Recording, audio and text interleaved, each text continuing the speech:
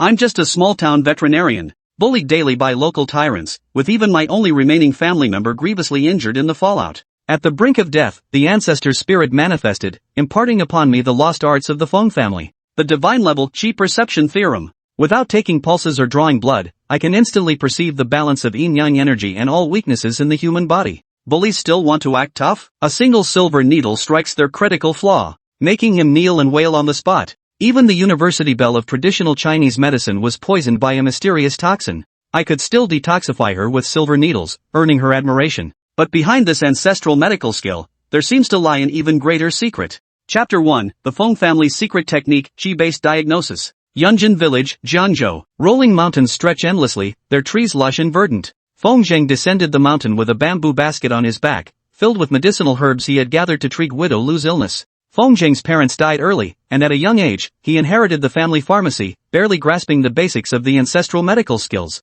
However, villagers from the surrounding 10 miles and 8 townships often came to Feng Zheng, seeking herbal prescriptions for nourishing vitality and calming the nerves, whether they needed them or not. Returning to the village, Feng Zheng went straight to widow Lu's house. Widow Lu's courtyard gate wasn't locked, and Feng Zheng pushed it open with ease. This is considered highly taboo in Yunjin Village. They say there's always trouble at a widow's door, which made Feng Zheng hesitate before stepping inside. Suddenly, faint murmuring sounds came from inside the house. "You damned ghost! Slow down, you're killing me!" Next came the sound of a woman panting heavily. "Damn bitch, what's with the act? Don't you love Yang's roughness? Holy crap, isn't that Zhang Yang's voice?" The notorious bully of Yunjin Village, whom all villagers kept at arm's length. Feng Zheng placed the herbal medicine on the ground quietly, intending to leave unnoticed, but unfortunately, he stepped on a shovel by the door, creating a loud noise that disturbed the cheerful couple inside. Two naked bodies quickly rushed out, wrapped in a blanket. The man with a stubbly beard and an ugly appearance was none other than Zhang Yang, the village bully. With a ferocious expression, Zhang Yang stared at Feng Zheng with a perverse intensity. "Go to hell! What the fuck are you looking at? Get lost!" Feng Zheng was terrified. Normally, he kept a respectful distance from Zhang Yang. And today I actually witnessed this scene. Feng Zheng turned and ran, leaving behind his backpack and medicine box. He didn't care about anything else. Feng Zheng ran all the way back home in one breath. Only after gulping down a large bowl of water did he begin to calm down slightly. Who knew that just as he settled down, he suddenly heard bang! The door of the apothecary was forcibly slammed open. "Zhang Yang is leading people to attack us." Feng was utterly terrified and hastily put on an apologetic smile as he spoke to Zhang Yang. "Brother Yang, what's got you so fired up? Yang Ji, calling me dad won't help you either." He swiftly stepped forward and grabbed Feng Zheng by the throat. In Zhang Yang's eyes, Feng Zheng was merely a dog skilled at healing. Feng Zheng, choking until his eyes rolled back, instinctively shoved the money from the counter at Zhang Yang. "At least you know your fucking place." Zhang Yang took the money and slammed Feng Zheng heavily onto the ground. Zhang Yang picked up the banknotes and counted them, instantly feeling anger surge in his heart. "You think you can buy off your grandpa Yan with this fucking chump change?" Feng cautiously replied. "Brother Yang, the profits haven't been good lately. This is all we have." Suddenly, Zhang Yang pulled out a dagger from his bosom and pressed it against Feng Zheng's neck. "Kid, if I find out you've been talking shit about me behind my back, do you believe I'll fucking kill you?" "Don't worry, Yanga, nothing will go wrong." Zhang Yang abruptly changed the topic, set down the dagger, and picked up the medicine jar placed on the table. "Do you know who was the most obedient?" Smash! The medicine jar filled with herbs was hurled by Zhang Yang directly onto Feng Zheng's head. Soon, 2 streams of bright red blood gushed out. Feng Zheng stumbled and accidentally bumped into the medicine shelf behind him. The medicine jars on the shelf clattered down, with several hitting Feng Zheng directly on the head. Zhang Yang stepped forward, grabbed Feng Zheng's collar, and threatened him. "Listen the fuck up, you bastard. Consider this a lesson for you today. Get 50,000 yuan ready, or this ain't over." Feng Zheng was beaten to a pulp. Previously, he had tolerated Zhang Yang in every way, but it didn't earn him even a shred of respite. "If you dare mess with me, I'll fight you to the death." Feng grabbed the medicine jar and desperately smashed it onto Zhang Yang's head. But how could Feng Zheng, usually frail and weak, ever be a match for Zhang Yang? The younger brother kicked Feng Zheng to the ground with a single stomp.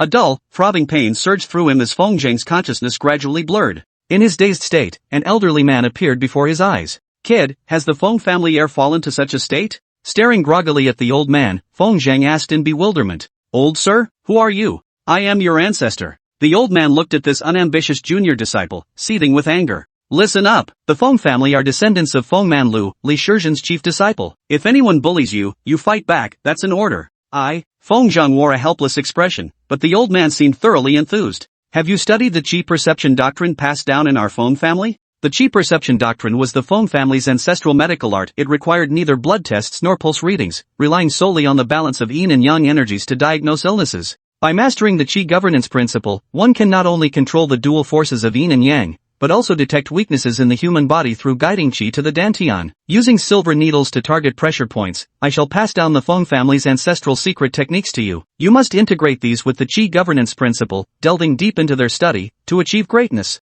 Feng Zheng closed his eyes tightly as a flood of information surged into his mind. When he opened his eyes again, an argument had broken out between Zhang Yang and Old Wu in front of him, and the entrance to the medicine shop was crowded with villagers. You damned bastards! Beating Xiaofeng like this, you all deserve to die. Since childhood, with no parents, Old Man Wu often helped Feng Zheng. He was also one of Feng Zheng's few remaining relatives in the village. Faced with so many onlooking villagers, Zhang Yang's arrogance only grew fiercer. Old fool, keep spouting nonsense and I'll beat you too, you bastard. Some villagers nearby stepped forward to stop Old Man Wu, but seeing Feng Zheng, whom they had raised from childhood, so severely injured, how could the old man be willing to give up? I'll fight you to the death. With that, he charged barehanded toward Zhang Yang. Little did they know that even the elderly were not spared by Zhang Yang, who struck Old Man Wu so hard with a club that he vomited blood and collapsed to the ground, twitching in agony. The villagers were furious but dared not speak up, forced to watch silently as Zhang Yang swaggered away. Zhang Yang, you damn well live up to your name. Feng Zheng's entire being was filled with rage. You can bully me, but lay a finger on my family, and I'll take your life. Damn it, so you're actually playing dead, kid. With that, another slap came flying. Feng Zhengqi focused his qi in his dantian, summoning the ancestral technique of qi judgment.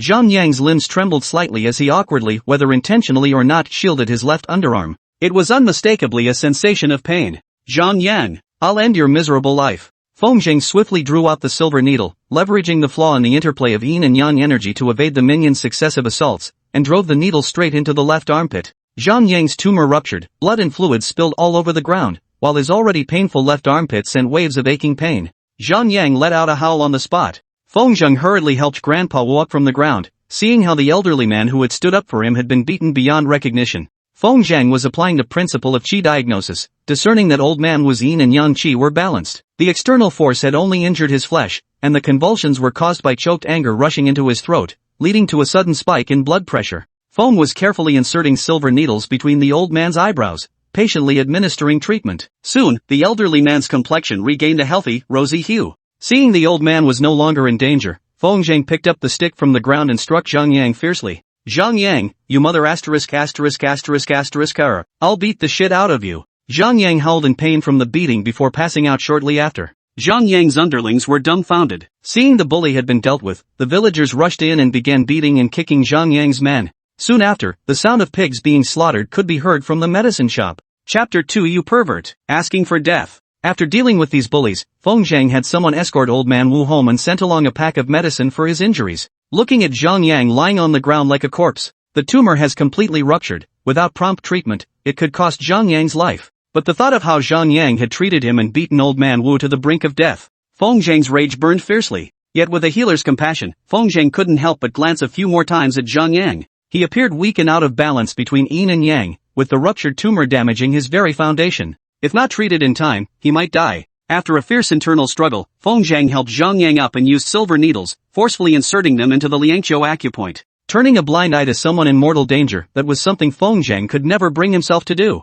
The bleeding from the tumor gradually stopped. Some villagers who had stayed behind saw this and tried to dissuade him. Feng Zheng, are you crazy? Zhang Yang was just trying to kill you, and you're still treating him? That's right. Uncle Wu was so good to you, look at how badly he was beaten. How can you treat your enemy? The wind remained unmoved, merely uttering a few indifferent words. Good people and bad people are all human beings. When they're sick, they must be treated. This is medical ethics. With that, he continued applying the needles. The wind was heating silver needles with an open flame, then loosening Zhang Yang's clothing and deeply tracing a circle with the heated needle. Dilute the rotten flesh and excavate the severely swollen tumor inside. After applying some golden wound medicine and feeding Zhang Yang some herbal decoction, he instructed the remaining underlings to help Zhang Yang leave. Remember, take the medicine I prepared daily, 1 packet each day. Come get more if it's not enough. The underlings, ashamed of their own inadequacies, bowed in gratitude before dragging Zhang Yang away. After Zhang Yang left, the villagers all said Feng Zheng was a fool. Feng remained unmoved and hurriedly prepared the medicine before going to the Wu family to check on old Master Wu, who knew that as soon as he stepped inside, Wu Qi, the eldest son of the Wu family, immediately chased Feng Zheng out. You ungrateful, after my father nearly gave his life for you, you actually saved our enemy. The eldest daughter-in-law Li Yan also muttered under her breath. Exactly. They say the heart is made of flesh, but I think Feng Zhang is up to no good. Who knows if what he brought is medicine or poison. The Wu family had never liked Feng Zhang, and now that the old man was bedridden, they disliked him even more. Suddenly, Zhang Sun came rushing toward Wu Qi, shouting loudly. Dad, it's bad. Grandpa is coughing up blood. What? Wu Qi turned pale with shock upon hearing this. Glancing at Feng Zhang, his anger flared up even more. Feng Zhang, what the hell were you thinking? Back at the pharmacy, didn't you say my father was fine? Li Yan also spoke angrily. If anything happens to the old man, you'll have to compensate our Wu family. Right, pay up. Wu Qi chimed in excitedly, echoing his wife's words. No matter what Feng Zhang said, the two simply refused to let him in. Feng Zhang knew that pleasant words wouldn't get him through the Wu family's gate today. Seizing the moment when Wu Qi was off guard, Feng Zhang dashed in with a quick stride.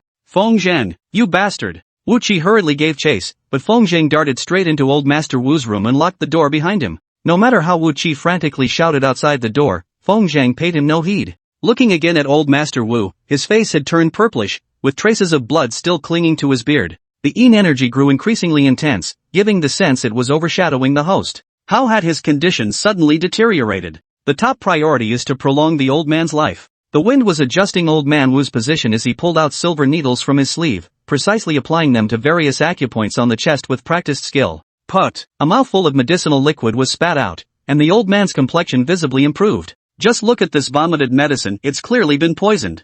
This, before Feng Zhang could react, Wu Qi had already burst through the door. Behind him were not only his wife Li Yan but also his two sons. Feng Zhang, what have you done to my father? Feng Zhang pointed at the spilled medicine and confronted Wu Qi. What did you give old Wu? Wu Qi was momentarily speechless, while the two brothers hung their heads in shame. Li Yan turned the tables and pointed at Feng Zhang, cursing loudly. Have you all seen it? Feng Zhang is poisoning us. The Wu family immediately understood, and everyone began to shout in unison. Feng Zhang was filled with righteous anger, his family's ancestral teachings blossoming within him. Before Wu Qi could react, Feng Zhang grabbed his arm and kicked him, forcing him to his knees. Speak, what have you done to old man Wu? The usually weak Feng Zhang was unexpectedly so fierce today that the rest of the Wu family was stunned. Wu Qi screamed in pain. Feng Gu, I'll talk. I added some boiled cinnabar. What? Feng Zhang couldn't believe that his own son would treat his father like this. Boiling cinnabar is highly toxic. Old man Wu treated you so well, why would you poison him?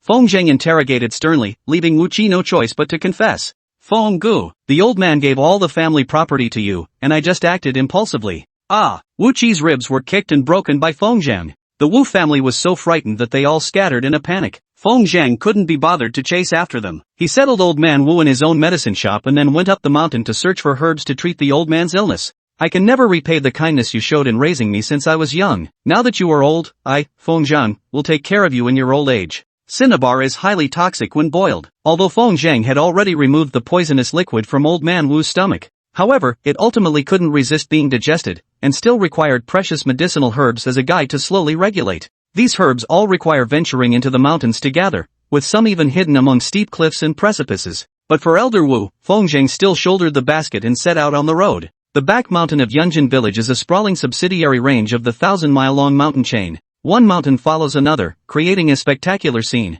The mountain path was rugged, and after several days of gathering, the basket on his back was already filled to the brim. He leaned against the bushes and sat down, taking the flatbread from his pocket and chewing it heartily. Faint rustling sounds came from the grass behind him. Feng swiftly tucked away the flatbread and grabbed the sickle meant for cutting herbs. Since childhood, gathering herbs in the mountains, he had no fear of snakes, insects, rats, or ants. The wind was cautiously approaching the source. Suddenly, a woman's delicate sobbing came from ahead. The voice was so alluring that it instantly conjured up romantic movie scenes in Feng Zhang's mind. A man who had been single for years found this voice utterly seductive, his entire body already burning with heat. I never expected to gather herbs on the mountain and accidentally stumble upon someone else's intimate affair. But at the thought of his seriously ill father, Feng Zhang abruptly slapped himself hard. A human life is at stake, and here I am actually thinking about such things. It's about time when voices of conversation came from the grass. No, senior sister, I'm still worried. What if someone discovers us? In this desolate mountain wilderness where even birds don't shit, what's there to fear?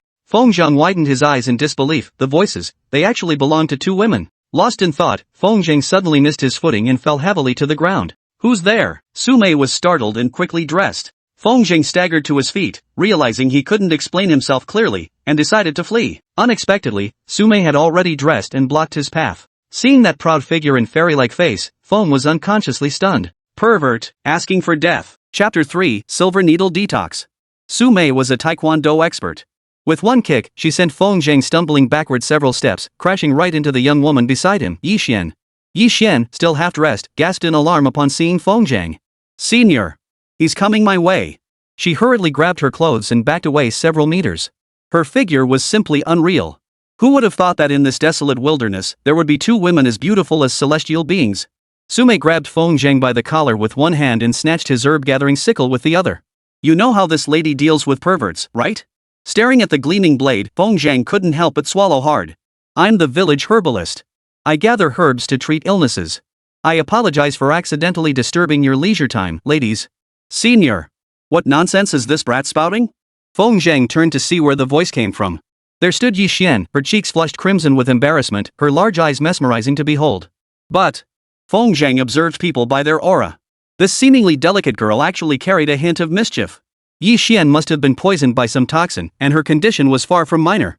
"Have you had enough of staring?" Sumei raised her sickle in fury.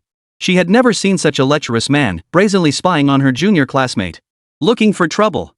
This young lady has been poisoned so deeply. Feng Zheng's words stunned Sumei into a daze, causing the sickle in her hand to fall to the ground unconsciously. "You? How did you know I was poisoned?" Yi Xian was equally astonished. Having inherited medical knowledge, Feng Zheng could easily handle complex ailments. But seeing Sumei's hostile expression and needing to treat old Wu urgently, he answered in a distracted manner. "I'm just a self-taught doctor. I picked up some basic medical skills from my master and now I'm the village's renowned veterinarian." "Veterinarian? Go to hell. I thought you were some kind of reclusive master." "Oh?"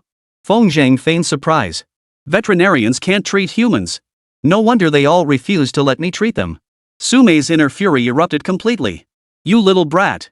Get the hell out of my sight." To her surprise, Feng Zheng calmly began explaining the condition. "Ancient Chinese medicine employs the method of extracting protozoa for treatment. Did you just detoxify this young lady? Judging by the symptoms, it appears she was poisoned by miasma." The two were stunned speechless. Without drawing blood or taking her pulse, this kid had identified the cause of the illness just by looking at her. Unbelievably skilled and so young. "Young man, you're right. I was poisoned by miasma." Seeing Yi Xian's docile demeanor, Feng Zheng's heart softened. "We're students from the traditional Chinese medicine university.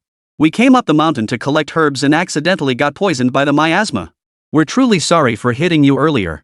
But Sumei showed no gratitude, shoving Feng Zheng aside. "Xian, you're so naive. This guy must have been eavesdropping on us earlier."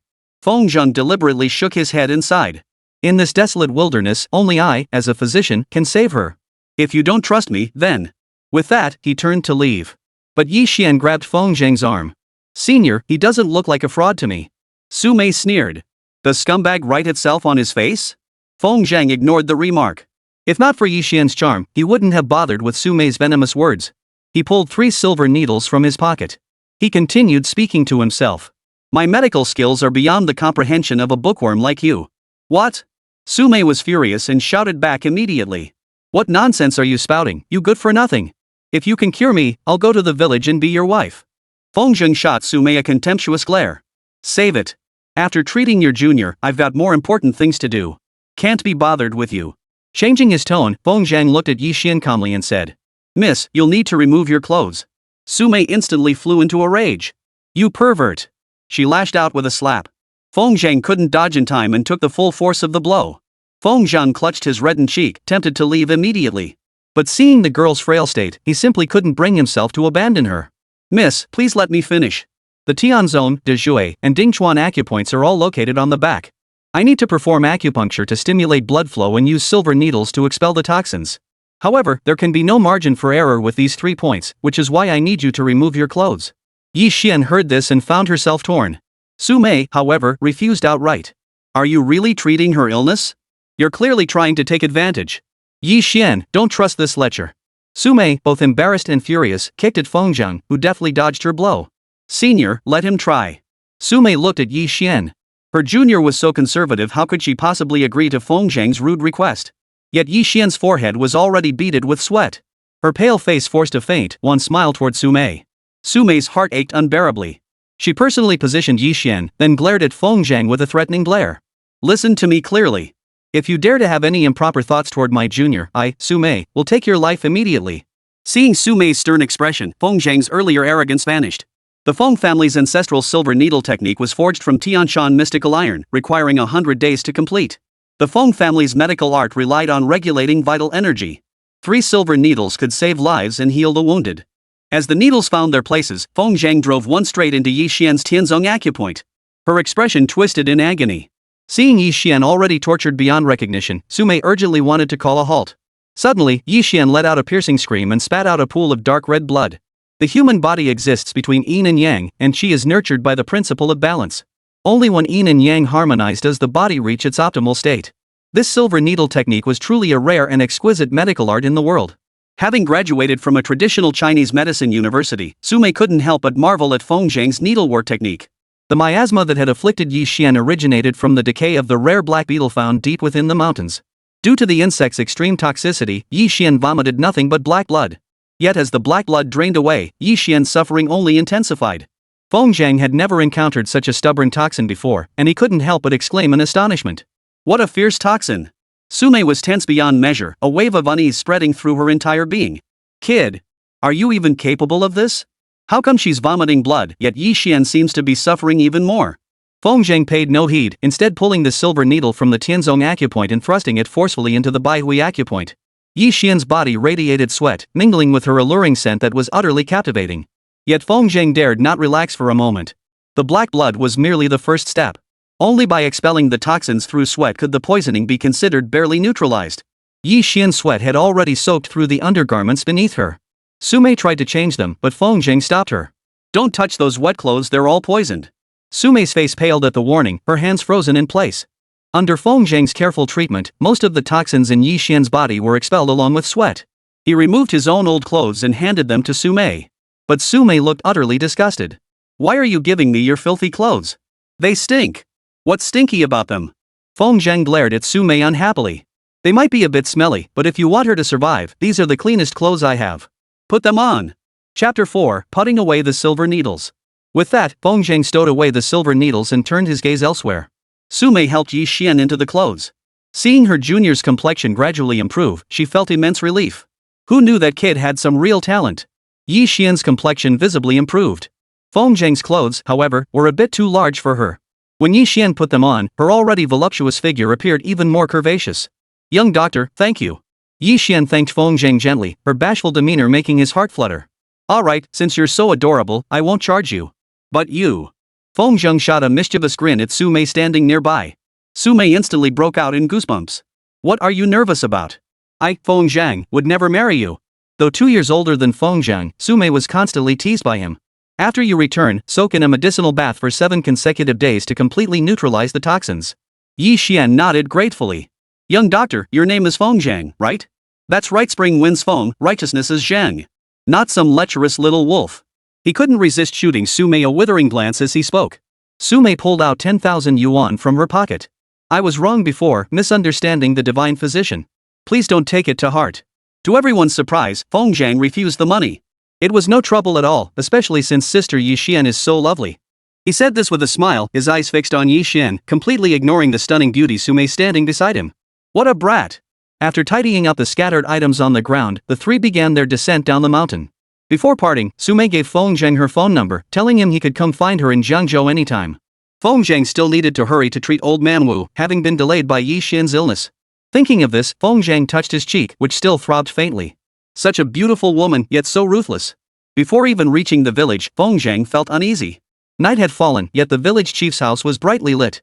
It wasn't a holiday, why were the lights on? As he pondered this, several burly villagers seized Feng Zhang and dragged him into the village.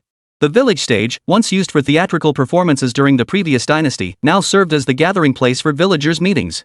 Old Master Gao, the most respected elder in the village, sat upright on the viewing platform, glaring angrily at Feng Zhang, who was being held captive.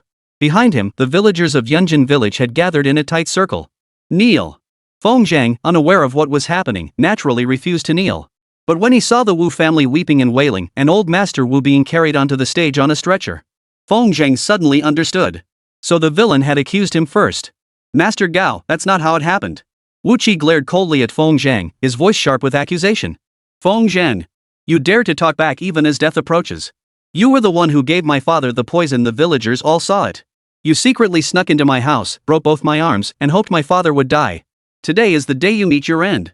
Li Yan wailed as she accused him before the villagers. That bastard. He broke into the house to commit murder and injured my husband. I saw him stab my father-in-law repeatedly with needles, spewing out poisonous fluid. Uninformed villagers cursed Feng Zhang. Feng Zhang, you ing bastard. You don't even remember old Wu's kindness, trying to kill him. You're a ing beast. Let's kill him and avenge our father. Feng Zhang didn't blame the villagers. He only blamed himself for being too careless. If the Wu family dared to poison his own father, what wouldn't they dare to do? Old Master Gao. Wu Lao and I were like father and son. How could I poison him? This is clearly Wu Qi trying to seize the family estate. His poisoning failed, so now he's framing me. Wu Qi suddenly burst into maniacal laughter on the stage. Feng Zhang, what the hell are you talking about? I'm the Wu family's only son. Even if I don't want the inheritance, it's still mine. At these words, the villagers all nodded in agreement. If not Wu Qi, then who else? But they didn't know that Wu Qi either beat or cursed old Wu, resorting to fists and kicks over the slightest matters. Old Wu and Feng Zhang were as close as father and son, so naturally he didn't want to hand everything over to that good-for-nothing who sat around waiting to die. All these years you've been loafing around, constantly bullying old Wu. Don't you admit any of this? Feng Zhang was furious beyond measure. He couldn't fathom how anyone could sink to such depths of shamelessness. Wu Qi stormed off the stage in a rage. Smack! He slapped Feng Zhang across the face. Feng Zhang wanted to tear this bastard apart with his bare hands, but attacking him without clearing his name would only make the villagers distrust him even more. So he had to endure it now. Old Master Gao, whose word carried weight, surveyed the agitated crowd and spoke slowly. Since it's been confirmed Feng Zhang did this, leave it to the Wu family to handle. Send him to the Traffic Police Bureau tomorrow morning. Wu Qi grinned and agreed, then leaned close to Feng Zhang's ear and whispered. Feng Zhang, today I'm gonna stab you full of holes and show you what I'm made of. A sinister expression spread across Wu Qi's face, punctuated by occasional wicked grins. You bastards are nothing but a nuisance in Yunjin village. Once I'm done with you, I'll finish off that deadbeat father of yours. Then you'll shut your mouths forever.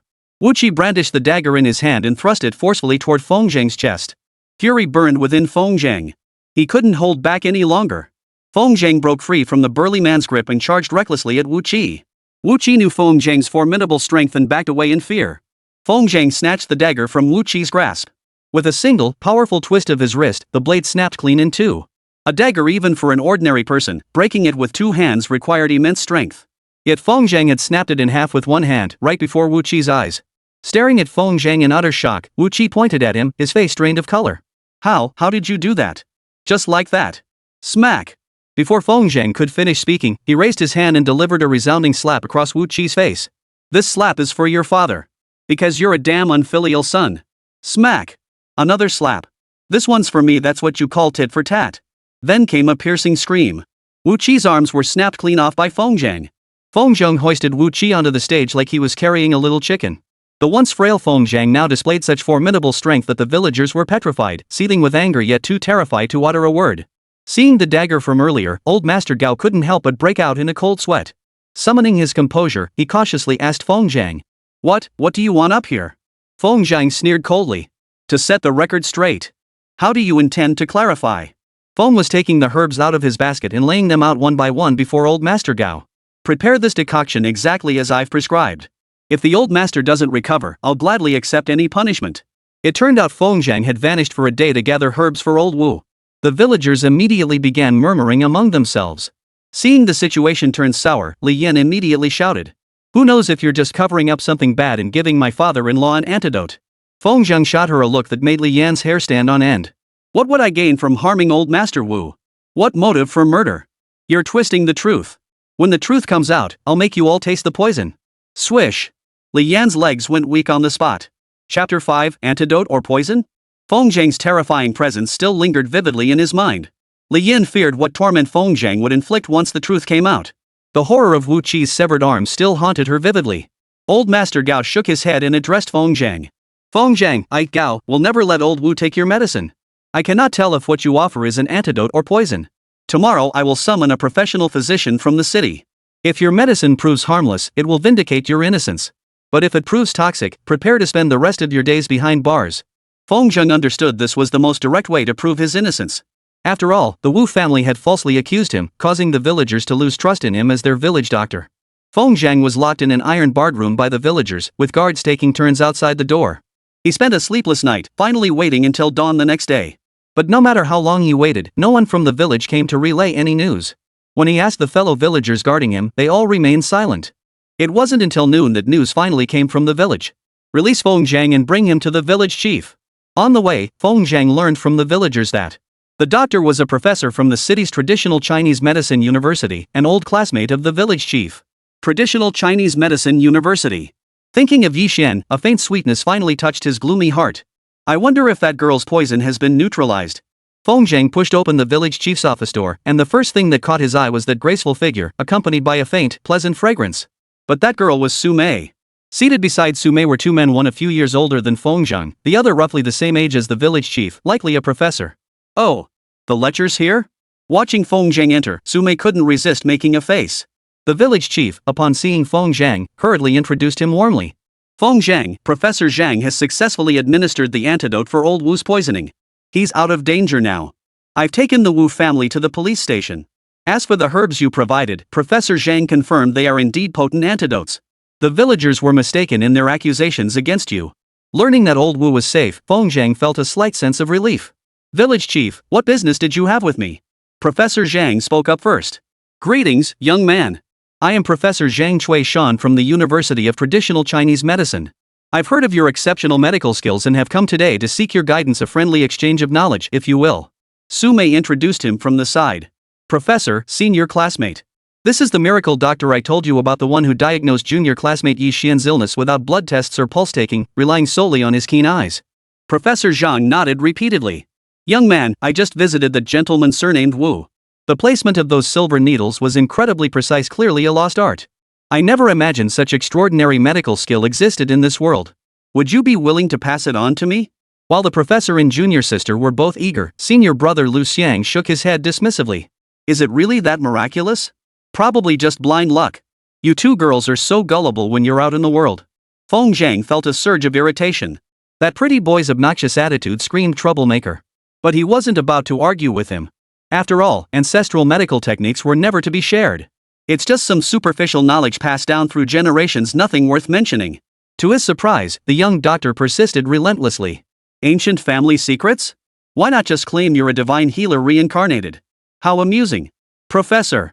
Junior sister, are we really going to listen to some madman lecture us on medicine? Professor Zhang remained impassive, but Su Mei was clearly displeased. Senior brother Lu Xiang, how can you speak like that? Seeing his beautiful junior sister begin to bristle, Lu Xiang softened his tone slightly. Nini, he's just a quack. Don't take him too seriously. Feng Zhang had no desire to waste words on an argument. He addressed the village chief directly. Now that my innocence has been proven, may I leave, village chief? His words carried no trace of regard for the three individuals present. Su Mei silently thought to herself. What a jerk. Then she recalled Lu Xian's earlier disrespect, and her sympathies shifted slightly toward Feng Zhang.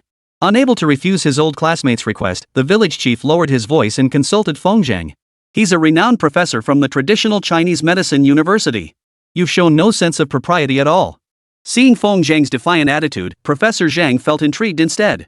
Young man, if you'd be willing to pass this skill on to me, I can offer you monetary compensation. I could even arrange for you to join our university. What do you say?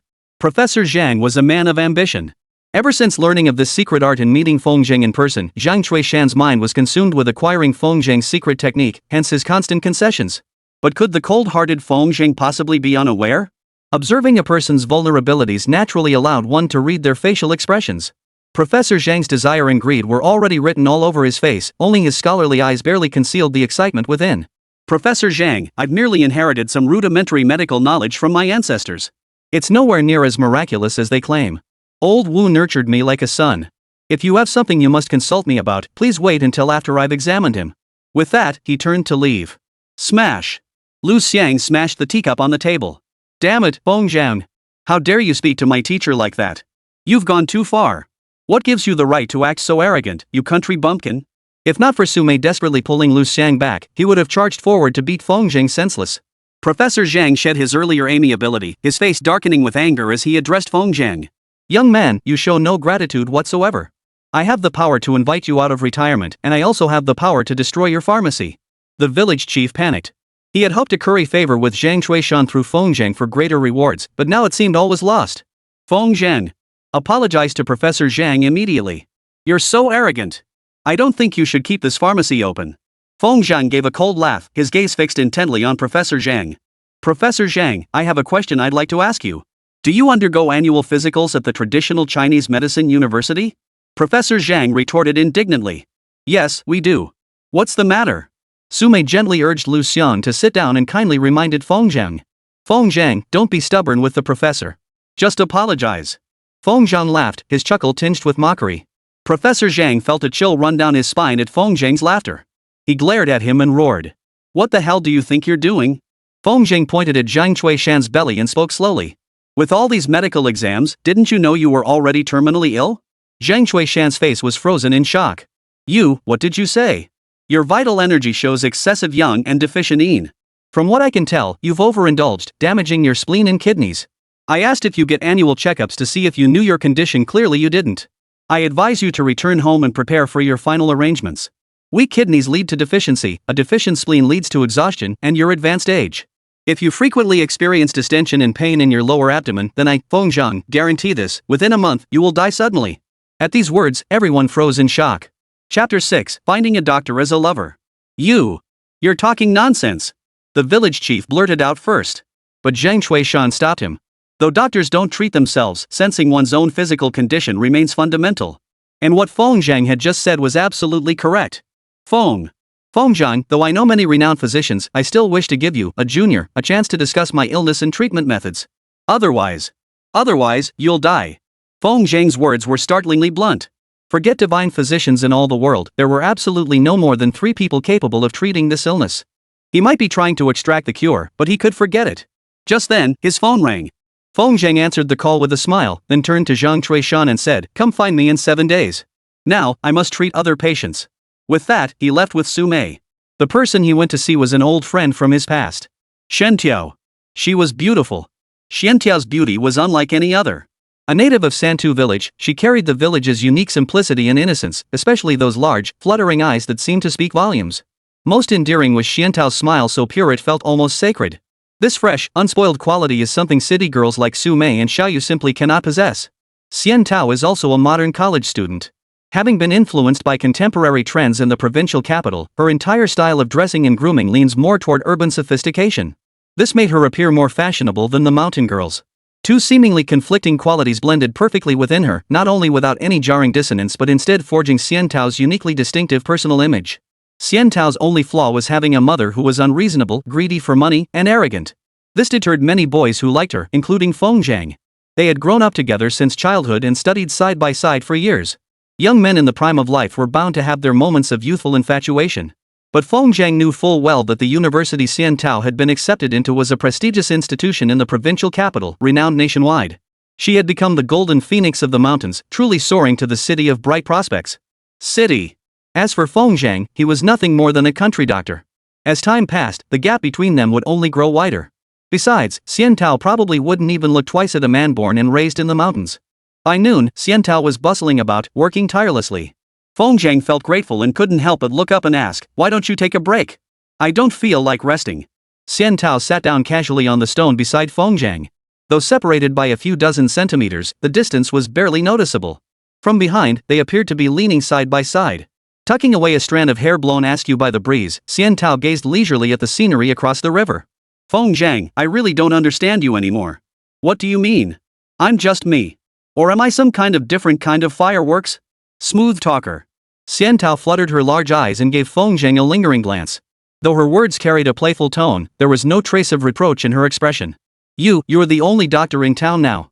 Can't you be a little more steady? Of course I should be steady. My medical skills are top-notch now. I know. The whole town of Qingping knows the great name of Dr. Feng now. If I ever get a headache or fever, don't you dare refuse to treat me. Of course not.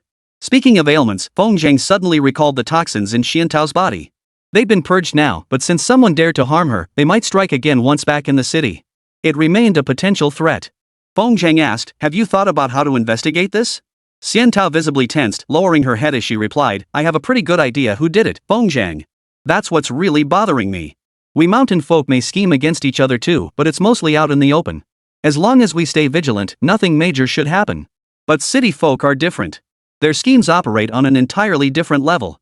It seems Xian Tao had already identified the root of the problem, but her kind-hearted nature left her unsure how to resolve it. Xian Tao. Feng Jing hesitated before cautioning, sometimes, when you're too kind, you'll inevitably be taken advantage of by bad people. So when someone schemes to harm you, you absolutely mustn't show mercy. If you can't bring yourself to do it, ask the police for help. Poisoning someone is a serious crime, they won't let it go uninvestigated.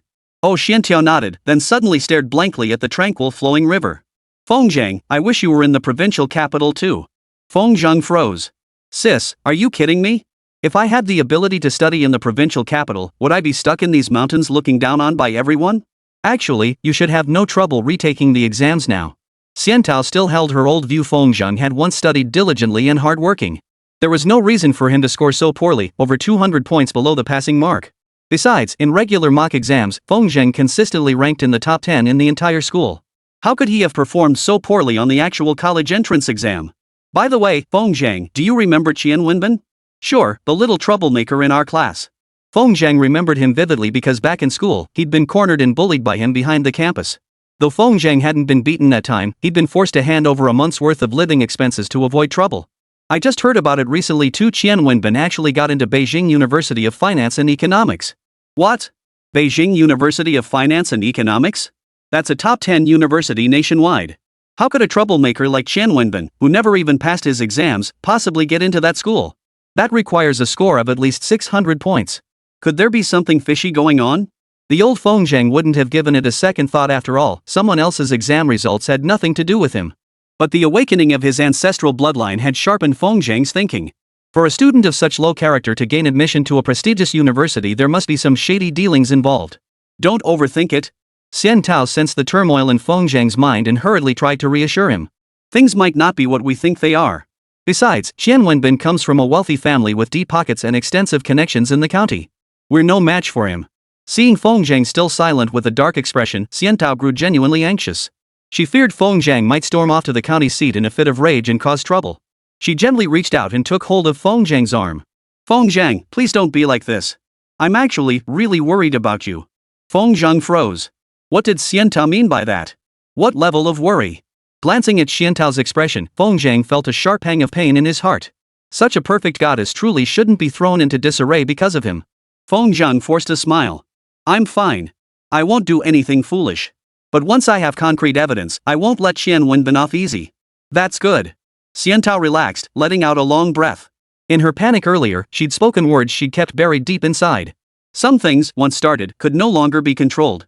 After several minutes of silence, Xian Tao finally released his hand and sighed, asking, Feng Zhang, do you know what my ideal life looks like? What do you mean?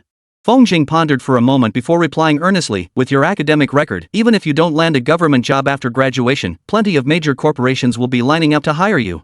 Your future lies in a much broader city. No. Xian Tao shook her head gently, smiling dreamily.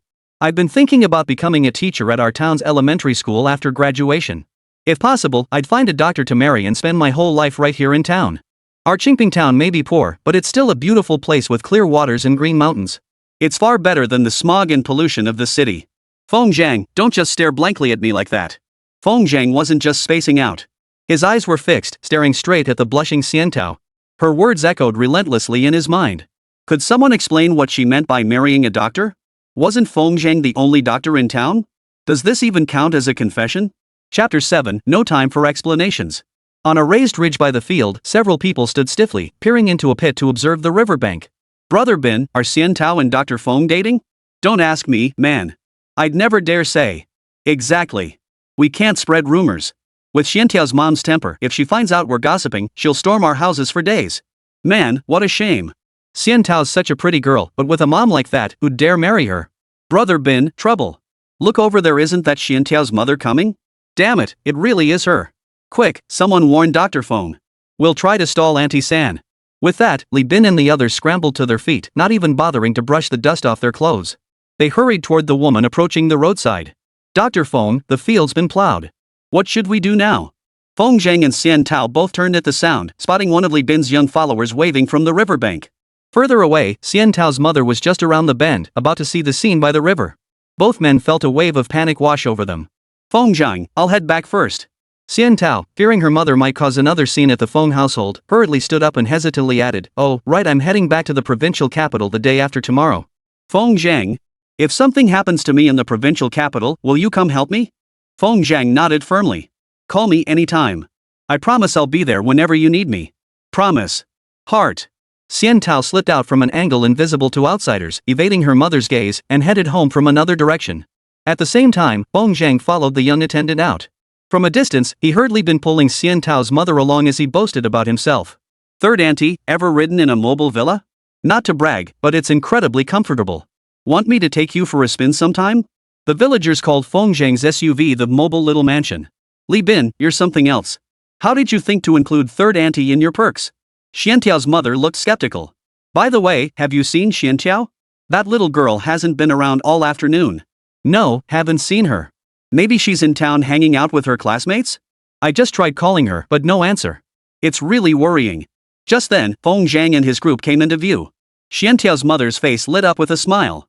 Oh, Dr. Feng. You're such a treasure to our village now. Why are you still working in the fields yourself? Auntie San, it's fine. Working is good exercise. Feng Zhang smiled and said, Li Bin, it's time to fetch water. Alright, Auntie San. Next time I'll take you for a spin. Li Bin dashed off with his men like a whirlwind. Feng Zhang's status had changed now. Especially after today's scene at the clinic, not only had county leaders personally shown their support, but two young women even more radiant than Xian Tao had arrived. This had finally dispelled her lingering doubts about Feng Zhang.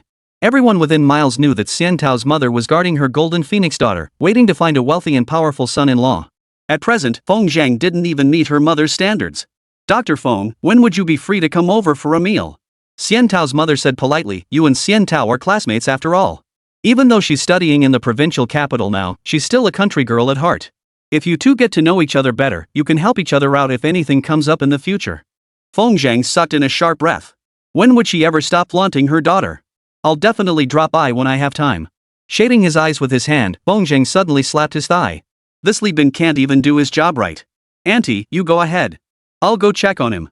No one in the village dared to engage Xian Tao's mother in conversation for long. Talking too much would give you cramps. Mainly, no one could stand her constant bragging. After a full afternoon of labor, Li Bin and the others made over 20 trips back and forth before finally filling the deep pit dug at the edge of the field with water. This grueling task had completely exhausted these young men who never stuck to their work. Li Bin collapsed onto the ground, his legs giving out. Dr. Feng, he said with a grimace, it's almost dark. Is there still work to be done? Yes. Dr. Feng barked out orders without hesitation. Take some men and plant all the seeds. Remember, one variety per acre. Don't mess it up. Dr. Feng, it's not that we don't want to work, but we're just too exhausted. Feng Zhang smiled. Li Bin, don't worry. I won't let you work for nothing. When these 3 acres of medicinal herbs mature, you'll get a share of the profits from selling them. Hearing there was money to be made, the men perked up instantly. Their previous lack of focus wasn't due to laziness. Farming simply yielded little profit. Working for Feng Zhang was different. Ji Shitang would purchase every single herb he produced. Even ordinary herbs could fetch a decent price. Dr. Feng, money aside, we just want to work. Exactly. Since working with Dr. Feng these past few days, my back doesn't ache and my legs don't hurt anymore. Working is just better. City folks even dance in the square to stay healthy. We can't waste the chance Dr. Feng gave us to work. These young rascals, hearing there was money to be made, worked even harder. Once the others had dashed off to plant seeds in the fields, Feng Zhang finally crouched by a puddle.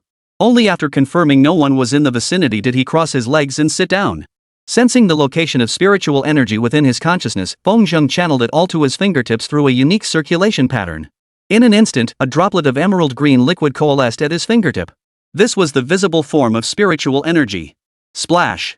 The liquid dropped into the water and was instantly neutralized. 1 drop was far too little.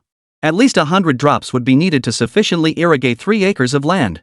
Feng had considered this. A single drop of spiritual essence could accelerate plant growth and enhance the efficacy of medicinal herbs. The herbs in the cave had grown in just a day or two to match what ordinary plants achieved in a year.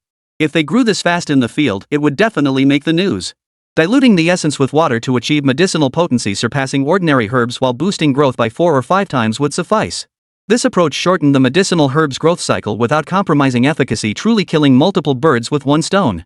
The 100 drops of spirit essence nearly depleted half the spiritual energy stored in his consciousness palace.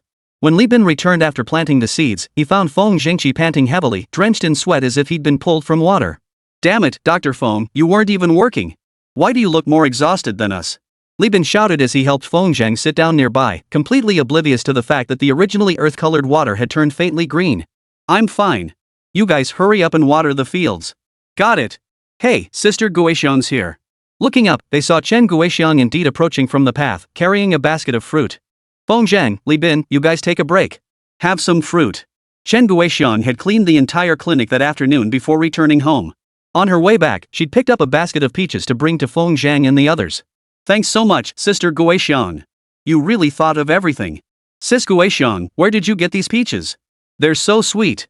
Li Bin and the others devoured the peaches in no time, about to toss the pits aside. The moment Feng Zhang saw the pits, an idea flashed through his mind. Quickly, he stopped Li Bin and the others from discarding them. "Hold on, don't throw them away just yet. Dr. Feng, this is the countryside. We don't need to be so particular about hygiene, right? No time to explain. Sister Guixiang, please collect all the pits." "Collecting the pits is no problem." Chen Guixiang asked in confusion, "But why?" Chapter 8, The Village Chief is Coming Back. Without explaining the reason for everyone's confusion, Feng Zhang had Chen Guixiang collect the peach pits and plant them in a row on the empty plot at the end of the field ridge. The mountain terrain was fractured, making it rare to find even a few acres of continuous flat land. Chen Guixiang's 3 acres bordered the village road at the front, ending abruptly at a cliff-like fault line that dropped down to another flat expanse below. Viewed from above, these patchwork plots of land resembled a beautifully layered landscape painting. It was a pity that the village chief of Santu village had never planned the land. If crops were planted in a unified layout with a sense of layering, it could have created a unique pastoral landscape. After planting the peach pits, they had the water from the deep pit completely drained onto the land.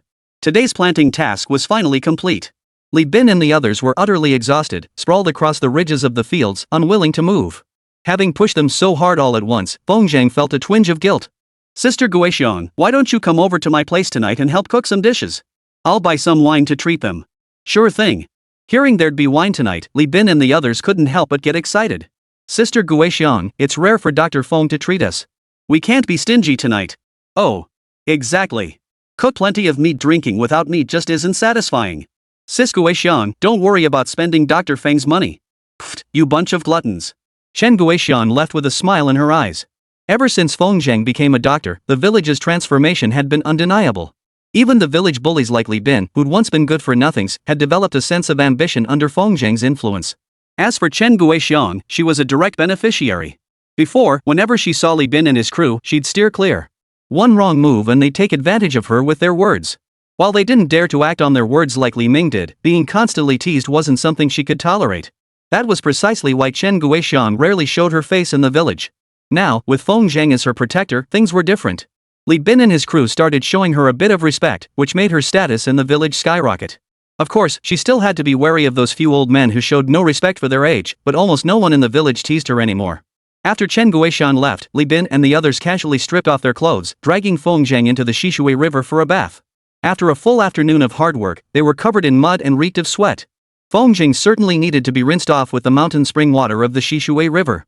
He dove headfirst into the riverbed, feeling the icy chill from head to toe. No wonder drowning incidents were common in the Shishui River, yet people still couldn't resist bathing there.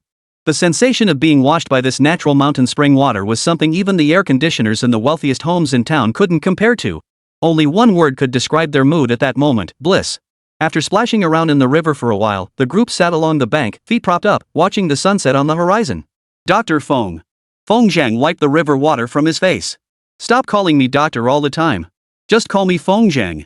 "No way. You've made it big now, we can't be so informal. How about we all just call you Brother Zhang?" Truth be told, Feng Zhang was actually younger than Li Bin, at least 2 years younger. But since Li Bin and the others insisted on elevating his title, Feng Zhang couldn't refuse and quietly accepted it. "Brother Zhang, I need to tell you something. Keep it in mind." "What is it?" Seeing Li Bin's serious expression, Feng Zhang couldn't help but take it seriously too. "I heard they're saying Uncle Air is coming back." Feng Zhang knew that Li Bin's second uncle was actually the village chief of Santu village. He seemed like a decent person on the surface, but in reality, he was a selfish and petty individual. The lack of development in Santu village over the years was largely due to him. While other villages plan roads and build beautiful new rural communities, only the current generation in Santu village, under Li Jianning's influence, openly and covertly reaped benefits. In recent years, the government issued regulations managing self-built homes on residential plots. Villagers wishing to rebuild their houses now required the village's official stamp. This should have been a positive measure, ensuring new constructions followed unified planning instead of the chaotic development of the past. But in Li Jianming's hands, those who secretly paid bribes got their stamps without a hitch. For those who didn't pay, getting that stamp was harder than climbing to the moon. Villagers dared not speak out, greeting Li Jianming with smiles to his face while cursing him bitterly behind his back.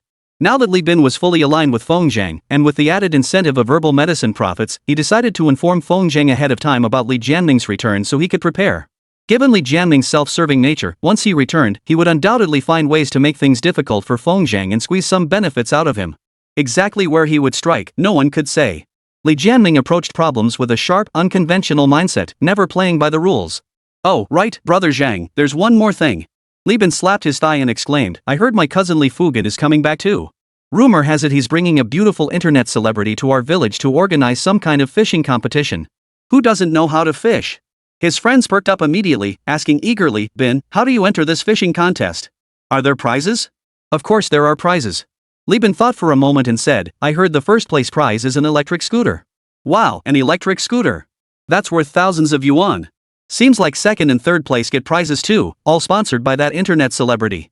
The details will be announced once Li Fugan gets back." Feng Zhang didn't respond. He stared blankly at the slowly flowing stream. He couldn't care less about the fishing tournament. Instead, the simultaneous return of Li Jianming and his son would inevitably cause trouble for Feng Zhang, even if there were no issues. Li Jianming might just be after some personal gain. Li Fugan, however, was different. Back in the village, he couldn't stand seeing anyone else do better than him. When he got into college, he'd specially hosted a banquet in the village, inviting everyone to attend. But it was just an ordinary university, nothing worth boasting about. Later, the village produced another prodigy who got into a prestigious university. Li Jianming and his son were so enraged they didn't even attend the banquet for that family. Since they all shared the Li surname and Xian Tao's mother was notoriously difficult to deal with, Li Jianming and his son refrained from causing trouble. Now that Feng Zhang was thriving and had earned the whole village's approval, Li Fugan was bound to be jealous. But Feng Zhang steeled his resolve. Was he really going to be intimidated by that father and son? That night, Li Bin and the others drank late into the evening. Li Bin's mother even made a special trip over to thank Feng Zhang for guiding her son onto the right path. Whether he made money or not was beside the point. As long as Li Bin stopped being idle and causing trouble like before, his mother would be overjoyed. By the end of dinner, Li Bin had to be carried out. This meant he couldn't get up to drive the next day, forcing Feng Zhang to hitch a ride on a fellow villager's motorcycle to town. Feng Zhang pondered that perhaps he really should get an electric scooter for emergencies. Besides, his mother, Su Wenfang, couldn't sit still at home and occasionally rode an electric scooter into town to browse around. Thus, Feng Zhang's work at the town clinic finally settled into a routine. For several days in a row, the patients he saw were all common ailments. Feng Zhang had a wealth of medical skills but no chance to apply them. Fortunately, his steady temperament allowed him to maintain a calm and unhurried demeanor while seeing patients at the clinic. This situation changed on the seventh day with the arrival of a certain person. That day, Feng Zhang opened the door as usual, just about to boil some water to start his work, when he heard the sound of a car screeching to a halt outside. Chapter 9. Do you want to lose weight? Master Physician Feng, we've finally found you. The burly man blocked the doorway, his bald head and fierce expression startling Feng Zhang. No way. It's only been half a month. You don't recognize me, Master Feng? Feng Zhang froze for a moment before finally recalling who the man was. Huang Badian, the county's most notorious big shot. What brings you here? Feng Zhang asked in surprise. After curing his wife's leg, Lu Shichuan had paid him with a set of silk needles as consultation fees, and since then, they had had little to do with each other. It was Huang Badian who had come to Feng Zhang's aid twice since then. Once was when he rescued Feng Ling from danger, and the other was when he handled the matter involving Li Ming. This Huang Badian truly possessed extraordinary influence. Master Feng, my wife's been discharged from the hospital. With that, Huang Badian rushed out, supporting a plump woman leaning on crutches as she hobbled back inside. It had only been a little over half a month, and her recovery was remarkably swift. Master Physician Feng, it's about time we met. The woman sat down across from Feng Zhang with an easy familiarity, smiling as she said, Old Huang told me that if it weren't for meeting you this time, I'd be confined to a wheelchair for the rest of my life. It was the least I could do. Who would have thought that Dr. Feng, so young, possesses such extraordinary medical skills? Her features were actually quite nice. She must have been a stunning beauty in her youth. But neglecting her figure as she aged had left her shape less than ideal. Though she tried to mask her greasy aura with jewels and layers of makeup, she still couldn't compare to the slender figure of her younger sister-in-law, Liang. I once had my fortune told, and it said I'd have a benefactor in my life. The woman said solemnly, I didn't believe it before, but meeting Dr. Feng has finally convinced me. Dr. Feng, I've come with 2 requests. The first is to repay you for saving my life. Old Huang, what are you standing there for? Get it out already. Before Feng Zhang, the domineering Huang Badian appeared completely obedient to his wife. Hard to believe this was the same tycoon who ruled the county town with an iron fist. Huang Badian pulled out a bank card and placed it before Feng Zhang. Dr. Feng, it's just a token of my appreciation. Please do accept it. How much is a token of appreciation? The bank card didn't even list an amount. Still, since he was using a bank card, the amount inside must be staggering. At the very least, it must be a six-figure sum, otherwise, why make such a grand gesture? Feng Zhang waved it away. The consultation fee has already been paid by old master Lu Shichuan. There's no need for this. Dr. Feng. The woman struggled to rise, but Huang Badian hurriedly helped her up. You've healed my legs, which is like saving my life. This isn't much, just 200,000. If you refuse to take it, Dr. Feng, I'll have old Huang withdraw the money and throw it into the mountains. I've never seen anyone play like this before. What kind of trick is this, forcing someone to take money? Sister, 200,000 is truly too much. I feel unworthy of it. No shame? What's there to be ashamed of? The woman grinned widely. Since you call me sister, Dr. Feng, I'll shamelessly accept you as my little brother. Dr. Feng, my name is Feng Wei. From now on, we're like siblings from different fathers and mothers. Feng Zhang's heart stirred, and he looked at Feng Wei with surprise. No wonder this woman had lost her figure, yet Huang Badian held her in such high regard. Feng Wei was no mere ornament, she was a formidable figure who had intimidated Feng Zhang with just a few words. Dr. Feng, are you silent because you look down on your sister? Not at all, not at all. Feng Zhang waved his hands repeatedly. Sister Hui, I'll accept the favor, but I can't take the money. Feng Hui beamed. You call me sister? When an elder sister gives her little brother a gift, how could he refuse? Ah, well. Look, brother Feng, stop refusing. 200,000 is just my monthly allowance. It's really nothing. With her words spoken so plainly, further refusal would make Feng Zhang seem overly sensitive. He solemnly accepted the bank card and tucked it into his pocket, casting a few extra glances at Huang Badian. This guy looked like he was rolling in dough, and he was even richer than he'd imagined. To rise to such a position in this impoverished county town, there was no other path but construction work. Sis Hui, I'll take the money. What are the two things you mentioned? Honestly, hearing you call me Sister Hui feels surprisingly good. Feng Hui's eyes crinkled into slits as she smiled. Brother, my husband is about to take on a new construction project, but he's run into a bit of trouble. The project is controlled by a boss down south, something called Steel Second Construction. It's a private enterprise group that handles major government projects. Feng Zhang listened patiently, still puzzled why Feng Hui was bringing up construction projects. Your brother-in-law needs that boss's approval to secure the contract. But the boss isn't confident in your brother-in-law and wants to give the project to his. After much deliberation, there seemed no other way.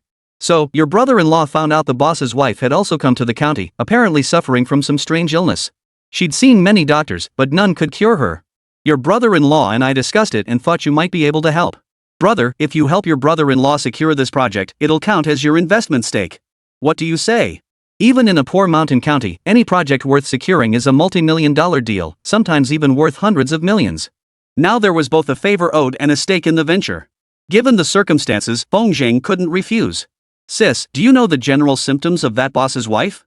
Not really. It's hard to say. Mr. Lu keeps her under strict surveillance, no one but doctors are allowed to see her. Huang Badian knew more about the situation and whispered, it's just really strange. I heard from a doctor that it might be possession. Mr. Lu's been searching for a feng shui master these past few days, but hasn't found one yet. Possessed? Feng Zhang raised an eyebrow. Perhaps the relic left by his grandfather would finally prove useful. Brother Huang. Unable to bring himself to say brother-in-law, Feng Zhang changed his address. I'll make preparations. We can head to the county tomorrow. Great. Huang Badian slapped his thigh hard, as if he'd already cured Mr. Lu's wife. I told you, kid, you've got something special. Little Hui just wouldn't believe it. See? I told you I could judge people, didn't I? You bet. Feng Hui smiled and said, didn't I meet our brother before? Over the years, I've studied some physiognomy too. Just by looking at him, I could tell he was destined for great wealth and prestige. The couple's harmonious banter left Feng Zhang thoroughly bewildered. By now, patients were trickling in, waiting for Feng Zhang to examine them. Huang Badian and his wife stood up and said, Brother, we were planning to treat you to a meal, but you probably can't get away from here. How about this, once we get to the county tomorrow, I'll make sure to treat you to a proper feast. Since you're coming to Qingping Town, I should be the one treating you. As Feng Hui started to leave, Feng Zhang suddenly had an idea and asked, Sis Hui, do you want to lose weight? Huang Badian and his wife stopped in their tracks, puzzled. Of course I do. I've tried all kinds of diet pills, but nothing works. Brother, you have a solution? I've got an idea for now. Sister Hui, give me a few days. I'll see if I can figure out a solution. That would be wonderful. If I could lose weight, you'd be my greatest benefactor. After seeing off Huang Batian and his wife, Feng Zheng began treating his patients. But his mind was elsewhere, preoccupied with a prescription from the Taiyin aging. Chapter 10, Trouble Knocks. The primary cause of obesity lies in poor lifestyle habits.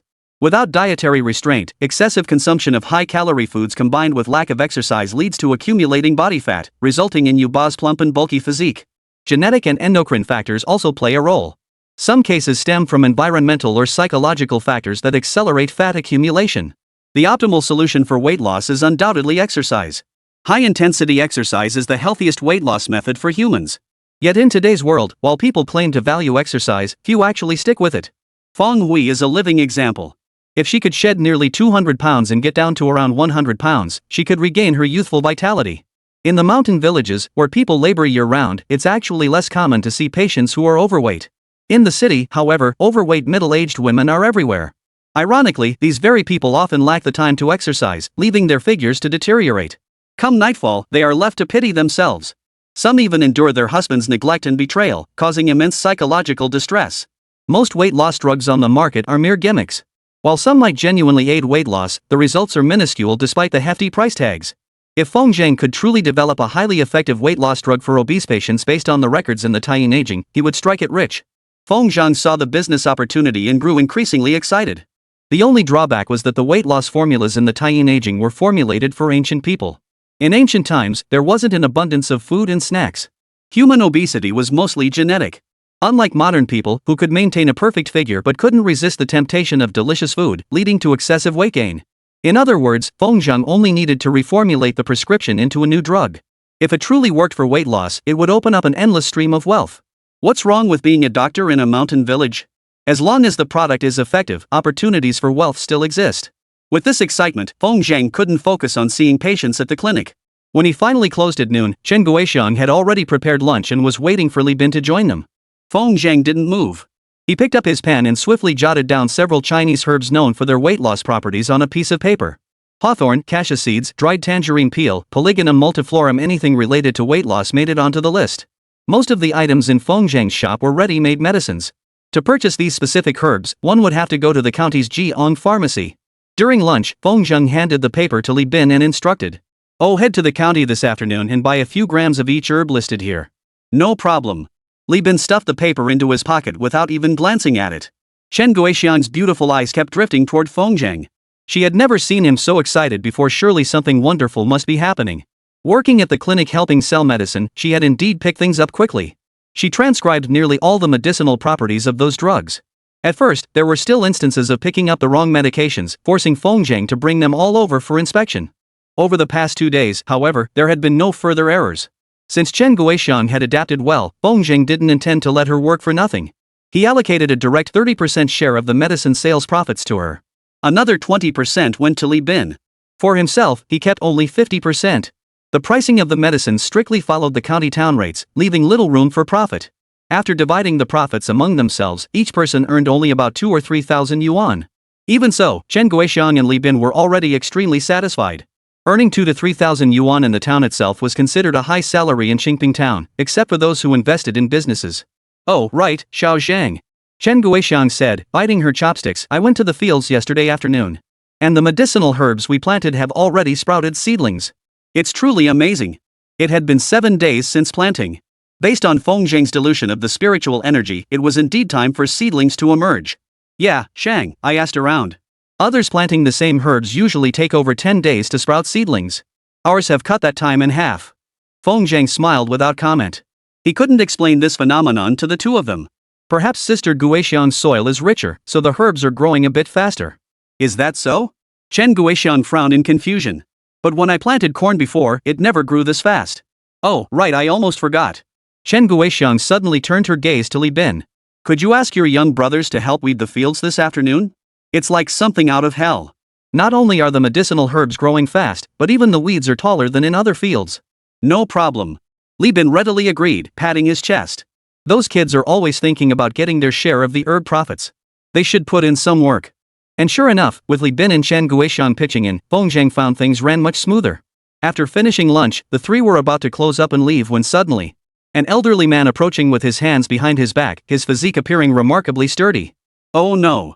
Li Bin's expression changed instantly. He hurried out to greet him. Uncle Heir, why are you back? What's the matter? Don't you welcome me? Not at all. Li Bin beamed. Everyone knows Uncle Li is the backbone of Santu village. Without you, it'd be like a child without a mother. Haha, you kid. Haven't seen you in a while, and now your mouth is as sweet as honey. The visitor was none other than Li Jianming, the village chief of Santu village. He claimed to be on an inspection tour, but in truth, he was just using it as an excuse to travel with his son. Now that summer break was nearly over, his son had returned to school to handle matters. So the little old man had returned alone to Santu village. TSK TSK TSK. Li Jianming eyed Chen Guixiang, standing demurely beside Feng Zheng. His face creased with wrinkles as he spoke in a rather lecherous tone. Guixiang, while your second uncle was away, I heard you and Big Dog got together? I wouldn't have believed it if others said it, but Guixiang is a loyal girl. But seeing it with my own eyes, I can't help but believe it now. Chen Guixiang's cheeks flushed slightly as she shot Feng Zheng an involuntary, resentful glance. This exchange caught Li Jianming's eye, and a clear look of displeasure flashed across his face. Uncle, don't talk nonsense. How could Xiao Zhang possibly fancy a widow like me? Woman? He's just pitying me and helping out to look after me. Oh really? Li Jianming grinned. Taking care of my daily life, or taking care of other things? Surely it doesn't extend to taking care of me in bed? It had been ages since anyone in the village dared tease Chen Guixiang like this. Even those who suspected her relationship with Feng Zhang was shady only whispered about it behind closed doors. Li Jianming's arrogant, sarcastic remarks made Feng Zhang's eyes turn slightly cold. He understood clearly, with someone like Li Jianming, no matter how humble he acted, unless he offered substantial benefits, he wouldn't give this outsider a friendly look. Since confrontation was inevitable, Feng Zhang saw no point in playing along. Seeing Chen Guixiang's face harden as she prepared to explode, Li Jianming shifted his tone and turned his gaze to Feng Zhang. Well. Big Dog, I hear you've been making something of yourself lately? What's this? Now that you're a doctor at the clinic, you don't even greet your second uncle properly anymore? Chapter 11, I don't even have a grudge against him. Li Jianming wasn't actually that old, only in his 40s or 50s. Country folk tend to look older than they are, and as the most powerful man in Santu village, Li Jianming always wore a fake smile on his face, calculating behind it. He walked around with his hands clasped behind his back, deliberately putting on an air of grand old age. It seemed only by doing so could he intimidate the villagers who refused to follow his orders. All three knew Li Jianming's purpose. Upon returning to the village, they skipped rest and rode his signature motorcycle straight to the clinic. Truthfully, they were here to probe Feng Zhang's background. He didn't feel any pride when villagers achieved success. What mattered to him was whether he could profit from it. Since no one had openly broken ties yet, Feng Zhang didn't want to stir up trouble prematurely. He simply called out crisply. Uncle Feng. I knew it, Li Jianming said, standing beside Feng Zhang and patting his shoulder. I watched that kid, Big Dog, grow up from childhood. Now that he's made something of himself, he shouldn't forget that he's a son of Santu village. Don't forget the well digger when you drink the water. Educated people are different, what they say just hits the spot. With that, Li Jianming walked into the clinic with his hands behind his back, poking around here and there, occasionally stopping to peer at the medicine shelves. The other three had no idea what Li Jianming was up to and could only trail behind him, looking a bit put out. 3 bottles of 3/9 cold relief granules. Not bad, a big brand name. 20.35% 18:50. Li Jianming naturally headed toward the cold medicine section, then paused his gaze on the more expensive medications further inside. Big Dog, Uncle Air just got back from traveling and keeps complaining about body aches. Why don't you take a look and see what's wrong? No problem, Uncle. Have a seat over here. Feng Zheng guided Li Jianming to the consultation table and extended 2 fingers to take his pulse. The pulse revealed Li Jianming's physique was robust and healthy, not a single issue. Uncle. Feng Zheng withdrew his hand and said, your body is in excellent condition. There's nothing wrong with you. That can't be right. If I'm healthy, why does my whole body ache? Ah, I see, Uncle Li. Li Bin acted quickly, rushing to the medicine shelf and grabbing several boxes of medicine Li Jianming had lingered over, including the box of cold granules. The total value of these items now amounted to several hundred yuan. Li Bin hurriedly bundled the medicines together and handed them to Li Jianming. Uncle, take these. Just follow the instructions when you get home, and you'll be fine. Little Bin, you've learned how to diagnose illnesses now? Li Bin pretended to pull out his wallet. How much is it? Uncle Li, you've worked so hard traveling for our Santao village. How could we younger ones possibly charge you? That won't do. Even brothers keep clear accounts. Oh, as Li Jianming spoke, his eyes kept darting toward Feng Zhang. The implication was clear, unless the clinic owner spoke up, he wouldn't accept these herbs for free. Feng Zhang felt a wave of disgust wash over him, but there was nothing he could do when dealing with people like this. Second uncle, these herbs aren't worth much. Just take them. Haha, since Big Dog says so, your second uncle won't be polite then. Li Jianming carried the herbs to the doorway with a broad smile plastered across his face. Oh, and Big Dog, when Fugan comes back in a few days to organize that fishing tournament, put up a notice at the clinic entrance inviting everyone from the other villages to join. No problem, I'll take care of it. Li Bin saw him off, slapping his chest with a loud thud. V-room. The motorcycle spewed a cloud of black smoke, carrying away the revered figure of Li Jianming. Damn old fool. Li Bin spat before storming into the clinic, seething with indignation. He even skimps on medicine. He'll eat himself to death sooner or later. You sure look satisfied cursing him out now, but you were the one running back and forth the most earlier. Chen Guixian teased with a smile. Originally, thanks to Feng Zhang's influence, the village atmosphere had been moving toward harmony. Given time, if everyone in the village could put aside past grievances and truly unite together, Santao village could well become an idyllic paradise. Unfortunately, the appearance of Li Jianming, that troublemaker, rendered Feng Zhang's previous efforts futile. He couldn't stand idly by as Feng Zhang's reputation steadily grew, even threatening to surpass his own. Greed was merely one facet of his character. More crucially, Li Jianming had already set his sights on Feng Zhang and would undoubtedly find ways to cause trouble for them in the future. Sis Guixian, don't laugh at me. When dealing with someone like Li Jianming, how could we possibly avoid taking a hit? Li Bin looked at Feng Zhang, who was frowning in deep thought. Brother Zhang, those medicines earlier were on me. Just deducted from my salary at the end of the month. Forget it. If Li Jianming keeps coming back, won't you end up owing the clinic for the medicine? Feng Zhang waved his hand dismissively, though his mind was still racing with ways to deal with Li Jianming. If he ignored it and let Li Jianming keep causing trouble, this clinic wouldn't last long. It might as well be called Li Jianming's family pharmacy. He had to find a way to rein in his arrogance. But how? Li Jianming himself wasn't scary. The real problem was his official status. That village chief title could be significant or insignificant, it might even carry some weight in town. At the county level, it was nothing but a figurehead. But in Santu village, the village chief was the absolute authority. Going against him without some backing was simply unbearable. With nothing to do that afternoon, Feng Zhang slipped away from everyone and secretly visited the cave by the cliff. The medicinal herbs inside had been growing for a full decade. Herbs like Scutellaria bicalensis and Blatilla striata, even with such longevity, had limited efficacy. The most valuable treasure in the cave, however, was that wild ginseng root. A wild ginseng root with 10 years of growth was extremely rare on the market. Feng Zhang decided to uproot all these herbs. Tomorrow, he'd head to the county town to buy some ginseng seeds and turn this cave into his own private plot for cultivating wild ginseng. He acted on his decision immediately, swiftly and ruthlessly uprooting every single medicinal plant without a second thought. As for the wild ginseng root, Feng Zhang hesitated. He couldn't bring himself to touch it just yet. With a growth rate equivalent to 1 year per day, wild ginseng held limitless potential. Pulling it up now would be a tremendous waste. Carrying a large stack of herbs, Feng Zhang returned home, sorted them, and neatly packed them all into a woven bag. As night fell, Feng Zhang received a call from Lu Shichuan in the capital, informing him that arrangements for Feng Ling's enrollment had been finalized. Feng Zhang hesitated.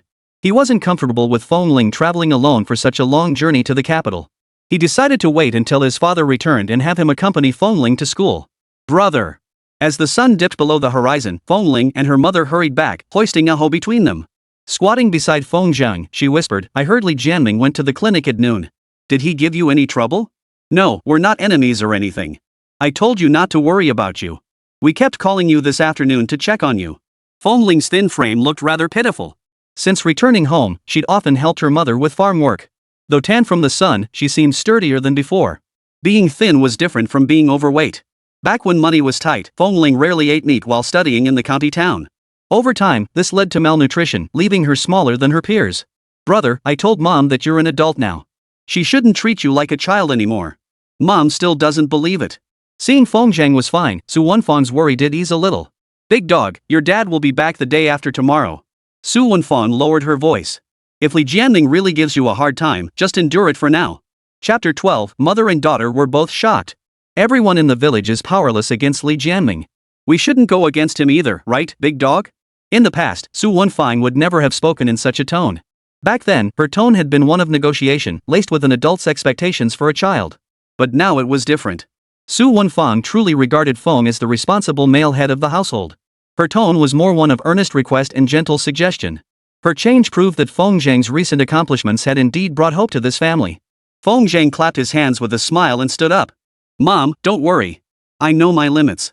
Feng Zhang understood his mother's meaning. Once his father returned, with another man in the household, Li Jianming would have to think twice before bullying them. But his father was just an honest, hard-working migrant worker. How could someone like Li Jianming possibly fear him? His presence wouldn't change anything. Dealing with Li Jianming was still up to Feng Zheng himself. Enough about that. Mom, Shaoling's school arrangements are all set. Really? Mother and daughter exclaimed in unison, their faces lighting up with unhidden delight. Let's discuss it inside. With over 200,000 yuan in his hands, Feng Zheng was considered wealthy in the village. If you didn't count Li Jianming's family, he could be considered the richest man in Santu village. When rural folk suddenly came into a large sum of money, if they didn't keep it hidden, they were bound to attract unwanted attention. Not to mention what schemes Li Jianming might devise to extort money, but even if relatives and friends came asking for loans, Feng Zheng couldn't bring himself to refuse. Back inside, he motioned for Feng Ling to close the door. Feng Zheng pulled out the card and handed it to Feng Ling. Xiaoling, take this money. Your tuition and living expenses for Beijing are all in there. Su Wenfan looked up in shock, her eyes welling up as she stared at the bank card. Going to study in the capital was certainly a good thing, but the required expenses were nothing short of a fortune for this family. Su Wenfan had already discussed it over the phone with Feng Maochun. Combining all the family savings with his construction wages would barely scrape together 3 or 4,000 yuan, enough for Feng Ling's expenses for one semester. Every parent dreams of their child succeeding. Before, they hadn't had the chance. Now that Feng Zheng had arranged for the school through connections, Su Wenfan and her husband didn't want to hold things back financially. Feng Maochun had confided to Su Wenfan that even if they had to sell everything they owned, they would see Feng Ling through to a university degree. Unexpectedly, their son had silently prepared everything already. With such a capable son, how could Su Wenfan not be satisfied? Brother, where did you get all this money? Feng Ling took the bank card nervously, her voice trembling. Though she hadn't mentioned it outwardly, she'd been secretly fretting over tuition fees these past days. She'd even considered borrowing money from classmates' families. But alas, who would lend money to a young girl still in school? I saved a patient's life. They insisted on giving me this much money as a token of gratitude. Feng Zheng didn't elaborate on the details, it sounded too far-fetched. He instructed Feng Ling, there's 200,000 yuan in here. It should cover your tuition until you graduate high school. Once you're in the capital, don't get into trouble. You must focus on your studies, understand? How much? Su Wenfan was so shocked she nearly jumped out of her skin. Goodness gracious, 200,000 yuan. That was her husband's wages from working for several years. Feng Ling was so startled she dropped the bank card. Snapping back to her senses, she slapped herself hard across the face, then scrambled to the floor to pick up the card.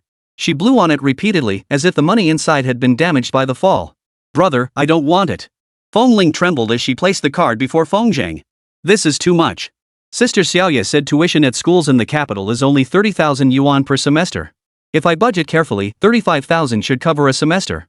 Brother, give me 35,000. Save the rest for mom. You're almost 20. Don't you plan on getting married someday? Su Wenfang's spirits lifted as she realized what he meant. Her trembling hands grasped the bank card as she declared solemnly, Big dog, Xiaoling is right. Your dad and I can cover her tuition. Let's keep this 200,000 for mom to build a house, okay? Speaking of which, the Feng family home was still the red brick bungalow inherited from grandfather. After decades of weathering wind and rain, it had fallen into disrepair. With such family circumstances, finding a daughter-in-law would indeed be difficult. If they couldn't even clear the first hurdle, there was no point thinking about what came next. Given the current situation, Su Wenfang's suggestion was indeed more suitable for the Feng family. But Feng Zheng already had a plan to make money. Was 200,000 really that much? Once the medicinal herbs matured, he was confident he could earn several times that amount. Mom, Lingling. Feng Zheng shoved the bank card back into Feng Ling's hands. Take this money without hesitation. All I ask is that you don't let our family down. Make sure you get into a top-tier university. Don't worry about the money. Feng Zheng decided to give the mother and daughter some reassurance. Remember the herbs I planted in Sister Guixian's field? We'll see results in 3 months at most. By then, selling everything to Ji Shirang. We'll buy the entire harvest. We'll definitely make hundreds of thousands. But brother, herbal medicines are grown by others too. How could they be worth so much? Because mine are different from theirs. As he spoke, the confidence radiating from Feng Zheng lifted both mother and daughter's spirits. Mom, don't worry about building the house either. I've got a plan. Besides, I'm only 19. Marriage is still a long way off. Nonsense. Su Wenfang frowned sternly. That kid from Chen village is younger than you. And they've already had a son. Feng Zheng felt awkward and quickly changed the subject. Mom, I'm hungry. Let's cook dinner. It was true that in mountain villages, those without schooling tended to marry young. 18 was still a bit young. But his classmate Chen Lei, who was only a few months older than Feng Zheng, had already been married for half a year. If Feng Zheng hadn't inherited his ancestors' medical skills, he would indeed be at the age where marriage was being discussed. Now, though, he had a brighter future ahead of him. Why would he want to discuss marrying so soon? That night, none of the 3 family members slept well. Su Wenfeng tossed and turned, repeatedly picking up her phone to call her husband, to share the good news about her son's earnings. But after a moment's thought, she couldn't bear to disturb him and decided to wait until he returned to surprise him. Fengling, meanwhile, clutched the bank card, too anxious to sleep. As for Feng Zhang, he was naturally practicing his cultivation while repeatedly rehearsing the weight loss formula in his mind. Unfortunately, by dawn, there was still no effect. It seems mere imagination isn't enough. Concrete action is needed to uncover the optimal formula. The trip to the county seat filled Feng Zhang with anticipation. In the morning, Feng Zhang naturally remained at the clinic, scheduling all his appointments for the afternoon or evening. After lunch, just as Feng Zhang and Li Bin were about to leave, Chen Guoxian locked the door behind them and hurried out. Xiao Zhang, I want to go to town too. Sister Guoxian, we're going on official business. Why would you tag along? Feng Zhang looked at the attractive widow in front of him, utterly puzzled. For a moment, he hadn't noticed that she had actually applied some simple makeup today. Villagers typically wore no makeup, and though Chen Guoxian worked outdoors year-round, her skin appeared slightly tan and healthy. With a light coat of lipstick, she looked especially alluring. At Chen Guoxian's age, she was in the prime of her youth in the city. But living in a place like Santu village, she could only bear the stigma of widowhood, suppressing her emotions day after day. Seeing Chen Guoxian stubbornly standing beside the car, Feng Zhang sighed. Get in. Chapter 13, The Mystic's Failure. Xiao Zhang, I just want to go into town to browse around, buy some clothes and such. Sitting in the back seat, the wind ruffled Chen Guoxian's hair as she glanced casually in the rearview mirror. This woman, radiating mature femininity, stirred his unease with her casual gesture. No problem, Sister Guoxian. It's just on the way anyway. Heart. Heart. Chen Guoxian lowered her head. Just drop me off at the county commercial building. The rest of the journey passed in silence, each lost in their own thoughts. After over 10 days of practice, Li Bin's driving skills had indeed improved significantly. He now confidently overtakes vehicles on the road. After a little over an hour, they reached the county town. Dropping Chen Guoxian off at the entrance of the commercial building, the two drove straight to the location Huang Badian had sent. After 2 years of development, the impoverished county town had begun to take shape. Alongside the dozen or so high-rise buildings, a villa district for the wealthy had also been constructed along the mountainous terrain. However, the county remained overwhelmingly impoverished. Few could afford the multi-million yuan villas, and occupancy rates in the estate remained stubbornly low. Feng, over here. Huang Badian waited at the villa complex entrance with 2 henchmen. He had the means to buy a villa here, but construction projects required upfront funding. When he hadn't received payment for a project, he was so strapped for cash he couldn't even afford cigarettes. These frequent financial struggles made him hesitant to splurge on a villa. Sister Hui isn't here? She was supposed to come, but the doctor called her in for a follow-up. When Huang Badian laughed, 2 large gold teeth always flashed unintentionally. Your sister said you're not allowed to leave tonight. She insists on treating you properly. Huang Badian and his wife were connected to Feng Zhang both through business interests and personal ties. Feng Zhang knew nothing of physiognomy, but judging by his spiritual energy observations, he found the couple's character wasn't bad at all. That was why he chose to associate with them. After exchanging pleasantries at the villa entrance, Huang Badian smiled and invited Feng Zhang inside. Just then, a low-key luxury Mercedes-Benz sped up, nearly ramming Feng Zhang's SUV. Damn it, blind driver. Li Bin cherished his SUV more than his own life. He carefully circled around to the rear, inspecting it for any damage. Surprisingly, the once arrogant Huang Badian now looked as wilted as a frostbitten eggplant, saying not a word. Only after staring intently at the Mercedes-Benz entering the villa did Huang Badian finally relax. Brother Feng, that car just now belongs to Mr. Lu personally. Huang Badian whispered, I heard Mr. Lu invited a feng shui master from the south to treat his wife. Let's hurry inside. Brother Huang, if Mr. Lu has already hired an expert, what use am I here? Huang Badian laughed awkwardly. What if that expert doesn't work? Feng Zhang was speechless. Such underhanded tactics felt unethical. But since he was already here, Feng Zhang wasn't arrogant enough to just walk away. He got back in the car and followed Huang Badian's imposing Land Rover into the villa district.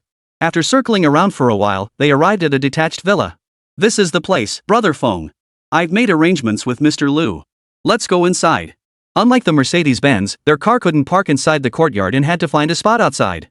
Huang Badian glanced around, finding the crowd too large. He left 2 of his henchmen behind and entered with just 3 people. Before they even entered the villa, loud laughter echoed from within. Master Bai, you've traveled far. Thank you for your trouble. Mr. Lu, you flatter me. Deterring demons and saving humanity is the duty of our Taoist path, no hardship at all. Ha, Master Bai truly lives up to his reputation as a Taoist master. It's admirable.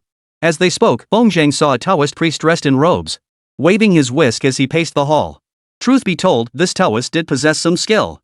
Feng Zhang could actually sense fluctuations of spiritual energy emanating from him. So there really were cultivators in this world. Inside the house, Master Bai also sensed an unusual fluctuation. He initially thought it might be something from the villa causing trouble, but in broad daylight, what kind of ghostly presence could there be? Master Bai couldn't help but fix his gaze on Feng Zhang. The fluctuation was emanating from him. Mr. Liu, besides this humble Taoist, you've actually hired another expert? Mr. Liu, a balding, pot-bellied man, froze at the remark. No, apart from Master Bai, I've only consulted the doctors at the hospital. Is that so? Master Bai's expression darkened. He looked Feng Zhang straight in the eye and said, I never imagined a fellow Taoist so young could possess such formidable abilities. Since Mr. Liu has enlisted another expert, this humble monk shall not impose further. Mr. Liu immediately grew anxious. Among Taoist practitioners, there was an unwritten rule, trust those you employ. Inviting two masters to one's home, as Mr. Liu had done, was already considered a breach of this convention. Feng Zhang didn't understand the intricacies, but it was clear from Master Bai's expression that he was displeased with his arrival. Spotting Huang Badian and his group, Mr. Liu erupted in fury. Huang! What the hell do you think you're doing? What do you think you're doing?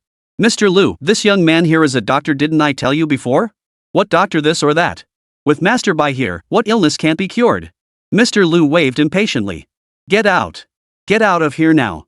Mr. Liu, my young friend here has real skills. What real skills? I told you to get lost. Don't you understand? Huang Baishan's face darkened. He couldn't hold back any longer. An out-of-town boss, even if it meant losing the project, he couldn't afford to lose face here. Just as he was about to explode, his arm was suddenly seized. Feng Zhang walked up with a stern expression, gazing at Master Bai, whose eyes still held a trace of a smile. He spoke slowly, I hope you won't regret this. Brother Huang, let's go. Pulling the furious Huang Badian toward the exit, they heard Master Bai's sigh echo behind them. In this world, anyone can claim to be a Taoist successor. Mr. Liu, you're in big business, you'd better keep your eyes open. It turned out that Master Bai's cultivation was not deep enough. He had only sensed something unusual about Feng Zhang, but failed to discern his true abilities. Outside, Huang Badian kicked the Land Rover in fury. Damn it, that Liu guy. I'll make him pay for this sooner or later. What's wrong, Brother Tian? Did that Liu guy bully you? Enough. Bad luck. Huang Badian turned away, his head bowed in shame, unable to meet Feng Zhang's gaze. Brother Feng, I didn't think this through properly. I'm sorry for the trouble I've caused you. Brother Huang, don't say that. This isn't over yet. What do you mean, brother? Feng Zhang turned to face the villa shrouded in a chilling aura, his eyes gleaming with profound intensity. This isn't the place to talk, Brother Huang. If Mr. Liu calls you tonight, remember to pick up. Why? Huang Baishan's explosive temper couldn't possibly tolerate a second insult. He was already considering blocking Mr. Liu's number. So you're saying that Taoist priest really isn't effective? Whether he's effective or not remains to be seen.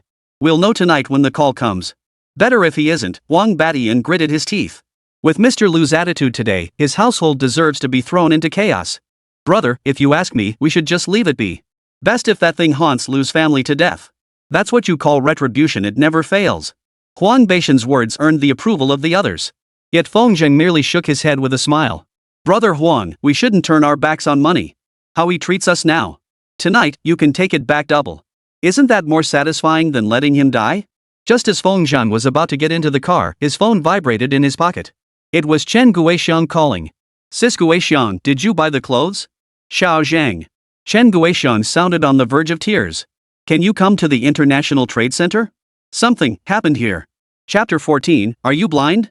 Inside the shopping mall at the International Trade Center, Chen Guixiang was surrounded by several security guards. Beside her, a middle-aged woman dressed in opulent finery pointed an accusing finger at Chen Guixiang and screamed. You're clearly a seductress, daring to lure my man away. Ma'am, I really didn't. Chen Guixiang protested with her head bowed, but her words were instantly drowned out by the crowd, overshadowed by the woman's imperious tone. Spit. Shameless. A peasant from the sticks, and you dare shop at the International Trade Mall? And buying men's clothes? Clearly not proper merchandise. Security. Are you deaf? Get this Tai Fox out of here. Amid the commotion, more and more passers-by gathered, crowding the area until it was packed tight. That woman's an idiot, trying to seduce you landsman. Who in our county doesn't know Yulan's family is loaded? They're the kind you just don't mess with. She deserves to be dealt with by Yulan. A like her should be dragged out for public shaming. Sigh, in this day and age, people will do anything for money. Back in Santu village, Chen Guixiang had often faced rumors and gossip, even enduring visits from old bachelors knocking on her door late at night. Over the years, she had grown bolder through constant trials. Learning from her mother's fiery spirit, she had finally established herself in the village. Since Feng Zhang's arrival, no one had dared to gossip about such things in her presence for quite some time. This was the county seat, and the man was clearly wealthy. She couldn't afford to provoke them and didn't know how to respond. Beside them, a thin, sleazy-looking man pushed through the crowd, his face pale as he approached Yulan. Xiaolan, let's not cause trouble here. Let's go home. Go home? Yulan's voice rose several decibels. Wang, I'm warning you. If you don't teach this little a lesson right here in front of me today, I won't let this drop. The sleazy man shuddered, clearly intimidated by Yulan's threat. He glanced back at the flushed woman, who kept her head down, clutching her clothes tightly. What a pity. Such a beautiful mountain girl. If that woman hadn't gotten in the way, he might have taken her for a little fun tonight. But no matter how beautiful a woman was, nothing mattered more than appeasing Yulan. Stealing his resolve, the sleazy man trudged over to Chen Guixiang. Spit. You, seducing me like that. A sharp slap echoed through the air.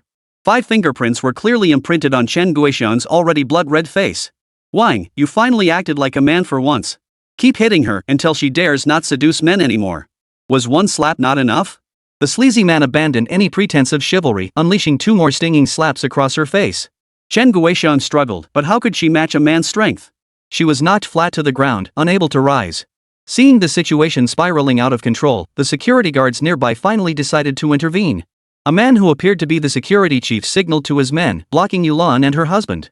He reached out to help Chen Guixiang up from the ground. However, the moment their bodies touched, even the security chief couldn't resist the temptation of her beauty. His hand wandered to a place it shouldn't have. Chen Guixiang's body trembled as she struggled to push the security chief away. Her eyes reddened as she bit her lip and snarled, I told you, I didn't seduce your husband. He kept following me, saying he'd pay my bill. I refused. He asked for my number, but I didn't give it to him. Before this, I didn't even know him. The onlookers watched the fragile rural woman driven to hysterics and couldn't help but feel pity. But facing Yulan, the notorious shrew of the county seat, no one dared step forward to speak for her. A few women, eager to curry favor with Yulan and her husband, instead pointed at Chen Guixiang and hurled insults. You look like a fox spirit. If you hadn't seduced Brother Wang, would he have ever taken a fancy to a mountain girl like you? How shameless. Brother Wang is rich and generous, would he ever fancy a coarse girl like you? I say, you're the one who lusted after his money and deliberately threw yourself at him. Sister Lan, have you calmed down yet? If not, we sisters will help you teach this a lesson. Flooded with flattery, Yulan and her husband grew even more smug, as if their words were undeniable facts. Yulan's thick arm pointed at the security chief. I'm good friends with your mall's manager Su. If you dare block me again, you'll see I'll make sure you lose your job as security chief. No way, Sister Lan. Do as you please, just don't cause a fatality. Yulan's haughty gaze swept over the crowd. If she didn't thoroughly teach this country bumpkin a lesson today, how could she ever hold her head high around the International Trade Center? Sisters, what are you waiting for? Get moving. At Yulan's command, several women nearby lunged forward as if obeying an imperial decree, tearing at Chen Guixiang. A frail mountain girl was overwhelmed by the mob of shrews, clutching her chest in frustration to shield her modesty as her torn clothes threatened to reveal more than she intended. Ah! I told you it wasn't me. Oh? The little still talks back? Beat her. Beat her hard.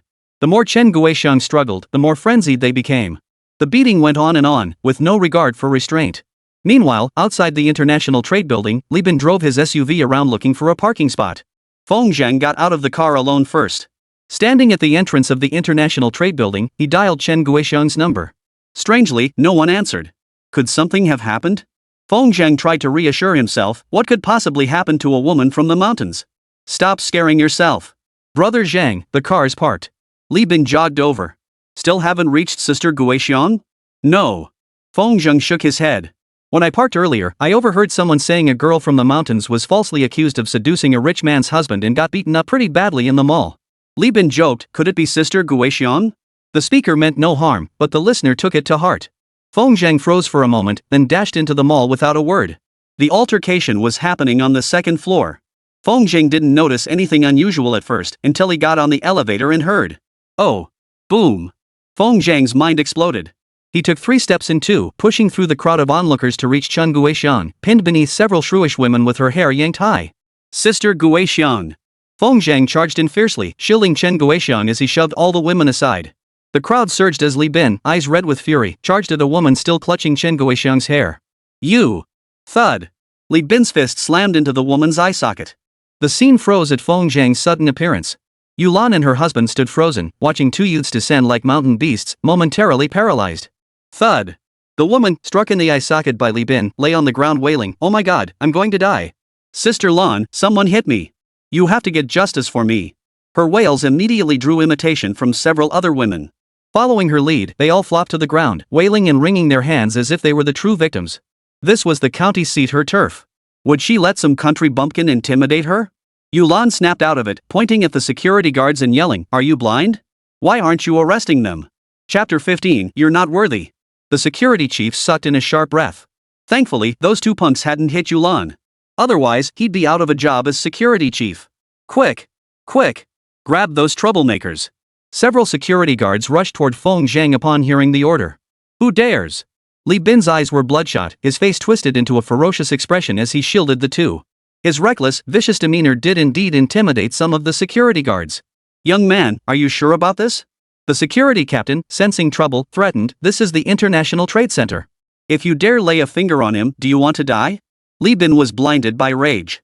His mountain-born courage surged, and he feared no number of opponents.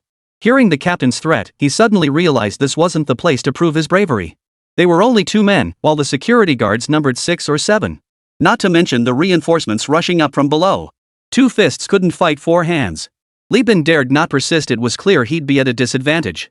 "Sheng, what should we do?" Li Bin appeared calm, but his legs were trembling slightly, betraying his inner panic. "Don't be afraid." Feng Zhang patted his shoulder, shoving the injured Chen Guixiang, who dared not lift her head, into Li Bin's arms. "Protect Sister Guixiang. Leave the rest to me." Li Bin's body tensed.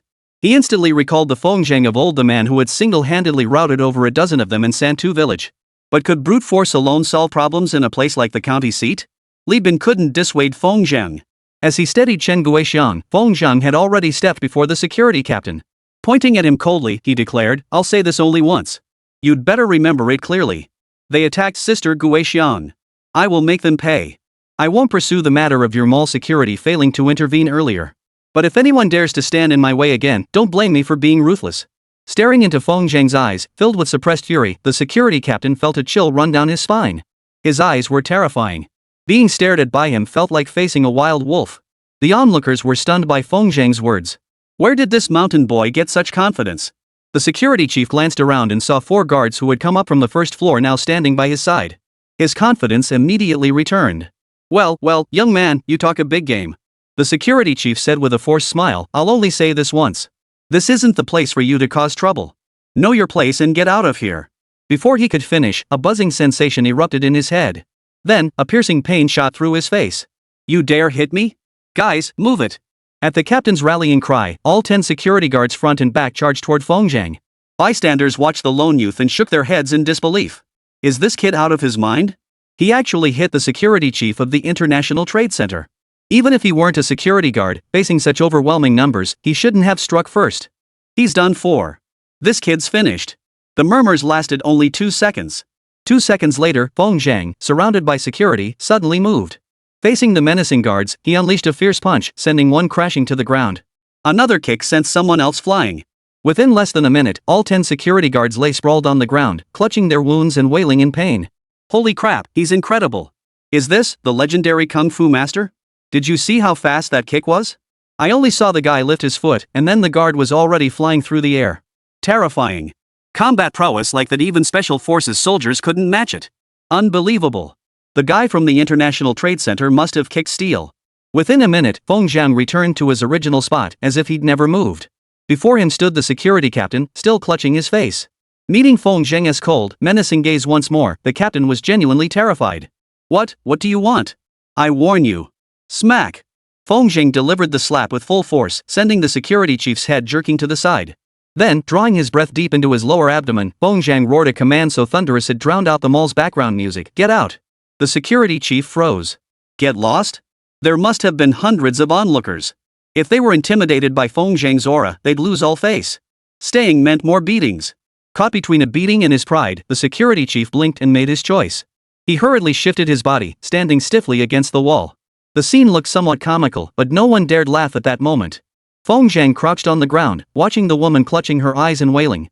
He had seen it when he entered among the women present, she had struck the hardest. Her wails had long since ceased. With one eye swollen red, she stared at Feng Zhang in terror. What do you want? Who gave you permission to hit people? Her body trembled involuntarily as her gaze drifted toward Yulan and her husband, cowering in the corner, eyeing an escape route. She had only done this to curry favor with Yulan. If she pointed them out now, it would be like shooting herself in the foot. Moreover, Yulan would surely hold a grudge against her, ending any chance of flaunting her power in the county town. She dared not point the finger. Closing her eyes, she declared, "No one told me to. I just couldn't stand her." "So what? You're not going to kill me, are you?" "Kill you? Ha!" Feng Zhang sneered savagely, "You're not worthy." As he spoke, Feng Zhang grabbed one of the woman's fingers and slowly pulled it in the opposite direction. "Ah, it hurts, it's going to break." The fingers are connected to the heart. The woman couldn't bear such agony and begged pitifully, "Let go. Let go. It was Yulan. Yulan made me hit someone." Feng Zhang had already noticed Yulan and her husband trying to sneak away earlier, but he wasn't worried. Escaping in front of him was nothing short of a pipe dream. What was even stranger was that the crowd seemed to disapprove of Yulan and her husband's actions. When the couple tried to slip away to the back, the crowd actually pushed them back, refusing to let them pass. Just as the couple grew desperate, they heard the woman's accusation and instinctively shouted back. "Bull! When did I tell you to hit anyone?" Snap! Feng Zhang suddenly exerted force, snapping the woman's finger. He rose and stepped toward Yulan and her husband. "Speak. Why?" This wasn't a request, but a command. The flabby flesh on Yulan's face drained of color. "She seduced my husband. Wasn't it right for me to hit her?" Smack! Feng Zhang's slap sent Yulan's jowls trembling. He grabbed the sleazy man's hair and slammed his head hard against the wall. The sleazy man let out a wretched cry, his vision darkening as he collapsed to the floor. "Him? He's worthy? Husband?" Yulan gasped in shock before gritting her teeth. "You hit me? You're finished. Do you know who my husband hangs out with? Ever heard of Huang Badian? My husband is his close friend, they drink together all the time. If you mess with us, Brother Tian will definitely get us revenge. Just you wait. I'm calling Brother Tian right now." Feng Zhang had originally intended to teach the couple a painful lesson, doubling the beating Chen Guixiang had endured. But upon hearing the name Huang Badian, Feng Zhang suddenly froze. He stood there, calmly waiting for Yulan to finish her call. At that moment, a Land Rover pulled up outside the International Trade Mall. Huang Badian pulled right up to the curb, stepped out, and helped the elegant and distinguished Feng Hui to the mall entrance. Chapter 16, Sis, I get what you mean. Xiao Hui, I told you to wait until Brother Feng finishes his business and brings them home. Why did you insist on coming here?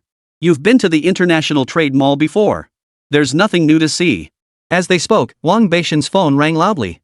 "Hello, is this Brother Tian? Wang and I are being harassed at the International Trade Mall." After hanging up, Huang Badian rubbed his greasy, shiny forehead. This was too much of a coincidence. Hearing Huang Badian and his wife were right outside, Yulan suddenly felt emboldened. Pointing her finger at Feng Zhang's nose, she spat, "You little bastard, just you wait. Brother Tian will be here any minute. What's the matter? Too scared to fight now? Brother Tian's got ironclad connections with the Law Enforcement Bureau.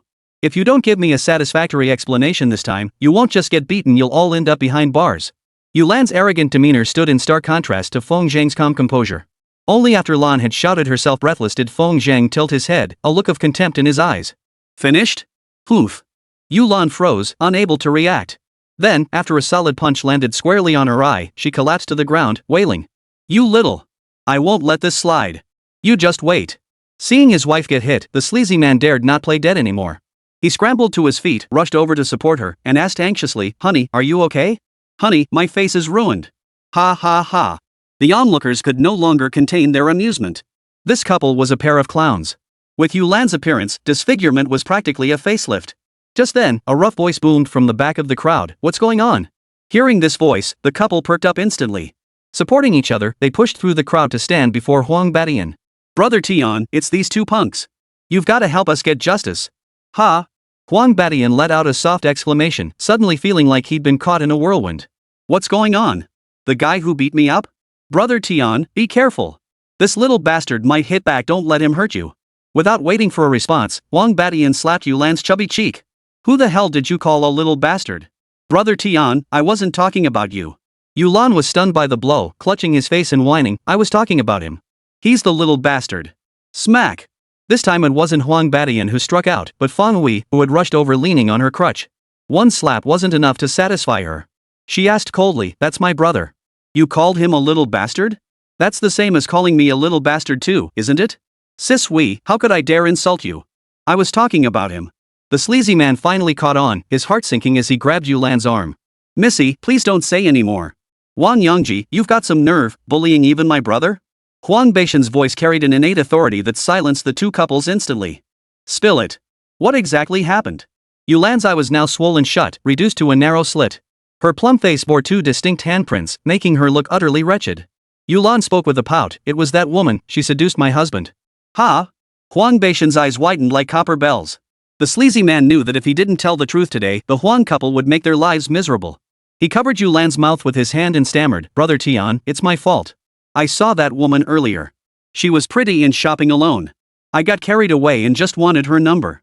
But then my wife caught us. I had no choice. She seduced me. That Xiaolan actually believed it, which is why things got this messed up. Brother Tian, we truly regret it. We're willing to apologize and make amends, even pay compensation.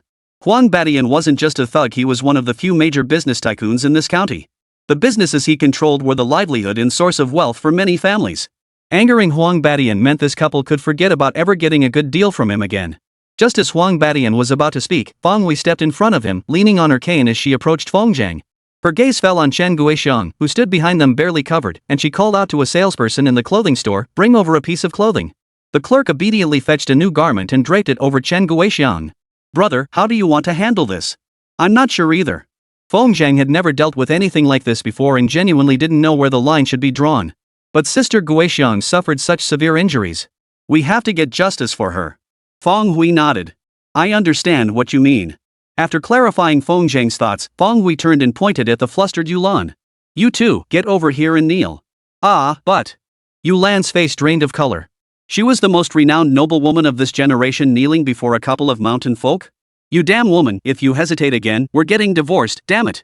The sleazy man finally lost his temper, yanking his hand free from Yulan and kneeling before Feng Zhang without hesitation. Young man, it was a misunderstanding. I never imagined you were Sister Hui's subordinate. Had I known, I'd never have dared touch a hair on your head.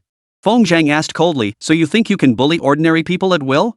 No, no. Realizing talking more would only make things worse, the sleazy man dared not press further. Young man, I swear I'll never bully anyone again. Just tell me how you want this resolved today. Feng Zhang closed his eyes slightly, showing no intention of speaking. Wang Yongji, did those girls get involved too? Yes, they were the main ones doing the fighting. Feng Hui shook her head inside. These people were so used to being arrogant and tyrannical they deserved to hit a brick wall today. Everyone who fought earlier, get over here and kneel.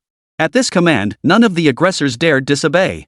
To Feng Hui's surprise, besides the women, over a dozen security guards knelt before Feng Zhang with grim expressions. Whoa! Feng Hui, no stranger to dramatic scenes, was stunned by the spectacle. She couldn't believe so many people couldn't overpower Feng Zhang, and she felt disgusted by their complicity in bullying a few mountain folk.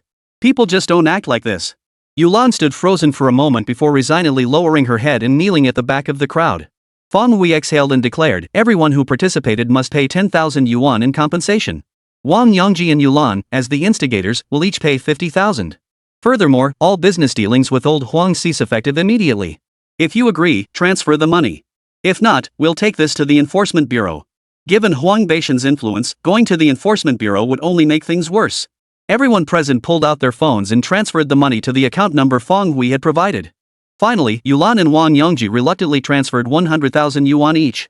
In total, over 200,000 yuan was pooled into a single account. The purpose was to satisfy Feng Zhang as much as possible. Since she and Huang Badian had appeared here, and Yulan relied on Huang Beishan's reputation to intimidate others, this matter couldn't be resolved with them. If Feng Zhang was dissatisfied, it would affect their relationship. Human relationships can be so delicate. Chapter 17, what the hell are you doing? Chapter 17, what the hell are you playing at? Given Feng Zhang's temper, he'd have loved to kill Yulan and her husband on the spot. But seeing the situation spiral beyond repair, Chen Guixiang mustered her weakened strength, clutched Feng Zhang's arm, and murmured with bowed head, Xiao Zhang, let it go. Sister Guixiang, I'm sorry. Nonsense. They bullied people, what does that have to do with you? Chen Guixiang's face was covered in wounds, some torn open by long nails, making her look horribly gruesome. If treated at an ordinary hospital, even if healed, they would leave behind scars that would be difficult to conceal. For a woman of such delicate beauty, facial scars meant disfigurement. Fortunately, Feng Zhang was fully confident he could heal her. Chen Guixiang saw Feng Zhang still silent and thought he might be displeased. She gently shook his arm and said softly, Xiao Zhang, let's go. I don't want to stay here any longer. Not wanting to see Chen Guoxiang upset any longer, Feng Jing thought for a moment and agreed to her request. After the group left, Yulan sat down on the ground in anger, pointing at the sleazy man beside her and shouting, "Old Wang, we can't just let this slide. You know Li Guazi, Tianji's sworn enemy, right? Let's go ask him for help." Smack! The sleazy man slapped Yulan so hard she reeled. In this household, Yulan always called the shots when had it become his turn to strike. Yulan struggled to push her heavy body up, trying to wrestle with the sleazy man, but he kicked her back down to the ground. "You damn woman, you've ruined me." The sleazy man had lost face, lost money, and lost his livelihood. With nowhere to vent his rage, he pointed at Yulan and screamed, "What the hell was wrong with your brain? Didn't you see what kind of person he is? Bullying others is one thing, but you dare lay a finger on Sister Huey's brother? You may not care about your life, but I sure do. Get out. Get out. I'm divorcing you today." Outside the International Trade Building, Feng Zheng helped Chen Guoxiang into the car and instructed Li Bin to run to Jian Pharmacy to buy some ointment for treating external injuries. Feng Hui and Huang Badian stood awkwardly nearby. "Brother, don't blame me for this. I had no idea Yulan and his wife were so arrogant." "That's right, brother Feng. Thank goodness you got back in time. Otherwise, your sister-in-law would have been in real trouble." No sooner had he finished speaking than Huang Badian was pulled aside by Feng Hui. "Stop talking nonsense. That girl isn't our brother's wife." When it came to matters of the heart, Feng Hui clearly observed things more keenly than Huang Badian. If they were truly lovers, how could they maintain such distance? Jian Pharmacy wasn't far from the bustling center of the International Trade Building, so Li Bin quickly returned with high-quality ointment. Feng Zhang got into the car, squeezed out the ointment, and applied it to Chen Guoxiang's wound. Only after seeing the bleeding stop did he breathe a sigh of relief. Other issues would have to be resolved back at the clinic. "Xiao Zhang, I'm fine now. Go check on Mr. Huang and Sister Hui. Don't let my unpleasantness with them affect you, okay?" Chen Guoxiang's quiet plea tugged at Feng Zheng's heart. True, she was a widow, but her feelings toward him were genuine, without a trace of pretense. After this incident, Feng Zheng's attitude toward Chen Guoxiang had unconsciously shifted. He nodded silently and climbed out of the SUV. At that moment, Feng Hui was lecturing Huang Badian, warning him to be more discerning when choosing partners and never to associate with morally corrupt individuals like Wang Yangji again. Though the couple had also started their business through less than honest means, they always maintained a bottom line, never deliberately bullying the weak. Perhaps it was precisely because of this principle. They had been favored by fortune, not only achieving stability but also expanding their business steadily. Good deeds are rewarded in mysterious ways, a rule set by the heavens.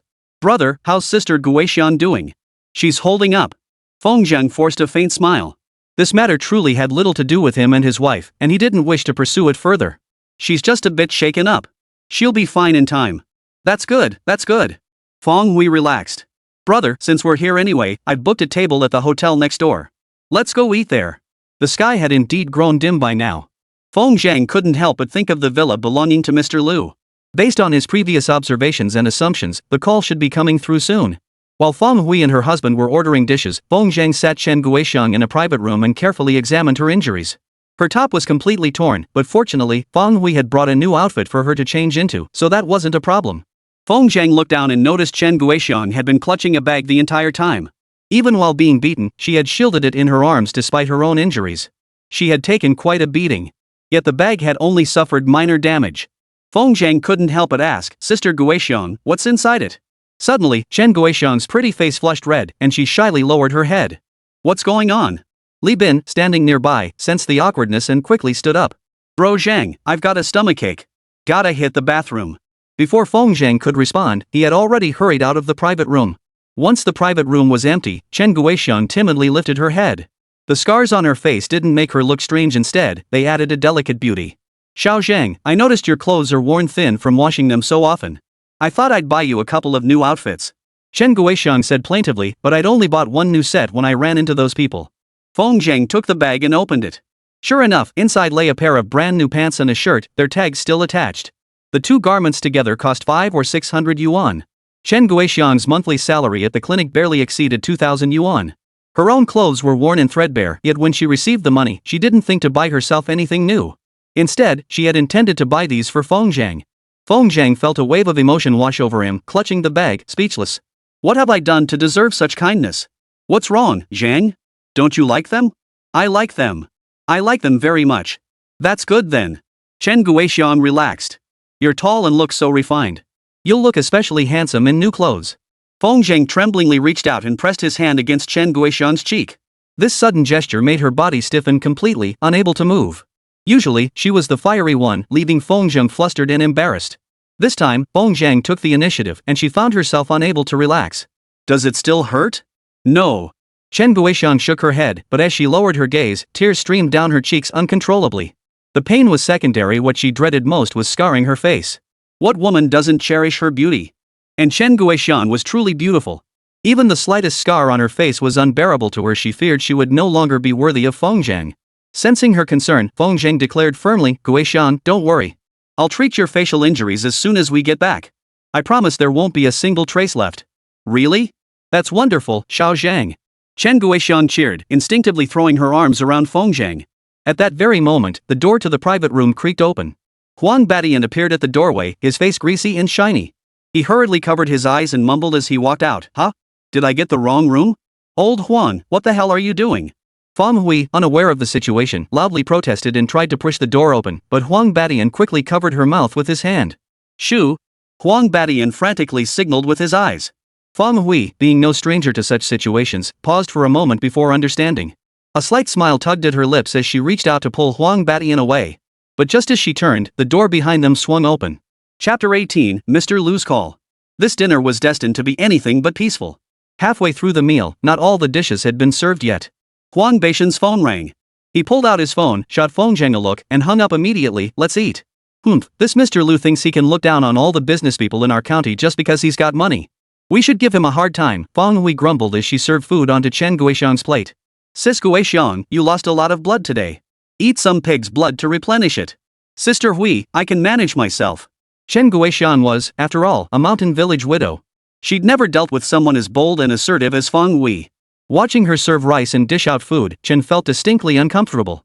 Li Bin was quite fond of drinking, but since he had to drive home, he could only bow his head and pick at his food. Just then, the phone rang again.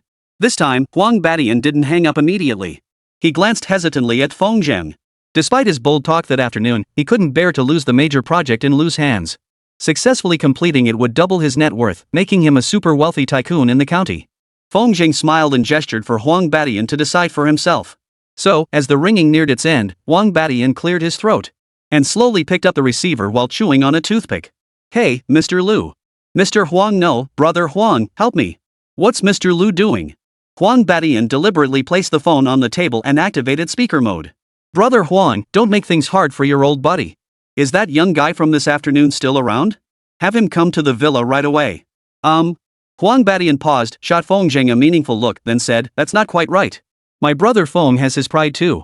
You kicked him out this afternoon without a word of explanation, of course he'd leave. Now you want me to bring him back? I know where brother Feng is, but the problem is he said this afternoon that he won't get involved with your Lu family affairs anymore. That won't do at all. Mr. Lu's voice grew urgent. I was in the wrong this afternoon. Brother, please talk it over with that young man. This is a matter of life and death. Alright, tell that young man this, if he can resolve the matter, I'll pay him 1 million yuan as a reward. Whoa! 1 million yuan was a staggering sum. Even Huang Badian marveled at Mr. Lu's generosity, but he remained unhurried. Smiling, he replied, Mr. Lu, it's not that I won't help you. But my brother Feng is a true master. He lives like a free-spirited hermit, treating money like dirt. Your million won't cut it. 3 million. I'll offer 3 million. Mr. Lu pleaded earnestly, Brother Huang, just help your brother this once. Once this is done, we can discuss any terms you want. Huang Badian deliberately let out a heavy sigh and remained silent. If you're still not satisfied, Brother Huang, here's another offer. Come over and we'll sign the contract for the project immediately. Every single project I oversee in Xinjiang County will be placed under your full authority. Plus, let the young man pick any villa he likes in our compound, it'll be my gift to him. Brother Huang, this is truly urgent. I'm counting on you completely this time. Huang Badian finally flashed a satisfied smile. Given Mr. Lu's notoriously stingy nature, offering such a significant concession was already a major concession. Alright, Mr. Lu. I'll go find Brother Feng right now and convey your message precisely. I can't guarantee he'll come. I've asked around, and in Xinjiang County, there's nothing Brother Huang can't handle. Mr. Lu flattered him, I'll be waiting at the villa entrance for you guys, waiting like crazy. After hanging up, Huang Badian noticed the varied expressions on the four faces. Chen Guoxiang's mouth hung slightly open as she stared at Feng Zhang in disbelief. 3 million plus a villa, was that for him?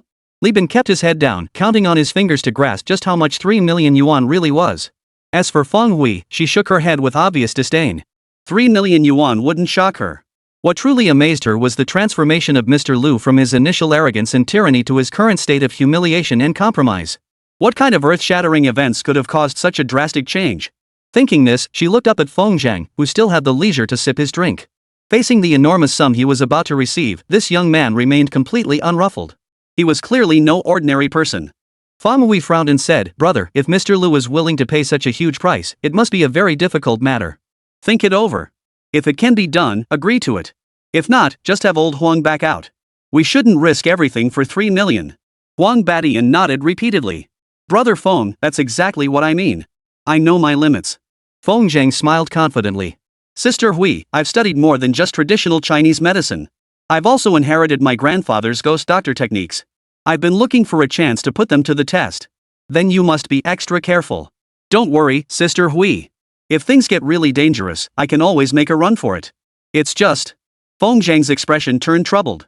That villa is quite complex. I'm not sure I can bring too many people along. Sis Hui, I'll leave Sister Guixiang and Li Bin here. Could you look after them for me? Don't worry about it. Feng Wei teased, once you're gone, I'll take Sister Guixiang shopping at the World Trade Center. With me around, I'll see who dares bully her. The group parted ways inside the hotel, leaving the SUV with Li Bin to drive Chen Guixiang and Feng Wei out. Feng Jingzhe rode in Huang Beishan's Land Rover toward the villa district they'd visited that afternoon. Bro, isn't this car just awesome? It certainly is. Feng Zhang replied earnestly. His own SUV was just an ordinary joint venture model, originally assigned to him as a company vehicle by Jiang. But when Feng Zhang mentioned liking it, Sumei took it upon herself to transfer the car's ownership to him. Neither its exterior nor interior could compare to the Land Rover. The difference between them was worlds apart. If you like it, little brother, once the project wraps up, I'll get you a brand new one. No need for that. Feng Zhang hastily waved his hands in refusal. He didn't even have a driver's license. No matter how nice the car was, it would just be a decoration. Besides, with all this money as capital, Feng Zhang's long-brewing weight loss pill plan could finally be put into action. As they spoke, the Land Rover pulled into the villa, arriving at the very gate from which he'd been expelled earlier that day. Outside stood a dozen burly men, fully armed and looking extremely cautious. To anyone unaware, it would seem like something major had happened. These men were all bodyguards hired by Mr. Lu. He could run, but his wife was still inside. Outsiders didn't know that this wife was the cornerstone of Mr. Lu's rise to his current position. Without the backing of his mother-in-law's family, how could a self-made businessman like him have become a real estate tycoon in just a few short years? Spotting the Land Rover approaching, Mr. Lu hurriedly pushed past his bodyguards to the vehicle. Brother Huang, I've been waiting for you. Lu's gaze darted inside the vehicle. Only after confirming his mistake that she was indeed seated inside did he finally relax. Young man, I was in the wrong this afternoon. I, Lu Fuxing, offer you my sincere apologies. Forget it. Feng Zhang waved his hand dismissively, his expression dark as he stared at the villa shrouded in darkness. Unlike the daytime atmosphere, the darkness enveloping the villa now stood out of place with the night sky. It was denser, more sinister. Feng Zhang stood outside the villa entrance, his face etched with worry, flanked by General Manager Lu and Huang Badian. Spill it. What exactly happened this afternoon? Chapter 19, I could kill you. Ah, don't even mention it. Lu Fuxing sighed heavily, his eyes filled with lingering dread and terror. My wife was relatively normal before. She'd just wander out at night for no reason and start singing opera ancient plays I couldn't understand. At first, I just thought it was strange and didn't pay much attention. But then she started getting scarier and scarier. One night, she woke me up. She was crouched right in front of me, staring at me like I was already dead. That's when I realized something was terribly wrong and started searching everywhere for a doctor. As Lu Fuxing spoke, the hairs on his arms stood on end, clearly shaken to the core. I consulted several doctors, all of whom diagnosed my wife with a mental illness. But they couldn't cure her and suggested I send her to a psychiatric hospital for treatment. I had no choice but to follow the advice of a manager under me and invite Master Bai, who was renowned in Shenzhen, to take a look. After you left that afternoon, Master Bai performed a ritual in the living room. It looked just like something out of a movie. While Master Bai was performing the ritual, my wife suddenly came downstairs from upstairs, her eyes fixed intently on him. I was terrified. I thought nothing could happen in broad daylight, but then my wife let out a blood-curdling scream and started chasing Master Bai around the room, trying to bite him. Master Bai tried every method but couldn't subdue her. With no other choice, I had to call in over a dozen bodyguards to restrain and tie her up. This story sounds like something straight out of folklore. But mountain folk readily accept such mystical tales, better to believe than doubt.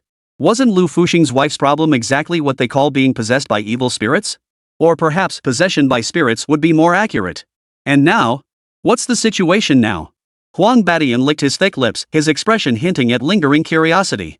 Well, after Master Bai left, things were fine. My wife calmed down while bound. But at night, her eyes started glowing red, and she began struggling violently. We couldn't stay in the villa anymore, so we ran outside and called Master Bai for help. But then, Lu Fuxing gritted his teeth and said that Master Bai is so irresponsible he took my money and just ran off. He said my wife was possessed by a vengeful spirit and beyond saving. Brother Huang, I've run out of options, that's why I'm turning to you, young man. Lu Fuxing's wife was crucial to his future career. He dared not let anything happen to her. No matter the cost, he had to find a way out of this predicament. But with Master Bai having fled, Feng Zhang was his last lifeline. After hearing Lu Fuxing's account, a grave expression settled over Feng Zhang's eyes. According to grandfather's notes, this situation was precisely a case of a fierce ghost possessing someone. The longer the possession lasted, the stronger the ghost's power became, inflicting greater harm on the host's body. Many people fall gravely ill after encountering ghosts. Based on Lu Fuxing's account, his wife had been possessed for at least 4 or 5 days. Such a prolonged period was sufficient to inflict fatal damage on his wife's body. There was no time to dwell on it now. The immediate priority was to find a way to exorcise the vengeful spirit. Brother Huang, you and Mr. Lu wait outside. Whatever happens, don't come in. No problem. Huang Badian patted his chest with a hearty laugh. Brother Feng, you must be careful. If anything happens to you, Sister Hui won't forgive me. Don't worry, I know what's at stake. With that, Feng Zhang strode to the massive iron gate and shoved it open. A bone-chilling cold swept over him, sending a shiver down his spine. His eyes scanned the area, but he saw no sign of Lu Fuxing's wife. She must still be bound and unable to escape. At that moment, Feng Zhang sensed the spiritual energy within his body surge. It instantly coursed through his entire being, forming a stark contrast to the bone-chilling, eerie cold. Through repeated trials, Feng Zhang had come to understand that the spiritual energy within his consciousness would actively overflow to protect his physical body whenever he sensed danger.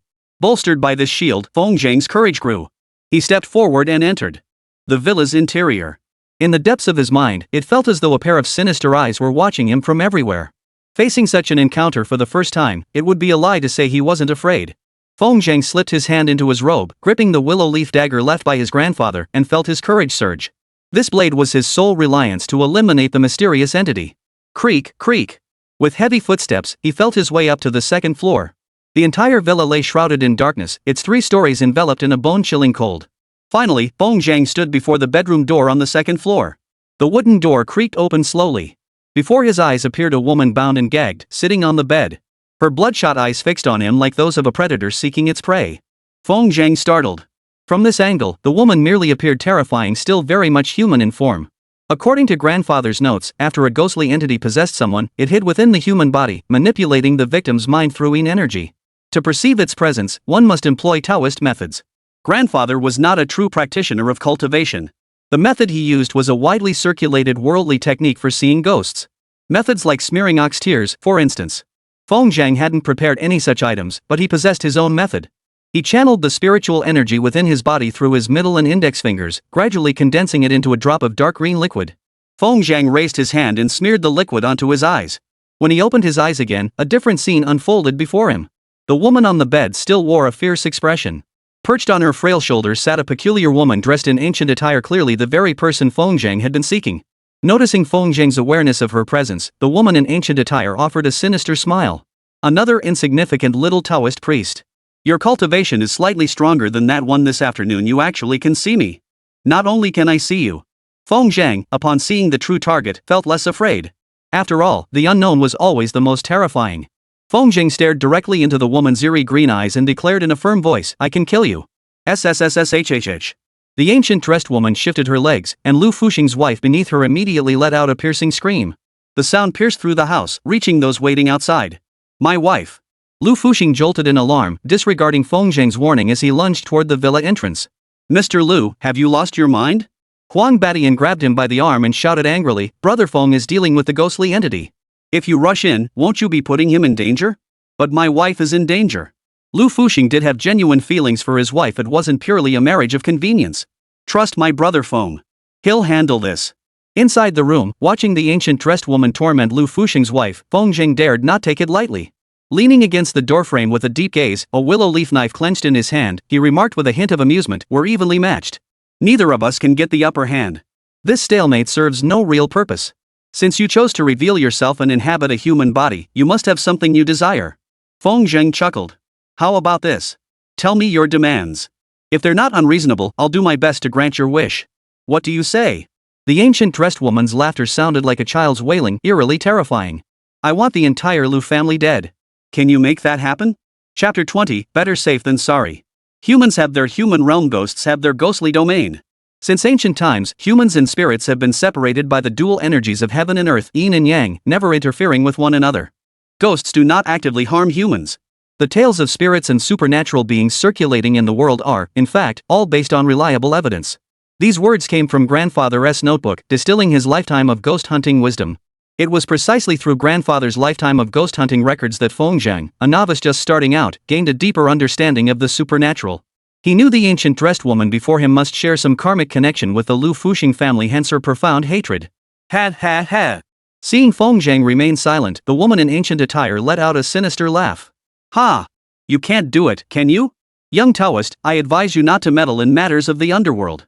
Leave this house at once. Feng Zheng narrowed his eyes slightly but remained motionless. He could tell the woman in ancient attire was merely feigning ferocity, she had no intention of harming him.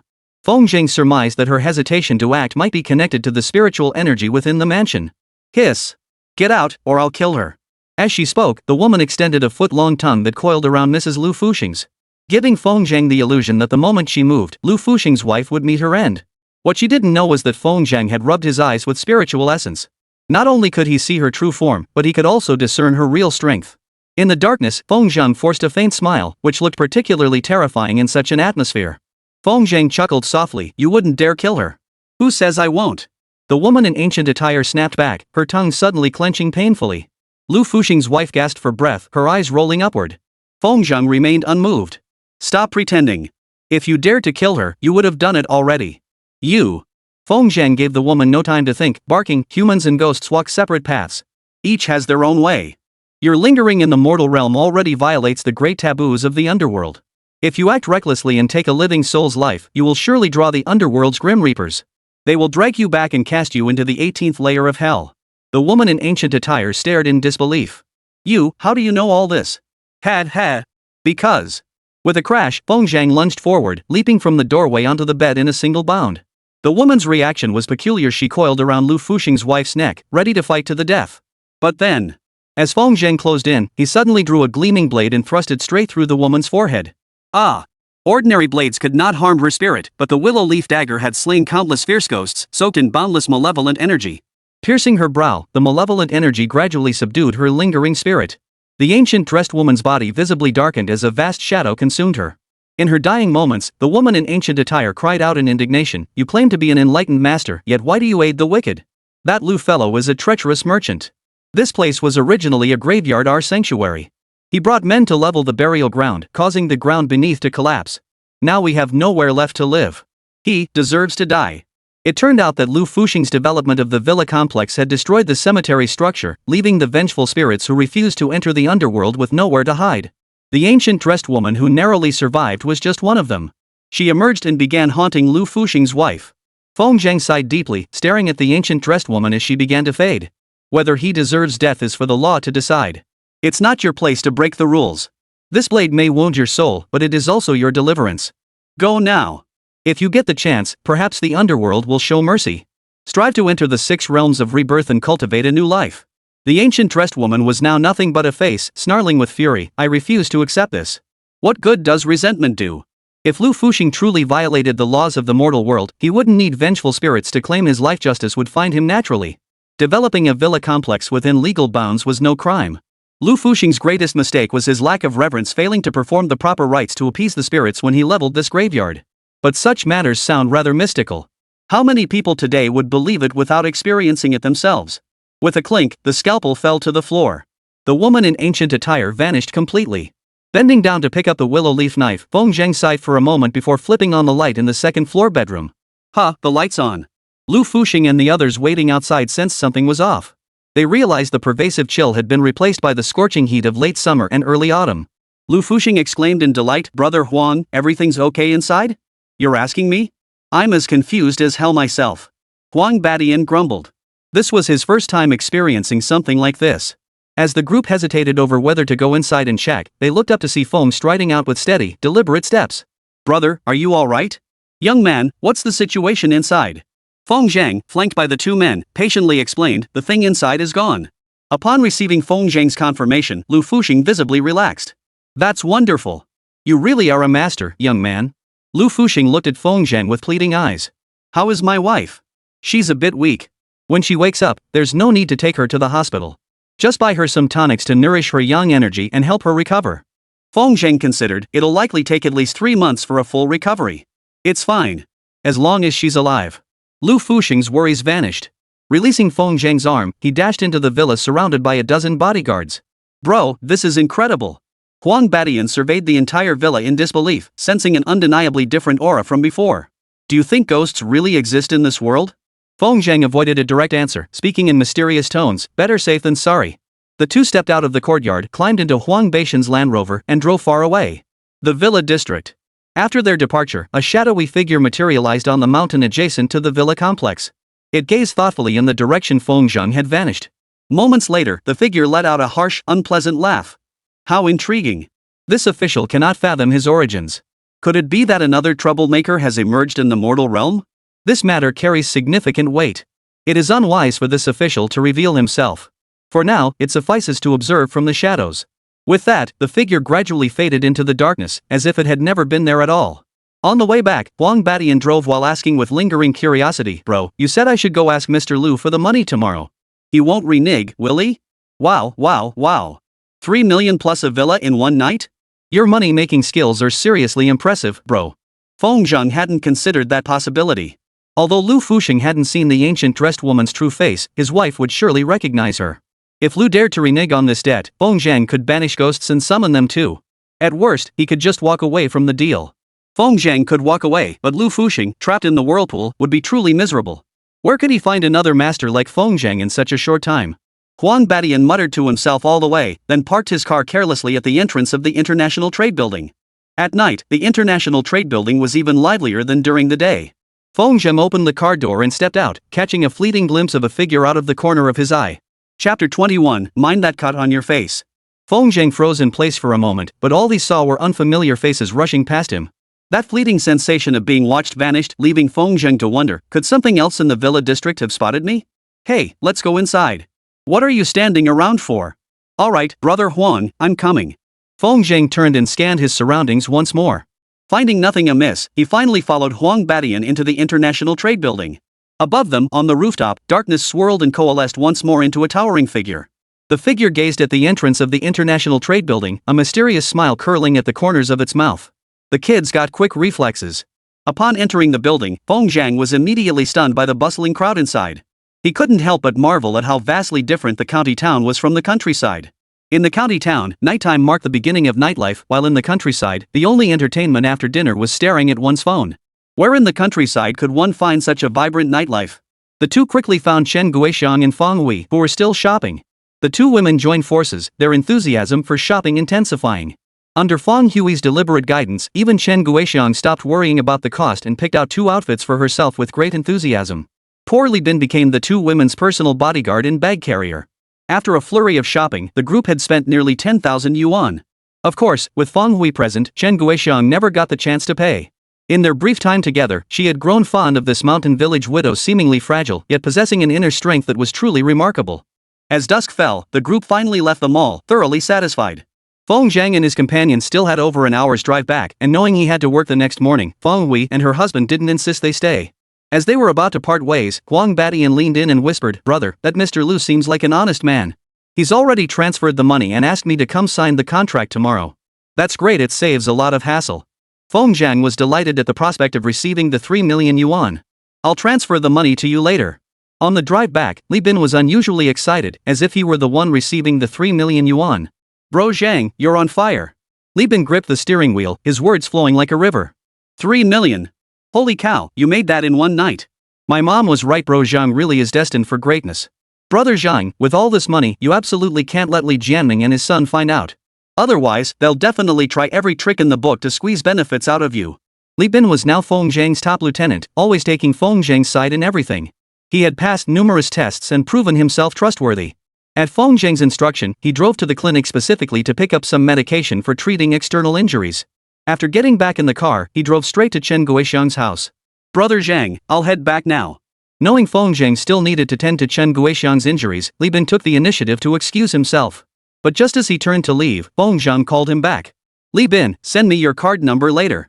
What does Brother Zhang need my card number for? Can't your bank card hold 3 million? Feng Zhang chuckled and said, it really won't fit, so I'm planning to give you 200,000. Haha, after just one trip to the city, Brother Zhang, you've learned to joke around too. Li Bin laughed heartily, slapping the steering wheel. Yet in the silent doorway, his laughter echoed alone. Noticing something amiss, Li Bin snapped his head up, staring at Feng Zhang's stern expression. Holy, Zhang, you're serious? What else? Feng Zhang continued, you've been with me this long without getting anything in return. I can't just let you tag along for free. We all earn together. 200,000 isn't much, but it's just a start. Take this money to Auntie Air. Tell her to save it for your wedding. Feng Zhang patted Li Bin's shoulder and said earnestly, you're different from me. You really need to start thinking about settling down.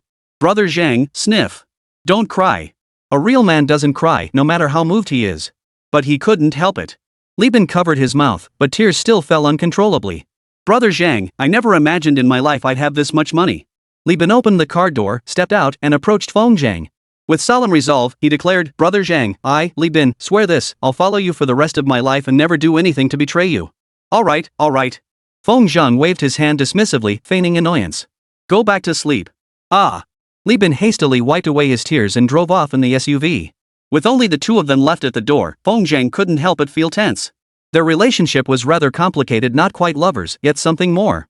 Seeing Chen Guixiang's pitiful state that afternoon had genuinely stirred something within Feng Zhang, making him want to protect this lonely, beautiful widow. Turning around, he saw Chen Guixiang leaning against the doorframe, her scarred face wearing a contented smile. Why did you give him so much money? Chen Guixiang's voice carried a hint of resentment. That was a substantial some 200,000 yuan. Enough to rebuild a small Western-style house. That Feng Zhang, once he made money, he'd spend it recklessly, treating it like it was worthless. Sis Guixiang, are you upset? Put. That's your money, not mine. Why would I feel bad? Feng Zhang could easily read Chen Guixiang's mood. Today, while shopping in town, she'd been genuinely shocked by Feng Hui's generosity. She herself would agonize over buying a few hundred yuan worth of clothes. But Feng Hui? She bought things costing 1,000 or two without even blinking when swiping her card. The gap between rich and poor was just too vast. At the end of the day, Chen Guixiang was just a poor widow from a remote mountain village. In the prime of her youth, how could she not want to dress up and look more beautiful? But she knew her place and wouldn't deliberately try to keep up appearances. Feng Zhang entered the courtyard, casually closing the gate behind him. He pulled out the silver 4-digit card Feng Hui had given him before leaving and pressed it into Chen Guixiang's hand. Sister Guixiang, there's a total of 270,000 yuan here. It's all yours. Chen Guixiang knew where this money came from. It was the price she paid with her body, covered in injuries. In other words, without Feng Hui's intervention, she wouldn't have been able to afford this much even if she'd been beaten to death. Keep it all. You need it more than I do. Chen Guixiang said, her voice trembling with emotion, I have work now, and the herbs from my fields bring in money too. Besides, what use would a widow have for so much money? Take it, Sister Guixiang. Trust me, life will only get better. Feng Zhang couldn't continue. Suddenly, a wave of fragrance swept over him. A supple, delicate body radiated boundless strength, clutching Feng Zhang tightly. In the darkness, Feng Zhang's mouth was covered.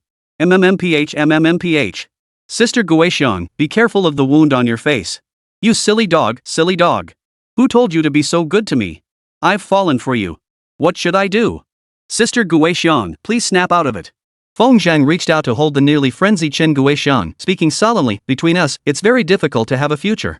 He thought this would scare Chen Guixiang off, but unexpectedly, she didn't hesitate for even a moment before embracing Feng Zhang's body once more.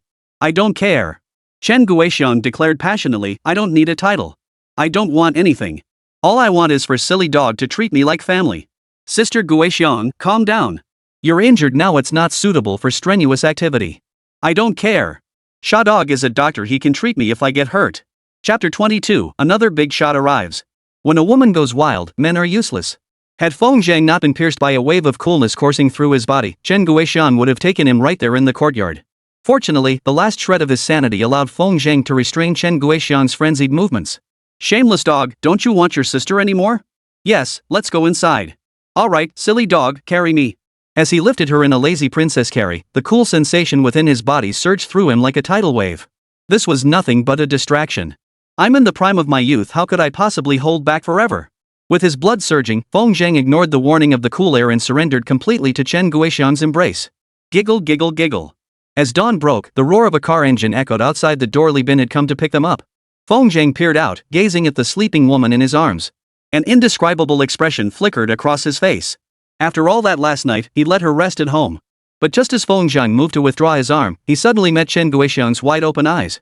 After so many years of living alone, she had always slept very lightly. Only this way could she wake instantly at the slightest sound outside. Chen Guoxiang's eyes brimmed with exhaustion, yet she gazed at Feng Zhang with a satisfied smile. The room instantly blossomed like a garden in bloom, stirring a surge of youthful passion within Feng Zhang once more. But Li Bin was waiting outside.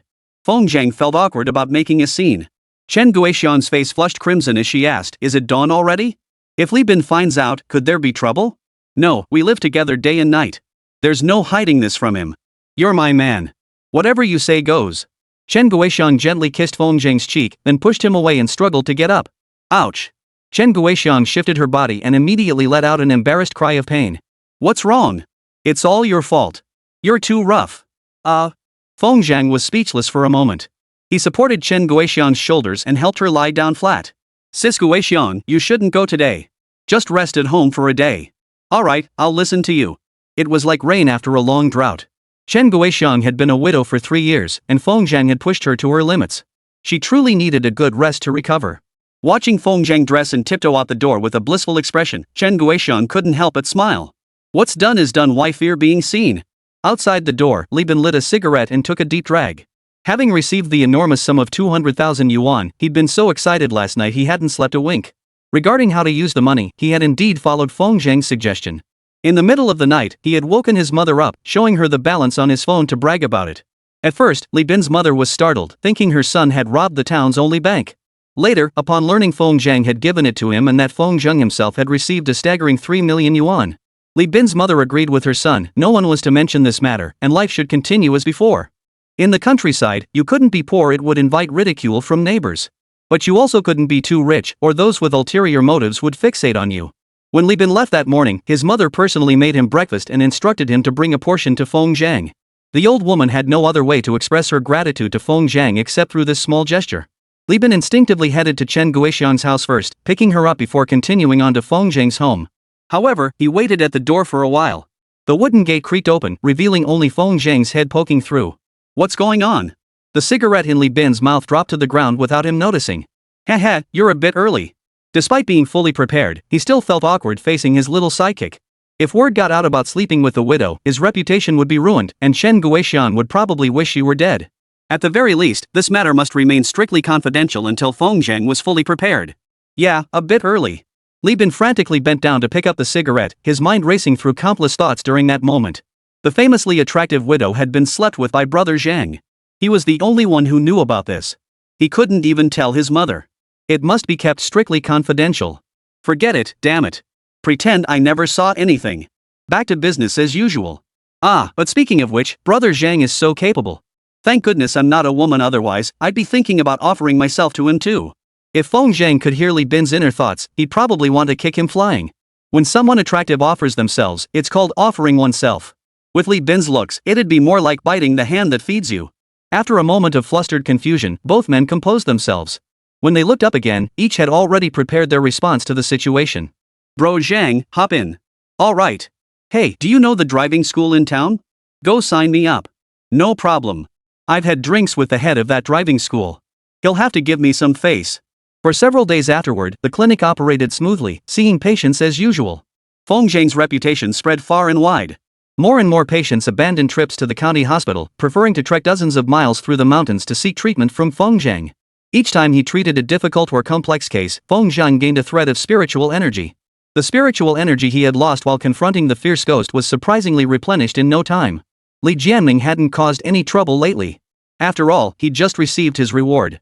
Plus, his son Li Fugan was organizing a fishing competition in the village, and Li Jianming was busy promoting it, leaving him no time to come to Feng Zhang's place to fleece him. After several days of rest and recuperation, Chen Guoxiang's body had fully recovered. Thanks to the medicine Feng Zhang had concocted, not a single scar remained on her face. Nourished and refreshed, she looked radiant in the new clothes Feng Hui had bought her. Even from a distance, the village men drooled at the sight of her. During this time, Feng Zhang's father, Feng Maochun, had also returned home. However, before he could have a proper conversation with Feng Zheng, he left early the next morning, taking Feng Ling with him to the capital. Feng Zheng hadn't been idle either. After dozens, even hundreds of adjustments, his weight loss formula was beginning to show results. However, Feng Zheng sought a formula suitable for the masses, one with notably rapid results. The results he had achieved so far were only marginally better than ordinary weight loss pills on the market. Feng Zheng was not satisfied with this. In his spare time, aside from studying for his driver's license, he devoted himself entirely to refining the weight loss formula. Chen Guoxiang and Li Bin remained unaware of Feng Zheng's pursuits, yet they stood as his staunchest supporters. Even if Feng Zheng claimed he was developing an elixir of immortality, they wouldn't doubt him for a second. Feng Hui and Huang Badian had visited once, bringing a contract for an engineering project and pressuring Feng Zheng to sign a 30-70 profit-sharing clause.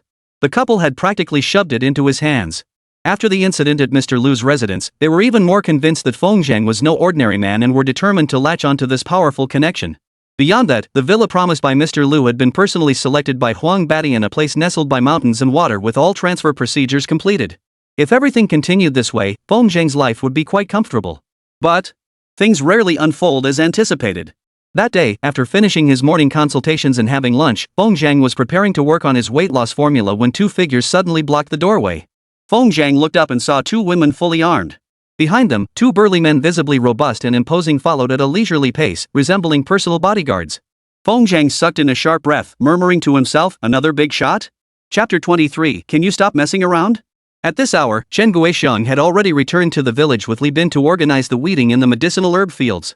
After enriching the soil with the spiritual essence, the medicinal plants grew rapidly, but so did the weeds. With no other choice, Chen Guoxiang had to keep a constant watch. The moment she spotted any weeds sprouting, she'd immediately lead Li Bin and the others to pull them out. Only Feng Zheng remained at the clinic. Fortunately, few patients visited in the afternoon, allowing Feng Zheng to focus entirely on developing the weight loss medication. Seeing someone enter, wrapped so mysteriously, Feng Zheng couldn't help but give them a second look. "Young man." A slightly shorter girl standing beside him called out from a distance, "Are you Dr. Feng?" Patients at the clinic were usually very polite. Even those with critical conditions treated Feng Zheng with respect. But this woman stood at the doorway, looking down on him with an air of superiority that Feng Zheng found offensive. Feng Zheng furrowed his brow, glancing at the bodyguard standing guard at the entrance. Such a big show just to see a doctor? No way. Feng Zheng lifted his eyelids slightly and returned his focus to developing the weight loss medication. "Hey, do you even know how to be polite?" The short girl stormed up to the consultation desk, her overbearing attitude unchanged. "I'm talking to you. Are you deaf?" Annoyed by the commotion, Feng Zheng snapped, "Dr. Feng isn't here. Come back tomorrow." "I thought you were the deaf one." The woman turned away indignantly, muttering, "I told you people from the mountains have no manners." "See? I was right. Let's go to the county hotel. We'll come back tomorrow morning." The taller woman didn't move.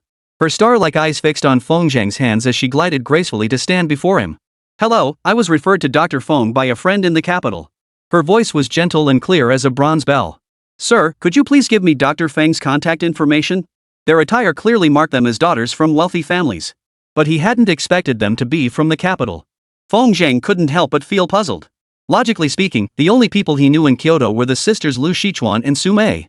If they had referred her, why wouldn't they have provided contact information? Lifting his gaze, he met the woman's deep yet innocent eyes and found himself momentarily stunned. These two qualities coexisted in her without any sense of conflict, but rather felt as though they belonged together perfectly. The phrase "perfectly natural" described her eyes with unparalleled accuracy. After all, she was from the capital, accustomed to grand scenes. Naturally, she didn't flinch under Feng Zheng's gaze. She met Feng Zheng's gaze with calm composure. The shorter woman behind her, witnessing this, hurried over and wedged herself between them. "Xiaofei, what are you spacing out for? Sister Kuei, you really ought to tone down that fiery temper of yours." The woman called Xiaofei pointed at Feng Zheng, her eyes crinkling into crescent moons as she smiled. "Can't you tell that the gentleman before us is none other than the very Dr. Feng we've been searching for?" "He's Dr. Feng? How could that be?" Sister Kuei exclaimed. "That girl said the divine Dr. Feng was a peculiar little old man in his late 50s, warning us to be careful. He's so young he could only be Dr. Feng's grandson at most, right? A 60-year-old man?" Feng Zheng nearly burst out laughing. Such an absurd situation couldn't possibly have been orchestrated by the refined Su Mei. This quirky, mischievous personality actually matched Xiaoyu perfectly. No wonder she didn't give them contact details and made them find her themselves. If they'd called ahead, wouldn't Xiaoyu's lie have been exposed? This woman called Xiaofei possessed truly terrifying observational skills. Guided by false information, she could guess after just a brief exchange of glances that the young man before her was none other than the legendary Dr. Feng himself. A glimpse into the sharpness of her mind. Since his identity had been guessed, and he was a guest introduced by Xiao Yu, Feng Zhang dropped the pretense, clearing his throat and stating, "I am Feng Zhang, though I'm no miracle doctor." "Did you come to see me for medical treatment? You little rascal, Xiao Yu." Sister Kuei gritted her teeth and muttered under her breath, "That girl is getting more and more mischievous. When we get back, I'll definitely report her to President Ouyang and make sure she dares to fool people again." So Xiao Yu's full surname was Ouyang. Feng Zhang began to piece things together. The relationship between Sister Kuei and Xiao Yu might not be as close as she claimed with this Mr. Ouyang. It was through Ouyang that she'd obtained Feng Zhang's information from Xiao Yu. It seemed the relationship between Xiao Yu and these two women was quite complex, probably more than just a prank. Who would have thought the doctor who cured Sumei's chronic illness was so young? Xiao Fei's eyes sparkled with amusement. Even with most of her face hidden by a mask, her charm shone through. "You flatter me." Feng Zhang waved his hand, gesturing for Xiao Fei to take a seat. "Let's begin the consultation." Xiao Fei complied and sat down, but Sister Kuei stared at Feng Zhang warily. "What's a consultation? What a troublemaker." Feng Zhang shook his head helplessly and explained, "Traditional Chinese medicine emphasizes observation, auscultation, inquiry, and palpation. The inquiry part naturally refers to asking the patient about their condition." "Sounds pretty mystical." Sister Kuei casually blocked Xiao Fei. "Ask me anything, I know her illness better than she does." "Sister Kuei." Xiao Fei called out with a hint of resentment, "Could you please stop messing around? This isn't messing around, it's protecting you, you understand?" Sister Kuei said solemnly, "Don't you know your own standing? Countless people want a taste of your charm. All these years, if I hadn't been the first line of defense for you, you wouldn't know how much trouble you'd have gotten into. This is a remote backwater after all. What if he takes advantage of you during the consultation?" Xiao Fei's eyes welled up with tears as she said emotionally, "I know you care about me, Sister Kuei, but he's a doctor. He even cured Sumei. Sister Kuei, we have no choice but to trust him now, don't we?" Xiao Fei's gaze softened slightly, shifting from resolute opposition to a look of conflicted uncertainty. He really is a big shot, after all. Feng Zhang sighed inwardly. But being a big shot didn't mean one could indulge in baseless suspicion. Sister Kuei's actions had already displeased him greatly. The consequence was that before Sister Kuei could make a decision, Feng Zhang stood up first and ushered them out. "You two, I have matters to attend to. Discuss this among yourselves first." What? Was he actually kicking them out? Sister Kuei and Xiao Fei both looked startled, exchanging flustered glances. How dare he? Disturbed by the two women, Feng Zhang lost interest in developing weight loss pills at the clinic. He decided to return to the village to help with weeding, then head over to Sister Guixiang's place that night. Well, that would be quite the adventure. Stepping away from the examination table, he saw the two women still standing there and couldn't help but urge them on. "Ladies, please?" Fine, we'll leave. If you won't treat us, we don't want to be treated anyway." Sister Kuei, provoked by Feng Zhang, was suddenly overcome with rage. "Sister Kuei, you." Xiao Fei tried to stop her, but Sister Kuei had already dragged her toward the exit. Before they could step over the threshold, a SUV roared toward them, barreling straight for the clinic's entrance. "Watch out." Seeing the impending danger, Feng Zhang quickly reached out and grabbed the two women in front of him, pulling them forcefully behind him. At the same moment, the two bodyguards outside stepped in front of the vehicle. "What are you doing?" Chapter 24, Take care of these two beauties for me. The two women had never faced such a dangerous situation before. Each was terrified, their faces drained of color, bodies trembling. One of the bodyguards rushed to the passenger door, yanked it open, and dragged the greasy-haired, powdered-faced man out. Thud! A sharp crack echoed as the man was tossed onto the ground. Feng Zhang stared intently at Li Bin in the passenger seat, utterly baffled. How could this man be driving the mobile mansion he cherished like his own life? Brother Zhang. Li Bin's face drained of color, his mind in turmoil. After getting out of the car, he first greeted Feng Zhang, then crouched down to help the man who had been thrown to the ground. "Cousin, are you okay?" "Damn it, I'm dead." As the greasy-haired, powdered-faced man was helped up, Feng Zhang finally recognized him. The man before him, sporting a sleek, shiny pompadour and dressed in a trendy little suit, was none other than Li Jianming's son, Li Fugan. Having studied away at university for over 3 years, he rarely returned to the village. For a moment, Feng Zhang hadn't recognized him. Fugan, are you okay?" Another girl, dressed lightly and wearing heavy makeup, rushed out of the car. And a phone in her hand. As she walked, she spoke into the phone. "Family in the live stream, we've had a car accident. Wah, I'm so scared. Baby needs to check on the accident situation and won't be able to keep you company for now. Bye, everyone." After ending the live stream, the girl rushed to Li Fugan's side, frantically checking his condition. Seeing he was unharmed, she turned angrily toward the bodyguard behind her and yelled, "What the hell were you thinking? If you hurt Brother Fugan, I'll never let you off the hook." Mark my words, I'm a popular streamer with 200,000 followers. Believe me or not, I'll expose you and let netizens tear you apart online. Sister Kuei, finally recovering from the shock inside the room, stepped forward, sneering contemptuously. 200,000 followers? That's really terrifying. Who do you think you are? How dare you look down on my 200,000 followers? As she spoke, the woman pulled out her phone and aimed the camera at Sister Kuei. Clearly, she intended to record the scene. If things turned against her, she could post the footage online. This streamer was a master at flipping the script, playing the victim to win her fans' sympathy. Take earlier when they got out of the car, there hadn't been any real accident, but after her few words of guidance, her fans probably still didn't know what kind of tragic drama had unfolded. I didn't mean to look down on your fans. I just find it regrettable that they follow a streamer with your character. Sister Kuei understood the gravity of the situation and spoke with impeccable precision. Recording me is fine, but if you dare to maliciously edit it, I'll sue you until you're bankrupt. Sister Kuei's words carried an air of authority, and her attire and accessories clearly marked her as someone not from the mountains. The influencer froze, realizing she was dealing with someone she couldn't afford to cross. His face drained of color as he retracted his phone and leaned back against Li Fugen. Fugen, didn't you say that once we reached Santu village, we'd be on your turf? Look at these people, they actually dare to bully me. Li Fugen, who had been drooling over Xiao Fei behind Sister Kuei, snapped back to reality at her words. He flashed a confident smile and said gently, thankfully, none of us got hurt. Let's just let this go. Are you two ladies from Qingping town? You look unfamiliar. Poof. Sister Kuei rolled her eyes and shifted her body to shield Xiao Fei. She wasn't sure about Feng Zheng's character, but this greasy-haired, powdered-faced Li Fugen was definitely a creep. Receiving no response, Li Fugen felt a bit awkward. His eyes darted around before settling on Feng Zheng. He grinned. Big dog, never would have guessed. Haven't seen you in over 3 years, and now you're a doctor? You're doing great, kid. No wonder my dad keeps raving about you on the phone. Ha ha. Feng Zheng pulled up the corners of his mouth in a smile.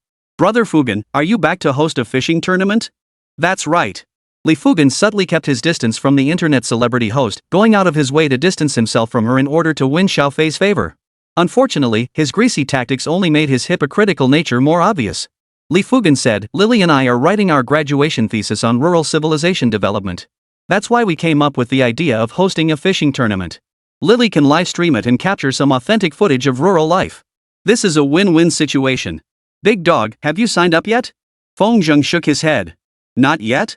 Sign up quickly. Li Fugen slung his arm around Feng Zheng's shoulder, feigning enthusiasm. This is a major initiative for mountain village civilization. The more participants, the better. Oh, and ladies, this fishing tournament has no restrictions. Anyone who knows how to fish can join. I hereby extend a formal invitation to both of you to join the tournament and experience the scenic beauty of Santu village. The fishing tournament invitation was just a pretext. Getting closer to Xiao Fei was his real goal. His sleazy behavior was obvious to anyone with eyes. Sister Kuei snorted coldly, humph, no thanks. Not interested. Li Fugen froze on the spot. He finally understood, to get close to Xiao Fei, he'd have to win over this formidable Sister Kuei first. Big dog, this is your patient, right? You talk some sense into him for me. Li Fugen turned to Feng Zheng with his plan. If two beauties join the competition, the fishing tournament will be more lively and attract more fans. Sorry, Brother Fugen. Feng Zheng shook his head. I don't know these two either. I can't help you invite them. Oh, that's too bad. Li Fugen said reluctantly, actually, my fishing skills are master level. I could personally teach those two beauties. Why don't you reconsider? It seemed Li Fugen's persistent invitation would ultimately come to nothing. But unexpectedly, Xiao Fei pulled back Sister Kuei, who was about to refuse, gave Feng Zheng a meaningful look, and said softly, thank you for the invitation. Sister Kuei and I will definitely attend. Wonderful. Li Fugen perked up instantly and hurriedly added, the fishing competition is right here on Wind. Oh, Wind's End, the day before Mid-Autumn Festival. Where do you two ladies live? I'll drive over to pick you up then. No need. Xiao Fei declined, we have our own car and will drive over ourselves. Ah, great. Li Fugen was overjoyed to receive their confirmation.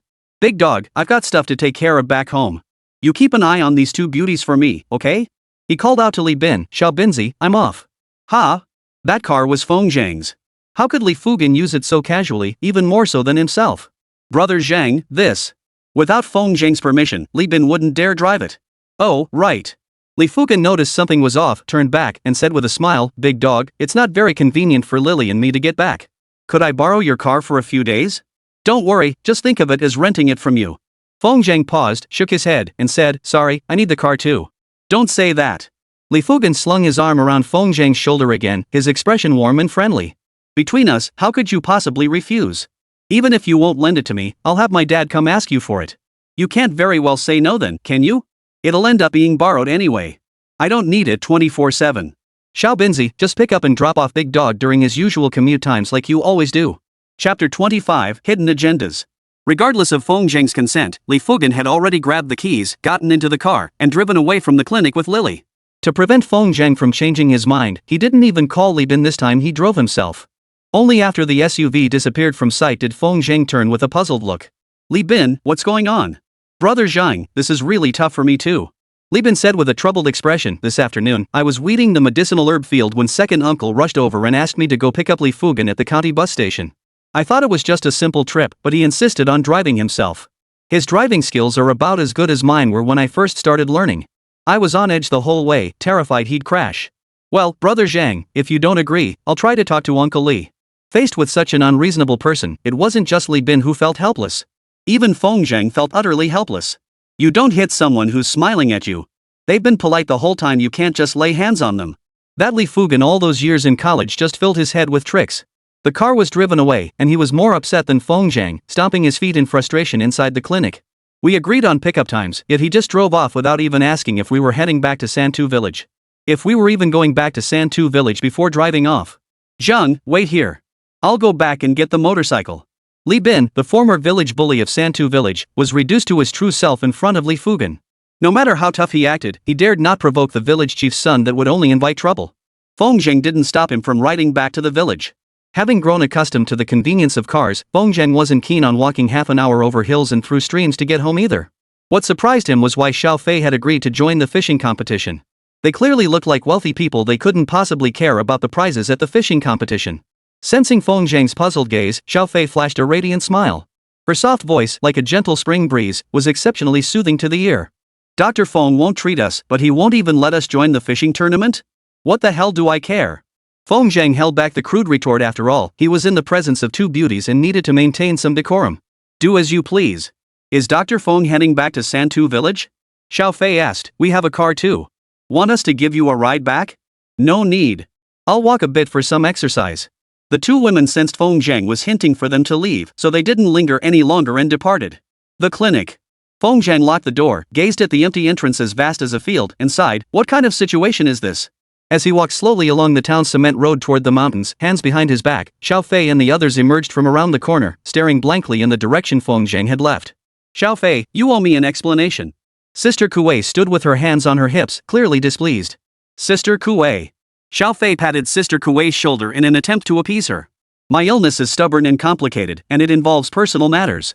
While Dr. Feng's medical skills are undoubtedly exceptional, we need to observe his character. If his character is questionable, I wouldn't dare let him treat me. Sister Kuei's furious gaze softened. You're right. With your reputation, if outsiders found out you were seeing him, it would cause a huge uproar. So, you entered the fishing tournament to spend more time with Feng Zheng?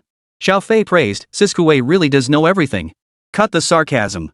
How dare you bypass me and agree to the fishing tournament without consulting me? Keep this up, and I'll quit being your agent. Sister Kuei retorted indignantly. Whoever wants to be my agent can have it. That won't do. Xiao Fei wrapped her arm around Sister Kuei. Without Sister Kuei, I wouldn't have the fame I have now. You worked so hard to make me famous, you can't just walk away now. I don't care. You're responsible for me for life. Sister Kuei chuckled at Xiao Fei's teasing and playfully tapped her smooth forehead. Meeting you, you little devil, was the worst luck I ever had. Yes, I'm the little demon, and Sister Kuei is the big demon. Happy now? Xiao Fei gazed at the luxury car parked in a secluded spot and mused. Sis Kuei, once we get back to the county, let's buy a regular car. No problem. I agree, it's too flashy to drive something like this in this backwater. Let's go back to the county seat first. On the road to Santu village, a black SUV lurched along. If Li Bin saw it, he'd probably wet himself in fright. This vehicle was his pride and joy. Even the slightest scratch would make him wince in agony. The driver, Li Fugan, was a novice, and worse, he wasn't paying attention. If you accidentally hit the cliff beside you, you'd be fine, but the car would be toast. Inside the car, Li Fugan drove with one hand while flashing a V sign on his chin. Lily, he asked, am I handsome? Handsome my ass. Lily snapped back irritably. I asked you, why did you invite those two women at the clinic just now? I knew you'd ask that. Li Fugan affectionately pinched Lily's chin, his fingers instantly turning white from the thick foundation. The real purpose of organizing this fishing tournament is to attract more fan attention through events in the mountain village, right? You've been a streamer for so long, you must know that more fans mean faster money. What's entertaining about watching a bunch of rough mountain men fish? Adding two beauties will make the tournament way more exciting. Lily, you're actually questioning my well-intentioned plan? It turned out that after the two had collaborated to boost their follower count through short videos and reached a certain milestone, they had embarked on their live streaming journey. But after a while, their live streams remained lukewarm, with their follower count hovering stubbornly around 200,000. To put it in official terms, their live streaming career had hit a bottleneck. Li Fugan noticed online that some streamers were hosting fishing tournaments and reaping huge profits. This sparked an idea. His hometown, Santu village, with its picturesque mountains and clear waters, would be the perfect location for a fishing tournament. Crucially, the villagers knew nothing about live streaming. The rewards they earned wouldn't need to be split, they'd only have to offer some insignificant prizes. After hearing Li Fugan's explanation, Lily remained skeptical. Don't even think about using the fishing tournament to flirt with those two women, she warned. If you do, I'll expose you. I wouldn't dare. Li Fugan chuckled. Those two are just common beauties. How could they compare to my treasure? Don't you know me by now? I'd give you my heart if I could. Blah blah blah.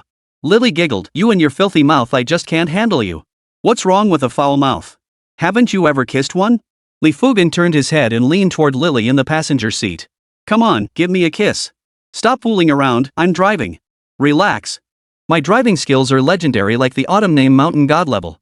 Before he could finish, a sudden crash echoed.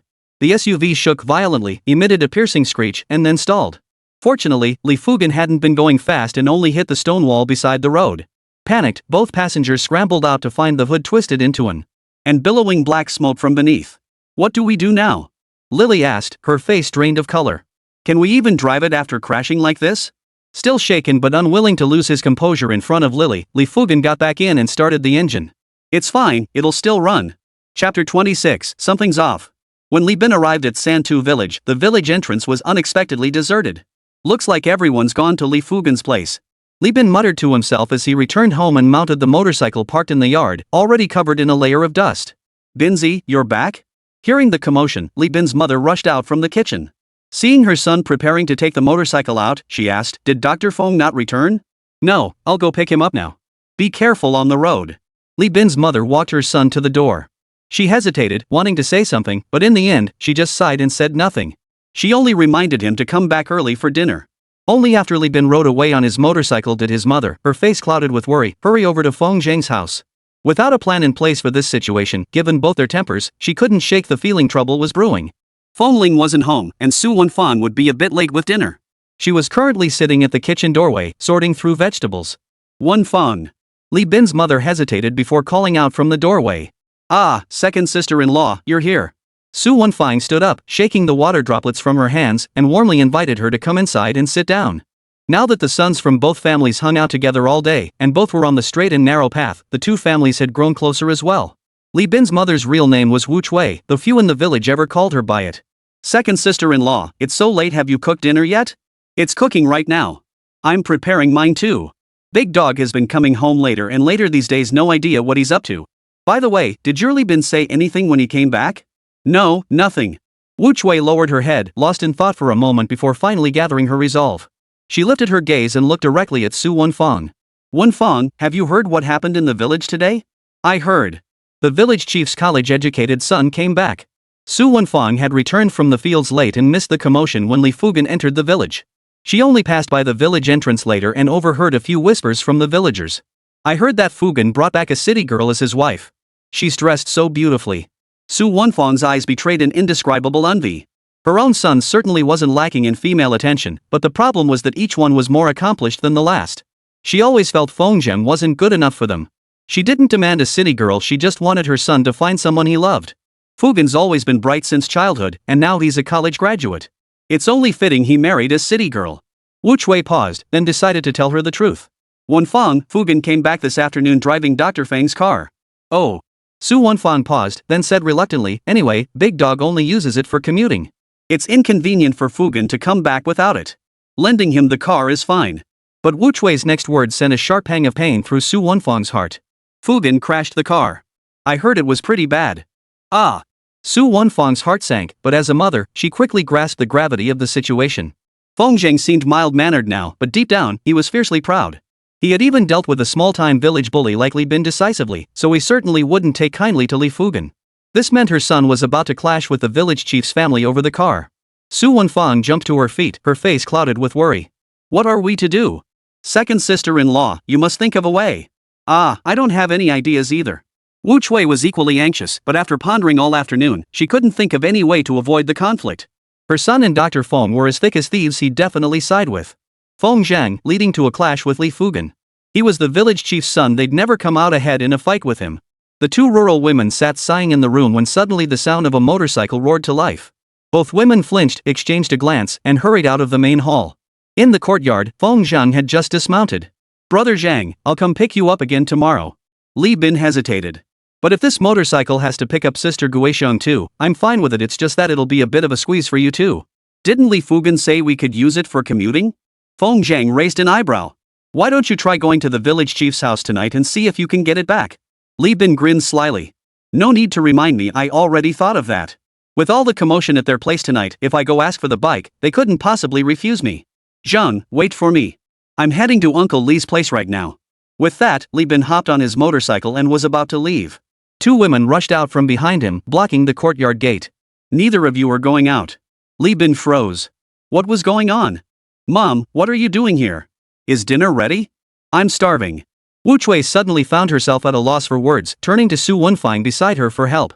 Xiaobin, don't go out tonight. Stay for dinner at home. Su Wenfang had a plan in mind. She'd use dinner as an excuse to keep the two hotheads put for now. Even if they did go to the village chief's house to demand an explanation, they couldn't do it while he was hosting a grand banquet. It would be a major embarrassment, and the village chief's family would surely clash with the two of them. Both mothers shared the same stance, better to wait. That's right, Xiaobin. Our two families have never even gathered together before. Wu Chui followed Su Wenfang's lead, adding, you're on the right path now thanks to Dr. Feng guiding you. We really need to thank him properly. Li Bin scratched his head, feeling a bit confused. Mom, if we're thanking Jinga's family, shouldn't our family be the ones hosting? Su Wenfang smiled. It doesn't matter who hosts. We're all family. Stop standing around in the yard. You two brothers go inside and rest. Auntie Wenfang and I will prepare dinner. Back in the main hall, Li Bin glanced at Feng Zhang, who remained silent, and whispered, Brother Zhang, should I go fetch Sister Guixiong? Don't meddle. Feng Zhang replied meaningfully, I can't shake the feeling they're hiding something from us. Yeah, something feels off too. The two women's behavior was especially strange, it was so late and they still hadn't started cooking dinner this late, clearly unprepared and only deciding at the last minute to keep them. Li Bin knew this all too well. Back when he'd go out to cause trouble, his mother would always find ways to tie him down. But now that he was hanging with Feng Zhang, why would he go stirring up trouble? Oh no! Li Bin slapped his forehead, his expression shifting slightly. Brother Zhang, this can't be related to Li Fugan, can it? That's what I'm thinking too. Li Bin pulled out his phone. I'll call Xiao Shan to check on the situation. Otherwise, I won't be able to eat a bite. The two women were so preoccupied with keeping their sons that they completely overlooked the current state of the world and the advanced technology of mobile phones. They could keep their bodies here, but not their hearts. Li Bin clutched his phone, his expression darkening until mist gathered in his eyes. What's going on? Zhang, our car Li Fugan crashed into it. Feng Zhang's anger flared instantly. He didn't care about the car, but Li Bin had always treated it like a precious treasure. Even a few accidental fingerprints would send Li Bin clutching a rag in heartfelt distress for ages. Now it was completely wrecked. Let's go to Li Jianming's place. Feng Zhang gritted his teeth. I've had it with that father and son for ages. Let's settle this once and for all. All right. Li Bin walked to the doorway and spotted Su Wenfang's hoe leaning against the wall. He picked it up and slung it over his shoulder. This wasn't about talking things out, he was clearly going in with a fight on his mind. But before they even reached the doorway, two hurried figures blocked their path. No one leaves today. Chapter 27, Money shouldn't be wasted. A man may not shed tears lightly, but only when he hasn't reached the depths of sorrow. Seeing his mother blocking the doorway, tears welled up in Li Bin's eyes despite his best efforts to hold them back. Mom, you know how important that car is to me. Li Bin sniffed defiantly. No one is stopping me today. I refuse to believe Li Jianming and his son would dare kill me. My son. Wu Chui had witnessed her son's transformation firsthand, from a despised street thug to a devoted son, presenting her with a bank card holding 200,000 yuan. How could she not understand her son's feelings? But the village chief's family ruled Santao village like gods. They were merely distant relatives sharing the same great-grandfather. If Li Bin made a scene, it would surely provoke an attack from Li Jianming's faction. Even if they were in the right, it wouldn't work. Wu Chui wasn't as quick-witted as Su Wenfang. Seeing Feng Zhang standing silently behind her, she shouted, Feng big dog, you go back. Feng Zhang's body trembled involuntarily. From childhood onward, he dreaded hearing his mother call him by those 3 words. It meant she was truly furious.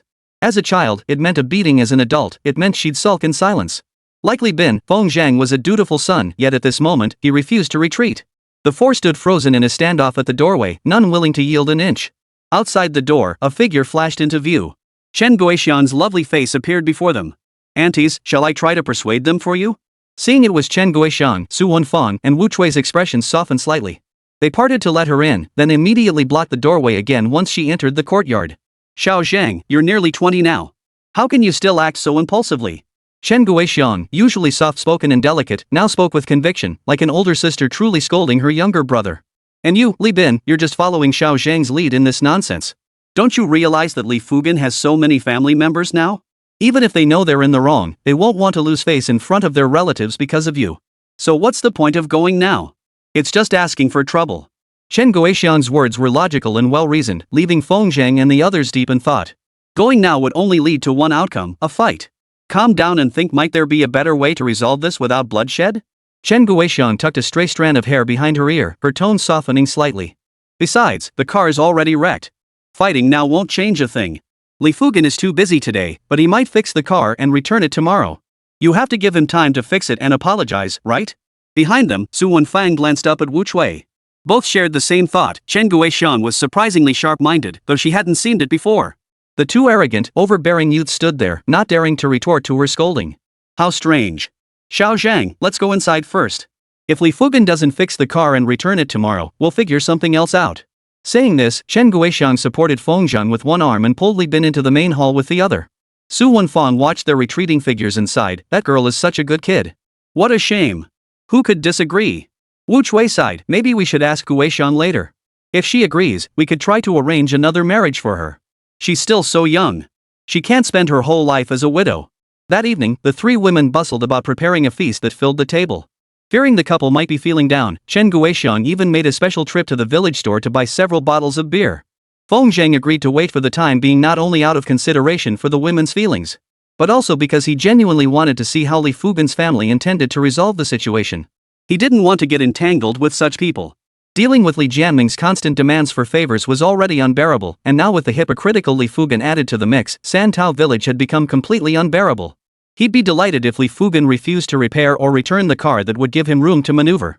Li Bin, however, remained sullen throughout the meal and drinking session. Clearly, he couldn't get past this hurdle. To divert their attention, Su Wenfang casually asked during dinner. "Xiao Zhang, now that your father's back, why don't we discuss building that house?" It turned out Feng Ling hadn't taken the 200,000 yuan after all. She had only taken the little savings Su Wenfang had given her, just over 10,000 yuan, and combined it with the 10 to 20,000 her father had brought back from his migrant work. This covered this semester's tuition and left a few thousand yuan for living expenses. For Feng Ling, scrimping and saving while working part-time was her contribution to the household. Only with that 200,000 yuan in hand did Su Wenfang dare to bring up the idea of building a house. Hearing this, Wu Chui also set down her chopsticks in strong agreement. "Yes, Xiao Bin, you're no longer a child. Why don't our 2 families pool our resources and build the house together?" Feng Zhang naturally nodded in agreement. Whether they got married or not, the house needed renovating. But now that he had money in hand, he wasn't content to spend 200,000 yuan on a simple bungalow. He wants to expand his homestead and build a house similar to the villas in the county seat. Feng Zhang had inquired about it. Building such a villa, including renovations, would only cost around 5 or 60,000 yuan. As for Li Bin, he was simply reluctant to spend the entire 200,000 yuan on the house. The 2 aunts are absolutely right. Chen Guoxian absent-mindedly picked up a piece of vegetable, chewing as she spoke. Since Zhang and Bin don't plan to continue their studies, they really should start considering marriage. No matter how successful they become, it won't be the same without someone at home who truly cares and looks after things. Hearing this, Li Bin couldn't help but glance at Feng Zhang, whose opinion mattered most to him. As long as he agreed to build the house, Li Bin would wholeheartedly support it. Feng Zhang calmly finished a sip of tea, set down his chopsticks, and said solemnly, "We will build the house, but Mom, you don't need to worry about it. I'll contact the county construction team to help with it." "But how much will that cost?" Su Wenfang thought they could wait for Feng Maochen to return, then enlist a few villagers to help. It might take a year or 2, but they could build the house slowly and steadily. If they hired the county construction team entirely, the design alone would cost a lot of money. "Auntie." Chen Guoxian narrowed her bright, watery eyes and smiled. "Don't worry about it. Xiao Zhang has plenty of money now. But that doesn't mean he should waste it. Wenfang, I think you should listen to Xiao Zhang," Wu Chui chimed in. He's doing so well now. He should have a say in the family home too. Xiao Bin, you should follow Xiao Zhang's lead and learn from him, understand? Li Bin hung his head in frustration. What exactly was there to learn? Not only is his medical skill astonishing, but he can also catch ghosts. His greatest role was following Feng Zheng ate meat while he sipped soup. That was good enough. Last time they went to the county seat, they split 20,000 yuan. If he'd gone out to work elsewhere, who knows how many years it would have taken to save that much money. The house building plan was settled for now. Feng Zhang had already made up his mind, he'd ask Huang Badian to handle it and have Li Bin's house built alongside his own. The only regret was that he couldn't do much to help Chen Guixiang right now. Otherwise, if he could rebuild Chen Guixiang's house into a spacious villa too, Feng Zhang would never have to worry about housing again. With the housing issue resolved, the two elderly women's attention turned to Chen Guixiang. Wu Chui tentatively asked, Guixiang, you've been a widow for so many years now. You've done your duty to the Li family. Have you considered remarrying? I know someone in town whose family is quite well off. If you agree, I'll arrange for you to meet in the next couple of days. Chapter 28, Long illness makes a good doctor. But Li Bin, who had been silently drinking, suddenly couldn't hold it in and choked on a mouthful of beer. What the hell? Whoa! Feng Zheng delivered a swift kick to Li Bin's calf without a flicker of emotion. Realizing he'd overstepped, Li Bin immediately sat up straight, eyes fixed straight ahead. Chen Guixiang, sitting across from him, remained expressionless. She glanced at Feng Zheng with a look that seemed both deliberate and casual before lowering her head, her face flushing slightly. Thank you for your concern, Auntie. But now with Xiao Zhang's help, we've planted medicinal herbs in the fields. I'm actually quite content this way and have no immediate plans to remarry. Su Wenfan lectured earnestly, marriage is a serious matter, and a woman can't afford to wait. You're still quite attractive. Even as a divorcee, you could find a good match. If you wait a few more years, it'll be much harder to find someone once you're older. Chen Guixiang shook her head firmly. I understand what you mean, Auntie, but I know what I'm doing. Seeing they couldn't persuade her, the two women sighed and gave up. To keep their two sons from running off to cause trouble, the three women deliberately chatted about this and that, dragging the meal out until late. As night deepened, Li Bin's mood gradually calmed. Just one more day. If the car wasn't repaired and returned by tomorrow, even if Feng Zheng could keep his cool, Li Bin would gather a few brothers to confront Li Fugan and demand an explanation. After enduring the long wait, Li Bin finally rode Feng Zheng to the clinic on his motorcycle the next day, then returned to the village to await news. Knowing the motorcycle couldn't carry so many people, Chen Guixiang simply stayed in the medicinal herb field weeding the next day. With Feng Zheng alone at the clinic, he was indeed overwhelmed. Especially after seeing patients, Feng Zheng had to run over to the medicine shelves to help sell drugs. After over an hour of running back and forth, Feng Zheng felt quite exhausted. Unlike the previous Dr. Zhang, he sold medicine purely to help the villagers, not for profit. Naturally, his enthusiasm wasn't as high as Dr. Sang's had been. Around 9 o'clock, the roar of an engine reached his ears outside. Feng Zheng assumed Li Bin had come to reclaim his car. But upon closer look, he realized it was a car identical to his own, so new it hadn't even been registered yet, parked at the clinic entrance. Feng Zheng froze. No way. Is Li Fugan so loaded he's compensating with a brand new car? The door opened, and two women in full protective gear stepped out. Only then did Feng Zheng realize. He'd misunderstood. Weren't these the same Sister Kuei and Xiao Fei from yesterday? Yesterday, Feng Zheng had been so furious at Sister Kuei's constant questioning that he had refused a patient's request for treatment for the first time. With Li Fugan's resentment still fresh, he had made up his mind, unless Sister Kuei apologized, he wouldn't treat her. Doctors have tempers too. After the two women entered the room, Sister Kuei, walking ahead, narrowed her eyes and called out.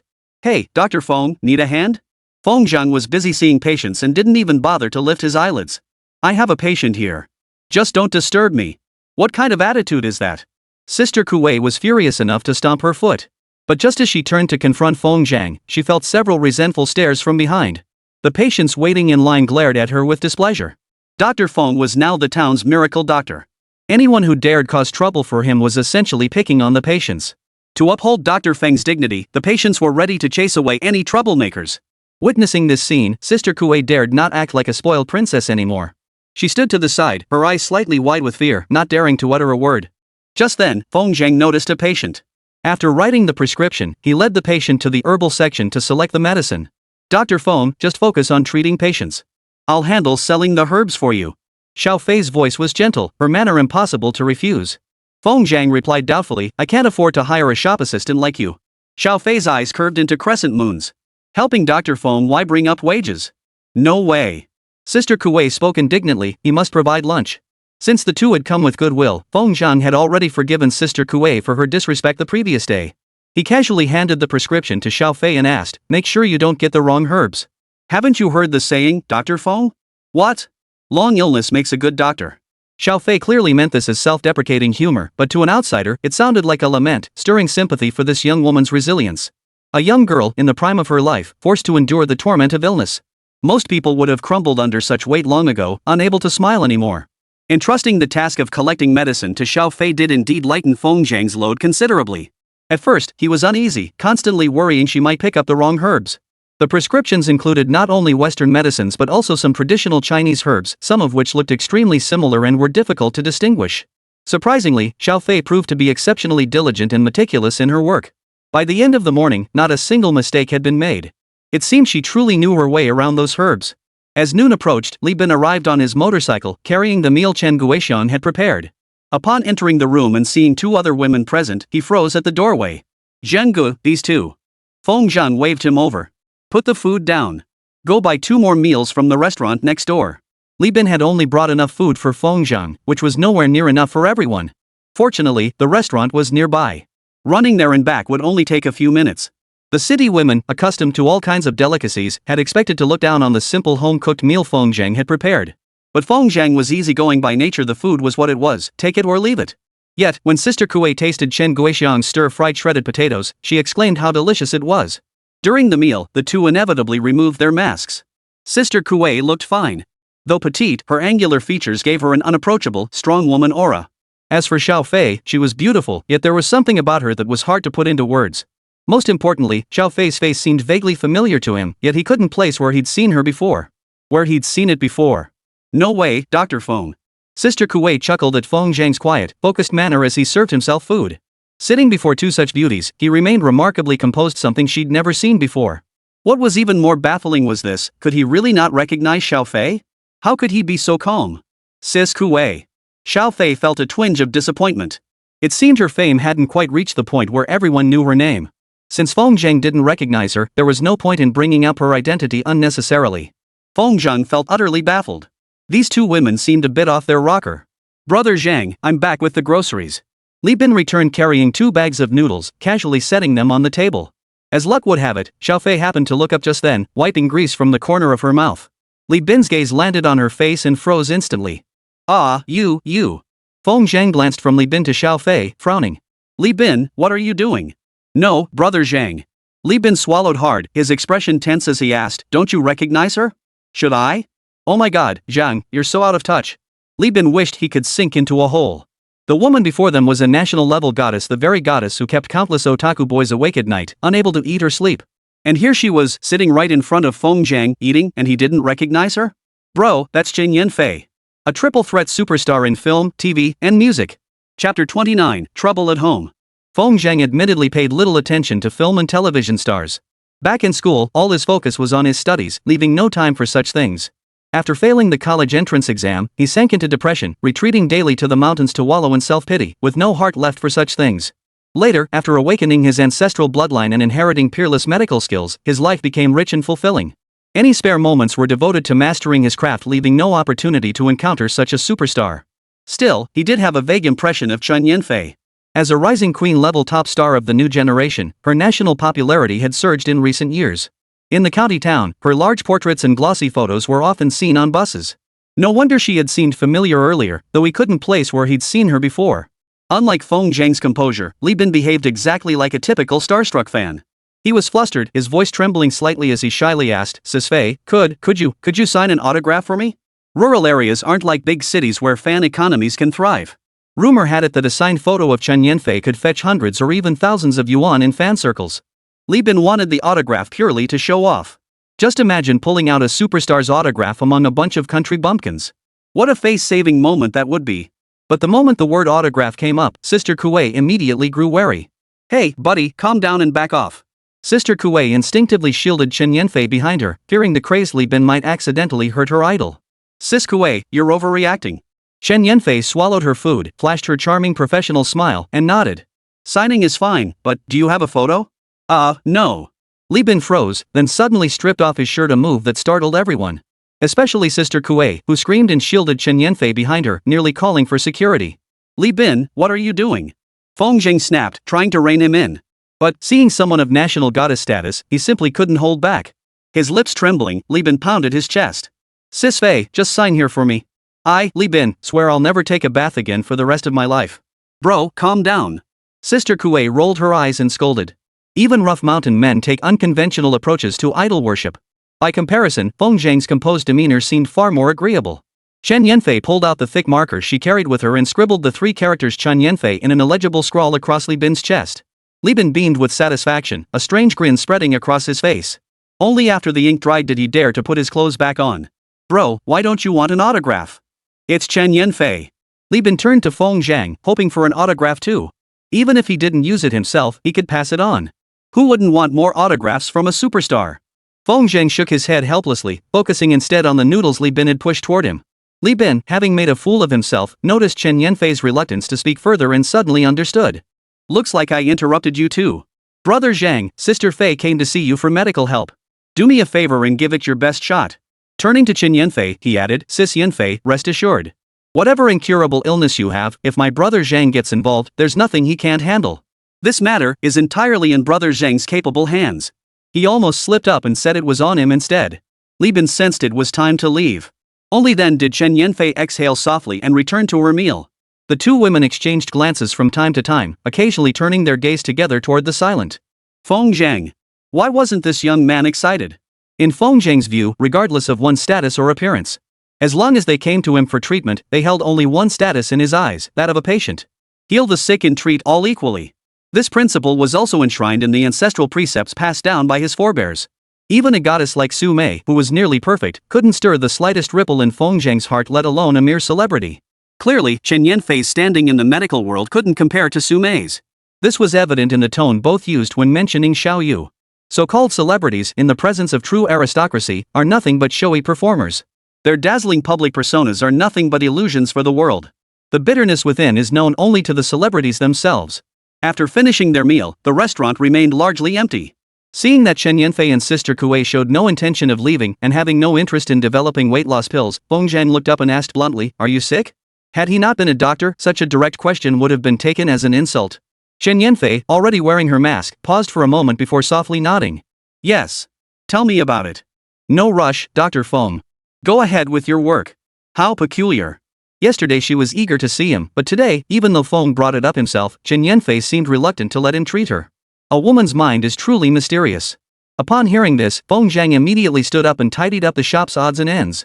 Since you two aren't seeking treatment, I'll be heading home now. Chen Yanfei froze, thinking her arrival had disrupted Feng Zhang's routine. In big cities, even ordinary clinics close at 5:30 p.m. It was barely lunchtime, yet Feng Zhang was closing up shop? I'm sorry, Dr. Feng. If I disturbed you, Sister Kuei and I will take our leave. Feng Zhang paused, then explained, you misunderstood. Only people from the town come in the mornings. There are hardly any patients in the afternoons, so I always close after lunch. Oh, I see. Chen Yanfei breathed a sigh of relief. Her cautious demeanor was a stark contrast to the glamorous Chen Yanfei seen on television. Since Dr. Feng was closing anyway, and Chen Yanfei was too shy to linger, she didn't feel comfortable staying any longer. After bidding farewell, she stepped outside and waited for Feng Zhang to close up. Ring ring. Feng Zhang's phone rang urgently in his pocket. He pulled it out and answered. Li Bin, why aren't you here to pick me up? Brother Zhang, something's happened. You need to come back right away. Feng Zhang's brows furrowed. Where are you? What happened? That kid Li Fugan returned the car. Returning the car is a good thing. Why call it trouble? Zhang, you'll see when you get back.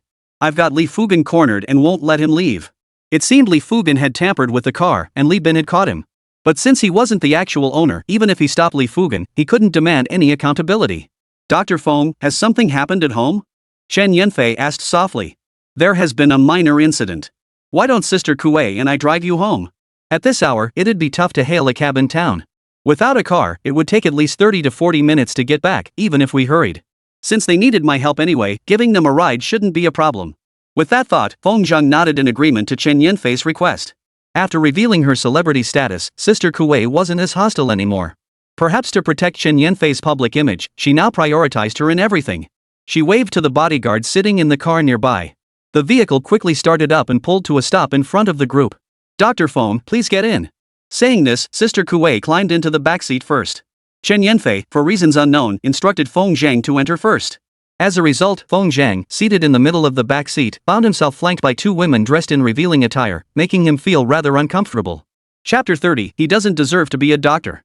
Just as Feng Zhang had anticipated, sandwiched between the two women, he maintained a stiff, upright posture. Even as the car jolted over bumps, he dared not shift his body an inch. One bodyguard drove while the other sat in the front passenger seat, staying alert. The cramped back seat was filled with a pleasant fragrance. The mountain road was inherently bumpy and uneven. Even with skilled driving, the vehicle jolted over large and small potholes. To avoid touching Chen Yanfei and Sister Kuei, Feng Zhang discreetly released a wisp of spiritual energy to shield his body. His upright demeanor made the two women feel a surge of admiration. Any other young man would have taken advantage of the situation to get a little touchy-feely. Chen Yanfei turned discreetly, exchanging a knowing glance with Sister Kuei seated on the other side, separated only by Feng Zhang's back. Character test passed. This was Chen Yanfei's self-imposed little test. In silence, the car entered Santu village. Guided by Feng Zhang, it came to a smooth stop on the concrete road outside his house. Before they even stepped out, they saw his courtyard had been surrounded again by nosy villagers. Well, this incident, it really was that kid Fu Zhen who acted improperly. Ah, Dr. Feng has had such misfortune. I wonder how heartbroken he'll be when he returns. Hearing the murmurs outside, Feng Zhang's face tightened, fearing a family dispute had erupted. Everyone, please make way. Oh, Dr. Feng is back. Times had changed. Feng Zhang's medical skills were now recognized by the entire village. Upon seeing him approach, the villagers instinctively parted to make way. Upon entering the courtyard, Feng Zhang found Li Bin standing alone, clutching a shovel and guarding the doorway with a fierce expression. Li Fugan, you're not leaving this gate today until Brother Zhang gets back. Ouch, little Bin, hanging around with that big dog Feng for a couple days, and you've forgotten your own name, haven't you? Li Fugan, sporting a slick-back hairstyle, remained completely unfazed by Li Bin's threat.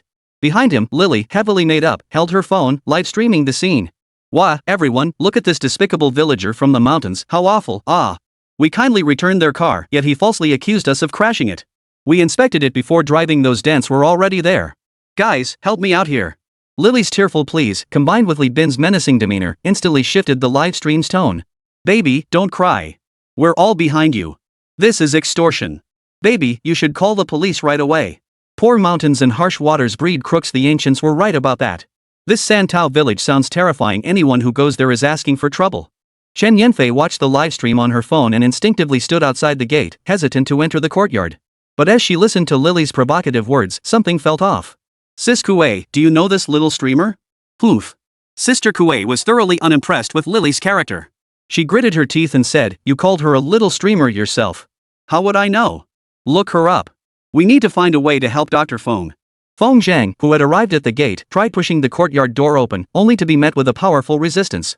Li Bin roared, no one is coming to talk me out of this today. It's me. Li Bin's body trembled. He hurriedly opened the door. The moment he saw Feng Zhang, his eyes instantly turned bloodshot. Brother Zhang. Stop whining like that. What kind of example are you setting? No, Brother Zhang, look. 27.44% 1855. Li Bin pulled Feng Zhang over to the SUV and finally understood why he was so furious. The hood was pitted and dented, the paint still wet. It was clear the vehicle had been hit. If Li Fugan had genuinely tried to fix the car, Feng Zhang would have backed down for the sake of appearances. But this guy had actually had someone hammer the hood flat and cover it with a layer of wall paint. What should have cost thousands in repairs was now fixed for mere tens of dollars. He had assumed Feng Zhang wasn't home and no one would inspect the car thoroughly, planning to park it in the yard and flee. Unexpectedly, he was stopped by Li Bin, who had been watching him the whole time. This turn of events truly caught Li Fugan off guard. A fierce glint flashed in Feng Zhang's eyes. He wasn't upset about the car itself after all, it was just an inanimate object, however valuable. What enraged him was Li Fugan treating everyone like fools. Such blatant deception, who couldn't see through it? Clatter. Feng Zhang ripped open the hood. Before Li Bin could even glance underneath, the exposed damage revealed a scene of utter devastation. The crashed area was a complete mess, with scattered parts strewn everywhere. The damage to this car was far worse than anyone had imagined. Feng Zhang was genuinely furious. He strode over to Li Fugan, gave the live streaming phone a cold glance, and demanded furiously, Li Fugan, I let you borrow my car, and this is how you drive it? Big dog, what do you mean? Li Fugan grinned. Are you going to frame me like Li Bin did? Who can prove I crashed it? It was already like that when I got behind the wheel. You bastard, Feng Daegu. Now I get it, you and Li Bin teamed up to screw me over, didn't you? Folks, look at this. Feng Daegu's character is a disgrace to our entire Santao village. Li Fugan and Lily worked together flawlessly, putting on a masterful performance. Those unaware of the truth might well have been fooled by their performance. The villagers gathered outside couldn't make heads or tails of the situation. Hadn't everyone said Li Fugen crashed the car? Could it be that Dr. Feng actually caused the accident, but being too stingy to pay for repairs, he lent the car to Li Fugen to extort money? Given Dr. Feng's character, that couldn't be true, could it? Li Bin watched the villagers' reactions and grew anxious. Don't listen to his nonsense. When I gave him the car yesterday, it wasn't even scratched. This car was definitely wrecked by Li Futsai. Having streamed for so long, Lily was adept at seizing on hot topics. She pointed her camera at Feng Zhang and stirred the pot from the sidelines. Everyone, look! This is the only doctor in Qingping Town. Such a terrible doctor, it's truly worrying for the farmers of Qingping Town. The chat exploded with comments in an instant. This is outrageous. His medical ethics are utterly corrupt. Someone like this has no place practicing medicine. Let's call the local government and have them revoke his medical license. He's quite handsome, but who knew his heart could be so cruel? Outside the door, Sister Kuei gripped her phone, watching the livestream's momentum veer off course. Her eyebrows shot up in anger. As a celebrity manager, she knew all too well what fanatical fans capable of doing when driven by emotion. If Feng Zhang was proven to have been falsely accused, not only would the government revoke his medical license under public pressure, but Feng Zhang's entire family would likely face online harassment from fans. It was terrifying. Someone with Lily's twisted motives doesn't deserve to be a minor internet celebrity. Sis Kuei, think of a solution. Chen Yanfei had also endured cyberbullying before she became famous, when rivals deliberately spread malicious rumors about her. She suffered deeply, and the health issues she now has stemmed from that period. Sister Kuei frowned in thought. I'll try contacting the live streaming platform. Maybe I can explain the situation and get them to temporarily suspend her broadcast. But it'll be tough. Unless we get someone from the Beijing headquarters to intervene, the platform won't shut down such a popular livestream based solely on our side of the story. That's right. Through this very livestream, Lily had packaged herself as a victim, already drawing significant attention on the platform. Chapter 31, the live stream room was shut down. Feng Zhang didn't even follow film stars, let alone live streams. But from Lily's leading remarks, he could roughly guess the situation in the livestream. Watching the two of them shouting themselves hoarse, feigning helplessness and playing off each other's lines. Instead of anger, Feng Zhang smiled and asked, "Are you sure you want to play this game?" "What do you mean play?" Li Fugen shouted. "Feng, big dog, you better explain yourself clearly. I'm not leaving until we get to the bottom of this today." Feng Zhang found it all rather strange. Why did people always have to make things difficult? He wasn't incapable of proving his innocence. Since Li Fugen was digging his own grave, Feng Zhang decided to stop holding back. Forget about the village chief's son, he'd deal with the car issue first. Feng Zhang narrowed his eyes mischievously and asked, "You really won't admit you hit the car? Several bastards are still trying to frame me." Li Fugen snapped angrily, "I'll say it again, I didn't hit that car. You want to extort money from me? No way." Feng Zhang smiled as he appraised Li Bin. Back then, he used ancestral medical techniques to make Li Bin confess to spying on Xian Tao bathing. It seemed history was about to repeat itself. Feng Zhang's composure stood in stark contrast to Li Fugen's ranting. "What if? I have a way to prove you did crash the car? Prove my ass." Li Fugen had specifically asked his father there were no surveillance cameras on that stretch of mountain road. That meant unless he confessed himself, no one could prove he'd caused the accident. Bolstered by this confidence, Li Fugen grew even more arrogant. "If you can prove I hit the car, I won't say a word. I'll fix it for you and apologize to you, Feng big dog. The problem is, who can testify?" Li Fugen genuinely worried that someone from the village might have witnessed the crash and come forward to testify for Feng. As he spoke, his eyes flashed a threatening glare at the villagers gathered outside the courtyard. His message was clear: anyone who dared to testify would become the sworn enemy of the village chief's family. Ordinary villagers dared not provoke such a powerful family. Those who met Li Fugen's gaze quickly lowered their heads, avoiding his stare. Feng Zhang shook his head helplessly, a smile playing on his lips, his composure unshaken. "Li Fugen, I don't know what to say to you." Feng Zhang's troubled expression sent a chill through Li Fugen's heart. What exactly was this guy up to? Feng Zhang said, "The one who can prove the collision actually happened is you yourself." "Bull. How could I prove myself?" Before he could finish speaking, Li Fugen suddenly realized that Feng Zhang, who had been standing quietly, had vanished in an instant. What the hell? Before Li Fugen could react, a sharp pain shot through his neck, followed by a chill that spread throughout his entire body. "Feng, you bastard. What are you doing?" His rebuke was cut short as Feng Zhang vanished again, reappearing behind the bewildered Lily. Instantly, a silver needle pierced his neck at an unimaginable speed. "Ouch. You hit me?" Having done all this, Feng Zhang returned to his original position without breaking a sweat or raising his voice. Facing the furious accusations of both women, Feng Zhang's expression turned stern as he demanded sharply, "What is the truth? You'd better tell it honestly." Both bodies trembled slightly, their eyes clouded with bewilderment. This strike proved far more effective than the first. Feng Zheng's mastery of spiritual energy and the Ji-Gen needle had grown considerably more refined. The crowd, unaware of what had transpired, witnessed Li Fugen and Lily kneel before Feng Zheng one after the other, tears streaming down their faces. I'm sorry. I was the one who crashed the car. Li Fugen couldn't control his words.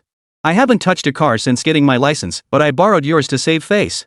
Feng Daegu, believe me, I really didn't mean to crash into it. Beside him, Lily clutched her phone tightly. She didn't want to speak, but the chill coursing through her body pierced her so deeply she couldn't control herself. I'm sorry, I wronged you. I deliberately stirred up trouble in the livestream, accusing you of extorting us.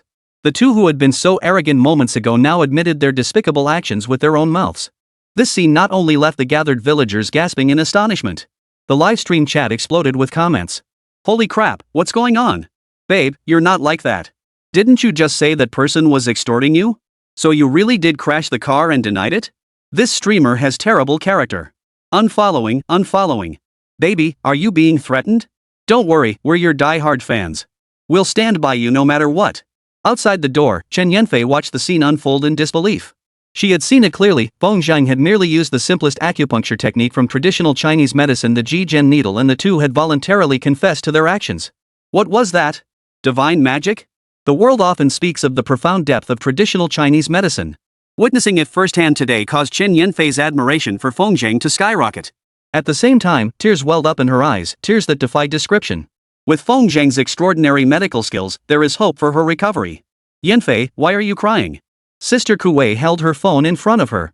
I was still negotiating with the platform. They said they needed evidence before they'd ban the livestream. I was just fretting over how to prove it, but these two actually admitted it themselves. How strange. It turned out Sister Kuwei had been fiddling with her phone and hadn't noticed what had just happened. Inside the livestream room, Lily's die-hard fans were still defending her. That person must be threatening our girl. Let's band together and report it to the police. I believe my girl. She's such a gentle, kind-hearted person, she'd never falsely accuse someone. Those villains in the mountains are terrifying. Look how scared they've made our girl. My heart aches for baby. As the die-hard fans were stirring up the narrative, the livestream suddenly went black, replaced by several large characters. Sorry, the streamer you're following has been banned for violating rules. The livestream was shut down. What a relief. Sister Kuwei proudly lifted her head, ready to wait until the dust settled and then fleece Feng Zhang for a hefty sum. After all, she'd made such a huge contribution. At the very least, he should treat them to a few extra dishes, right? The two wailed for a full 5 minutes before the spiritual energy Feng Zhang had injected into them gradually dissipated. As his eyes regained clarity, Li Fugen instantly sensed something was terribly wrong. You bastard Feng, what the hell did you do to me? What are you talking about? In broad daylight like this, what could I possibly do? Feng Zhang chuckled. Since you've admitted to crashing the car yourselves, according to our agreement, it's time for compensation and an apology. You. Li Fugen refused to concede defeat. He abruptly stood up, only to meet Feng Zhang's cold, unyielding gaze. Despite the early autumn weather, he suddenly broke out in a cold sweat. Those eyes, they were terrifying. Li Fugen dared not argue further. As he lowered his head to devise a countermeasure, he suddenly heard Lily shriek in alarm, Fugen, the livestream's been shut down. What? How could that be? Quickly contact the platform and find out what the problem is. The livestream was the top priority. Li Fugen instantly lost all desire to argue with Feng Zhang. Feng Daegu, this isn't over. You just wait. With that, Li Fugen grabbed Lily and tried to leave the courtyard. But Li Bin blocked the gate, trapping them inside. Knowing he was no match for the muscular Li Bin, the frail Li Fugen stood his ground, his eyes flashing with menace.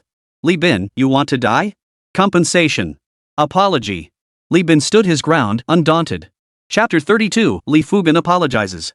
Li Fugen ultimately yielded. Before the gathered villagers, he bowed his head and approached Feng Zhang with obvious reluctance. Big dog, we're all neighbors here. There's no need to make things this bad. I didn't damage your car on purpose. How about this? I'll apologize to you. I have a cousin in the county who specializes in car repairs. I'll have him fix your car and return it to you within the next couple of days. Li Fugen spoke politely, but his tone was firm. Want to pay compensation? No way. Things had escalated to this point. Continuing would only lead to one outcome, beating Li Fugen up. Feng Zhang was thinking about building a house at home, which still needed the village chief Li Jianming's seal of approval. He didn't want to make the relationship between the two families even more strained. Fine. Let's call it even. In 2 days, I want to see the car restored to its original condition. No problem. Li Fugen patted his chest and boasted, haven't seen you in years, and I never imagined Big Dog would be so capable. My brother was in the wrong this time. After the fishing tournament, I'll personally treat you to a meal to make amends. Such talk of meals and hospitality was, of course, mere courtesy. With Feng Zheng's approval, Li Bin finally stepped aside, letting Li Bin and Lily leave together. Pushing through the crowded crowd, they reached a quiet spot. Lily looked flustered as she said, "Fugan, our live stream room got banned. The admin won't unban it. What should we do?" With 200,000 followers, their livestream had already reached mid-tier status on the platform. Through this fishing tournament, Li Fugan aimed to elevate the channel's status further, becoming a true top-tier streamer on the platform. Once he secured absolute exposure, the money would flow in endlessly. Platforms rarely ban profitable streamers arbitrarily. As long as they could prove their innocence, there was room for negotiation. "Here's what we'll do." Li Fugan paused before speaking. "Prepare to stream using your secondary account. If your main account remains suspended when the tournament begins, you'll have to use the secondary one instead." "That's not acceptable." Lily retorted angrily, "My main account has 200,000 followers, and several big spenders are very generous. The secondary account only has 10 to 20,000 followers. It won't be nearly as effective as the main one. Besides, we poured so much effort into the main account. There's still tens of thousands of dollars tied up in it. Isn't it a shame to just abandon it like this?" Li Fugan shook his head. "I didn't say we should abandon the main account. Here's what we'll do: use the main account's ID to post a statement on other platforms. Say we admit to the false accusations and that we were forced into it by Feng Degu. Be careful with your wording, play the victim. If we can defuse the public backlash, there's a chance the main account could get reinstated." Lily's eyes lit up. Netizens only saw the tip of the iceberg in the livestream. They had no idea what really happened. Under those circumstances, suddenly backtracking to admit false accusations? Even a fool could see something was off. As long as they could divert the online narrative, Feng Dogwa, just a village doctor, would have no chance to speak up online. Li Fugan's move was calculated to exploit Feng Zheng's lack of online presence. The online narrative could be steered however they pleased. After finalizing their plan, both men visibly felt better. On the walk back, Li Fugan grew increasingly furious. When did Feng Degu ever have the audacity to run rampant in Santu village? Gritting his teeth, Li Fugan declared that Feng Degu can't be allowed to keep running wild. "We've got to find a way to teach him a lesson. Dare to mess with me, Li Fugan? I'll make sure you can't stay in Santu village." The threat was out, but he had no idea how to actually deal with Feng Degu. Today's incident had made it clear to Li Fugan that the villagers of Santu village no longer stood firmly behind him as they once did. Though they dared not speak up for Feng Degu, they clearly maintained a neutral stance. In other words, Feng Degu's standing had now reached parity with Li Jianming's. How could this be tolerated? Li Fugan muttered, "Looks like I'll have to get my dad involved. He's a doctor at the clinic, right? Have him pull some strings upstairs. Best to get the Health Bureau leadership to come personally investigate whether Jiang Feng has a valid medical license, or if he's been secretly accepting red envelopes from patients. In short, have them investigate every possible loophole we can think of. I refuse to believe that windbag Jiang Feng doesn't have a single problem." At Feng Zheng's house, as Li Fugan left, the gathered villagers gradually dispersed. The Li Jianming family had long held a position of power in Santu village, openly and covertly bullying the villagers. While the villagers had endured their mistreatment in silence, believing it futile to challenge authority, they had privately cursed the family relentlessly. But what could they do? They were officials whose word carried immense weight in the village. Unable to fight back, what choice did they have but to endure? Feng Zheng's unwavering stance this time, coupled with Li Fugan's final retreat in disarray, suddenly made the villagers realize that the village chief's family wasn't so terrifying after all. Like a paper tiger, once exposed, they weren't all that. The villagers knew full well that although this incident had temporarily ended with Li Fugan admitting fault, given village chief Li Jianming's temper, retaliation was inevitable. After dispersing, the villagers worried for Feng Zheng, hoping he could withstand the pressure. If Feng Zheng could stand firm against Li Jianming's retaliation, the villagers of Santu village would gain the courage to resist the village chief's family's tyranny. Feng Zheng himself clearly hadn't thought that far ahead. Standing in his yard, he stared at the wrecked SUV with a heavy heart. Without a vehicle for the next couple of days, he'd have to keep riding Li Bin's motorcycle to the clinic. It was fast, but riding it was incredibly uncomfortable. "Dr. Feng," Chen Yanfei said softly, "why don't we lend you our car for a couple of days? We still have another one in the county anyway." "That won't do." Feng Zheng flatly refused. He believed in not accepting favors without earning them. Though he knew Chen Yanfei needed his help, he didn't want to owe too many people before actually treating her. He didn't know that during the earlier conflict, if not for Sister Kuei contacting the platform to ban the livestream, the netizens' backlash wouldn't have died down so easily.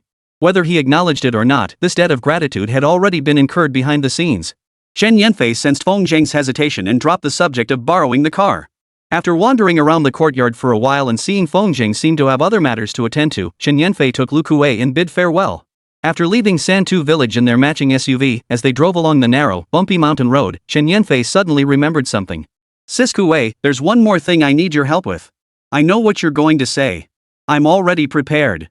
Saying this, Sister Kuei pulled out her phone and opened a video in her gallery. It showed Li Fugan apologizing to Feng Zhang. Sis Kuei, you really think ahead. Chen Yanfei exclaimed with a smile. Well. Sister Kuei puffed out her chest with pride. If I didn't have some skills, how could I be the manager of a diva like you? I saw that Li Fugan and the female streamer weren't just friends he wouldn't give up easily. With this video in hand, if they dare stir up trouble online, I'll make sure they pay dearly. Sister Kuei's real name was Lu Kuei, but everyone in the industry called her Sister Kuei. Her petite frame clashed sharply with her decisive, no-nonsense demeanor. Chen Yanfei feigned surprise and asked, Sis Kuei, it's rare to see you so invested in a man. You haven't fallen for Dr. Feng, have you? Chapter 33, A Man in Chen Guixiang's Home. You little brat, how dare you tease your sister Kuei? Lu Kuei's face turned stern, then suddenly she wrapped her arms around Chen Yanfei, her delicate little hands reaching under her armpits to tickle her. Oh my gosh, Sister Kuei, I can't take it anymore. Dare you make up stories about me again? No more, no more. Oomph, that's more like it. Lu Kuei released her grip and smoothed out the wrinkles in her clothes from the roughhousing. In early autumn, the temperature difference between day and night was significant in the south, so Lu Kuei had deliberately brought a long-sleeved shirt to wear over her outfit. The earlier scuffle had caused one of the buttons on her shirt to pop off. Chen Yanfei gazed enviously at a certain prominent part of Lu Kuei's figure and exclaimed, Wow, that's huge, Kuei. Your proportions are totally off the charts. I have no idea what you ate to grow so big. Lu Kuei puffed out her chest proudly. It's just how I was born. You can be jealous all you want. The two bodyguards seated in the front row kept their eyes fixed straight ahead, pretending not to notice the girls' playful banter. As their personal bodyguards, they'd witnessed far more outrageous scenes than this.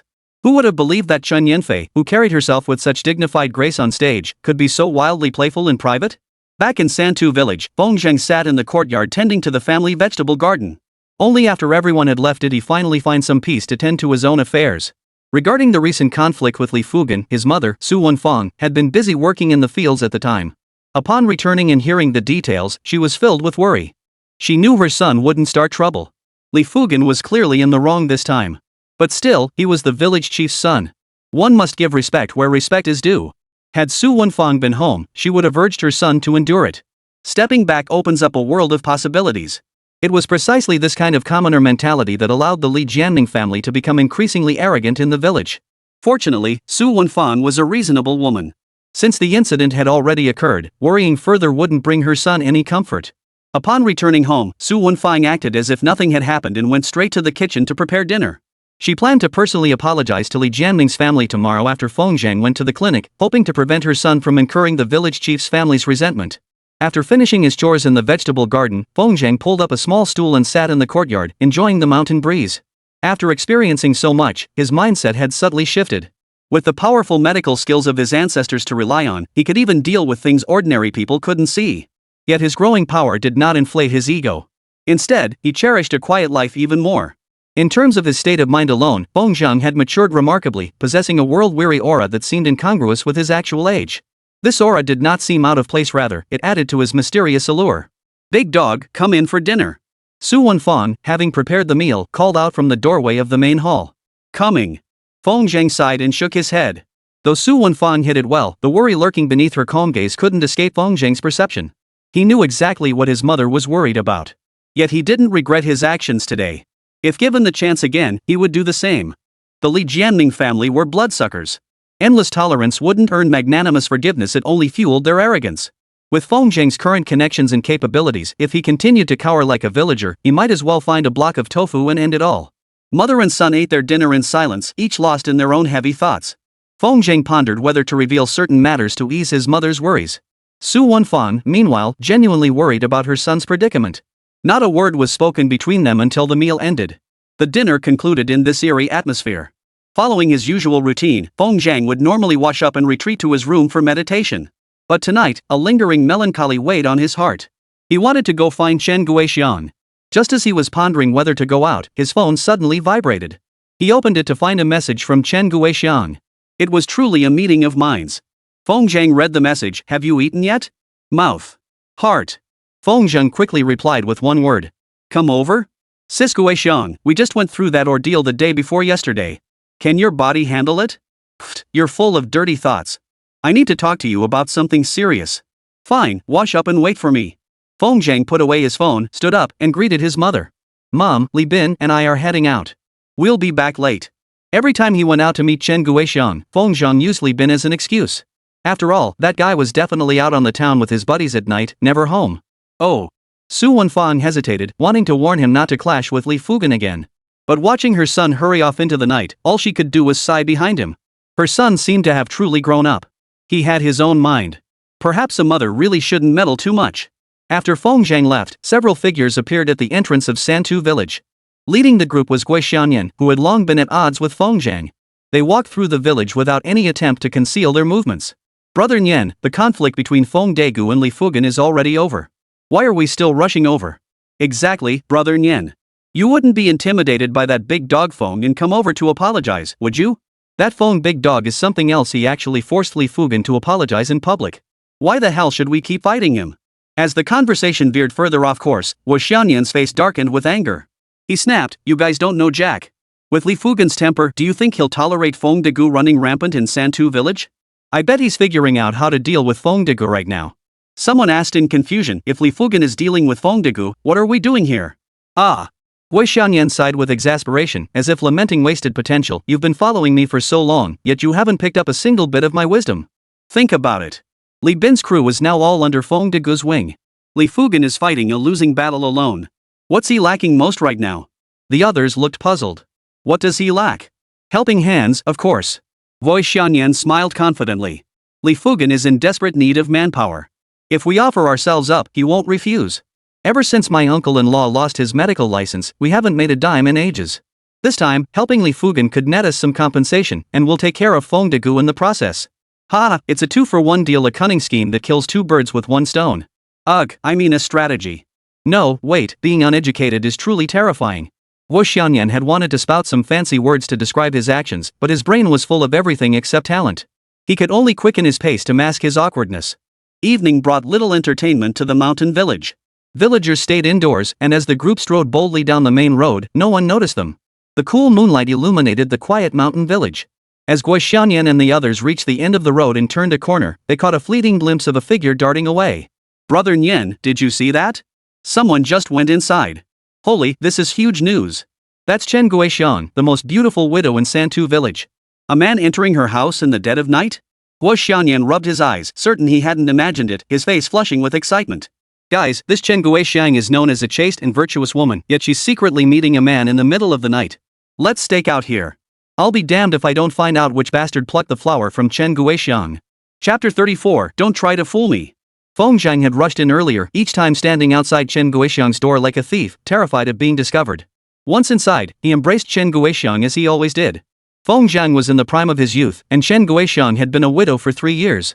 Together, they were like dry kindling and a spark ready to ignite at any moment. But this time, Chen Guixiang didn't respond with her usual fervor. Instead, she gently tapped his chest and said in a soft voice, Xiao Zhang, please wait. But I can't, Sister Guixiang. I miss you. Oh dear, I told you I came for something important. Just hold back for now. Seeing Chen Guixiang's serious expression, Feng Zhang withdrew his wandering hands and sat upright in the chair. Sis Guixiang, what's so serious? Chen Guixiang's flushed cheeks and anxious expression made her look like a delicate narcissus flower, stirring an irresistible desire that threatened to overwhelm him. Xiao Zhang, I heard tonight that Li Fugan and the village chief are plotting to get revenge on you. That's it? Feng Zhang froze. Sis Guixiang, you know my capabilities. Do you really think their little schemes could scare me? I know, but this time is different. Chen Guixiang spoke urgently, I don't know the details, but they're planning to use online trolls and manipulate the narrative. They're talking about getting fans to expose you online. Xiao Zhang, none of us understand the internet. What are we supposed to do? Feng Zhang's gaze darkened. When the conflict erupted that afternoon, he knew Lily was streaming. But since he rarely paid attention to her live streams and knew little about the industry, he assumed nothing serious would happen. The calm that followed had indeed confirmed his thinking. But once the online exposure escalated, the nature of the situation changed. Feng Zhang had once read a news story about a girl who went mentally unstable after being exposed online, ultimately taking her own life. Online exposure, though not a physical fight, wielded a far more terrifying force. Tens of thousands of netizens could expose the contact information of everyone in Feng Zhang's family, inviting others to call and hurl abuse. Some radical netizens might even storm his home in a fit of rage. If that happened, Feng Zhang wouldn't even be able to protect himself, and everyone connected to him, Li Bin, Chen Guixiang, and others would suffer. Even more terrifying is that once online sentiment becomes too intense, the Health Bureau would certainly revoke Feng Zhang's medical license to distance itself from the situation, offering netizens a placating resolution. Such consequences were unacceptable to Feng Zhang. How could he stop the online exposure? Having learned the hard way about not engaging online, Feng Zhang didn't know where to begin. Even if he reported it to the police, they wouldn't be able to get to the bottom of it. After all, as Li Fugan stated, no one could prove he was the one who hit the car. The official investigation would inevitably stall at this point. Seeing Feng Zhang's grave expression, Chen Guixiang grasped the gravity of the situation. She anxiously grabbed his arm and shook it. "Xiao Zhang, you have to think of a way. Otherwise, let's go to the county tomorrow and ask Sister Hui if she has any ideas?" Feng Zhang shook his head. Feng Hui and her husband were just bigwigs in the brick-and-mortar business. At their age, their understanding of the internet might not even match Feng Zhang's. Approaching them would be futile. But Chen Guixiang's words inadvertently sparked an idea in Feng Zhang. The best solution to stop online exposure was, of course, for influential figures with a massive online following to speak up and steer the narrative back to the right track. Feng Zhang immediately thought of Chen Yanfei. The question was, would someone of her stature engage in a public online feud with a minor internet celebrity over a rural doctor? Feng Zhang wasn't sure. Nevertheless, he had already made up his mind. The price for treating Chen Yanfei was to trade it for a public statement online. That was the source of Feng Zhang's confidence. Once he had sorted through all this, the worry faded from Feng Zhang's face. "Sister Guixiang, rest assured. I've got a plan now." "Really? Don't try to fool me. Don't say that. I wouldn't dare fool you. Come on, give me a kiss." "Pfft, you're such a flirt." Since Feng Zhang truly had a plan to counter Li Fugan's retaliation, Chen Guixiang's anxious heart finally settled. Lost in passion, she threw herself into Feng Zhang's embrace. That night was another stormy one. While Feng Zhang was lost in drunken bliss inside, someone outside was being tormented by swarms of mosquitoes. Guo Xianyan lay sprawled on the edge of a ditch, yawning and muttering under his breath, "Damn it, that bastard isn't going to come out all night, is he? I'm too tired. I'm going to sleep for a bit. You guys keep watch." Brother Nian were exhausted too. "Who's the boss here?" Wei Xianyan glared, instantly silencing his younger brothers. "Alright, one stays on lookout while the rest sleep. Rotate every hour. I'm going head to head with that bastard tonight." With that, Guo Xianyan lay down in the grass, enduring the mosquito bites, and soon fell into a deep sleep. He had no idea how long he'd slept when someone shook him awake. Opening his bleary eyes, he snapped, "Are you trying to get yourself killed?" "No, Brother Nian. Someone's coming?" "Ha? Do you recognize who it is?" Yes, it's Li Bin." "Damn!" Guo Xianyan exclaimed in disbelief. "With that ugly mug of his, he's not even as handsome as me. How could Chen Guixiang possibly fancy him?" "No, Brother Nian, Li Bin's from out of town. Looks like he's here to pick someone up." Hearing this, Guo Xianyan was wide awake. He sprang up, full of energy, and peered out. Sure enough, Li Bin was sitting on his parked motorcycle, calmly lighting a cigarette. He didn't knock on the door. He just waited. "Brother Nian, do you think the man at Chen Guixiang's place could be Feng de Go?" "That's entirely possible." Guo Xianyan grew even more excited. If Feng de Go really was Chen Guixiang's lover, reporting this to Li Fugan would net him a hefty reward. He wouldn't need to get involved in the aftermath at all. With this leverage in hand, Li Fugan would surely destroy the reputation of Feng Zhang and Chen Guixiang, that adulterous pair.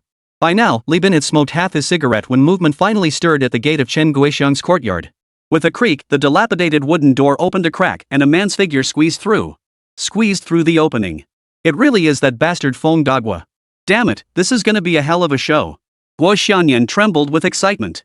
This was the perfect chance to get back at Feng Zhang. Not just Li Fugan, even Guo Xianyan couldn't wait for dawn to break so he could go to Santu village and spread the news far and wide. "Quick, take photos, record videos, don't miss a single thing. We're filming, Brother Nian." Feng Zhang stepped outside, unaware of the commotion by the ditch. "Zhang, it's a bit chilly this morning. Why aren't you wearing a jacket?" "No need. I'm as strong as an ox." It was already early autumn, yet Feng Zhang was wearing only a thin shirt. Even Li Bin, bundled in his coat, felt the morning chill seeping into his calves, yet Feng Zhang seemed completely unfazed. "That's Brother Zhang for you, not afraid of the cold." With that thought, Li Bin mounted his motorcycle and rode toward town with Feng Zhang. Long after their figures vanished, Guo Xianyan and the others finally rose, their muscles stiff from the cold. "Damn, worth staying up all night for."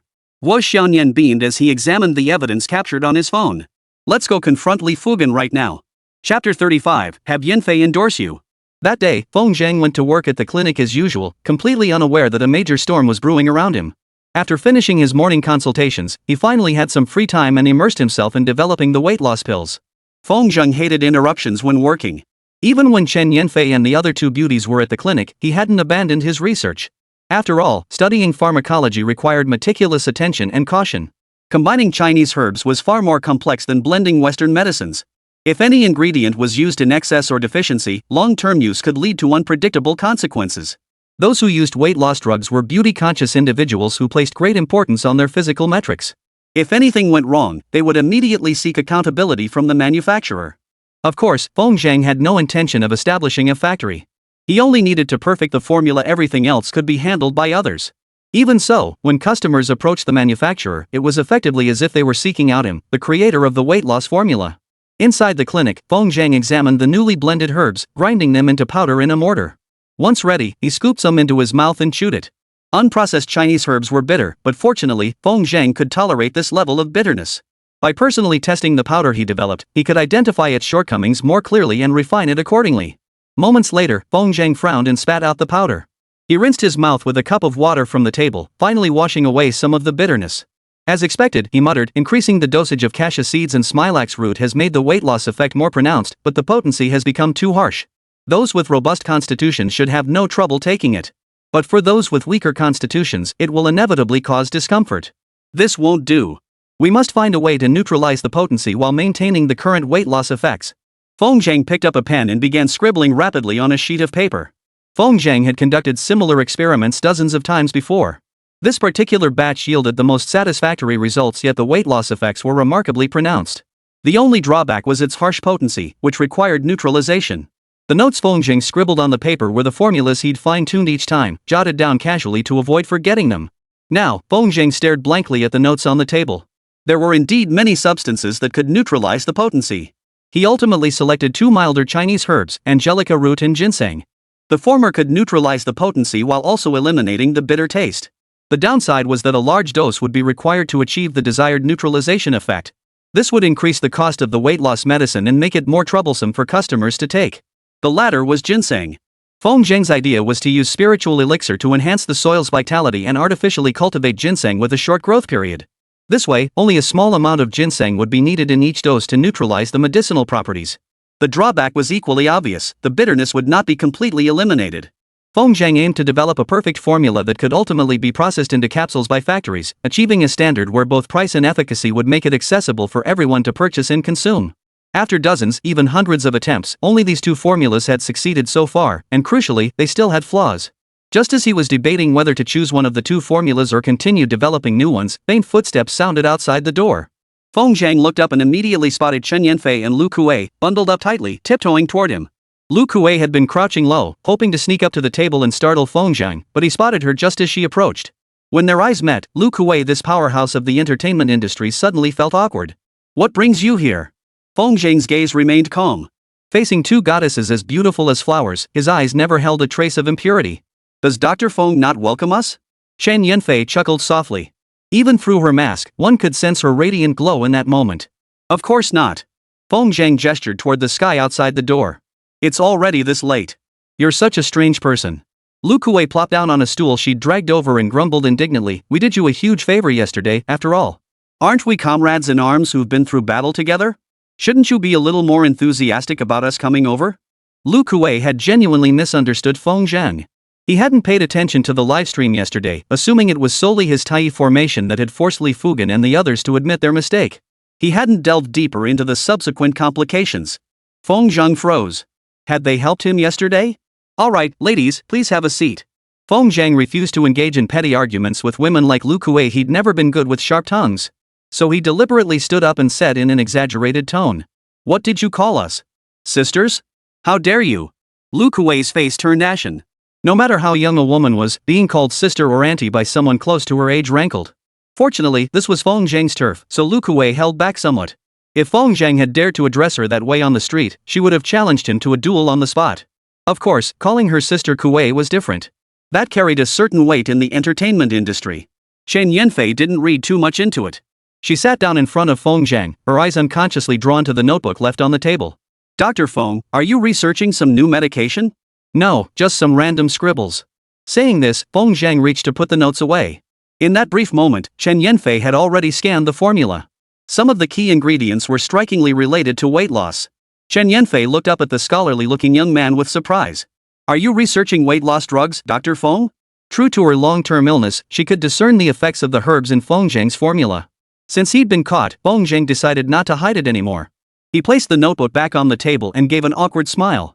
"I was just messing around out of boredom. Don't take it seriously." "Just messing around?" Lu Kuei couldn't decipher the formula, but she knew the profit margins for weight loss drugs with proven efficacy had enormous profit potential. Never mind Chen Yanfei with her perfect figure. Even petite and delicate Lu Kuei often fretted about overeating and her tummy bulging a bit. Privately, weight loss pills were Lu Kuei's go-to remedy. The moment she sensed weight gain, she'd immediately start exercising to shed pounds. In her view, this body could only gain weight in certain places, everywhere else had to stay slim. "Young man, I never expected someone your age to have such ambition." Lu Kuei said, "If your diet pills are truly effective, I might consider having my Yanfei endorse them for you." "Ha?" Feng Zhang froze. At this stage, he was solely focused on developing the weight loss pills. Future plans hadn't even entered his mind yet. With Chen Yanfei's popularity, combined with her national goddess-level looks and figure, if she agreed to endorse the weight loss pills, the product would skyrocket overnight. Feng Zhang couldn't help but perk up. "Sis Kuei, are you serious? We're practically friends now, right? If your pills actually work and have all the proper certifications, Yen taking on another endorsement wouldn't be a problem at all." Lu Kuei teased, "The only worry is if your weight loss pills turn out to be uncertified, subpar products with no real effect, then we wouldn't be able to endorse them for you."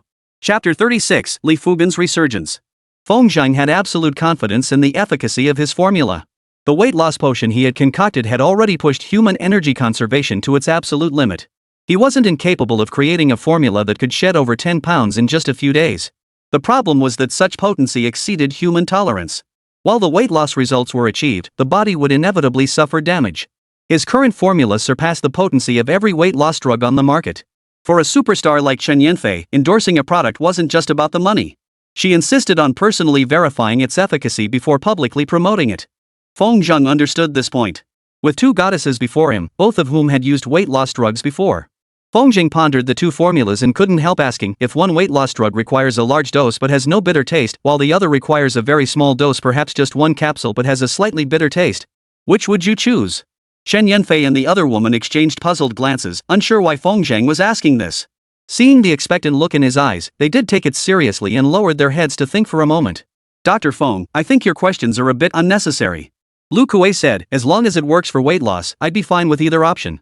Chen Yanfei gave an almost imperceptible nod, signaling her agreement with Lu Kuei's words. Weight loss pills flooded the market like stars in the sky, yet few possess truly remarkable efficacy. Once efficacy is confirmed, neither large doses nor bitter taste can deter those determined to lose weight for beauty. Feng Zhang inquired, "If you absolutely had to choose one?" "Well, obviously the fewer pills, the better. Taking too many always leaves me feeling a bit uneasy." Sis Kuei's right. "If just one capsule could make me lose weight, I'd endure any bitterness." Feng Zhang breathed a sigh of relief. With the celebrity's definitive endorsement, Feng Zhang made his decision. The weight loss formula would be the one with minimal dosage and a bitter taste. Nothing in this world is absolutely perfect. To transform the weight loss formula from the Tai Neijing into something this effective was already an astonishing feat of medical skill. With the weight loss formula finalized, Feng Zhang felt considerably lighter. He couldn't wait to contact Feng Hui and her husband, urging them to begin sourcing medicinal ingredients and securing manufacturing partnerships. "Thank you both," Feng Zhang said with a relaxed expression. "To thank you for your tremendous help, I'll treat you to dinner tonight. How about we all go together?" "Well now, you stingy little miracle doctor, so you can be generous after all." When he left Santu village yesterday, Feng Zhang hadn't planned on inviting them to dinner. That was just too pragmatic. Lu Kuei adopted a serious tone. "Dr. Feng, don't think you can seal the endorsement deal with just a meal. Let me make this clear, your medicine must pass our testing before we'll agree to endorse it." "That's only fair." Feng Zhang nodded approvingly. "Once the medicine is produced, I'll send you several samples immediately." "That's more like it." Feng Zhang could tell that despite their lofty positions, neither woman carried much airs. Especially Chen Yanfei interacting with her felt incredibly easygoing. She didn't possess any of the diva-like airs rumored among celebrities. Over the past couple of days, Feng Zhang had deliberately sought out reports about Chen Yanfei. Dubbed China's national goddess, she held the titles of Film Empress, TV Empress, and Music Empress. With these three crowns, Chen Yanfei had become a titan in the entertainment industry. Many rising young stars, even those older than her, spoke to her with extreme caution, afraid of offending her. Every time she appears on screen, Chen Yanfei exudes grace and poise. While undeniably beautiful, Yet she carries an aura that seems to say, keep your distance, as if she were untouchable. In private, however, Chen Yanfei is incredibly gentle. For a moment, Feng Zhang couldn't tell which personality was the real her. After several days of interaction, Feng Zhang developed a favorable impression of them both genuinely eager to assist. Given this, Feng Zhang decided to drop his guard and inquire about Chen Yanfei's condition. Before he could speak, however, the roar of an engine echoed outside. The SUV that had been parked at Feng Zhang's house reappeared at the clinic entrance. Feng Zhang stared coldly outside the door, wondering to himself, could Li Fugan have changed his mind and decided not to fix the car? The people who stepped out of the vehicle were not Li Bin, but Li Fugan and Lily.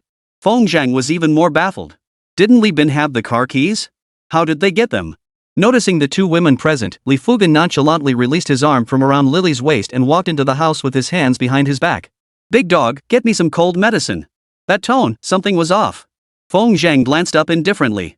Though he had countless questions, he could only rise and retrieve 2 boxes of cold medicine, placing them on the examination table. That'll be 39 yuan. Ha ha ha. Li Fugan chuckled as he slapped Feng Zhang on the shoulder. Between us, do we really need to talk about money? I'll take the medicine. Oh, and one more thing, I'm not planning to get the car fixed. Tomorrow's the first day of the fishing tournament. I'll be running around all day, and it'll be inconvenient without a car. But don't worry, after the tournament, Lily and I will be heading back. I'll definitely return the car to you then. With that, Li Fugan turned to Chen Yanfei and her companion, flashing what he thought was a dashing smile. Ladies, remember to come to Santu Village tomorrow morning for the event. Li Futsai strolled around the office for a bit before leaving with 2 boxes of medicine. The 3 left behind in the room were utterly baffled. What was going on? Didn't this kid admit defeat yesterday? How come overnight he's acting cocky again? This wasn't right. Anyone with half a brain wouldn't dare provoke Feng Zhang after yesterday's scene. Feng Zhang snapped out of his daze and immediately pulled out his phone to call Li Bin. Brother Zhang, I'm almost at the clinic. Li Bin was riding his motorcycle and the wind whistled through the phone. I'm asking you, how did the car keys end up with Li Fugan again? I gave them to him, Zhang. I suspect Li Fugan discovered something. What do you mean? He specifically came looking for me today to ask for the car. He also said he has something on you and that from now on, you'll have to bow down to him. Dirt? Feng Zhang was baffled. What could Li Fugan possibly have on him? Since opening the clinic, he'd always worked diligently, never accepting anything that crossed the line. Selling medicine at the clinic had been tacitly approved by the health department leadership. He considered himself law-abiding and had nothing to be ashamed of. There shouldn't be any dirt on him. He pondered for a moment but couldn't make head nor tail of it. Don't come to the clinic. Go buy extra groceries in town. We're treating 2 beauties to dinner tonight. Alright, brother Feng Zhang. Watch out for Li Fugan, that guy's pretty shady. After hanging up, Feng Zhang promptly forgot about Li Fugan's attitude. The fishing competition was scheduled for the next 2 days, and Feng Zhang had been roped into signing up by Li Jianming earlier. Fortunately, the fishing tournament's publicity had been effective. Most of the townspeople were clamoring to participate. Even those villagers who weren't competing didn't want to miss the rare spectacle and were preparing to head to Santu Village tomorrow to join the festivities. Most noticeably, the town's small vendors had already set up stalls along the Shishui River in Santu Village. By the Shishui River. Though Li Jianming and his son weren't exactly upstanding citizens, the fishing tournament they'd organized had enriched the dull mountain village life of Qingping town. This was their sole contribution. As dusk fell, Feng Zhang didn't want to delay any longer. After packing up his gear, and asked, would you 2 like to come over for dinner? Chapter 37, What's the beauty's name? Feng Zhang remembered these 2 entertainment industry stars highly praised Chen Guoxian's cooking skills. On the way back, he specifically contacted Chen Guoxian, telling her to stop working in the medicinal herb field and come home to help cook. Such was life in the mountain village. When a family had relatives or guests visiting and couldn't manage everything themselves, they would invite neighbors to help prepare the meal. Upon returning home, he found Chen Guoxian already helping pick vegetables in the courtyard. Upon hearing guests were coming, Su Wenfan also abandoned her fieldwork to return home and join the preparations.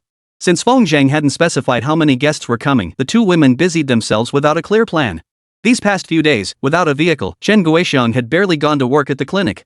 She happened to be absent again during yesterday's conflict with Li Fugan. When Chen Yanfei and Lu Kuei left the bodyguard in town and Lu Kuei personally drove to Feng Zhang's house, the moment he stepped out of the car, Chen Guoxian immediately caught his eye. Yanfei, this girl is so beautiful. If she got dressed up and put on some makeup, she could even compare to you. Lu Kuei was an agent and also a talent scout. Seeing Chen Guoxian's pure aura and peerless beauty, he couldn't help but thought. Chen Yanfei was stunned. She never imagined such a remote mountain village could hide a woman of such beauty. Her thoughts mirrored Lu Kuei's. Such a woman, confined to this barren mountain village, was nothing short of a pearl lost in the dust. Only the vast world outside could showcase her perfect beauty. Sis Kuei, have you got an idea? MHM. If she's willing to enter the industry under our guidance, she could become famous nationwide within a year. Lu Kuei might not know much about the outside world, but she possessed an incredibly keen insight into the entertainment industry. She could spot at a glance what kind of person would make it big. Alright, Yanfei, go ask Feng Zhang what his relationship with this woman is. Lu Kuei said breathlessly, I'll go talk to her and see if she has any thoughts. Alright. Chen Yanfei understood why Lu Kuei was so tense. Discovering an artist destined for stardom would greatly boost her standing within the group. Having launched Chen Yanfei to stardom, she had already risen to become the company's sister Kuei. If she could now elevate another female star who might one day rival Chen Yanfei, Lu Kuei's, her status would become even more entrenched, cementing her as the true queen pin of the entertainment industry. The two divided their tasks. Lu Kuei hurried over to Chen Guixian, who was squatting by the sink washing vegetables. Hello there, beauty. Lu Kuei carried an air of decisive efficiency. With just one sentence, she made Chen Guixian flush crimson. The word beauty was rarely heard in the mountain village, especially when it came from a woman who radiated such poise. Chen Guixian's face flushed as red as blood. She lowered her head and said, I couldn't possibly be called that. I'm just a village woman. You must be Xiao Zhang's friend? Please, have a seat. Chen Guixian hastily pulled over a small stool and placed it awkwardly at Lu Kuei's feet. Observing Chen Guixian, whose simplicity shone like a piece of jade, Lu Kuei felt even more satisfied. This was precisely the quality she sought. Her unique, unadorned charm, paired with that gentle look when she lowered her head, it was perfect. Lu Kuei sat down casually and asked, My name is Lu Kuei. Beautiful lady, what's your name? My name is Chen Guixian. Please don't call me anything else. Alright, Sister Guixian. Lu Kuei stopped teasing Chen Guixian and asked seriously, Do you usually watch TV? Sure, but not very often. 30.03% 18:57M. Chen Guixian didn't understand what Lu Kuei meant and answered honestly, I'm usually busy with farm work. I only get to watch a little when I have free time. Sister Guixian, do you want to be someone on TV? What do you mean? Like becoming a big star, acting in TV shows and stuff. Oh my, I couldn't possibly. Chen Guixian waved her hands repeatedly. I'm just a village woman. How could I act on TV? No way, no way. Lu Kuei felt a deep sense of defeat. If she were in the city, all she'd need to do to recruit someone into showbiz was mention Chen Yanfei's name. The problem was, Chen Guixian rarely watched TV and probably didn't even know who Chen Yanfei was. Santao village was truly cut off from the outside world. Meanwhile, Chen Yanfei entered the house and found Feng Zheng cleaning the room. Being from the countryside, when guests arrived, they always cleaned the house to show respect. Spotting Chen Yanfei's arrival, Feng Zheng straightened up and smiled. Why not wait in the courtyard? It's stuffy in here. It's fine. The mountain air is fresh, nothing like the pollution in the city. Chen Yanfei glanced hesitantly outside.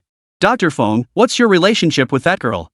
Feng Zheng felt a headache coming on. Why ask that out of the blue? She's just a friend from my village. We're pretty close. I see. From Feng Zheng's brief fluster, Chen Yanfei had subtly sensed that there might be some untold story between Chen Guixian and Feng Zheng. A woman's intuition was always spot on. Chen Yanfei brushed the question aside and stated formally, Sister Kuei wants to sign her to our company and package her into a big star like me.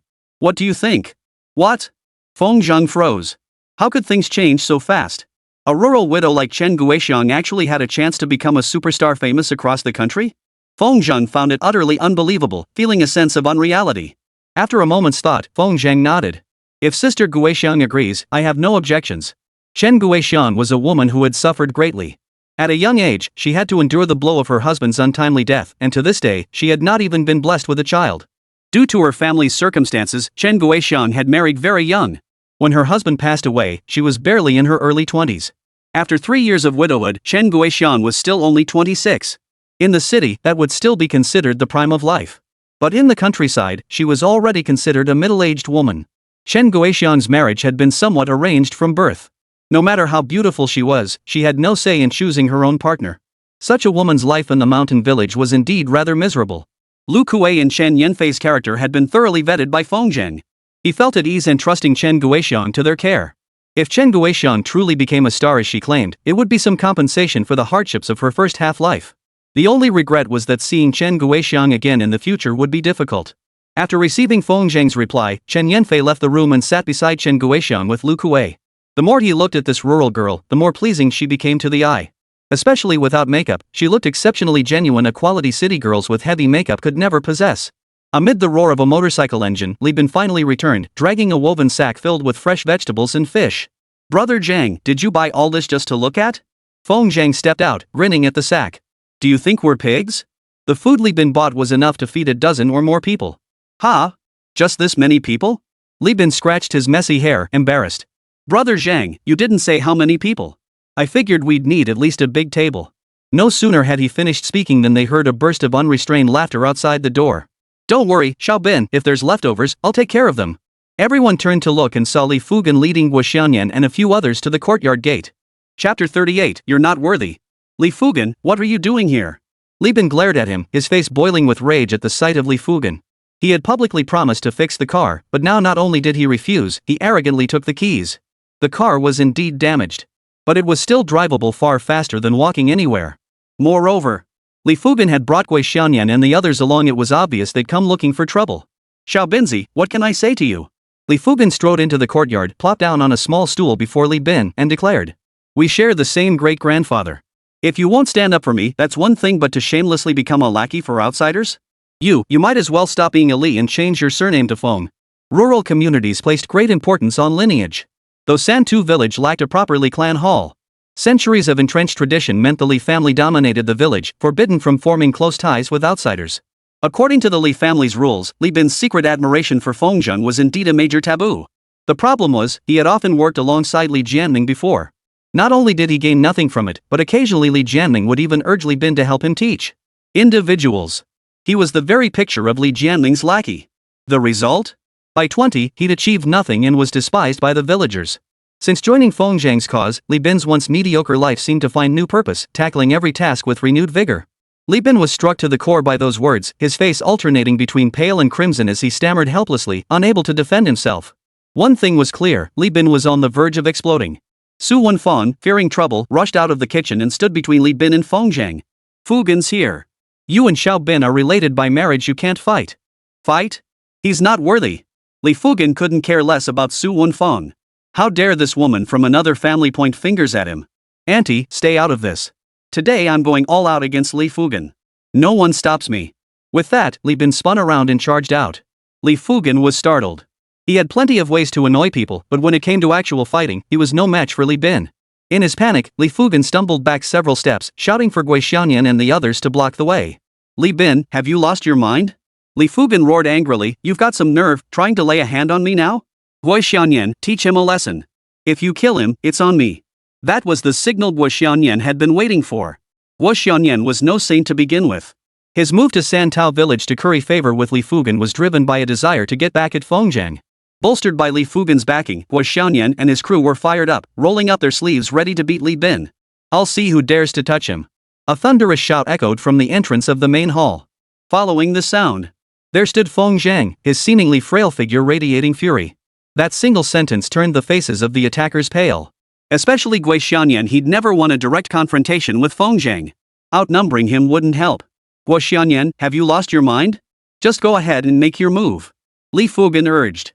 But Gui Xianyan, who usually obeyed orders without question, now pouted and said plaintively, Brother Fugan, we can't beat him. Useless. Li Fugan shook his head in exasperation. 6 of you can't take down one Feng de Go? Yeah, we really can't. Not just 6, even 10 of us couldn't beat him. That was Gui Xianyan's true thought. Disappointment flashed in Li Fugan's eyes. After a moment's hesitation, he couldn't help but glance over at Fengzheng. Just how formidable was this kid? He'd actually scared Gui Xianyan and the others into backing down? He hadn't intended to fight in the first place.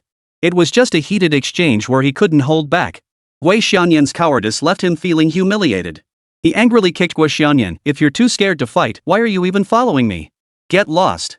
Gui Xianyan hesitated for a moment before leaving the courtyard without looking back. As he reached the gate, he turned back and spat, is Li Fugan out of his mind? With that dirt on Big Wind Dog, all he needs to do is sit down and talk. Why all the threats and bluster? This guy'll never amount to anything. Let's go. Li Fugan hadn't expected Gui Xianyan to leave so decisively. Now alone in the courtyard with only Lily, he felt even more awkward. If he turned and left now, this whole trip would be nothing but a humiliating failure. But continuing this standoff? He couldn't very well resort to violence himself. Just as he was at a loss for how to save face, Sister Kue, standing beside Chen Guishan, suddenly chuckled lightly and teased, the young master of the village chief's family sure has a lot of official authority, doesn't he? Li Fugen's eyes darted around, and suddenly an idea struck him. Hey, beautiful, what's your relationship with Fengjiang? He could tell they weren't Fengjiang's relatives. Spending days hanging around him, they were likely just close friends. Feng Dagua was just a village doctor. What made him worthy of two beauties' attention? It wasn't fair. Li Fugen planned to follow Lu Kuei's lead and announce Fengjiang's relationship with Chen Guoxiang. In his view, if they truly shared feelings beyond friendship with Fengjiang, the incident involving Chen Guoxiang would sever that connection. The charge of seducing a widow was an unforgivable crime. How many could endure that?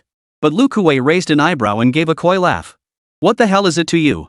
Li Fugen choked on his words, protesting with feigned hurt. How can a beauty speak such filthy language? Who cares what you think? Not that. I just think a lady should have better manners. Swearing ruins your elegance. None of your damn business. After all that circling around, he'd come full circle.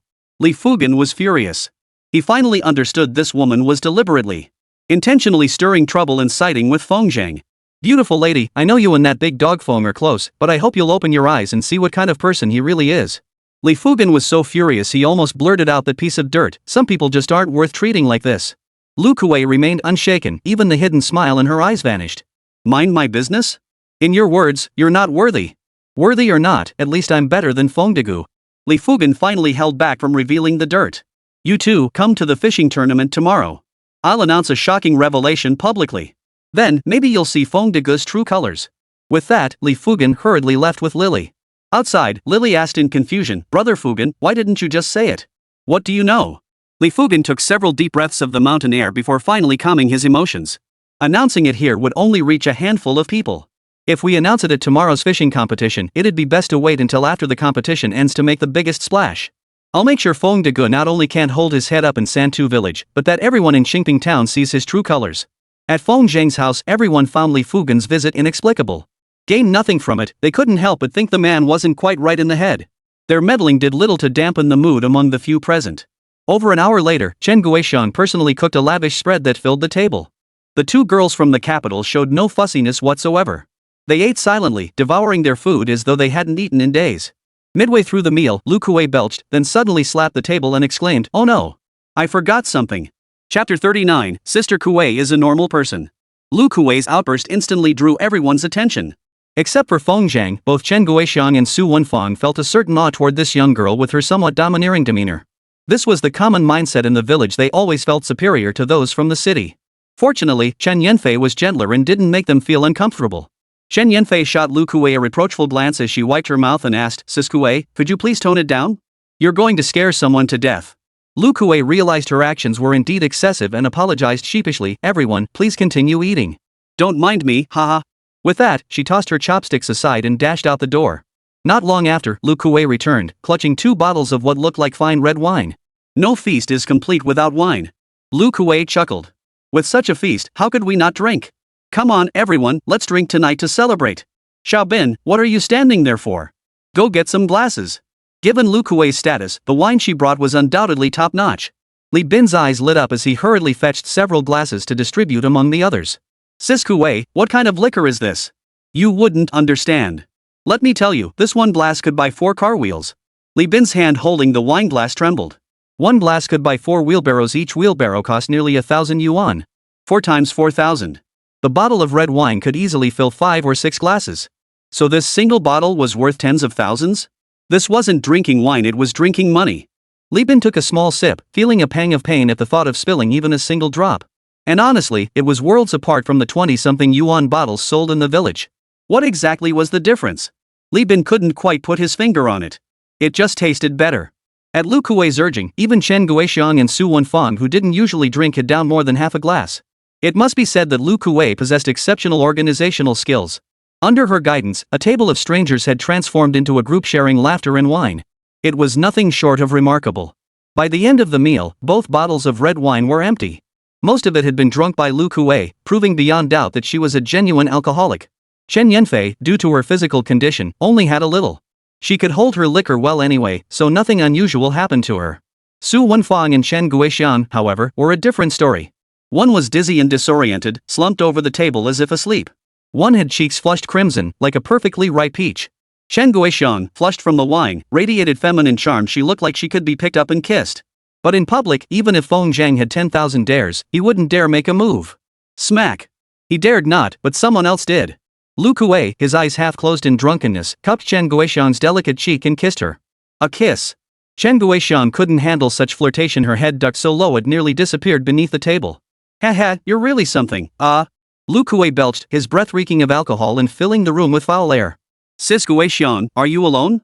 Can I sleep with you tonight? Lu Kuei casually hooked Chen Guoxiang's chin with his fingers, his tone teasingly suggestive. Don't worry, I won't do anything to you. At most, I'll just chat about joining my crew. Watching this, Li Bin's eyes went wide. Since it was mealtime, neither Lu Kuei nor Chen Yanfei wore masks. Alcohol flushed, Lu Kuei's lips were full and her eyes narrowed seductively.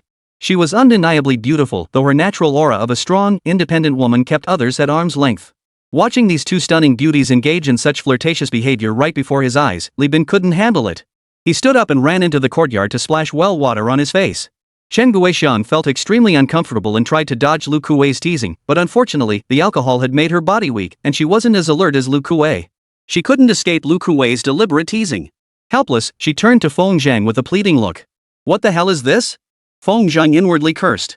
Lu Kuei is a woman too. I can't just throw her out, can I? Mouth to mouth, even more. Bah, ba. Lu Kuei chuckled softly. Little beauty, come on, give your sister a nod. Sis Kuei, you're scaring Sis Guoxiang. At the critical moment, Chen Yanfei finally couldn't bear it anymore and gently reminded her. Unfortunately, Lu Kuei waved it off, completely unfazed. Chen Yanfei looked at Feng Zhang with a mix of amusement and exasperation. Don't read too much into it. Sister Kuei is perfectly normal. She just likes to fool around when she drinks. Oh. Feng Zhang nodded. As long as it wasn't lesbianism, he didn't mind. Sis Guoxiang, why don't we let Sis Kuei sleep with you tonight? Feng Zhang thought for a moment and said, Yanfei can stay in my sister's room. But that's just how things are in the countryside. Just don't mind it. Don't say that. Go back 3 generations whose ancestors weren't farmers?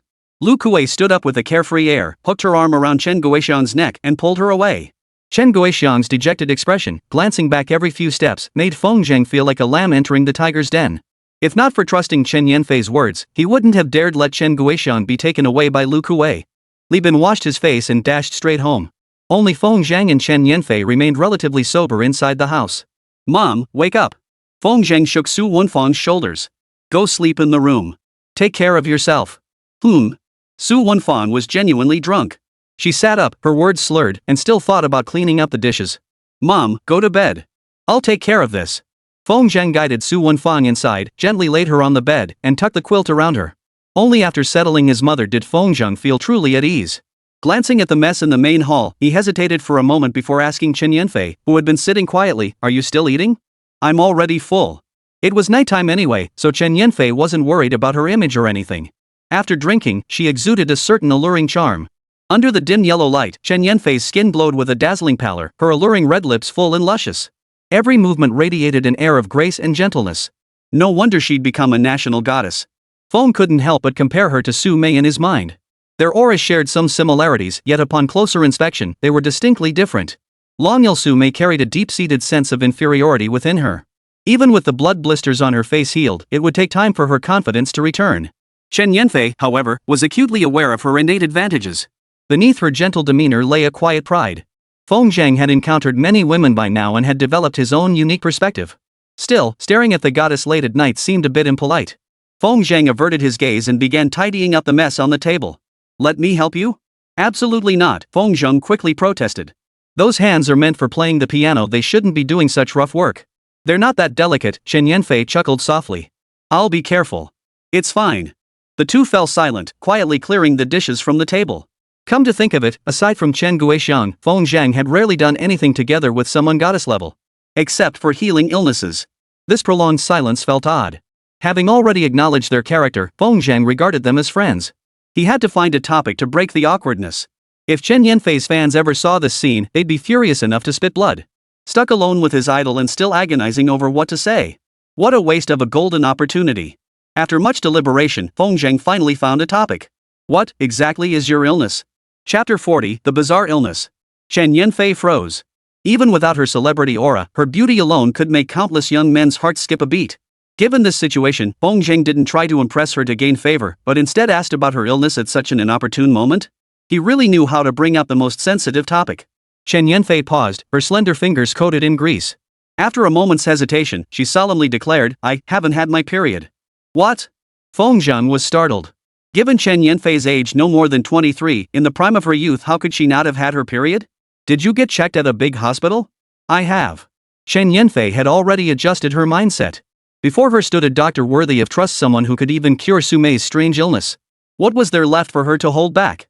"You know my background, going to the hospital isn't exactly convenient for me. Sister Kuei took me abroad these past 2 years to see specialists. They said it was something called vaginal atrophy, with signs of premature aging. They prescribed numerous medications and tried various treatments, but unfortunately, there's been no improvement." The words vaginal atrophy made Feng Zhang's eyes light up. The Taiyin aging seemed to document similar conditions. Vaginal atrophy is categorized into 2 types, congenital and acquired. The congenital type stems from hereditary factors within the family bloodline. This is extremely difficult to treat. Silver needles alone cannot cure her. It requires the gradual regulation of her constitution with various precious medicinal herbs. The acquired type occurs due to certain causes that lead to the symptoms of vaginal atrophy. This type is relatively easier to treat, but without identifying the true cause of the atrophy, targeted treatment remains impossible. Chen Yanfei consulted numerous foreign specialists, yet they likely only diagnosed her condition without uncovering its root cause.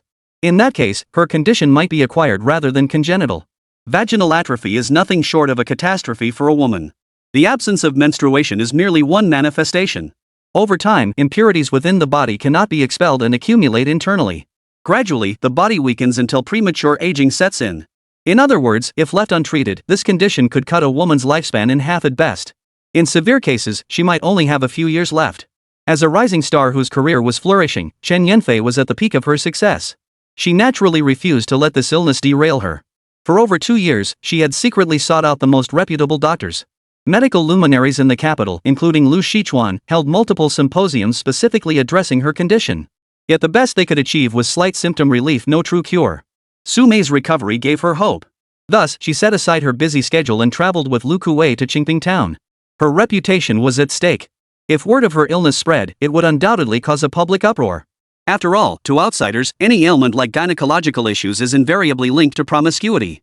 Chen Yanfei's image as a pure goddess had an extremely devoted fanbase, making any scandal highly likely.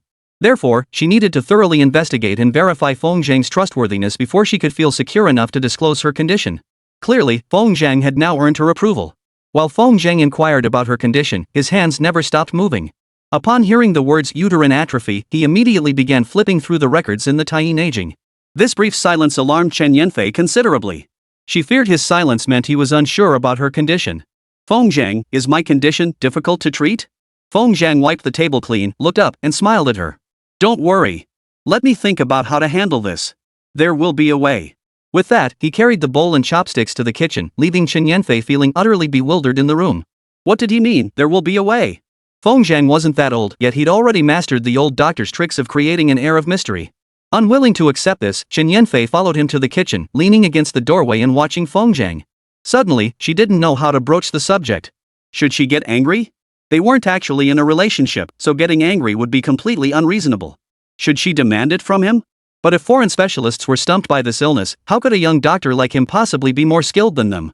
Chen Yanfei looked up at the gloomy night sky, suddenly plunging into a self-pitying confusion. Clatter. Feng Zhang finished washing the dishes, rinsing the grease from his hands, then picked up 2 small stools and walked into the courtyard. The living room reeked of alcohol, making Feng Zhang feel queasy. He decided to sit in the courtyard and enjoy the mountain breeze instead. "Yanfei, come over." Feng Zhang finally remembered the goddess who had lost hope in life standing by the kitchen door. He beckoned her over, gesturing for her to sit on the other stool. No one could have imagined the high and mighty national goddess would be so obedient and docile, practically trotting over to sit beside Feng Zhang. "Give me your hand." Chen Yanfei knew traditional Chinese medicine relied on observation, auscultation, inquiry, and palpation. Lu Shichuan and others had already taken her pulse. She rolled up her coat sleeve, revealing a slender, fair arm that reflected the room's light. Too pale. Feng Zhang, his mind focused solely on the task at hand, extended 2 fingers to rest on her wrist. They remained in this position for a full half-hour before Feng Zhang withdrew his hand, his eyes deep in thought. Heaven only knew how Chen Yanfei had endured that half-hour. There was uncertainty, there was hope, and above all, there was a deep distrust of life. If Lu Kuei had been there, she might have thrown her arms around her and wept. Why did fate have to deal her such a cruel hand? Why did she have to suffer from this strange illness? "Feng Zhang, can it be cured?" Unable to bear the silence any longer, Chen Yanfei asked anxiously. It can be treated, but... Chen Yanfei's heart leapt into her throat. She hadn't felt this nervous even during her art school entrance exams. I need a little time. Chen Yanfei nodded excitedly. I can wait. I'll wait as long as it takes. At that moment, Chen Yanfei had made a difficult decision. Even if it meant abandoning her thriving career and living here for 3 or 5 years, she would stay by Feng Zhang's side without leaving his side. He alone offered her hope for healing. Feng Zhang propped his chin on his hand, staring blankly at the vegetable garden. It was clear he was deep in thought. From Chen Yanfei's perspective, the dim light cast sharp contours on Feng Zhang's profile. The perfect side view suddenly made her heart skip a beat. Chen Yanfei, what nonsense are you thinking?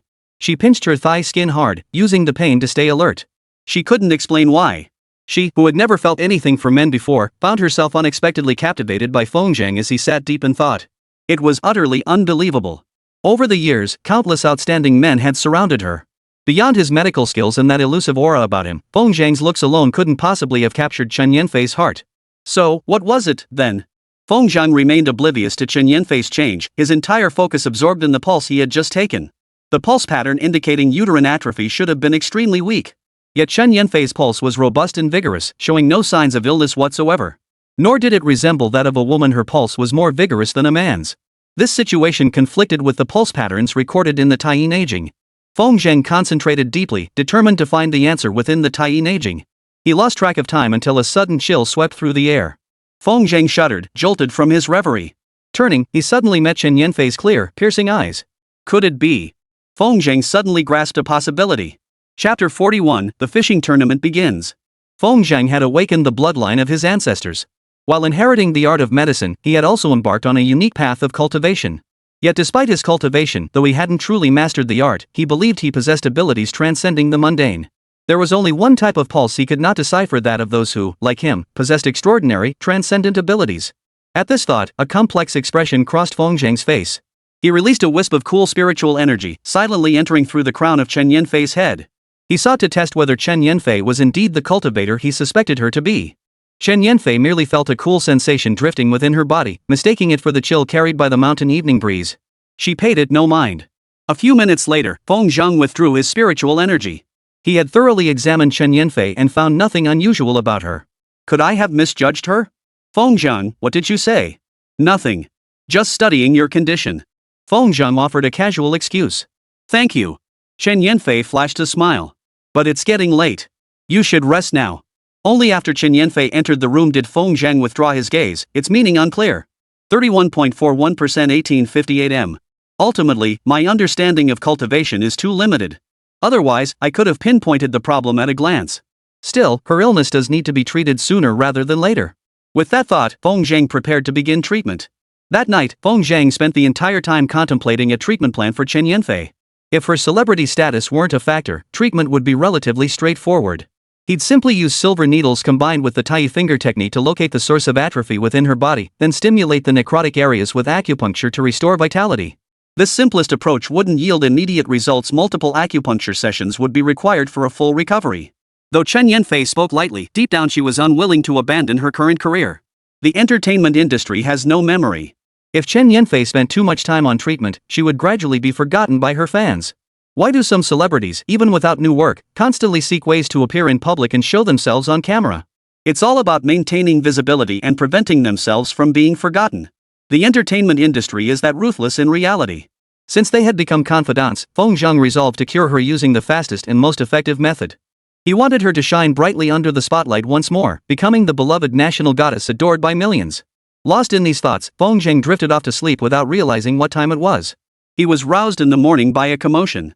Lu Kuei rushed over with Chen Guixiang, shouting in the courtyard, Yanfei, get up! Santu village is bustling today. It turned out today was the opening day of the fishing competition. The mountain villagers rose early. As soon as the sun climbed into the sky, people began arriving on motorcycles. In all the years she'd lived in the village, she'd never seen such a commotion. By the time Feng Zhang got up, Santu village was already packed with people, so crowded you couldn't move an inch. A simple fishing contest had unexpectedly become the top event in Xingping town. This showed that while Li Jianming's character left much to be desired, his organizational skills were truly exceptional. To accommodate last-minute participants, Li Jianming and his son had fenced off a patch of land by the Shishui River for small vendors and fishing tackle sellers to set up stalls. Setting up a stall came at a cost. All the revenue went straight into Li Jianming's pocket. To enhance the spectacle of the tournament, Li Fugen and Li Jianming modeled it after television variety shows, dividing the competition into 3 stages: preliminary rounds, elimination rounds, and the finals. The first day featured open auditions with no entry barriers. Anyone with an interest in fishing could participate. Feng Zhang, Chen Yanfei, and others had been signed up on the registration form by Li Fugen early that morning. As the preliminary round was about to begin, Feng Zhang and the others still hadn't shown up. In his panic, Li Fugen actually sent someone to invite them 3 times. Unaware of Li Fugen's plan, Feng Zhang assumed he was persistently inviting them out of respect for Chen Yanfei and Lu Kuei. Without even having breakfast, the group was dragged by Lu Kuei to the banks of the Shishui River. The usually deserted creek was now packed with people occupying every available spot. The stalls scattered across the open spaces resembled a bustling market. Not only were there small shops selling cigarettes and water, but breakfast was also being sold. Feng Zhang was also moved by this lively atmosphere. If the fishing tournament could genuinely boost Santu Village's influence in Qingping town, it would be a good thing. Li Fugen, his hair slicked back in a shiny pompadour, held a megaphone as he organized his crew. With Gui Xianyan and others following behind him, he looked quite formidable. Brother Fugen, Feng Degeo is selling fishing gear. Let him sell. Whether he participates or not doesn't matter, Li Fugen declared, his eyes flashing with unabashed excitement. As long as those 2 beauties show up. They wear masks all day, who knows what they really look like. Any woman Brother Fugen takes a liking to is definitely no slouch, was Xianyan flattered. I've observed these 2 ladies, they've got way more. Much more spirited than the women in our mountains. Of course. Their city girls' fair skin and beauty are just the basics, you know. Li Fugen didn't approach Feng Zhang and the others proactively. Going up now would make both women focus on Feng Zhang, diminishing his own importance.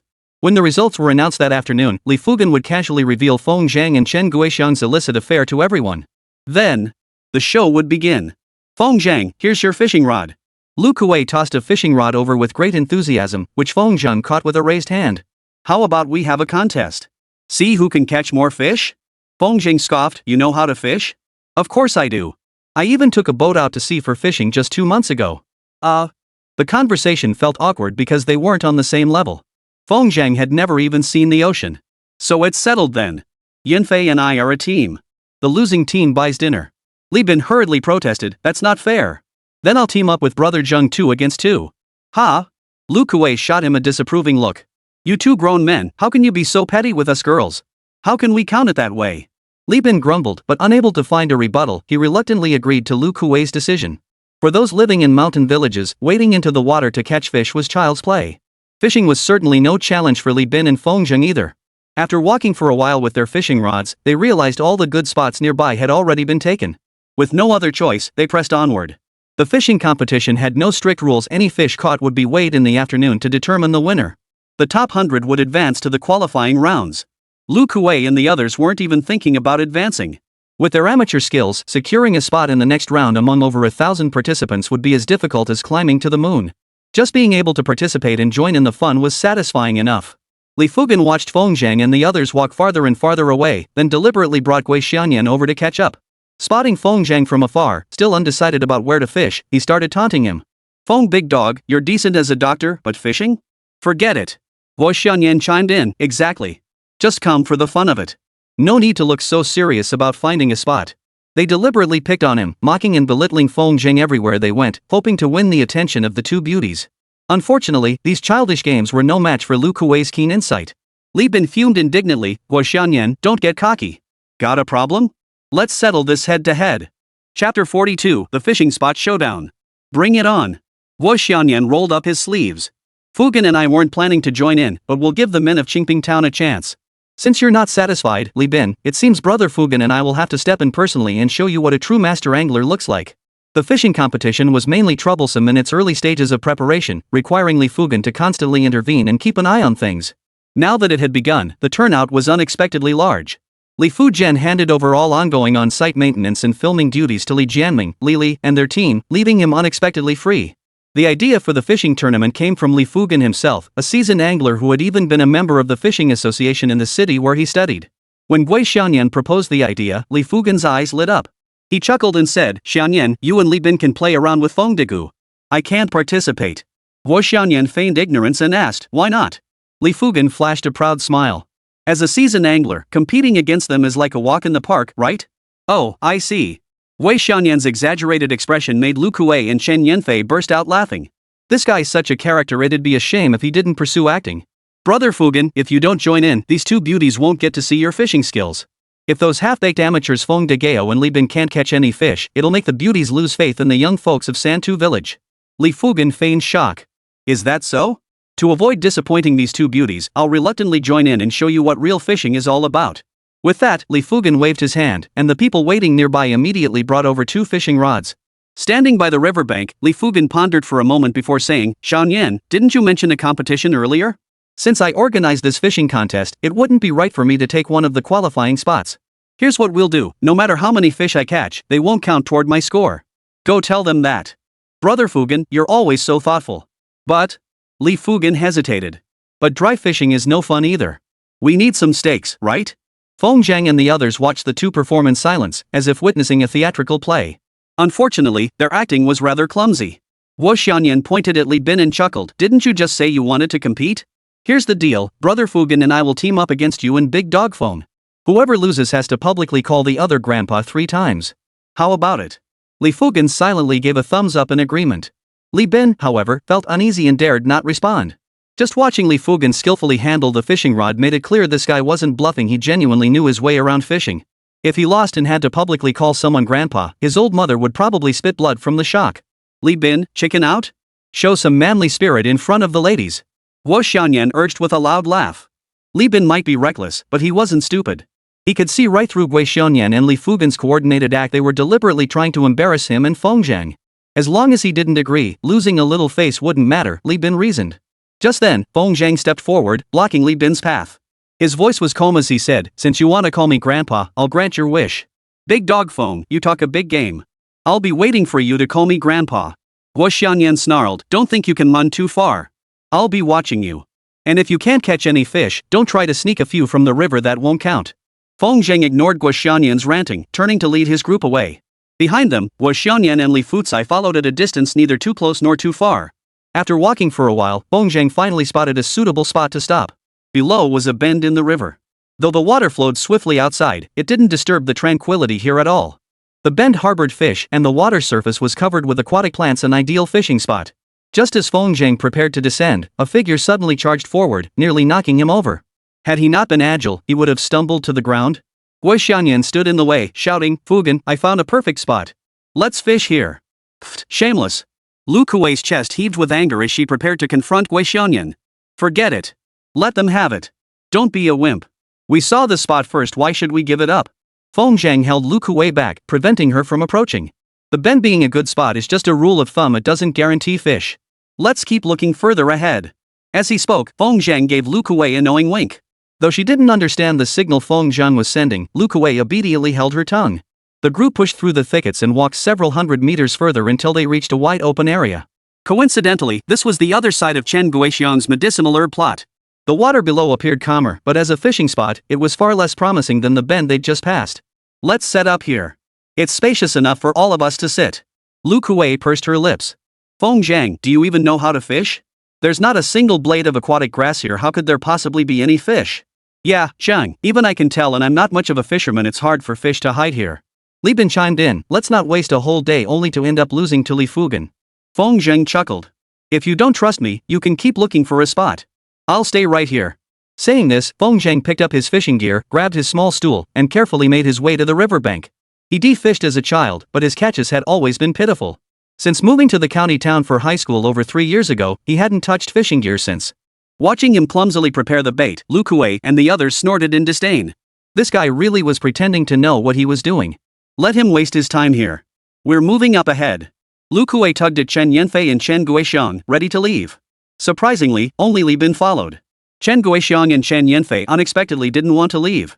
Chen Guixiang, not participating in the fishing, didn't care where she went. She noticed weeds sprouting again in the medicinal herb field and wanted to go weed it. As for Chen Yanfei, her goal wasn't the catch at all. She wanted to see what made Feng Zhang so certain this was a prime fishing spot. What a pair of cuties. Lu Kuei watched Feng Zhang lead Chen Yanfei away and glared at Li Bin indignantly. Little Bin, are you coming with me? Ha! Wherever Sister Kuei goes, I go.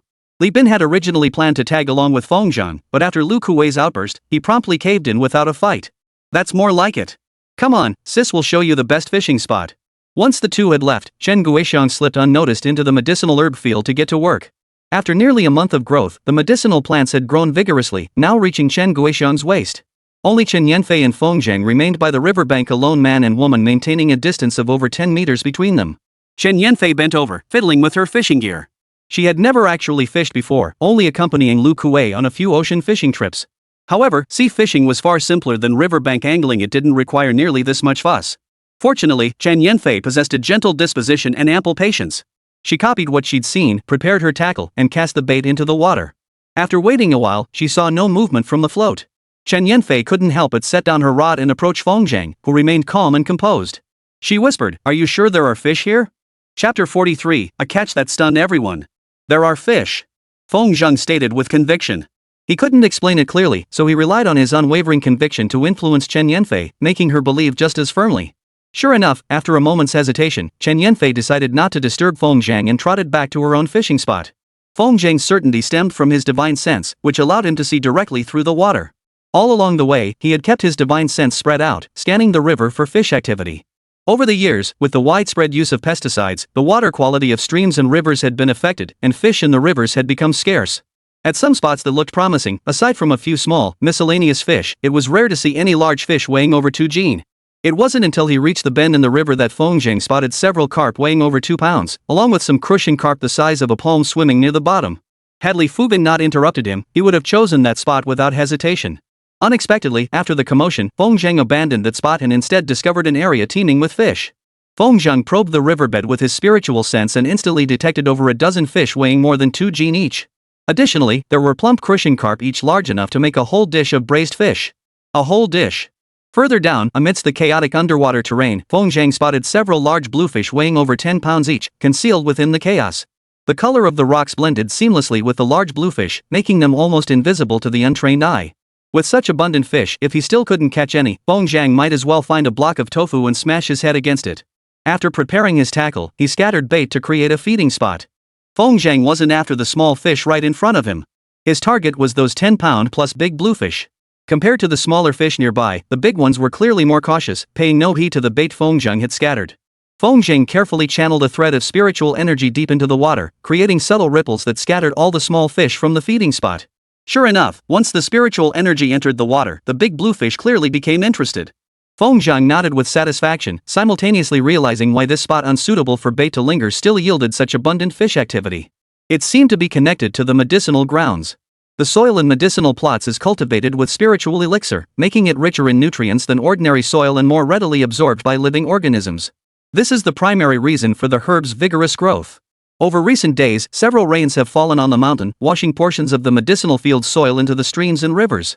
The soil, infused with spiritual essence, fell into the river, attracting fish to compete for it. The fish here are noticeably larger than elsewhere, likely due to consuming the spiritual essence. Infused with the essence of the spiritual liquid, the flesh of these fish must be far more delicious and nutritious than that of fish elsewhere. As Feng Zhang pieced together the source of this fish phenomenon, excitement surged within him. He had initially believed the spiritual essence could only alter the growth patterns of plant life. The peach pit he had planted on a whim had already grown into a peach tree, and he was waiting for it to blossom and bear fruit next year to test the quality of the peaches. Unexpectedly, the spirit liquid could also alter the growth patterns of fish. He planned to take the fish home to cook. If his hunch proved correct, if they tasted superior to ordinary fish, it might just be another avenue for profit. It was as if a window to the heavens had opened for Feng Zhang, suddenly revealing that the essence's effects seemed far more extensive than he had imagined. The wisp of spiritual energy that dipped into the water clung to the hook, enhancing the bait's allure. As Feng Zhang pondered, a giant bluefish longer than his thigh finally succumbed to the lure, gliding slowly toward the hook. The smaller fish circling the feeding spot but hesitant to approach scattered in a panic at the commotion caused by the giant bluefish. Feng Zhang's heart leapt into his throat. This was his first time fishing for such a massive fish. "Bite already, don't hesitate." Feng Zhang urged himself inwardly, simultaneously noticing a peculiar phenomenon. Fish that had consumed the spiritual essence were far more intelligent than ordinary fish. Watching Daqing keep testing the line without taking the bait, Feng Zhang couldn't hold back any longer. He sent another thread of spiritual energy to coat the hook. This time, the big blue fish couldn't resist the temptation. It opened its mouth wide and swallowed the hook whole. "Got it." Feng Zhang swiftly jerked the rod upward. The fishing line snapped taut, emitting a crisp, ringing sound. There really is a fish. Chen Yanfei paused in surprise, her beautiful eyes sparkling. She almost ran over to help Feng Zhang reel in the massive bluefish, which weighed over 10 pounds. It was indeed formidable, pulling with tremendous force.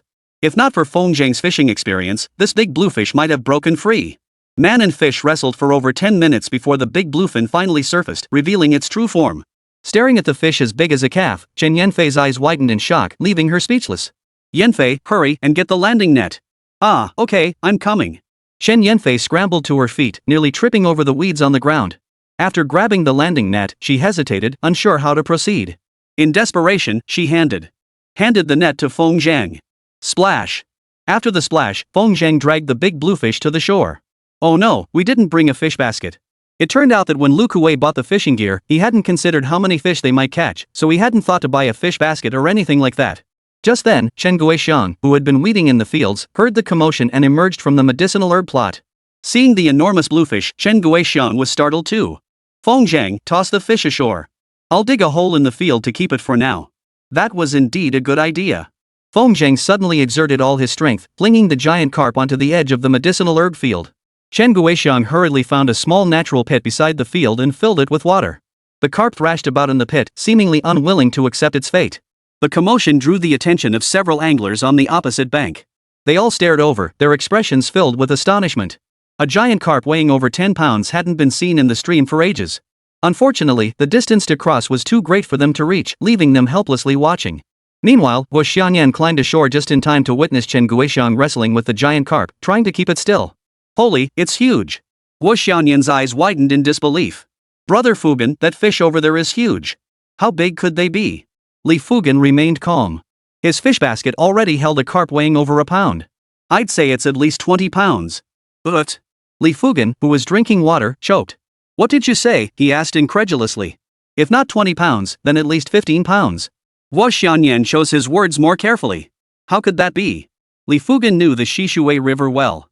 In this river, we rarely see fish over 10 jin anymore. As he spoke, Li Fugan gazed at the tranquil cove and suddenly couldn't sit still. Big fish travel in schools. There's definitely more than one fish weighing over 10 pounds. Brother Fugan, what are you suggesting? Let's go fish over there too. Feng Zhang, having prepared his bait and cast it back into the water, was ready to lure the second big bluefish. But before he could settle his mind, hurried footsteps echoed nearby. Zhang, holy crap, this fish is huge. Behind Li Bin, Lu Kuwei lagged behind, mesmerized by the breathtaking spectacle. This fish is huge, bigger than any I've caught in the ocean. Lu Kuwei exclaimed, Feng Zhang, I underestimated you. I want a fish here too. Chapter 44, Hooked Again. Lu Kuwei had arrived wearing a pair of white sneakers. After all the commotion, mud had caked over them, obscuring their original color. The more mud on the soles, the easier it was to slip. Fortunately, Lu Kuwei had the foresight to have Li Bin hold her arms from behind as she slowly descended. Just halfway down, Li Fugan and Wu Xianyan arrived. There weren't many suitable spots to set up fishing gear here. If Lu Kuwei and Li Bin took up 2 more positions, there wouldn't be any left for them. Seeing this, Li Fugan quickly signaled to Wu Xianyan. Wu Xianyan understood immediately and strode over, pushing Li Bin aside. Move it. I spotted those 2 spots first. Caught off guard, Li Bin stumbled and fell flat on his face. Ouch. Lu Kuwei was mid-air. If he slipped, he'd surely tumble through the grass and into the water. At the critical moment, Feng Zhang tossed aside his fishing rod, sprang to his feet, and covered 3 or 4 meters in a single stride. He caught Lu Kuwei around the waist just in the nick of time, his feet plunging into the wet, slippery ground beneath the grass. Ah! Lu Kuwei hadn't realized she'd been saved. Even the toughest woman would panic in such a situation. Covering her face, she let out a shrill scream that drew the attention of the anglers on the opposite bank. Stop screaming. You're fine. Feng Zhang felt Lu Kuwei's weight. Despite her petite frame, she wasn't much lighter than Chen Guixiang. Clearly, certain ample areas did add to her overall weight. The thought made Feng Zhang instinctively glance down. Her aqua blue shirt hugged a shape that was almost breathtaking. Feng Zhang's breathing grew heavier. Hey, you. Have you seen enough? Having worked in the entertainment industry, Lu Kuwei was unfazed by such situations and paid it no mind. When she sensed the shift in Feng Zhang's breathing, she even stuck out her chest in a playful display of pride. Caught staring. Feng Zhang's face flushed slightly as he hurriedly set Lu Kuwei down gently. On the shore, Li Fugan and Wu Xianyan also noticed the situation between the two. Li Fugan, in particular, swallowed hard. He thought to himself, at least it's 2 sizes bigger than Lily's. This. I can't even describe the feeling. You two, get down here. Lu Kuwei pointed at the 2 stunned figures, her voice brimming with indignation. If this fell into the water, with its barely water-resistant fabric, she'd surely be exposed. At least it offered some comfort through the fabric. But if it got soaked through? He dared not think about it. Li Fugan exhaled deeply, forcing a smile. Sister Kuei, right? Sorry about that. My little buddy here is a bit reckless. Lu Kuei had been about to explode, but Li Fugen's smiling face froze her in place. You don't hit someone who's smiling at you. Deep down, she wished Li Fugen hadn't apologized first, then she could have unleashed the rage she'd been bottling up. But since nothing had happened to her, Lu Kuei could only let it go. She watched Feng Zhang return to his fishing spot with a complex expression, the flush of embarrassment still lingering on his weathered face. Lu Kuei couldn't help but chuckle to herself. Youngsters these days so naive. With everyone watching, Lu Kuei couldn't bring herself to tease Feng Zhang openly, though she sensed an unmatched aura about him. Finally, Lu Kuei turned around and shot Gui Xianyan a fierce glare. What did you just say? You saw this spot first? Ha! Gui Xianyan finally snapped out of his shock. In all his years of hustling, he'd never witnessed such a formidable sight. It was truly breathtaking. Gui Xianyan hastily wiped the drool from his mouth. Yeah, those two spots. Fugen and I had our eyes on them long ago. Is that so? Lu Kuei sneered coldly, striding toward one of the spots as if no one else existed. Come and take it if you dare. Brother Fugen, this. Li Fugen's sole aim was to suppress Feng Zhang. When it came to beautiful women, he always schemed to lure them in. Since Lu Kuei had already claimed a fishing spot, Li Fugen's petty schemes wouldn't dare make a scene to drive her away. Xiaoyan, just watch me fish. With that, Li Fugen snatched the last fishing spot before Li Bin could get down. Li Bin desperately wanted to jump down and kick the arrogant Li Fugen into the river. But seeing Feng Zhang show no reaction, he suppressed the urge. He couldn't fish, and neither could Gui Xianyan. The competition between the two groups had narrowed down to Feng Zhang and Li Fugen going head to head. Xiao Bin, help me make the water hole bigger. Chen Guixiang, worried Li Bin might act impulsively, deliberately stood in the water hole waving and calling out. The large bluefish, weighing over 10 pounds, couldn't maneuver freely in the water. It could only bury its head underwater, its remaining half-body still thrashing about above the surface. Coming, Sister Guixiang. Li Bin followed the excuse Chen Guixiang had given him to back down. After all this commotion, not only were the anglers on shore unable to calm their nerves, but some of the fish in the water had also been scared away. Feng Zhang had no choice but to rebait the spot. Glancing at the composed Li Fugen, Feng Zhang's eyes clouded with thought. As he baited the hook, he discreetly squeezed a single drop of the elixir into the bait. You wanted to come, didn't you? I'll make sure you don't catch a single one. Feng Zhang thought to himself as he casually tossed the bait into the water.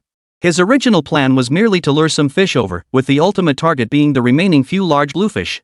Unexpectedly, the moment the bait hit the water, the fish below went wild. Big and small alike, they swarmed in droves. Within a 3-foot radius of the bait, the water was packed with fish of all sizes. When his divine sense entered the water and witnessed this frenzied scene, Feng Zhang was stunned. He glanced at the other anglers' spots. Apart from a few finger-length minnows near Chen Yanfei's bait, Lu Kuei and Li Fugen's spots were completely empty. Li Fugen remained supremely confident in his fishing skills. Even though his catch weight had fallen behind Feng Zhang's, he showed no sign of urgency. He calmly lit a cigarette, leisurely blowing smoke rings, occasionally glancing over at Chen Yanfei and Lu Kuei with a smile. It was Lu Kuei's state that made Feng Zhang almost laugh. She sat upright on her stool, her face mostly hidden, only her eyes peering intently at the float. At the slightest tremor of the float, she'd jerk her rod in nervous anticipation. Unfortunately, every time, she'd pull up nothing but disappointment. Feng Zhang felt a pang of pity, wanting to tell her that there truly was nothing in her fishing spot.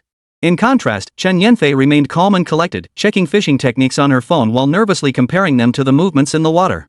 And sure enough, a few minutes later, she actually reeled in a tiny finger-sized minnow. Chen Yanfei was thrilled with her catch. After removing it from the hook, she insisted on handing it to Chen Guixiang, asking her to place it in the puddle above to keep Big Blue company. Observing everyone's state, Feng Zhang finally immersed himself in the mindset of fishing. The fish in the feeding spot had devoured all the bait but lingered, seemingly waiting for Feng Zhang to drop another batch. Clearly, all they were waiting for was the hook. Feng Zhang baited his hook, then silently wrapped it in a layer of spiritual energy before dropping it into the water. Splash! The bait barely touched the water before a striped bass weighing over 2 pounds struck it. It's hooked again? Lu Kuei's beautiful eyes widened in shock, leaving her breathless. Chapter 45, Seeking Guixiang's Contact Information. Finally hooked.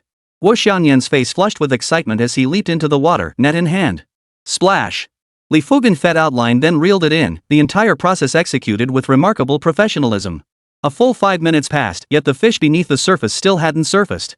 Li Fugen's expression slowly darkened.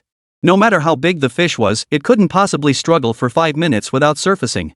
Unless this fish weighed over 100 pounds? The thought made Li Fugen focus even harder as he wrestled with the unidentified object beneath the surface. Several more minutes passed before Li Fugen finally sensed something was terribly wrong. The fish seemed rooted like an ancient tree's gnarled roots. After all this struggle, it hadn't budged an inch. Something was definitely wrong. Li Fugan's face turned pale. Just then, Feng Zheng's rod snapped with a crack as he reeled in another carp that looked to weigh over 5 pounds. He couldn't hold back any longer. I refuse to believe I can't reel this one in. Li Fucaijian suddenly jerked his rod, and with a snap, the fishing line snapped. But Lu Kuei, standing nearby, laughed openly without restraint. Is that it? And you call yourself a fishing master? Li Fucai's eyes turned red with embarrassment. That was just an accident. That big fish definitely hasn't gotten away. He rebaited the hook, attached the lure, and cast it back into the water. This time, both Li Fugan and Guo Xianyan stared intently at the float, tense with anticipation. At the slightest sign of movement, they were ready to dive in and haul that monster fish out of the water. Watching this scene, Feng Zheng shook his head. His divine sense had already revealed the truth. There was no big fish at the bottom of the river. It was merely a cotton coat drifting along with the current. The coat drifted with the current, its hem catching on the hook. The sensation of it rising felt remarkably like a fish strike. Too bad Li Fugan couldn't see what was really happening underwater. If he could, he'd probably be so furious he'd spit blood. Folks, the fishing competition is in full swing. I've already shown you the contestants' catches. Currently in first place is Lu Sangue from Dafeng Village. He's caught 5 fish totaling over 10 pounds. Right ahead is where Fugan is fishing. Come on, let's go see what he's caught. A clear, silvery voice rang out from afar. It was Lily, holding her phone to livestream, reporting each angler's catch in real time. The 40-coin livestream, jointly operated by the two, had solidified Li Fugan's status among his fans. Moreover, this fishing competition was organized by Li Fugan himself, who had once proclaimed in the livestream that he was a top-tier fishing master. The showdown between a big city fishing master and a mountain village farmer piqued the fans' curiosity. Li Bin and the others followed the sound and immediately spotted Lily. She wore heavy makeup and a strapless top, her bare shoulders looking particularly alluring. Lily may not be the prettiest, but she has a genuinely good voice. She's a talented streamer. Looks can be disguised with makeup, and if all else fails, there are always beauty filters and effects. But voice is innate. If someone's vocal tone is unpleasant, even a sound card can't save it. Lily understood what her fans were drawn to, so she consistently filmed the rural scenery and local customs during her time there. Santao Village nestled halfway up a Yun mountain, where breathtaking scenery unfolded. Distant peaks shrouded in mist and clouds stretched into the horizon, resembling a fairyland. Below, the winding streams complemented the terraced fields and villages along the banks, creating a rural utopia untouched by the clamor of the outside world. The only pity was that no one came to invest in Santu Village. If developed into a tourist resort or similar attraction, it would certainly rival existing famous scenic areas. As she introduced the local scenery along the way, Lily walked with light steps. 4,000 coins to Li Bin and the others. As if by accident, Lily pointed the camera at Chen Guixiang. The comments exploded. Holy crap, she's gorgeous. Host, is this a girl from Santu Village? Can you share her contact info? I thought my baby was the most stunning in the world, but there's always someone more beautiful. Who's her commander? Name her.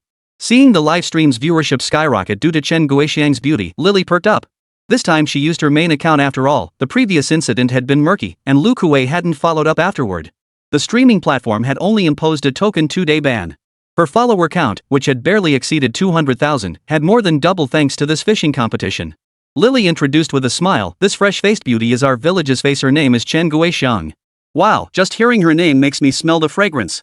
Baby, here's 10 carnival coins. Please share Guixiang's contact info. Guixiang's outfit is simple, but she radiates an aura of purity untouched by the world. Oh my god, I'm utterly captivated by her beauty. Host, I hate you. Why show me such a gorgeous mountain village girl? 4,000 coins, sis. Host, please ask, does Chen Guixiang have a boyfriend? If she's single, I trek 10,000 miles to marry into Santu Village. Lily deliberately drip-fed information about Chen Guixiang, essentially turning it into a live-stream discussion. The more fans craved answers, the slower she revealed them.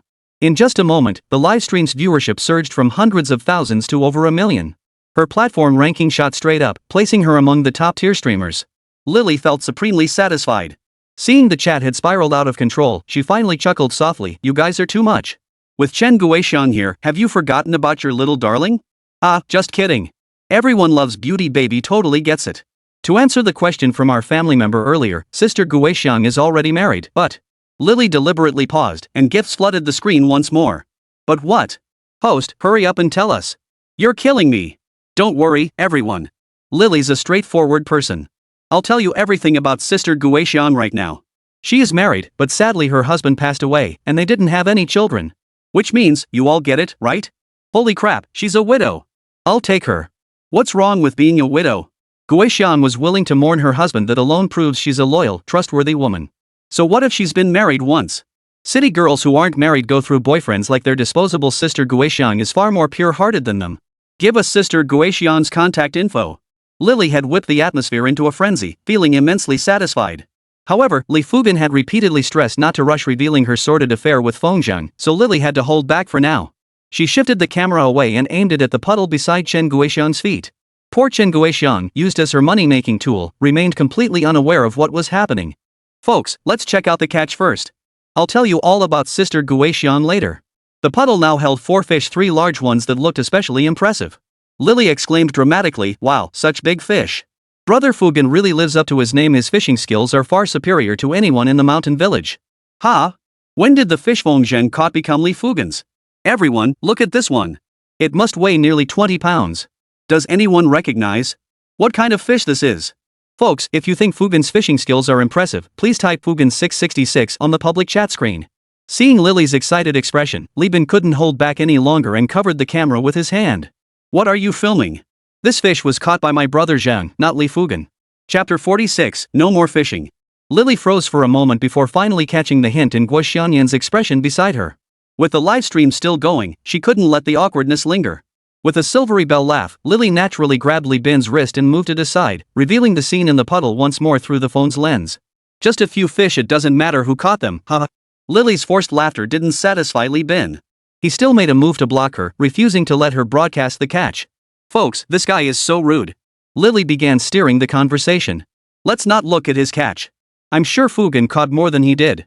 With that, Lily shot Li Bin a disapproving look before carefully making her way to the riverbank, positioning herself behind Li Fugan.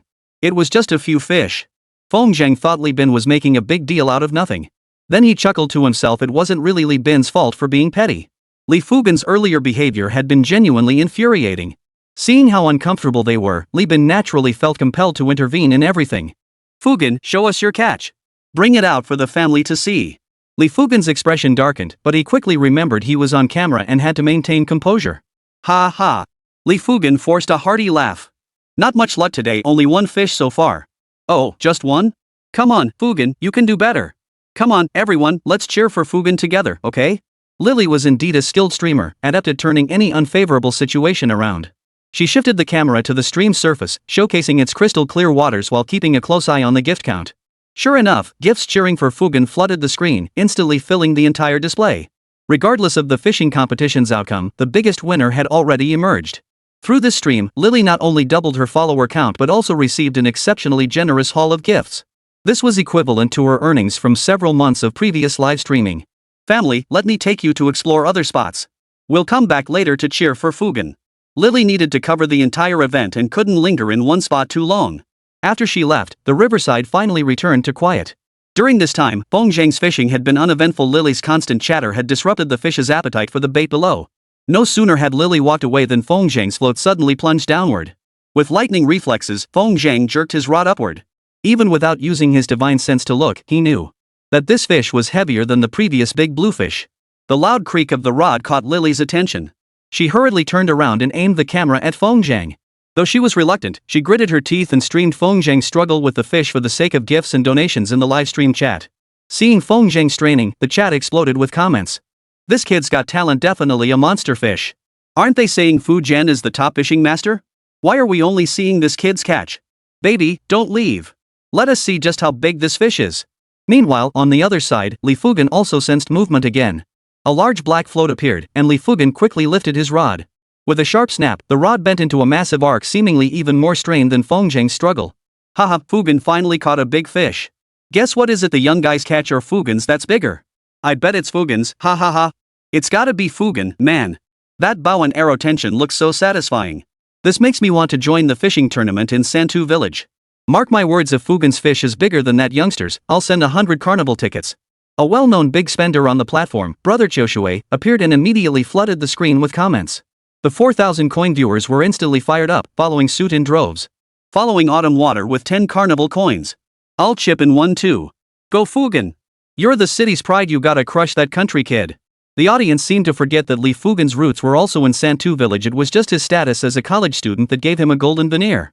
The simultaneous fishing action on both sides drew the attention of many anglers. It looked like Li Fugan was clearly struggling more on his side. After 10 minutes, Feng Zhang's catch began to surface another massive blue carp weighing nearly 20 pounds, several pounds heavier than the previous one. Seeing Feng Zhang net the fish, Li Bin grew even more anxious. The familiar sensation in his hands made him mistakenly believe it must be the same fish that had snapped his line earlier. To prevent another escape, Li Fugen proceeded with even greater caution this time. Unfortunately, another 10 minutes passed, and Feng Zhang reeled in yet another carp, this one weighing over 2 pounds. Li Fugen could no longer contain his impatience. He directed Gui Xianyan, who was cheering from the shore, "Xianyan, go down and check. Don't let the fish get away." "Got it, Fugen. You should have called me earlier." As Gui Xianyan passed Li Bin, he deliberately gave his shoulder a playful shove. "Today I'll show you what a real river king looks like." For those raised by the river, diving for fish was a basic skill. Unfortunately, Gui Xianyan couldn't dive, and dramatically to look cool too much commotion would scare the big fish away. "Go, Xianyan. Don't let that king fish get away." Lily pumped her fist from the bank, her phone camera tracking Gui Xianyan's movements. After entering the water, Gui Xianyan carefully submerged himself and followed the fishing line to its source. Soon, he sensed something was off. His hands were wrapped around a large, soft mass. He couldn't identify what it was, but he knew for certain it wasn't a fish. Gui Xianyan suddenly pulled with all his might, hauling the fishing line and whatever was hooked onto it up to the surface. "It's out! It's out!" Lily shrieked excitedly. "Everyone, are you ready? Just how big is the king of Shishui River?" 51 Gui Xianyan stood in the water, unsure whether to get out. Going out like this would be super awkward, right? "Xianyan, don't just stand there in the water, get out here already." "Yeah, what if the fish gets away?" Gui Xianyan felt so wronged he was nearly in tears. Steeling himself, he waded to the shore and lifted the soft, massive creature in his hands for 4,000 coins. The live stream instantly captured the massive creature. The chat went silent. The once bustling atmosphere turned icy cold. Everyone stared in disbelief at the thing in Gui Xianyan's hands, wondering if they were seeing things. What happened to the promised fish king? Pwa ha ha ha. Lu Kuei laughed heartily, covering her stomach without a shred of tact. Ha ha ha. Is this the legendary fish king you've all been talking about? Sis Kuei, stop laughing. Li Bin joined in the teasing. Just because someone can't catch a fish doesn't mean they can't use a piece of old cloth to pretend they're reeling one in.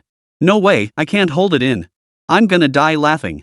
Xiaofei, you're struggling so hard to hold it in, is it really worth it? Just laugh, ha ha ha.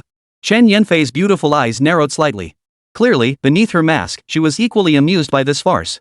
The self-proclaimed fishing master, whose skills supposedly outclassed every farmer in Qingping town, had managed to reel in nothing but a piece of ragged clothing. This whole thing reeked of something off. Li Fugen's face flushed from pale to crimson. With a sharp snap, he snapped his fishing rod in two. "I'm done fishing, damn it." Chapter 47, The Truth Comes Out. After such a colossal blunder, Li Fugen's carefully cultivated composure shattered instantly. He couldn't bear to continue fishing, not even bothering to pack up his rod. He grabbed Gui Xianyan and fled in a panic. Without Li Fugen's interference, Feng Zhang could finally focus, engaging in a battle of wits with the other large fish lurking beneath the surface. After he reeled in several big fish in succession, Lu Kuei couldn't hold back any longer. She quietly gave Chen Yanfei a knowing glance, then gripped her fishing rod and discreetly placed it in Feng Zhang's spot. She hadn't come earlier because she knew he was locked in a battle with Li Fugen. Now that he'd already caught so many fish, winning against Li Fugen was a given. Securing a spot in the qualifying round shouldn't be a problem either. So Lu Kuei didn't dwell on it much longer. Unfortunately, the fish in the water seemed to have singled out Feng Zhang, taking only his bait. After fishing for a while without a single catch, Lu Kuei felt his enthusiasm wane. At noon, Shen Guixiang specially went home to cook a meal and brought it over. By afternoon, the preliminary round was nearing its end. The big fish in Feng Zhang's spot had been almost completely caught, leaving only small fish weighing less than a pound. After nearly a full day of fishing, Feng Zhang felt not the slightest bit tired, but rather invigorated. On the shore, the water troughs were already overflowing with fish. Li Bin had prepared several large tubs earlier and called over a few friends to help carry the fish. After working for quite some time, they rushed to the competition judging area just as the event was nearing its end. The judging had already begun. Li Fugen had long forgotten the morning's unpleasantness. Holding a megaphone, he stood on a rock, while Li Jianming and several other respected elders from the village organized the weighing of the fish nearby. Lily was busy filming nearby, live streaming the results of the first day's competition. Fellow villagers, after a full day of hard work, everyone has caught quite a lot of fish. Li Fugen's face flushed with excitement. Beyond the live streaming revenue, this fishing competition had elevated both his and Li Jianming's standing to unprecedented heights in Qingping town. Riding the wave of the tournament's popularity, Li Jianming would pull some strings behind the scenes. Promotion to the town government next year seemed within reach. Ji Minghai from Ji Laozhuang 35 Jin. Li Fugen announced loudly, drawing waves of applause. Previously, most catches hovered around 20 pounds, with those exceeding 30 pounds being exceedingly rare. The main reason was the scarcity of fish in the Shishui River. Coupled with the overwhelming number of participants this time, landing a catch of several dozen pounds was practically impossible. Amid the clamor, Ji Minghai waved his hands sheepishly. Congratulations to Ji Minghai for taking the top spot and becoming the champion of the preliminary round. Li Fugan teased, old Ji, you did well today. Don't slack off in tomorrow's advancement round, okay? Blah blah blah. Ji Minghai's face flushed crimson as he shyly lowered his head. I hereby declare the preliminary round of the fishing competition successfully concluded. Folks, see you tomorrow. Wait a minute. Li Bin pushed through the crowd and rushed in. It was precisely upon seeing their arrival that Li Fugan had hurriedly declared the preliminary round over.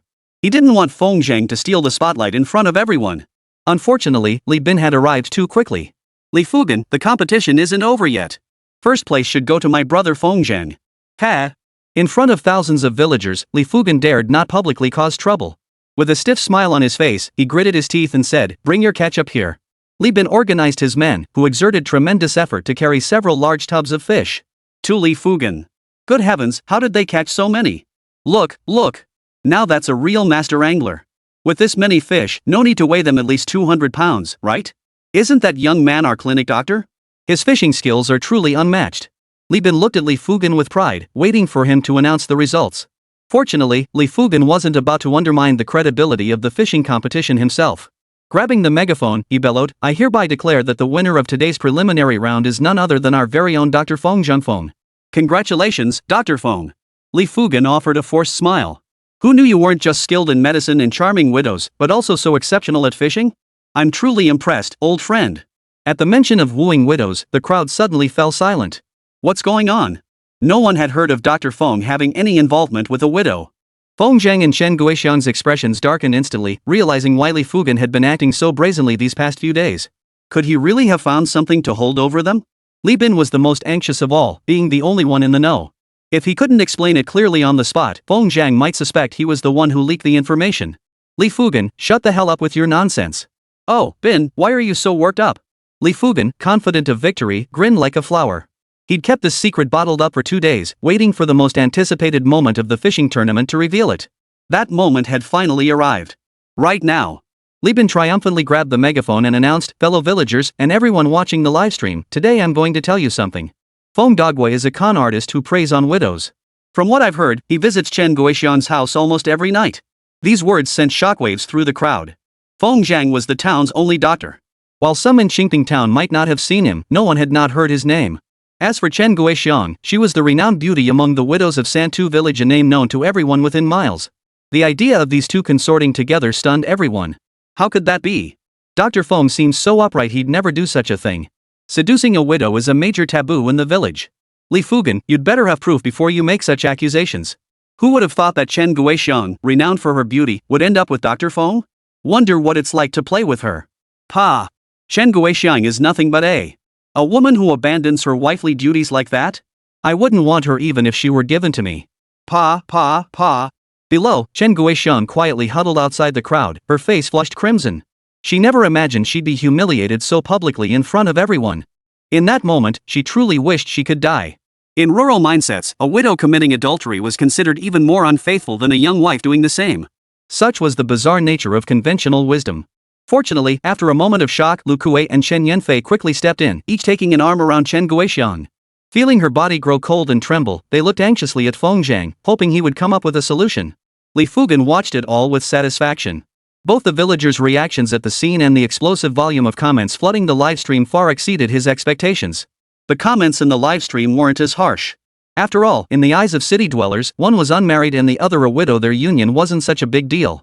Fans merely lamented that such a rare flower as Chen Guixiang had been plucked too soon. When he saw some still questioning Li Fugan's accusations, he smiled calmly and slowly pulled out his phone. Since some folks don't believe me, I happen to have a few photos here. As he spoke, he unlocked his phone screen, revealing images of Feng Zhang peering out from Chen Guixiang's home while Li Bin waited outside, seemingly keeping watch. The irrefutable evidence sent the villagers into an uproar. Chapter 48, I never thought I'd have a son like you. Ugh, it's true. Who would have thought? I always thought Xiao Bin was just hanging out with that big dog of a kid, but to do something this despicable. What do you think? Was Xiao Bin just keeping watch, or did both of them go into Chen Guixiang's house together? How amusing. I came for a fishing tournament and ended up getting a free show. Feng Dogwa might be okay, he's a boy, after all. If he can't find a wife, he can always look elsewhere.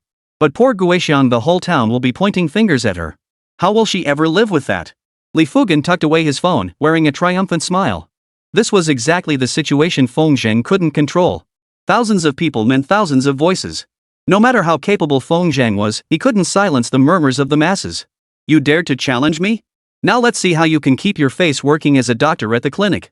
Li Fugan declared loudly. Given Feng Dogwa's reprehensible conduct, which is despised by all, I propose revoking his eligibility to compete.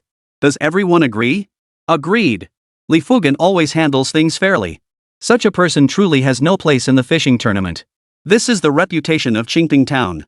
Let Feng Degu, that rotten apple, spoil it all. Alas. Seeing the villagers' enthusiastic response, Li Fugan continued, additionally, I wish to clarify one matter. A couple days ago, Feng Degu falsely accused me of damaging his car. It was my own fault for not inspecting it carefully. When I borrowed it, I fell for Feng Degu's trick. After investigating, I found out he wrecked it himself. He deliberately lent me the car to extort repair costs from me. As he spoke, Li Fugan pulled out a stack of bills, appearing to be over 1,000 yuan. Feng Degu, you wanted to extort money, didn't you? I, Li Fugan, am an upright man. I'll compensate you with this money, but don't bother me again. Put. A scoundrel like you deserves to be expelled from Santu village. Russell. Li Fugan flung the money into the air. The bills, tossed with near contempt, fluttered down and scattered around Feng Zheng. No one bothered to pick up the money. It seemed as though merely approaching Feng Zheng would bring bad luck upon oneself. Li Fugan truly lives up to being Santao Village's college graduate. His character is truly commendable. I've watched Fugan grow up since he was a child. He's nothing if not loyal. Without comparison, it's fine. But now that we compare, Li Fugan really does seem more likable. Ah, such an outstanding son must be his father's good upbringing. Too bad. Li Jianming is only the village chief of Santu village. If he were the mayor of Qingping Town, he could stand up for us farmers too. Look, Dr. Feng is trying to run away. Stop calling him Dr. Feng. With that kind of character, he doesn't deserve to treat us. Feng Zhang was indeed leaving. He knew that at this point, beating up Li Fugan would serve little purpose. The urgent priority now was to calm Chen Guixiang's emotions. He led the way at the front while Li Bin brought up the rear, shielding Chen Guixiang from the enraged villagers. Without this protective formation, the nearby rural women, hungry for blood, would have pounced on Chen Guixiang, beating her to a pulp. According to the village rules of Santu village from 100 or 200 years ago, a widow caught committing adultery was to be drowned in a pig cage and thrown into the river to feed the fish. Spit. Damn it, shameless. Today she dares to seduce Feng Degu, tomorrow she'll be seducing other men. I bet that Li Bin is sleeping with Chen Guixiang too. We've got to keep a close eye on our men when we get back. We can't let them fall for that Chen Guixiang's tricks. Amidst the torrent of abuse, Chen Guixiang could barely muster the strength to walk. It was only with Lu Kuei and Chen Yanfei supporting her that she managed to make it back home. As if all her strength had been drained, Chen Guixiang rushed into the house upon returning. Rushed into her room alone, slammed the door shut, and burst into tears. When she and Feng Zheng became involved, she had indeed considered the risk of tarnishing her reputation. But she never imagined the truth would be exposed at such a grand tournament. Had it remained confined to Santu village, she could have fled to her parents' home for a few days, returning once the storm had passed. But now, the entire town knew she had violated her marital vows. Her parents' home was no longer an option. In that moment, her life seemed utterly bleak and she felt no will to live. Feng Zheng stood in the courtyard, his brow furrowed as he asked Li Bin for a cigarette. This incident troubled him deeply, and he feared Chen Guixiang might do something desperate. Listening to the heart-wrenching sobs echoing from the house, his own heart felt torn apart. Feng Zheng. Chen Yanfei crouched beside Feng Zheng and said softly, why don't you go home first? Sister Kuei and I will stay here with Sister Guixiang. She'll be fine. She's right. Lu Kuei also grew serious when faced with serious matters. You can't do anything here. With something like this happening, your family might be going through a tough time too. You should go back and check on them. After a moment's thought, Feng Zheng accepted their offer. Li Bin, however, was at a loss, unsure whether to leave or stay. 4,000 coins. Fugan. But deep down, was this really Li Fugan's fault? His only mistake was making it public. Ah. Li Bin returned home in a daze. The moment he stepped through the door, a large iron shovel came swinging toward his face. Li Bin was terrified and scrambled to dodge it. Mom, what are you doing? Wu Chui's face twisted into a ferocious expression as she unleashed her anger on Li Bin for the first time. Kneel. Thud. Without hesitation, Li Bin knelt before Wu Chui. Mother, don't listen to Li Fugan's nonsense. I'm asking you. Wu Chui's voice trembled slightly. Did you and Chen Guixiang have anything going on? Absolutely not. Li Bin shook his head frantically. Mother, even if you don't believe me, you must trust Sister Guixiang's judgment. How could she possibly have eyes for someone like me? Besides, who says widows have to marry divorced men? Zhengge isn't married. In the city, this is called free love. Hearing her son's explanation, Wu Chui's expression softened slightly. 4,000 coins. No matter what others said, as long as her son wasn't involved with Chen Guixiang in any questionable way as the rumors suggested, there was still room to salvage the situation. With a clang, Wu Chui set down the shovel. You stay home and kneel. I'm going to check on Xiao Zhang's place. Oh, Su Wenfang will probably be furious. Outside Feng Zhang's house, several village women had abandoned the fishing competition altogether, crowding the roadside to point and whisper. The topic of their gossip, naturally, was the affair between Feng Zhang and Chen Guixiang. How it all began, who seduced whom first. The rumors were vivid and detailed, told with such liveliness it seemed as if they had witnessed it all themselves. Rural folks don't use the internet. Gossip spreads through word of mouth. This was one of the distinctive features of rural life. When Feng Zhang returned, the women immediately fell silent, fearing he might be still seething and come over to beat them up. Among them was Xiantiao's mother, standing out conspicuously. Feng Zhang didn't want to get into a fight with these women. He didn't even bother to glance at them and went straight back home. As soon as he entered the courtyard, he saw the tall middle-aged man sitting inside. Feng Maochun had returned at precisely this moment. Seeing their son approach, both parents were seething with rage. Feng Maochun trembled with fury, his anger growing with every thought. He grabbed a glass from the table and hurled it at Feng Zhang's feet. You have the nerve to come back? Feng Maochun roared. Chapter 49, Are you trying to drive me crazy? Seeing glass shards scattering everywhere, Su Wenfang immediately protested, rushing to stand in front of Feng Zhang. What are you doing, Dad? Su Wenfang scolded, even if Big Dog is in the wrong, he's still your son. Are you really disowning him? All these years, Feng Maochun had been working on construction sites. His skin was sun-darkened and glossy, and with his tall stature, he looked big and burly. Su Wenfang, after all, cherished her son and feared Feng Maochun might lose his temper and lash out. No matter how strong her son was, he wouldn't dare lay a hand on his father. If it came to blows, the son would surely be the one to suffer. Fortunately, Feng Maochun moved his lips slightly, then turned his head away and didn't continue his outburst. Big Dog, come inside quickly. Su Wenfang glanced at the women pointing and whispering outside, then decisively shut the main hall door. Tell me, is Guixiang okay? She's okay. Feng Zhang's voice was hoarse, and speaking was an immense struggle. Even the spiritual energy within the mansion couldn't soothe his wounded heart. This was the torment of the mind. That's a relief. I'd been so worried Guixiang might do something reckless. Feng Maochun couldn't take it anymore. He slammed his hand on the table and shouted, Guixiang, Guixiang. Can you stop mentioning that name? What nonsense are you spouting? Su Wenfang, equally exasperated, crossed her arms and snapped, You've only just returned. Do you have any idea what our son has endured these past days? Wah, we're outsiders here. Those Li folks bully us every other day. If it weren't for our son being able to fight back, who knows what kind of torment we'd suffer. Su Wenfang had witnessed Feng Zhang's transformation all along. The fact that they were outsiders couldn't be changed, so he could only make himself stronger, instilling fear in the people of Santu village. And indeed, that was the case. Had it not been for Li Fugan's uproar, Feng Zhang standing in Santu village would have soared, his reputation rivaling Li Jianming's. Feng Maochun opened his mouth but ultimately couldn't muster a single harsh word. He toiled tirelessly outside the village to support his family, yet after a year of relentless labor, he had brought no tangible change to their circumstances. Meanwhile, Feng Zhang had earned over 200,000 yuan treating patients and handed it over to Su Wenfang. Seeing his wife weep with injustice, Feng Maochun's hardened heart softened. The family of three sat in silence inside the house. After a long while, Su Wenfang finally stopped crying. She pulled Feng Zhang close and whispered. Since it's already happened, you owe Guixiang an explanation. We can't be heartless people. No. Feng Maochun refused decisively. Bringing a widow into the Feng family? Only over my dead body. In rural mindsets, widows were considered bad luck. Only men who were themselves widowed or divorced dared to marry one. That's why Feng Zhang had made it clear from the start, he couldn't offer Chen Guixiang a future. Why are you in such a hurry? Su Wenfang snapped impatiently. I never said Big Dog should marry her. I meant they should end things immediately. Then Big Dog can go work with you for a year or two, and come back once things have calmed down. In her view, with this incident unfolding, Feng Zhang could forget about becoming a doctor at the clinic, and growing medicinal herbs was even more out of the question. Never mind the gossip from outsiders, he couldn't get past the mental barrier himself. Leaving was the best choice. The couple stared anxiously at Feng Zhang. If he nodded in agreement, Feng Maochun could pack his things and leave immediately. But their hopes were dashed. Feng Zhang shook his head decisively. Mom, as long as Sister Guixiang doesn't abandon me, I won't leave on my own. Are you trying to drive me to my grave? No matter how much Su Wenfan cried or how much Feng Maochen sighed, Feng Zhang remained utterly unmoved. Abandoning Chen Guoxian, that would be truly heartless. As dusk settled in, the women gathered outside gradually dispersed to their homes. No matter how entertaining the commotion, dinner still had to be cooked. Feng Zhang felt stifled inside the house, so he opened the door and stepped out into the vegetable garden for some fresh air. Suddenly, his phone vibrated in his pocket. It was a call from Xian Tao, whom he hadn't heard from in ages. They'd never kept in touch, so this call was likely. Heard about today's events. News travels fast. But considering Xian Tao's mother's temperament, he felt relieved. Feng Zhang frowned as he answered the call. After a brief hello, an awkward silence fell between them.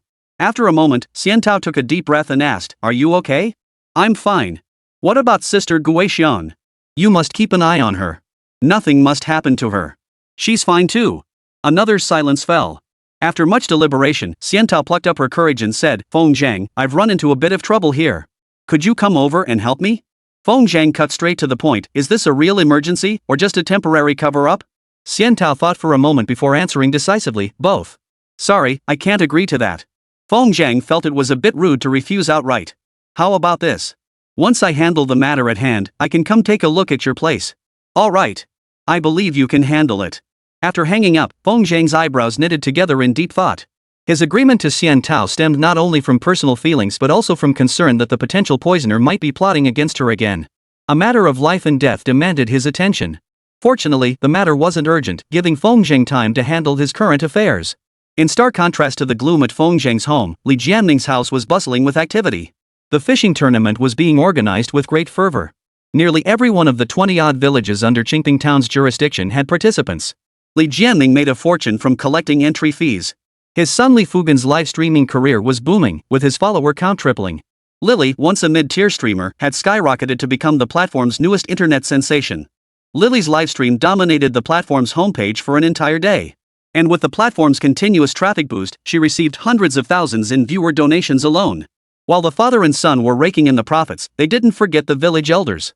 Tonight, they specially invited them over for dinner at home to celebrate the successful conclusion of the preliminary auditions. Li Fugan also called over Gui Xianyan and his younger brothers. The young men sat around a table, chatting not only about live streaming but also about Feng Zhang's pathetic reaction today. Serves him right. Thought becoming a doctor meant he was untouchable? Brother Fugan really showed him up. "Brother Fugan, I'll raise a toast to you." Gui Xianyan raised his glass, his face flushed. "Brother Fugan, if making money through live streaming is this easy, do you think we could tag along and run errands for you or something?" "Haha, well, that's something we could consider." "Awesome. Thanks in advance, Brother Fugan. And Sister Lily too, wishing you two a lifetime together." "Ha ha ha."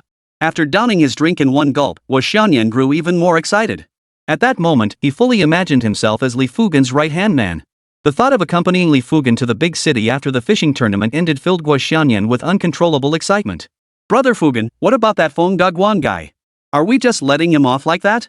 "No need to rush." Li Fugan replied with confidence, "I've already had someone post online to sway public opinion and completely reverse the backlash from the past couple of days. Didn't he falsely accuse me of crashing his car? Once public opinion shifts, his false accusation will be proven true.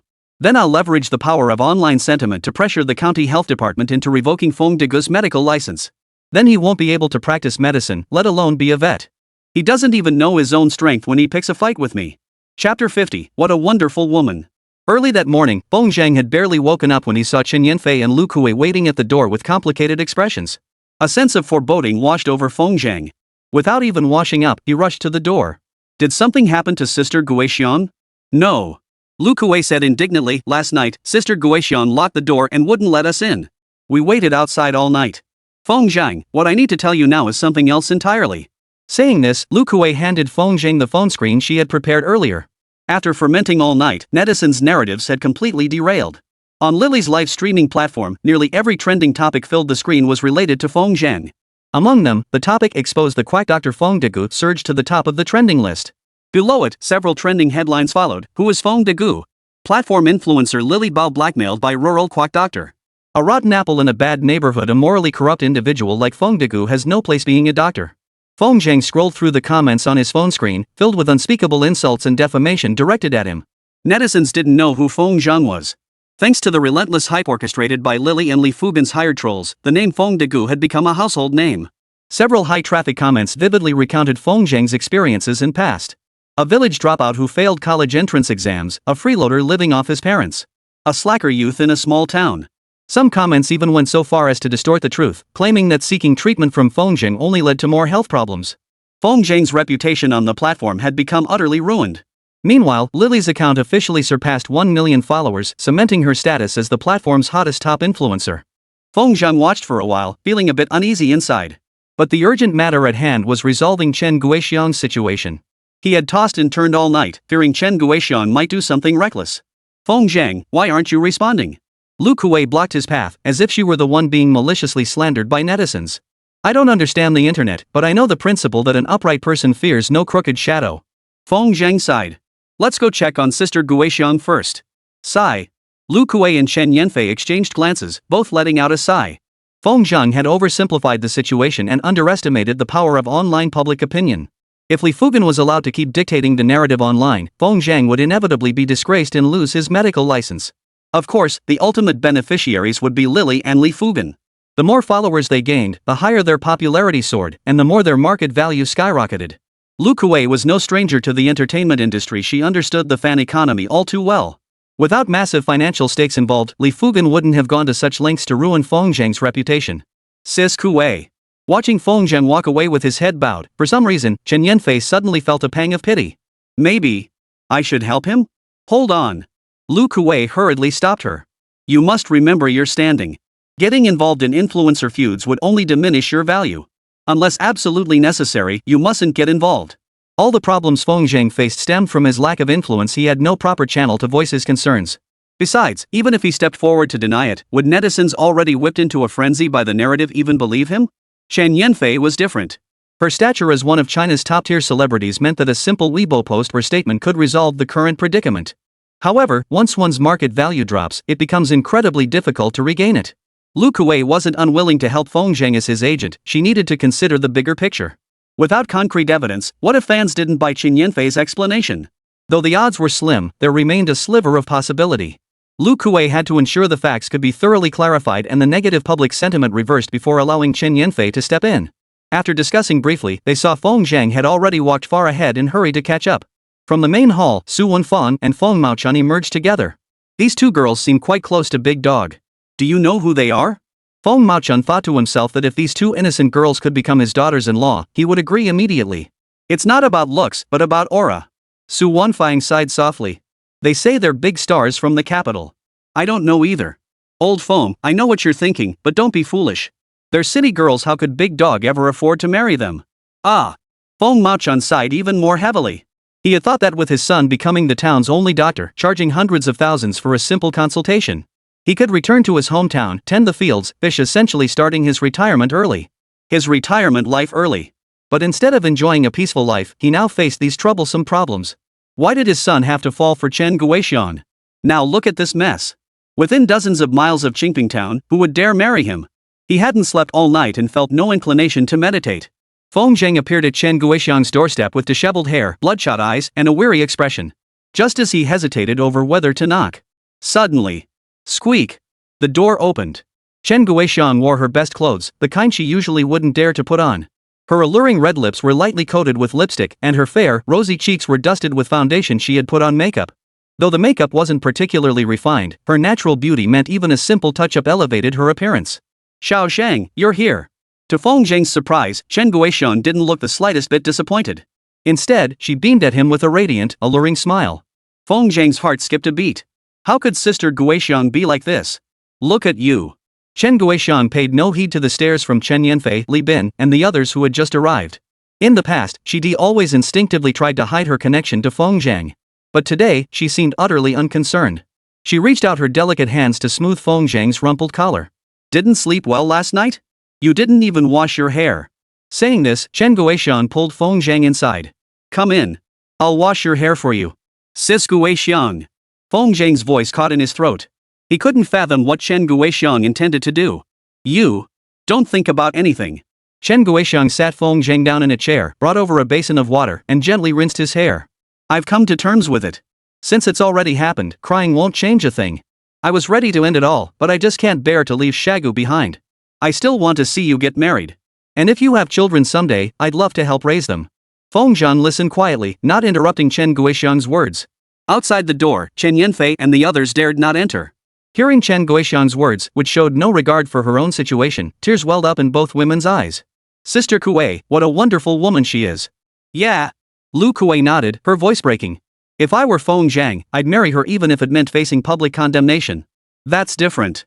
Chen Yanfei had filmed similar rural scenes before and understood the deeply ingrained beliefs in the countryside, beliefs that were difficult to change at their core. Chen Guixiang understood this precisely, which is why she never uttered words urging Feng Zhang to marry her. It was simply too difficult. According to Chen Guixiang's account, she intended to be Feng Zhang's woman for life, a woman outside of marriage. But with such an ambiguous relationship, what young woman would be willing to marry Feng Zhang? Inside the courtyard, Chen Guixiang gently massaged Feng Zhang's hair, as if afraid the slightest touch might hurt him. Her cautious manner was heartbreaking to witness. Tap tap tap. A flurry of hurried footsteps approached. It was Feng Maochun, arriving with Su Wenfang in tow. Seeing the scene in the courtyard, Feng Maochun's expression darkened instantly. Chapter 51, Trust me this once. Old Feng, come back here. Seeing Feng Maochun about to charge into the courtyard, Su Wenfang hurriedly pulled him back. Behind them, Li Bin stepped forward swiftly to block the doorway. Uncle Feng, please don't get angry. Let's see what's going on first. Exactly. Guixiang's acting strange. You can't make things worse. Held back by the two men, Feng Maochun stomped his foot in frustration and crouched by the doorway. He flicked out a cigarette and began puffing away. Inside the courtyard, the two seemed oblivious to the commotion outside, lost in a rare moment of tenderness. Feng Zhang sniffed softly. Sister Guixiang, I'm sorry. Don't talk nonsense. Chen Guixiang gently tapped Feng Zhang's forehead. When we were together, I never expected you to marry me. Xiao Zhang, don't think of yourself as weak. After all, we live in the village. You have to be mindful of gossip. Chen Guixiang's understanding words made Feng Zhang feel utterly ashamed. Feng Zhang sat up abruptly, grabbing Chen Guixiang's delicate yet strong hand. Sister Guixiang, let me take you away. Where to? Chen Guixiang looked up, her eyes filled with sorrow. Somewhere where no one knows us. I can heal people, I can support you. Chen Guixiang laughed through her tears, truly happy. Xiao Zhang, no matter what, your heart is enough. Wiping her tears, Chen Guixiang still wore a sweet smile. But I won't go with you. Have you thought about it? If we impulsively run away together, what about your parents? And Xiao Ling, with a brother like you, she'll never be able to hold her head up in the village again. Forget your family. Even my own family, though not the best, shouldn't have to suffer because of me. Stealing someone away and eloping were entirely different concepts. In rural mindsets, adultery might be somewhat excusable. But eloping? That's something people will talk about behind your back for the rest of your life. Feng Zhang, in the prime of his youth, might not care about such things, but Chen Guixiang could not. She had to consider the consequences. Chen Guixiang picked up a dry towel and dried Feng Zhang's damp hair. Throughout this, Feng Zhang remained utterly still, overcome by a profound sense of helplessness. Such an incident could only mean he wasn't strong enough. If he had enough money and influence, how could the Li Fugan family dare treat him this way? Feng Zhang clenched his fists tightly, his mind already made up. He would make money, a lot of money. He would become a village chief worthy of respect, a figure whose every action commanded unquestioning obedience. Chen Guixiang, unaware of Feng Zhang's inner turmoil, combed his hair neatly with the brush and gazed at him solemnly for a moment. Look, this is the spirited little Zheng I know. Sister Guixiang, won't you seriously consider coming with me? No, and you shouldn't even think about leaving either. Chen Guixiang smiled. Isn't Li Fugan just trying to make things difficult for us? He thinks exposing our situation will leave us helpless. We can't do anything that makes people look down on us. Zheng, come with me. We'll go find Li Fugan. Feng Zhang shuddered. Sister Guixiang, don't do anything foolish. What foolish thing could I possibly do? Chen Guixiang froze in place, tears streaming down her face. Xiao Zhang, can't you trust me just this once? With things having come to this point, Feng Zhang could hardly stand in the way any longer. At least, as long as he stayed by her side, nothing would happen to Chen Guixiang. If she wanted to confront Li Fugan, he'd accompany her. As they reached the doorway, Feng Zhang didn't even glance at Feng Maochun, who was crouched in the corner smoking. Instead, he linked arms with Chen Guixiang and headed toward the Shishui River. There, preparations for the qualifying tournament were underway. Meanwhile, at the entrance of Santu village, Li Jianming stood quietly beneath the archway with several minor officials from the town. Word had it that due to the unexpectedly successful fishing tournament, a big boss from the county had taken a fancy to Santu village's unique scenery and wanted to come discuss plans for building tourist homestays and agritourism facilities. City dwellers, tired of greasy fare, were seeking out distinctive local cuisine.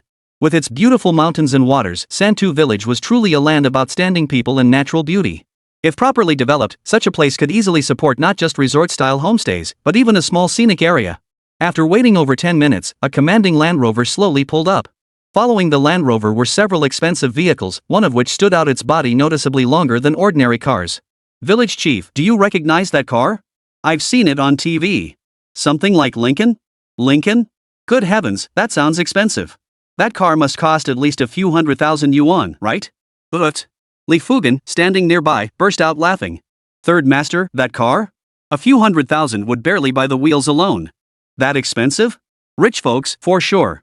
Fugan, if Santu village really gets developed this time, you'll deserve all the credit. Everyone in our village will remember your kindness. That's right, Fugan. You're the most promising young man in Santu village. Praised by several elders, Li Fugan stood tall and proud, his eyes nearly reaching the sky. Just then, the Land Rover pulled up slowly. A burly man stepped out, sporting a gold chain around his neck thicker than his fingers. You must be Mr. Huang? Li Jianming smiled and extended his hand. They had only spoken over the phone, and he knew this was their first visit for an on-site inspection. The final decision on whether to proceed with development would only be made after the inspection. Village Chief Li Jianming? I'm Huang Badian. Pleased to meet you. Mr. Huang looks as imposing as his name suggests. And this is my wife, Feng, Huang Badian introduced with a smile. And the gentleman behind us is Mr. Lu Fuxing, he's the major investor behind this project. All bigwigs, hey. Li Jianming hurried over, reaching out to shake Lu Fuxing's hand. Unfortunately, his hand froze mid-air as Lu Fuxing merely waved back with a smile. Village Chief Li, the livestream mentioned today is the qualifying round? That's correct, Mr. Lu, Li Jianming hastily replied. We were just waiting for the executives to arrive. The qualifying round is still waiting for you to announce the start. We're just here to join the fun. How could we possibly upstage the hosts? Li Jianming chuckled, once Mr. Lu's investment comes through, won't we all be family? There won't be any distinction between host and guest then. Lu Fuxing shot Li Jianming a meaningful look. Though he appeared to be only in his 40s or 50s, yet he was more shrewd and difficult to deal with than the county officials. But that didn't bother him. What he valued were the resources of Santu village. The character of the village chief was beyond his concern. Besides, at his level, even county leaders would give him face. A mere village chief couldn't stir up much trouble. Mr. Lu, Mr. Huang, and Mr. Feng, this way please. Please. A dozen bodyguards surrounded Lu Fuxing and his two companions as they made their grand entrance toward the fishing competition venue. From afar, they could see a sea of people. This qualifying round was even more bustling than yesterday's event. Feng stood on tiptoe, scanning the crowd for a moment before asking, Old Huang, have you spotted our brothers? Nope. Huang Badian had been scanning the crowd for a while, but it was too crowded to pick anyone out. It's all your fault. I told you to call Brother Feng ahead of time, but you insisted on pulling some surprise stunt. Huang Badian chuckled in mock reproach. Well, now we can't even find the guy. What kind of surprise is that? Feng Hui rolled her eyes. You talk too much. Koshi. 8. Huang Badian scratched his head, then caught sight of a group of people appearing on the other side out of the corner of his eye. Honey, look. Isn't that Brother Feng and Sister Guixiang over there? Chapter 52, You've Got Guts. It really is them. Feng Hui glanced over and immediately noticed something was off. Old Huang, take a look, doesn't our brother seem a bit unhappy? Yeah, he certainly is. Huang Badian stroked his stubble-covered chin and said, could he be dealing with something? As they spoke, Feng Zhang had already slipped his arm around Chen Guixiang and pushed his way into the crowd. After Li Fugan's announcement yesterday, everyone present recognized these two.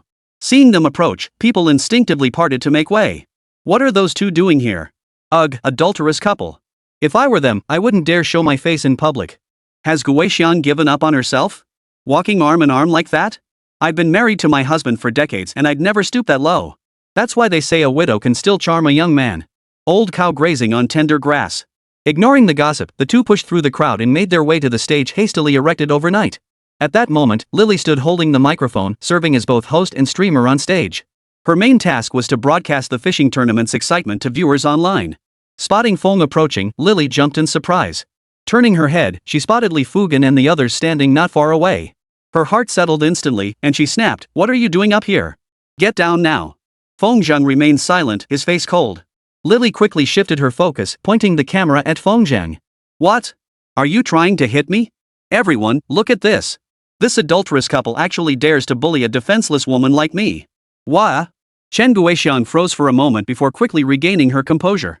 She patiently said, Sis, we wouldn't hit you. Don't say such things. Then why did you get on stage? I'll believe you if you get down. I just borrowed the microphone. Who do you think you are, just borrowing it? This mic is for respectable women, you're not worthy. Lily spoke while holding the microphone, her voice instantly echoing throughout the venue, drawing a wave of boos and laughter. Feng's face turned as cold as ice. He reached out his hand, hand it over. Who do you think you are? What gives you the right to order me around? Hand it over. As Feng Zhang barked the order, he unconsciously channeled the spiritual energy of his Shifu. This sent a shiver through Lily's entire body. Those eyes were terrifying. Terrified, Lily hastily shoved the microphone into Chen Guixiang's arms and clutched her phone as she dashed to the other side of the stage. I'll be damned if I don't see what you're up to. Folks, this adulterous pair has no shame. What do you think they're up to? Feng Zhang handed the microphone to Chen Guixiang before stepping aside, seemingly unintentionally blocking Lily's camera view. The crowd fell into an unusual silence, unsure what Chen Guixiang would do next. For the first time, she was the center of attention. For the first time, she held a microphone. For the first time, she was about to bare her soul. It was clear Chen Guixiang was nervous, her body swaying as if she might lose her balance. Huff. Chen Guixiang blew into the microphone, as if testing whether it worked.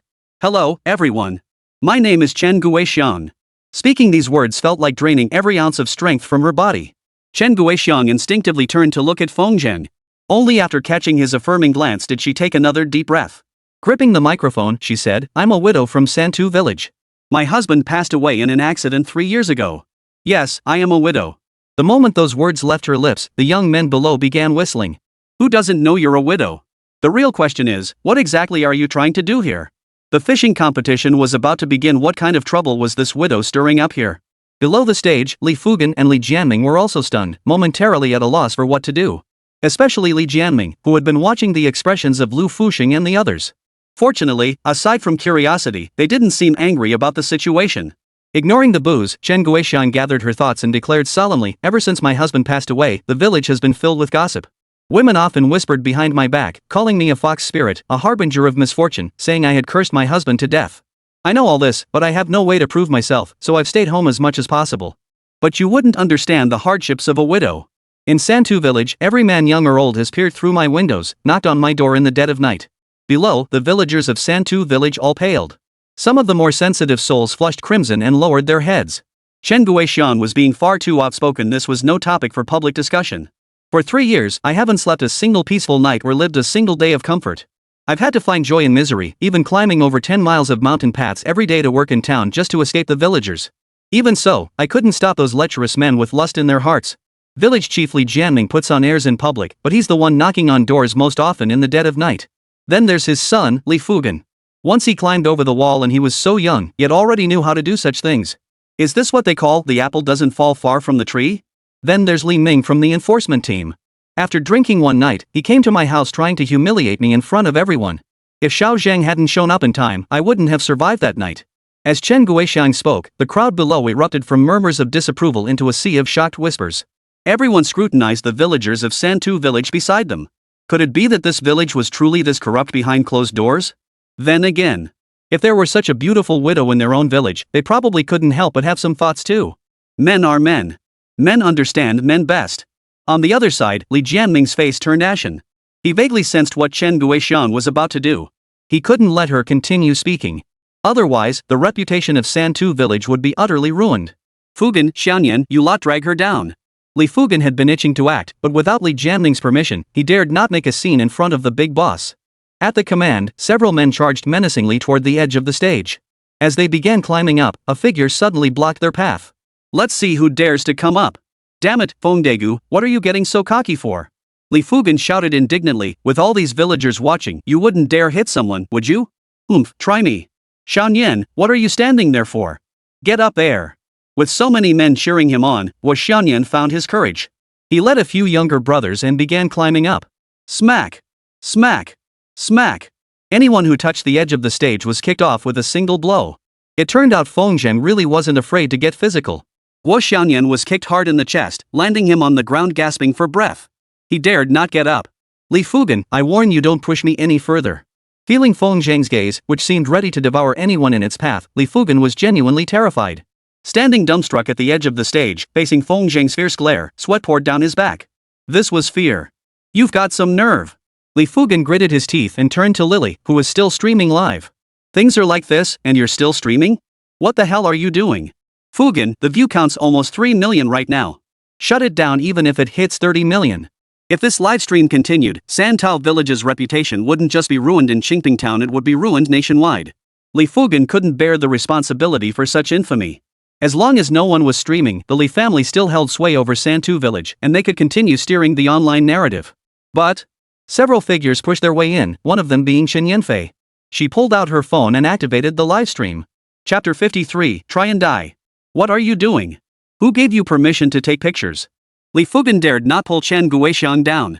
Turning, he saw Chen Yanfei and Lu Kuei, with only Li Bin beside them. Exchanging glances within the crowd, they confirmed these were people they could handle. Li Fugen immediately ordered Guoxianyan, take her phone and smash it. When faced with enormous profit, Li Fugen didn't bother with gentlemanly manners. A beautiful woman couldn't ruin his career. However, just as Guoxianyan approached with his men, a sudden, excruciating pain shot through the back of his head. He clutched his head, blood trickled from the wound. On the stage, Feng Zheng wore an icy expression, clutching 2 pebbles he'd picked up at some unknown moment. Guoxianyan, if you want to die, go ahead and try. This fishing competition drew a massive crowd. Everyone from Qingping Town had come to join the excitement. Many from their own Chen village were among the spectators. Spotting several fellow villagers pushing their way through the crowd, Guoxianyan suddenly found his courage. Feng, big dog, you don't want to live anymore. Guoxianyan shouted, I don't believe you dare kill me with all these people watching. His words drew no response from Feng Zheng, who stood as steady as a mountain on the platform, his hand poised as if ready to hurl the stone at any moment. Ha! Well said. If you want to die, go ahead and try. The booming voice reverberated through the crowd. Huang Batian, a burly man sporting a thick gold chain, had pushed his way through the crowd unnoticed. Behind him stood Lu Fuxing and a dozen bodyguards, ready for action. Before Lu Fuxing could speak, fully armed bodyguards had already fanned out, encircling the makeshift stage and blocking any approach. Huang Batian solemnly patted Li Bin's shoulder, then turned to Chen Yanfei beside him and said, Don't worry, sis. I've got your back. Just shoot. Thanks a lot. Lu Kuei's smile was forced and guarded. Could you please move aside? What do you mean, sis? You're blocking the camera. Huang Batian flashed an awkward grin and hurriedly stepped aside, shifting to stand beside Feng Wei. With Lu Fuxing and Huang Batian meddling, no matter how furious Li Fugen was, he dared not raise a hand again. These two were big shots in the county, with connections reaching high and far. Messing with these big shots meant not only losing the village's investment but also. The real danger was that these two genuinely had the clout to oust Li Jianming from his position as village chief. Seeing the situation turn sour, Li Jianming hurried over, his smile stiff as he asked, Mr. Huang, what's going on here? Why are you getting involved with the village troublemakers? Humph. Huang Beishan's face darkened. You called my brother a troublemaker? What? I wasn't talking about your brother. I was referring to Feng de Guo, outsiders call him Feng Zhang. He's the troublemaker. Huang Batian, Feng Zhang is my younger brother. Ah. Li Jianming gasped in surprise, his expression shifting dramatically. Counting back 3 generations from his own, Feng de Guo had no relatives surnamed Huang. This guy must be deliberately stirring up trouble, right? Li Jianming seethed silently, sighing heavily as he huddled with Li Fugen to plot a countermeasure. Both father and son knew that if Chen Guoxiang kept talking, the fishing competition would turn into a contest of exposing each other's shame. Competing to see which family in Betaito village was the most despicable? No matter how you looked at it, it all circled back to the Li family. What on earth were they to do? At that moment, Chen Yanfei's Weibo livestream caught her fans' attention. Sis Fei, what's this all about? How come someone of your stature is doing livestreams now? Sis Fei is the real deal. I'll watch anything she does. Is Sister Fei selling products? My bank account is itching to spend. Sis Fei hasn't appeared yet. Such a makeshift stage as an international superstar really performing on a rural stage? Wait, look at that woman on stage, doesn't she look like Chen Guoxiang? Chen Yanfei's fan base runs into the tens of millions. Her fan base spans all walks of life, with significant overlap on live streaming platforms. Lily ended her live stream, leaving fans craving entertainment. They scrolled through news feeds until they stumbled upon her live stream. It wasn't exactly a coincidence every move by a superstar like Chen Yanfei becomes headline news. Fans who had just switched over from the live streaming platform instantly recognized Chen Guoxiang. Who knew Sister Fei would pick up where she left off? Ha, this is great, more drama to watch. If what Chen Guoxiang says is true, there's not a single decent person left in Santu village. Who can fill us in? Who is Chen Guoxiang? Is she Sister Fei's younger sister? Fans quickly shared the backstory in the chat and viewers could to head over to the live streaming platform to watch the replay and understand the full story. Chen Yanfei remained silent the entire time. She didn't need to speak. By broadcasting the entire truth, she trusted Chen Guoxiang could handle everything. The crowd below the stage finally quieted down. Chen Guoxiang took a deep breath, gathered her thoughts, and continued, I take full responsibility for everything I've said today and welcome any form of investigation. If I have uttered a single word of slander, I am willing to go to prison. Some in the audience were visibly moved. From the chaos unfolding before them, they could piece together the story. Unexpectedly, they began to feel sympathy for Chen Guoxiang's plight. Guoxiang, just speak your truth. Today, we'll stand by you. An elderly woman, her eyes brimming with tears, spoke out angrily. Someone quickly recognized the old woman. She too had been a widow, raising her children alone for a lifetime before finally enjoying a peaceful old age. It could be said she empathized deeply with Chen Guoxiang's plight. And me too, this old woman's ready to fight for you today. The customs of our Qingping town need to change. More and more people shouted in support of Chen Guoxiang, bringing some comfort to her troubled heart. A bright smile spread across her face as she emerged from her sorrow. Thank you all for your support, but I didn't come forward today to condemn those men who harbored ill intentions toward me. Chen Guoxiang cast a calm glance at Feng, as if she had found her anchor. My life has indeed been filled with misfortune, yet it has also been blessed with luck. Xiao Zhang's arrival gave me hope for life and rescued me from my fear. Not only does she defend me at every turn, but she also agreed to let someone with no experience assist at the clinic. Xiao Zhang is sincere toward me, so I will do everything in my power to be good to him. At this point, Chen Guoxiang's gaze sharpened as she fixed it on Li Fugan below and declared, as for Zheng's character, I believe anyone who's been treated at the clinic knows what he's like. I've been there. Dr. Feng's medical skills are top-notch. Someone shouted, my illness couldn't be cured at the county hospital, but Dr. Feng prescribed a few doses of medicine. It only cost a few hundred yuan total, and now I'm actually better. Dr. Feng practices medicine with integrity. How can you speak of him like this? How long has Dr. Feng been at the clinic? He's cured no fewer than 1,000 patients, including stubborn chronic conditions and complex ailments. Without him, these patients would still be suffering. Feng Zheng hadn't anticipated his reputation being elevated to such heights. Feng Maochun, who had been standing at the back of the crowd with his head bowed, unable to face anyone, looked up with a look of astonishment. Wenfang, is what they're saying true? Yes. Su Wenfang nodded emphatically. How is that possible? Where did he learn medicine? Old Feng, that's where you're wrong, Wu Chui rolled her eyes. Your own son has made something of himself, how could you possibly think that's not something to be proud of? Chapter 54, I can attest. Let me tell you, last time I got bitten by a highly venomous snake, if it weren't for your son, I'd have kicked the bucket long ago. Wu Chui exclaimed loudly, if Li Bin were half as good as your son, I'd be smiling in my sleep. Second sister-in-law, that's not what I meant. Oh dear. Feng Maochun stumbled over his words, unsure how to articulate the shock he felt. Gazing at the frail youth standing quietly on the stage, Feng Maochun instinctively straightened his back and lifted his chin. Chen Guoxiang was startled by the villagers' enthusiastic reaction below. She had only casually mentioned Feng Zheng's medical skills, never expecting such a strong response from those he had treated. As the scene remained in an uproar, Chen Guoxiang had no choice but to take the microphone and ask everyone to quiet down for a moment. The fervent atmosphere finally began to settle. This interruption had completely derailed what Chen Guoxiang had intended to say. She gathered her thoughts and continued where she'd left off. What I meant to say is, Feng Zheng and I did have a somewhat ambiguous relationship in the past. But the problem lies with me, it has nothing to do with him. After all, Xiao Zhang is still a young man under 20, full of youthful vigor. It's understandable that he couldn't resist my temptation. So please, everyone, stop blaming Xiao Zhang. If you must blame someone, blame me. I'm the one who violated marital fidelity and moral principles. I, Chen Guoxiang, am willing to accept any blame, but please don't hurt Xiao Zhang. Hearing these words, Lu Kuei and Chen Yanfei both froze in shock. It turned out she had stepped forward to divert the villagers' anger toward Feng Zheng onto herself. She was willing to bear all consequences just to shield Feng Zheng, allowing him to continue practicing medicine at the clinic. When the scandal first erupted, many villagers had been filled with righteous indignation, cursing the couple behind their backs. But now, seeing Chen Guoxiang's unwavering resolve, people suddenly couldn't bring themselves to scold her. What, this Chen Guoxiang is a real man. I'm crying my eyes out from being so moved. In Chen Yanfei's livestream chat, the comments no longer debated a widow falling for a young man. Viewers were moved by Chen Guoxiang's courage.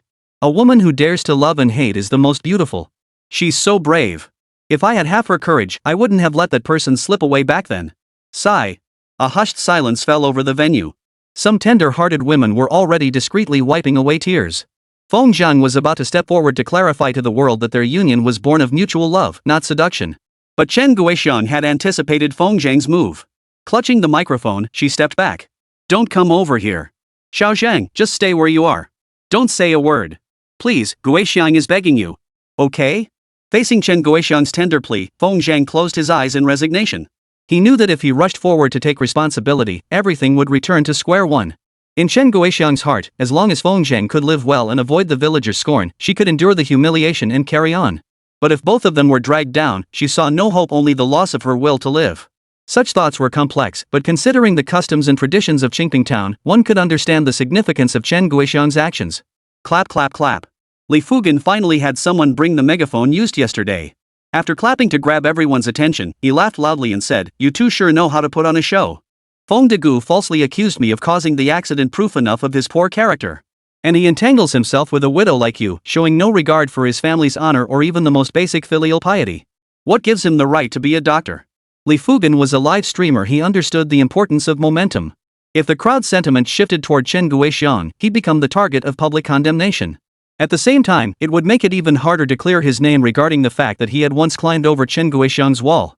Therefore, he had to destroy her reputation at all costs. People no longer believed him, which is why they dismissed Chen Guoxiang's accusations against him and his son. Chen Guoxiang withdrew her tender gaze and fixed Li Fugan with a cold stare. "Li Fugan," she countered, "why is it that someone like you still gets to live so comfortably? You clearly wrecked the car, why won't you admit it? Why don't you two go ask around? What kind of reputation do you have in Santu village?" Li Fugan's expression shifted slightly as he retorted stiffly, "You keep insisting I wrecked the car, but who can prove it?" That was the crux of the matter. Whether Feng Zheng was framing him or he truly had damaged the car, without factual evidence, no one could reach a definitive conclusion. Though many secretly sided with Chen Guoxiang's version, others firmly backed Li Fugan. Chen Guoxiang was rendered speechless. Her earlier tirade hadn't stemmed from eloquence, but from a night spent crying and agonizing over her words. Alas, a mountain village widow was no match for Li Fugan. Watching Chen Guoxiang's face turn pale and then flushed, clearly at a loss for how to respond, Li Fugan couldn't help but feel triumphant. "Since you can't prove it, you can't clear Feng Zheng of being a despicable scoundrel. A scoundrel and a harlot, you two truly are a match made in heaven. If you ask me, Feng Big Dog shouldn't even think about marrying a wife. Just take this husband-killing star of misfortune home instead." That last remark was beyond the pale. Feng Zheng held back his rage as long as he could, but finally couldn't contain his fury. He grabbed a stone and aimed it at Li Fugan. With his strength, that stone would have killed Li Fugan outright or at least left him half dead. "Feng Zheng, don't act rashly." Shen Yanfei hurriedly handed her phone to Lu Kuwei, then moved to the edge of the stage. She addressed Huang Batian, who was blocking the front of the stage, in a soft voice, "Could you please step aside? Am I blocking the camera again?" Huang Batian rubbed his greasy, shiny forehead, looking utterly confused. "I need to get on stage." Unaware of Chen Yanfei's identity, Huang Batian assumed she was connected to Feng Zheng and stepped aside. Standing on stage, Chen Yanfei felt just as nervous. It was strange. She'd performed countless concerts for tens of thousands in Beijing stadiums, yet never felt this nervous. The crowd, unaware of what was happening, watched her with a curious, spectator-like gaze. Chen Yanfei finally regained her composure and approached the flustered Chen Guoxiang. "Sister Guoxiang, hand me the microphone." "Xiao Fei, what are you doing?" "Don't worry, Sister Guoxiang. I'm not stupid, I won't do anything impulsive." Chen Guoxiang was skeptical, wondering what impulsive act a girl could possibly commit on stage. Hesitating, she handed the microphone to Chen Yanfei. Facing the crowd, Yanfei glanced at the phone camera by chance. Incidentally, this was her professional habit. "I can vouch for her," Chen Yanfei said with a light laugh. "Feng Zheng wouldn't frame you." "You?" Li Fugan sneered dismissively. "Beautiful lady, just because you're as lovely as a flower doesn't mean your words are gospel truth, right?" Before he could finish, Chen Yanfei suddenly removed her hat on stage, her jet black hair cascading down like a waterfall. But that wasn't all. She gently raised her hand, smoothly removing her mask as well. Her gaze locked onto Li Fugan as she smiled and countered, "Now, can I prove it?" Chapter 55, Money Talks. It's Sister Fei. My goodness, Sister Fei actually appeared on the country stage. Who is this Feng Zheng guy? What kind of big shot is he to get Sister Fei to endorse him? That girl looks familiar, isn't she the one from TV? Chen Yanfei? Holy crap, Sister Fei, I love you. When Chen Yanfei revealed her true identity, both the live stream viewers and the villagers on site went wild. She was the hottest superstar in the entire country. Her status was that of the brightest star in the sky. Li Fugan was stunned to see Chen Yanfei's true identity. Such a top-tier star was right before his eyes and they were now on opposing sides? A superstar of this caliber was right before his eyes and they were now on opposing sides? He felt like dying. Lily beside him wore an expression of pure agony. She desperately wanted to go greet Chen Yanfei but dared not. No matter how arrogant she acted, she was just a streamer. Chen Yanfei, on the other hand, was a national icon. Got nothing to say? Chen Yanfei's tone carried a hint of teasing. She had gone to great lengths to help Feng Zheng. Below, young fans were already pushing noisily toward the stage, desperate for a closer glimpse of their goddess. Some crazier ones were even trying to storm the stage to ask for autographs. Fortunately, Lu Fuxing was a business tycoon from a major city. He knew exactly what could happen if a top-tier celebrity appeared without any security.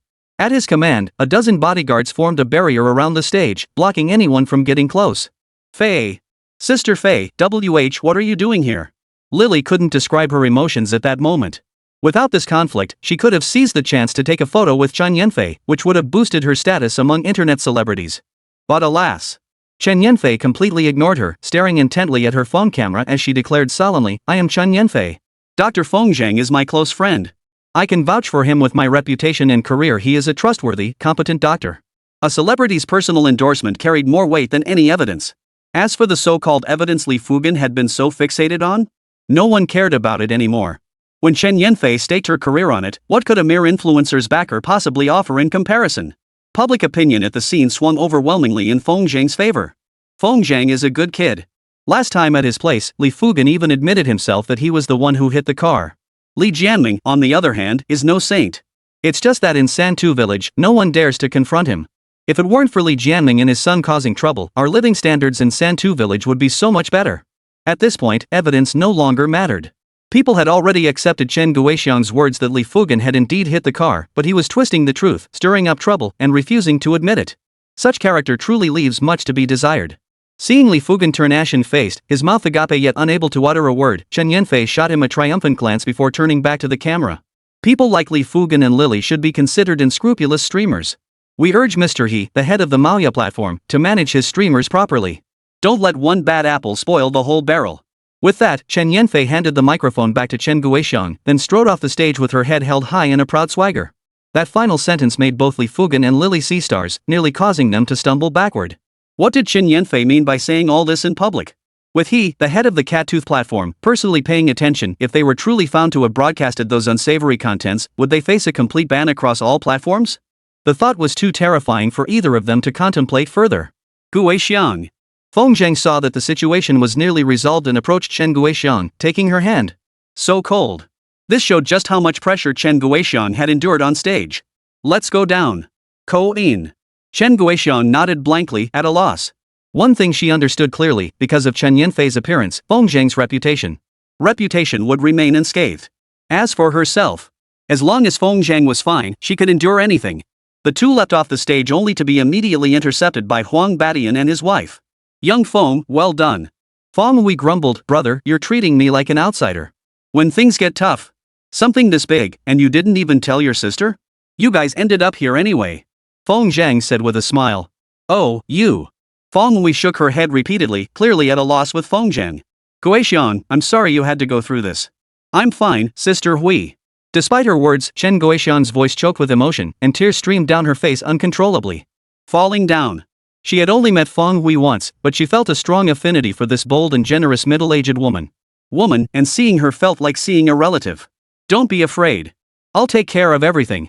Feng Hui comforted her softly. If the village can't accommodate us, we'll go to the county. Doesn't Xiao Zhang have a villa there? We can renovate it for you to live in. Sister Hui, I don't want to go to the county. Alright. Whatever you say. Feng Hui led Chen Guixiang out of the crowd with several bodyguards. Behind them, Wang Badian casually hooked his arm around Feng Zhang's shoulder. Brother Feng, remember Mr. Lu? Hello, Dr. Feng. Lu Fuxing approached with a radiant expression. Having witnessed Feng Zhang's capabilities during the previous incident, he had long hoped Huang Badian would introduce them. The kind of friendship that could become a close bond. Unfortunately, Huang Badian had repeatedly made excuses and never brought him along. This time, it was truly a stroke of luck. I never imagined Mr. Lu would be interested in a fishing tournament. Haha, Dr. Feng, you're joking. I know nothing about fishing. Lu Fuxing leaned closer, twiddling his fingers furtively. What I'm interested in is the money. Feng Zhang paused, taken aback. Mr. Lu really is a man of passion. In this life, making money is the greatest joy. Lu Fuxing whispered, Dr. Feng, there's a chance to make a fortune. Interested? Mr. Lu, there are too many people here. Let's find a quiet place to talk. Huang Badian was utterly speechless. Investment and business deals were always discussed behind closed doors. How could Lu Fuxing blurt this out in public like this? Didn't he care about the consequences? Feng Zhang considered it, then nodded earnestly. Then let's go to my place. No, let's go to Sister Guixiang's place. I want to see who dares bully my Sister Guixiang after this. Feng Zhang instantly grasped Huang Beixian's intent. He intended to personally stand up for Chen Guixiang, instilling fear in the villagers so they'd never dare bully this lonely widow again. Mr. Lu, please. The group departed, surrounded by bodyguards. Behind them, Li Jianming stomped his foot in frustration. Weren't we discussing investments with the village? Why did you go to Feng Dagwa's place? Several village elders chuckled. Village chief, if you keep procrastinating, you'll miss out on everything. Don't just stand there laughing. If the deal falls through, no one benefits. Li Jianming composed himself, glancing at his dejected son. With things escalating like this, he'd be unable to organize the fishing tournament. Fortunately, the incident had attracted enough attention that the entire town enforcement team had arrived to maintain order. Li Ming had followed the captain over but remained standing at the perimeter, too afraid to step inside. Earlier, when Chen Guixiang called out names, she hadn't forgotten him. Li Ming, come here. By family ties, Li Ming was Li Jianming's nephew. You handled the fishing tournament. I have other matters to attend to. After tossing out those words, Li Jianming hurriedly grabbed a few old men and dashed toward Chen Guixiang's house. Chapter 56, Business Negotiations. She means business. At Chen Guixiang's residence, over a dozen bodyguards split into two groups. One group stood outside, guarding the perimeter with strict vigilance. The other group stood within the courtyard, maintaining constant alertness. The main reason was that Santu village was exceptionally bustling today, compounded by the incident involving Chen Guixiang. Huang Badian was exercising extreme caution, ensuring every detail was meticulously arranged. Led by Lu Fuxing, several influential figures sat inside the house. Chen Guixiang proved remarkably resilient. Upon returning home, she acted as if nothing had happened, heading straight to the kitchen to boil water for everyone. Sister Guixiang, let me help you.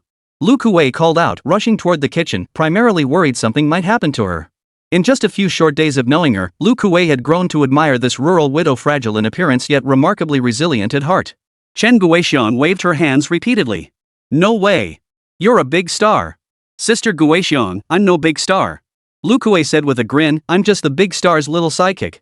Chen Guixiang couldn't possibly outwit the sharp-witted Lu Kuei, who had her wrapped around her finger in no time. The two of them pushed and shoved their way into the kitchen to get busy. Truthfully, Chen Yanfei also yearned to join them. As a globally renowned superstar who had seen her share of cutthroat business dealings, she craved the chance to occasionally partake in the simple, pastoral life of someone like Chen Guixiang. Unfortunately, Lu Fuxing and the others kept glancing at her, clearly wanting to talk. She couldn't bring herself to publicly snub Feng Zhang's face, so she steeled herself and stayed inside. Meeting the legendary superstar and national icon for the first time, Huang Badian and his wife felt uneasy and fidgety, unable to sit still comfortably. Huang Beixian's discomfort was particularly noticeable. He was a rough-and-tumble sort. He knew nothing of etiquette or refinement, but years of street smarts told him that when meeting a superstar like Chen Yanfei, he had to appear composed. If he accidentally said something, it would be embarrassing for him, but that was the least of his worries. But if he messed up Brother Feng's event, that would weigh heavily on his conscience. Feng Hui was slightly better at handling the situation. She discreetly pinched Huang Beixian's arm, signaling him to relax his stiff smile. But, Koshi.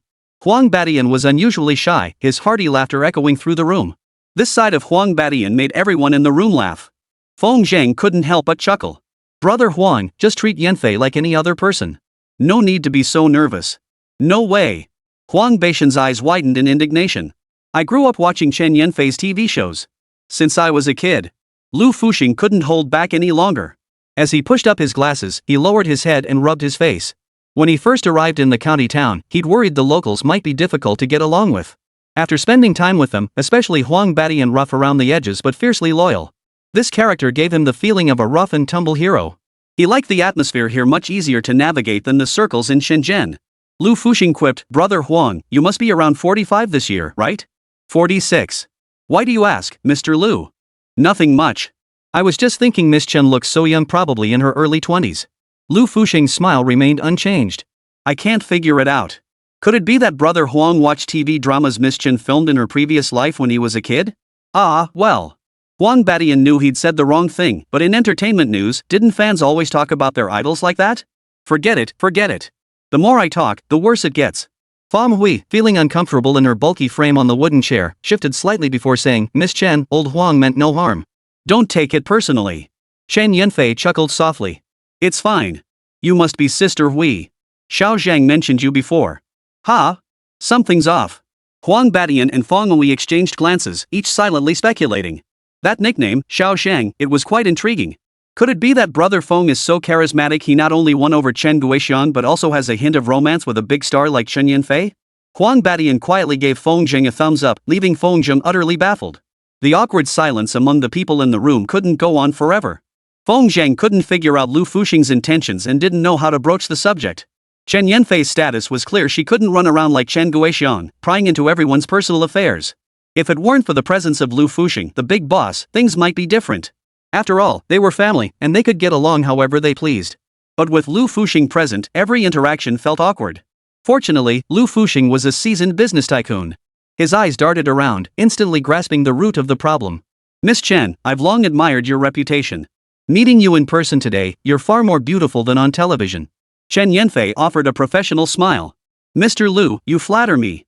It's no flattery at all, it's a genuine feeling from the bottom of my heart. Lu Fuxing continued, Miss Chen, since you and Dr. Feng are close friends, and we're all practically family here, I'll be completely upfront. Please go ahead, Mr. Lu. Here's the thing. Lu Fuxing hesitated slightly before continuing, my Shanshui Group is a fairly well-known real estate company in Shenzhen. We currently have 4 or 5 projects of varying sizes underway. With your keen insight, Miss Chen, you must have noticed the challenges facing the real estate industry in recent years. Chen Yanfei nodded in deep agreement. Exactly. More and more houses are being built, but fewer people are buying them. Quite so. When the conversation turned to business matters, Lu Fuxing grew serious. I started out in first-tier cities, but those markets are nearing saturation now. Everyone's following the same playbook of moving down to lower-tier cities. Consequently, second-tier, third-tier cities, even small counties like Linping that barely qualify as fifth-tier have become battlegrounds for developers. So far, this move into lower-tier markets seems to be paying off. Lu Fuxing adjusted his glasses. But we still face a problem. People in these counties don't trust outside companies. Even when partnering with local leaders, we still face the awkward problem of slow cash flow. That's how real estate works. Even a small project starts at hundreds of millions. Lu Fuxing's real estate ventures were thriving, yet the funds available for liquidity remained limited. If properties don't sell or move too slowly, it means capital can't be recouped quickly. Without additional capital inflow, all his projects would be delayed. Chen Yanfei quickly grasped Lu Fuxing's meaning. Mr. Lu, are you suggesting I endorse your Shanshui Group? Exactly. Lu Fuxing said enthusiastically, in emerging markets, celebrity endorsements really do work wonders. With your reputation, Miss Chen, endorsing our Shanshui Group properties would undoubtedly create a win-win situation for both parties. Chen Yanfei didn't respond immediately, instead giving it serious thought. I do have some availability this year, but since this involves business negotiations, I'll need to consult with Sister Kuei on this matter. Lu Fuxing asked in surprise, was the person who went to the kitchen earlier Miss Chen's agent? Exactly. She has full authority over all my arrangements. That's wonderful. Chen Yanfei smiled and reminded him, Mr. Lu, don't get too excited just yet. You're familiar with the entertainment industry, you should have heard about her reputation. When it comes to business, she's serious. The industry's notorious tough negotiator, I've heard a thing or two. Lu Fuxing solemnly declared, rest assured, Miss Chen. Both I and Shanshui Group come with sincerity. We will definitely finalize this collaboration. This statement also signaled that Lu Fuxing would stop at nothing to sign Chen Yanfei. Feng Zhang, who had remained silent throughout, couldn't help but marvel at this point. The money-making power of celebrities was truly astonishing. Chapter 57, The Emperor's not worried, but the eunuch is. At that moment, Lu Kuei was still busy boiling water in the kitchen. Lu Fuxing knew when to step back and wouldn't disturb her. In truth, securing Chen Yanfei as the spokesperson would effectively resolve all his current predicaments. He had previously approached celebrities slightly less prominent than Chen Yanfei, and their asking prices were actually quite reasonable. The problem was that their terms for cooperation were downright unreasonable. Though Lu Fuxing wasn't a top-tier powerhouse, he wasn't willing to be held hostage either. The outcome, naturally, was a mutual parting of ways. This trip to Santu village for an inspection unexpectedly led him to encounter Chen Yanfei. What delighted him even more was that Chen Yanfei and Feng Zheng seemed to have some issues in their relationship. He wasn't one to indulge in entertainment gossip. But from Chen Yanfei's attitude, he sensed something different. Whether the endorsement deal could be secured smoothly ultimately hinged on Feng Zheng's stance. Though he couldn't explain why he felt this way, Lu Fuxing trusted his instincts implicitly. This young man possessed extraordinary medical skills, but what was more crucial was his knowledge of supernatural matters. Lu Fuxing had made up his mind, he would befriend Feng Zhang, just as Huang Badian had done. With that thought, Lu Fuxing dropped the endorsement topic and turned to the dazed Feng Zhang. Dr. Feng, he said, I, Lu Fuxing, am something of a man of the world myself. By Brother Huang's influence, might I also call you Brother Feng? Feng Zhang, lacking Lu Fuxing's cunning, immediately nodded. No problem. Brother Feng is indeed a straightforward man. Lu Fuxing praised him. As a big boss from Shenzhen, he kept his posture low while sitting in the room. Brother Feng, if I may ask one more thing, what are your thoughts on today's events? The mention of this topic visibly cooled the room's atmosphere. Chen Guoxiang's ordeal today left Huang Badian and his wife feeling deeply unsettled. If they were in Chen Guoxiang's shoes, they weren't sure they could have endured this long. Rumors can be deadly.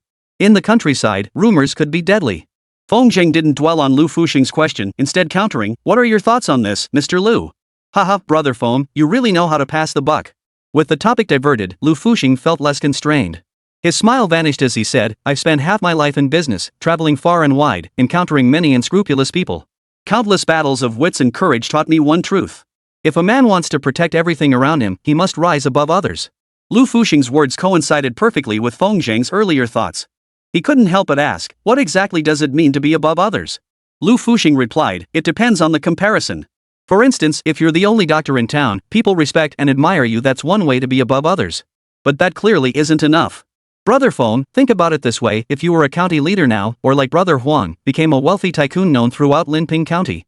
Would anyone dare publicly insult Guoxiang then?" Feng Zheng pondered this and realized it was indeed true. Seeing the pensive expressions on everyone's faces, Lu Fuxing couldn't help but say smugly, "In my view, no matter what social class or status a person holds, it can't change the inherent flaws in human nature. Bullying the weak and fearing the strong, it's an eternal truth. I imagine you've experienced this firsthand lately, Brother Feng." Feng Zheng nodded in agreement. Mr. Lu is absolutely right. But to rise above others, I still need time. Feng Zheng had his own life plan, one that required step-by-step execution. He was confident he could achieve his first goal within 2 or 3 years. That goal was to become untouchable within Linping County. What was the foundation for achieving this?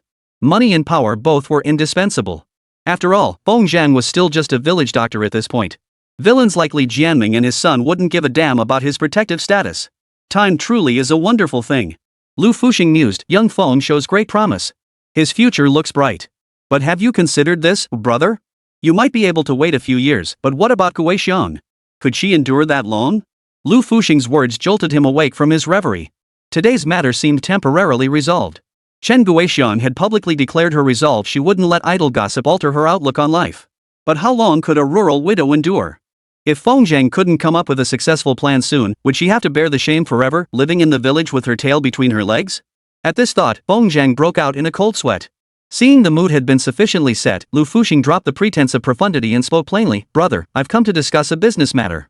As the quality of life in Linping County gradually improves, people's expectations for food will also rise. Santai Village has mountains and rivers, and after Miss Chen's live stream today, it's gained some fame. I plan to invest 300 million yuan to transform Santu Village into an integrated eco-chain countryside destination featuring tourism, homestays, and agritourism. If Brother Feng is willing to assist me, it would mean half the battle is already won." Huang Badian was stunned upon hearing this. He knew the inside story. Before arriving, they had privately agreed that if they could successfully sign a contract with Santu Village this time, Lu Fuxing's total investment was 30 million yuan, essentially a side venture. Now it seemed Lu Fuxing had changed his mind, deciding to treat Santu Village as a major project. Could this shift be solely because of Chen Yanfei? Feng Zheng didn't agree immediately, though he was also amazed by Lu Fuxing's boldness. 300 million yuan was no small sum. It would be enough to buy the entire impoverished Qingping town. There's no such thing as a free lunch. Why would Lu Fuxing do this? Chen Yanfei's expression grew thoughtful as her gaze remained fixed on Feng Zheng. The dragon was poised to dive into the sea, needing only a downpour. And Lu Fuxing was clearly the timely rain blessing his success. Entrusting Feng Zheng with full authority over a 3 billion yuan project meant more than just dividing investment profits. Feng Zheng's status and standing would rise accordingly. If the project succeeded, Feng Zheng would gain a voice in Leping County.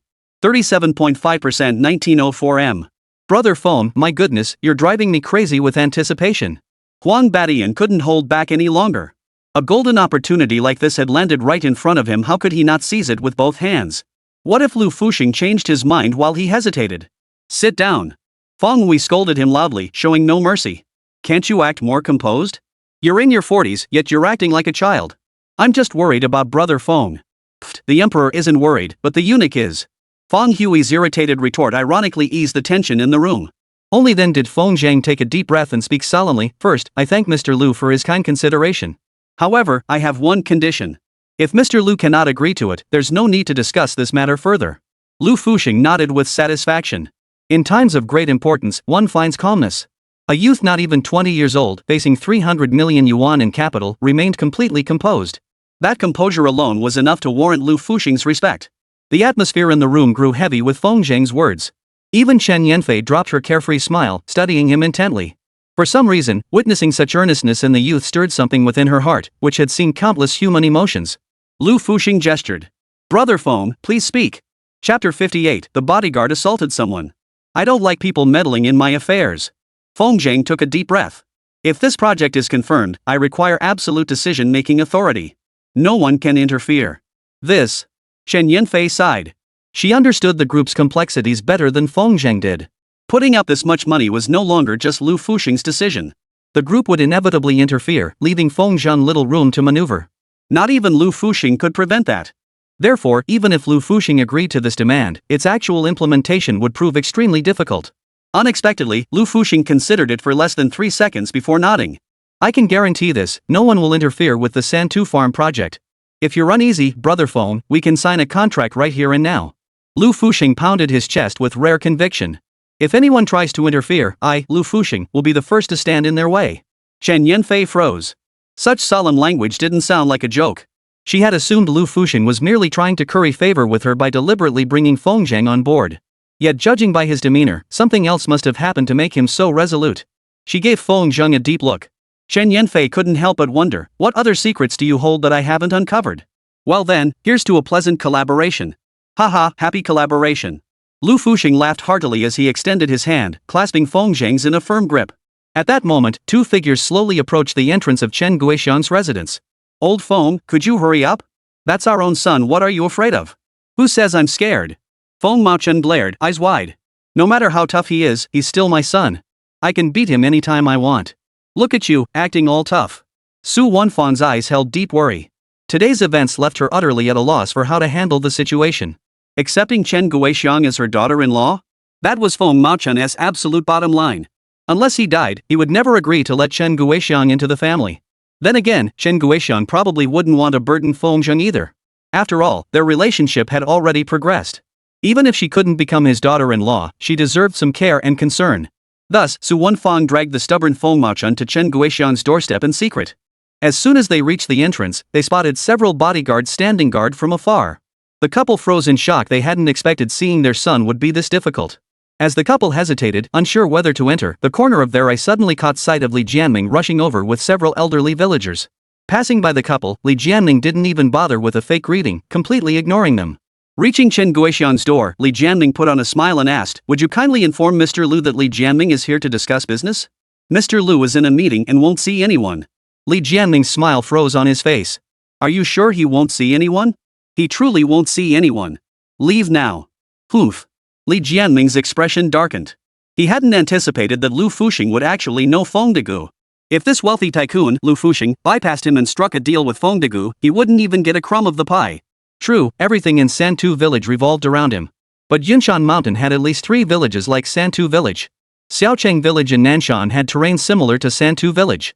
If Feng Degu brought Lu Fuxing Sheng over there, it would be all over. The old Feng Degu wouldn't have done this. But now? Their son had offended them so badly, who knew what might happen? Li Jianming rushed over in a panic precisely to intervene, to prevent Feng Degu from persuading Lu Fuxing to change his mind. A 30 million yuan project. The benefits were obvious. Seeing the bodyguards blocking his way, a sense of foreboding rose in Li Jianming's heart. He immediately stamped his feet and declared, "You better get this straight, this is Santu village. There's no corner of Santu village I, Li Jianming, can't reach. How dare a few watchdogs block my path? Get out of my way." The bodyguards were indeed there to guard the premises, and they detested being called watchdogs. Their expressions darkened instantly. They formed a solid line, blocking Li Jianming's path completely. Had Lu Fuxing not strictly forbidden them from provoking trouble, they would have already lost their temper and struck back. "You won't let me through, huh?" Li Jianming threatened, "Whatever happens, you'll bear the consequences." One of the bodyguards retorted indignantly, "Village chiefly, you're quite the big shot. Do you really intend to force your way in with the people of Santu village?" Li Jianming's face turned pale as he addressed the elderly men behind him. "Third uncle, it's time for you old brothers to step in." "What kind of nonsense is this?" Third uncle stamped his foot, steeled his resolve, and charged headfirst into the bodyguards. What kind of move was this? The bodyguards didn't budge, but Uncle San and the other old men were sent reeling backward by the rebound, tumbling to the ground with a thud. "Help! Damn it all, the bodyguards are attacking us. Oh my, these old bones of mine won't last much longer. Quick, someone help. Xiaobin, what are you staring at?" Don't you see third uncle getting bullied? Why aren't you calling for help? Li Bin watched the whole scene unfold clearly from the courtyard, having no desire whatsoever to get involved with this group of old men who were aiding and abetting the bully. The commotion didn't draw any help, but it did disturb Lu Fuxing and his associates, who were discussing investment details inside the house. Disturbed by the commotion, they emerged from the house. Akue, what's going on? Mr. Lu, these old men are staging a scam. Akue showed no fear, his voice firm and resolute. They wanted to come in. We refused, so they deliberately bumped into us. Lu Fuxing wasn't blind. He knew exactly what his own bodyguards were like. Without his explicit permission, even if the bodyguards had 10,000 times the courage, they wouldn't dare to lay a finger on. Strike the elderly. When a scholar meets a soldier, reason goes out the window. Lu Fuxing might be a business tycoon, but on Santao Village's turf. He couldn't afford to pick a fight with a few old men. He might as well accept his loss. At worst, he'd pay some compensation. With this thought, Lu Fuxing led Feng Zhang and the others to the entrance. Mr. Lu, it's a pleasure to finally meet you. Li Jianming flashed a fawning smile, extending both hands for a handshake from afar. Unfortunately, Lu Fuxing still didn't give him the chance. Village Chief Li, what exactly are you up to? Just trying to catch a glimpse of you, Mr. Lu. Li Jianming shrugged it off. Mr. Lu, everyone's free now. Shall we discuss the Santu farmland project? No need. Lu Fuxing stated bluntly, I've already discussed it with Brother Feng. I feel more at ease and trusting the matter to him. What? Li Jianming's expression darkened instantly. He'd arrived a step too late. Mr. Lu, you need to think this through. Feng Degu is just a greenhorn who doesn't know the first thing about this. Moreover, the land use rights in Santu village are all held by the village committee. If you try to bypass me arbitrarily, this project won't get off the ground. Li Jianming's words were a blatant threat. Unfortunately, he hadn't grasped the situation at all. Having traveled far and wide, Lu Fuxing wasn't about to be intimidated by a village chief's threats. Village Chief Li, you must take responsibility for your words. Of course I am. Li Jianming patted his chest confidently. In Santu village, no one gets anything done without going through me, Li Jianming. Don't regret saying that, Village Chief Li. Lu Fuxing's expression turned stern. I'm putting this out there today, I will bypass you, Li Jianming, in the Santu farmland project and I will make it a success. Chapter 59, The First Farmhouse Meal. Li Jianming couldn't gain any advantage over Lu Fuxing. Besides, if a real conflict erupted and Lu Fuxing's substantial investment went down the drain, Li Jianming would regret it bitterly. So despite his fury, he didn't quite seal his fate with those words. Feng Zhang glanced up and saw his parents standing hesitantly by the ditch, unsure whether to come inside. He walked over and called out, Dad, Sister Guixiang has guests. Let Mom help cook lunch today. Oh, I'll go right now. Su Wenfang nervously pulled Feng Maochun into the small courtyard. In the countryside, cooking was still done over an earthen stove, requiring constant additions of firewood to keep the water boiling. Lu Kuei meant well but ended up making things worse. After all the fuss, not only was she covered in soot and dust, but the kitchen was billowing with black smoke, looking like a war zone. Both she and Chen Guixiang were choked to tears by the fumes, coughing as they fled outside. Just then, Su Wenfang and her husband entered. Oh my, what's going on here? Auntie, we're boiling water for our guests. Chen Guixiang clearly felt uncomfortable facing the couple. Fortunately, Feng Maochun didn't give her the cold shoulder either. This attitude. Somewhat relieved. Guixiang, go wash your face and greet the guests. Your uncle and I will boil the water. Su Wenfang pushed the two of them toward the sink without waiting for a response. Su Wenfang rolled up her sleeves, glaring at Feng Maochun who sat silently. Old Feng, get in here and start the fire already. Coming. Feng Maochun remained tense. On construction sites, he never encountered big stars like Lu Fuxing, nor did he see tycoons of his caliber. Lighting the stove in the kitchen gave him a place to belong. Thus, the small circle around the stove in the kitchen became a place Feng Maochun didn't want to leave even for lunch. Chen Guixiang didn't attend to the guests either. She went with Lu Kuei to the vegetable patch and brought back some homegrown greens, cucumbers, and other produce. Lu Kuei had been by her side every step of the way during this period. Deep down, she understood that this city girl had a kind heart and was worried she might overthink things alone. With Li Jianming and the others no longer around to interrupt, the group returned indoors and sat down to discuss the details of their partnership. The main issues were capital investment and equity distribution. Feng Zheng wasn't well versed in these matters either. As another investor, Wang Badian felt awkward advocating for Feng Zheng. Fortunately, Chen Yanfei had some knowledge of the matter. She argued forcefully on Feng Zheng's behalf and secured a fair share for him. Advantages. By the time the meal was ready, the basic cooperation framework was finalized. Lu Fuxing would invest 300 million yuan from Shanshui Group to establish the Santu farmland tourist attraction, with the option to add more funding if needed later. Huang Beishan's share of this 300 million was extremely small. This partnership framework had been established from the outset of Lu Fuxing's market penetration strategy, ensuring close ties with local power brokers.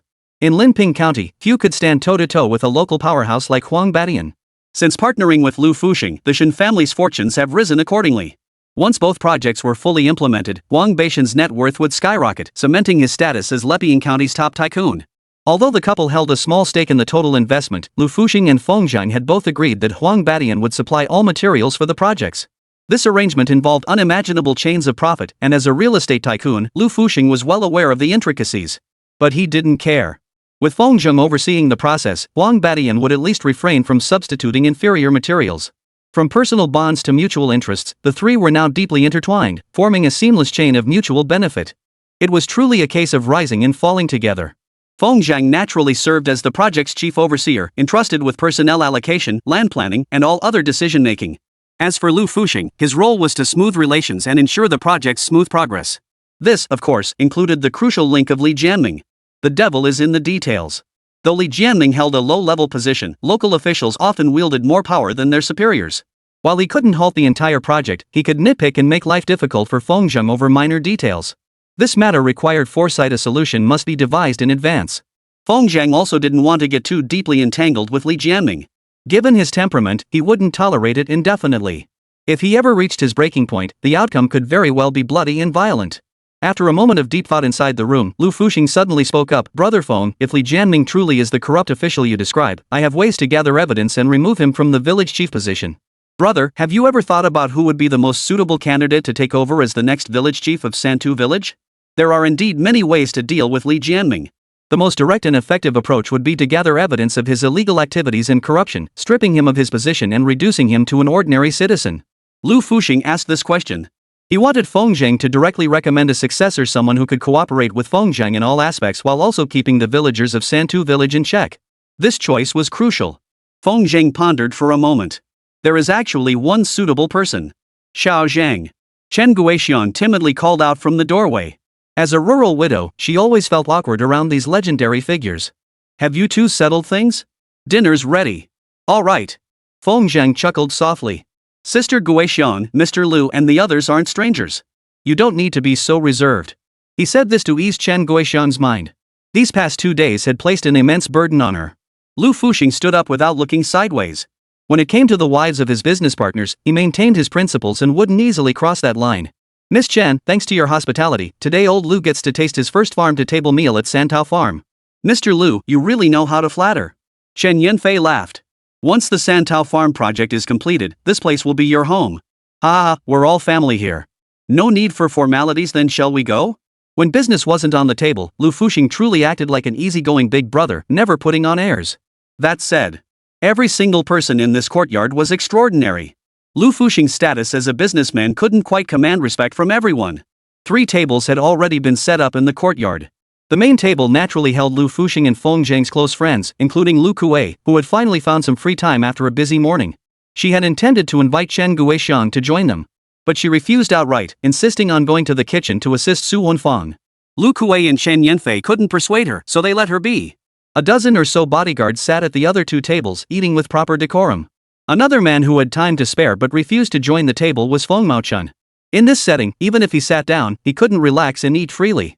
He preferred crouching in the kitchen, bowl in hand, shoveling down a few mouthfuls of rice, far more satisfying. Yet throughout the meal, his gaze kept drifting toward his son in the courtyard. He always assumed his son would amount to nothing in life. Yet now, after just this short time, he could converse and laugh with a group of important figures. Old Feng. Su Wenfang finished cooking a dish and had Chen Guixian serve it out. She took the opportunity to approach Feng Maochun, nudged his arm, and asked, "Are you happy your son has turned out so well?" "8. Feng Maochun chuckled, scratching his messy hair sheepishly. Chapter 60, The Couple's Shock. After lunch, Lu Fuxing and Huang Batian had matters to attend to back in the county seat, so they didn't linger any longer. Fortunately, the negotiations were nearly complete. All that remained was for Feng Zhang to visit the county company to sign a supplementary contract before preparations could begin. After seeing off these influential figures, Feng Zhang found himself completely free. So much had happened in just one morning.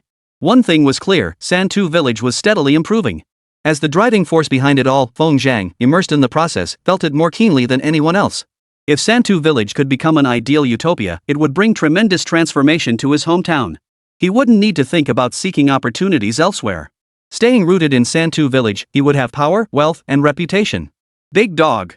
Feng Machun walked up to Feng Zhang with his hands behind his back, just puffed out proudly, only to utter that single word before Su Wenfang gave him a sharp pinch. Your son has achieved so much, and you still call him big dog? What's wrong with that? Even if he were the president of the United States, he'd still be my son. Still not acceptable. Mind your image. From now on, we'll all call him Xiao Zhang. Oh. Feng Machun nodded absently. With his son's new status, parents really couldn't keep calling him by his childhood nickname. It just sounded ridiculous. Xiao Zhang, your mom and I will head home and wait for you. Come back once you're done with your business. We need to talk to you about something. No need. Feng Zhang knew exactly why his parents wanted to talk to him. It would undoubtedly be another lecture about Chen Guixiang. Let's go for a walk outside. With that, Feng Zhang led the way outside. The fishing competition by the Shishui River had reached its finals. Standing outside, he could faintly see Li Fugan and Lily holding their phones, live streaming the event. Feng Zhang turned his gaze away and led the elderly couple to Chen Guixiang's medicinal herb plot. Dad, how do these herbs look to you? Feng Machun knew nothing about Chinese herbs. Hearing his son's explanation, he asked in confusion, did Guixiang plant all these herbs? Are they valuable? Not all of them, Feng Zhang replied. Feng Zhang pulled up a particularly robust herb and held it to his nose. Almost ready. In another month at most, the first batch could be harvested and sold. I planted all of these myself. I just used Sister Guixiang's land. Feng Machun didn't understand his son's meaning.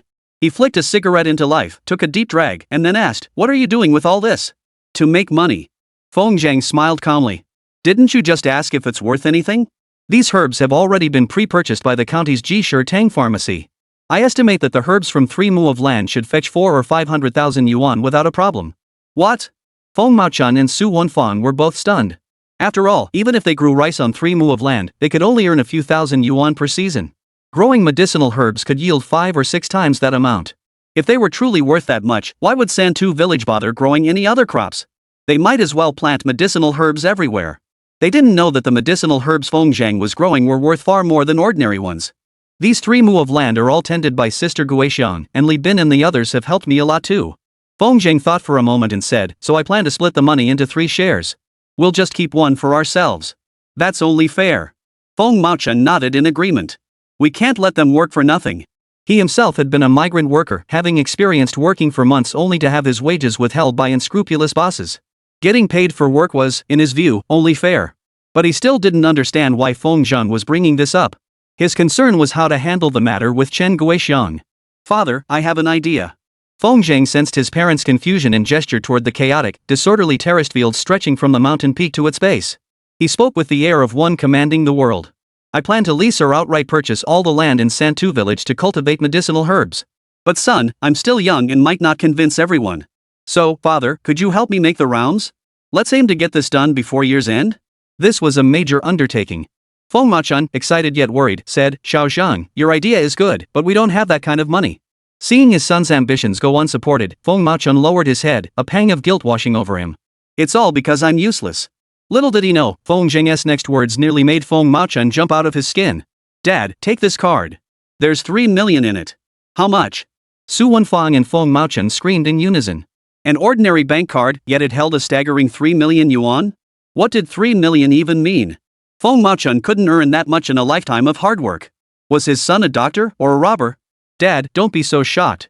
Seeing that he had successfully stunned his parents, Feng Zhang felt utterly triumphant.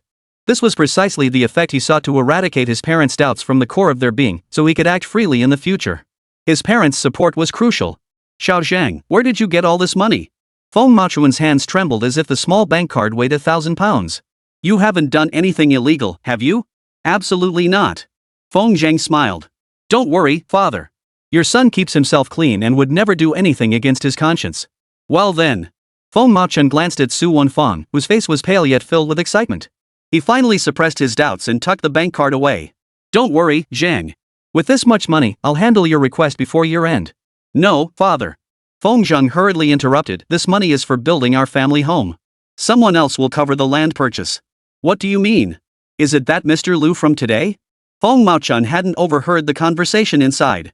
Had he known about Lu Fuxing's massive 300 million yuan investment in his son, he might have been so overwhelmed he'd faint on the spot. That's right. Feng Zhang said, take 500,000 of this money to finish building our house. Father, don't even think about skimping. Every last penny of that 500,000 must be spent. But Feng Maochun worked in construction himself. If he were in charge of building a house, he wouldn't come close to spending that much. He quickly grasped Feng Zheng's meaning. Spending it all meant he wouldn't be involved in the labor. His son truly cherished his parents. A wave of uncontrollable tenderness washed over Feng Maochun. A son so accomplished and devoted to his parents you couldn't find one even if you searched high and low. Xiao Zhang, what should we do with the remaining money? Su Wenfang hesitated, glancing toward Chen Guixiang's house. Should we help Guixiang's family rebuild theirs too? At those words, Feng Maochun instinctively clutched the bank card. Renovating a house wasn't cheap. Should he just throw that money at a woman destined never to marry? He couldn't bring himself to do it. Feng Zhang observed his parents' reactions and immediately formed a plan. Father, mother, don't be so reluctant. Feng Zhang patiently persuaded them. Mr. Liu has already invested 300 million yuan in me to develop this prime feng shui land in Santu village. What, how much? Feng Maochun and Su Wenfang doubted their own ears. 3 million was already staggering enough. 300 million? Good heavens, how much is that? The couple exchanged complex glances as they studied their son. The change was evident, yet it carried an indescribable weight. Was this really their son? Chapter 61, I'll fight you to the death. The couple's stunned expressions matched Feng Zhang's expectations perfectly. He didn't interrupt them, giving them ample time to process. A full 10 minutes passed. Feng Maochun finished 2 cigarettes and swallowed several times before his voice cracked out. Xiao Zhang, you can't just go wild with all this money. Dad, do you really have so little faith in your son? Feng Zhang was speechless.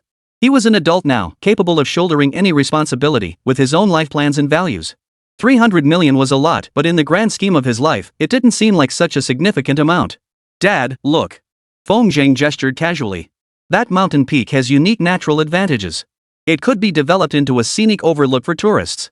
We could install cable cars, glass walkways, the whole package.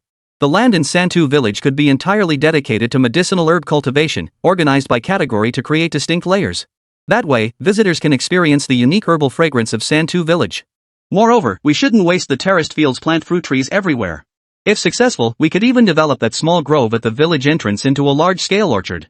According to Feng Zhang's initial vision, fruit and medicinal herbs would become the village's 2 main locally produced goods for external sales. Listening to their son's future plans, the elderly couple's eyes lit up with excitement. They didn't understand concepts like tourist attractions, but they could sense that if everything their son envisioned came to pass, the villagers of Santu village would no longer have to endure the hardships of migrating to big cities for work. This land alone would be sufficient to sustain the entire population of Qingping town. This was no longer merely about investment and profit, it was a great blessing for the entire Qingping town. Once people's lives improved, they would never forget Feng Zhang, the man who led the way. At this thought, the couple grew intensely excited, especially Feng Maochun, whose hand never left his cigarette. Over there. Feng Zhang pointed to a vacant plot below. We could develop it into a specialty agritourism area. When villagers want to invest in restaurants, they can all concentrate their efforts there. The Shishuwei River could also be utilized. We could build a large-scale water park along its banks, along with fishing areas. Further up, we could build a large hotel for tourists who prefer not to stay in homestays.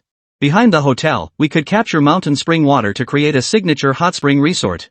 Under Feng Zhang's casual suggestions, every plot of land in Santu village could be utilized and developed.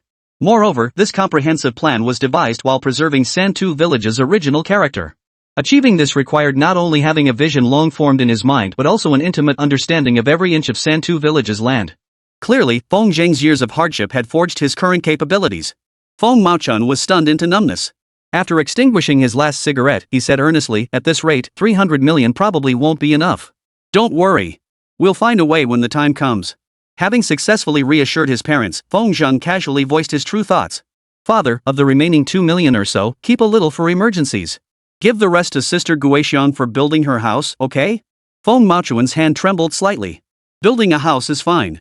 Guixiang has been so good to you, you shouldn't treat her poorly. But, our family only spent 500,000 on our house. Isn't it a bit much for her to use 2 million? Feng Zhang hadn't expected his father's quick reaction. He hurriedly explained, Sister Guixiang has endured a life of hardship and never planned to marry. Even if we wanted to take her as a wife, she wouldn't agree. Here's what I'm thinking, Sister Guixiang owns all the homestead land by the windmill. It's the only inheritance left to her by her husband.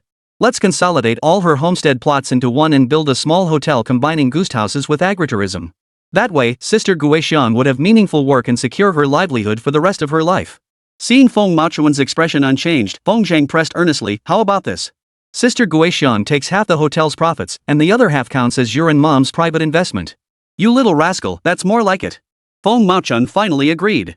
After exhausting every effort to appease the two elders, Feng Jing finally led them back home. Feng Maochun felt awkward about returning to Chen Guixian's home and insisted on bringing Su Wenfang back to his own residence.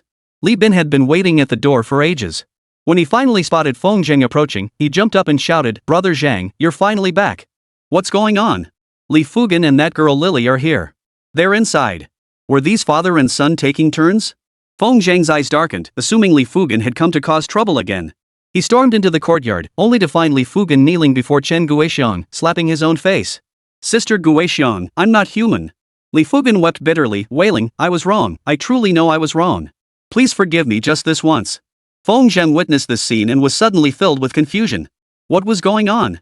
Wasn't Li Fugan still live streaming by the river this afternoon? What kind of trouble is he stirring up now? Xiao Zhang. Seeing Feng Zhang appear, Chen Guixian visibly relaxed. "Brother Zhang, you finally made it." Li Fugan knelt and threw himself at Feng Zhang's feet, grabbing his clothes and pleading, "Bro Zhang, I beg you please convince Sister Fei to show mercy and stop banning us across all platforms." "What the hell?" Feng Zhang looked puzzled at Chen Yanfei and Lu Kuei, both wearing masks. "What happened this afternoon? It's got nothing to do with me." Chen Yanfei shrugged her shoulders and said, "After this morning's livestream, the online backlash hasn't stopped. Netizens dug up all the fake livestreams those two did before. The most infuriating incident was when Li Fugan staged a fake accident where an elderly woman collided with their car. Later, witnesses confirmed the old woman wasn't faking it at all, they deliberately bumped into her. Online sentiment has completely turned against them. Their livestream channel got flooded with hate until it shut down. The platform has issued a statement saying it won't tolerate unscrupulous streamers corrupting the integrity of the platform's live streaming environment. Feng Zhang listened and found himself speechless. It turned out Li Fugan's accusation that others were stirring up trouble online wasn't a spur-of-the-moment idea. Looking at it this way, his deliberate defamation of Feng Zhang was likely premeditated. As long as Feng Zhang entered the fray, regardless of the outcome, they would reap the benefits of heightened attention and traffic. Getting banned was only fitting. Feng Zhang sighed, gently swaying his body to shake off Li Fugan. "Brother Zhang, don't leave." Li Fugan lunged forward. Instead of reflecting on his own actions, he blamed Chen Yanfei for intervening and getting them banned by the platform. "Bro Zhang, we grew up in the same village. Don't take it out on me just because I offended you. Lily's account still has a lot of income that hasn't been withdrawn yet. If it gets banned, it'll all be gone. Brother Zhang, please plead with Sister Fei for me. I'm begging you, okay? This wasn't something that could be resolved by begging." Chen Yanfei did suggest the ban, but streaming platforms don't arbitrarily ban their streamers over personal opinions. The platform needs to make money too. The main issue was that their actions had enraged netizens nationwide, forcing the platform to distance itself from them. Feng Zhang snapped, "Sorry, I can't do it. You bastard." Watching Feng Zhang shake him off and stride toward the house, Li Fugan's eyes turned bloodshot as he grabbed a nearby shovel and swung it at him. "I'll fight you to the death." Chapter 62, Treating Chen Yanfei's Illness. Every woman present was terrified by Li Fugan's frenzied attack. With the force he was wielding the shovel, if it had actually struck Feng Zhang's back of the head, the consequences would have been unimaginable. "Fugan, what are you doing? Li Fugan, put that down right now." As several people shouted, the shovel was already inches from Feng Zhang's back of the head. Seeing Feng Zhang still unable to turn around in time, about to be struck down in a bloody mess, the timid Chen Yanfei covered her eyes, unable to watch. But then, the next moment, as if ice had grown on the back of his head, Feng Zhang tilted his neck at an impossible angle, narrowly avoiding Li Fugan's shovel. Clang! The shovel slammed into the brick-paved ground, splitting it open with a terrifying crack. Whoosh! Before the crowd could recover from their shock, a sharp crack echoed through the air. The sound of ribs snapping. Li Fugan stumbled backward, slamming into the wall before crashing to the ground. Feng Zhang closed in, planting his foot on Li Fugan's chest as he unleashed a relentless barrage of punches to his face. "Li Fugan, I'm not done with you yet." Li Bin's eyes blazed red as he charged forward, unleashing a barrage of punches and kicks. In an instant, Li Fugan could no longer struggle, lying on the ground barely clinging to life. "Stop hitting him. You'll really kill him if you keep it up." Lu Kuei and Chen Guixian rushed over, each grabbing one of the enraged men Feng Zhang and Li Bin to pull them apart. Feng Zhang was gasping for breath, his eyes gleaming with madness. Chen Yanfei, who had just walked by, met that piercing gaze and shuddered involuntarily. He actually dared to kill someone. Lily was frozen in terror, standing pale as a sheet. It was Lu Kuei who reminded her to quickly help Li Fugan up and take him to the county hospital. From a friend's perspective, they genuinely feared Li Fugan might suffer lasting complications, which would tie Feng Zhang down indefinitely. After all, China was still a society governed by the rule of law. Li Fugan was still conscious, propped up over Lily's shoulder, and tried to turn back to hurl a few more threats. But when he saw Feng Zhang's gaze, which seemed capable of devouring a person, he shuddered violently. He lowered his head, clinging silently to Lily's shoulder. He finally understood. Feng Zhang was genuinely capable of killing him. Xiao Zhang. After watching them leave, Chen Guoxiang approached, gently hooking her fingers around Feng Zhang's. She spoke nervously, "We beat up Li Fugan too, and his livestream got shut down. Let's not be angry anymore, okay?"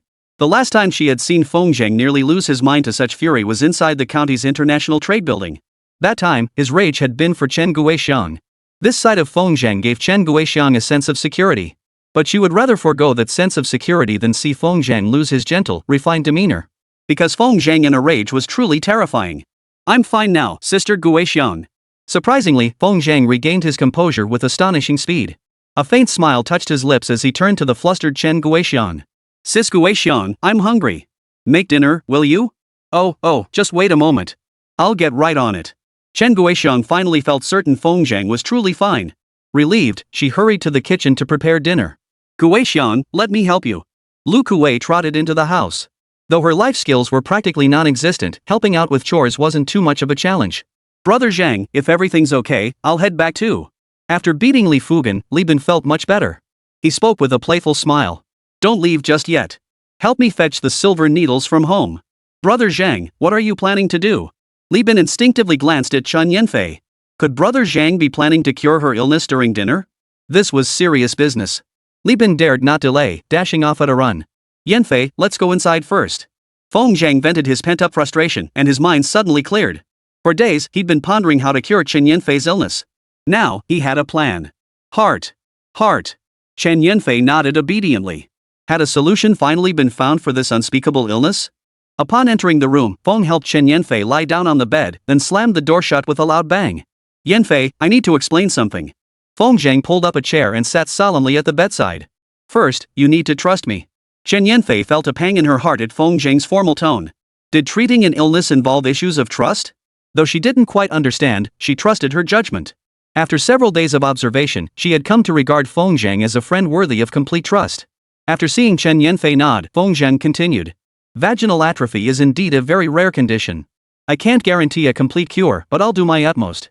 Before Chen Yanfei could speak, Feng Zhang cut in. "First, I need to determine whether this is congenital or acquired. Only by pinpointing the cause can I prescribe the right treatment." Chen Yanfei's cheeks flushed slightly. She already sensed what Feng Zhang was about to do. Nodding softly, she murmured, "Xiao Zhang, don't hold back. Whatever it takes to cure this disease, I'm willing to pay any price." "All right." Feng Zhang nodded. "Take off your pants." Heart. Chen Yanfei gave a soft snort and swiftly pulled off her jeans. It was early autumn, and the weather wasn't particularly cold. Without the jeans to cover her, she was essentially left wearing only a thin layer underneath. She glanced up and saw Feng Zhang showed no intention of stopping her. Which meant she had to take off more. Chen Yanfei had weathered many storms, yet even she felt a twinge of awkwardness now. Having navigated the entertainment industry's cauldron, she'd encountered all manner of people and situations. The chaos within the entertainment industry was far more terrifying than the outside world could ever imagine. Fortunately, from the moment she debuted, she had encountered Lu Kuei, who held significant influence within the industry.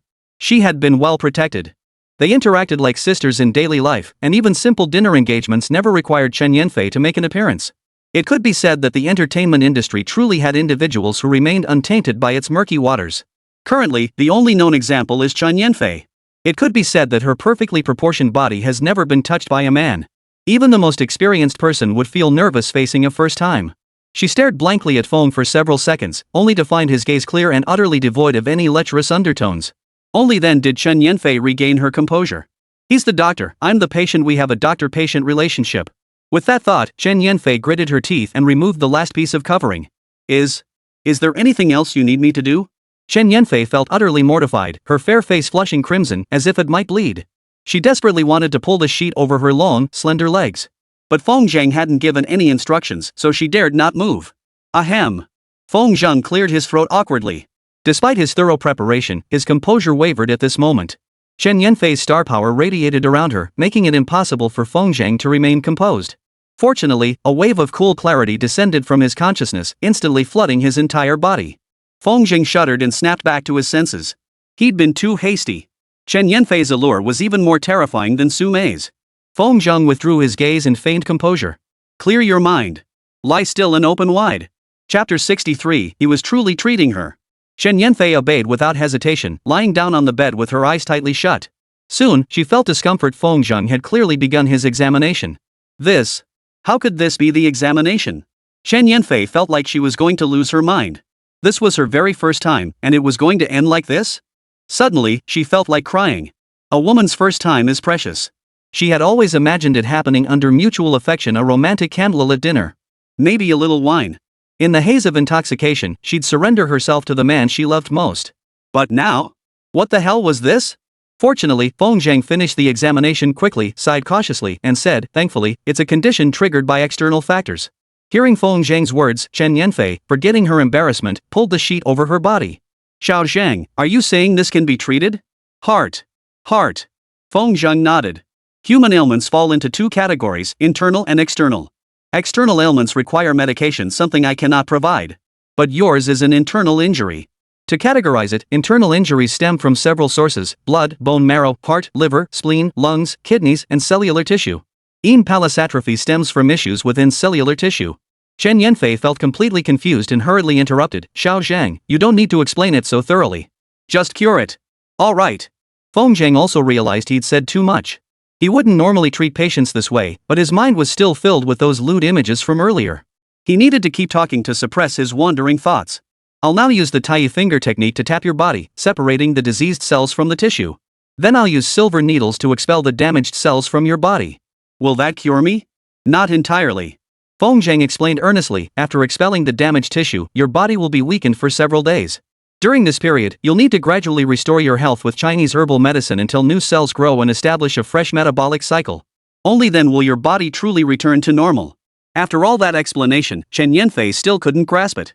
All she needed to grasp was one thing: this illness could be cured. Then let's get started. Feng Zhang looked at her with a peculiar expression. Just bear with it. Don't worry, I can endure any amount of pain. Feng Zhang didn't elaborate further. How to put it? Treating an illness certainly shouldn't hurt. Seeing that Shen Yanfei was fully prepared, Feng Zhang wasted no time. He hooked two fingers and began tapping them against her flawless body. Shen Yanfei's eyes glistened like peach blossoms, brimming with moisture. She bit her lower lip, struggling to suppress any unseemly sounds. But what if she truly couldn't hold back? Yet Feng Zhang's tapping fingers showed no sign of stopping. And so, Chen Guixiang emerged from the kitchen, stepping out into the courtyard and pausing beneath the eaves of the main hall. There hung half a piece of cured pork, prepared to be cooked for dinner that evening. Standing at the doorway, the unbearable sounds immediately reached her ears. Ugh! Chen Guixiang let out a soft gasp. She abandoned the cured pork, her face flushing crimson as she dashed back into the kitchen. Sister Guixiang, why is your face so red? Huh? Is it that red? Chen Guixiang was burning up all over, though she herself hadn't noticed. Something's wrong. Lu Kuei emerged from the kitchen with caution, moving so swiftly that Chen Guixiang couldn't stop her. She reached the eaves. As the queen pin of the entertainment industry, she could instantly recognize the sounds coming from inside. Her mind exploded with a thunderous crash. Feng, have you no shame left? Lu Kuei kicked the door with her foot. And Xiao Fei, what's wrong with you? Even if you want to hook up with that big dog Feng, you shouldn't do it in plain sight like this. I'm not against you dating if you two are meant for each other, I won't stand in your way. But this? What kind of behavior is this? Sis Kuei. Shen Yanfei suppressed her discomfort and called softly, you've got it all wrong. Xiao Zhang is treating me. Treating an illness? Lu Kuei refused to believe it. What kind of treatment requires such filthy methods? Xiao Zhang is genuinely treating me. Chen Guixiang, being a year older than Lu Kuei, couldn't address her as Sister Kuei, so she called her Little Lu instead. Really treating an illness? Lu Kuei remained skeptical. Xiao Lu, if you don't trust Xiao Zhang, can't you at least trust me? Lu Kuei fell silent, her face clouded with worry.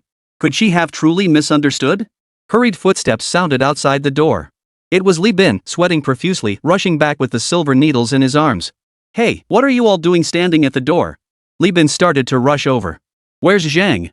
Don't come any closer. Lu Kuei shouted, forcing Li Bin to halt in the hallway. Given Shen Yanfei's status, if word of this leaked now, the damage to her would be devastating. Even though Li Bin was Feng Zhang's personal aide, precautions were still necessary. Li Bin indeed stopped in the hallway, waving the silver needles in his hand. I'm here to deliver something. Leave it there. I'll get it. Sis Kuei, don't get worked up. I'll just leave it here. Li Bin bent down to place the silver needles on the floor, then stepped back with his hands spread wide. At that very moment, a thunderous sound erupted from within the room. The expressions of all three people in the courtyard changed. Li Bin's reaction was the most obvious. As someone who'd been there before, he instantly realized something unsuitable for children was happening inside. Damn, Zhang Guo is really going all out. He's already taken care of Chen Yanfei? But he's way too impatient. Shouldn't he at least wait until after dinner? Ah. Lu Kuwei came running over, clutching Ingjin in her arms. She pointed at Li Bin threateningly.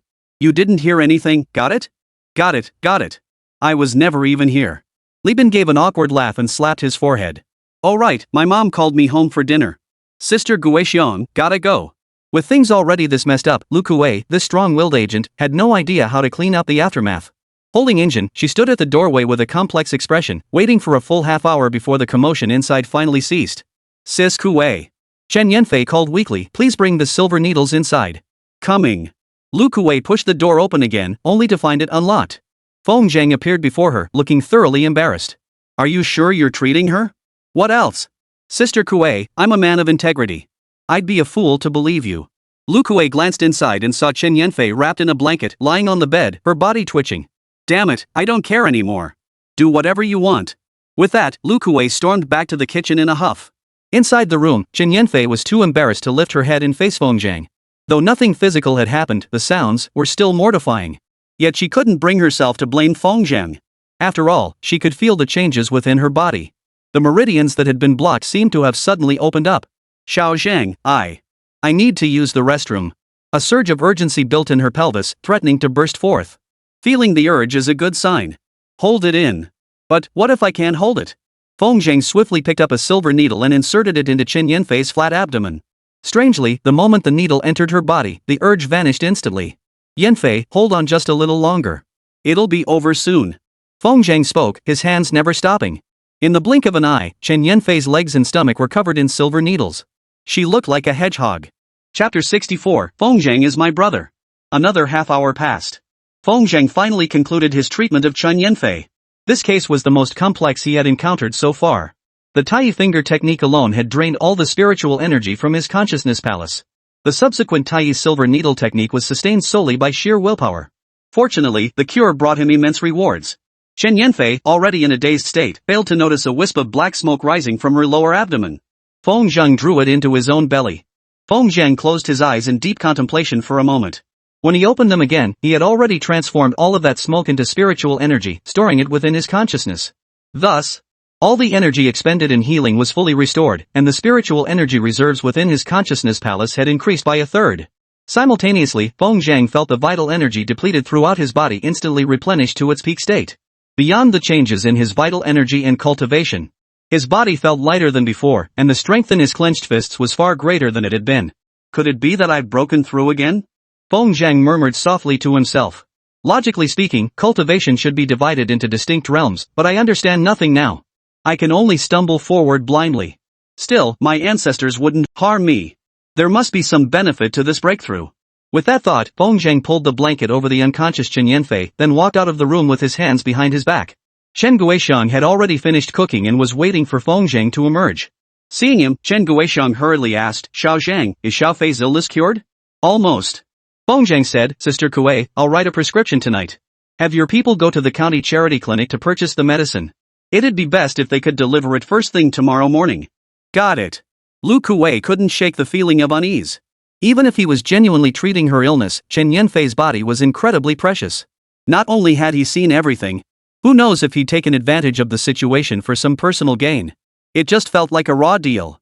During dinner, Feng Zhang couldn't shake a sense of unease.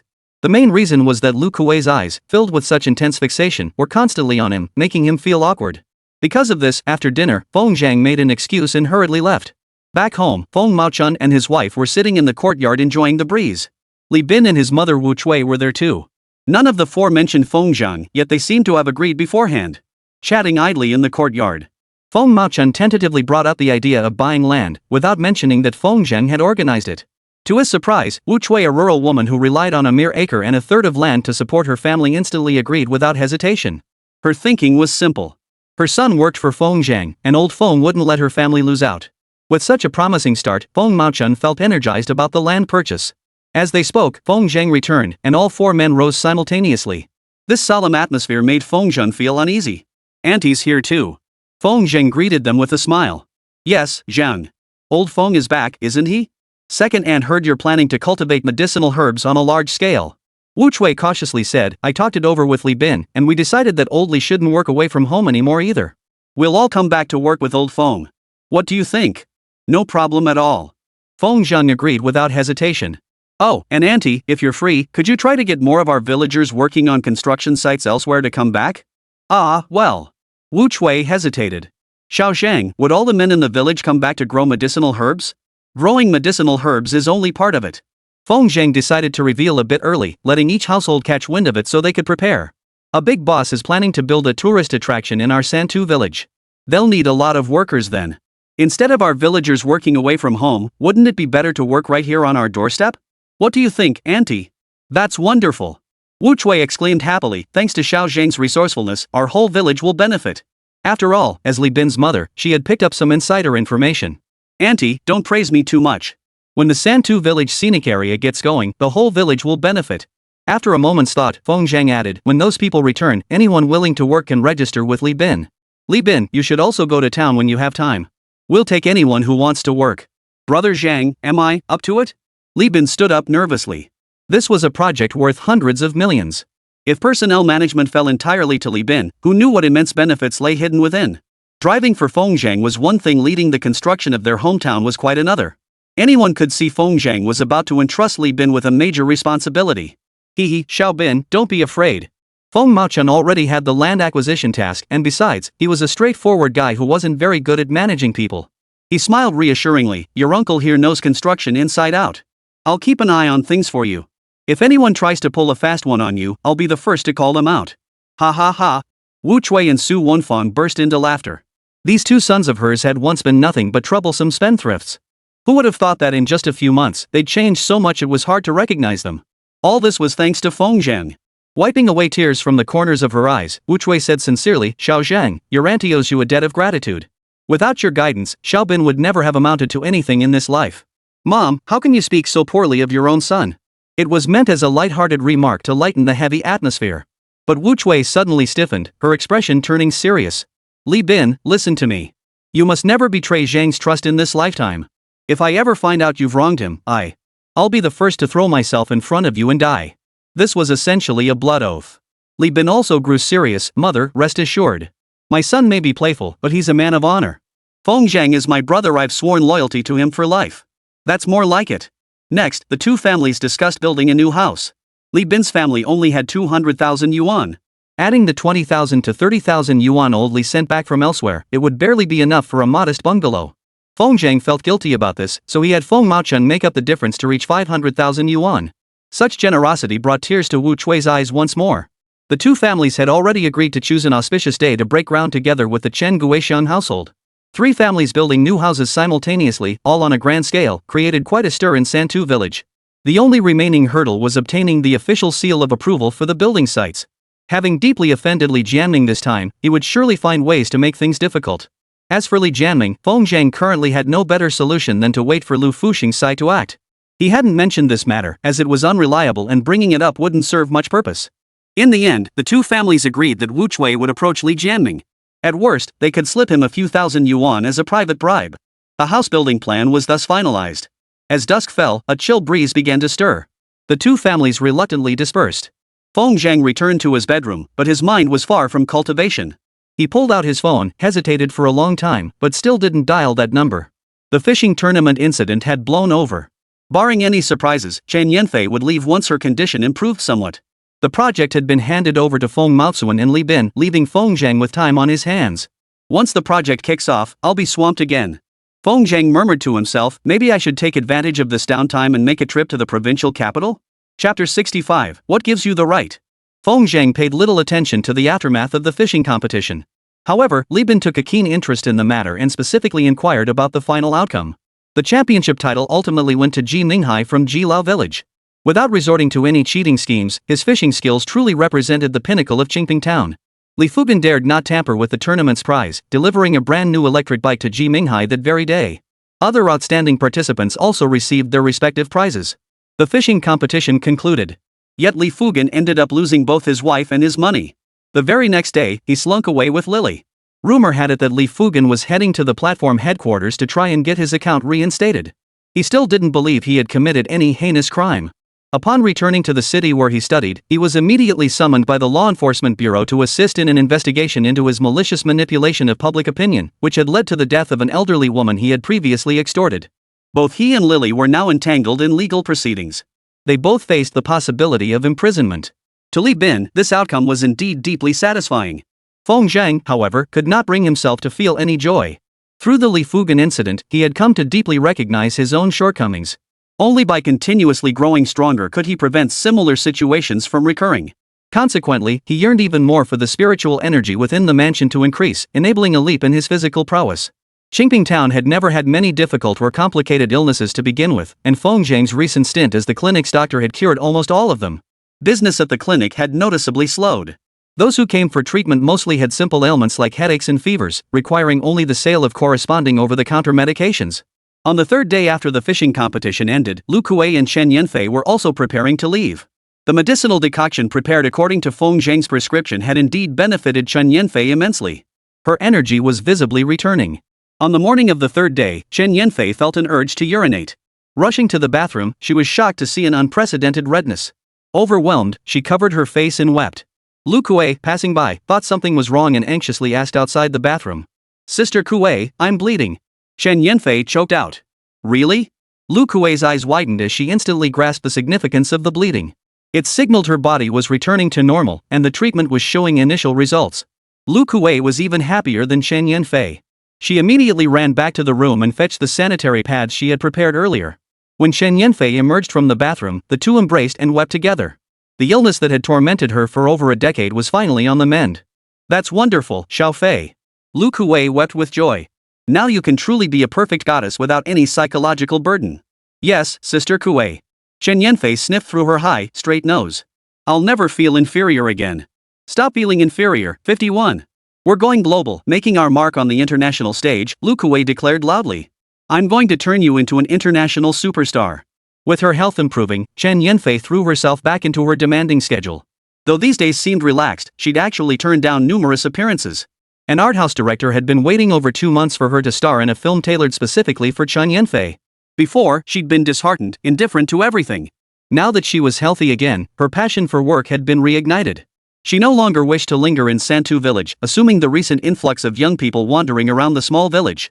Their intentions were obvious, hoping for a chance encounter, an autograph, or a photo. Chen Yanfei's fame was too great, her every word and action was magnified infinitely. Online speculation swirled about why she'd appeared at the fishing tournament. But these past few days, both of them had been focused solely on her health, paying no attention to the outside world. Lu Kuei knew a bit more about it. Yet, unusually, she hasn't responded, letting the online narrative spiral further off course.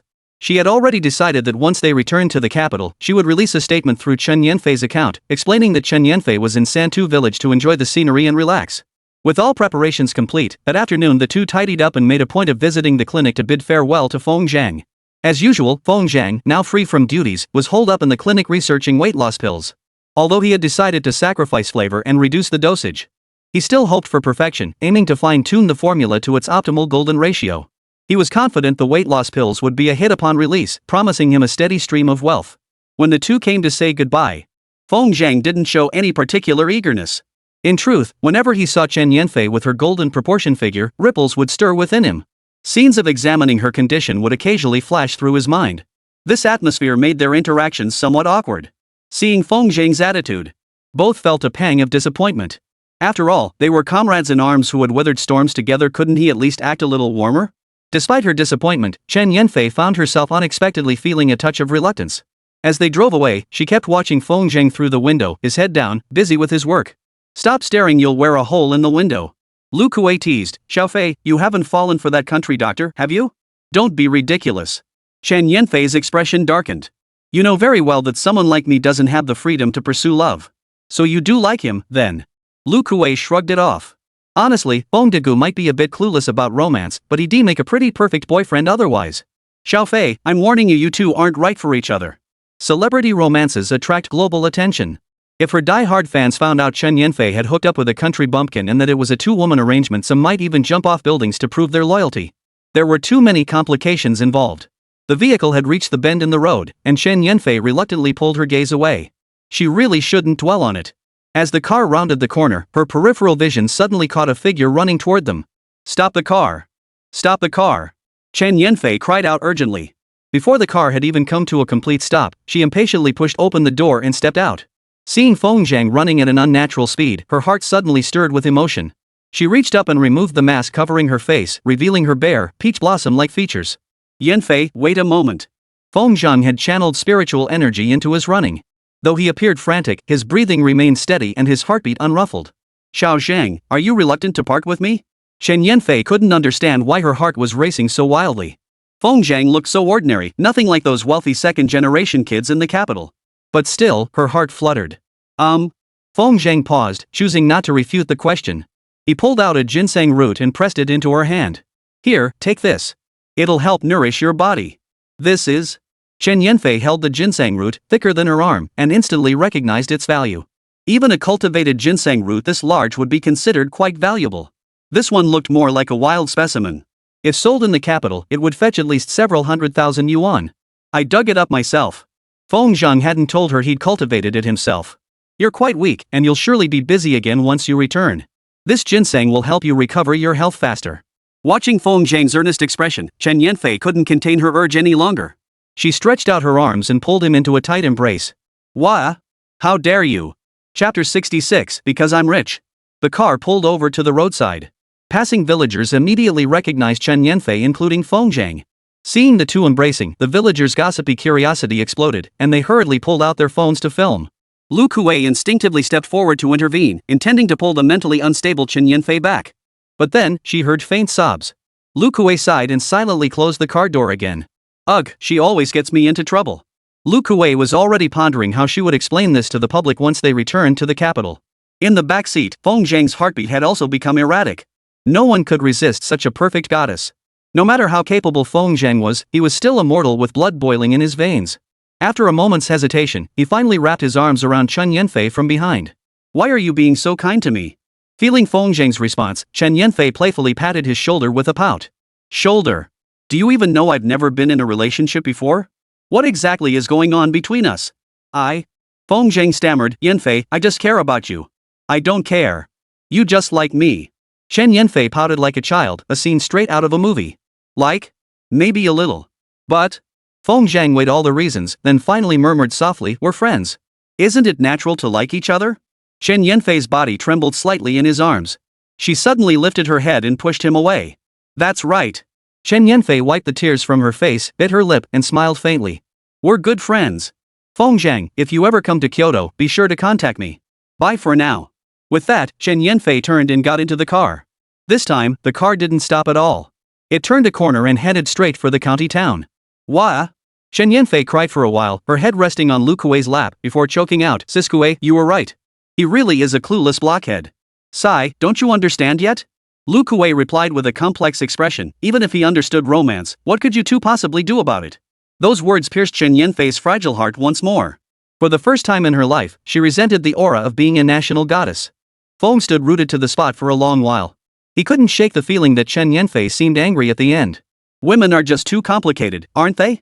Feng Zhang shook his head and finally turned away, heading back into the clinic. After double-checking the weight loss formula to ensure there were no issues, he called Li Bin and asked him to drive him into the county town. He needed someone to test the medication on. Before long, Li Bin arrived at the clinic in the freshly repaired and repainted SUV. "Brother Zhang, you wouldn't believe it, I brought back over a dozen villagers today." Li Bin burst into the room, eager to report his day's haul. "Counting the ones I brought back the past 2 days, we're almost at 50 workers now." "Well, congratulations, foreman." The term contractor sounds like an insult, but whatever. Li Bin sat excitedly in the car.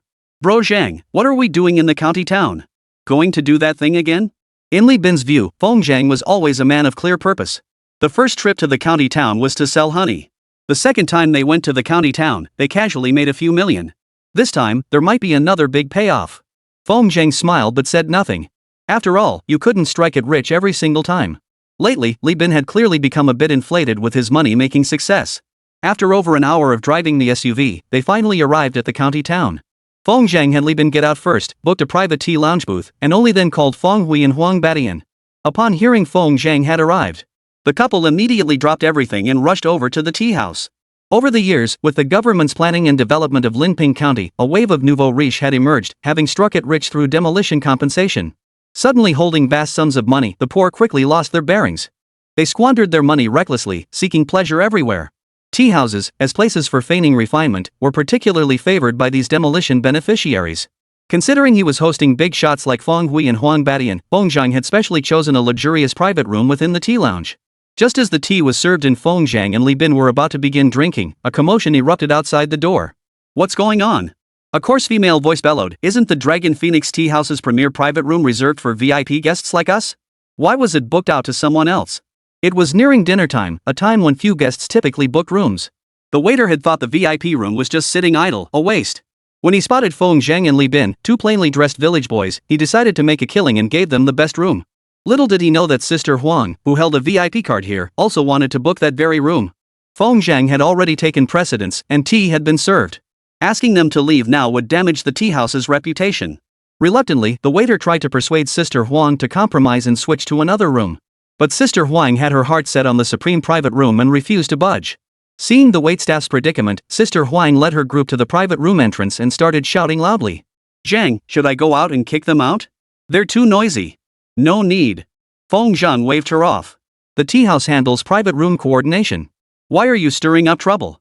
Oh, okay. Li Bin agreed, then lowered his head to fiddle with the porcelain cup in his hands. Just then, a waitress's voice came from outside the door. Sister Huang, I'm terribly sorry. The waitress flashed a fawning smile. I've cleared out the 95th floor private room for you, Sister Huang. It's on par with the supreme suite, you won't be disappointed. Bull. Sister Huang bellowed, what do you mean equivalent? I've set my heart on the supreme suite today. This is infuriating. I hear it's occupied by two young people from some godforsaken backwater? Do you people at Dragon Phoenix Tea House even know how to run a business?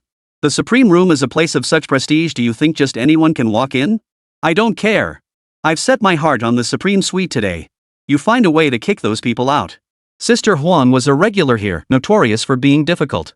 The waiter dared not argue further and whispered, Sister Huang, please wait a moment. I'll go check with the guests inside. No sooner had the words left her mouth than a knock sounded on the small wooden door of the VIP room. Gentlemen, may we come in? No, don't interrupt our business. Li Bin snapped irritably. His words were ignored as the waiter shuffled in, rubbing his hands. Gentlemen, you must have heard what's happening outside. We hope you could do us a favor and switch to another private room. Would that be possible? The waitress, experienced and observant, instantly recognized that the two plainly dressed youths implicitly regarded Fengjiang as their leader. Throughout her speech, her gaze remained fixed on Fengjiang. In her eyes, they were just two young men from the sticks trying to show off. People like that were easy to deal with. Yet Fengjiang remained perfectly composed, sipping his tea without so much as a flicker of his eyelids. Sir, could you please switch to another private room? The waitress's face flushed with embarrassment, her smile fading noticeably. Seeing her standing there awkwardly, Fengjiang set down his teacup and asked, why? The waitress froze, searching for a better excuse, when suddenly a heavy-set middle-aged woman pushed her way through the crowd. With a sharp slap, she slammed a stack of bills easily several hundred yuan onto the table. Because I've got the money. Now get lost. Chapter 67, How could it be called blocking your money? Li Bin stared at the money on the table, momentarily stunned. He could now confidently claim to be wealthy, but parting with several hundred yuan at once still stung. Just as he was debating whether to pull out more cash and smack it right in the woman's face, Fengjiang suddenly spoke up. Xiao Bin, take the money on the table. Brother Bin, this. The middle-aged woman wore a smug look, arms crossed and nose in the air. I've never seen a youngster who doesn't love money. Fengjiang didn't look at the middle-aged woman. With a playful smile, he said, when someone offers us money, why not take it? He gripped the teacup in his hand and blew gently on its surface. His deliberate, measured movements left everyone in the room stunned. What was this kid playing at? He takes the money but doesn't leave?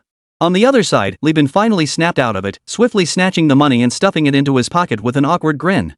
Bro Zhang, folks in the county town are so kind, even treating us to tea. Had. Yeah, you don't find many people like that anymore. You too. The middle-aged woman caught on these two kids were making fun of her. This was unacceptable. She exploded, violently overturning the tea on the table. I'll make you drink. What are you doing? Li Bin stood up angrily. Tea splashed everywhere, soaking him from head to toe. Fengjiang, however, remained unscathed. One hand held his teacup, the other the teapot, as he leisurely sipped his tea. The middle-aged woman's face turned as red as a pig's liver. She considered herself big and burly, with strength to spare. Dealing with two frail young men should be no problem. With that thought, she lunged forward, reaching out to grab Feng Zhang's hair. Her movement was indeed swift, yet she still missed her target. Feng Zhang barely moved, swiftly setting down the teapot and slamming it onto the floor. The chair beneath him slid sideways. Such dexterity instantly stunned the middle-aged woman. She's a trained fighter. The middle-aged woman realized she'd met her match and quickly pulled out her phone to make a call. Honey, I'm being bullied at the Dragon Phoenix tea house. Hurry over with some backup. After hanging up, the woman cautiously backed toward the entrance, pointing at Feng Zhang and shouting, "You bastard! How dare you bully an old woman? You just wait." She actually called for backup. Her aggressive words didn't intimidate Feng Zhang, nor did they faze Li Bin. Li Bin ignored her as well, lowering his head to lift the teapot and pour himself another cup of tea. 2 minutes later, heavy footsteps echoed from the stairwell. "You two are finished.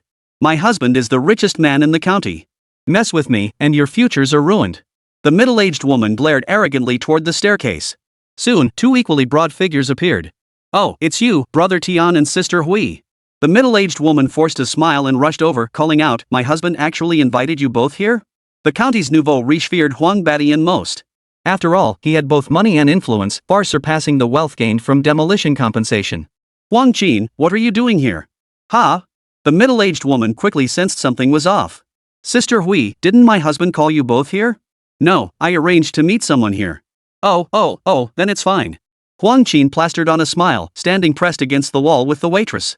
"Sis Hui, Brother Tian, please come inside." Huang Qin, try to tone down that nouveau riche vibe. Your money won't last long if you keep flaunting it like that. Feng Hui offered a friendly reminder before following Huang Badian to the door of the VIP private room. No way. The waitstaff and Huang Qin exchanged glances, sensing trouble.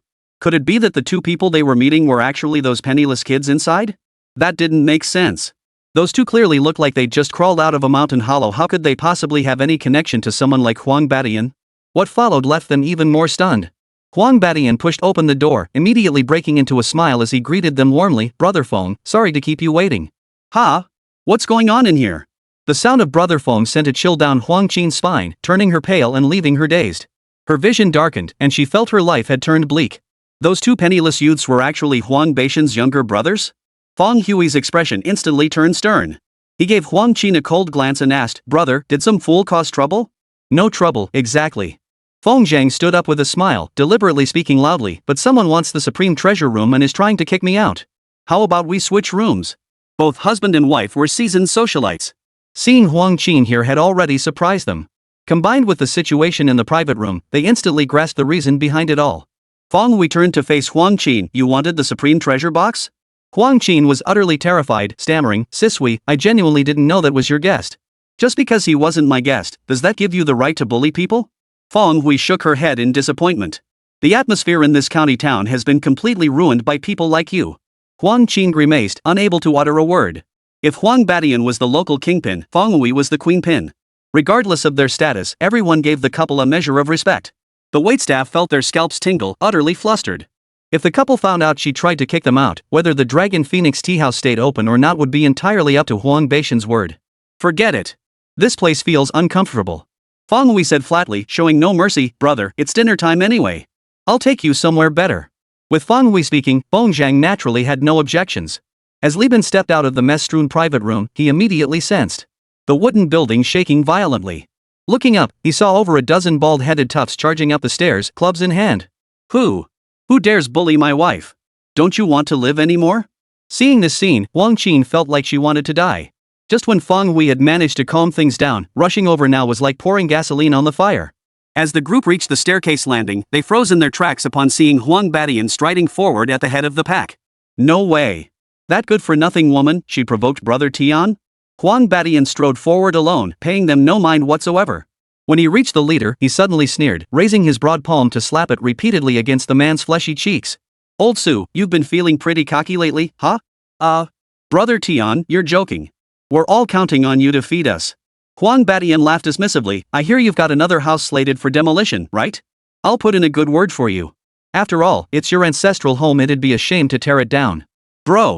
Brother Tian, you can't do that." Old Su cried out, utterly helpless. "I was counting on that demolition money for investment." "Brother Tian, please don't block my money-making opportunities." "What are you talking about? I'm looking out for you.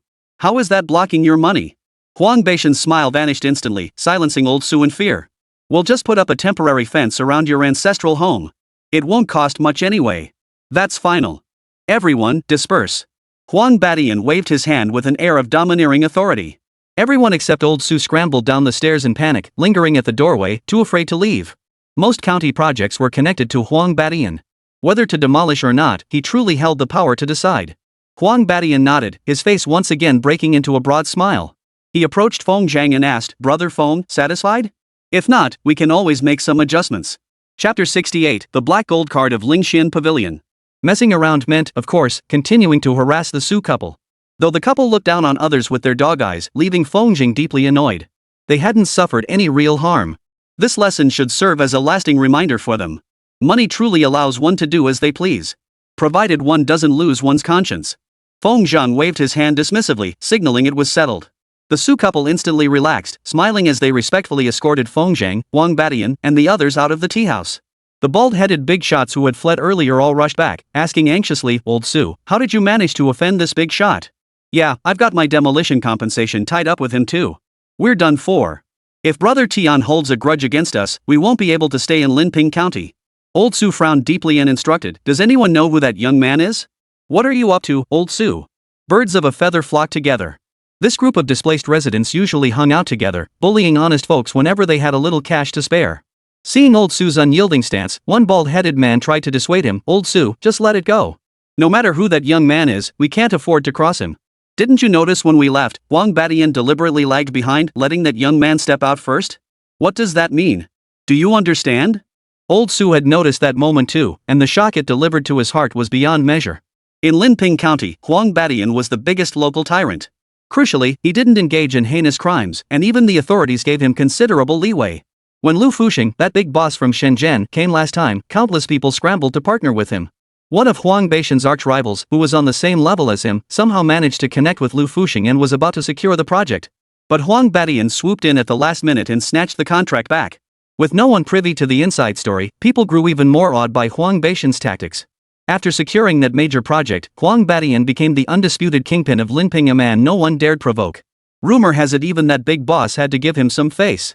A man like that, was there anything left for him to fear?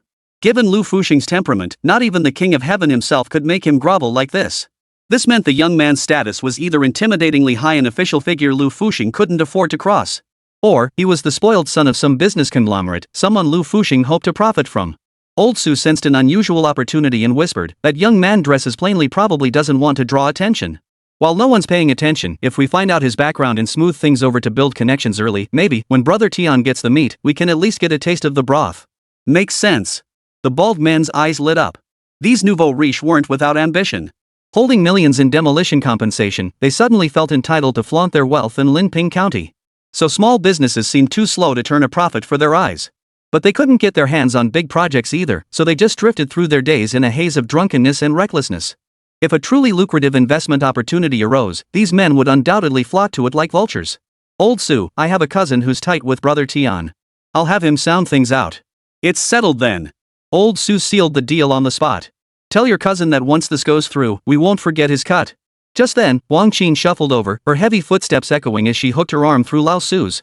"Honey, after Brother Tian's outburst, I've lost my appetite for tea. Why don't you take me to the World Trade Center? I won't feel better until I buy something today." Old Su was no pushover either. Without a moment's hesitation, he slapped his wife across the face, stunning everyone present.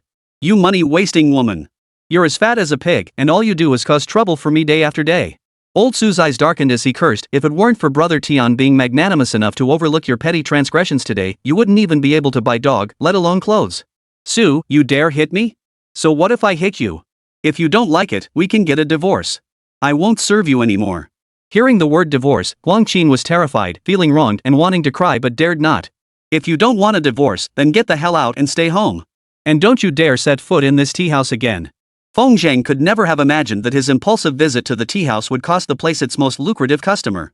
But even if he knew, he wouldn't care. He disliked the Dragon Phoenix Tea House's business practices. Even if it went bankrupt, he'd only sigh briefly. Following Huang Badian, he arrived at a low-roofed estate steeped in ancient charm. As far as the eye could see, the architecture was entirely retro. Attendants clad in long robes guided them into the courtyard, where they discovered a hidden world. A misty haze rose from the rockeries and ponds within the courtyard. Pavilions and towers dotted the landscape. The soothing melodies of the guzheng were being played live by a woman dressed in hanfu. This was no ordinary dining place. It could easily be mistaken for a fairyland. Seeing Feng Zhang's jaw drop in astonishment, Huang Badian felt utterly triumphant. Well, Feng, what do you think? Not bad, huh? It truly is a splendid place, Feng Zhang praised sincerely. Huang Badian scratched his head and grinned foolishly, only to be shoved aside by Feng Hui. Old Huang, cut the act. Let me tell you, brother, this place is owned by your buddy Huang. Whenever you come to the county seat, this is where you'll be staying. Saying this, Feng Hui motioned for a waiter to bring over a black VIP card. Bro, this is Lingxian Pavilion's very first black gold card. It's yours. Feng Zhang, completely unaware of the card's value, accepted it without hesitation and tucked it into his pocket. Who knew brother Huang had such taste? Just him? Feng Hui didn't hold back in his criticism. He went to the provincial capital, saw other restaurants, and came back insisting on getting one made. Don't underestimate this little restaurant, the renovations alone cost over $1 million. Huang Badian himself was in the construction business, so all the materials and labor were all sourced at internal rates. Even so, it still cost a staggering $1 million. One could only imagine that the true value of the renovation was at least double that. Sis Hui, is eating here really expensive? Li Bin glanced around before asking the crucial question. Of course it's expensive, how else would they make money? If it's that expensive, how can we afford to eat here? The restaurant would go out of business. Hearing this, Feng Hui and her husband, along with Feng Zhang, all burst into laughter. This place clearly catered to the high-end market, not somewhere ordinary people could afford. Given Huang Beixian's current status and connections, his associates were all high-ranking officials and wealthy individuals. As long as he could win over this crowd, Lingxian Pavilion would never lack for business. Xiao Bin, you gotta trust your brother Huang's judgment. Huang Badian slapped Li Bin's shoulder hard. We're not even at the restaurant yet. In another hour, our place will be bustling. Come on, let's head inside. Huang Badian led the group through a winding path that opened into a secluded courtyard. Besides two vintage-style houses, the courtyard featured a garden with a flowing stream and an antique-style pavilion. Beneath the pavilion stood an octagonal table. This was the dining area. Brother, this is the most beautifully landscaped courtyard in Lingxian Pavilion. Whenever you have friends visiting, just bring them here to dine. Feng Hui greeted him with a smile. Your black gold card can waive all charges. Ah, is it that valuable? Feng Zhang was startled, quickly standing up and pulling out the black gold card. I can't accept this. Chapter 69, Love Comes Too Fast, Like a Tornado. Feng Hui quickly grabbed Feng Zhang's hand. Brother, to be honest, Lingxian Pavilion only has one black gold card right now. It was made especially for you. I was thinking of having you invest some money and take a stake. Feng Hui looked troubled as she continued, but the investment here is too large. We don't know when it will turn a profit, or even if it will. So I didn't want to drag you into it. Just take the card. I told you we're family. Huang Badian and his wife had dabbled in numerous industries, most of which were related to engineering. Lingxian Pavilion was merely a whim Huang Badian had pursued on a whim. The couple understood clearly that profit was secondary. Through managing Lingxian Pavilion, they aimed to solidify existing networks and expand new connections. Even if they lost a little money, they didn't mind. As the pace of Linping County's large-scale development accelerated, the couple sensed that within a few years, Linping County truly had the potential to catch up. Forget first- or second-tier cities. Reaching the living standards of a third-tier city would be entirely achievable.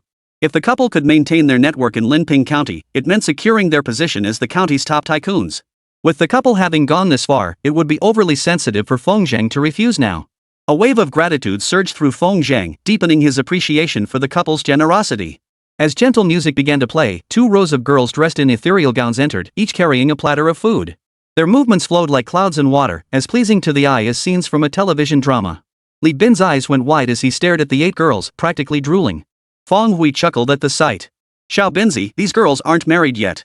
If you're interested, I could introduce you to one tomorrow? Really? Li Bin's eyes lit up, then dimmed instantly.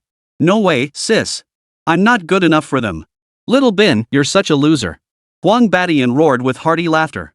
With brother Feng as your mentor, you'll strike it rich sooner or later.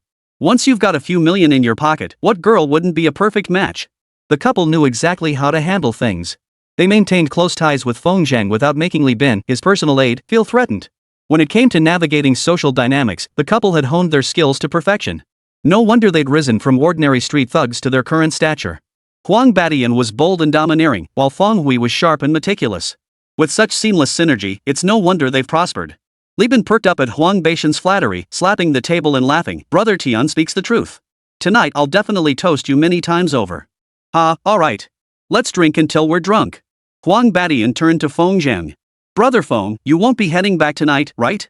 With the couple setting such a lively mood, Feng Zhang didn't want to be a killjoy. He nodded and said, whatever Brother Huang arranges is fine with me. Ha, excellent. Huang Beishan's eyes crinkled into slits with delight. He waved his hand dismissively. You two can go ahead and leave. No need to wait here. Oh, and Xiaobai, bring me my treasured homemade liquor. Yes, Mr. Huang. The woman called Xiaobai curtsied gracefully, mimicking the manner seen on television. After Xiaobai withdrew, Li Bin still hadn't pulled his gaze away. Huang Badian leaned closer and waved his hand in front of Li Bin's face. Little Bin, your eyes are popping out of your head. Ha! Li Bin startled, suddenly noticing the others staring at him with smirks. His face flushed crimson. They were all young men in the prime of their lives, how could they not be thinking about love? Li Bin lowered his head, trying to hide his inner panic. In truth, Feng Zhang had also noticed Xiaobai. She wasn't particularly striking, her oval face was deathly pale, as if she suffered from malnutrition. Among the 8 girls, she appeared the most fragile. Ah, Xiaobai is such a pitiful soul. Huang Badian deliberately spoke loudly to grab Li Bin's attention. Her parents went out to work years ago and never came back. People say they died out there. Xiaobai lives with her grandmother, but the old lady is frail and sickly.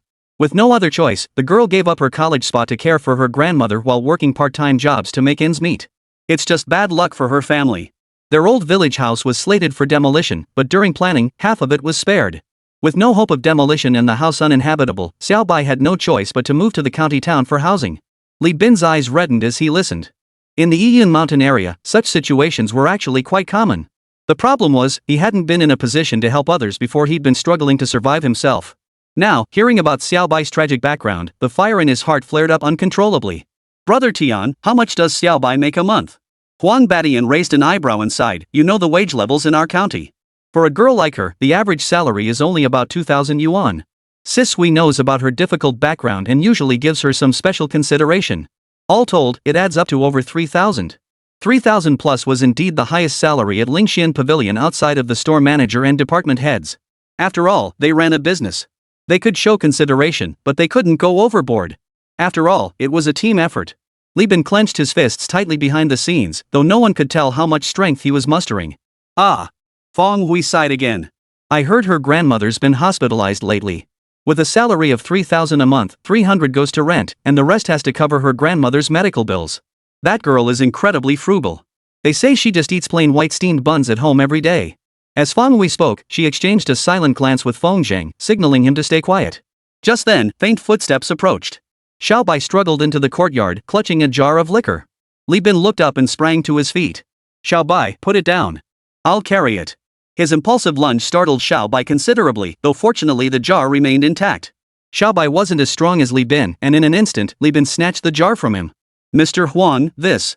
She cared too much about this job, fearing that letting the guest pour the wine might displease Huang Badian. Yet Huang Badian merely waved his hand, signaling Xiaobai to step back. After Xiaobai left, Li Bin finally asked, his face flushed and neck red, Brother Huang, could Xiaobai join us for dinner? Absolutely not. Huang Badian set down his chopsticks and said sternly, it's work hours now. Letting her come over to eat would break the rules I've set, wouldn't it? It turned out Huang Badian had anticipated this long ago. With so many young women at Lingxian Pavilion, he knew situations where guests would insist on having them accompany them for drinks were bound to arise. Prevention was better than cure. Huang Badian had deliberately established a rule, no accompanying guests for meals. This way, if they encountered difficult customers, the girls could use Huang Beishan's words as an excuse. Hearing that Xiaobai couldn't come, Li Bin's eyes flashed with disappointment. He stared gloomily at his wineglass before suddenly raising it and downing it in one gulp. Xiao Bin, take it easy, man. Huang Badian hurriedly tried to stop him. This stuff packs a punch. The 3 men watched Li Bin with his head bowed, each silently understanding the other's thoughts. Li Bin, that fool, had already fallen. Love came too fast, like a tornado. Love at first sight had happened right before their eyes. Feng Zhang took a sip of wine with a smile, about to offer some comfort to the dejected Li Bin, when suddenly Feng Hui asked, Bro, is there something you need this time? Chapter 70, what does that even mean? All this banter had them forget the real reason for being here. Feng Zhang set down his glass, pressed both hands on the table, and asked sincerely, Sis, do you want to lose weight? Of course I do. Feng Hui replied naturally, I'm almost 40. If I don't lose some weight soon, old Huan might start complaining that I'm past my prime. No way. I wouldn't dare. When the couple was together, Huang Badian shed all traces of his domineering exterior. He handled the outside world, she managed the home. In front of others, Feng Hui always gave Huang Badian face. But behind closed doors? Their roles flipped completely. Poof. Feng Hui chuckled softly. You know the answer to that. Since my brother's here today, why don't you tell me, do you have any mistresses on the side? Good heavens. Huang Badian jumped up in panic. I swear to heaven, absolutely not. Who knows? They say money corrupts men, and you're now the richest man in Linping. How many temptresses are throwing themselves at you? Who dares? Huang Badian gritted his teeth.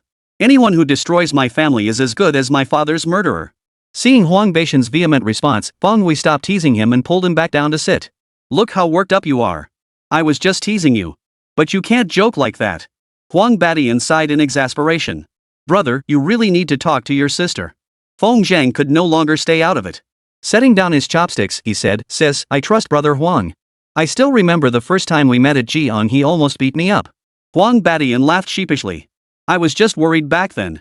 Besides, I had no idea your medical skills were so exceptional. Ha ha ha. Feng Zhang chuckled. So sis, brother Huang was genuinely nervous back then, afraid he couldn't set your leg properly. Hearing Feng Zhang's words, Feng Hui's eyes welled up with tears. Unconscious during the incident, she had no idea this had transpired. Old Huang. Feng Hui instinctively grasped Huang Badian's hand. Thank you. I'm content with this life. What do you mean satisfied?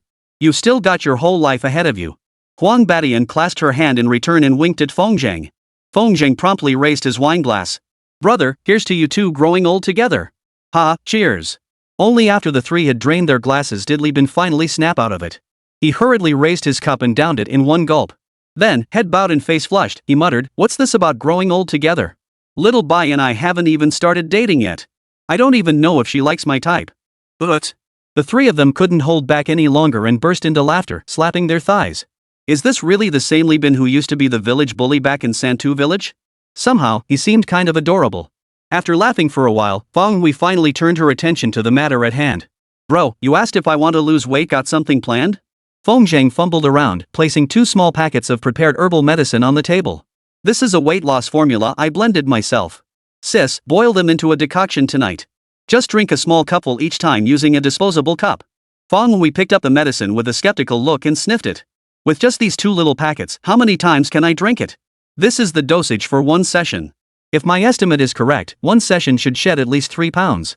Feng Hui only appeared overweight, her muscles were actually quite flabby. Standing nearly 5 feet 7 inches, she weighed over 160 pounds. If 1 session could shed 3 pounds, it meant she could regain her slender figure. In just under half a year? This rate of weight loss wasn't exceptionally fast, but it was still outstanding. Feng Hui excitedly packed the herbal medicine into her bag, then turned to ask, Are there any dietary restrictions while taking this? None. Feng Zhang shook his head.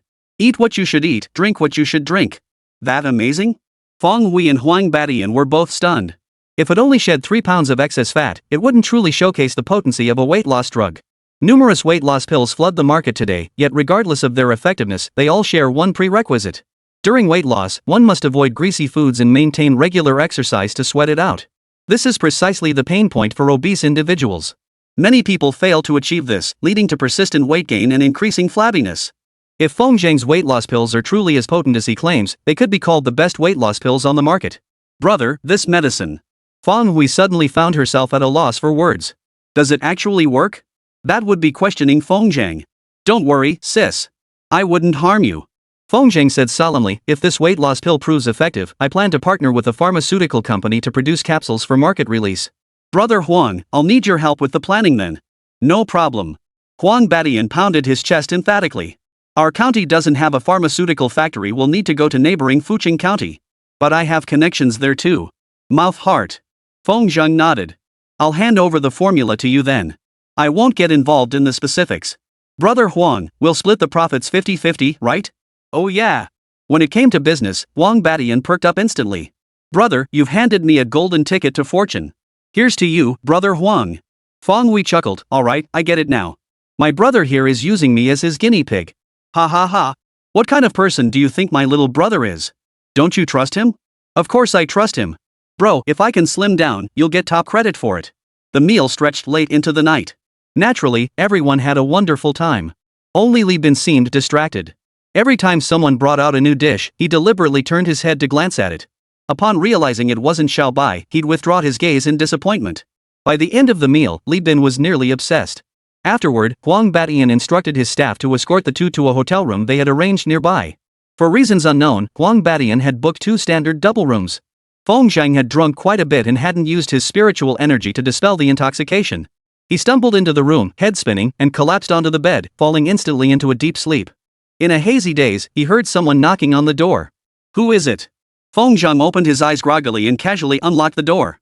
Outside stood a slender woman whose eyes sparkled with a charming smile. Feng Zhang recalled that she was the girl who had served the food later. "Mr. Feng, Mr. Huang sent me to check on you." Feng Zhang felt a headache coming on, unsure what Huang Batian meant.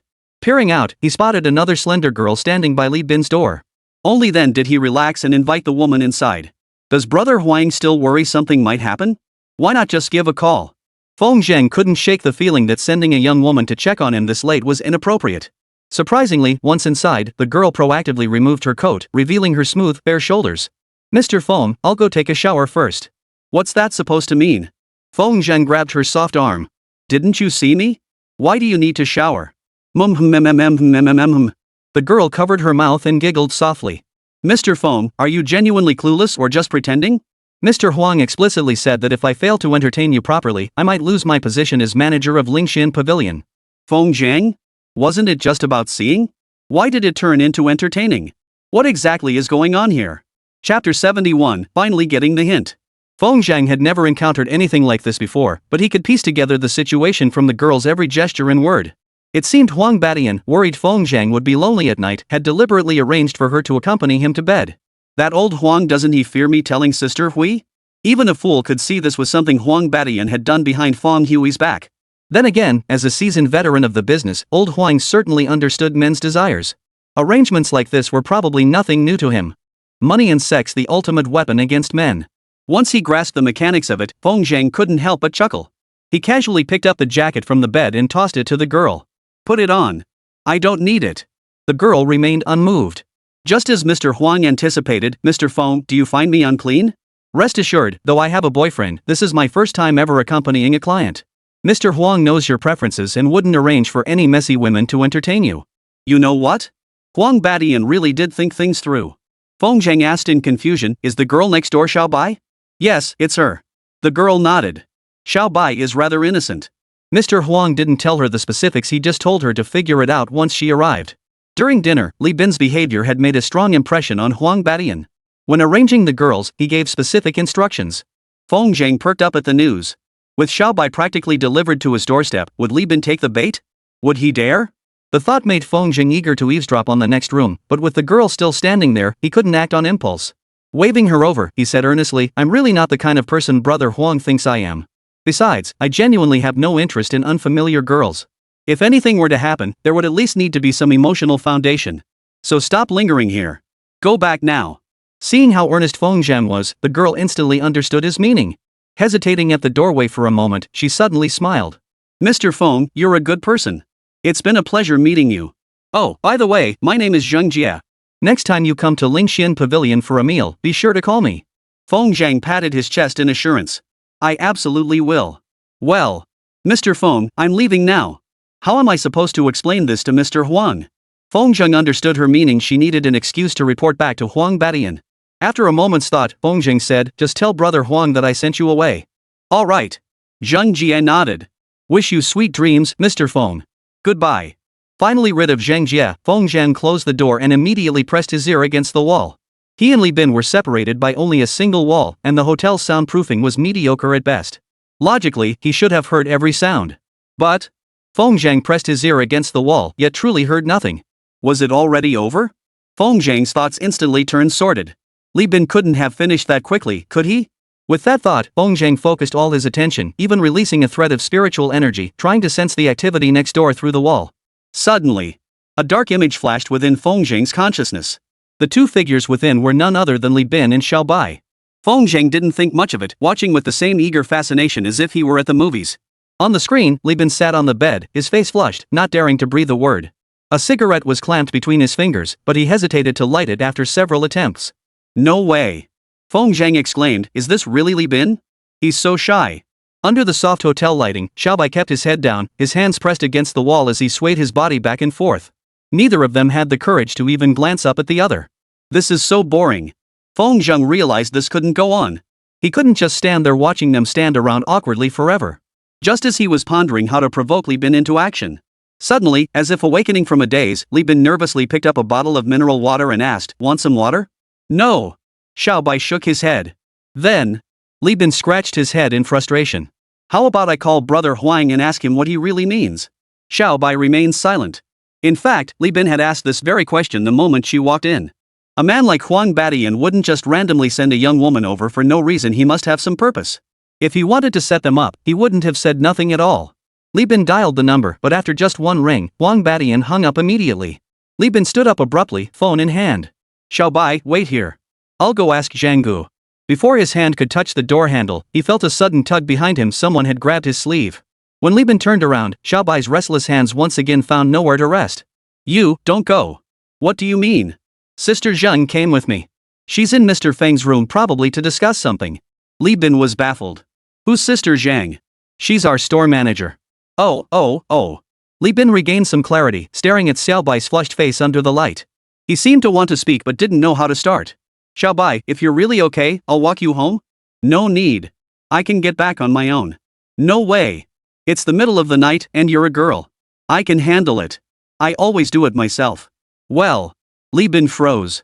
He wanted Xiao Bai to hurry home, yet part of him didn't want her to leave. Heaven help me, who could tell me what to do? After another long silence, Xiao Bai finally gathered her courage and said, "Actually, I understand why Mr. Huang arranged it this way." "Hurry up and tell me," Li Bin urged. "I heard from the girls at the shop that Mr. Huang always arranges women to entertain his important clients. But I don't know how to entertain them." It should have something to do with sleeping." Li Bin gasped. "Mr. Huang wants you to sleep with me?" "Oh my, don't shout like that." Xiao Bai was so embarrassed she could barely stand it. "I saw Sister Zhang here too, so it must be that, right?" "But..."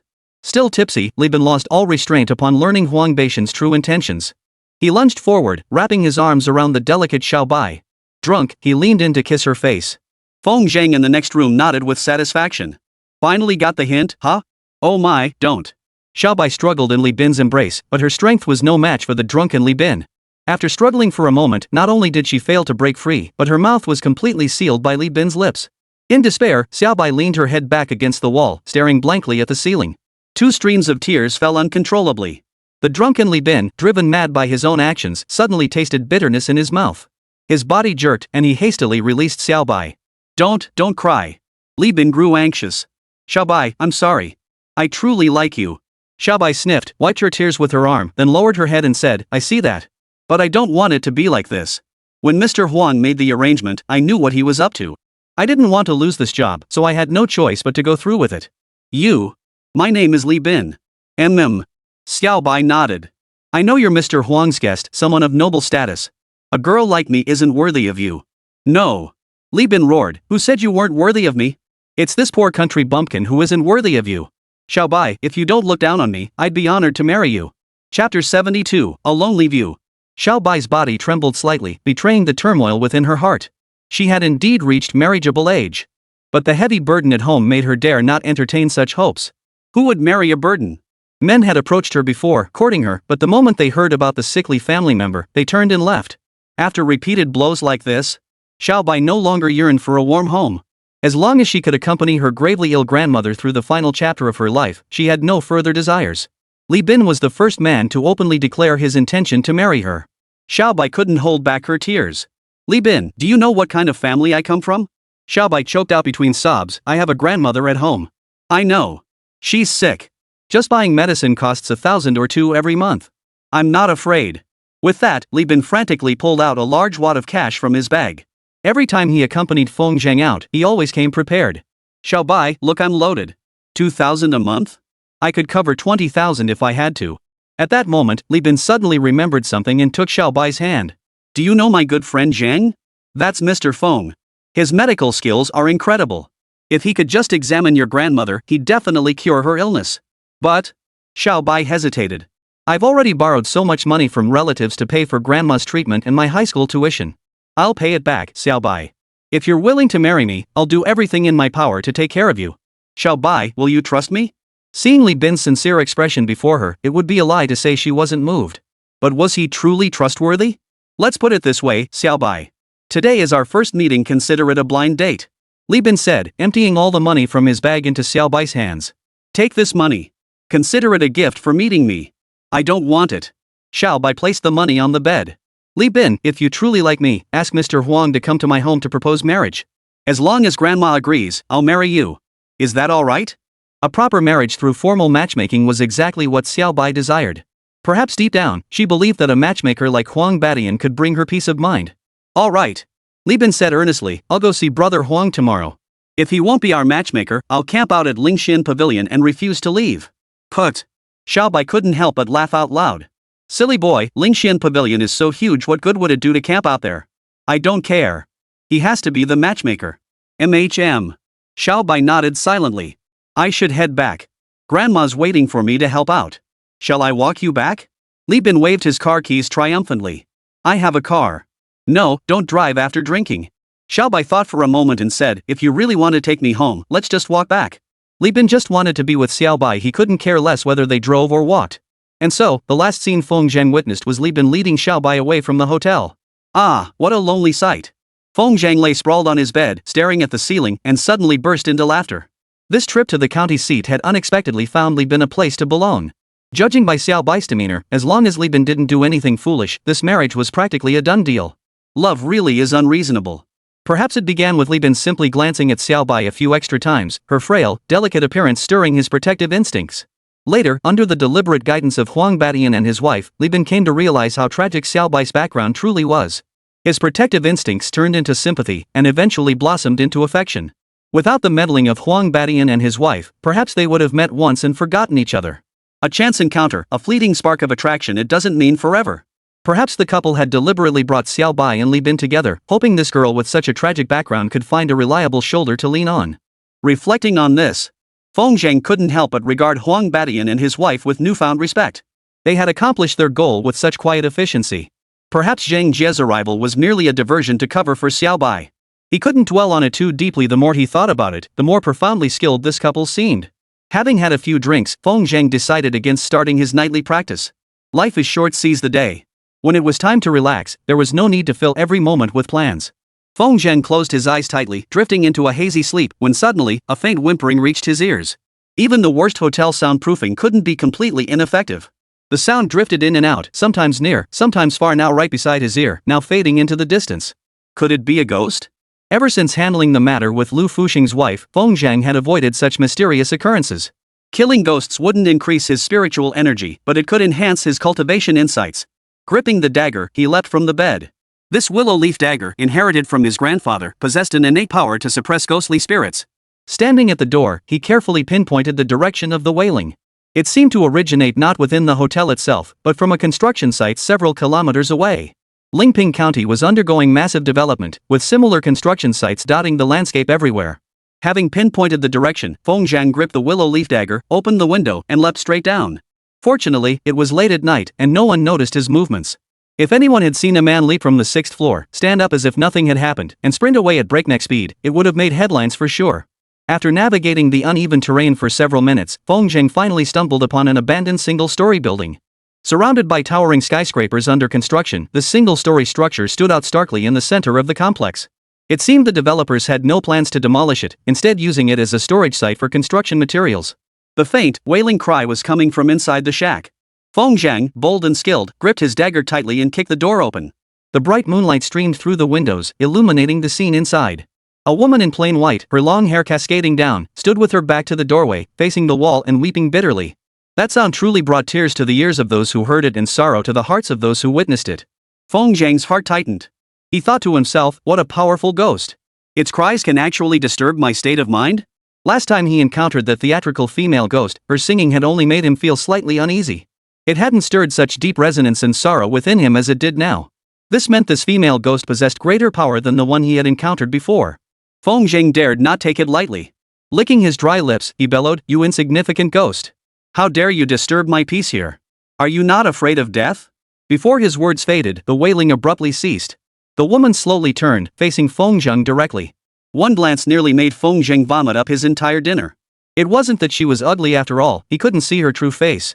Her skin hung like rotting flesh, flaking off in flakes with every movement. 2 trails of blood-tinged tears hung down her face, crawling with wriggling maggots. This sight was truly unbearable to behold. Feng Zhang's scalp prickled. Clutching his scalpel, he took a step back and said in a low voice, "Since you're dead, why haven't you reported to the underworld?" The female ghost paused, then lowered her head to wipe her tears. In doing so, she accidentally scraped off a large chunk of rotting flesh. Chapter 73. You really are an idiot. Sir. The female ghost spoke softly. I know I shouldn't linger in the mortal world, but I want to see my child one last time. As long as I can confirm she's still alive, I promise I won't linger here any longer. What do you mean? Feng Zhang asked, but received no reply. It wasn't that the female ghost didn't want to answer, she sensed danger and was too terrified to speak.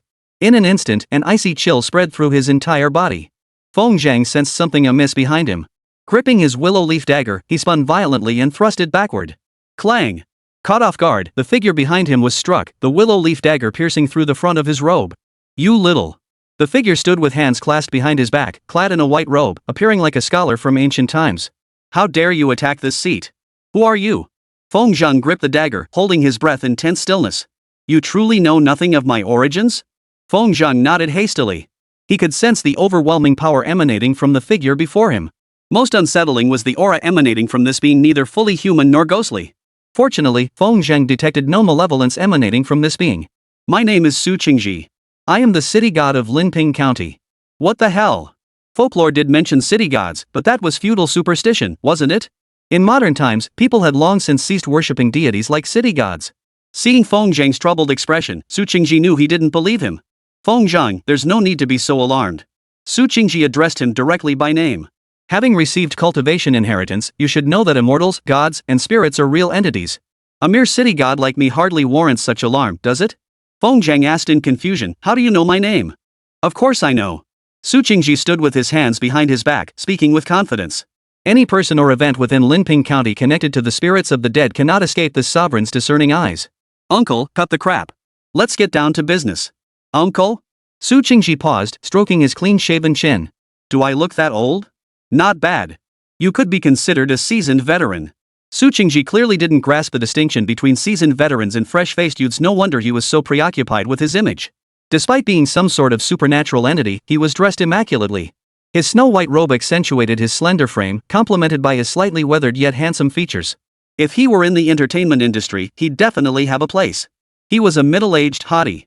Su Qingji scoffed at the word okay, chuckling, I was once hailed as the most handsome city god. Calling me okay is simply inappropriate. In this brief exchange, Su Qingji had already revealed much. The existence of spirits and deities was real, a fact Feng Zhang had personally verified. The city god is an official position overseeing the spirits and deities of the mortal world, and there is more than one. Feng Zhang had never encountered a fellow deity before. 1,000 questions surged through his mind, but Su Qingji showed no desire to converse further. He strolled over to Feng Zhang and addressed the woman inside the house. Zhu Xiaohua, I have already informed you that your daughter has left Linping and is receiving treatment at a major hospital. Why do you still linger like a restless ghost, lingering in the mortal realm? Su Qingji's words were sharp as he pointed at Zhu Xiaohua and barked, daring to show yourself tonight and lure Feng Zhang here. What do you hope to achieve? Your Excellency. Zhu Xiaohua hastily knelt on the ground, too frightened to lift her head. I know this was improper, but I've been waiting endlessly for my daughter. Seeing this brother was also a cultivator, I took the initiative to bring him here, hoping to ask him to inquire about my daughter's whereabouts. Please, sir, have mercy on me for the sake of my longing for my daughter. Oomph. Su Qingji snorted lightly, then waved his hand to seal the cottage with the four winds. Your punishment is to remain confined within this space, facing the wall in reflection. After completing these actions, he suddenly slammed both hands downward. Instantly, Zhu Xiaohua's presence vanished from the cottage, gone without a trace. What did you do to her? Feng Zhang felt a pang of sympathy for Zhu Xiaohua. Though this female ghost had deliberately lured him here, she had not harmed him in any way. As a cultivator, can't you see her body has been corroded by yang energy and won't last much longer? Feng Zhang shook his head decisively. I couldn't tell. Su Qingji felt stumped. This kid was really giving him no face. I forgot you're just a minor cultivator at the spirit coalescing realm. It's only natural you can't see it. Spirit coalescing realm? No way, no way. You've been cultivating this long and still don't know your cultivation realm? Now it was Feng Zhang's turn to feel awkward. He genuinely didn't know.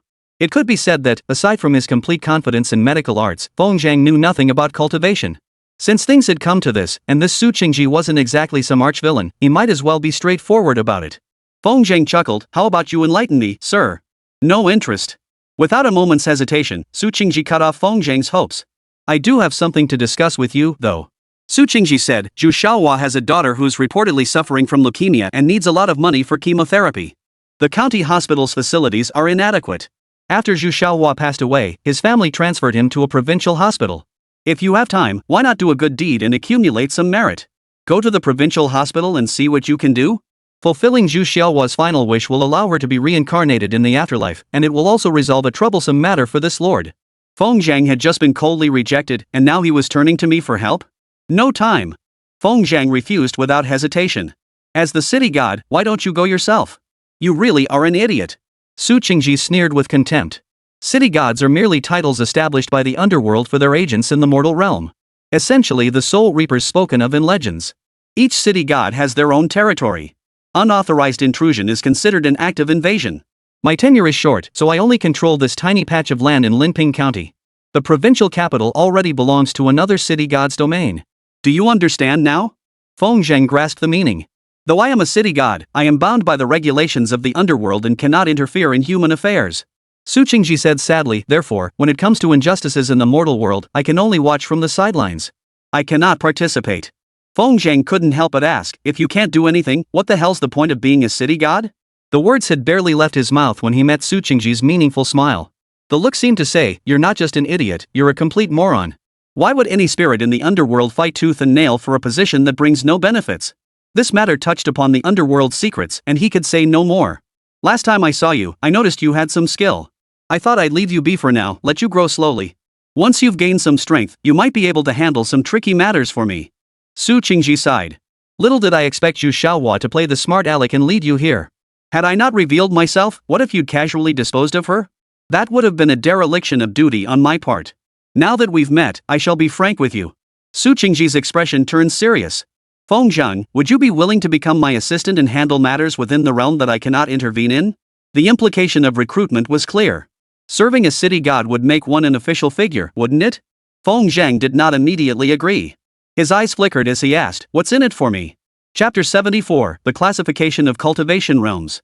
I'm a gentleman. Su Qingji silently repeated this to himself 3 times before suppressing the urge to beat Feng Zhang senseless. Did he even understand what the city god's office represented? It was the embodiment of justice in the mortal realm, the enforcer safeguarding the rules of the underworld. Did he understand that with great power comes great responsibility? Oh, he didn't.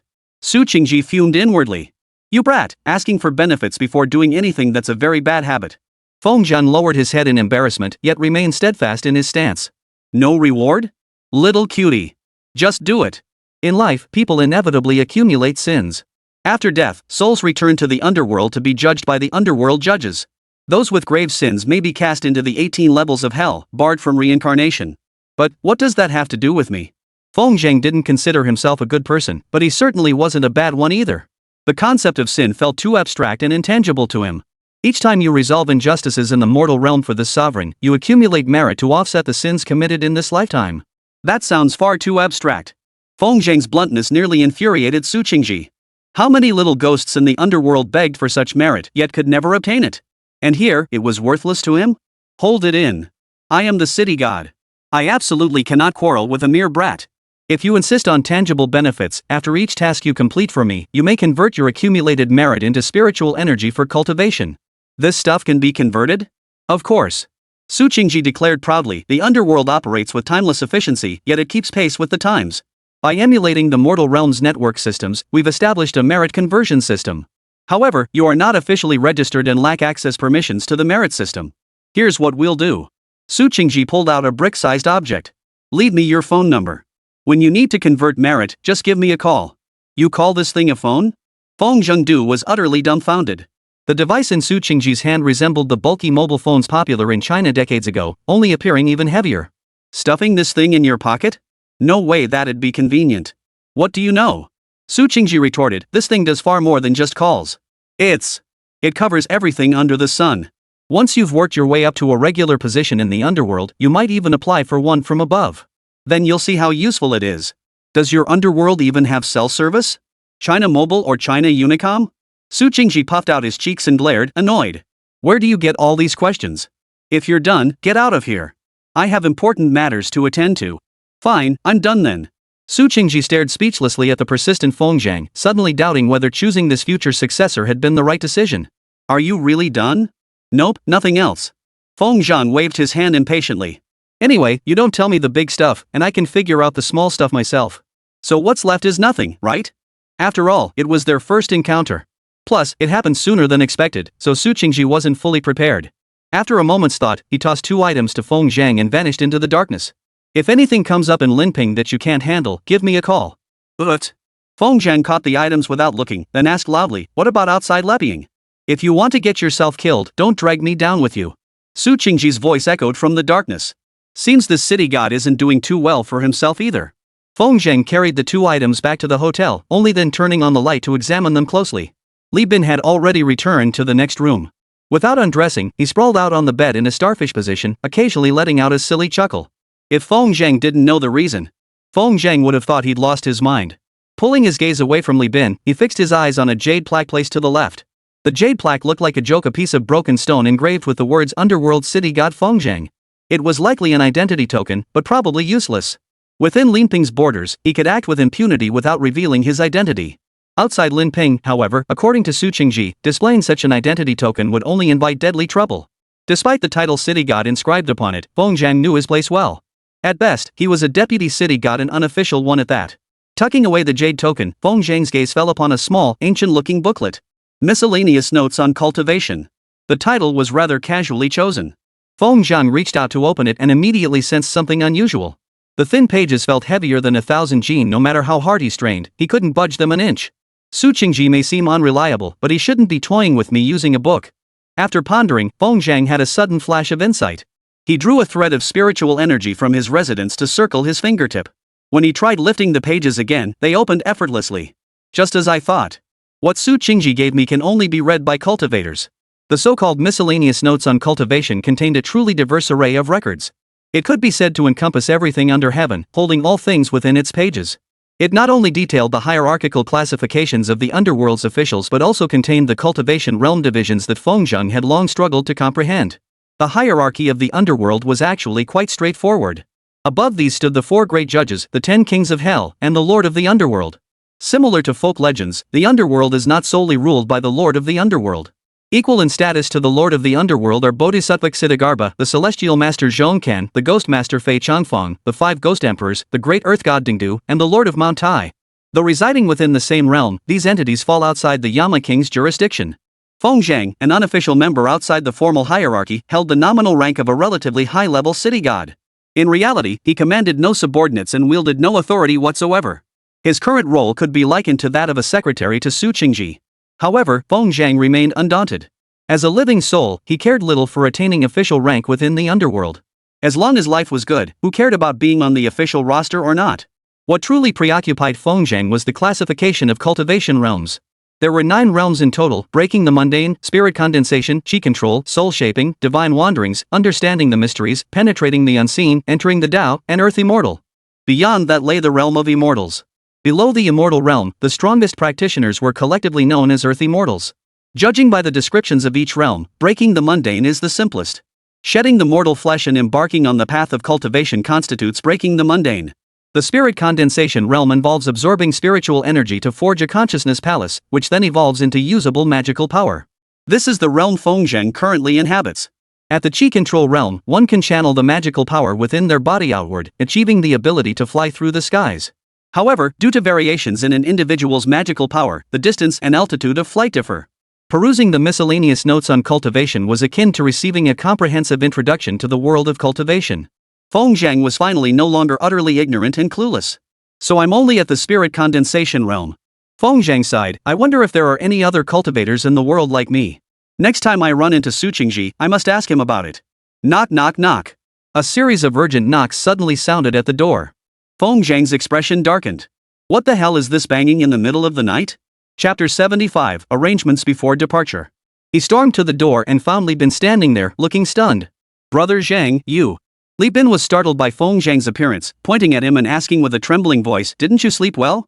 Why are your eyes so red? Feng Zhang froze, suddenly overwhelmed by a wave of exhaustion and helplessness.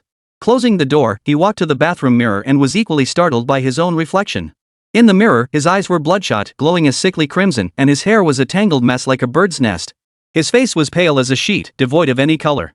Feng Zhang tried to connect with the spiritual energy within his consciousness, only to find it completely empty. No way. Feng Zhang stared in utter shock at the blinding sunlight streaming in. I only read for a little while, and an entire night passed? Well, that's one thing. But reading actually drains spiritual energy this drastically? It seems Su Qingji's gift truly shouldn't be underestimated. After freshening up in the bathroom, Feng Zhang regained some color. Stepping outside, he saw Li Bin sitting listlessly in a chair, a cigarette clamped between his fingers, burning so close to his hand he barely noticed. Li Bin, you can't be serious? Feng Zhang asked, speechless. It's just a woman. Is she really worth all this anxiety? After a night of torment, Li Bin had actually come to terms with many things. But the mere thought of Xiao Bai's figure sent him into a complete panic. Bro, you don't get it. This is love. But Feng Zhang nearly burst out laughing. Alright, you get it. It's getting late. We should head out. Oh. Li Bin stood up awkwardly, head bowed. Bro Zhang, could I ask you for a favor? Go ahead. Fix it? Forget it, I'm busy. Ha? Disappointment flashed in Li Bin's eyes. Li Bin, it's not that I won't treat her. Feng Zhang explained patiently, think about it, if I cure her grandmother now, what excuse would you have left to visit Xiao Bai? What do you mean? You claim to understand love? Can't you see through this? Feng Zhang chuckled, cutting straight to the point without beating around the bush. Given how much you care about Xiao Bai, you wouldn't feel comfortable seeing her without a legitimate reason, right? This. Li Bin wanted to argue back, but upon reflection, he realized he'd woken up early that morning, constantly pondering picking Xiao Bai up for work. But tossing and turning, pondering over and over, he still hadn't taken that step. This was his first taste of love. His feelings were still tender buds, needing nurturing to grow. Your relationship with Xiao Bai hasn't stabilized yet, has it? Yeah, Xiao Bai said we should give ourselves some time to get to know each other better. That's exactly right. Feng Zhang looked exactly as I expected him to and said, while I'm away, whenever you have free time, just pretend you're visiting grandma. Go a few times, and won't you both get to know each other clearly? Besides, the more you care for her grandmother, the more touched Xiao Bai will be. By then, even if you don't want her, she probably won't be able to leave you. Li Bin shot to his feet. Zhang, don't talk nonsense. How could I possibly abandon Xiao Bai? Ahem, I was just using an analogy. Who's the example? Why did you hit him? Enough. People in love have no IQ. Feng Zhang couldn't be bothered to explain. Anyway, you won't go wrong if you listen to me. Wait until I get back from the provincial capital, then we'll treat her grandmother. Oh. Li Bin followed Feng Zhang out of the hotel, still half asleep. It wasn't until they checked out that Li Bin gasped, what? Brother Zhang, you're going to the provincial capital? I've had this plan since early this morning, but recent matters kept delaying it. Feng Zhang said with disappointment, Li Bin, after I leave, pay more attention to the project. Stop daydreaming about Xiao Bai all the time. If you encounter anything you don't understand, ask Brother Huang and Sister Hui. No problem. Li Bin patted his chest in assurance. Brother Zhang, rest assured. I know what's important. Besides, Xiao Bai owes so much money and still needs me to help her pay it back. Feng Zhang understood but didn't spell it out. Judging by Xiao Bai's description, even if she was in debt, it probably wasn't that much. After all, given her family background, it was unlikely her relatives and friends would have lent her large sums. This was actually beneficial. Applying some pressure to Li Bin would make him more attentive to the project. Besides, with Huang Batian and Feng Hui steering the ship, it wouldn't veer off course. The moment they reached the hotel entrance, they spotted the Land Rover parked by the roadside. Turns out the couple had arrived earlier but didn't want to disturb their sleep, so they'd been waiting at the entrance. Feng Zhang hurried over, smiling as he asked, Brother Huang, Sister Hui, were you two getting impatient waiting? Not at all, we just got here ourselves. Huang Batian boomed, Brother, let's grab lunch. Sure. As he got into the car, Huang Batian instinctively glanced back and locked eyes with Feng Zhang. All set? Should be about done. Still need Brother Huang to keep an eye on things. What can I really oversee? Better to ask Sister Hui for help. Their cryptic exchange instantly annoyed Feng Hui. I understand every word you two are saying, but when you string them together, why can't I make sense of it? Shoo. Huang Batian raised a finger to shush them, glancing at Li Bin slumped dejectedly in the back. His mouth opened but no sound came out. His mouth clearly formed the words, Xiao Bai. Feng Hui glanced at Li Bin, then slapped Huang Batian's arm in sudden realization. From now on, you two aren't allowed to keep things like this from me. Got it. Huang Batian agreed, driving to a relatively ordinary Sichuan restaurant. Lingxian Pavilion was great, but eating there every day would get old. Something with a stronger flavor might help reset their palates. During the meal, Feng Zhang spoke earnestly, Sis, Brother Huang, I need to head to the provincial capital this afternoon. I'll leave matters here in your capable hands. What for? Feng Hui set down her chopsticks and wiped the grease from her lips. Why not have Brother Huang accompany you? He knows quite a few people in the provincial capital.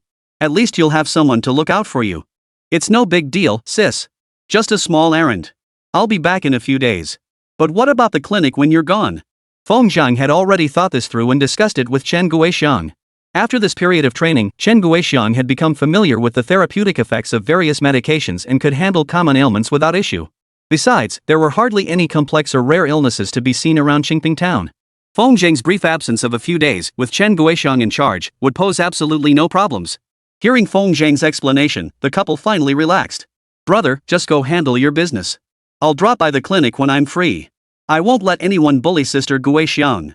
Ha, then I'll raise my tea in place of wine to thank you, sis. Feng Zhang raised his cup sincerely. Feng Jing genuinely liked this couple. Being with them felt effortless, free from any sense of scheming or pressure.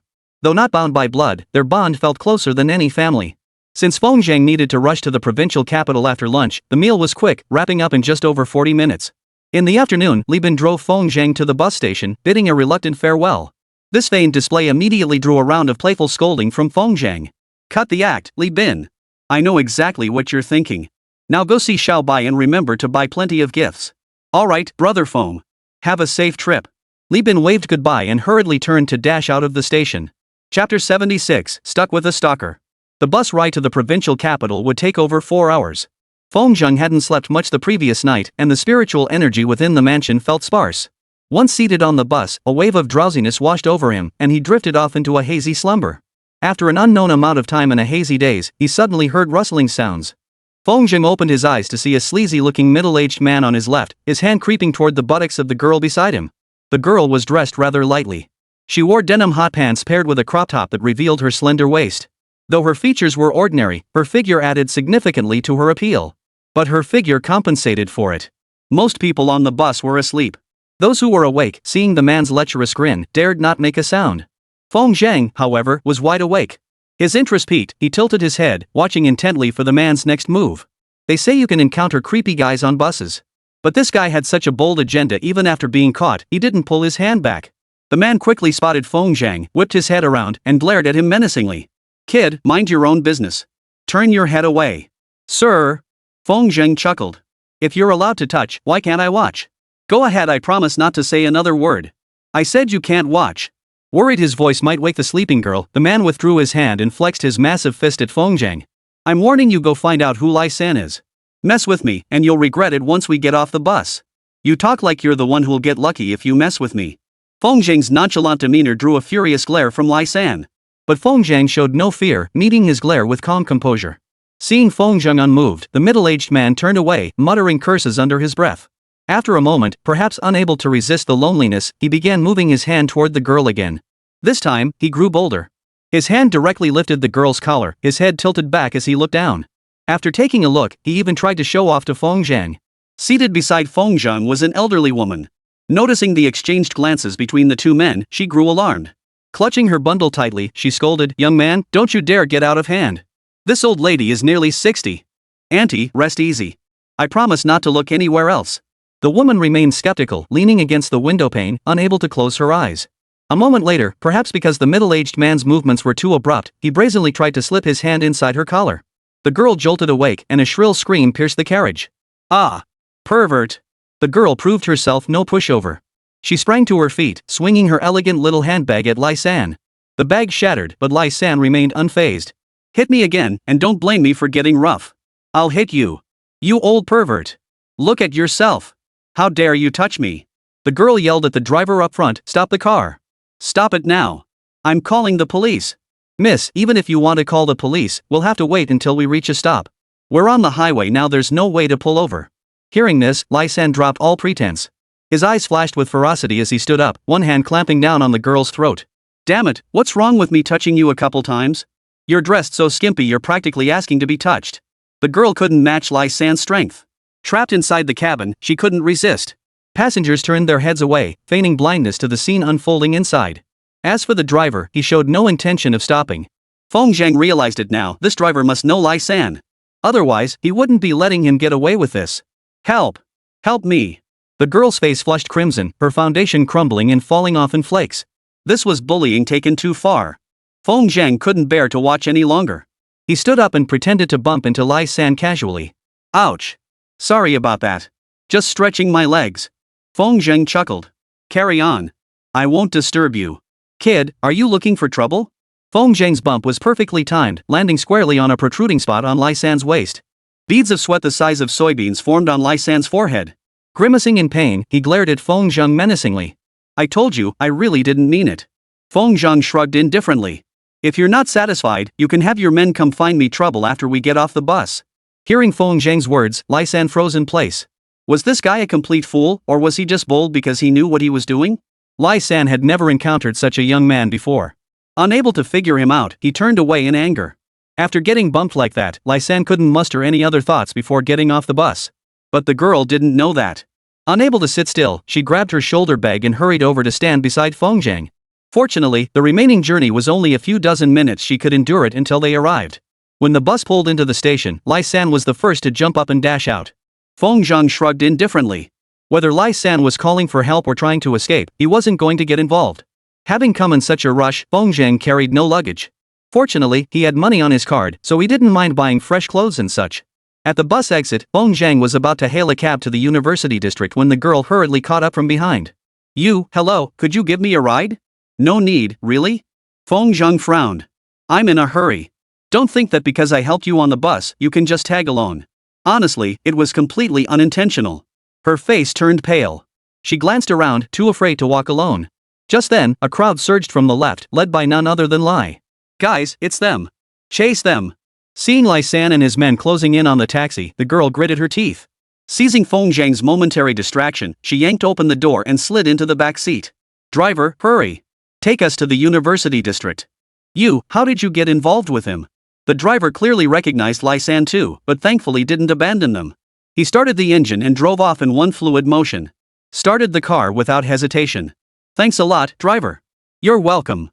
The driver remarked, these outsiders are getting more and more reckless. Since you've crossed him, you'd better be careful around the provincial capital.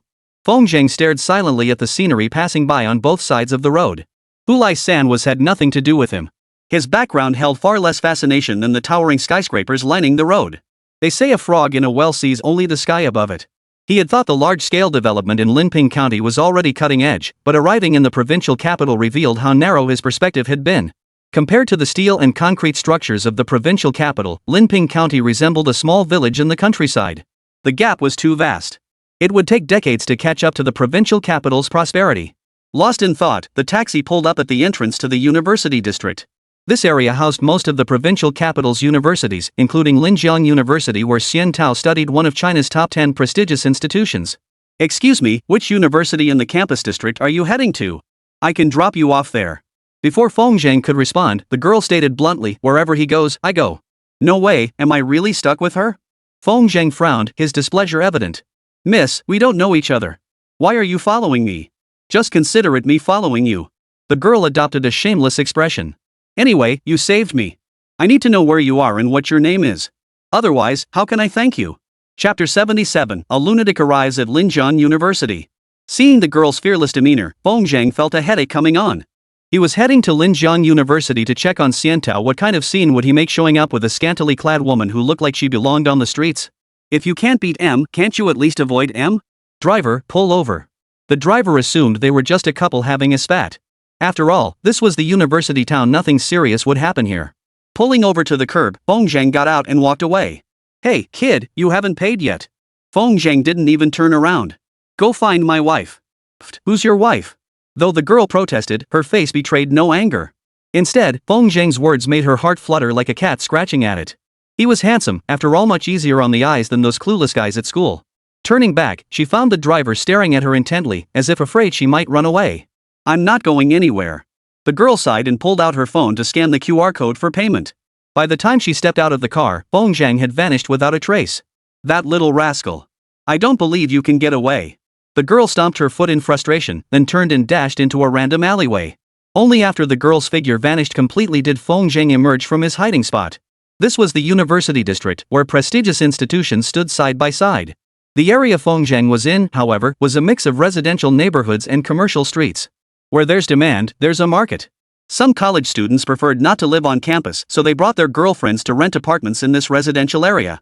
The buildings looked dilapidated overall, resembling old neighborhoods slated for demolition. However, the advantage was affordability within the budget of students. Xian Tao, being a clean living person, naturally wouldn't live in such a dirty, messy, and substandard place. It seemed he'd have to make a trip to Linjiang University after all. Feng waited by the roadside for a while before finally spotting several passing university students. After confirming the direction to Linjiang University, he set off on foot. He was still wearing the same clothes he had left home in. In small towns like Qingping or even Linping County, they might have looked decent enough, but in a university town brimming with youthful energy, they seemed a bit out of place. Mainly, they weren't trendy enough and looked a bit rustic. Fortunately, Feng Zhang was quite neat and tidy, which slightly improved his overall appearance. Half an hour later. At the entrance of Linjiang University, Feng Zhang stood by the security office. "Hello, I'm here to see. Looking for Li Xiantao. Could you open the gate, please?" The burly security guard eyed Feng Zhang up and down. "What's your relationship to her?" "I'm her cousin from her hometown. Her parents asked me to check on her while I'm in the provincial capital." "Wait here." The security guard flipped through the roster for a moment, then frowned and said, "We do have quite a few Lis at this school, but there's no Li Xiantao." When he arrived, Feng Zhang hadn't contacted Xiantao beforehand. He had intended to surprise her. Little did he expect that just getting into the school would prove so difficult. After a moment's thought, Feng Zhang realized Xiantao was just what people back home called her. At school, her classmates all called her Li Shui. "I remember now, her full name is Li Shui." Feng Zhang's demeanor instantly dispelled the security guard's doubts. Calling her by her hometown nickname at university, clearly she was from the countryside. The guard flipped through the roster and quickly found Li Shui's name. "Go on in. She's in class in building 6. Young man, no disrupting the class, you hear?" The guard's meaning was clear. Once inside the campus, he was not to go straight to the classroom to call out to her. Feng Zhang hastily agreed and formally entered the campus of Linjiang University.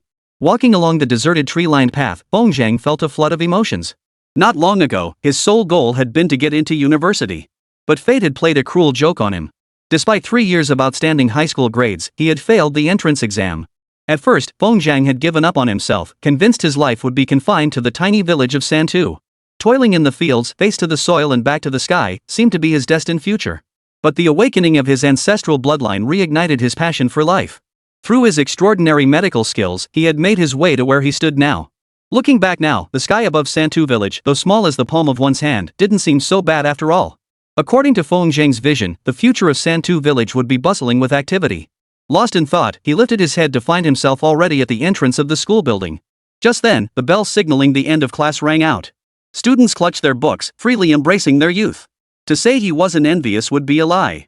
But Feng Zhang asked himself, even if he were to pick up a book again and return to campus life, he might not be able to adapt. Feng Zhang maintained a warm regard for these university students, standing by the roadside with a smile as he watched each passerby. They were the pillars of Huaxia's future. Yet, Feng Zhang's goodwill, however, was interpreted quite differently by the students. "Who's that country bumpkin? Why's he grinning like a little kid, smiling at everyone? Hurry up, hurry up. What's wrong with security? They actually let a lunatic in. He looks kinda silly, but to be honest, he's actually pretty handsome." Hearing the students' whispers, Feng Zhang quickly suppressed his smile and turned away, no longer facing the students. It was awkward. "Feng Zhang?" A clear yet puzzled voice sounded from behind him. "Why are you here?" Feng Zhang turned around and saw Xian Tao standing behind him, holding 2 books and wearing a floral sundress. Standing there gracefully, Xian Tao possessed an indescribable, otherworldly charm. Unlike the mature beauties like Su Mei, Lu Kuei, or the famous actress Chen Yanfei, Xian Tao looked more youthful and innocent. "Have you eaten yet?" Xian Tao grabbed Feng Zhang's wrist. "Come on, I'll take you to try the cafeteria at Linjiang University." Witnessing this scene, the surrounding students murmured in astonishment. "Isn't that campus beauty Li Shui? Could that guy be her boyfriend? This is great. Young masters Zhao and Lu are definitely going to lose it. She really is the campus beauty. Every guy she's with is more outstanding than the last." "What do you mean?" "Well, she's got the handsome part covered. Tall, rich, and handsome, she's got them all covered." As the campus beauty of Linjiang University, Li Shui enjoyed immense popularity on campus. Following her all the way to the cafeteria, Feng Zhang felt immense pressure. The main issue was the overwhelming crowd of students watching. He was just a small-town doctor from the mountains, never had he seen anything like this before. All the way there, Feng Zhang kept his head down unconsciously. The two entered the cafeteria and found an empty table in a corner. "Feng Zhang, wait here. I'll go get our food." Watching Xiantao's busy figure, Feng Zhang nodded with satisfaction. At school, Xiantao was noticeably more outgoing than she was back in Santu village. Feng Wei kept drawing strange glances, making Feng Zhang feel very uncomfortable. With no other choice, he kept his head down and avoided looking around. He lost track of time. The seat in front of him suddenly shifted. Feng Zheng thought Xian Tao had returned, but when he looked up, he met a face flushed with anger. This guy is really tall. Feng Zheng inwardly marveled, estimating the person standing before him to be nearly 2 meters tall. At 1.8 meters tall, he was dwarfed by this figure. Smack! The newcomer slammed his palm on the table, glaring at Feng Zheng with unbridled fury. You're Schwer's boyfriend? Chapter 78. This is Schwer's cousin. The loud commotion instantly drew a crowd of students surrounding Feng Wei. Young Master Lu has arrived. How far behind can young Master Zhao be? This should be quite the spectacle. I hear young Master Lu and young Master Zhao have privately competed over Li Shui. Who'd have thought a third wheel would show up? Could this guy be Li Shui's childhood sweetheart? Whatever his connection, this guy's definitely going down. Feng Zheng overheard the whispers and instantly understood the situation. So this was one of Xiantiao's suitors. At that thought, Feng Zheng narrowed his eyes involuntarily. What the hell are you laughing at? Lu Fan slammed his hand on the table again, his broad palm looking terrifying. I ask you a question. Answer me now. Bro, chill out. Who the hell are you calling brother? Don't you know who I am? I'm Lu Fan, captain of the Linjian University basketball team. Not just anyone gets to call me brother. What an intimidating basketball captain. Feng Zheng shook his head noncommittally, a plan forming in his mind. Not everything needed to be solved with force. Dealing with a big oaf like Lu Fan? If Feng Zheng wanted to, he could toy with him until he was finished. Feng Zheng stood up, tiptoed, and patted Lu Fan on the shoulder. This gesture, however, left Lu Fan completely bewildered. Hey kid, you like Xian Tao? I mean, you like Li Shui, right? Feng Zheng asked knowingly. If I reveal my true identity, you'll regret ever treating me this way. Whoa! Lu Fan laughed in exasperation, covering his mouth with his sleeve as he threatened. Go ahead, tell me. See if I, Lu Fan, can be intimidated by you. That's gutsy. Feng Zheng praised him, then declared, listen up. My name is Feng Zheng. I'm Schwer's cousin from her hometown, her blood relative. Seeing Feng Zheng's dead serious expression, Lu Fan was suddenly dumbfounded. Wasn't he supposed to be her boyfriend? How did it turn into a cousin? Lu Fan, what are you doing? Xian Tao walked over carrying 2 meals. Seeing Lu Fan, she thought he'd come to cause trouble and immediately scowled at him. Schwer, I. Lu Fan scratched his head anxiously.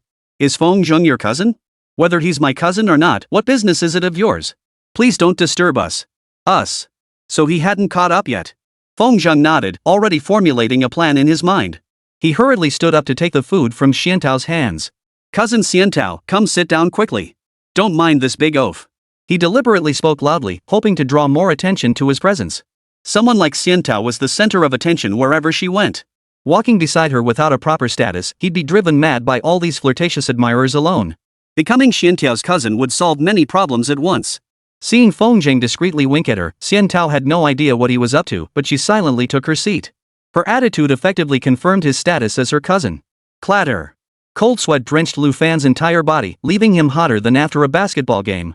Oh no, it really was my cousin. I've angered my cousin. How will I explain this to Schwer's family when I return? No, this mistake can't continue. I had to find a way to calm Schwer's cousin down. No one knew how many brain cells Lu Fan burned in that brief instant. Finally, he noticed Feng Zheng still holding a tray, about to set it down. His eyes darted, and an idea struck. Don't move! Lu Fan roared, rushing to Feng Zheng's side and snatching both plates of food from him. Cousin, how could I let you do such menial work as carrying dishes? Let me do it, haha, let me handle it. Lu Fan forced a fawning smile, carefully setting down the 2 plates of food before arranging chopsticks, spoons, and other utensils for both of them. Then, he stared at the food thoughtfully. Cousin, you've come such a long way. How can you eat so little? Lu Fan feigned familiarity as he said, Schwer, I must scold you. With a cousin as handsome and slender as mine, how can he survive on vegetables alone? Wait here, I'll go get some braised pork belly, spare ribs, and such. With that, Lu Fan brushed aside the gathered students without waiting in line and strode straight to the serving window. Meat, give me extra. Hey, lady, stop shaking that damn thing. Lu Fan's sudden change in attitude surprised even Xian Tao. At Linjian University, Lu Fan was a little bully no one dared cross him. Except for girls, she'd never seen him act so obsequious toward any guy. Xian Tao couldn't quite figure it out. Was the power of those 2 words cousin really that strong? Just then, the cafeteria erupted in commotion once more. A stylishly dressed young man with a trendy center part and oversized sunglasses strode in, surrounded by a dozen or so rowdy followers. His voice carried before he even arrived. Who the hell is Schwer's boyfriend? I'm gonna beat the out of him today. Students feared Lu Fan because his sheer physical prowess made him intimidating. 3 or 5 ordinary students couldn't get close to him. But for this newly emerged Zhao young master, their fear was born from the depths of their hearts. He was rich, loaded, and most importantly, his family owned one of the top enterprises in the provincial capital. He was the epitome of a spoiled rich kid. Mess with him, and you'd get beaten up on the street without even knowing why. The gathered students parted, clearing a path straight to Feng. Young Master Zhao perched his sunglasses on his nose and rolled his eyes at Feng. This kid's looks are actually threatening to rival mine, huh? No way. I have to beat him to a pulp. Otherwise, Shuer and I are done for. With that thought, Zhao swaggered over to their table, his posture brimming with arrogance. Shuer, your boyfriend's here, is this all you're eating? Young Master Zhao plunged his fingers into the food, stirred it around wildly, then licked it off his fingers before spitting it out with a loud pft. This is disgusting. Your boyfriend's not much, huh? Shuer, if you agree to be my girlfriend, I promise you'll have the life you've always wanted. Life you could ever dream of. This guy's a total jerk, right? Can't you tell that Xian Tao hates people like this the most? Feng set down his chopsticks, eyeing the arrogant Zhao young master with displeasure. He waited. Unable to eat another bite, Xian Tao's face turned ashen. Slamming the table, she stood up and snapped, Zhao Wuwei, I've told you we have nothing between us. Please stop bothering me. How is this bothering you? Young Master Zhao wore a pained expression. Shuer, I genuinely like you. You can't reject me just because my family is wealthy. That's not fair. My family's wealth isn't my fault. You must give me a fair chance to compete. Xian Tao sneered coldly. Fair competition? Any boy who so much as speaks to me at school gets threatened the very next day. Is that what you call fair? I invited my cousin to dinner and you made such a scene. You call that competition? What? Zhao hurriedly took off his sunglasses. Shuer, what did you just say? Cousin? Oof. Xian Tao turned her head away, clearly unwilling to engage with this spoiled rich kid. Young Master Zhao turned to the gathered students. Is this guy Shuer's cousin? Yeah. The students nodded in unison. Young Master Zhao still couldn't believe it. The messenger had said the two were acting affectionately, arm in arm as they entered the cafeteria. How could he be just a cousin? Just then, he spotted Lu Fan approaching with a meaningful smile, carrying a large basin of meat dishes. Chapter 79, got a problem? Let's fight it out. Young Master Zhao could intimidate any boy who fancied Xian Tao, but he was powerless against Lu Fan. Though their family backgrounds were worlds apart. Lu Fan, after all, was the captain of the basketball team, backed by a crew of fearless troublemakers. Especially Lu Fan himself taking on 3, 4, or even 5 opponents was no problem at all. Thus, the army of admirers pursuing Xian Tao at Linjian University split into 2 distinct camps. Xian Tao had lost count of how many times she'd turned them down, but to no avail. The 2 rivals, locked in their tug of war, had somehow developed an unspoken bond of mutual encouragement and competition. Watching Lu Fan eagerly place meat dishes before Feng, young Master Zhao nearly wet himself in shock. Reluctantly, he asked again. Is this really Shuer's cousin? No, it's not. Then why are you being so nice to him? Because I want to. What's it to you? Damn you, Lu Fan, that's not fair. Even if I didn't believe it, seeing Lu Fan's behavior made things clear. Why did I have to cross my cousin while you get to butter him up? This won't do. I must be even more attentive. As this thought crossed his mind, Zhao Wuwei watched Feng pick up a piece of meat to eat. Suddenly, he clapped his hands, knocking the marbled braised pork right off his chopsticks. Before Feng could erupt, Zhao Wuwei plastered on a smile and said, Cousin, the cafeteria food's terrible. Let me treat you to a meal outside? Zhao, are you trying to get yourself killed? Lu Fan, his labor interrupted, seethed with indignation. Clutching his sleeve, he prepared to pick a fight right there in the cafeteria. Want to die? Come at me, then. Behind Zhao Wuwei stood a dozen or so younger brothers. Originally meant to deal with Feng, they now proved perfectly suited to fend off Lu Fan. Fighting in the cafeteria meant getting disciplined. Lu Fan spat angrily, Zhao Wuwei, you just wait. One day, I'll kill you. We'll see who ends up dead first. Zhao Wuwei wasn't the least bit afraid. He turned around and supported Feng's arm. Cousin, it's your first time here, right? Let me tell you, there's a newly opened food court across from the school. The hot pot there is absolutely amazing. Let's go try it then. Feng felt quite pleased with himself, seeing how he'd single-handedly orchestrated this turn of events. To be honest, even Li Bin couldn't match the level of attentiveness these two were showing, and it felt pretty good. Feng, cousin, you're not going. Come on, someone's treating. Why wouldn't you go? Exactly, Shuer. Let's go together. You can't just leave your cousin hanging, can you? Xian Tao was utterly speechless. This Feng doesn't he think her life is chaotic enough already? She deconsidered walking away in a huff, but then remembered she still had questions for Feng. So she decided to go along with Feng. After all, she had no classes that afternoon. As Zhao Wuwei helped Feng out of the cafeteria, Xian Tao silently followed behind. Lu Fan froze for a moment, then chased after them with bloodshot eyes. Cousin, this way, there's a shortcut over here. Lu Fan Xia reached out to support Feng on the other side. Cousin, don't listen to Lu Fan. He's useless. Zhao Wuwei turned to Lu Fan. What's your problem? I invited my cousin to dinner. I never said I was inviting you.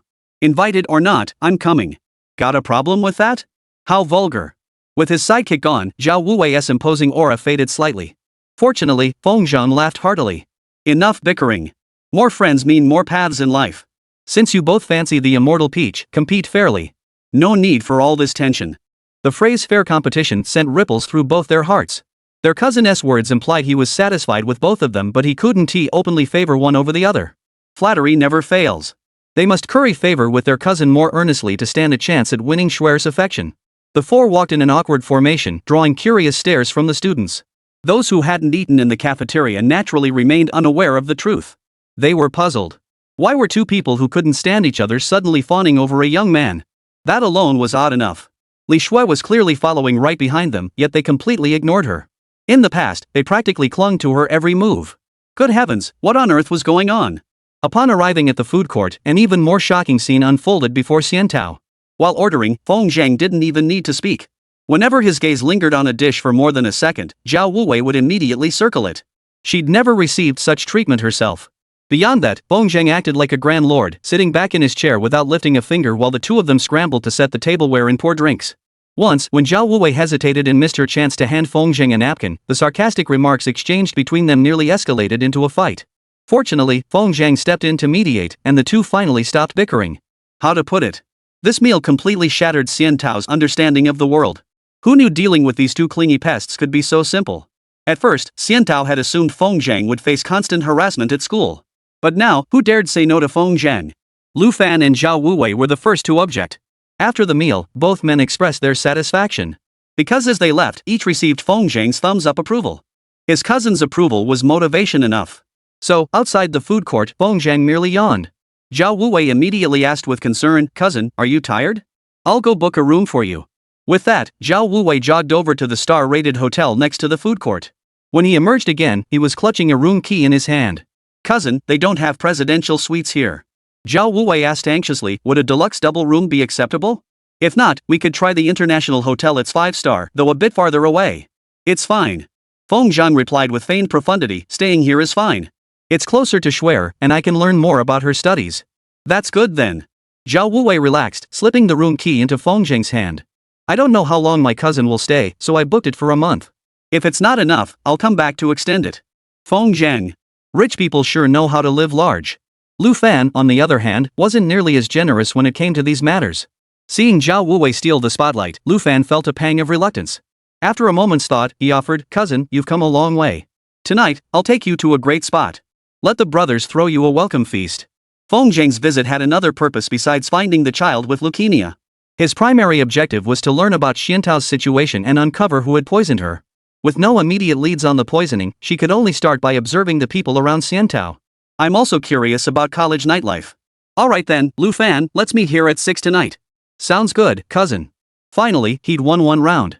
Tonight, he'd bring all his brothers and make a strong impression in front of his cousin.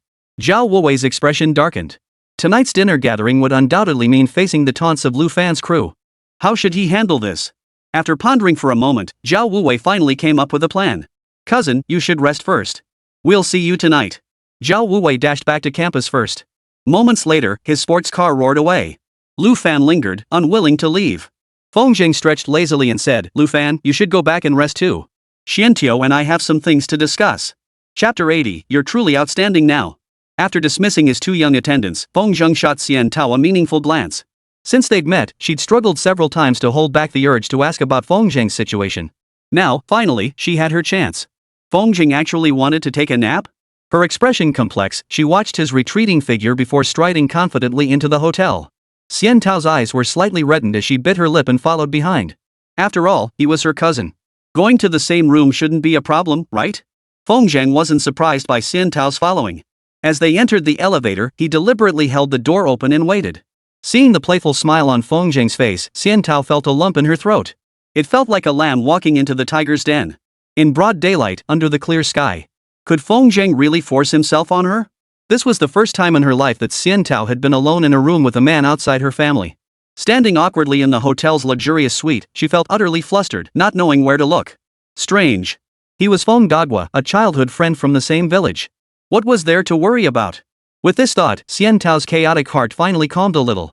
She looked up to see Feng Zheng actually stretching lazily, flopping his entire body onto the bed. Xian Tao was thrown into confusion. Hesitantly, she asked, "You're not really here to sleep, are you?" "What else?" Feng Zheng seemed to suddenly understand, turning his body and patting the empty space beside him. "Sleep together?" Xian Tao stared in disbelief, her eyes wide. How could Feng Zheng have turned into this after just a month or two apart? Where was the honest, down-to-earth Feng big dog she knew? Seeing the smug grin on Feng Zheng's face, for some reason, she suddenly recalled that night in the grove of Santu village. The strange sensation against her chest made her cheeks flush, her bashfulness as delicate as a budding flower. Feng Zheng sat up straight, eyeing the ethereal Xian Tao with keen interest. It must be said, her simple attire made her appear ethereal and otherworldly. Even the legendary little fairies couldn't look any different. He too recalled that enchanting night, his eyes drifting involuntarily upward to rest upon that mound resembling a small steamed bun. After 2 months apart, it seemed, they had grown? Xian Tao couldn't quite bear Feng Zheng's unrestrained gaze, and suddenly felt deeply wronged inside. She had regarded Feng Zheng as her most trusted friend, yet here he was, so blatantly leering at her with his eyes.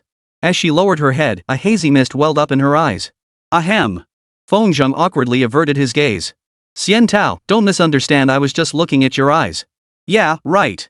Xian Tao thought to herself at the angle he'd been looking up, he couldn't have seen her eyes at all. Since Feng Zheng had taken the initiative to clarify, it served as a face-saving exit for both of them. Taking a deep breath, Xian Tao suddenly felt at ease. Even if nothing had happened between them, Feng Zheng had already seen nearly everything of her body. If that was the case, what was there left to fear? With that thought, Xian Tao bit her lip and sat down on the edge of the bed, her expression complex. Why did you come over without saying hello? Don't you welcome me? Feng Zheng, can you act more seriously? The Feng Zheng in my heart isn't this scatterbrained. Ha! Having been tempered by several exceptionally beautiful women, Feng Zheng was no longer the inexperienced young man when it came to women. Hearing this, he spun around to face Xian Tao and exclaimed, "You actually have feelings for me?" "No way, Xian Tao. I've always thought of you as a good friend, and now you want to monopolize me? Pfft, what nonsense are you spouting?" They knew each other inside out, and Xian Tao saw no need to put on airs in Feng Zheng's presence. Since things had come to this, why not just let it be? After Feng Zheng's playful teasing, Xian Tao's mood lifted considerably. Let's talk business. Are you and Sister Guixiang okay? Feng Zheng sat up straight. Guixiang is fine, but she doesn't want to marry me. That's what's troubling me. Xian Tao had never been in love herself, so Feng Zheng didn't expect her to offer any profound advice. These words were entirely the innermost thoughts buried deep within Feng Zheng's heart, thoughts he'd never found an opportunity to voice. He genuinely wanted to give Chen Guixiang a proper explanation, but after several tentative attempts, she had rejected him outright each time. Feng Zheng couldn't understand, did Chen Guixiang truly not want a complete family? Silence filled the room, permeated by the unique fragrance that clung to Xian Tao. After a moment, Xian Tao sighed and fixed her gaze on Feng Zheng. Actually, as a woman, I think I can understand Sister Guixiang's feelings. Feng Zheng looked at her questioningly, adopting a humble, eager-to-learn expression. Feng Zheng, you're truly exceptional now. Xian Tao said earnestly, I heard some things about you from my mother. And I heard you plan to develop our village into a tourist attraction. If you truly succeed, you'll be the greatest contributor not just to Santu village, but to the entire Qingping town. Feng Zheng scratched his head awkwardly. Don't flatter me. I just happened to be in the right place at the right time. From your position, it's easy to think that way. Xian Tao countered, but think about it, leaving Qingping town aside, just our Santao village alone has hundreds of people, right? Why is it that what others couldn't achieve or even dare to dream of you've actually made a reality? Feng Zheng, ever since I was little, I knew you'd go places. Not getting into university won't hold you back. The sky is vast for birds to soar, the sea is wide for fish to swim. Santu village was Feng Zheng's paradise. Feng Zheng sighed, you're truly a college student, your words sound so comforting. Do you act this unrestrained in front of Sister Guixiang too? Xian Tao replied softly, returning to our earlier question, it's precisely because you're so outstanding, while Sister Guixiang's life has been filled with hardship. Add to that the gossip behind her back in the village, and it's taken a toll on her heart. Feng Zheng, you must understand it's precisely because Sister Guixiang loves you that she won't marry you. Feng Zheng shook his head noncommittally. What kind of talk is that? Loving someone yet not being together? That makes no sense. It is. Xian Tao said with conviction, if you see it from Sister Guixiang's perspective, you'll understand. On one hand, you're too accomplished. She fears her husband-killing constitution would drag you down. On the other, Sister Guixiang harbors deep-seated insecurity, she feels unworthy of you. Taking a deep breath, Xian Tao continued, Feng Zheng, whether you believe it or not, this is the Guixiang I know. This time, Feng Zheng didn't interject with jokes. Instead, his expression turned serious. Perhaps Xian Tao was right after all. If that were the case, an invisible bridge truly stood between him and Chen Guixiang. One stood on this side, the other on that. Occasionally they crossed paths in the middle, yet could never walk hand in hand. Feng Zhang tugged at his hair in frustration, a habit that surfaced whenever he felt anxious. Seeing Feng Zhang like this, Xian Tao suddenly felt a pang of pity. Feng Zhang, you shouldn't be so upset. Xian Tao comforted him softly. Perhaps this is the best outcome for both you and Sister Guixiang. As long as you don't let her down in this lifetime and provide her with a life of abundance and security, it will make Sister Guixiang happier than if you had married her. You know, you should actually fulfill Sister Guixiang's wish and find yourself a woman to pursue a proper, marriage-bound romance. At this point, Xian Tao abruptly stopped speaking, her expression turning melancholy. Chapter 81, Love Unattainable, Better to Destroy. What's wrong? Seeing Xian Tao's expression, Feng Zhang thought something terrible had happened. Nothing. Xian Tao shook her head. I just feel that a woman worthy of you, who could also accept Sister Guixiang's existence, such a woman is truly hard to find. So that was what had been troubling her. The Feng Zhang of today was, on the surface, the sole village doctor in Qingping town and the builder of the Santu village scenic area. In the future, he would also become the chairman of a weight loss drug corporation. Each of these identities alone would make him a prime catch in Linping County. Finding a woman like that shouldn't be difficult. After all, not every woman prioritizes romance. In a poor county like Linping, money truly solves problems beyond ordinary people's imagination. But Feng Zhang had no immediate desire to take that path. He already had Chen Guixiang, his business kept him busy, and he had secretly become the secretary to the city god of Linping County. Career and cultivation stood before him as two bright paths. He intended to seize the present opportunities to solidify everything he had gained before considering matters of personal affection. Therefore, Xian Tao's concerns about melancholy would not cause him any distress, trouble him in the slightest. Feng Zhang.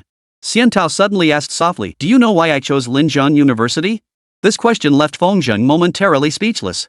Linjiang University was one of the nation's top 10 prestigious institutions and was also close to home. It had also been Feng Zhang's top choice for his first application. But fate had dealt him a cruel hand. Despite his superior grades, he had failed to gain admission. When he heard Xian Tao had been accepted to Linjiang University, Feng Zhang privately agonized over it. This was the main reason he sank into despair that year. Why? Because. Xian Tao lowered her head, her voice barely above a whisper. I remember you said back then that your top choice was Linjiang University. Feng Zhang's body trembled as he stared at Xian Tao in disbelief. Could it be that, from that moment on, Xian Tao had already harbored feelings for him? What did she mean by bringing this up now? Was she indirectly telling him she was willing to accept Chen Guixiang's presence and walk alongside Feng Zhang? The thought made Feng Zhang's heart pound wildly. A girl like Xian Tao stood out wherever she went. From elementary school to middle school to high school, she had always been the goddess in the hearts of all the boys. And yes, Feng Zhang was among them. But back then, Feng Zhang was deeply insecure, burying those naive feelings deep within. He believed that only by getting into college and making something of himself would he be worthy enough to stand before Xian Tao and confess his feelings. If Xian Tu truly felt this way, Feng Zhang wouldn't mind waiting for her to graduate at all, so they could build the beautiful San Tao village together. Xian Tao. Hearing Feng Zhang's heavy breathing, a fleeting look of complexity passed through Xian Tao's eyes. She hurriedly said, don't get the wrong idea. I was just thinking that if we go to school together, we can look out for each other. Oh. Misunderstanding. So that wasn't what Xian Tao had in mind after all. A wave of disappointment washed over Feng Zhang. Alas, the heavens never grant our wishes, huh? Their exchange felt more like a heartfelt confession. The distance that had grown between them over time seemed to vanish in an instant. Feng Zhang sat up straight, his expression serious. Xian Tao, the truth is, I came here suddenly just to see which person around you might be the one who poisoned you. Did you figure it out? I haven't had enough contact with them yet. Feng Zhang pondered for a moment before saying, based on the information we have so far, both Lu Fan and Zhao Wuwei are suspects. Xian Tao looked up, her face frozen in shock. Both of them? Love unrequited, they'd rather destroy everything. Feng Zhang smiled. But we don't have any concrete evidence yet, so we can't pinpoint who it is. Speaking of which, Xian Tao, that white haze seems to be appearing in your eyes again. Feng Zhang had noticed this issue from their very first meeting. He could now tentatively conclude that the poison within Xian Tao was a chronic toxin administered over a long period. He could roughly deduce the formula. It was concocted from several toxic Chinese herbs, raw Aconitum carmachili, red-spotted caterpillar fungus, and raw Pinellia ternata. The person who concocted this slow-acting poison must be extremely familiar with the pharmacology of Chinese herbs, possessing a thorough understanding of each herb's properties to create such an imperceptible, invisible killer. Those two dimwits, Lu Fan and Zhao Wuwei, definitely didn't have the skill to concoct poison. But neither of them was short on cash. With a few perks, they could easily find someone knowledgeable about herbs and their properties to concoct it for them. It wasn't difficult at all. The critical issue was that this chronic toxicity had already permeated Xiantao's daily life. Her daily meals, drinking water, and even her bathing routines could all present opportunities for poisoning. Complete prevention was impossible unless Xiantao could abstain from eating, drinking, or coming into contact with any moisture that could be absorbed through her pores. Anyone capable of such feats would be no different from a deity. Feng Zhang had discerned all these issues, yet he remained silent, offering no warning. The poisoner lurked in the shadows. If Xiantao learned the truth and lost her composure, startling the poisoner, it would become even harder for Feng Zhang to uncover the culprit. Hearing that the eye poison had reappeared, Xiantao grew anxious. What should we do, Feng Zhang? Should we treat it? After speaking, Xiantao abruptly lowered her head, her face flushing crimson once more. Treatment meant having to undress. This wasn't a secluded grove. What if Feng Zhang lost control and did something unspeakable? Could Xiantao even resist? Fortunately, Feng Zhang's response eased her worries. Let's hold off on treatment for now. We don't want to alert the snake. Feng Zhang frowned and pondered for a moment. It's getting late today. How about this? Tomorrow I'll prepare some medicinal liquid for you. Applying it to your eyes will slow down the spread of the toxin. Once we uncover the mastermind behind this, I'll help you completely purge the remaining toxins. Okay. Xiantao nodded silently. I'll follow your lead. Just then, Xiantao's phone rang loudly, startling both of them. Picking up the phone, she saw the large display showing Zhao Wuwei and exhaled in relief before answering with a stern expression. Xiantao, you're not at school? Are you with your cousin? Is he awake yet? Are you guys at the hotel? I'll be right up. Zhao Wuwei didn't give Xiantao a chance to speak. It seemed he'd already driven around the school campus once, not seeing her, and had come to the hotel as a result. Glancing at the time, there was still at least an hour before 6 o'clock. Feng Zhang could roughly guess Zhao Wuwei's mindset. He was afraid Lu Fan would ditch him that night and go off on his own, so he'd rushed over early to keep watch on Feng Zhang. The mindset of a spoiled rich kid was simple, and the things he did sometimes made one chuckle. Xiantao had already risen and sat on a nearby chair, silently pulling out her phone and pretending to play a game. Knock knock knock. The knocking sounded, and Feng Zhang got up to open the door. Zhao Wuwei entered carrying an elegant fruit basket. Cousin, awake now? Have some fruit to soothe your throat. You sure know how to make an entrance. Zhao Wuwei perked up, tossing his flowing hair as he declared, You bet. Cousin, rest assured as long as Schwer stays by my side, I, Zhao Wuwei, swear to cherish her for life. PNXIN. Feng Zhang nodded. I'll observe for a few more days. All right. Zhao Wuwei walked briskly behind Xiantao and silently watched her play the game. After a while, Xiantao lost the game and was about to put away her phone. Zhao Wuwei hurriedly said, Don't, Schwer. Let me carry you. I'm known as the Jungle Prince, or simply the hottest jungler in Linjiang. Chapter 82, Lu Fan's Arranged Dragon. The two teamed up for 2 matches at the hotel, but both ended in defeat. Zhao Wuwei's self-praise proved unfounded. The so-called Jungle Prince merely farmed endlessly in the jungle, occasionally attempting ganks with both buffs only to fail and hand the buffs over to the enemy instead.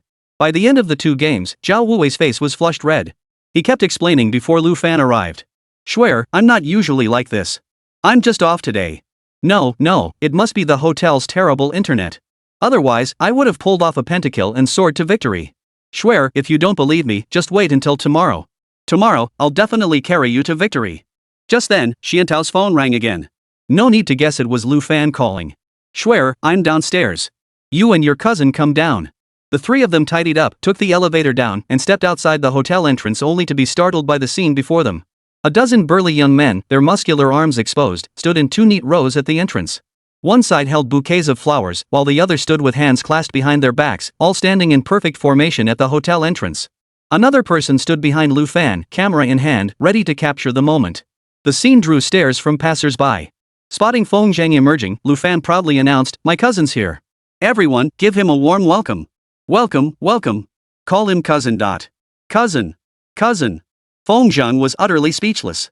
Was all this fuss just to welcome him? Enough. Lu Fan's single command instantly silenced the boisterous crowd.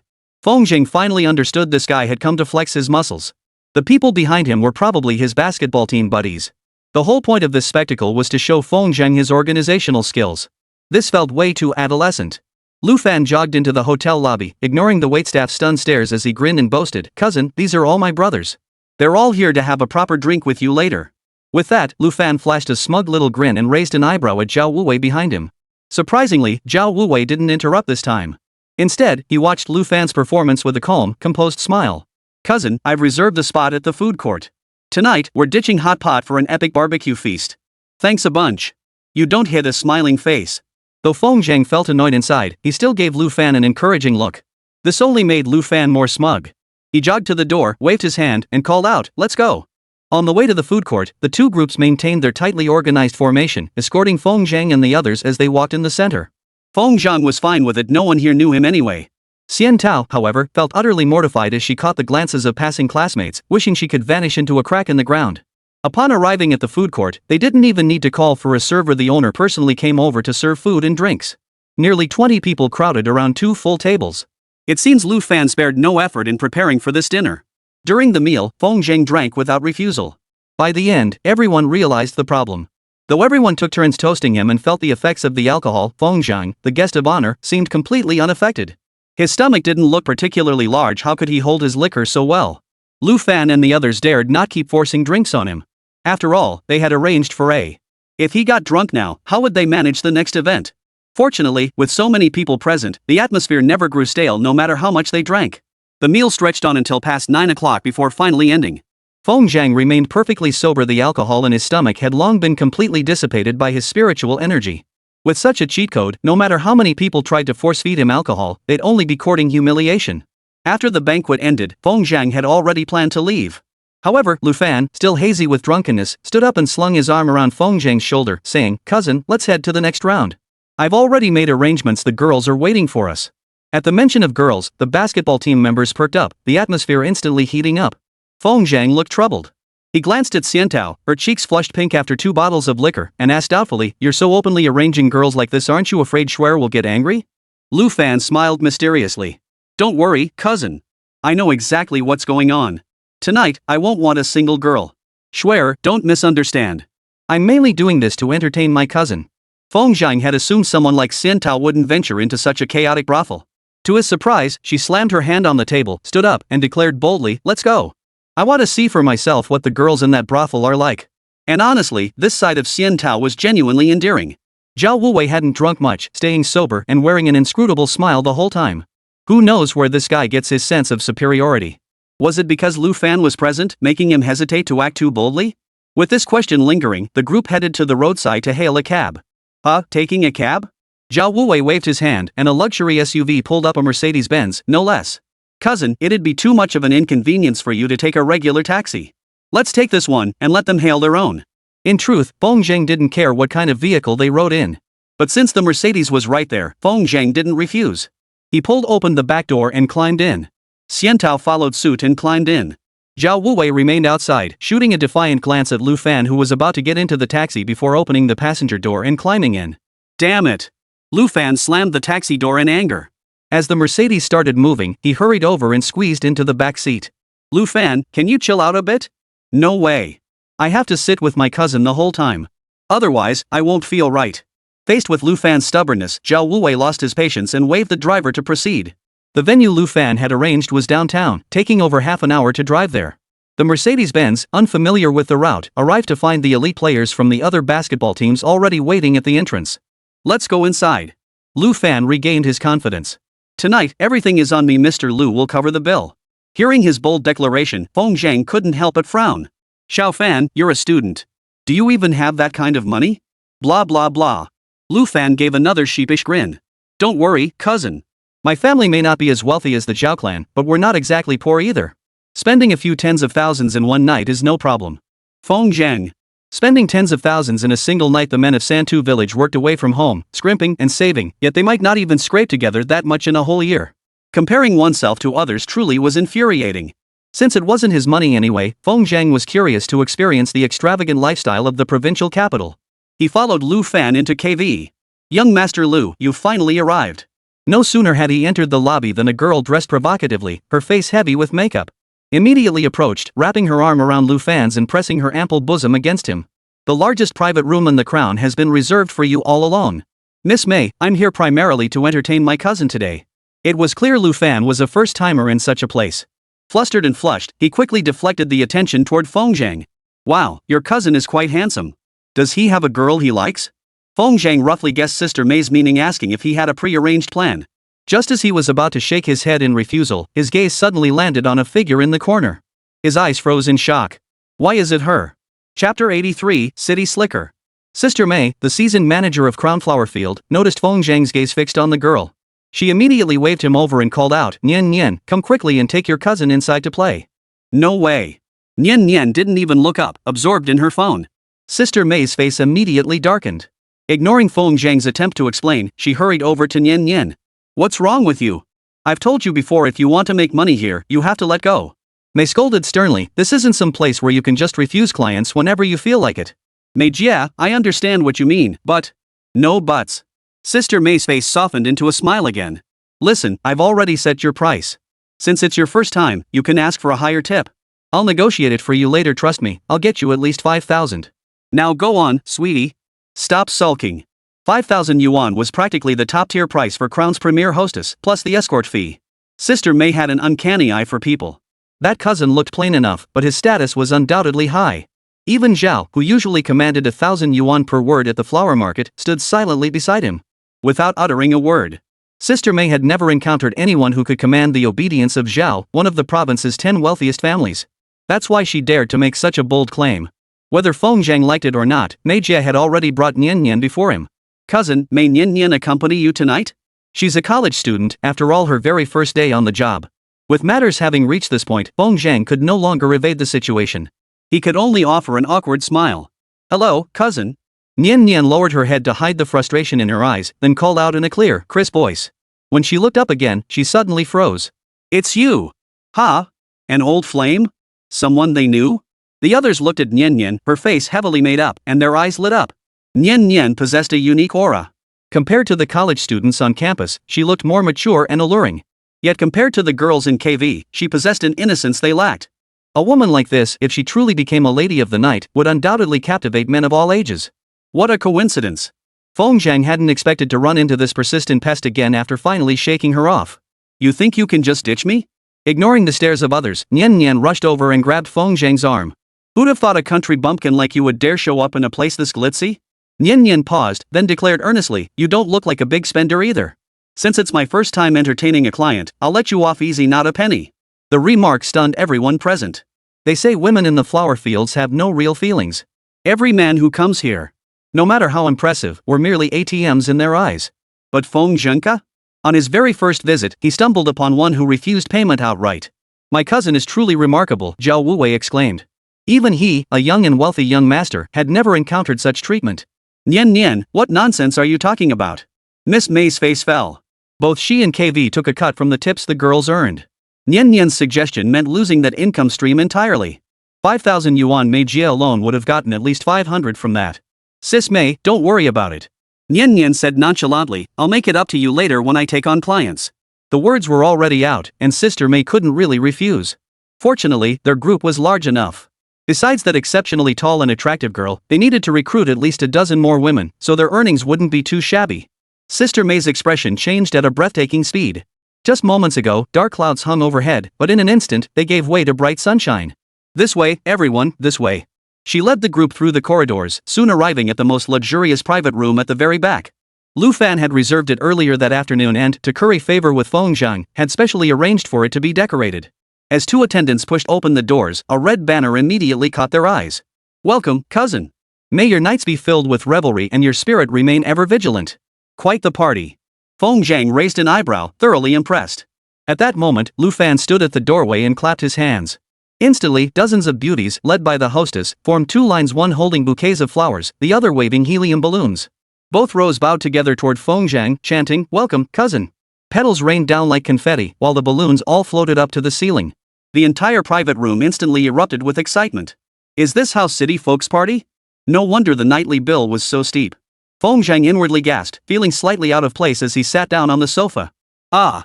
Nian Nian, who had been clinging to him, leaned in close when everyone else was selecting girls. Her breath tickled his ear as she whispered, "Are you really their cousin? What's your real name?" "Heh, you guess?" Fine, I'll find out myself." Nian Nian huffed indignantly, patting her bottom and twirling her short skirt as she went off to ask Lu Fan and the others. Only then did Feng Zhang find time to check on Xiantao. She sat stiffly on the sofa, flanked by two sentinels on either side. None other than Zhao Wuwei and Lu Fan. Noticing Feng Zhang's gaze, Xiantao forced an awkward smile. Her beauty was undeniable. But in a private room filled with stunning beauties, her conservative attire made her blend into the background. Crown was a renowned high-end club where the hostesses possessed stunning looks. With makeup and styling, each one resembled a movie star. Yet their advantage lay solely in that. Once outside the Crown, with her makeup removed, Xian Tao could finally outshine the crowd. By now, everyone had found their chosen companion and was cuddling on the sofas. These young students were sharp as tacks. Seeing Nian Nian trying to pry information out of someone, and insisted she drink a glass of liquor before they'd tell her anything. After making her rounds, she had questioned every student except for Xian Tao's group. She hadn't figured out their situation and hadn't approached them. She drank quite a bit, but unfortunately, she hadn't learned anything. Not even Lu Fan and Zhao Wuwei knew Feng Zheng's name, let alone anyone else. Lu Fan and Zhao Wuwei started competing again, one trying to get Xian Tao to sing, the other urging her to drink. Their argument grew so heated they were nearly at blows. In this situation, Nian Nian dared not intervene. Curious and reeking of alcohol, she stormed back, crossed her arms, and clutched her exposed skin tightly. Oomph. I refuse to believe I can't even find out a name. Feng Zheng sat up straight, meeting Xian Tao's glare head-on while his eyes fixed intently on Nian Nian's clutched chest, scanning her from top to bottom. Anyway, coming to a place like this was like mud falling on your pants. It might not be, but it was still. Why pretend to be a righteous gentleman? Might as well look while you're here. Nian Nian caught Feng Zheng's gaze and flushed with a coy smile. Do you like what you see? Not bad. Want to touch it? Sure thing. The lights in the private room had dimmed long ago, and he was quite a distance from her. Reaching out for a touch wouldn't be noticed, right? But Nian Nian giggled coyly and clutched her chest. Tell me your name first, then I'll let you touch. That complicated? Forget it. Oh, why are you like this? Before she could finish, the door burst open with a kick. Hey, Miss May, you're not being fair. This afternoon you said there'd be a new girl to entertain Third Master, but now you say there isn't? Are you messing with me? Chapter 84, Revenge. Sister May stood at the doorway, forcing a smile. Third Master, that new girl quit. How could I dare to play games with you? Bull. The man bellowed, you think Crown only has you, Sister May? Don't you think I have people here? On my way here, someone told me that new girl would rather go without a penny than be with some country bumpkin. Third Master will see today just which country bumpkin is so bold as to compete with me for a woman. Smack. The lights flashed on, sending the men in the room scattering in fright. They hastily withdrew their lecherous hands from the girl's legs, waist, and other places. Could this man be Lai San, the scoundrel from the car? Feng Zheng found the world strangely small. 2 major headaches encountered on the bus during the day had resurfaced at KV that very night. Lai San narrowed his eyes, scanning the private room. His gaze finally settled on Feng Zheng. Well, what a small world, he chuckled. So it's you guys. Third brother, you know him? Like hell I do, Lai San sneered arrogantly. Big brother, didn't my car break down in Linping today? I couldn't wait, so I took a bus here. On the bus, I ran into this Thai woman and thought I'd try to get lucky. Never expected this kid to play dirty. That happened too? The bald man called Big Brother laughed coldly. Third brother, you're such a pushover. You tell me. After we got off the bus, that kid took off so fast.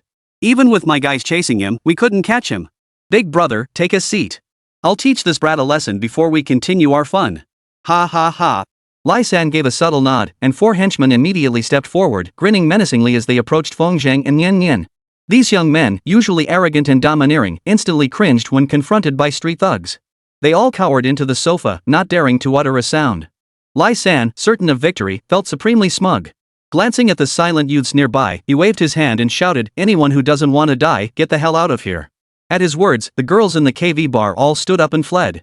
The dozen or so left exchanged nervous glances, their eyes settling on Lu Fan. Though timid, the young man valued loyalty. He couldn't bear the thought of abandoning his cousin here, knowing he'd never be able to show his face again. Zhao Wuwei was also shaken to the core, his eyes fixed on Lu Fan. If Lu Fan said to leave, he wouldn't hesitate for a moment. Through the young man's eyes, Lai San saw the truth and was about to threaten him. The indecisive Lu Fan, when suddenly he froze, staring at the peach beside him. A real gem.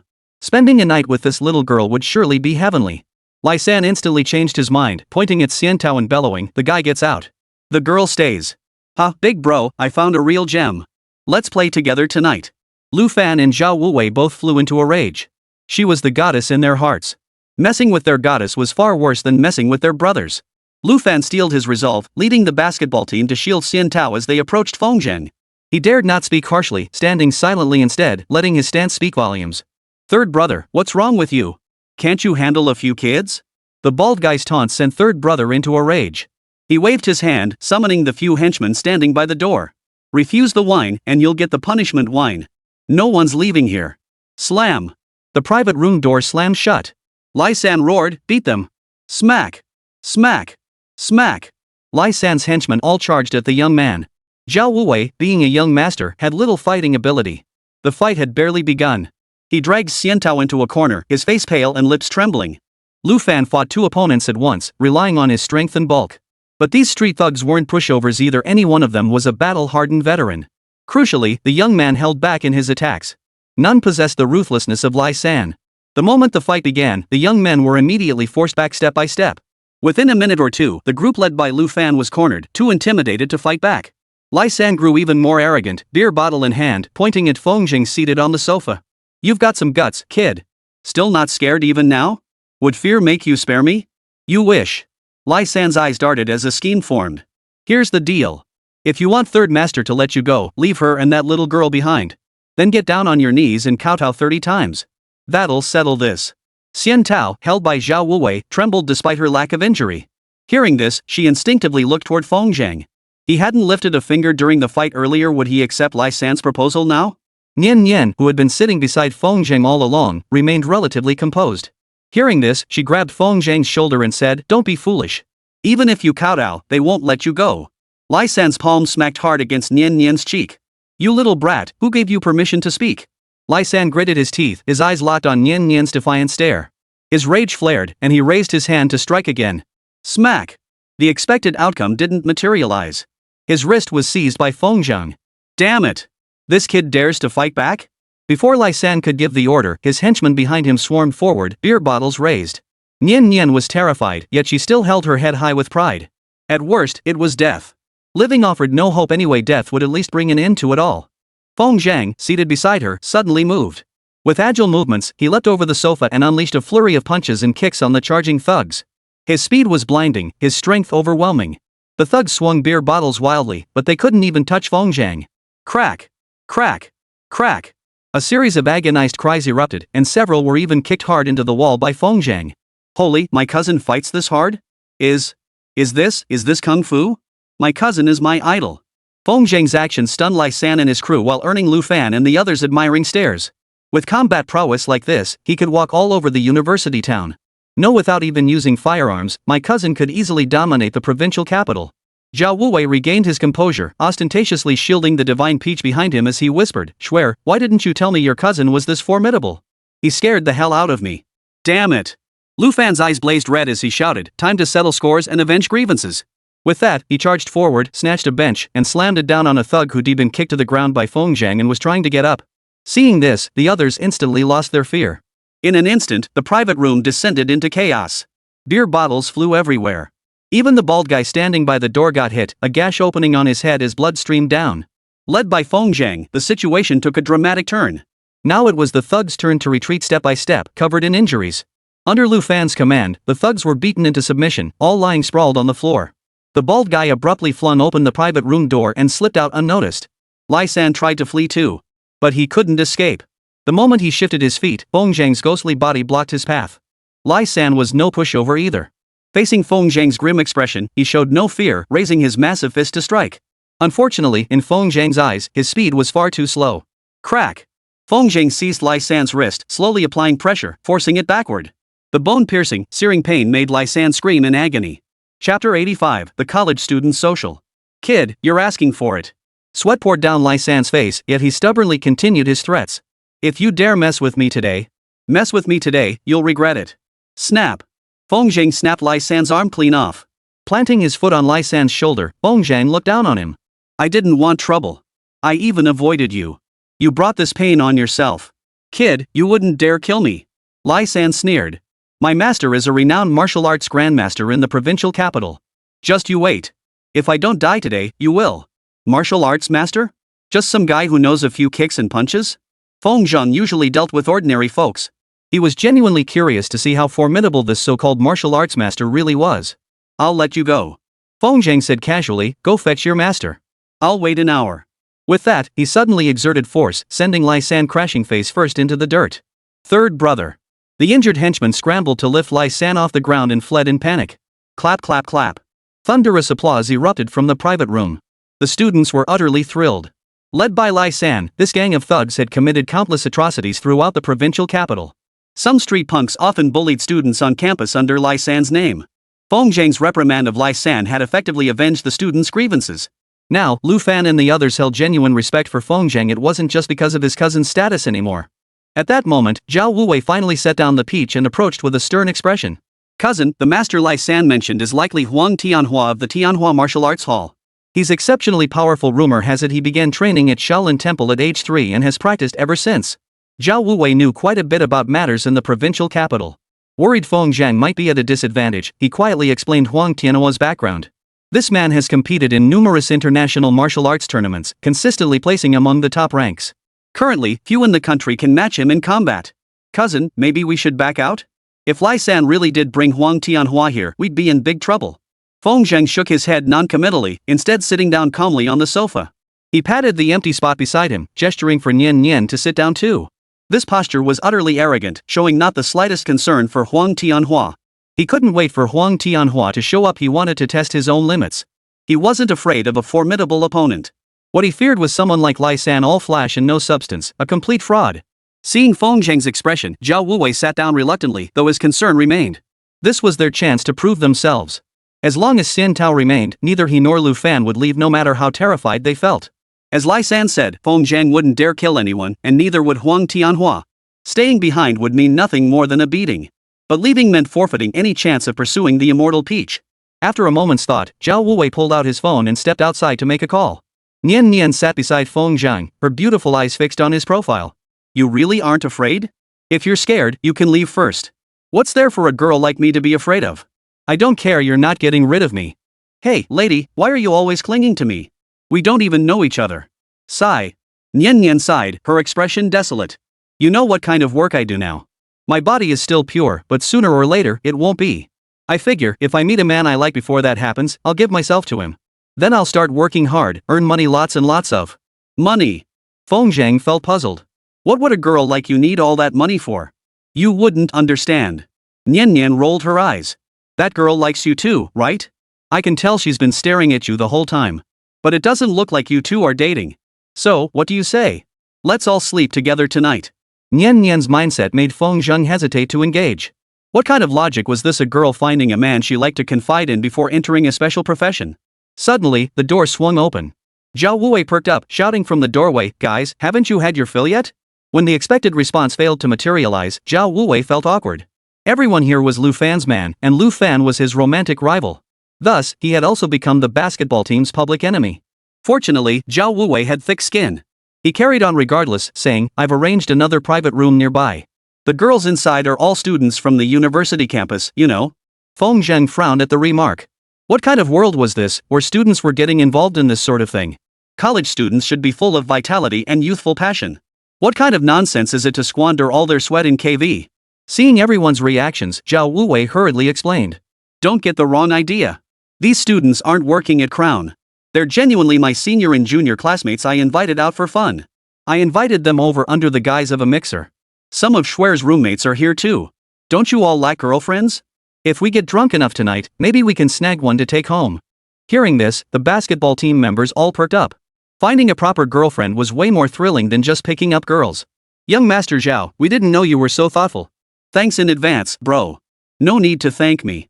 Tonight, we have only one goal, to make my cousin happy. Feng Zhang had intended to wait here for Huang Tianhua and the others to arrive. Seeing everyone so enthusiastic, he didn't want to dampen the mood, so he stood up and followed them outside. He also wanted to see what Xian Tao's roommates were like and whether any of them might have poisoned her. By his side, Nian Nian clung to his arm, refusing to let go. Sis, I'm going out to have fun. What's with you tagging along? Nian Nian shrugged indifferently. I'm a college student too, why can't I go to a mixer? Careless of me. He'd forgotten she had that identity too. The group moved to another private room, less luxurious than the previous one, and no grand welcome ceremony. Compared to the KV girls' openness, the students were still too reserved, unable to let loose. This was Zhao Wuwei's turf, and he wasn't about to let the mood go cold. Gripping the microphone, he stood at the front, shouting enthusiastically. He even started randomly pairing off the basketball players, forcing couples together. And sure enough, his antics livened up the scene. Feng Zhang. Xian Tao preferred the current atmosphere. She walked over with a glass of wine. Shall we have a drink? I can drink 1,000 cups without getting drunk. I know. Just one then. While they drank, Xiantao casually introduced her 3 roommates. Feng scanned them one by one, finding nothing amiss for the moment. Mostly, everyone was immersed in the socializing atmosphere. Without direct interaction, it was hard to uncover any clues. This gathering felt far more enjoyable than the one in the other private room. No wonder Zhao Wuwei had seemed so composed earlier that afternoon. It seemed these students had prepared everything in advance, waiting for the right moment to bring it out. When it came to orchestrating these elaborate schemes, he clearly outmaneuvered Lu Fan. By the late hours of the night, everyone was feeling the effects of the alcohol. Xiantao took a taxi back to campus with several roommates. Feng didn't cheat with spiritual energy this time, he genuinely drank quite a lot. When the gathering ended, he declined Zhao Wuwei's offer to arrange a ride home. Instead, he walked alone to the entrance and hailed a taxi. Seated in the cab, Feng slurred the hotel's name through drunken haze. Suddenly, the door swung open and a wave of perfume swept inside. "Driver, let's go." Chapter 86, I won't let you off the hook. In the hotel's luxury suite, the second woman of the day arrived.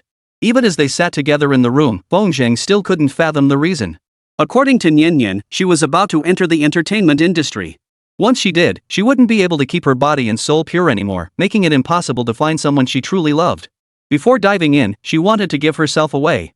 She didn't need to love him, but he had to be someone she found pleasing to the eye. And Feng, unfortunately, had become that acceptable person. Now, Feng sat in the hotel chair, staring blankly at Nian who was sprawled on the bed, refusing to budge. Under the soft lighting, ignoring the heavy makeup on Nian's face, her slender, curvaceous figure alone stirred unusual emotions within Feng. Compared to Chen Guixiang's mature physique, Nian's was younger, radiating a youthful vitality absent in more seasoned women. Besides, though Nian's looks couldn't match top beauties like Chen Guixiang or Xiantao, she'd still turn heads on the street. Feng didn't consider rejecting a woman throwing herself at him with righteous indignation. He was merely pondering why. From Nian's words and actions, it was clear she was deeply resistant, even repulsed by the impending means of earning money. Even a powerful establishment like the Crown Club wouldn't dare force decent women into prostitution. The choice was hers. The choice was hers. If she didn't want to do it, she could simply refuse. Perhaps she was facing some difficulty? Feng felt this was the closest answer to the truth. Hesitating, he was about to ask for clarification when Nian pushed herself up with her arms, swaying as she threw herself into Feng's embrace. Her cool, smooth skin sent a wave of heat through Feng's body. He too had drunk his fill, choosing not to dispel the alcohol with his spiritual energy, letting it stimulate his mind. In this moment, he no longer wished to probe deeper. What woman would be pushed away when she offered herself? Nian sat on his lap, awkwardly and clumsily cupping Feng's face. It was clear this was her first time doing such things. Though flushed from the alcohol, Nian's stiff limbs and the sound of her unusually rapid heartbeat betrayed her nervousness. She was determined to give herself to Feng. So, despite the shame, she kept staring at Feng's refined yet youthful face. Suddenly, she closed her eyes tightly, puckered her tempting red lips, and slowly leaned toward him. The soft touch she imagined never came. Feng blocked Nian's advance with a single finger. "Tell me," he urged, "what trouble have you run into?" Feng sighed and decided to help this seemingly promiscuous girl. "Whatever I can do, I'll find a way to help you." Hearing that soft yet resolute voice, Nian froze for a moment, her eyes instantly welling up. But who could possibly help with what she'd been through? Forget it. This guy didn't look wealthy either. Besides being good looking, he had nothing to offer. Relying on others was pointless. She'd be better off pushing herself harder. Nian sniffed softly, her tears vanishing instantly. She forced a seductive smile, hooked her finger under Feng's chin, and asked from above, "Do you think I'm not as pretty as that girl tonight?" Clearly, she was referring to Xiantao. Smack. A wet, crimson lipstick mark left on Feng's cheek. "Wait here. I'll just remove my makeup." Feng, utterly confused, watched as Nian staggered toward the bathroom. 1,000 questions swirled in his mind. But Nian seemed to have no desire to communicate. Splash, splash. The sound of trickling water came from the bathroom. Feng almost couldn't resist sending out his consciousness to peek at Nian bathing. After a moment's thought, he held back. This girl clearly had a story to tell, so he wouldn't do anything sleazy. A few minutes later, Nian emerged with her hair still dripping wet, wrapped in a white bathrobe that revealed her delicate, snow-white shoulders. "Now." Nian tossed her hair back, revealing her bare face after removing her makeup. "I still can't compare to that girl, but I'm not too bad, right?" Feng was stunned. Without her makeup, Nian shed her worldly aura and truly resembled a little fairy, captivating the heart. Was makeup really that powerful? Others wear makeup to look beautiful. Nian's makeup served to conceal her naturally exquisite features. She truly was an otherworldly beauty, refreshingly unique. Seeing Feng stunned by her transformation, Nian nodded with satisfaction, her cheeks flushing crimson once more. "Is that better now?" With that, Nian Nian spread her arms wide, letting the bathrobe draped over her body fall to the floor. Her naked form causing Feng Zhang's breath to quicken. Snap. Nian Nian flipped off the light switch and threw herself recklessly at Feng Zhang, wrapping herself tightly around him. Why not indulge? Feng Zhang refused to dwell on the complicated reasons behind it all. He held the smooth body in his arms tightly, flinging her onto the bed, responding wildly and passionately to Nian Nian's demands. Fortunately, the soundproofing in the hotel's deluxe double room was good enough that the commotion inside wasn't heard by anyone outside. He lost track of time. Feng Zhang lay utterly spent. The spiritual energy within his body no longer had any effect. He lay sprawled on the bed, closing his eyes amidst the sensual surroundings. He had no idea how much time had passed. The rustling sound of someone dressing nearby jolted Feng Zhang awake, but he remained motionless. Suddenly, the bed dipped as Nian Nian seemed to sit back down beside him. In the darkness, she stared blankly at Feng Zhang. Stranger, does this count as a one-night stand? Maybe. But you don't seem to have any feelings for me. Nian Nian wrapped her arms gently around Feng Zhang from behind, burying her face against his back. Her voice carried a hint of disappointment. If only I really had a boyfriend like you. But never mind. I have too much going on. Dragging you into this would only hurt you. Stranger, I won't make you responsible for me. With that, Nian Nian stole a quick kiss on Feng Zhang's shoulder. Stranger, goodbye. If you come looking for me at Crown again, there won't be any free rides. Worried she might wake Feng Zhang, Nian Nian's departure was silent and unnoticed. Once the door closed, Feng Zhang, who had been lying face down on the bed, opened his eyes. He sent a thread of his divine sense to follow Nian Nian out of the hotel while he himself dressed at top speed. Since you refuse to speak, I'll follow you and find out for myself, won't I? Though Nian Nian had repeatedly insisted he needn't take responsibility, Feng Zhang couldn't bring himself to do it. The provincial capital's night air was chilly. Nian Nian, dressed lightly, hugged her arms tightly as she walked alone down the street. Fortunately, her destination was the residential area within the university town. Passing through a pitch-black alley, Nian Nian finally reached a secluded, dilapidated building. Feng Zhang stood in the darkness, watching helplessly as she followed the light upstairs. Once he discovered Nian Nian's residence, Feng Zhang calmed down. After surveying the surroundings, he spotted a small hotel nearby. Staying there, he could sense Nian Nian's situation with his divine perception. Only after confirming Nian Nian had gone to bed did Feng Zhang check into the hotel. He deliberately chose a room where he could see her residence from the window. Without turning on the lights, he stood in the darkness, murmuring to himself, I'll see just how much trouble you've gotten yourself into. Chapter 87, I didn't ask your permission. In the morning, under Feng Zhang's watchful gaze, Nian Nian rose, freshened up, dressed, and left the house. Feng Zhang watched from the shadows, ceasing his pursuit only after she entered a university campus within the college town. Xian Tao had classes all day today. For a student of such outstanding character and academic achievement, skipping class was unthinkable without a major reason. Therefore, Feng Zhang chose not to disturb her. Fortunately, Nian Nian's university wasn't far from the luxury suite Zhao Wuwei had booked, allowing Feng Zhang to stay at the hotel and observe her movements after she emerged.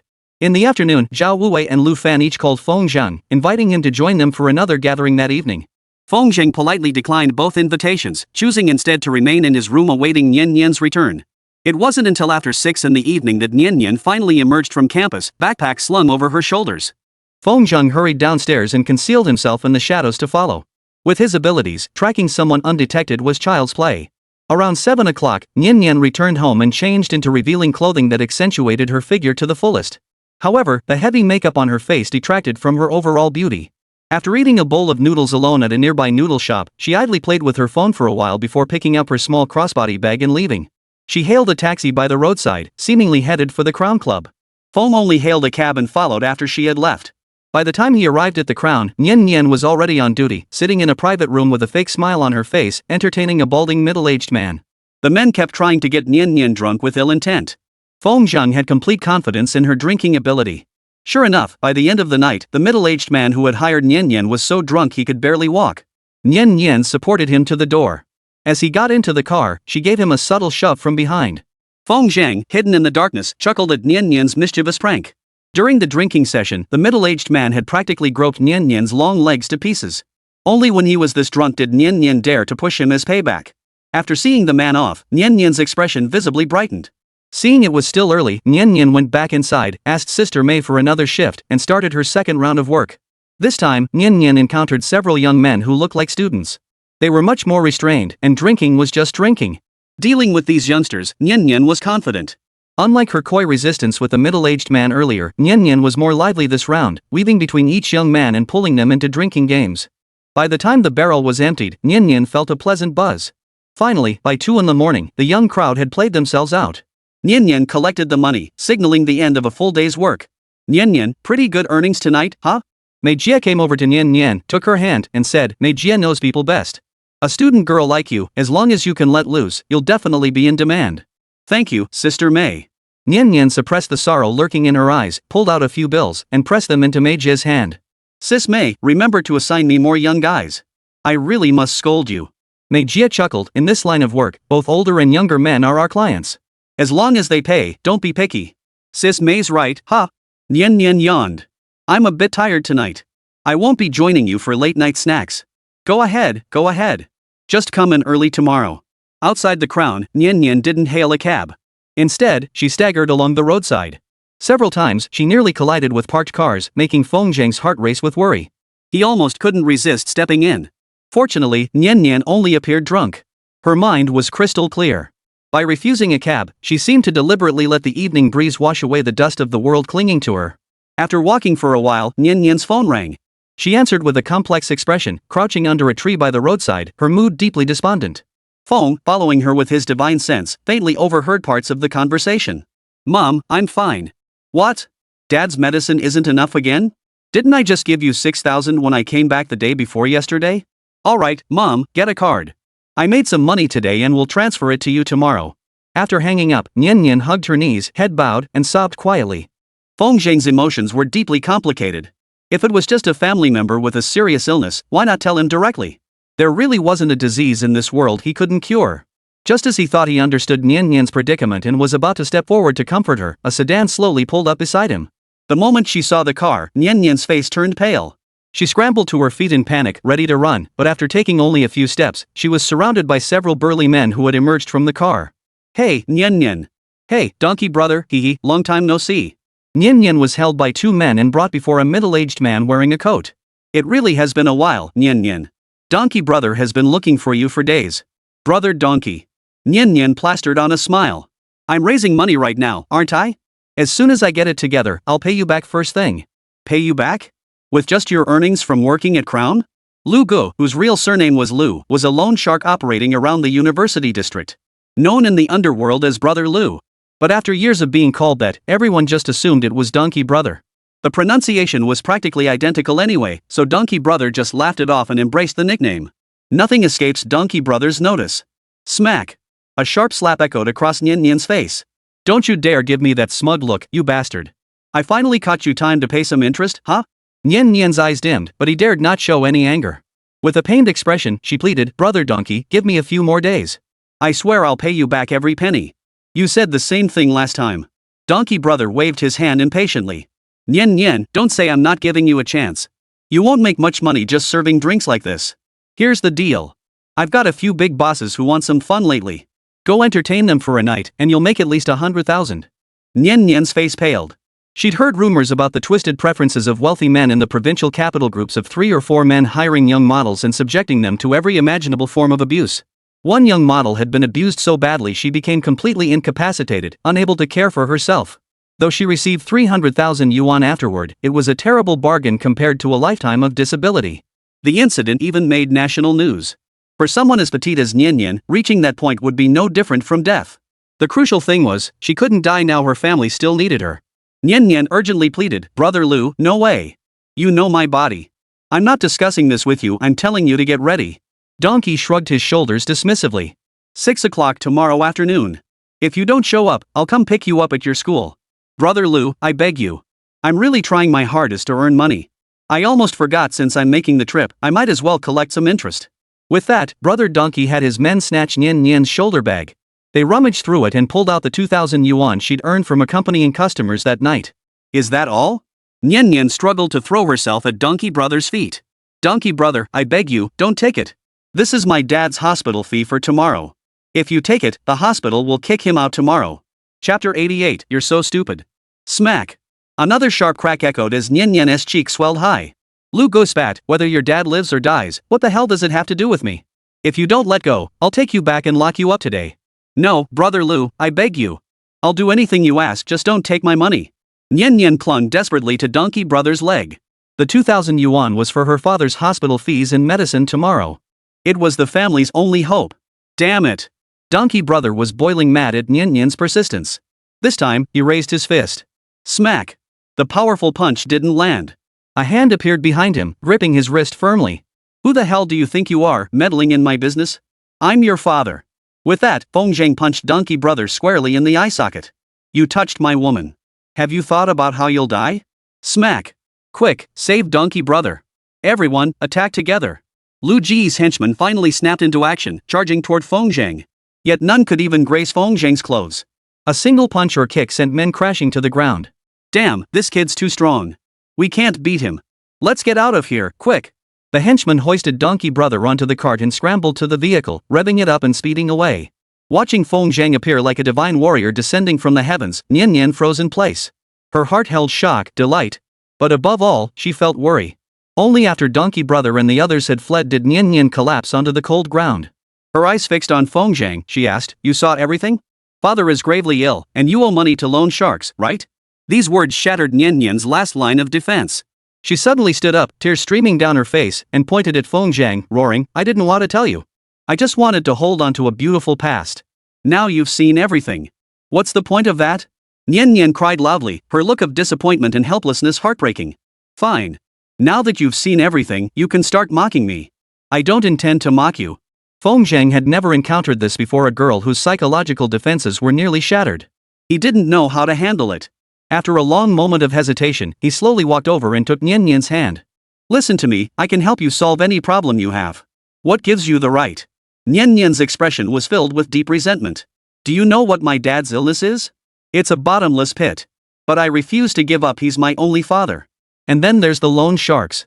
The principal was 300,000 yuan, but it's snowballed into over 1 million now. I know this isn't right, but without that initial 300,000 back then, my dad wouldn't be here anymore.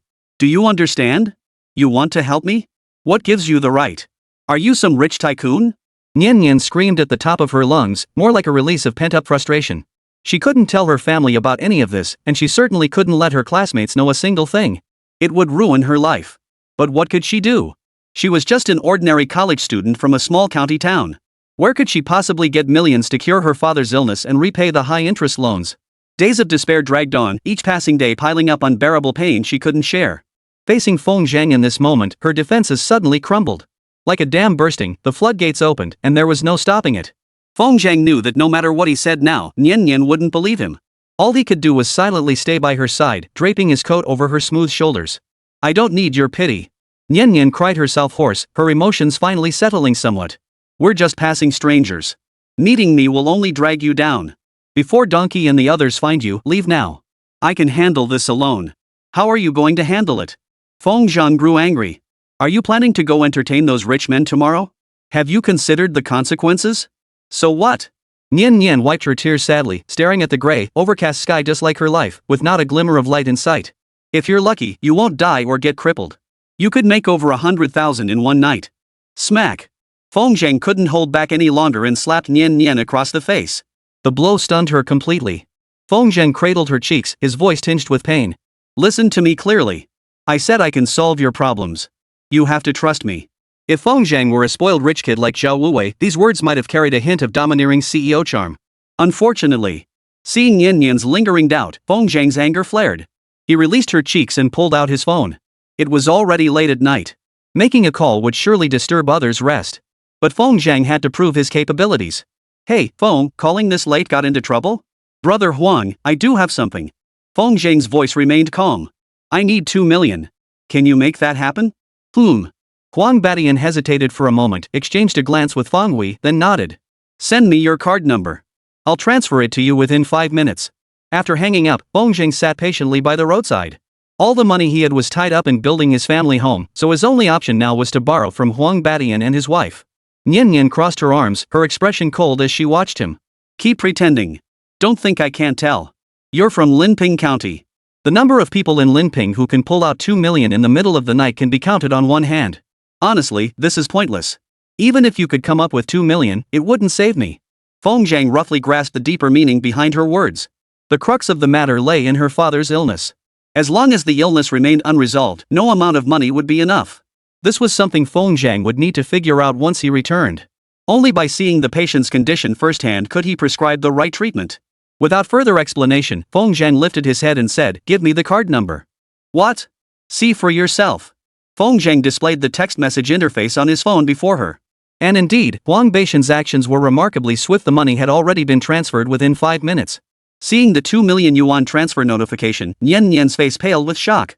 "Who exactly are you?" "I'm Feng Zhang." Feng Zhang scratched his head and laughed. Under the dim streetlight, that smile radiated warmth. Noticing Nian Nian's complex expression, Feng Zhang stepped forward and pulled her into his arms. "I know 2 million might not solve everything, but please believe me, I will be your greatest lucky star." Nian Nian remained silent, weighing the credibility of Feng Zhang's words. If he could truly resolve all her troubles, she would commit to him for life. Even if he rejected her, she would stay by his side. "Be good. Don't do anything foolish. And don't come to Crown anymore." Feng Zhang spoke softly. "Tomorrow I'll accompany you to repay the loan sharks. Transfer the remaining money to your family. That should tide them over for 10 days or so, right? Once I finish my business and return to Linping, I'll resolve every single problem your family faces." Nian Nian looked at him doubtfully, yet couldn't help but cling tightly to Feng Zhang, burying her face deep in his embrace. The biting cold wind blew, yet she felt not a trace of chill. In this moment, her heart was filled with warmth. "Feng Zhang, you're so silly," Nian Nian said, deeply moved. No one would willingly pay such a heavy price for a courtesan they'd only known for 2 days. To her, Feng Zhang's actions were nothing short of adorable. Yet Feng Zhang remained utterly unconcerned, declaring firmly, "You're my woman. There's no shame in being a little foolish." Chapter 89, Paying Back the Debt. That night, Nian Nian clung to Feng Zhang and cried for a long time. Like a sailboat adrift at sea, she drifted aimlessly, unable to find her way. Until one day, she found a harbor where she could finally dock. This feeling made Nian Nian sink completely into the warmth Feng Zhang created, unwilling to emerge. Feng Zhang, too, had never experienced anything like this before. Watching the girl in his arms, who had cried herself to sleep, a wrenching pain gripped his heart. The world held many tragic stories like Nian Nian's, including Chen Guixiang from the village, whose life story and burdens were no less painful than hers. Human hearts are treacherous, and life is unpredictable. No one's life sails smoothly. Perhaps it is the lives weathered by storms and hardships that become the most memorable. Feng Zhang possessed only modest abilities. He could not aid many in this world.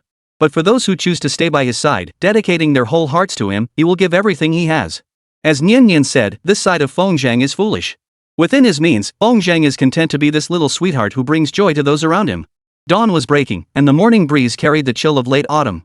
Nian Nian, still fast asleep in his arms, her face streaked with undried tears, unconsciously clung tighter to Feng Zhang's body. "You silly goose." Feng Zhang flashed a sweet smile, rose lightly, hoisted Nian Nian onto his back, and returned step by step to the luxury hotel in the university town. He knew Nian Nian, perched on his back, had long since woken up, her eyes fixed on him the entire way. Only when he returned to the hotel and placed Nian Nian on the bed did she finally let out a soft giggle. Her joy was genuine and heartfelt. "Stop giggling like a fool and go wash your face." Feng Zhang teased her, gently pinching her delicate nose. "You're all tear-stained like a little kitten." "Oomph, no way."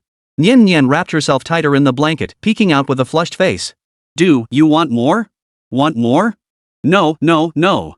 Nian Nian hurriedly raised her hands in surrender. She couldn't understand why Feng Zhang, who looked just as frail as her, had so much stamina. Finally, Feng Zhang released her, and the two lay flat on the bed, panting heavily. After an unknown amount of time, Nian Nian stared blankly at the ceiling and whispered, "Feng Zhang. Are you tired? What's up? Still not convinced?" He, I admit it. I'm convinced." Nian Nian quickly raised her hands in surrender. "Does that mean I'm your woman now?" This question left Feng Zhang momentarily speechless. Yes, but not entirely. After all, there was still Chen Guixiang behind him. A normal woman wouldn't accept a man playing both sides, right? Feng Zhang's silence instantly made Nian Nian realize something. A wave of sorrow washed over her heart, but she quickly regained her composure. "I don't care if you have a girlfriend or not. I'm your woman, period." Nian Nian turned around and clung tightly to Feng Zhang, as if letting go would mean losing him forever. "Silly girl." Feng Zhang rubbed Nian Nian's head guiltily, already sensing her resolve. The more nonchalant she appeared, the more guilty Feng Zhang felt inside. Therefore, he would spare no effort to treat her well. "I once had a dream." Nian Nian suddenly drifted off, murmuring, "If I graduated and had no family obligations, and father's illness could improve, I'd actually like to find a quiet place and open a flower shop like cafe. It wouldn't need to be big, just enough to support myself. But my family's circumstances forced me to give up that dream." At this point, Nian Nian suddenly wrapped herself around Feng Zhang like an octopus. "Feng Zhang, your appearance has given me hope. So wait for me until I graduate next year. No matter where you are, I'll find you. You don't need to go out of your way for me. Just make my dream come true. If you have time now and then, come visit me. That's all I ask for in this life. It sounded like she was asking to be kept like a pet bird. But hearing Nian Nian express this wish, Feng Zhang felt his guilties considerably. He instantly realized that after Nian Nian graduated, whether in Linping or Qingping Town, he could help her achieve it. Perhaps by then, business in Qingping Town would be even better than in the county seat. Most importantly, it would be close to Feng Zhang. He could pull her over anytime. Feng Zhang kept this thought buried deep within, planning to surprise Nian Nian with an unexpected gift upon her graduation. After the sun rose, the two embraced and fell into a deep sleep. Worried that Lu Fan and the others might call, Feng Zhang turned off his phone. They slept straight through until the afternoon. When he opened his eyes, he found Nian Nian had already woken up, staring at him with her big, watery eyes. Stop staring. Feng Zhang chuckled. Get up quickly. Today we're going to pay back the money we owe. This was serious business. With less than an hour left before 6 o'clock, Nian Nian dared not delay. She hurriedly got up and dashed to the bathroom to wash up. Half an hour later, the two arrived at the entrance of Nian Nian's school. From a distance, they spotted a minivan parked at the university entrance. Nian Nian immediately recognized it as one of Donkey Brothers' vehicles. It seemed Donkey Brothers' threat had worked. They planned to wait until 6 o'clock, then rush into the school to take people away.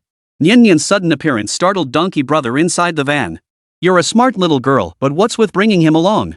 Donkey Brother had been beaten down by Feng Zhang, so today he'd brought 2 extra men. Weapons were hidden under all the seats. With such backup, his fear vanished instantly. Donkey Brother, I'm here to pay you back. Pay back money? Donkey Brother's eyes lit up. He grinned and said, where'd you get all that money? That's none of your business. Nian Nian snapped impatiently, let's go to your company and settle the accounts. Fine, but don't say I didn't warn you. If you can't pay it all back, you'll still have to entertain those bosses tonight. Ignoring his threat, Nian Nian took Feng Zhang's hand and squeezed into the car. There was only one empty seat left in the car, the one reserved for Nian Nian. With several people already crammed in the back, the two of them made it even more crowded. Especially since the people in the back were smoking, filling the car with thick smoke that stung Nian Nian's eyes until they watered. Feng Zhang frowned, turning to glare at the rear passengers. Put those cigarettes out. F you. The men immediately protested. A bald man pointed at Feng Zhang and shouted, who the hell do you think you are? I'm not a bird. My name is Feng Zhang. Feng Zhang fixed the bald man with a dark, menacing stare. I'll say this one last time, put out those cigarettes. Oh, you think you're hot now, huh? The bald man swiftly drew a steel pipe from beneath his seat and slung it over his shoulder. I won't put it out. What are you gonna do about it? Chapter 90, This is my man. Splash. Feng Zhang executed a backhand flick, snatching the steel pipe into his own grasp. If Nian Nian hadn't been sitting in his arms, he could have easily punched the bald guy right out of the car. Feng Zhang glared at the bald man with a vicious grin. Still not shutting up? Shut up. I'll shut up. A master's skill reveals all. Feng Zhang's movements were too swift for the others in the car to react. In such a confined space, their numbers held no advantage. Under Feng Zhang's pressure, the bald man and the others had no choice but to stomp out all their cigarettes underfoot. Obey, and we can coexist peacefully.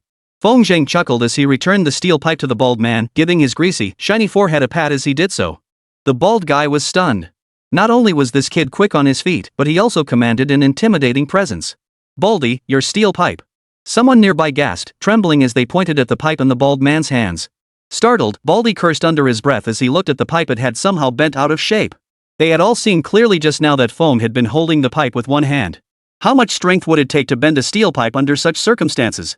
After one long, hard look at Feng Zhang, the bald guy and the others fell silent. This kid knew martial arts. Going up against him on the bus? That'd be suicide.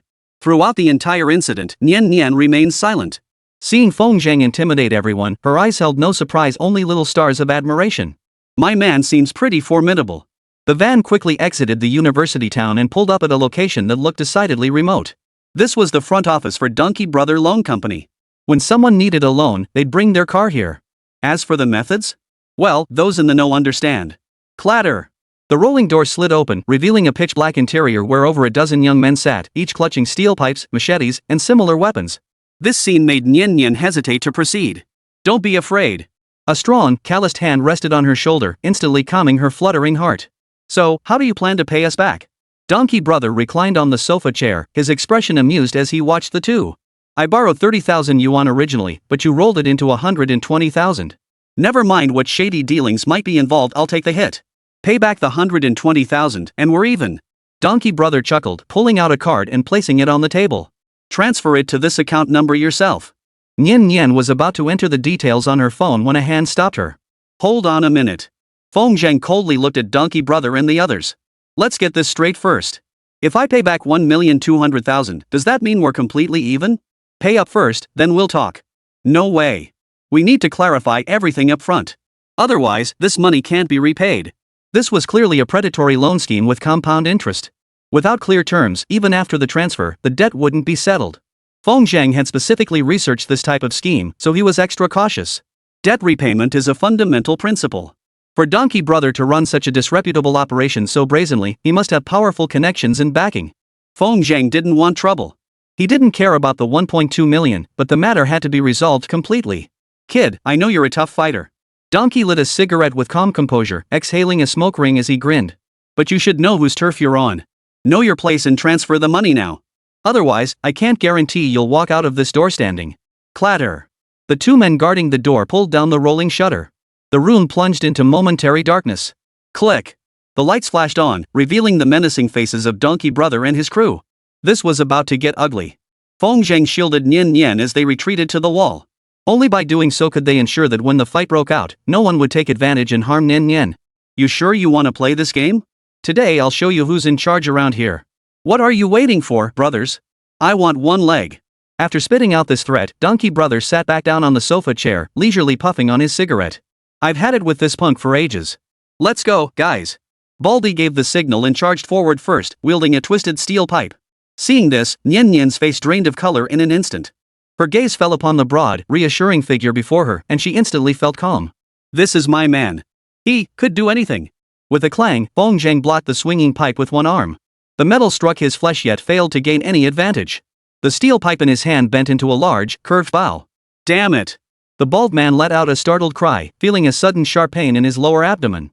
His body flew backward, crashing into and knocking down several henchmen who had charged forward. This kid's a tough nut to crack. Watch your backs, guys. Attack that woman to distract him.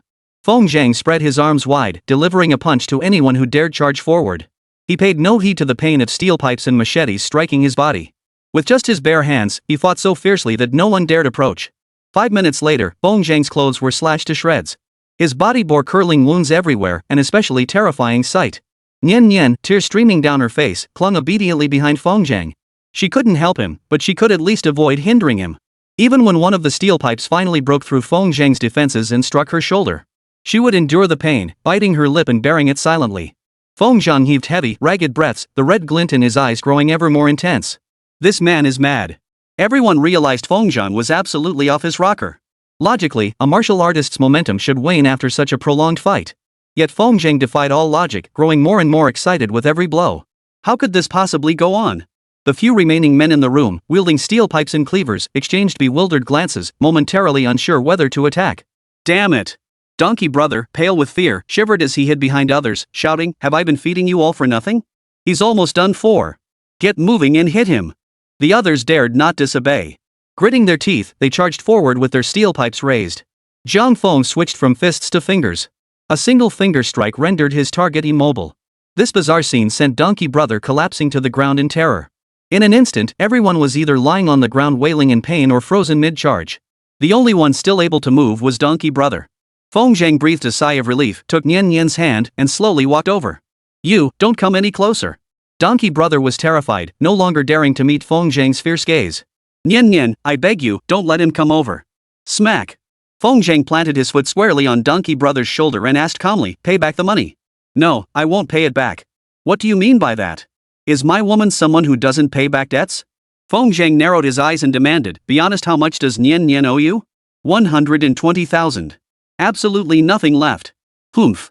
Feng Zhang pressed down harder with his foot, crushing Du Liang's chest so he couldn't straighten up. This was clearly dissatisfaction. Lu Ge saw it in Feng Zhang's eyes push him too far, and he'd kill without hesitation. Bro, don't do this, it hurts, it hurts. Donkey Brother cried out, teeth gritted, 300,000. That's all I've got. Feng Zhang glared again. Say it again? Chapter 91, Grandmaster Huang Tianhua. 300,000 was the principal amount. Still not satisfied? Donkey Brother was about to lose his mind. Fine, forget the 300,000. After a moment's thought, Donkey Brother gritted his teeth and said, I misremembered. Actually, I only owe $3. Seriously, just $3. Seeing Donkey Brother now scared out of his wits, Feng finally managed a faint smile. Donkey Brother, right? Hey, just call me Little Donkey, bro. Listen up, Feng barked. I don't like being extorted, but I also don't take advantage of others. 300,000 yuan. I'll pay you back every last cent. From now on, you and Nian have nothing to do with each other. No problem, bro, whatever you say goes. Feng glanced indifferently at Nian. For a college student to borrow that much money, Donkey Brother must have something on her. Nian, familiar with the surroundings, picked up the large bunch of keys tossed on the table and walked over to the safe. She unlocked it, revealing a thick stack of documents piled inside. Uncertain of the situation, Nian continued rummaging through them. But Feng walked straight over, snatched all the papers, and casually lit them with Donkey Brother's lighter. The sight made Donkey Brother and the others see red. Those were crucial documents he'd spent 1 or 2 years compiling. Burning them all meant the loss was far too great for him alone to bear. No, brother. Please, spare me. Give me a way out. Donkey Brother, terrified of provoking Feng frantically gathered his still mobile men and knelt before him in unison. Spare your life? Feng sneered, if it weren't for me, did you ever think about sparing Nian? Let me give you some advice, you can be a villain, but you can't be one without any principles. This time, I'm teaching you a lesson to make you remember. If you ever bother Nian again, next time it won't be as simple as a beating. With that, Feng burned all the documents to ashes. He then led Nian to the rolling gate and pulled it open with a clatter. Outside, both felt a weight lifted. Nian rubbed her shoulders silently as she followed. Are you hurt? It's okay, it doesn't hurt at all.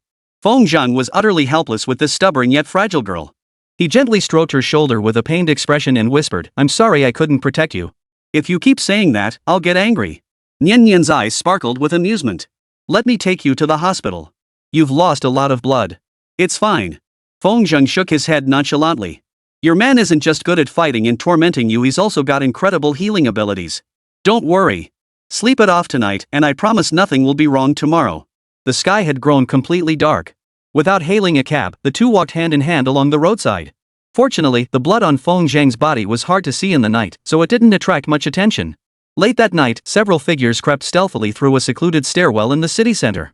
Yo, old donkey, what's with the pitiful look? Dying? Donkey Brother's eyes bulged as he spat out a curse. Lai-san, watch your mouth. What's the matter? Got beaten up and running to the master to complain? Lai-san sneered contemptuously, out of all our master's disciples, you're the biggest loser. If I were you, I wouldn't have the guts to show my face at the master's martial arts school. None of your damn business. Donkey Brother knew he couldn't win a war of words against the scoundrel Lai-san. He brushed past Lai-san and led his men through the narrow corridor to the second floor. The entire second floor, spanning over 1,000 square meters, was the domain of Tianhua Martial Arts Academy. And it wasn't rented, it was property Huang Tianhua had purchased outright. Donkey Brother pushed open the door, with Lai-san and the others following close behind. After a day and night of recovery, Lai-san's injuries were barely noticeable, which was precisely why he dared to mock Donkey Brother. The sound of martial arts training echoed from within. A frail old man stood with hands clasped behind his back, his eyes sharp and alert as he watched over 100 disciples. Martial artists must master the unity of waist and horse stance. The Tianhua fist, created by this master by synthesizing the strengths of various schools, places even greater emphasis on the 4 characters, unity of waist and horse stance. Only through relentless training and a solid foundation can one fully unleash the power of Tianhua fist. Huang Tianhua was teaching, and neither Lai-san nor Donkey Brother dared interrupt, standing obediently by to wait. After 10 minutes, the disciples halted their final stance and stood motionless, awaiting instructions. Tonight, their master would personally demonstrate the power of Tianhua fist. At that moment, several burly disciples carried a concrete wall slab weighing over 1,000 caddies, placing it heavily before Huang Tianhua. Tianhua fist values force above all else. Huang Tianhua declared with unwavering composure, through decades of uninterrupted cultivation. Without interruption, I have reached the realm where a single punch carries the force of 1,000 pounds. Watch closely. I will strike only once. How much you learn depends on your own insight. With that, Huang Tianhua planted his feet firmly on the floor, leaving 2 deep imprints in the hard surface. Without a flicker of emotion, he unleashed a single punch. Crack! The cement wall instantly shattered into a gaping hole, its debris pulverized upon impact with the floor. Such force earned thunderous applause from the entire crowd. As the third-ranked martial artist in Huaxia Nation, Huang Tianhua's prowess truly stood above all other fighters in the world. Excellent! Lai-san and Donkey Brother clapped simultaneously as they approached. Huang Tianhua waved his hand, and immediately a disciple ran over, announcing, Master has business to attend to. I will lead your training session now. Inside the Martial Arts Academy's office, Huang Tianhua massaged his wrists as he settled onto the sofa. Spit it out, you two brats. What brings you here so late? Lai San chuckled, master's keen eyes see all. Nothing escapes your notice. Cut the flattery. Huang Tianhua chuckled. You two spend all your time doing business outside, yet your skills have deteriorated to the point where you get beaten up. Lai San, whose injuries had mostly healed, couldn't escape Huang Tianhua's keen eye either. Lai San curled his lip, about to complain first. But Huang Tianhua pointed at the bruised and battered donkey brother and said, Little donkey, you speak first. Yes, master. Donkey brother paused before explaining, Master, I was conducting a routine loan collection when I encountered a young man today. I had over a dozen men ready, equipped with tools, but he knocked them all down. And, he burned all our loan records from the past 2 years. Huang Tianhua's piercing gaze fixed on donkey brother, sending a chill down his spine. The principal amount from 2 years of lending was staggering. Huang Tianhua cared deeply about this money. Is there such a formidable young man in the provincial capital? He didn't seem like someone from the provincial capital. Lugo pondered, he dressed very plainly, like someone from a small county town. A young man, yet dressed so shabbily. Lai San, standing nearby, suddenly sensed something. Do you know his name? Where can we find him? Donkey brother immediately replied, his name is Feng Jiang. I don't know where he is, but if we find his girlfriend, he'll definitely show up. Huh, Feng Jiang? That name seemed strangely familiar. Lai San carefully recalled the scene at the Crown Club. It seemed like that young man was called Feng Jiang. Could it be that coincidental? 2 men managing the master's business outside were beaten by the same person? Could it be that this person wasn't after us, but after our master? Just then, Huang Tianhua suddenly pointed at Lai San and demanded, Tell us about your connections. Master. Lai San clung to Huang Tianhua's arm, sobbing, You have no idea how badly I got beaten this time. And the one who beat me up is also named Feng Jiang. Chapter 92, She's my ex-girlfriend. Back at the hotel, Feng Jiang and Nian Nian washed away the filth from their bodies. Both were utterly exhausted, with no energy left for anything else. That night, Feng Jiang slept soundly. When he woke up, Nian Nian was gone. On the bedside table lay several steaming meat buns and a carton of milk, a thoughtful breakfast prepared by Nian Nian. Feng Jiang picked up a meat bun and took a bite, glancing at the message Nian Nian had sent on his phone. Babe, I'm off to school. Remember to eat breakfast. Rest well at the hotel, this lady will come spoil you tonight, smiley face. Reading this slightly cheesy message, Feng Jiang couldn't help but chuckle. Unlike Chen Guoxiang's restrained affection, Nian Nian expressed her love directly and unabashedly. And honestly, having such a girlfriend by his side did make Feng Jiang feel like he was truly in a proper relationship. After polishing off every single bun on the table, Feng Jiang dressed and sat down on the hotel sofa. 2 days had been delayed because of Nian Nian. There were still no leads on the killer who poisoned the peaches. It seemed he had no choice but to attend to another matter first. Feng Jiang recalled the ghostly woman's words in the Leping cottage. She had only mentioned that the child had been taken to a hospital in the provincial capital for treatment. Even the female ghost didn't know which specific hospital it was. Still, finding her child wouldn't be too difficult. While the provincial capital had many hospitals, only a handful specialized in treating leukemia. Setting aside adult hospitals for now, Feng Jiang decided to start by checking the provincial women's and children's hospital. Having mapped out his plan for the day, Feng Jiang rose and headed out. No sooner had he reached the hotel entrance than he spotted a sports car idling by the roadside. Cousin, over here. It's Zhao Wuwei. Feng Jiang was taken aback. You don't have to attend class? Blah blah blah. 8. For a rich kid like Zhao Wuwei, school was merely a veneer of prestige. Whether he absorbed the content or not was of little consequence to him. Academically unremarkable. At worst, he'd return home to inherit $1 trillion fortune. Cousin, I didn't see you come out yesterday. Zhao Wuwei wore oversized sunglasses, giving him a sunny appearance. Where are you headed today? If you're free, I'll show you around some local highlights of our provincial capital. No need. Feng Jiang declined Zhao Wuwei's invitation. If you have time, take me to the Women and Children's Hospital instead. No way, cousin. You're so young already have kids? Smack. Feng Jiang smacked Zhao Wuwei on the back of the head and snapped, I'm going to visit a friend's child. Having Zhao Wuwei, a native of the provincial capital, certainly made things much easier for Feng Jiang. Once in the car, he didn't need to do much. The SUV weaved through traffic and soon arrived at the Women and Children's Hospital. Cousin, what's your friend's kid's name? I know some people here. I can ask around for you. Zhao Wuwei parked the car and followed Feng Jiang into the hospital lobby. Facing the bustling hospital crowd, Feng Jiang froze. He didn't know the child's name. It could be said that, aside from the leukemia diagnosis, he knew nothing else. How careless of me. It was all Su Qingji's fault. If he hadn't acted so impulsively, Feng Jiang would have made sure to get all the details. Seeing Feng Jiang's hesitant expression, Zhao Wuwei immediately understood. No way, cousin. You don't even know the kid's name? Actually, no. Feng Zhang replied awkwardly, see if you can find out about a child from Linping who has leukemia. Alright, any leads will help. Give me a minute, cousin. With that, Zhao Wuwei strode casually to the information desk, sunglasses perched on his nose, exchanging knowing glances with the nurse on duty. Feng Zhang finally understood this so-called acquaintance was actually his old flame. With such a womanizing personality, he still dared to pursue Xian Tao? In Feng Zhang's mind, Zhao Wuwei was the first to be dismissed. After a full 10+ minutes, when a patient approached the information desk for assistance, Zhao Wuwei finally returned with a silly grin. Sorry to keep you waiting, cousin. No problem. Feng Zhang shook his head. I'm not in a hurry anyway. You can keep flirting with that nurse. Cousin, you've got the wrong idea.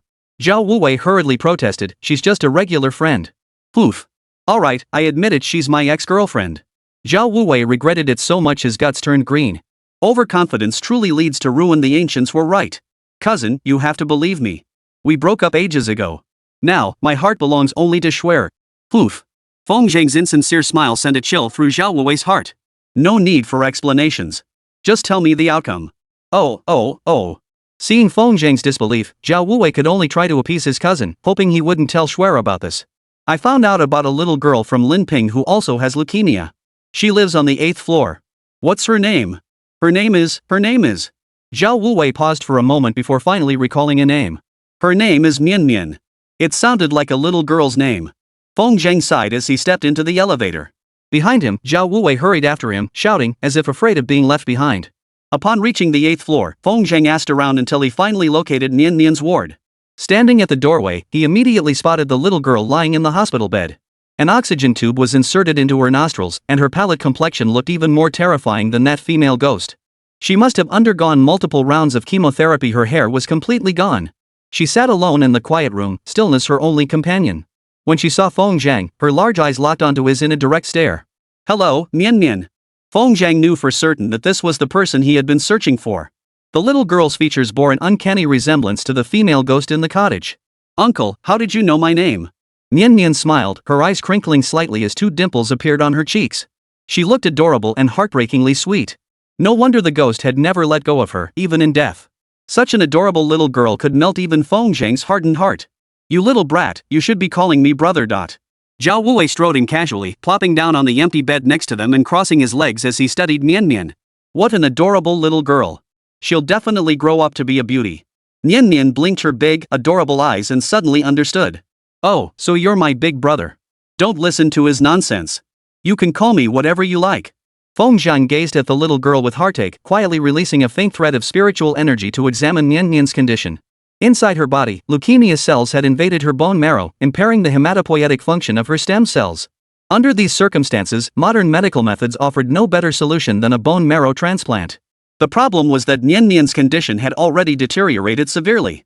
Even if a suitable bone marrow donor were found, the chances of survival after such an extensive replacement were minuscule. It could be said that Mian Mian had no choice but to wait for death. Does it hurt?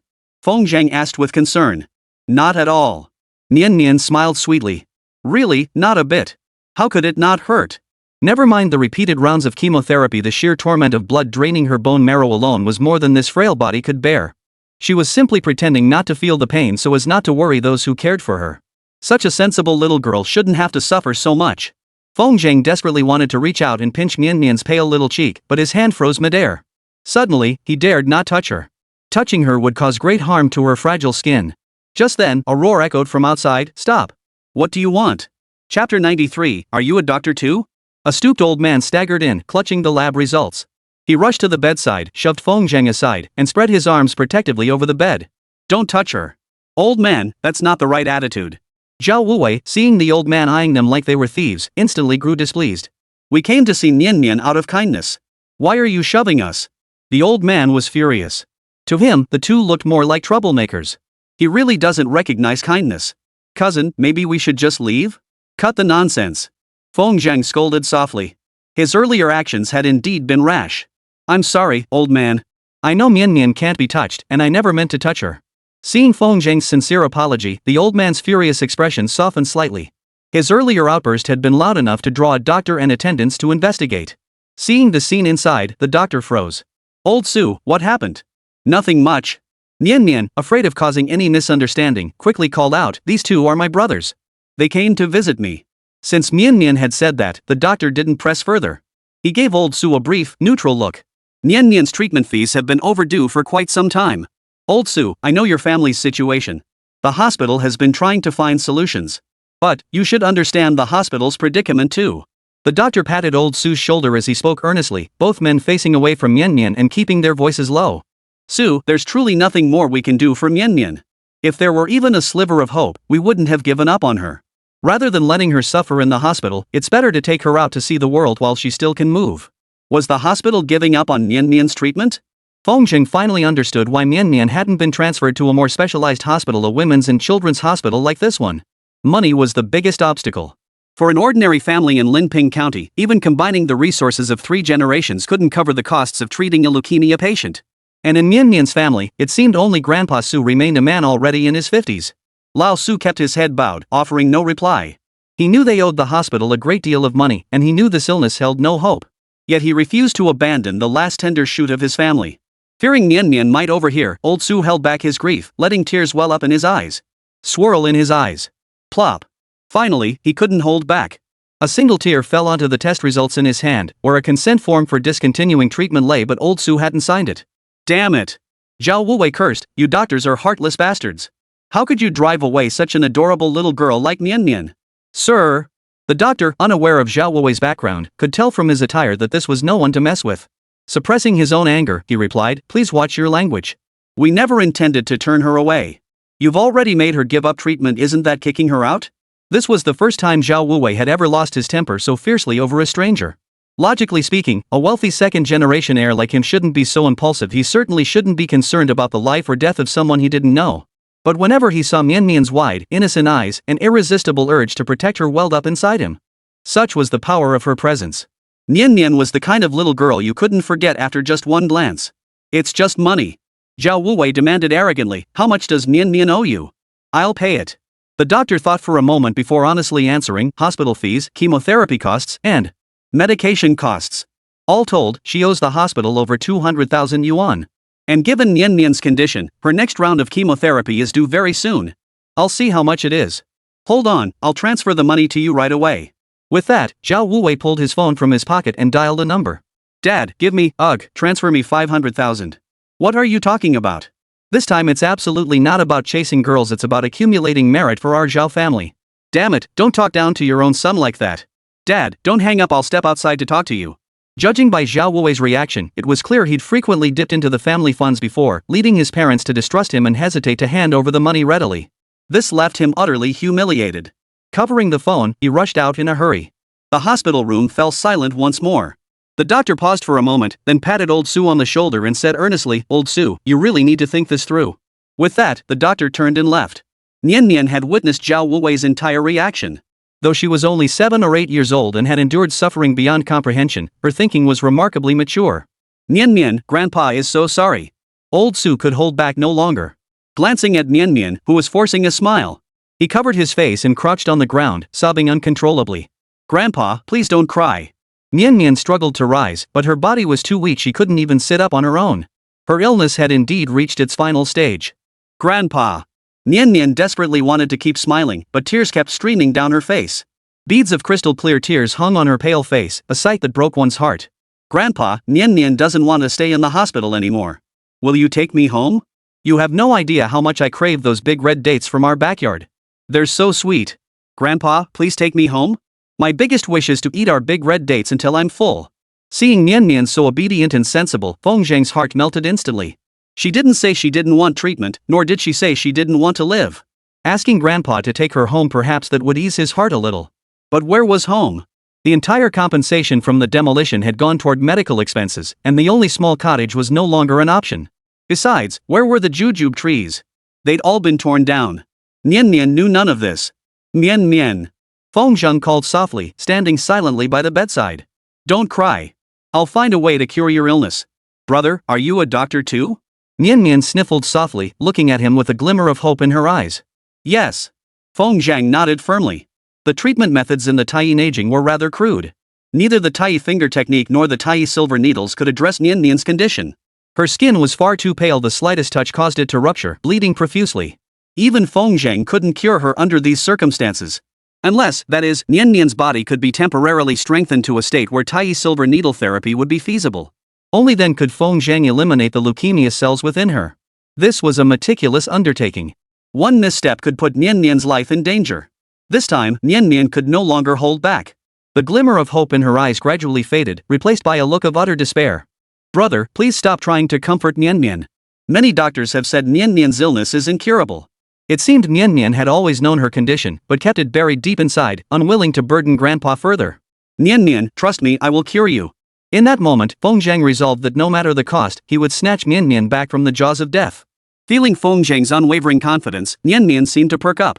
A faint smile touched her lips, but suddenly, blood gushed from her nostrils. Nian Nian, what's wrong? Old Su rushed out of the ward immediately, shouting, Doctor! Someone, please help! Save Nian Nian! Chapter 94, The Miraculous Blood. What's happening? What's happening? Zhao Wuwei heard the commotion and rushed back without hanging up the phone. Nian Nian was covered in blood, the pristine white sheets now stained crimson. Damn it! Even Zhao Wuwei, the spoiled rich kid, couldn't bear to watch. Clutching the phone, he roared, Zhao Jinkue, if I don't see 500,000 in my account within 5 minutes, you can forget about ever seeing your son again. Finally, he added with deadly seriousness, this time, I mean it.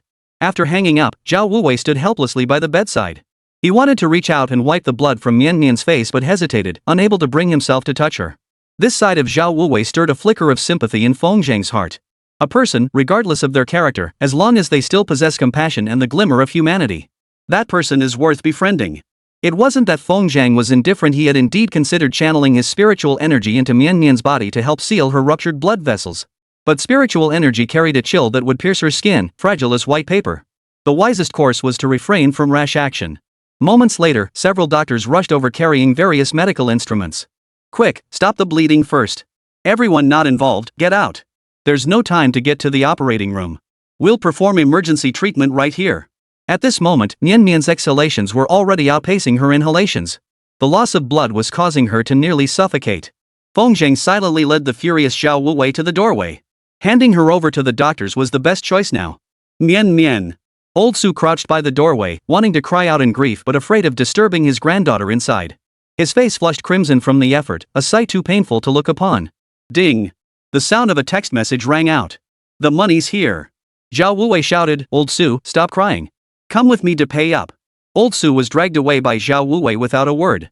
Outside the ward door, only Feng Zhang remained. Through the glass window, he could see the emergency treatment being administered to Nian Nian. This is bad. She's lost too much blood. We need to transfuse immediately. Dr. Li, we're running low on her blood type. What should we do? We're out? Dr. Li froze. Without fresh blood, Nian Nian wouldn't make it. Quick, go outside and ask who has type O blood. They were going to find a donor right there. Feng Zhang's eyes flickered as a possibility suddenly occurred to him. Just then, the ward door swung open and a nurse rushed out. Nurse, I'm type O, use my blood.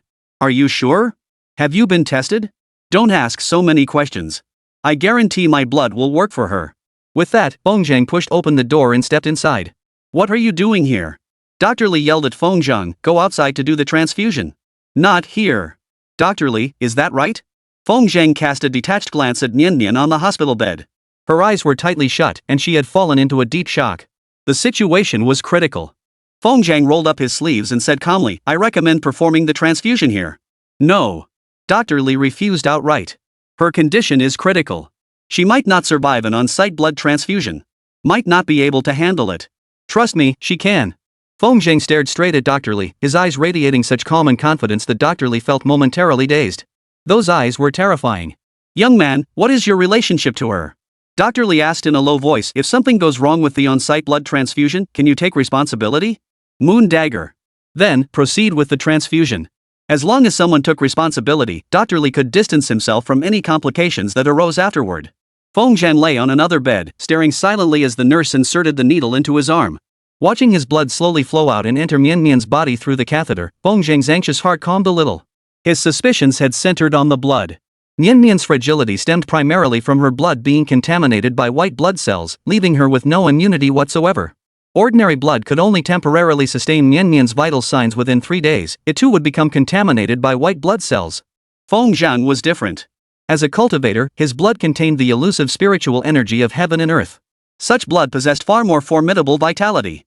If Feng Zheng possessed profound cultivation, his blood might even repel the white blood cells' invasion outright. At his current level, however, he was not yet capable of such feats. Yet Feng Zheng was confident he could make his blood form a mutual resistance against the white blood cells within Nian Nian's body.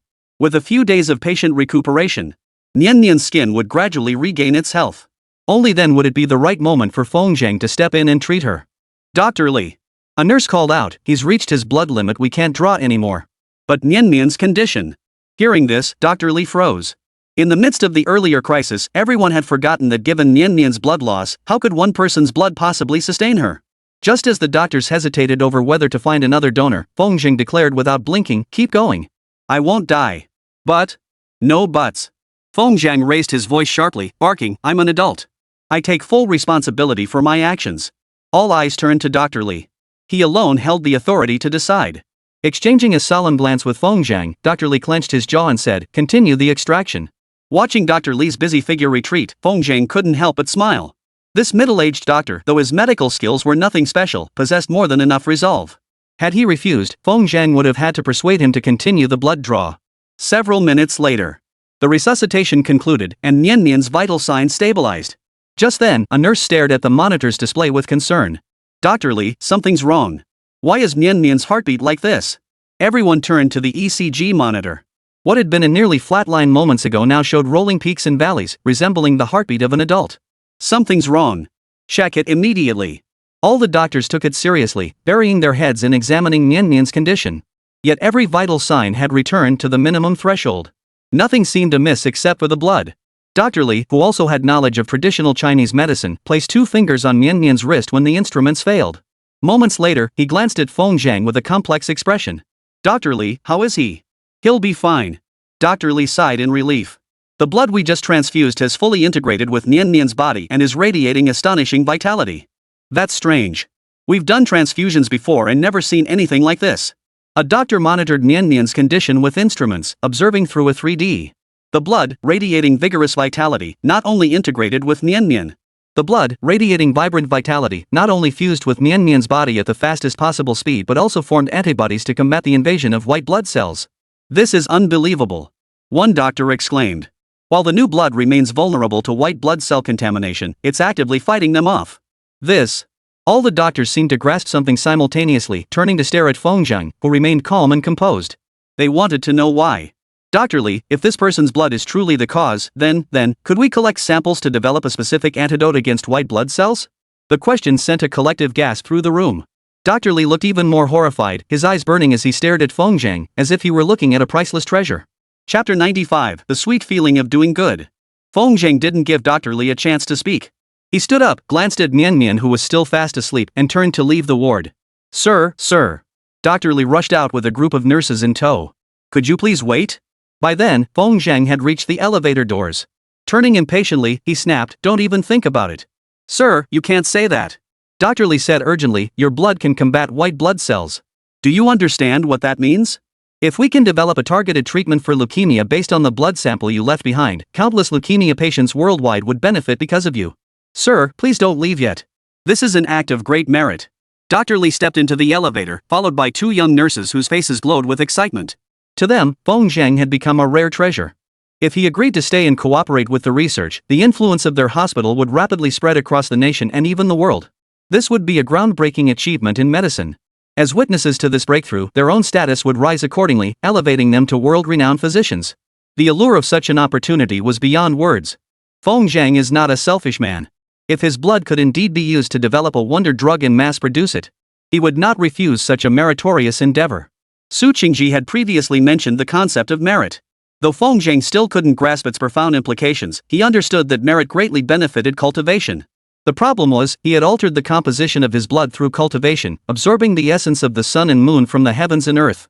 Such a substance could not be replicated no matter how advanced the scientific equipment, it was impossible. Leaving his blood behind would only be a waste. Moreover, if the hospital established a research team solely for his blood, investing substantial manpower and resources, the resulting losses could be described as a waste of resources and a burden on the people. Feng Zheng resolutely refused to leave a blood sample, much less cooperate with the hospital in researching any miracle drug. The problem was, he couldn't explain the intricacies behind it. He could only keep a straight face while letting Dr. Li's earnest persuasion wash over him. Ding! The elevator reached the first floor and Feng Zhang stepped out first. Sir, wait for me. Dr. Li, drenched in sweat, hurried after him. Sir, this is a matter of great benefit to the nation and its people. You must give it serious consideration. The hospital lobby was still crowded with people waiting in line. Passers-by were astonished to see Dr. Li, a well-known figure at the hospital, trailing behind a young man. At that moment, Zhao Wuwei paid the entire 500,000 yuan medical bill for Lao Su in one lump sum. As they exited, they happened upon Feng Zhang and the others. My benefactor. Old Su knelt before Feng Zhang with a thud, clutching his legs and weeping uncontrollably. Judging by the situation, he must have learned that Nian Nian had been saved. Countless days and nights of worry had left this taciturn old man from the small town utterly exhausted. He had thought all hope for saving Nian Nian was lost, but the nurse's message just now brought new life. The fresh blood transfused into her body would at least stabilize her condition for several months. A ray of hope had pierced the darkness. Though he didn't know what grim news might await them months from now. At least for now, the medical bills were covered, and Nian Nian could stay safely in the hospital. And she had gained a few more months of life. All of this was thanks to Feng Zhang.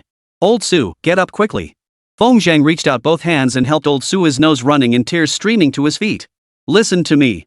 Stay in the hospital. Don't leave. Listen to me. Stay in the hospital. Don't leave. In a few days, I'll figure out a way to cure Nian Nian. Hearing this, Dr. Li, who was nearby, was stunned.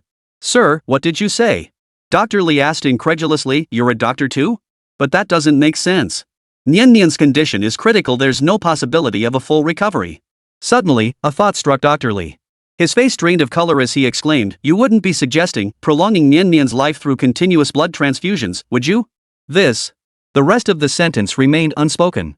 If leukemia could truly be cured by blood replacement, treatment wouldn't be so difficult. The main issue was the overwhelming regenerative capacity and contaminating power of white blood cells. Even Feng Zhang's atypical blood could only sustain immunity for a few months. Once the white blood cells adapted to the blood's composition, they would inevitably multiply into even more stubborn variants. By then, even transfusing all of Feng Zhang's blood into Nian Nian would be futile. Ignoring Dr. Li's heated protests, Feng Zhang led Zhao Wuwei out of the hospital. Xiao Lu. Dr. Li stared at Feng Zhang's retreating figure, his voice hollow with despair. Have them take the 4 catheter for analysis. We must identify the components in that blood. Also, find out everything you can about this man's background. Preferably, locate his residence. Xiao Lu jotted down Dr. Li's instructions and rushed frantically toward the elevator. She had to reach the ward as quickly as possible to prevent anyone from discarding the catheter as trash. Nian Nian's condition had stabilized, finally calming Feng Zhang's heart. He had come to the provincial capital to handle 2 matters. The killer who poisoned Xiantao remained untraceable, and Nian Nian's illness was only halfway treated. On the way back, Zhao Wuwei kept grinning foolishly, leaving Feng Zhang speechless. He understood what Zhao Wuwei was laughing about, but chose to ignore him. Finally, Zhao Wuwei couldn't hold back any longer. One hand on the steering wheel, he turned to look at the silent Feng Zhang. Cousin, hey, does this count as doing a good deed? I suppose so. Nian Nian certainly owes you a debt of gratitude. The words came from the heart. Without Zhao Wuwei's $500,000, Feng Zhang would have had to call Huang Badian for a loan. No need for thanks. Zhao Wuwei's eyes crinkled into slits as he smiled. I just couldn't bear to see that little girl. Little girl so adorable, I couldn't bear to see her kicked out. Who'd have thought? Doing a good deed feels even better than picking up girls. Feng Zhang. Strictly speaking, someone like Zhao Wuwei couldn't exactly be called a good person. But his conscience wasn't entirely dead. As long as he stopped bothering Xiantao, Feng Zhang was willing to consider him a friend. Yet this was a paradox. Zhao Wuwei was utterly fixated on winning Xiantao's affection. Otherwise, he wouldn't be acting so deferential toward Feng Zhang. Feng Zhang couldn't force Zhao Wuwei to abandon this obsession. He could only wait and see, while also reminding Xiantao a few more times not to get too close to Zhao Wuwei. That was all he could do. After seeing Feng Zhang off at the hotel, Zhao Wuwei departed with eager haste. It seemed he was off to find his little lover, eager to share the satisfaction of having played the good guy today. He felt utterly unfulfilled with Feng Zhang. After sitting in the hotel for a while, Feng Zhang was pondering whether to go observe Xiantao's school when his phone buzzed with a message. It was from Nian Nian. As greasy as ever. Babe, what are you up to? Miss me? Feng Zhang tapped out a quick reply. Nope. I don't believe you. You better get some rest tonight, because this girl is already starving for you. Feng Zhang was speechless. Such unrestrained demands were a bit much for him to handle. Don't let me scare you. Aren't you a doctor? Want to come to our school to mix up some medicine? We've got tons of Chinese herbs here. Chinese herbs? Feng Zhang's eyes narrowed slightly. Suddenly, he remembered that he'd been so caught up in his wild days with Nian Nian that he'd completely forgotten to ask about her major. With that thought, Feng Zheng quickly typed again, "What school do you go to?" Chapter 96, I didn't look for women. The provincial capital's medical college, huh? Seeing those words, Feng Zheng's breathing quickened. Based on the analysis of Xian Tao's poisoning, it must have been orchestrated by someone deeply familiar with traditional Chinese medicine. Feng Zheng had thoroughly investigated Xian Tao's movements.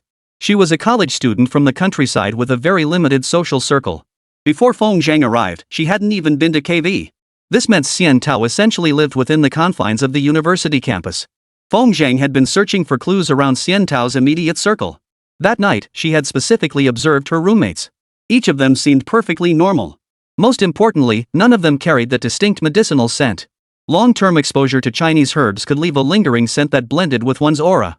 With his keen sense of smell, Feng Zheng could clearly detect that medicinal scent. Yet among Xian Tao's acquaintances, there was genuinely no one who had handled Chinese herbs. This left Feng Zheng's investigation at a dead end.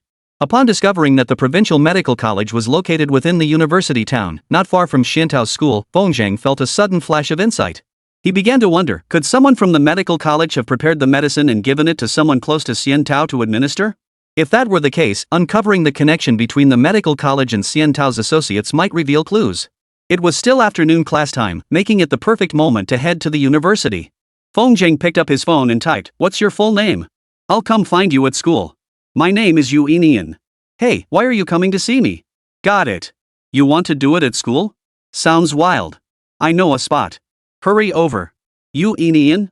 Feng Zheng curled his lip. What kind of ridiculous name was that? And that perverted mind of Nian Nian's? He'd have to find time to teach him a lesson. Arriving at the medical school entrance, Feng Zheng once again successfully entered the campus by posing as her cousin. The biggest difference between medical school and regular universities was the pervasive scent of medicine and formaldehyde wafting through the courtyards. Ordinary people might find it unpleasant. But for doctors, it was an intoxicating aroma. Feng Zheng soon arrived at the classroom door where Nian Nian was located. Standing in the corner, he observed every student inside. The scent was right. But everyone carried that same scent, making it difficult for Feng Zheng to pinpoint her immediately. Nian Nian sat in the back row, having been nodding off with her head tilted. Spotting Feng Zheng, she perked up instantly, lowering her head to text, "Babe, wait for me, okay? Class will be over soon. Sis, could you show a little restraint? You're my sweetheart. Why should I hold back with you?" Feng Zheng shook his head helplessly, put away his phone, and headed to another classroom. Perhaps because he was looking through tinted glasses, everyone seemed suspicious to him. Without concrete evidence, he couldn't pinpoint the culprit. The investigation had once again reached a dead end. After circling the school, he finally returned to the corner of Nian Nian's classroom, leaning against the wall in deep thought. Ding dong. The bell rang, signaling the end of class. Feng stood up straight, ready to go find Nian Nian. But as he took his first step, a peculiar scent suddenly wafted from his embrace. Clang! In the corner, he collided with a girl clutching a stack of books. "Ah, I'm so sorry, I didn't mean to." Her face flushed crimson as she hurriedly bent down to gather her scattered books. Are young people really this innocent? The collision was actually Feng Zheng's fault. He'd been lost in thought, failing to notice the girl's sudden appearance. I should be the one apologizing. As he spoke, Feng Zheng crouched down to help the girl gather the books scattered on the ground. Suddenly, several scattered dried herbs fell out. Feng Zheng stared blankly at the herbs drifting to the ground. Those dried herbs were clearly toxic substances like raw Aconitum carmachili and raw Pinellia ternata. What was a young girl doing carrying poisonous herbs? Feng Zheng's thoughts instinctively turned towards Xian Tao.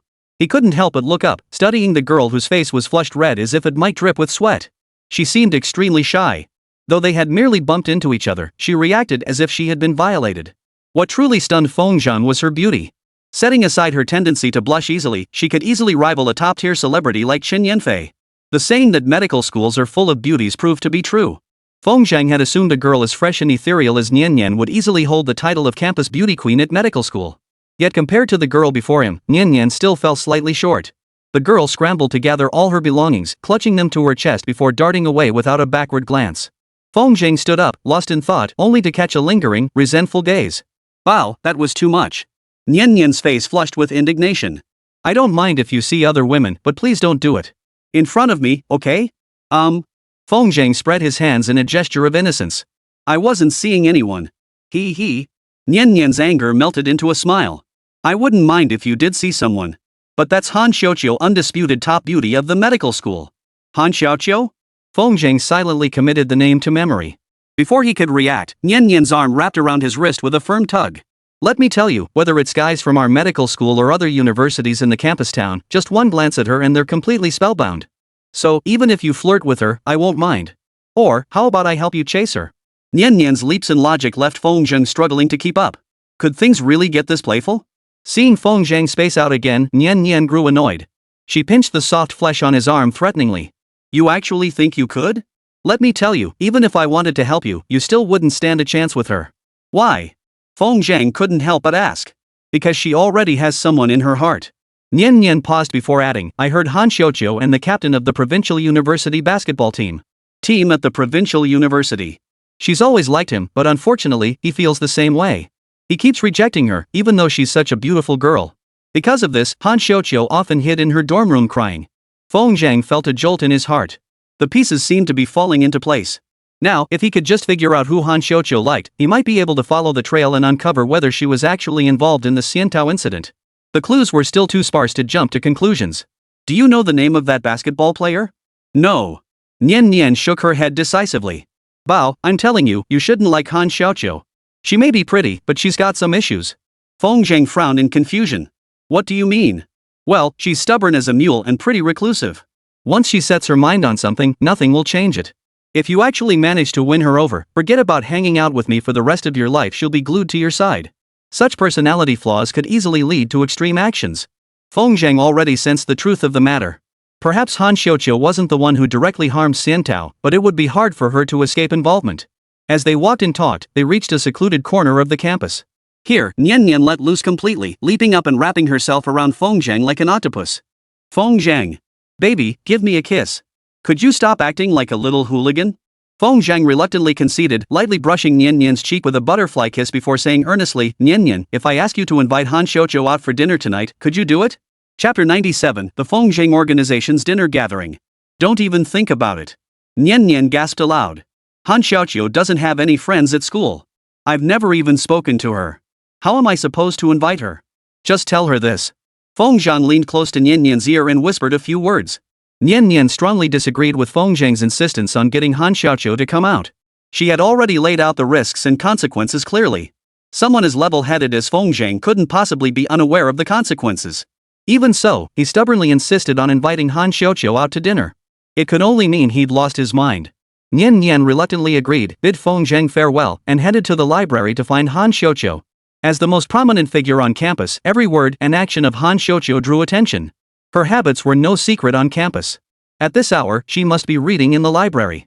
With a nervous heart, Nian Nian carried a book and pretended to casually sit down across from Han Xiuqiu, who was buried in her reading. She seemed easily embarrassed. Even a girl sitting across from her could make her blush. Nian Nian's resentment surfaced, softening her tone. She spoke coldly. Han Xiuqiu, I actually really dislike you. Han Xiuqiu looked up in surprise, then hurriedly lowered her head, unable to meet Nian Nian's confrontational gaze. Everyone says you and I are the two flowers of our medical school, but compared to the attention you get, I feel like a complete nobody.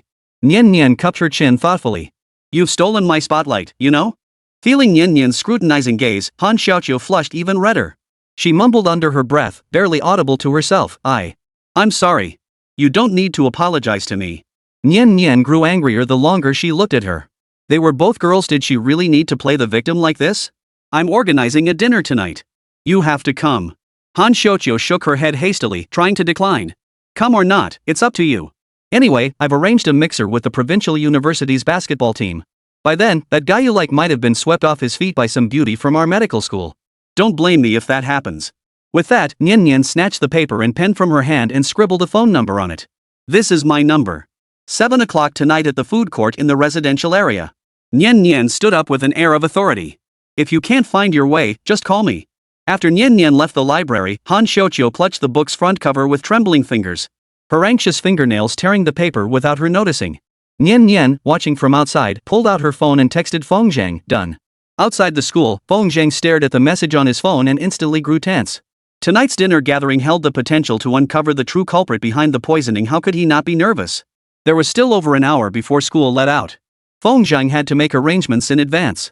First, he texted Xiantao, instructing her to gather all the girls she knew for a dinner gathering at the food court that evening. This was precisely the effect Feng Zheng wanted to create. The more girls present, the more flirtatious the atmosphere would become. Han Xiuqiu might lose control if the person she liked happened to exchange a few extra words with one of the girls. If Han Xiaoqiu wasn't the killer, this plan was indeed inhumane.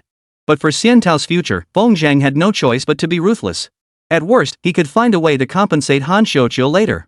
Didn't she love traditional Chinese medicine? By now, Feng Zhang had mastered the tie finger technique to perfection. In this modern society, the concept of passing down family secrets from generation to generation was fading. Many traditional Chinese medicine families had already contributed their unique formulas to the public. Passing the tie finger technique to Han Xiaoqiu shouldn't violate the ancestral precepts of the Feng family. Ancestral precepts. After all, the ancestors never said it couldn't be passed on to outsiders. Though Xian Tao didn't understand why Feng Zhang chose to do this, she agreed nonetheless. She didn't have many friends, just her roommate, deskmate, and a few others, totaling 7 or 8 people. Gathering them all wouldn't be a problem. After finishing these tasks, Feng Zhang finally pulled out his phone and dialed Lu Fan's number. "Hey, cousin, you finally called me." Lu Fan sounded breathless on the line, likely in the middle of practice. "I'm treating tonight. Bring your entire basketball team. Any problems?" "No problem." Lu Fan readily agreed, laughing. "Cousin, why are you being so polite? Shouldn't I be the one treating tonight? Don't argue with me." Lu Fan cut him off decisively, repeating, "Got it? Every single member of the basketball team. Not one missing. Mission accomplished." Should he invite Zhao Wuwei? With him around, such a big dinner would be much livelier. Relying solely on Feng Zhang to keep things moving might just lead to awkward silences. This was precisely when the advantage of an outgoing personality became apparent. Feng Zhang made one final call. Upon hearing about the dinner invitation that included all of Xian Tao's friends, Zhao Wuwei immediately pushed away the girl in his arms and readily agreed.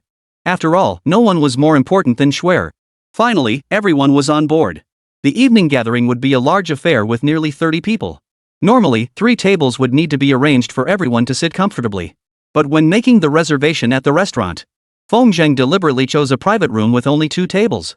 With men and women seated together, physical contact would be unavoidable. The thought of the easily flustered Han Xiaoqiu made Feng Zhang's mind wander to some rather unscrupulous thoughts. After finalizing all arrangements, Feng Zhang returned to the hotel to await the evening's grand performance. He had already decided, if Han Xiaoqiu was truly cleared of suspicion, he would try to bring her together with the person she liked. Perhaps he could find another way to address her personality flaws. He idly played with his phone in the hotel room for a while, and over 2 hours had passed. It was almost 7 o'clock. Before Feng Zhang could head downstairs, his phone buzzed with a call from Zhao Wuwei. That kid was always quick to get things done. Considering he always cruises around in his sports car, his speed was understandable. "Cousin, you've really moved me." Zhao Wuwei immediately gave him a rather cloying hug. "You have no idea how much I've been thinking about this on the way here. I finally figured it out. You deliberately arranged this dinner to bring Shuer and me together, didn't you? Honestly, I can't think of any other reason." Feng Zhang pushed him away with obvious disgust, his eyes betraying undisguised contempt. "Cut the crap. Better behave yourself tonight." "What do you mean?" Zhao Wuwei, clueless, hurried after Feng Zhang as he walked out. "Cousin, don't rush off. Tell me what's going on, I'm dying to know." Feng Zhang had no desire to engage with him further. All the goodwill he'd built up during the day vanished in an instant.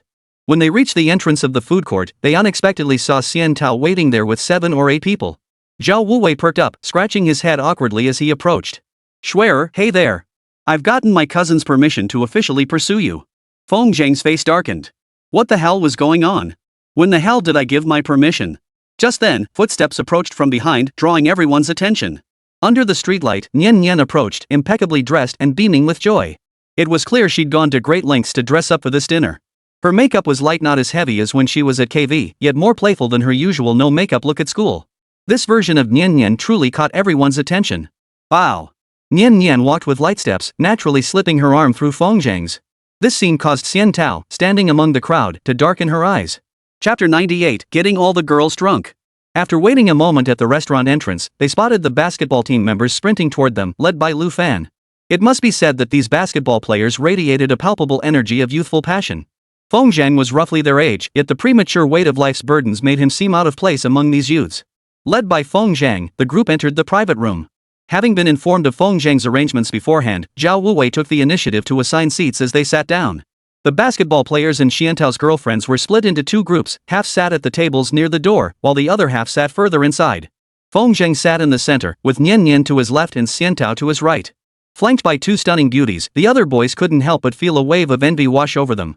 His cousin's popularity with women seemed a bit too high, didn't it? The seat to Xian Tao's right sparked a dispute between Zhao Wuwei and Lu Fan.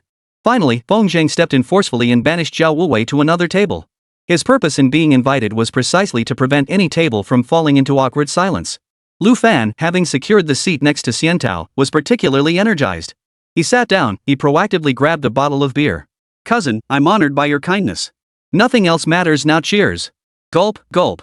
Lu Fan downed the entire bottle in one go, drawing a round of applause. Feng Zhang remained seated, motionless. Before tonight's main guest arrived, he had to stay sober. He lowered his head, glancing indifferently at Nian Nian with a questioning look.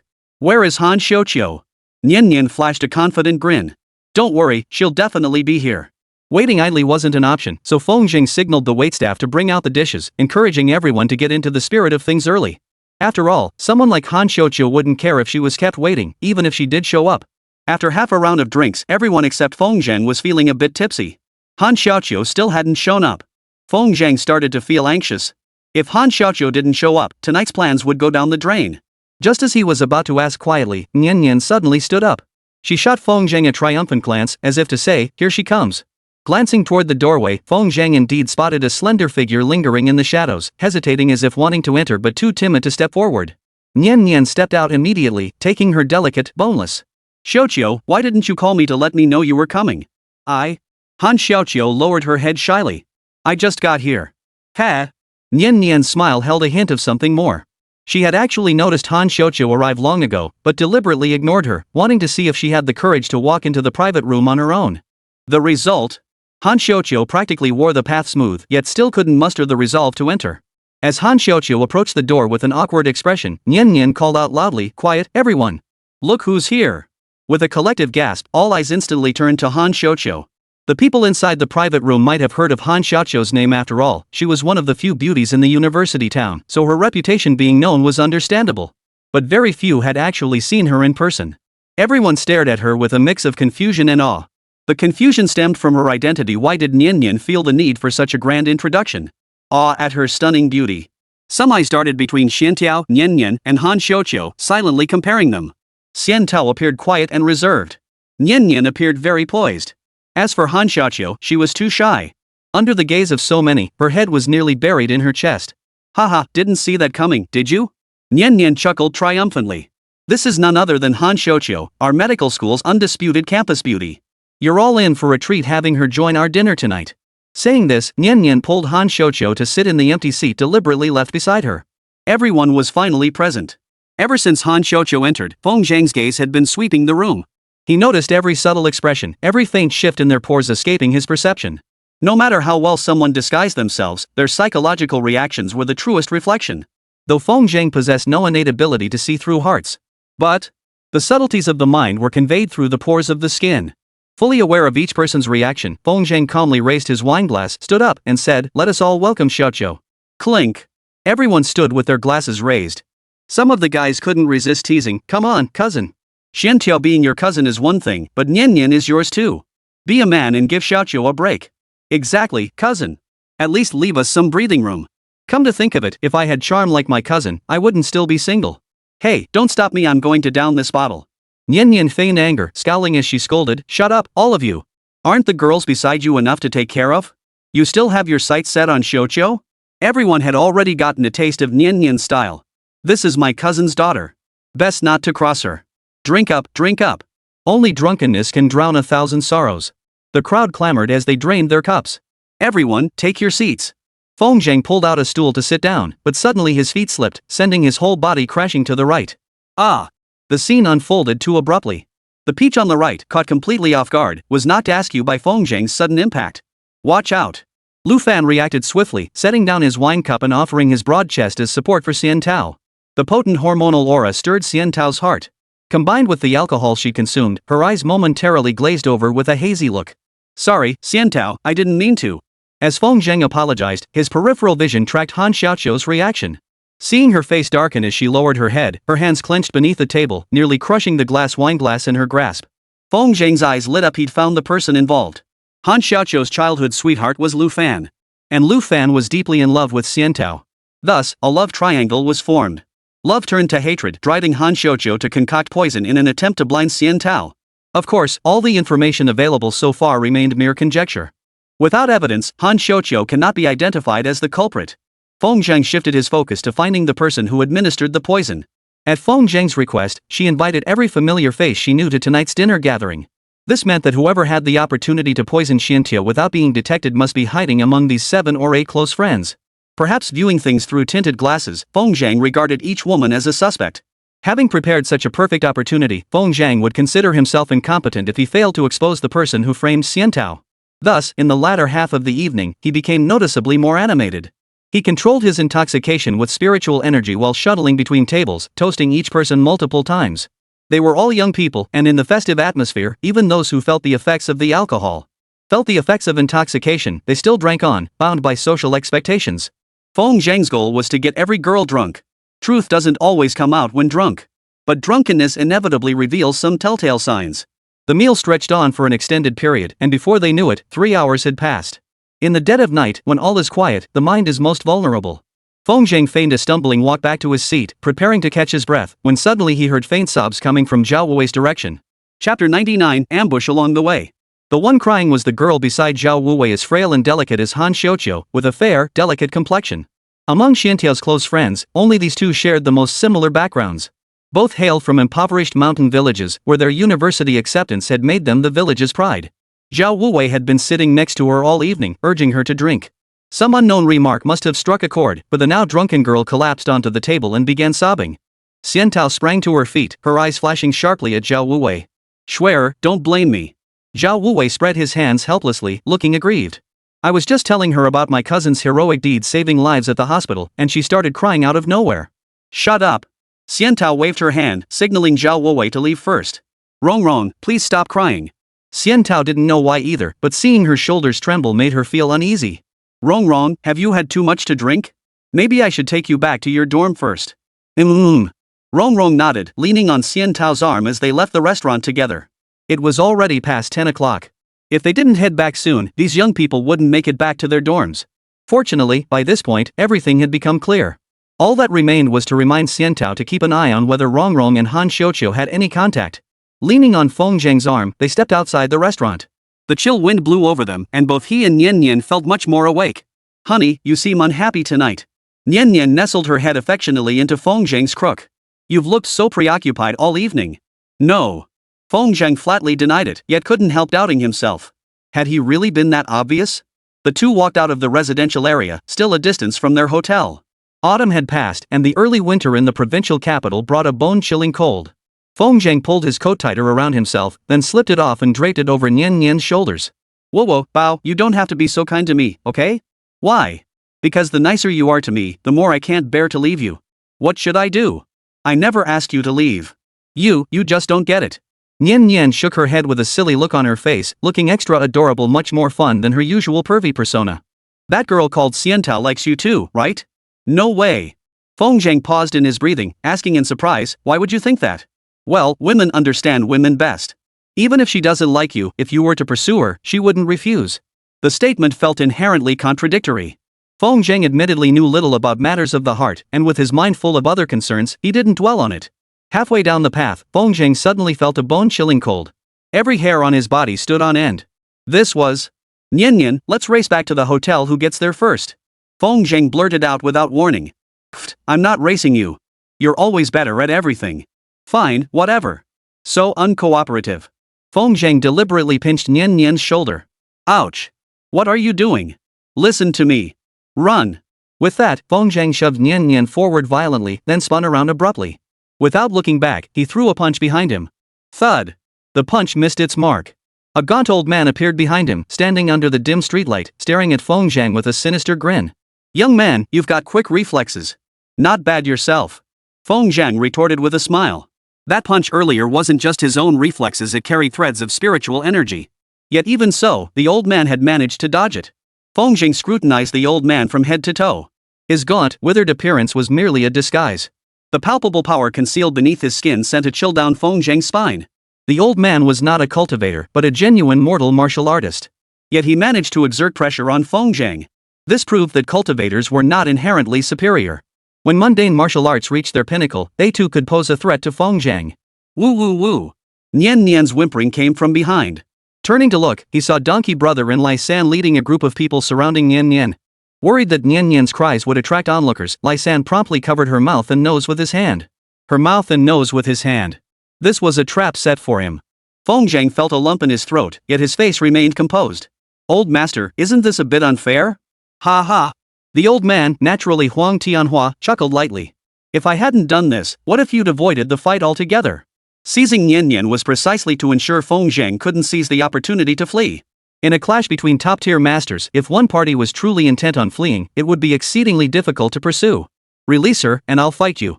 Young man, you're thinking far too lightly of this. Huang Tianhua chuckled darkly. You've cost me dearly. This is a matter of life and death. If I kill you, I might consider letting that girl go. In modern society, life or death matters rarely occur. But Huang Tianhua came from a martial arts school and had shady dealings under his belt. He wouldn't care about one person's life or death. Kill them, toss them in the river to feed the fish. Feng Zhang regained his composure, instantly realizing that only by eliminating the old man before him could he find a way to rescue Nian Nian. With that resolve, Feng Zhang clenched his fist so tightly the veins on his arms bulged. Not bad. Huang Tianhua silently praised inwardly. To master the martial arts to such a profound level at such a young age, you are truly a prodigy of the martial path. Alas, I am not one to spare talent. Since you oppose me, you cannot be spared. With that, Huang Tianhua suddenly leapt high into the air. Mid-flight, he formed a fist brimming with overwhelming force and slammed it down toward Feng Zhang. Feng Zhang dared not take it lightly. This punch carried not only ferocious intent but also the force of internal martial arts. If he were to endure it head-on, Feng Zhang would be crippled if not killed outright. This was the terrifying power of a martial arts master. Such formidable figures truly existed in this world. Realizing the gravity of the situation, Feng Zhang relied on the reflexes granted by his spiritual energy to deftly evade the ferocious punch as the old man closed in. Then, enraged, Feng Zhang counterattacked. Mid-air, his fist suddenly transformed into 2 fingers. The old man's punch struck empty air, and his body twisted backward in a swift retreat. Feng Zhang's Tai finger technique struck only the old man's afterimage. Master! Donkey Brother and the others feared the old man was getting the short end of the stick, so they stood by anxiously shouting. What's the fuss? Huang Tianhua glared at them. These good-for-nothing disciples were good for nothing but trouble. A single glare silenced Donkey Brother and the others. Only then did Huang Tianhua leisurely turn to face Feng Zhang. By now, the playful expression had vanished from his face, replaced by solemnity. This young man's strength was no less than his own. He must give this his full attention. All right, kid, come again. Huang Tianhua roared, swinging his arms violently and tearing the tight-fitting garment from his body. Despite appearing to be at least 80 years old, he possessed 8 defined abdominal muscles. With a physique like that, he could easily become a sought-after figure in the modeling world. Feng Zhang had no time to admire this. He brought his fingers together once more. Unlike before, this time Feng Zhang felt the flow of the Tai finger technique, drawing spiritual energy from his consciousness into his fingers.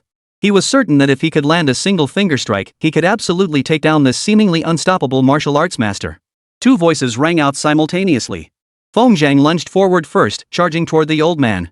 Mid-air, he saw the old man twist with unnatural speed, landing below with a savage grin. At the same moment, a hand clamped down on Feng Zhang's ankle. No! Chapter 100, The Tai Sect. Feng Zhang tried to dodge the old man's grasp, but it was too late. His ankle felt as if clamped by iron pincers, bones and tendons throbbing with needle-like pain. The old man roared, suddenly exerting force, aiming to yank Feng Zhang straight down from the air and slam him onto the ground. In a clash between masters, a split-second lapse could decide the entire outcome. If Feng Zhang couldn't find a countermeasure, the moment he hit the ground, his chances of victory would vanish entirely. Panic seized him, yet Feng Zhang instantly regained his composure. Sinking with the old man's momentum while enduring the pain in his ankle, he spun violently, reappearing behind the old man. Master, be careful! Donkey Brother shouted, realizing it was already too late. 2 sharp cracks echoed, followed by agonized cries from both the old man and Feng Zhang. The old man had twisted Feng Zhang's ankle so violently that the bones were dislocated. Simultaneously, Feng Zhang's Tai finger technique, infused with spiritual energy, struck the spine on the old man's back. The old man's aura dissipated instantly, leaving no trace. His entire body bent downward in an unnatural, twisted posture. The sight of the dislocated bones made Feng Zhang's face turn pale. Yet this was no time for respite. Feng Zhang flipped again, pressing 2 fingers against the old man's throat. Release Nian Nian, or he dies. The scene unfolded too swiftly. Lai San and Donkey Brother were momentarily frozen in shock. Could their formidable master have been defeated so easily? Lu Gu urgently shouted, "We'll release him now. Don't hurt my master. Lai San, release him now." Why should I? Lai San dragged Nian Nian out with a vicious grin, stopping 3 feet away from Feng Zhang. His eyes flashed with ferocity as he demanded, "Feng, you little brat, dare you kill someone?" "I wouldn't dare." Feng Zhang had never killed anyone, nor did he have any reason to. But I can make him wish he were dead. As he spoke, a steel needle suddenly appeared in Feng Zhang's hand. Without hesitation, he thrust it into the old man's chest. Ah! Huang Tianhua screamed in agony. Lai San, let him go. Do you want to die? Master, cut the nonsense. Release him now. Donkey Brother and his men immediately surrounded Lai San, clearly signaling they'd take action if he didn't comply. Under these circumstances, Lai San dared not persist. He loosened his grip and released Nian Nian. Feng Zhang. Nian Nian was terrified, her face drained of color as she hid behind Feng Zhang, too frightened to utter a sound. Feng, we've released the hostage. Why won't you release my master? Ha! Catch! Feng Zhang struck the old man's back with a palm, sending him crashing into the arms of Lai San and the others. By the time the others scrambled to help Huang Tianhua to his feet, they saw the old man drenched in sweat. Worst of all, his spine seemed broken, he couldn't straighten his back at all. Master, we'll take you to the hospital. Lu Ji's success in the provincial capital was entirely due to Huang Tianhua's support behind the scenes. He cared more about his master's safety than Lai San did. No need. Gritting his teeth against the pain, Huang Tianhua bent over and fixed his gaze on Feng Zhang. You just used the Tai finger technique. Could you be from the Tai sect? Tai sect? Feng Zhang froze. He'd never heard the name before. It sounded like one of those legendary sects. I see. So you're self-taught. Huang Tianhua sneered. Young friend, we shall meet again. Farewell. Feng Zhang desperately wanted to stop Huang Tianhua for answers, but Lai San and the others, fearing Feng Zhang might pursue them, had actually pulled out a gun as a precaution. With his current skills, he might have a chance to dodge the bullets. The problem was, he couldn't risk it. He couldn't take that risk. Back in the car, Donkey Brother anxiously asked, Master, aren't we really going to the hospital? No need. Huang Tianhua replied weakly, a wound inflicted by the Tai finger technique can't be healed by ordinary doctors. Master, does that mean you're crippled? Lai San blurted out without restraint. Useless? Ha! As long as this old man finds someone from the Tai sect, there's still hope for recovery. Huang Tianhua shot a meaningful glance through the rearview mirror at Feng Zhang, who had shrunk into a distant speck behind them. An outsider who knows the Tai finger technique, the Tai sect, will surely be interested. What is the Tai sect? Back at the hotel, Feng Zhang kept pondering this matter. This was the first mundane martial artist he'd encountered who recognized his Tai finger technique. Feng Zhang speculated that perhaps this Tai sect was connected to his ancestor, Feng Xianzong. It was quite possible that this Tai sect was the very sect his ancestor had founded during his cultivation days. These were merely Feng Zhang's speculations. Without confirmation, Feng Zhang would not rashly seek out the Tai sect. After all, his ancestor's cultivation had taken place so long ago. Even if the Tai sect had survived, who knew what it had become? Possessing his ancestor's secret arts, Feng Zhang had no choice but to proceed with caution. Inside the room, Nian Nian watched Feng Zhang frowning silently, assuming the pain from his foot injury was unbearable. Whoa. Feng Zhang, should I take you to the hospital? Your foot's all swollen, what if you end up crippled? Feng Zhang was speechless. Glancing down at Nian Nian, her tears streaming like rain, he felt a surge of emotion. At least, she genuinely cared for him. From strangers to lovers. If Nian Nian truly graduated from university, Feng Zhang wouldn't mind offering her a future. Wiping the glistening tears from her face, Feng Zhang smiled. I'm a doctor myself. This little injury doesn't need hospital treatment. Haven't you heard the saying, doctors don't treat themselves? That refers to internal injuries. Feng Zhang pointed at his ankle, this is an external injury. If you don't believe me, take a look. Snap. A crisp snap echoed as Feng Zhang's twisted ankle snapped back into place. Truthfully, these basic medical principles were something Nian Nian could grasp. She'd simply been too frightened to remember she was trained in medicine. It really is healed. Nian Nian threw herself into Feng Zhang's arms. You really scared me just now. With tears still streaming down her face, Nian Nian frantically kissed Feng Zhang's cheeks. She needed to vent the terror that had gripped her heart. Feng Zhang didn't mind, though he did notice a salty taste whenever she kissed him. At school, Xiantao finally calmed Rongrong down, sighed, and headed to wash up with her things. She hadn't noticed anything unusual about tonight's events. Even if Han Xiaoqiu was a suspect, there was no proof. Just because she studied medicine didn't make her the poisoner. Come to think of it, Nian Nian was studying medicine too. Xiantao couldn't help wondering if Feng Zhang had orchestrated this whole scheme. Maybe nothing had actually happened? The sound of splashing water interrupted her thoughts. She buried her face in the basin to wash, and when she lifted her head again, a woman with a desolate expression suddenly appeared in the mirror. Xiantao jumped in surprise, but upon recognizing the woman's face, she finally relaxed. Rong, weren't you asleep? Xiantao didn't sense anything unusual. She turned around and stared at her, asking, also, don't walk so silently from now on. You'll scare people to death. Heart. Rong responded with a dazed murmur. Perhaps it was the alcohol, but an unusual flush spread across her cheeks. Schwer, thanks for everything today. No need to be so formal. We're good friends. Xiantao smiled and gently tapped Rongrong's haggard cheek. You can't handle alcohol. Don't drink anymore, understand? I know, but... Rongrong lowered her head, her lips trembling. I'm afraid if I don't let loose one last time, I'll never get another chance. What do you mean? Xiantao asked, her face filled with confusion. Chapter 101, I'll tell you a secret. Rongrong might have genuinely been drunk, her eyes glazed over as she spoke. If not for Xiantao catching her in time, Rongrong would have nearly fallen into the water basin on the floor. Though Xiantao was filled with questions, there was no way to continue the conversation under these circumstances. With no other choice, she could only escort Rongrong back to the dormitory. This time, Rongrong fell asleep the moment she lay down. Xiantao sat by her bedside for a long time, sighing silently to herself. Over the next few days, following Feng Zheng's instructions, Xiantao kept a close watch on Rongrong's movements. Though she refused to admit it to herself, Rongrong's behavior that night had been so unusual that it inevitably made her suspicious. Meanwhile, Nian Nian kept a close watch on Han Xiaoqiu. As long as she could catch them meeting, the matter would be settled.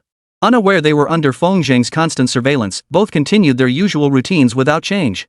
After monitoring them for a while, Feng Zheng still saw no signs of trouble. Had he misjudged the situation? Feng Zheng couldn't help but feel doubt creeping in. That morning, Feng Zheng had barely woken up when he received a call from an unfamiliar number. Call. He didn't have many friends in the provincial capital.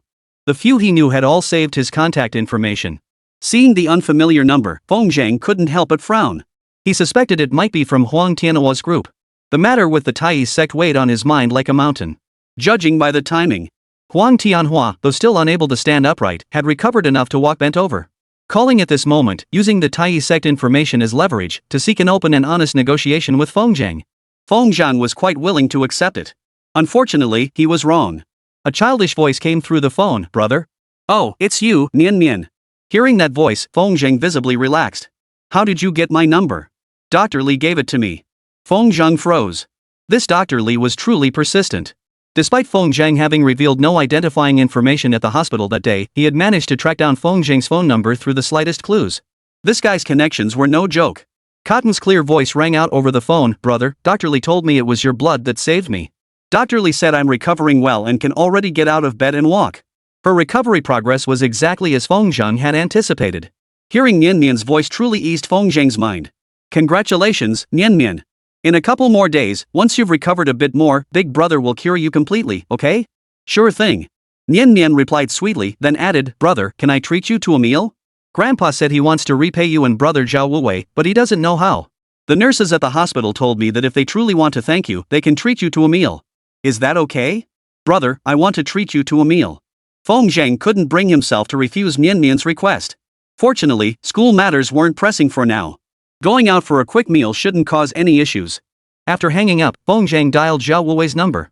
Since Nian Nian specifically mentioned inviting both of them, she'd surely want him along too. An hour later, Zhao Wuwei, sporting dark circles under his eyes and yawning, brought Feng Zheng to the hospital.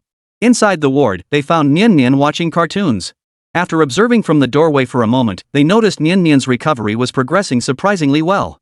With just a breeze gone, a faint flush had returned to her cheeks, and she no longer looked so sickly. Nian Nian noticed their arrival. She lifted her head and smiled sweetly. Brother, you're here. Here we are. Zhao Wuwei jogged inside and scooped Nian Nian up in his arms. With Feng Zheng's blood counteracting her white blood cells, her skin was no longer so fragile. Normal contact wouldn't cause any problems. Giggle giggle giggle. Nian Nian burst into delighted laughter. Brother Zhao, how did you get even more handsome? You're such a sweet talker. Even Zhao Wuwei, the notorious playboy, was melted by Nian Nian's smile. He gently tickled her little nose. Brother's handsomeness knows no bounds. Just then, Old Su walked in carrying a plastic basin. Spotting Feng Zheng, a faint smile crept onto his deeply wrinkled face. He was a genuine small-town elder, just a farmer near the county seat before Linping County's development. He was truly inept at social niceties. Fortunately, Feng Zheng didn't dwell on such things. Old Su, Nian Nian's recovery is going well. We can start preparing for the next phase of treatment. Next phase of treatment? Old Su's hand trembled slightly as he recalled Dr. Li's words. Mr. Feng is a medical prodigy. He might actually cure Nian Nian's leukemia. This was the conclusion reached after Dr. Li sent someone to investigate the Qingping Town Health Center. Mr. Feng. Old Su started to kneel, but Feng Zheng reached out to stop him. As long as you can cure Nian Nian's illness, I'll do whatever you ask. It's not that serious. Feng Zhang helped old Su to his feet and said earnestly, saving a life is better than building 7 tiers of a pagoda. I'll do everything in my power to cure Mian Mian. Ah. Wiping away his cloudy tears, old Su stammered, this child, Mian Mian, insists on thanking you, Mr. Feng. I hope she hasn't caused you any trouble? Not at all. I'm actually looking forward to Mian Mian treating me to a meal. Saying this, Feng Zhang cupped Mian Mian's small face and gave it a gentle peck. Giggle giggle giggle. Free from pain, Mian Mian seemed to love laughing. Her 2 shallow dimples radiated a charming glow. One could easily imagine what breathtakingly heavenly beauty. Brother, Mian Mian loves the big chicken legs across from the hospital, but Grandpa never buys them for me. Cotton stood up, tiptoed, and whispered softly into Feng Zhang's ear, Feng Zhang, can we go eat those big chicken legs? Sure. Whatever Mian Mian wants to eat, that's what we'll have today. Awesome. Mian Mian giggled. Grandpa's so stingy. This time, we won't let him save a penny. Alright, let's really treat ourselves today. Don't feel bad about it. Of course not. Feng Zhang carried Mian Mian out of the hospital room. Seeing this, old Su's eyes welled up again. Ever since Mian Mian fell ill, her father had gone to the big city to earn money and hadn't dared to return. Unable to bear the torment, her mother hanged herself in their small cottage back home. Since then, Mian Mian had never truly laughed happily again. Though she always insisted she wasn't in pain. But she was only 8 years old, how could she possibly bear so much? Mian Mian's resilience was merely to spare old Su from additional pressure. At such a young age, she possessed such a delicate and perceptive heart, like a little angel. For, city now, with her illness eased, Mian Mian had gained several extra months of life, and there was even hope for a full recovery. She was genuinely happy. Xiaowen, if you could see this from beyond the grave, you could finally rest in peace. Old Su lowered his head to wipe away tears. Grandpa, hurry up. Don't tell me you don't want to pay. Mian Mian stood by the elevator door, deliberately shouting loudly. Hey, Grandpa's coming. Old Su hurried a few steps to catch up with Feng Zhang and the others. Outside the hospital entrance, Feng Zhang followed the direction Mian Mian was pointing and couldn't help but be speechless. Turns out the big chicken leg she'd been talking about was just a fried chicken drumstick. Brother, I'll tell you a secret. Mian Mian leaned in close, whispering mysteriously into Feng Zhang's ear. Chapter 102, Take me as your disciple. There are 3 fried chicken shops over there. The 2 red ones are the most expensive, while the green one is super cheap. Feng Zhang froze. Surrounded by 2 rows of imported fried chicken and burger shops, the domestic fried chicken shop nearby was deserted, its business clearly lagging far behind. Feng Zhang couldn't help but feel a pang of sadness. Price-wise, the domestic shop was indeed cheaper, but when it came to taste, the imported fried chicken and burger shops were still more popular. Mian Mian had vowed to give her grandfather a run for his money, but when faced with the choice, she still picked the cheapest one. That was the mindset of a child from a poor family. Zhao Wuwei's eyes welled up beside him. He stared in disbelief at the 3 fried chicken burger shops, utterly unable to comprehend that someone couldn't afford the fried chicken he usually found so cloying he couldn't bear to look at it. Mian Mian, come with me. Zhao Wuwei reached out and scooped Mian Mian into his arms, pointing to the imported shopfront that stood head and shoulders above the others in style and class. Today, Brother Wuwei will treat you to the most expensive one. Not only that, but I'll get you a membership card. From now on, whenever you want to eat, you can come anytime. Really? Mian Mian blinked her big, adorable eyes, drooling with anticipation. Of course it's true. With this membership card, you can eat all the big chicken legs for free. Awesome. Yay. Mian Mian giggled and planted a smack on Zhao Wuwei's cheek. The group entered the fried chicken and burger shop together, and Zhao Wuwei immediately took Mian Mian to order. Feng Zhang led old Su, who was dragging his feet, to a quiet corner. No sooner had they sat down than Feng noticed old Su looked deep in thought. What's wrong, old Su? Mr. Feng, Dr. Li said he wants to come too. Feng Zhang turned his head and saw Dr. Li standing at the doorway through the glass window. Without Feng Zhang's permission, he dared not step inside. Feng Zhang had never encountered such a persistent doctor before. He thought for a moment and decided to use this opportunity to make things clear, telling him not to waste his time on him. Seeing Feng Zhang nod, he didn't wait for old Su to make the call. Dr. Li entered with a delighted expression. Mr. Feng, it's been a long time. Let's be clear, no mention of blood samples or research collaboration. Feng Zhang said coldly. The blood transfusion catheter should have been taken by Dr. Li for testing, so he should have found nothing. Otherwise, he wouldn't have gone to such lengths, sending people to investigate in that remote mountain village. Mr. Feng, you misunderstand. Dr. Li dared not sit down, waving his hands repeatedly. I promise I won't bring up those matters again. Then why did you come here? Mr. Feng. Dr. Li fixed Feng Zhang with an unwavering gaze. I wish to apprentice under you. What? Feng Zhang thought he must have misheard. Judging by Dr. Li's appearance, he must have received a systematic higher education. Why would he even consider becoming a disciple? Wouldn't any young person today dismiss such notions? Well, Mr. Feng, I took the liberty of looking into some things about you. Dr. Li steeled himself to speak. I discovered that during your time practicing medicine in Qingping Town, you cured numerous stubborn chronic illnesses, conditions considered difficult to treat medically. And your cures were immediate, with patients recovering as soon as the medicine took effect. The reason chronic illnesses are so difficult to treat is that their root causes cannot be completely eradicated. Yet with your miraculous Chinese medical techniques, you've achieved numerous medical wonders. Beyond that, I've also discovered your connection to Jiang. At this point, Dr. Li licked his dry lips, his heart racing. To be honest, my university mentor was none other than the esteemed Mr. Lu Shichuan. He spoke of you in the highest regard over the phone, calling you the most promising young TCM specialist he had ever encountered. As one of Huaxia Nation's few remaining medical luminaries, Lu Shichuan's words carried authority. For him to use the word expert in his assessment meant that Feng Zhang's mastery of traditional Chinese medicine far surpassed his own. Were it not for the gap in their ages, Lu Shichuan might have considered apprenticing under him. He was too old for such things, and besides, having reached the age of understanding one's destiny, even the most advanced medical skills could not benefit the world. His conviction was to preserve opportunities for the younger generation. Even without Dr. Li's unsolicited call, Lu Shichuan had already been scouting suitable young talents in the capital to recommend to Feng Zhang. This old man Lu really knows how to stir things up. Feng Zhang finally snapped out of it, rubbing his temples in exasperation. He was only 20 years old. Dr. Li, judging by his appearance, was already over 30. With such an age gap, how could he take him as a disciple? Seeming to sense Feng Zhang's hesitation, coupled with Lu Shichuan's phone reminder, Dr. Li had already grasped the crux of the apprenticeship issue. He must find a way to win Feng Zhang over. Otherwise, given his carefree, unattached nature, he would certainly refuse to take on an apprentice. After all, a master of traditional Chinese medicine content to live in a remote mountain village would surely care little for worldly fame or status. Master, I won't disturb you. Unable to think of any other way to sway Feng Zhang, Dr. Li could only clumsily rely on sincerity and persistence to move him. If you'll only allow me to follow in your footsteps, I'd gladly serve as your humble apprentice, even if it meant being nothing more than a lowly medicine boy. Dr. Li came from a privileged background and had already attained the position of attending physician at a young age. Had he continued on his normal path, his potential within the provincial capital's medical circles would have been limitless. To become Feng Zhang's apprentice meant abandoning everything he had built. This resolve stunned Zhao Wuwei, who had arrived shortly after. Who would turn down a secure career just to trail behind someone as a lowly assistant? Zhao Wuwei stared wide-eyed at Feng Zhang, who remained utterly composed. What kind of background does my cousin have? He seems incredibly powerful. Brother. Cotton, unaware of the situation, smiled and called out, Brother Wuwei bought so many big chicken drumsticks. What should I do if I can't finish them all? Just take your time eating them. Feng Zhang lifted Nian Nian onto the sofa beside him. Just then, Zhao Wuwei returned, carrying 2 large platters. Dr. Li saw this and hurriedly asked, Is there any more? I'll go get it. There is. Zhao Wuwei hesitated before saying, Dr. Li, you should just sit down.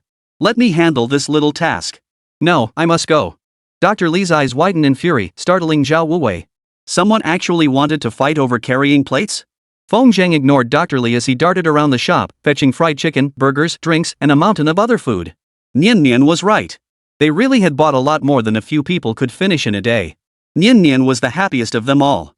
Her small hands fidgeted nervously as she stared at the mountain of food before her, unsure where to begin. Seeing this, Feng Zhang took the initiative, placing a chicken drumstick in front of Nian Nian. Little eater, take your time. Nian Nian clutched the drumstick, which was bigger than her own face, too busy to say a word. Seeing her devour everything so enthusiastically, Feng Zhang, who had intended to remind her to eat less, couldn't bring himself to say a word. Go ahead and eat your fill. When it came time for treatment, he'd just pay extra attention. Dr. Li, stop working. Have some food too. Old Su and Zhao Wuwei each grabbed a drink and a hamburger, placing them in front of him. Alright, let's all eat together. Dr. Li, having failed to successfully apprentice himself, felt quite awkward. While eating, he kept glancing at Feng Zhang's expression. Being constantly watched wasn't ideal. After finishing a piece of fried chicken, Feng Zhang tossed the bone aside, clapped his hands, and said, Dr. Li, can you arrange the operating room for this afternoon? No problem, right? Master, are you planning to? Dr. Li immediately switched his address, glancing hesitantly at Nian Nian, whose cheeks were stuffed full. Treating patients this afternoon? Wasn't that a bit too soon? Chapter 103, Don't regret it. This Western fast food meal didn't end until Nian Nian's belly was round as a ball. With some time to spare, Zhao Wuwei drove the group to a nearby children's playground. Since moving from Linping to the provincial capital, Nian Nian had never experienced such a vibrant childhood. Before, she could only peer out the hospital window at the blue skies and white clouds. Now, finally free from worrying about her illness, she could play to her heart's content. Dr. Li had been a little worried. He feared overly vigorous activity might injure Mian Mian. However, after Feng Zhang insisted on accompanying them throughout the outing, Dr. Li dared not object. With this miracle doctor by her side, as long as Mian Mian wasn't dead, he'd find a way to save her. Dr. Li didn't accompany them. He returned to the hospital and arranged for the operating room for the afternoon. He had thought it would be a straightforward matter. But unexpectedly, the nurse relayed the matter to the hospital director. The director stormed in with his entourage, cornering Dr. Li in his office for a stern reprimand. Li Shangrong, what in the world is going on? The director was a balding, overweight old man, his face twisted with fury. What were you thinking? Without a contract from our hospital. Any contract signed, and you dared to let him serve as the attending physician treating a leukemia patient? What you did puts our entire hospital at risk. Director, please hear me out. Li Shangrong argued passionately, my master is indeed an expert in traditional Chinese medicine. His medical skills are extraordinary, and he has even gained the recognition of Professor Lu Shichuan. I don't care who recognizes him. The director slammed his fist on the table. I refuse to approve this. Director, think about it. Leukemia is a medical challenge that's difficult to overcome worldwide. If our hospital successfully treats a late-stage leukemia patient, it would be entirely beneficial for our doctors. Having served as director for so many years, I understand the benefits you mention. The director's tone softened. But have you considered what happens if the treatment fails? Would our hospital face legal liability? And what about the patient's family? Could they cause trouble?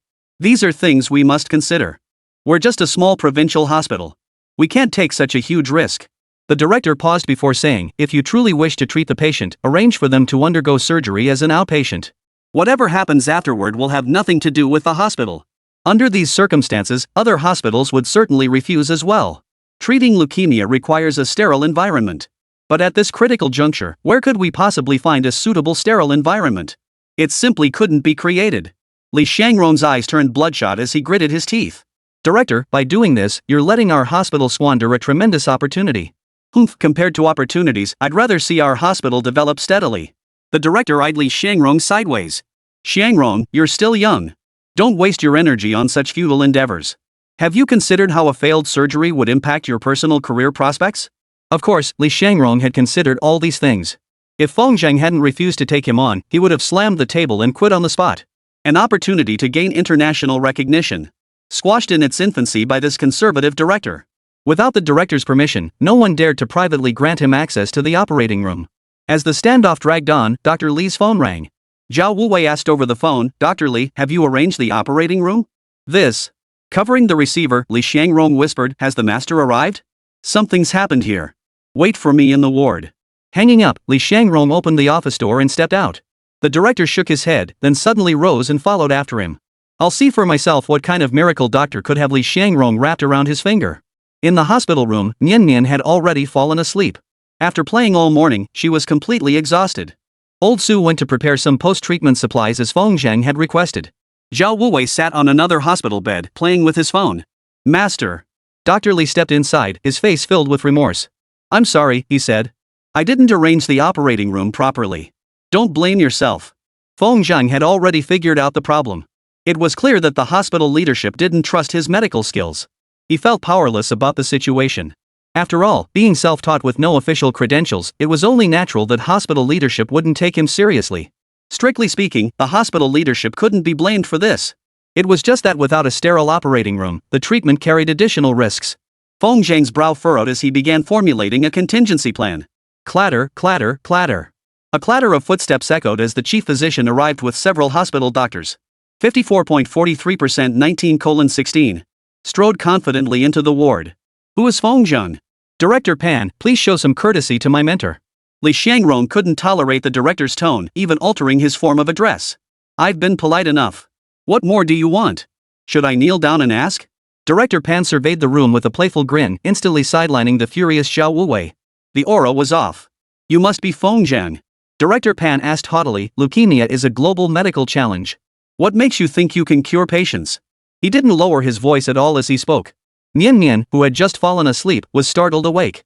She blinked her wide, innocent eyes at the commotion in the ward. She didn't understand why this was happening, but she sensed it must be related to her illness. Mian Mian, don't be afraid. Brother Wuwei is here. Zhao Wuwei shielded Mian Mian in his arms with heartfelt tenderness. Feng Zhang deeply disliked Director Pan's overbearing attitude. He met his gaze directly, speaking slowly and deliberately, his words ringing with conviction, because I can cure her. Kiki, Kiki, Kiki, Kiki, Kiki, Kiki. Director Pan sneered coldly, did you hear that? In all my years managing this hospital, I've never encountered such an arrogant young man. Mark my words, medicine is a sacred profession. Every word and action must be carefully considered. Don't be like certain people who brag about themselves and fail to understand their place. A self-taught village doctor actually claiming he can cure leukemia? It's laughable. Feng Zhang couldn't be bothered to argue with him, it was pointless. He stepped forward, blocking the enraged Zhao Wuwei and Li Shangrong, preventing them from acting impulsively. Director Pan, there's no need for such sarcasm. My abilities don't require your approval. Feng Zhang's voice remained calm. Since you refuse to arrange an operating room, we'll discharge him and seek treatment elsewhere. I hope you don't regret this. Director Pan burst into laughter again at Feng Zhang's final words. Should I regret not kicking you out sooner? Feng Zhang no longer bothered to engage him, turning instead to Zhao Wuwei. Can you arrange a more private and quiet location? My villa would work. Zhao Wuwei stammered, it just might need a bit of tidying up. Then let's go to the villa. Have your people clean it up beforehand? We'll discuss the rest when we arrive. Director Pan's face twisted into a snarl at Feng Zhang's deliberate disregard. Fuming, he turned and stormed off, snapping at the doctor beside him, that young man is too arrogant. He needs to be taught a lesson. You go contact the media. I want the whole world to know how he drove this patient to death step by step. Chapter 104, The Village Doctor is a Devil. Provincial Capital, Garden Villa. This was the true affluent district of the provincial capital, home to the wealthy and powerful. Feng Zhang had no idea of the villa's value. He only noticed the elegant surroundings, with rows of osmanthus trees lining the paths. Though it wasn't yet the season for blooming, the breeze carried a distinct, refreshing fragrance through the rustling leaves. Such surroundings deeply satisfied Feng Zhang. What he needed to do next required precisely this kind of secluded, independent, quiet space. Disturbances were the last thing he could afford. Cousin, that villa is mine. I only use it occasionally for dates. Zhao Wuwei's face flushed slightly as he silently slapped himself. Damn your big mouth. This was Schwer's cousin, after all. Feng Zhang already knew what kind of person Zhao Wuwei was and paid little heed to his words. Upon entering the villa, he saw it had 3 floors in total. Feng Zhang studied the layout for a moment before deciding to perform the treatment on the 2nd floor. The only issue was that the 2nd floor bedroom had been occupied by Zhao Wuwei, and Feng Zhang couldn't guarantee its cleanliness. Seeming to read Feng Zhang's thoughts, Zhao Wuwei chuckled awkwardly. Don't worry, cousin. I had Auntie change all the sheets and bedding. Everything's brand new now. The kid was actually pretty savvy. The room was fine. As long as the door was closed, the soundproofing was excellent. As long as no one was shouting outside, it truly was a quiet haven in the midst of the bustle. At Feng Zhang's gesture, old Su placed Nian Nian onto the bed. After the bumpy journey and the morning's exertions, Nian Nian was in poor spirits. She was limp and utterly listless. Feng Zhang gently stroked her smooth little head, applying just enough pressure for a cool stream of spiritual energy to flow upward and infuse into Nian Nian's body. Ah! Nian Nian's body trembled at the shock of the cold energy. She had never encountered anything so strange before, and the chill felt terrifyingly cold. Seeing the concerned gazes of Feng Zhang and the others, Nian Nian forced a faint smile. Brother, I'm fine. How could she possibly be fine? Only Feng Zhang understood the agony Nian Nian was enduring. Her blood vessels and skin were far too fragile. The chill's assault caused her to shiver uncontrollably throughout her entire body. But infusing spiritual energy was an essential step. With its protective barrier, at least Feng Zhang could proceed with the treatment without fear of sudden complications. Nian Nian, bear with it a little longer. Feng Zhang spoke softly, after today, you'll be a normal little girl again. Really? Nian Nian's eyes brimmed with hope. Then can I go to school? Of course you can. Yay, that's awesome. Nian Nian said with a pout, brother, I've always envied other kids who get to go to school. I thought I'd never have that chance in my whole life. Those words nearly broke Feng Zhang's resolve. That innocent childish voice was devastatingly effective. Su, Zhao Wuwei, you two stay in the living room. Don't let anyone disturb us. Leave it to us. Zhao Wuwei patted his chest confidently, this is my villa, I call the shots here. No one gets in without my permission. Feng Zhang relaxed and solemnly closed the door. Outside the garden villa, Director Pan and several others sat in a car, watching Feng Zhang and the others enter the villa. That kid really doesn't know when to quit. 54.75% 19:17. Director Pan chuckled darkly. This time, we absolutely must seize the opportunity to promote our hospital. Just then, several media reporters hurried over. Among them were reporters from provincial TV stations, as well as well-known online influencers and self-media personalities. These individuals regularly covered medical-related topics and boasted staggering follower counts. Seeing the media reporters arrive, Director Pan smiled as he opened the car door and stepped out. Hello, everyone. Hello. A reporter recognized Director Pan immediately and asked excitedly, are you Director Pan? I heard we have a live report on a leukemia surgery? That's correct. Director Pan pointed to the villa inside. Someone is undergoing treatment in that house. That doesn't make sense. The reporter noticed the discrepancy. Shouldn't a leukemia surgery be performed in a sterile hospital environment? Why here? That's precisely why I called you here. Director Pan had his staff bring over a set of test reports and distributed them to the journalists present. Everyone, this document contains the patient's test results from admission to the present. 7 days ago, the patient experienced a critical crisis. Fortunately, our hospital's doctors fought desperately to save him, pulling him back from the brink of death. Our hospital has years of research and solid clinical experience in leukemia. We've developed preliminary treatment methods for this global challenge. As you can see, the patient has made excellent progress since that emergency intervention. A patient who was previously bedridden has now been able to visit an amusement park. It's safe to say that with continued stable treatment at our hospital, this patient has every chance of a full recovery. Media reporters captured the scene on camera. Some journalists even launched live broadcasts on the spot. Despite the patient's clear recovery, they were being transferred out of the hospital to receive treatment in a completely sterile environment. This situation already hints at some astonishing behind-the-scenes developments. Journalists have a keen nose for newsworthy stories, and this live broadcast was sure to grab their followers' attention. Director Pan, why did the patient choose to seek treatment outside the hospital? Director Pan had been waiting for this question. Upon hearing it, he hurriedly had someone bring out several pre-prepared photographs. The person captured in them was none other than Feng. It all stems from this village doctor's tall tales. The media personnel whipped out their phones and began snapping photos frantically. Meanwhile, the live stream's viewership skyrocketed. Everyone was asking the same question: what exactly is this village doctor up to? Is he a miracle healer, or just a charlatan playing tricks? This news sensation shot straight to the top of the trending charts, drawing even more online spectators. All of this was precisely the effect Director Pan had deliberately orchestrated. Ultimately, the hospital stood to gain the most from this incident.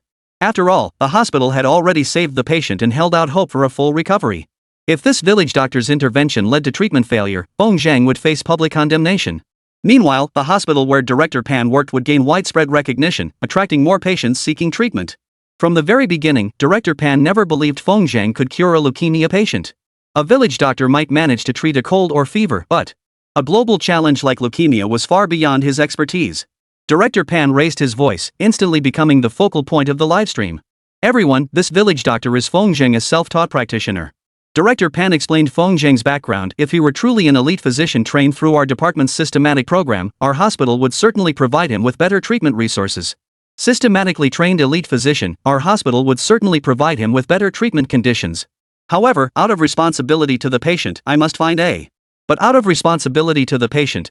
a way to rescue him from his care.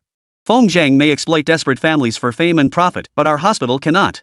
Doctors must uphold professional ethics and act with conscience. Director Pan's words came in a torrent, his voice growing increasingly impassioned. The patient is now in Feng's hands, with no guarantee of their safety. Yet my abilities alone are insufficient to stop this. I urge all media friends to join me inside the villa and rescue the patient from this monster. Director Pan is truly a good doctor. We will follow him.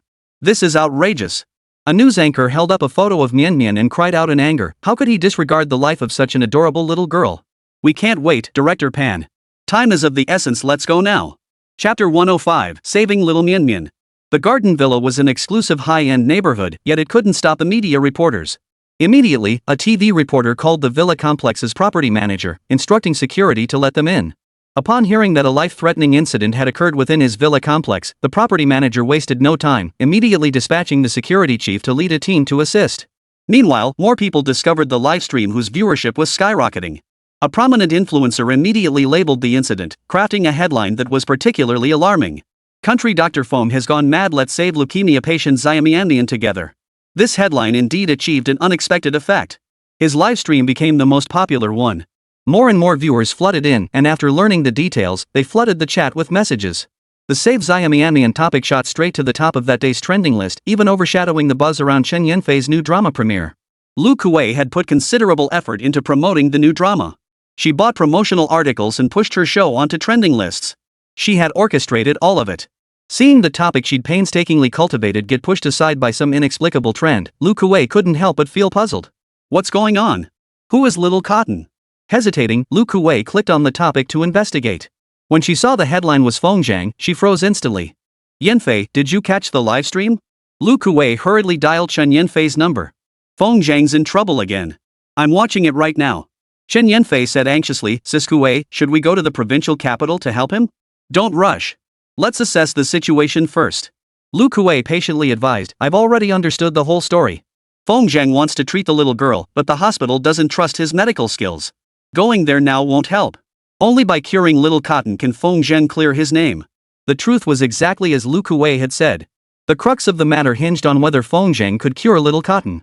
In a villa in the capital city, Su Mei, stunningly beautiful even without makeup, pushed a wheelchair through the garden. In the wheelchair sat her father, whose illness seemed to have been passed down to her. But her father's status was too significant. Until his own illness was completely cured, the state would never permit a village doctor to treat him. Su Mei had made her decision. If the blood blisters flare up again within 6 months, she would bring Feng Zhang to Kyoto. While treating herself, she would also seek his help for her father. Over 4 months of the 6-month period had already passed, and the deadline was fast approaching. Under the sunlight, father and daughter stood by the tranquil riverbank, gazing blankly at the gentle sun. Sister Mei. Xiaodia rushed over, clutching her phone and calling out excitedly. Look! Feng Zhang is treating someone again. Feng Zhang? Su Mei's body trembled involuntarily. She hadn't heard that name in so long. She found herself missing that simple-minded boy from the mountain village. What if? Su Mei had privately imagined that once her illness was fully cured and she could live like a normal person again, Feng Zhang might just be the ideal choice. She didn't need great wealth or status, just a peaceful and tranquil life. Xiaoye, what's happened? The elderly man in the wheelchair had gray temples, looking like a man in his twilight years despite being only in his 40s. Uncle Su, it's Feng Zhang. Feng Zhang? The old man's eyes flashed with confusion. The very same Feng Zhang who healed Sister Mei's face. Oh. The old man suddenly understood. After arriving in the capital, Su Mei had mentioned this matter to him and shared some of her thoughts. But he knew his own condition well. His illness had reached its terminal stage, there was no hope for a cure. His only regret was his daughter, Su Mei. If only she could recover, he would die without regret. What's going on? Su Mei snatched the phone and glanced at the headline, her eyes flashing with anger. Ignorant netizens, completely misled by the hype. Exactly. Feng Zhang's medical skills are so advanced, how could he possibly fail to cure leukemia? Sis Mei, should we head to the provincial capital? That fool Feng Zhang probably has no idea how to handle the media. Go to the provincial capital? A look of conflict flashed in Su Mei's eyes. Mei. The elderly man beside her smiled. Don't worry about me. If you want to go, just go. It'll be good to clear your head. Dad, Go. My illness won't kill me anytime soon. Then I'll go for a trip and be back soon. With that, Su Mei beckoned 2 servants over and hurriedly followed Xiaoyu out. Watching their retreating figures, the old man's eyes filled with deep reluctance. Daughters grow up and leave home. The ancients truly did not deceive me. During his break while on duty at the Jian pharmacy chain in Southeast Province, Lu Shichuan casually opened a newsfeed. Seeing the words utterly insane, the old man stomped his foot in fury. If Brother Feng is truly mad and ruthless, is there any doctor in the world more formidable than him? Lu Shichuan glanced at the headline before setting his phone aside. A mere leukemia case? That's no challenge for him. At the same time, Huang Batian and his wife in Linping County also witnessed the live broadcast. Furious, he jumped into his car and sped off with Feng Wei. He was determined to see for himself who dared bully his little brother in the provincial capital. Inside the villa, Feng Zhang remained unaware that a media storm had erupted outside. After closing the door, he didn't immediately begin treatment. For leukemia, a sterile environment was paramount. Without medical equipment, he could only rely on his spiritual energy to purge impurities from the room, personally crafting a space devoid of contaminants. This time, Feng Zhang held nothing back, releasing all the spiritual energy within his consciousness. A biting chill filled the room, turning Nian Nian's little face rosy red. Feng Zhang carefully lifted the blanket and covered her with it. Creating this sterile environment had drained most of his spiritual energy, and he needed a moment's rest before continuing.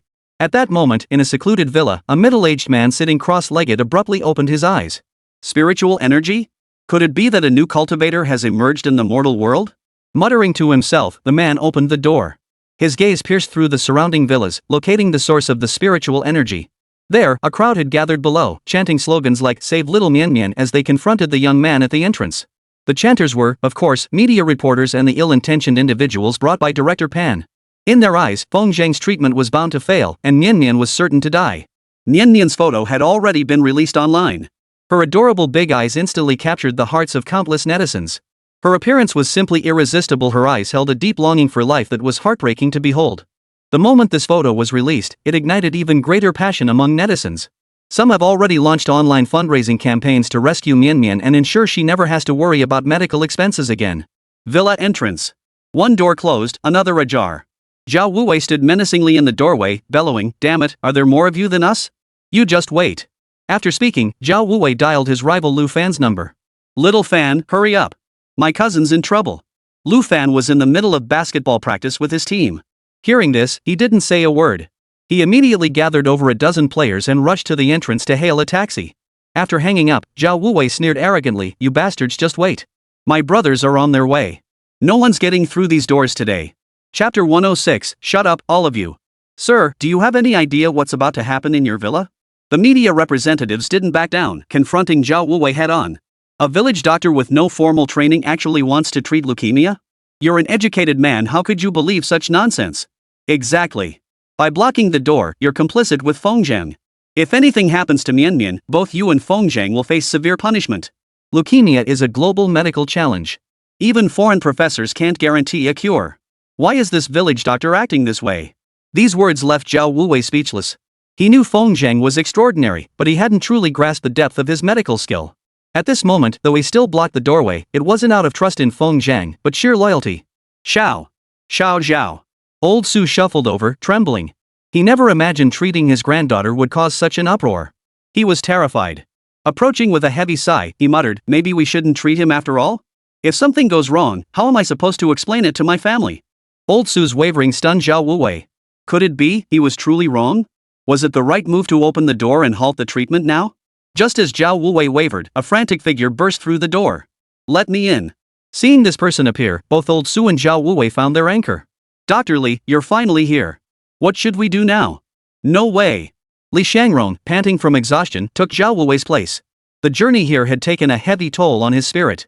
On one side were the hospital's harsh criticism and distrust. On the other, his longing to master Feng Zhang's medical skills. His plan had been clear: take extended leave from the hospital to study medicine under Feng Zhang.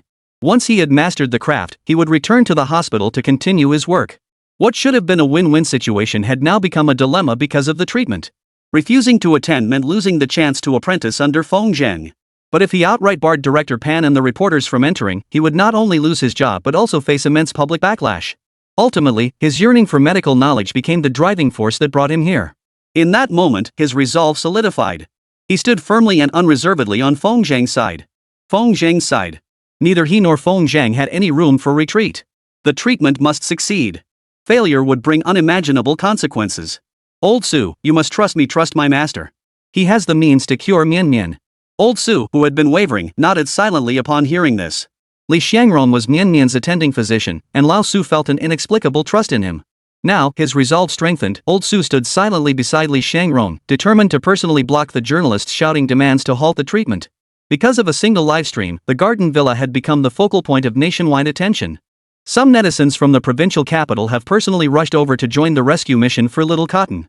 Without permission, those people wouldn't be allowed into the Garden Villa. But the roaring crowd outside shattered the tranquility of this affluent neighborhood. "Brother." Lying in bed, Mian Mian listened to the commotion outside, her eyes filled with worry. "Mian Mian, are you scared?" "I'm not afraid." Mian Mian shook her head firmly. "I believe brother can cure me. But I want to go talk to the brothers and sisters outside. Is that okay?" Feng Zhang froze. He understood Mian Mian's thoughts. If she couldn't calm the people outside, they would surely disrupt Feng Zhang's treatment. Mian Mian possessed an intense will to survive. She wanted to go out herself and tell those people that her brother could cure her. "You're murderers." The journalists outside the door shouted angrily, "Little Mian Mian was so adorable, how could you bear to do this?" "Li Shangrong, if you persist in this stubbornness, prepare to resign immediately." Director Pan shouted in fury. He had to distance himself from Li Shangrong before the treatment failed. Even though he had mentally prepared himself, the words resignation paperwork still brought a look of regret to Li Shangrong's eyes. Could it be that his tenure at the hospital was truly coming to an end? "Master, please don't let your disciple down." As if hearing Li Shangrong's inner cry, a series of resolute footsteps echoed from behind. Everyone forgot the past. Suddenly, a refined-looking man emerged, cradling the adorable Mian Mian in his arms. "Out. This is Little Cotton. She's out. We've won. That unscrupulous Dr. Feng Zhang has finally agreed to release Little Cotton. This can't end like this. We must bring Feng Zhang to justice." Li Shangrong's lips trembled. "Master, you." He could see it clearly, Cotton's condition hadn't changed at all. Had the treatment failed? A flicker of despair crossed Li Shangrong's eyes. The surgery's failure meant he too would bear responsibility. Did he regret it? Perhaps not, or maybe just a tiny bit. Uncle Li, my brother hasn't treated me yet. Nian Nian's soft voice rang out, instantly capturing the attention of all the journalists. All cameras turned toward Nian Nian. In that moment, she was the center of the world's gaze. A girl of 8 or 9, facing the cameras for the first time, did indeed show a fleeting look of bewilderment on her face. However, upon seeing Feng Zhang silently nodding, Nian Nian seemed to draw inexplicable encouragement. The bewilderment faded from her face as she clenched her tiny fist. She asked Feng Zhang to set her down and stood alone at the doorway. Just then, Lu Fan and the others arrived. They arrived as guests of Zhao Wuwei, so the security guards dared not stop him. Lu Fan's presence blocked all attempts to snatch Nian Nian away. A dozen or so young men in the prime of their lives formed a protective circle around her. The media reporters dared not lay a finger on her, so they turned their focus back to Nian Nian. If she uttered a single plea for help, they would fight to the death to rescue her. Little Cotton, don't be afraid. We're all here to save you. An online fundraiser for you has already started. We can take you back to the hospital for treatment. You won't have to worry about medical bills anymore. Cotton, you're a little celebrity now. Tell us, did Feng Zhang trick you into coming here for treatment? Did he take your money? The reporters completely hijacked the conversation, leaving Cotton unable to get a word in edgewise. Seeing this, Feng Zhang grew furious. He stepped beside Nian Nian, his voice carrying a hint of spiritual energy as he commanded. Shut up, all of you. Like the legendary martial arts technique Lion's Roar, the sound reverberated through everyone's eardrums, causing them to buzz. People stared at Feng Zhang in astonishment, unsure of his intentions. Now, let Nian Nian speak for herself. The media reporters finally quieted down. Netizens watching the livestream also fell silent at those words. All eyes were fixed on Nian Nian, waiting for her to speak. Nian Nian felt a little scared. She discreetly placed her small hand in Feng Zhang's palm, took a deep breath, and comforted him. Big brother, please don't be angry, okay? These big brothers and sisters are all just concerned about Nian Nian. What a sensible little girl. Why was heaven so unfair, subjecting her to such immense suffering? Nian Nian suddenly flashed a bright smile at the media cameras. Brothers and sisters, I know you care about Nian Nian's illness. Thank you. Brother Feng Zhang is a wonderful doctor.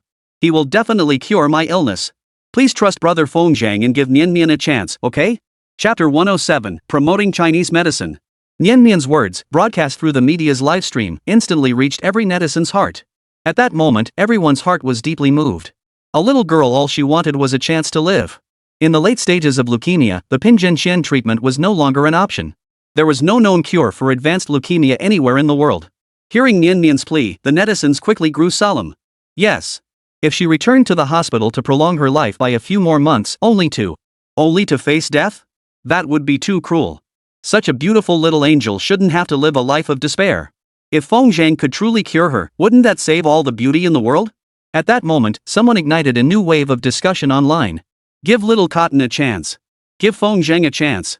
This topic swiftly replaced the previous trending discussion, surging to the top of the charts. The media personnel in the garden villa fell silent. It seemed that if they continued to obstruct him, they would become the most despicable villains. This was a live broadcast, a major event watched by millions nationwide. One misstep could spell career ruin. It was both an opportunity and a challenge. It all depended on how the journalists handled it. Seeing the situation take an unexpected turn, it exceeded Director Pan's psychological expectations. He felt a surge of panic. At this stage, it was no longer just about the hospital's reputation. His personal interests were now inextricably tied to the outcome. The realization sent a cold sweat running down Director Pan's back. Snapping back to his senses, he shouted toward the room, Feng Zhang, do you dare put it in writing, guarantee you can cure little Cotton? It was less a shout directed at Feng Zhang and more a warning to the media present. If the surgery failed, Feng Zhang would have to pay the price. But leukemia was a global medical challenge. Even renowned professors wouldn't dare guarantee a cure. What right did people have to pressure Feng Zhang? The journalists sensed something unusual, their minds racing as they joined in the pressure campaign. Mr. Feng Zhang, you're just a country doctor. Why are you so confident you can cure leukemia? Mr. Feng Zhang, can you guarantee that even if the surgery fails, it won't endanger Nian Nian's life? Mr. Feng. Feng Zhang coldly observed the journalists before him. These people had lost their minds. Today, he would make them understand that the wisdom passed down by our ancestors holds greater value than foreign scientific technology. He gave a light snort and walked over to Nian Nian's side. Facing the media cameras, he showed not a trace of panic. Haven't you all got your priorities backwards?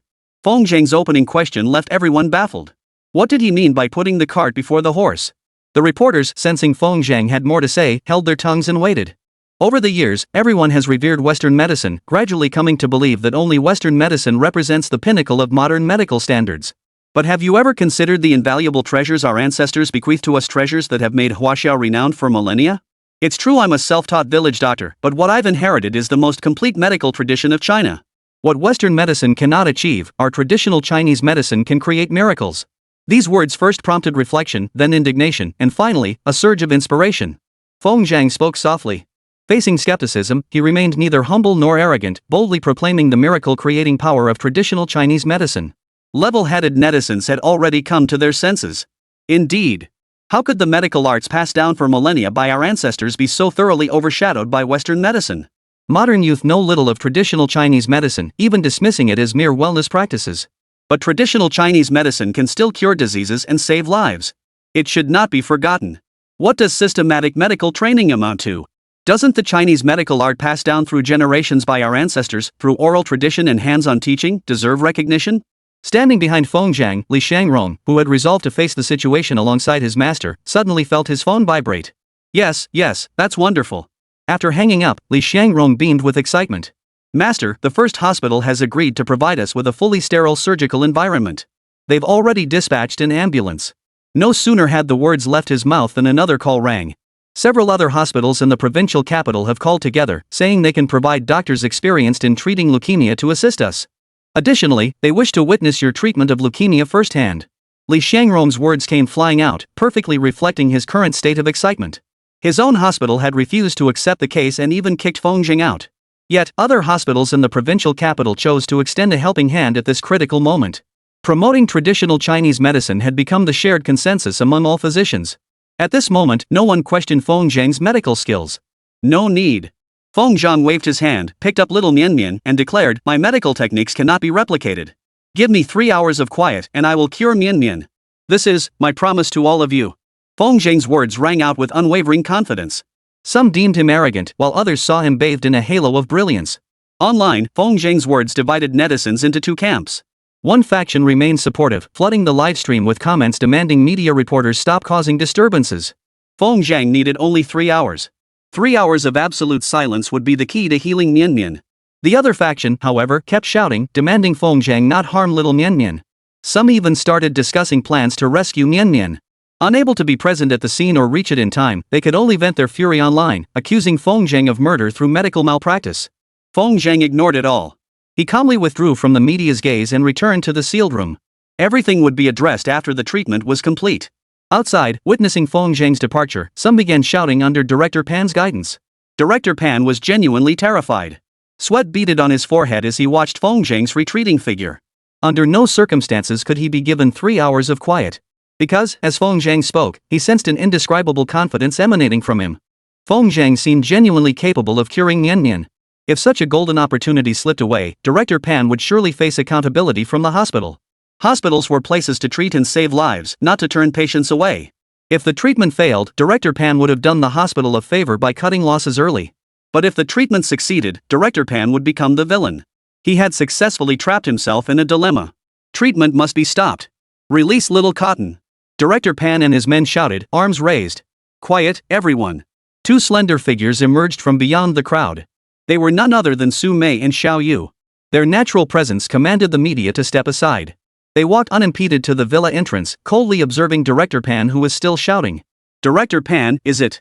Su Mei spoke, her voice cold and composed. On the way here, I've already uncovered the full story. I also know why you did this. But now that I'm here, you won't be allowed to obstruct treatment. Su Mei glanced at Zhao Wuwei and Lu Fan beside her, calling out their names directly. Zhao Wuwei, Lu Fan, take your men and escort Director Pan and his entire entourage out.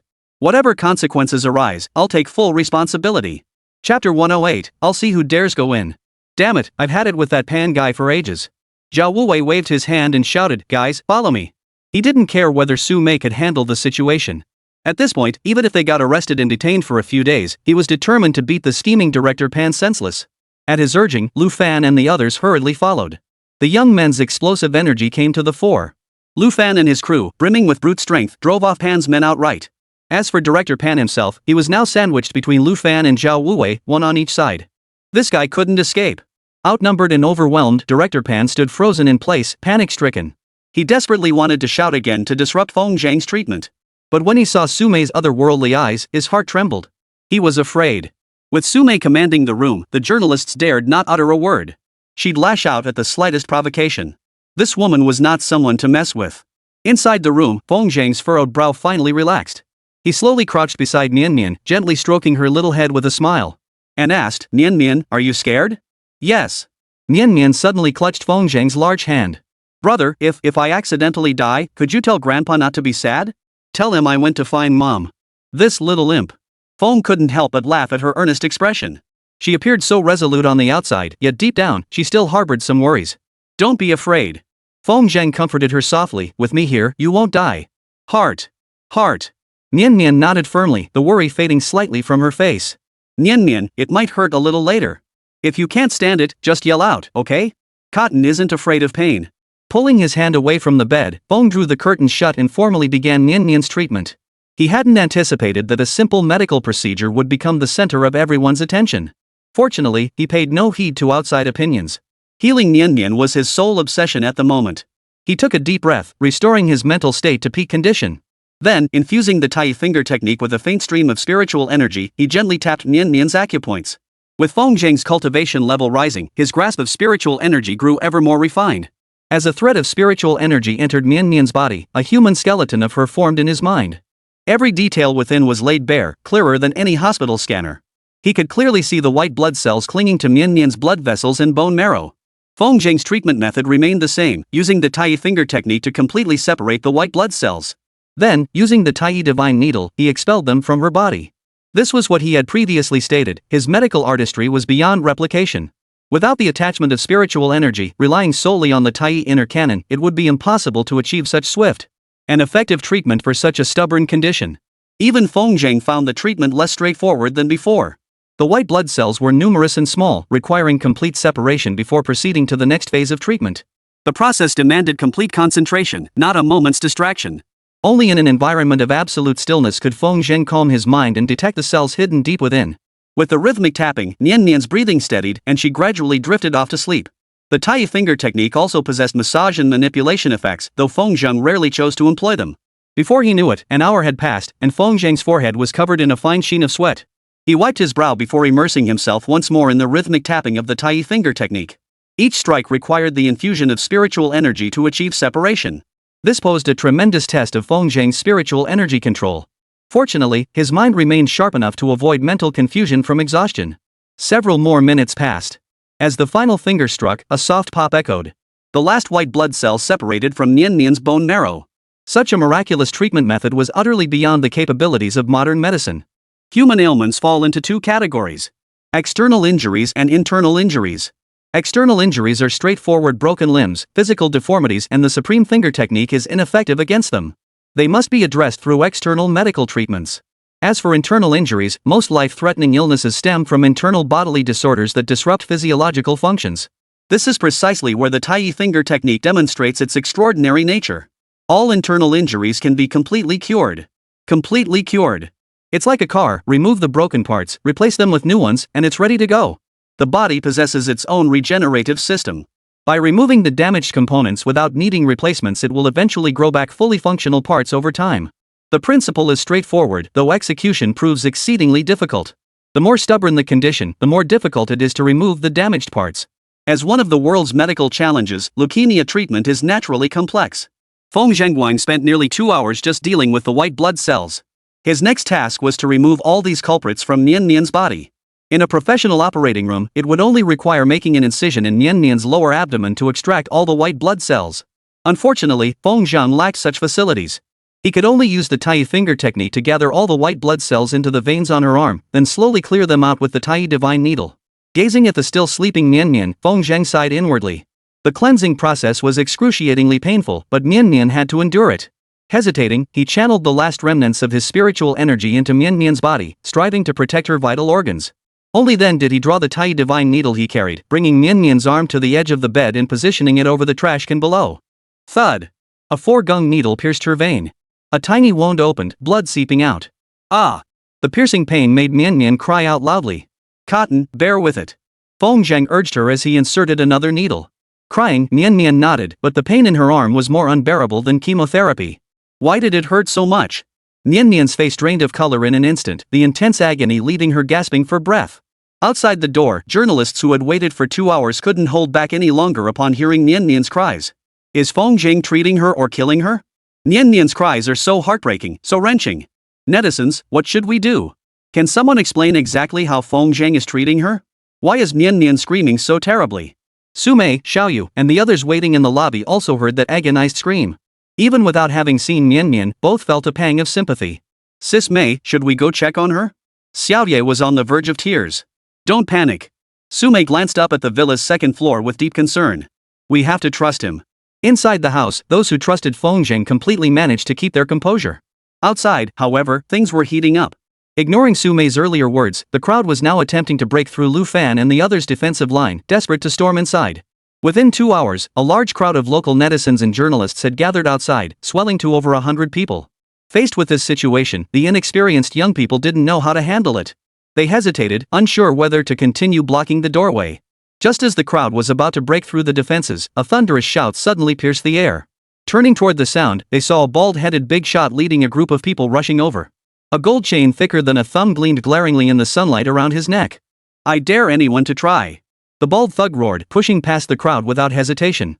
He strode through the greenery blocking the doorway and stood before Lu Fan and the others with an air of authority. Chapter 109, Heaven in the left hand, Hell in the right. If Sumei was a formidable woman with an innate aura of authority, then this bald-headed big shot before them was undoubtedly a ruthless, untouchable figure of the underworld. Merely standing there, the sheer dominance radiating from him was enough to halt the media from pushing further inside. Damn it! The bald-headed big shot was none other than Huang Batian. After arriving in the provincial capital, he had contacted some friends, gathered a group of people, and rushed to the scene. Thankfully, he arrived just in time. Huang Batian's cold, piercing gaze swept over each face. Brother Feng is here to treat patients and save lives. What the hell are you lot meddling for? I'm putting my foot down today. Anyone who wants to go in will have to step over my dead body. Huang Batian's words sent shivers down the spines of the journalists present. Damn, that boss talks like a real badass. One man holds the pass, 10,000 cannot pass. Who'd have thought we'd see such a fierce warrior like Zhang Fei in modern times? Love it. Love it. Everyone around Dr. Feng is a god among men. Whether it was the young and passionate Lu Fan and his crew, or the wealthy second-generation heir Zhao Wuwei who was fiercely loyal, all ignited a surge of excitement among netizens. Later, the appearance of Su Mei and Xiaoyu ignited a media frenzy. People frantically searched online for Su Mei's background, a breathtaking beauty who seemed to have materialized out of thin air. The whole affair reeked of mystery. Now, with a formidable figure like Huang Batian stepping forward, netizens supporting Feng were instantly reassured. Inside the villa, Nian Nian's screams continued, though they weren't as wretched as before. By now, they had become intermittent. As the 3-hour mark approached, those waiting outside grew surprisingly calm. Success or failure hinged on just a few more minutes. Inside the villa, Nian Nian's body had turned purple, with not a single patch of normal skin visible. This was exactly as Feng had anticipated. Having lost so much blood without the protection of spiritual energy, Nian Nian simply couldn't endure it. As the final silver needle was withdrawn, Nian Nian collapsed, utterly exhausted and unconscious. Feng meticulously examined Nian Nian's body, confirming nothing had been overlooked before finally lifting his head and wiping the sweat from his forehead. His clothes were soaked through, drenched in sweat. This alone showed what a grueling ordeal the treatment had been for Feng. I finally saved you. Feng collapsed onto the ground. He needed rest and a long period of nutritional recovery. This treatment had drained him of every ounce of energy. But the matter was not yet concluded. Next, all that was needed was for Li Xiangrong and the others to take Nian Nian to the nearest hospital for a blood transfusion. Only then would the treatment be fully concluded. Yet as Feng placed his hand on the bed, preparing to rise, a sudden chill ran down his spine as he stared blankly toward the corner of the room. There, a middle-aged man had appeared abruptly in the corner, seemingly out of nowhere. Sensing the faint, mysterious aura emanating from the man, Feng instantly steadied his mind. He sat back down on the floor, his voice weary as he said, "Greetings, Lord City God of the provincial capital." "Ha?" The middle-aged man exclaimed in surprise, "You're a quick-witted lad." Feng forced himself to continue, "To appear here without a sound, I can think of no one else but the city god." "Quite right." The middle-aged man's eyes flashed with silent approval, but suddenly his expression hardened, his face contorting into a grimace. "Do you know she's a marked woman?" "I know. Do you know that saving her will prevent this official from fulfilling his duties in the underworld?" "That? I don't know." This was something Feng truly did not know. Reviving one destined for death would unknowingly violate the underworld's established rules. The loss of a soul would inevitably lead to accountability being placed upon the local city god. Feng felt as if facing a formidable enemy, yet his spiritual energy was depleted, leaving him no match for the city god. Even at the height of his power, he could never defeat a proper city god. Death may be forgiven, but life cannot be spared. The middle-aged man snorted coldly, jabbing a finger at Feng forehead. A thread of chilling spiritual energy surged into his body. Clack! A jade token landed before Feng. After you recover, bring this jade token to see this official. With that, the middle-aged man's figure blended into the wall and vanished. John Feng picked up the jade token. It was a city god's order. Infusing it with spiritual energy revealed a distinct figure, none other than the middle-aged man who had vanished earlier. Though it contained a thread of the middle-aged man's spiritual energy, Feng dared not use it. According to Su Qing, city gods possess strong territorial instincts. Trespassing into another's domain was considered an act of aggression. Moreover, Feng was vulnerable to the middle-aged man's leverage. He couldn't guarantee whether the spiritual energy the middle-aged man had given him carried any hidden effects. After resting on the floor for a while and regaining some strength, he finally opened the door. It's open, it's open. Zhao Wuwei and Li Shangrong, stationed at the doorway, were startled to see Feng emerge looking haggard and drenched. Master, how are you? I'm fine. Feng forced himself to speak. I need rest.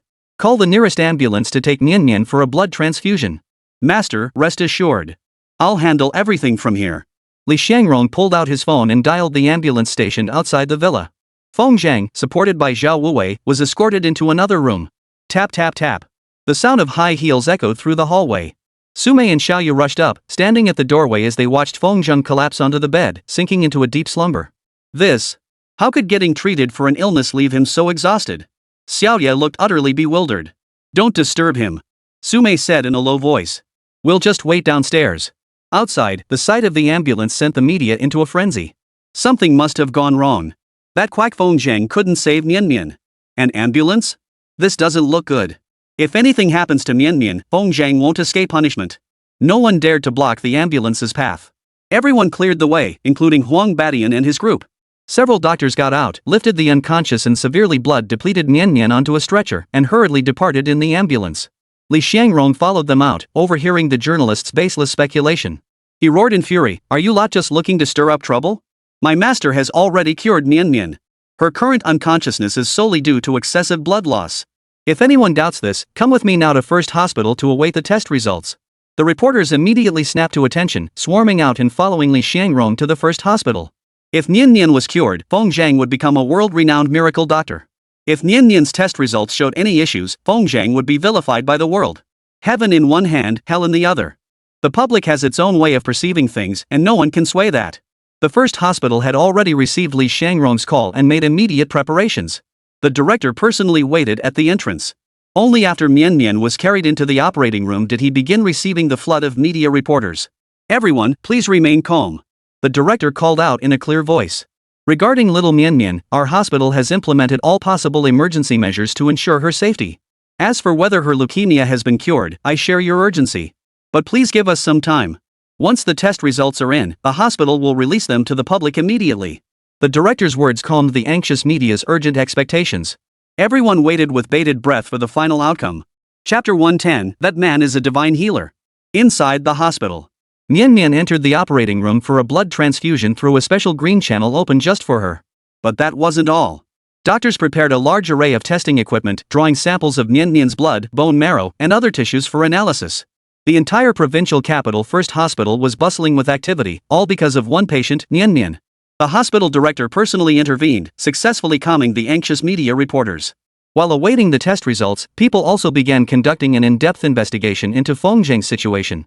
Soon, stories about Feng began circulating online. A college entrance exam failure who spent a year in the mountains mastering extraordinary medical skills. He single-handedly confronted local bullies and guided the village youth to cultivate the land diligently, initiating the cultivation of medicinal herbs. He drove out the town's quacks and treated countless patients during his tenure at the clinic. For love, he refused to be shackled by worldly reputation. His story even moved superstar Chen Yanfei, who personally intervened to clear his name. His life story is more thrilling than any TV drama. The remote and backward village of Santu is now turning around thanks to his decisive actions, embarking on a path of revival. How could such a man be a quack doctor? Self-media outlets in Linping County sensed an unusual news angle. Without waiting to head to the provincial capital, they drove an hour to Qingping town, where Feng Zhang was based, to conduct video interviews with the locals. Ah, you mean the divine Dr. Feng? An elderly woman appeared quite reserved before the camera, unsure how to begin. But upon hearing the inquiry was about Feng Zhang, her face instantly relaxed and her eyes filled with warmth. That boy is our Qingping town's treasure. My family's poor, we couldn't afford big hospitals. Master Feng said I had coronary heart disease, so he gave me acupuncture and prescribed some medicine worth just a few dozen yuan. Hey, isn't that amazing? My illness vanished. Now, I eat like a horse and work the fields like the wind. Next to the clinic, a middle-aged man with greasy clothes awkwardly rubbed his hands together, chuckling foolishly. Master Feng is incredibly popular around here. Lots of young women want to marry him. Too bad Dr. Feng already has someone he likes. Otherwise, I'd definitely send my daughter over to him. What's that? How good is Dr. Feng's medicine? Young man, questioning Dr. Feng's skills in Qingping town? Aren't you afraid of getting beaten up? Before the Vermilion Gate, a young woman with short hair winked at the camera. It looked like she was flirting with someone. Dr. Feng is the heartthrob of Qingping town, no doubt about it. My husband couldn't conceive before, but after Dr. Feng arrived, he's been full of energy every night. I can barely keep up. Look. The young woman thrust out her belly. In a few more months, I'll be a mother. All thanks to Master Feng. He made my dream of motherhood come true. While waiting, netizens browsed reviews from villagers near Qingping town about Feng Zhang. One thing they all agreed on, Dr. Feng's medical skills were truly extraordinary. He had cured all sorts of difficult and mysterious illnesses for the villagers of Qingping town. Seeing the online buzz, Lu Shichuan in distant southeast province couldn't resist joining in. He recorded a video and posted it online. As a distinguished professor in the field of medicine and a nationally recognized pillar of the profession, his statement immediately drew the attention of netizens. Feng Zhang is the most outstanding young doctor I have ever encountered. Standing at the entrance of the Jiang branch, Lu Shichuan exuded an air of distinguished authority. His eyes betrayed his admiration for Feng Zhang.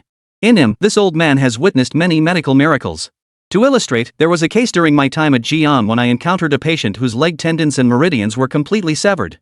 After examining him, I regretfully concluded that even if the external injuries could be repaired, the severed tendons and vessels were beyond repair. In other words, that patient was destined to be crippled for life.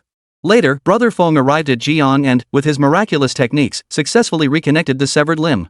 That feat alone would have been enough to elevate Brother Feng to godhood in the medical arts. Netizens are not doctors. Their understanding of complex medical conditions is limited. If Brother Feng had cured every ailment the villagers described, netizens wouldn't find it strange. After all, without personally experiencing the torment of illness, one lacks the sensory impact to fully grasp its severity. But reattaching severed limbs? That's just too far-fetched. Netizens unfamiliar with Lu Shichuan fired back in the comments. What am I supposed to believe reattaching severed limbs? Are you saying Feng Zhang is some kind of god? Who hired this little old man? Spill the beans, how much did it cost? To reverse the tide of public opinion, Feng Zhang really went all out. This guy must be an extra from Hongdian Studios. And honestly, he sure plays the part convincingly. Guys upstairs, don't embarrass yourselves. You don't even know Lu Shichuan, a leading figure in Chinese medicine? Chuan, the leading authority in domestic medicine? Keyboards cost money, look before you type. Exactly. A luminary like Lu Shichuan wouldn't stoop to cheer for some young upstart. This must be his personal experience. Reattaching severed limbs? That's incredible. If Feng Zhang really had that kind of skill, wouldn't there be no disabled people in the world? Unbelievable. How could a village doctor be this skilled? All this arguing is pointless. Whether Feng Zhang is a miracle doctor or not, we don't know. I only care if little Cotton got cured. Right on the money. Xiao Mianmian's condition tugged at the hearts of countless netizens. Let's wait for the test results before debating whether Feng Zhang is a miracle doctor. That'll be more convincing. Finally, half an hour later, the attending physician from First Hospital emerged with the test report, his expression complex. Director, please come here. A nurse approached the director and discreetly guided him to the attending physician. In a corner, two elderly men in their 50s huddled together, whispering. Dr. He, are the test results in? Yes, director. Why do you look so grim? Is there a problem with the results? The director asked.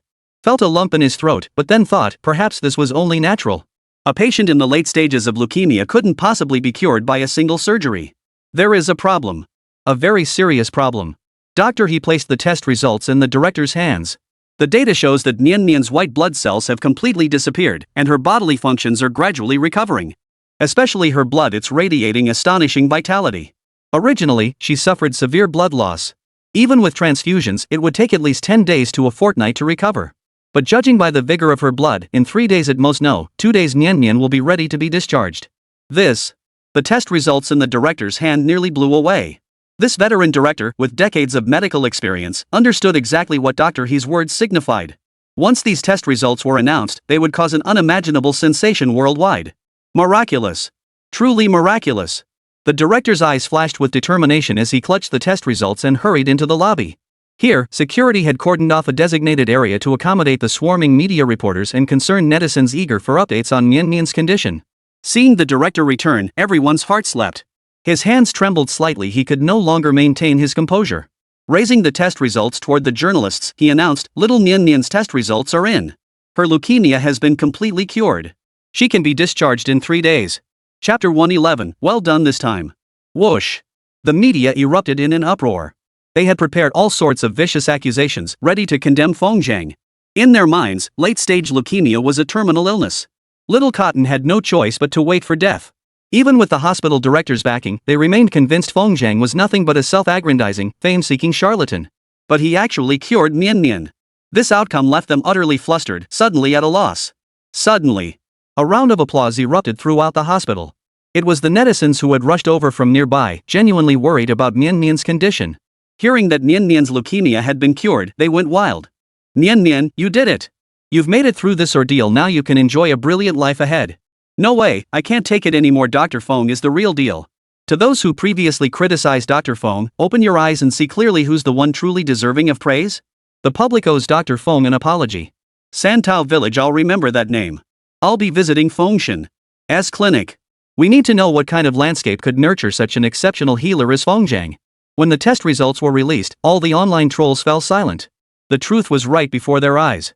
If anyone still doubts it, they can go to the First Hospital's website and download Nian Nian's test results. Words can be fabricated. Test results, however, are absolutely real. At this moment, people suddenly remembered, where had that man gone, the one who had cured Nian Nian under immense pressure?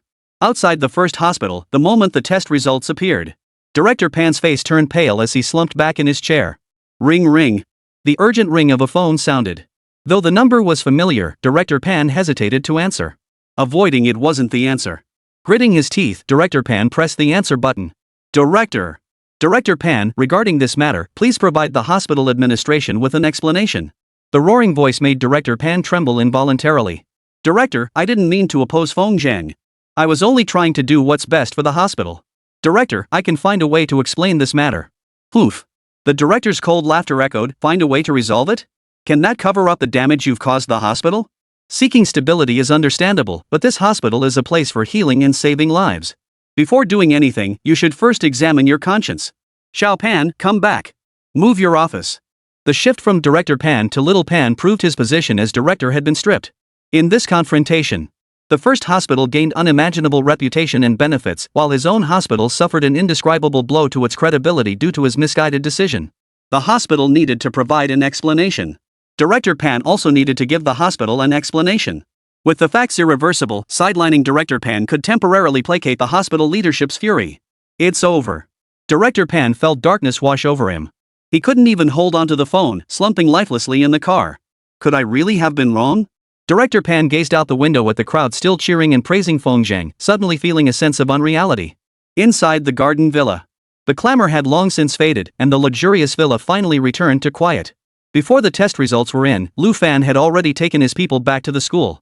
In the living room, only Zhao Wuwei and two unfamiliar beauties seated directly opposite him remained. Huang Batian and his wife, along with their entourage and old Su, had rushed to the hospital to await the test results on site. Zhao Wuwei occasionally glanced at the cold-eyed Su Mei and Xiaoyu before him. Each was a stunning beauty, especially Su Mei. Seated stiffly on the sofa without a single glance, she radiated an overwhelming pressure. Her aura surpassed even that of Li Shui, whom he had long cherished. Zhao Wuwei felt uneasy. How on earth was he supposed to strike up a conversation with these two beauties? Just then, the test results finally arrived. Seeing that Nian Nian's illness had been cured, all three of them breathed a sigh of relief. This was a perfect topic. Zhao Wuwei perked up, about to speak, when his phone suddenly rang loudly.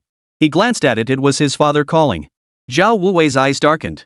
Every conversation between father and son ended in an argument. His father was perpetually busy, and his mother had passed away from illness years ago. Since the age of 10, Zhao Wuwei had never known the warmth of a family. This had cultivated in him the aggressive temperament typical of a spoiled rich kid. Is the old man stirring up trouble again? Zhao Wuwei pondered the matter and roughly guessed his father's intentions. The old man must be furious about his house being used as an operating room and calling to give him a piece of his mind. Fine, let him rant. Zhao Wuwei steeled himself and decided to answer the call in front of the two beauties. In his childish and petty mind, even getting into a heated argument with his father seemed like a pretty cool thing to do. Ring. The call connected. Before the other end could speak, Zhao Wuwei bellowed, "Old man, I've done what I had to do. The villa got a little bloody, but I'm fine with that. If you dare curse me, we'll settle this properly today." A heavy silence fell on the line. Zhao Wuwei began to wonder if his aggressive tone had actually scared the business tycoon into a stupor. Just as he was feeling smug, a warm, deep voice suddenly came through the line. "Good job, kid. You did well this time." "What? Old man, are you out of your mind? Bull. You wish I had some kind of illness?" The voice on the line grew urgent. "Zhao Jinkue may be a businessman. I know what loyalty means. You stood your ground under immense pressure and kept them out. That's the backbone of your old man. I've transferred $1 million to your card. Let me know when you've spent it all. Oh, and ask when Dr. Feng is free. Your old man wants to treat him to a meal." Even after hanging up, Zhao Wuwei was still utterly baffled. Sure, the old man had money, but every time he asked for it, it always came down to a huge fight. What was going on? Had he changed his ways? And the old man always thought his friends were nothing but a bunch of good-for-nothings. Yet now he's actually inviting Feng Zhang to dinner? Unbelievable. Who'd have thought Mr. Zhao was such a sentimental soul? The remark made Zhao Wuwei look up in surprise. Su Mei, with her dignified demeanor and seemingly unapproachable aura, had actually spoken up. "Beautiful lady, do you know my old man?" Su Mei gave a crooked smile. "I've heard a thing or two. But judging by your voice today, you don't quite match the legend. The old man's reached legendary status already?" Zhao Wuwei took the chance to move closer. "Hey, beautiful, let me tell you, don't let the old man fool you. He's the stingiest billionaire in the whole world."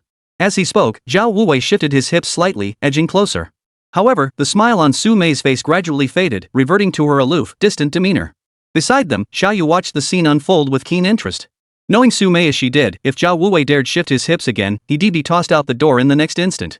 Fortunately, the young man knew when to back off. Seeing Su Mei's reaction, he scrambled to his feet with an awkward grin and returned to his original spot. "Ha, it's almost lunchtime. Why hasn't my cousin woken up yet?" 3 people, 6 pairs of eyes, all turned toward the closed door on the second floor. The bedroom where Mian Mian had been treated had been cleaned by the housekeeper, and Mian Mian had already received her blood transfusion, now getting more comprehensive care at the hospital. Only Feng Zhang. He was still fast asleep. Su Mei's expression grew complex. Her composure had always been as still as a deep well. Even when facing her father's illness, she had never felt such panic and unease. What was happening this time? Why did she feel such unusual concern for him alone? Chapter 112, Breaking Through the Qi Control Realm. Inside the room, Feng Zhang lay peacefully on the bed. Since inheriting the ancestral legacy, this was the first time he had completely depleted all his spiritual energy. The exhaustion felt like maggots gnawing at his bones, a weariness that even sleep couldn't erase. In a daze, he seemed to have a dream. In the dream, his ancestor Feng Xianzong sat cross-legged, whispering softly into his ear. Feng Zhang desperately wanted to open his eyes, to draw closer and hear his ancestor's voice. But he was too exhausted to do anything. Finally, after an unknown span of time, Feng Zhang felt a faint thread of spiritual energy begin to flow back into him. His body remained utterly still, and were it not for the faint rise and fall of his breath, he looked no different from a corpse. Yet within his body, earth-shattering changes were unfolding. The scattered spiritual energy within his consciousness palace was gradually entering his body, transforming into an elusive gas. Simultaneously, his bones, blood vessels, muscles, and even the deepest core of his dantian were being forged by that very gas. They grew more solid and compact. This process continued for an unknown duration until finally, the gas had tempered every inch of his body. It ultimately dissipated within his dantian. Feng Zhang took a deep breath, opened his eyes, and stared blankly at the ceiling. The spiritual energy within my consciousness palace remains sparse, yet I can now wield my divine sense at any moment. Could it be that my spiritual energy has fully recovered, and during my sleep it transformed into qi? If that's the case, I've broken through from the spirit condensation realm to the qi control realm. Li. Realm.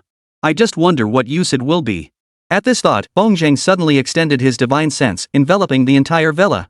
In the villa's living room, Su Mei sat stiffly on the sofa, her brows and eyes betraying an unmistakable weariness. Her face bare of makeup, she stared motionless at the green plant outside the door. As if that potted plant had transformed into Feng Zhang himself. Xiao Ye emerged barefoot from the guest room on the first floor, clad in a sheer nightgown. The nightgown, as thin as a cicada's wing, did little to conceal the youthful vitality radiating from her body. The transparent, slender straps on her shoulders seemed as if they might slip off at any moment. Feng Zhang had a premonition. If he wished, he could draw the energy within his body at any moment, transforming it into a wind blade to sever the straps. He thought it, but ultimately couldn't bring himself to do it. Sister Mei, why don't you go back to your room and rest for a bit? Xiao Ye sat down beside Su Mei. As she bent over, the view beneath her straps was revealed, sending Feng Zhang's blood rushing and his eyes reddening. They weren't as large as Lu Kuei's, but they were still too big to fit in one hand.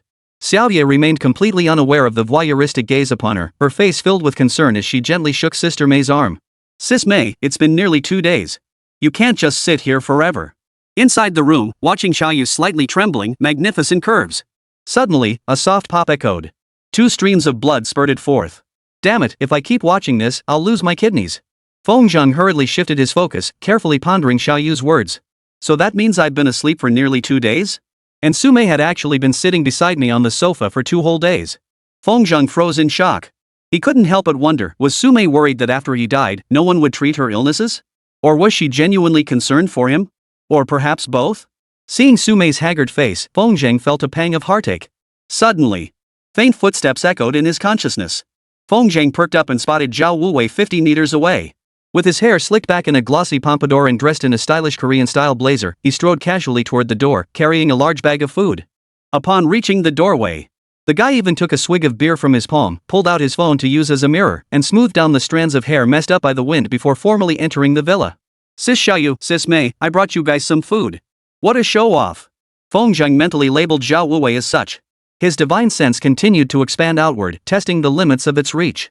Before his breakthrough, his divine sense could only cover this villa. But now, it could reach 50 meters beyond. Like a first-person view in a game, Feng Zhang's divine sense gradually ascended, covering an ever-widening area. 50 meters, 100 meters, 300 meters, 500 meters. Finally, Feng Zhang's divine sense completely enveloped the entire garden villa, reaching an astonishing range of 1,000 meters. This meant that, within a 1,000-meter radius centered on Feng Zhang, he could see anything he wished to observe. This is fantastic.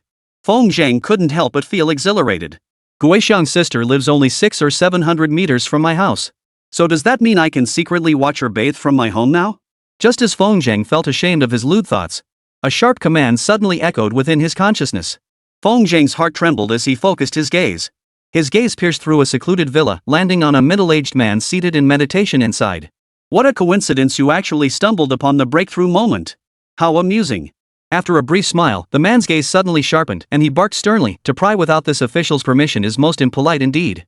With a seemingly casual wave of his hand, the middle-aged man sent a stinging pain through Feng Zhang's divine sense. With a clatter, Feng Zhang's spiritual sense retracted completely into his consciousness palace. Terrifying. Feng Zhang was drenched in sweat. The city god of the provincial capital is even more terrifying than Suqingji. Feng Zhang's brow furrowed deeply. Earlier, the middle-aged man had instructed him to return for a detailed discussion once he recovered. So was he considered fully recovered now? Tap tap tap. A series of hurried footsteps echoed. The tightly shut door was kicked open by Zhao Wuwei. Cousin, what happened? Behind Zhao Wuwei, Su Mei and Xiaoyu stood at the doorway, looking puzzled as they stared at Feng Zhang, who looked like he'd been pulled out of water. They hesitated, wanting to speak but holding back. Holy crap, cousin, did you have a nightmare? Blood still dripped from Feng Zhang's nose, not yet wiped clean. This appearance was practically indistinguishable from the stereotypical sleazy man. Xiao Ye instinctively glanced down, then let out a shriek. Covering her chest with both hands, she bolted down the stairs. She had to change out of her pajamas immediately. Seeing this scene, Feng Zhang felt extremely awkward. Having just broken through, his spiritual energy was strong, and he looked radiant, showing not a trace of fatigue. He was a completely different person from the exhausted, barely conscious Feng Zhang of before. You're the one who talks too much. Feng Zhang rose with an awkward smile. Go to the hotel and fetch my clothes. That's such a hassle. Zhao Wuwei spread his hands and shrugged helplessly. Cousin, there are high-end clothing stores right outside. I'll go buy you a new outfit. I can tell what size you wear on the outside, but I have no idea what you're like on the inside. Zhao Wuwei. Feng Zhang's face flushed slightly. Why do I feel like you've become so infuriating after just one night's sleep? Not at all. Zhao Wuwei hurried downstairs. Got it, cousin. I'll get the largest size. Once only the two of them remained on the second floor, Su Mei entered with a worried look. Dr. Feng, are you okay? I'm fine. Feng Zhang hastily wiped the blood trickling from his upper lip with his sleeve, grinning foolishly. This scene left Su Mei stunned once more. Soaking wet, it could be interpreted as a nightmare. The nosebleed, could it be a nightmare tinged with eroticism? Surely not. Didn't he have Chen Guishan, that widow, to keep him company? How could his desires still be so intense? Could this be Feng Zhang's peculiarity? Pfft, Sumei, what are you thinking? Sumei cleared her throat sharply, hurriedly adding, come downstairs. I need to ask you something. Without giving Feng Zhang time to respond, she dashed down the stairs. Feng Zhang stood in the room, utterly bewildered. I just gave an awkward, silly smile. I didn't do anything to her. Why did her face turn red? Chapter 113, I'll wait for you in Kyoto. In the villa's first-floor lobby, Feng Zhang had changed into a brand-new outfit, now being scrutinized by 3 people. His features weren't rugged, he had a refined, scholarly look. Put a pair of glasses on him, and he'd radiate pure nerd vibes. It must be said, Zhao Wuwei's taste in clothing and grooming was several levels above Feng Zhang's. Dressed in this expensive, elegant outfit, Feng Zhang's entire demeanor was restrained yet radiated an unmistakable sharpness. Walking down the street like this, he certainly turned heads. Truly, a Buddha relies on gold to shine, and a man relies on clothes to shine. Zhao Wuwei remarked with a touch of envy. With his new attire, Feng Zhang's aura completely overshadowed Zhao Wuwei. So you're saying I used to dress like a bumpkin? Feng Zhang narrowed his eyes, sizing up Zhao Wuwei. Absolutely not. Zhao Wuwei waved his hands repeatedly, sighing, good thing you're Schwer's cousin. Otherwise, I was ready to give up. Feng Zhang couldn't be bothered to dwell on his attire any longer. With the 3 of them watching him, he felt a bit awkward. He settled into a comfortable position on the sofa, his gaze fixed intently on Sumei. This once insecure woman, now free of the blood blisters that had marred her face. Even without makeup, the confidence that unintentionally shone through was breathtaking. She was breathtakingly beautiful. In terms of aura, only Chen Yanfei, radiant on stage, could barely compare. Beside her, even Xiaoyu, whose looks were equally striking, seemed to fade into the background. Sumei felt slightly uncomfortable under the stares. Ever since she removed the mask that had long concealed her face, scarcely any man dared to stare at her so blatantly. Even a playboy like Zhao Wuwei dared only to steal a few glances when Sumei wasn't paying attention. This was the pressure her aura exerted on those around her. But Feng Zhang. His gaze was calm, as if he were observing a piece of craftsmanship. Witnessing the 2 lock eyes in a tense standoff, Zhao Wuwei privately marveled, my cousin is unbeatable. That damnable charm of his? Hey, you 2 staring at each other like that, don't you see anyone else around? Xiaoye called out in annoyance, could you 2 please spare a thought for us single folks while you're showering us with love? Ah, Sister Xiaoye is still single? Zhao Wuwei perked up instantly, lowering his head awkwardly. Actually, I'm single too. How about? No, you're not worthy. Don't even think about it. You're not worthy to touch my fingertips. Xiaoye's bluntness crushed Zhao Wuwei's hopes, leaving him utterly humiliated. True enough. Since Sumei knew Zhao Jinkui, she'd also heard about this rich kid's past. His sordid romantic history was too shameful to recount. Let's get down to business. Feng Zhang sensed the awkward atmosphere and quickly changed the subject. Mei, you asked me here, is there something you need? Heart. Sumei nodded. Even without the cotton business, I was planning to return to Santu village. Coming to the provincial capital serves 2 purposes. First, to cheer you on. Sumei had already accomplished that. Had Sumei not appeared that day, Lu Fan and the others would have already lost their resolve. Fortunately, she and Xiaoye radiated an aura of strength, the very essence of refined young ladies. The moment they appeared, they commanded the entire room. Second, Xiao Zhang, my illness seems to have relapsed. Nearly 5 months had passed since the treatment. Only 1 month remained until the 6-month mark. In other words, 1 month from now. Everything Sumei had built up would be reduced to nothing. And it wouldn't stop there. At that time, Sumei's toxic energy would be impossible to suppress, and she might even face mortal danger. Feng Zhang's fingers twitched slightly, drawing a strand of energy from within him. Unbeknownst to him, it surged into Sumei's body. At this sight, he was stunned. Within Sumei's body, only the area around her heart still pulsed with vibrant life. Every other part was utterly contaminated by the poisonous energy. Even her blood had turned a dark crimson, no longer the vibrant red of fresh blood. The situation was indeed perilous. Feng Zhang withdrew his qi, his heart filled with astonishment. So, this is the qi mastery realm. So, it truly was more effective than spiritual energy. To Sumei, Feng Zhang's demeanor had become profoundly enigmatic after uttering that rebuttal. A faint aura enveloped him, lending his entire being an inexplicable air of mystery. Could it be related to her illness? Seeing Feng Zhang frown in deep thought, the others in the room dared not utter a sound. Even Zhao Wuwei's slightly heavier breathing drew a sharp glare from Xiaoyu, which made him hold his breath. The tension was palpable. After a moment, Feng Zhang finally exhaled and smiled faintly. It's nothing. Now isn't the right time for treatment. In a month, I'll make a trip to the capital. Very well. I'll wait for you in the capital. Sumei said earnestly, Xiao Zhang, I haven't sought out any other doctors. My life is entirely in your hands. At this moment, Sume still appeared to be a perfectly normal person. But a month later, the poison will overwhelm her heart, and she will instantly fall into a terminal state. To fully cure her, the process would be far more perilous than for Mian Mian. Moreover, it would impose extremely demanding requirements on Feng Zheng's cultivation. A month would be sufficient for Feng Zheng to adapt to his current realm and wield his qi with complete mastery. Moreover, in Feng Zheng's view, only by treating her at the very moment the poison erupted could all the underlying issues be uncovered. A month later would also be around the time winter break began. At that time, he could conveniently bring Feng Ling home for the New Year's celebrations. Feng Zheng. Sume stood up and suddenly bowed toward Feng Zheng. I'm counting on you. Don't do that. Feng Zheng hurriedly rose, grabbing Sume's hand to help her up. Her fingers were slender and icy cold, their touch achingly tender. This woman, who should have been radiant and breathtakingly beautiful, had instead been ravaged by such illness. Had she not met Feng Zheng, she would have died with a lifetime of regrets. Xiaoye and I will return to the capital first. Sume still couldn't shake her worries, but she didn't dwell on them now.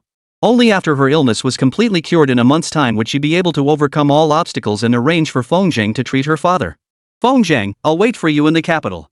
Watching Sume depart with Xiaoyu, Feng Zheng felt a faint pang of reluctance welling up inside him. It felt just like the regret he'd felt when bidding farewell to Qin Yanfei. Facing Sume now, Feng Zheng felt just as uncertain. Everything would have to wait until the illness was cured before they could discuss the future. In the future, Feng Zheng would inevitably need to find a suitable partner to marry and bear children, continuing the Feng family line. It was something ingrained in his very bones. At present, Qin Yanfei was too busy. Even if they were together, their time apart would inevitably outweigh their time together. Xian Tao might be an option, but her life is far from being guided by her own desires. Her mother was a mountain weighing heavily on her heart. Without overcoming that obstacle, there could be no future for the two of them. If Chen Guixiang was unwilling to marry, the cool yet dignified Sume was indeed Feng Zheng's best choice. The problem is, would Sume's background allow her to marry a village doctor? Having met so many women, yet none seemed suitable for marriage and raising children. Feng Zheng couldn't help but feel melancholy. Perhaps Nian Nian would be the final choice, but she seemed just as reluctant to marry as Chen Guixiang. Cousin, Shuer has called several times these past few days. She won't say what's wrong. Should we go check on her at school? Feng Zheng nodded, immediately thinking that perhaps there was a lead regarding the poisoning incident. The two tidied up and were about to head out. Suddenly, a commotion erupted outside the door. Chapter 114, The Hospital Invitation. 3 days later. The same villa stood before them, its entrance still bustling with activity. This time, there were over 100 media reporters alone. Everyone held their phones, following closely behind Mian Mian as they moved forward. They were conducting a live broadcast that would reach every corner of the internet. To Mian Mian's left walked old Su, wiping away tears as he moved. To her right stood Li Xiangrong, visibly agitated. Behind the trio, a group of doctors in white coats and masks followed. Further back were reporters from major media outlets. The two men were stunned by the scene. What was going on? Knowing it was a live broadcast, Zhao Wuwei immediately ducked into the shadows. After smoothing his hair with saliva once more, he stood beside Feng Zheng with a smile. In the setting sun, Nian Nian walked toward them against the light, clutching an oversized bouquet that seemed disproportionate to her frame. She seemed to be struggling a bit, but she insisted on carrying it herself. Feng Zheng's heart stirred. He had already guessed what had happened. He stood still, waiting for Mian Mian to walk step by step toward him. Finally, they stood together within the same frame. Nian Mian gazed at Feng Zheng, tall and slender, and suddenly smiled. But as she smiled, tears welled up in her eyes. Nian Mian, hang in there. Behind them, the media's cheers rose and fell in waves. Everyone was cheering for Mian Mian, including the online comments no trolls in sight. Encouraging messages flooded every livestream. Don't cry.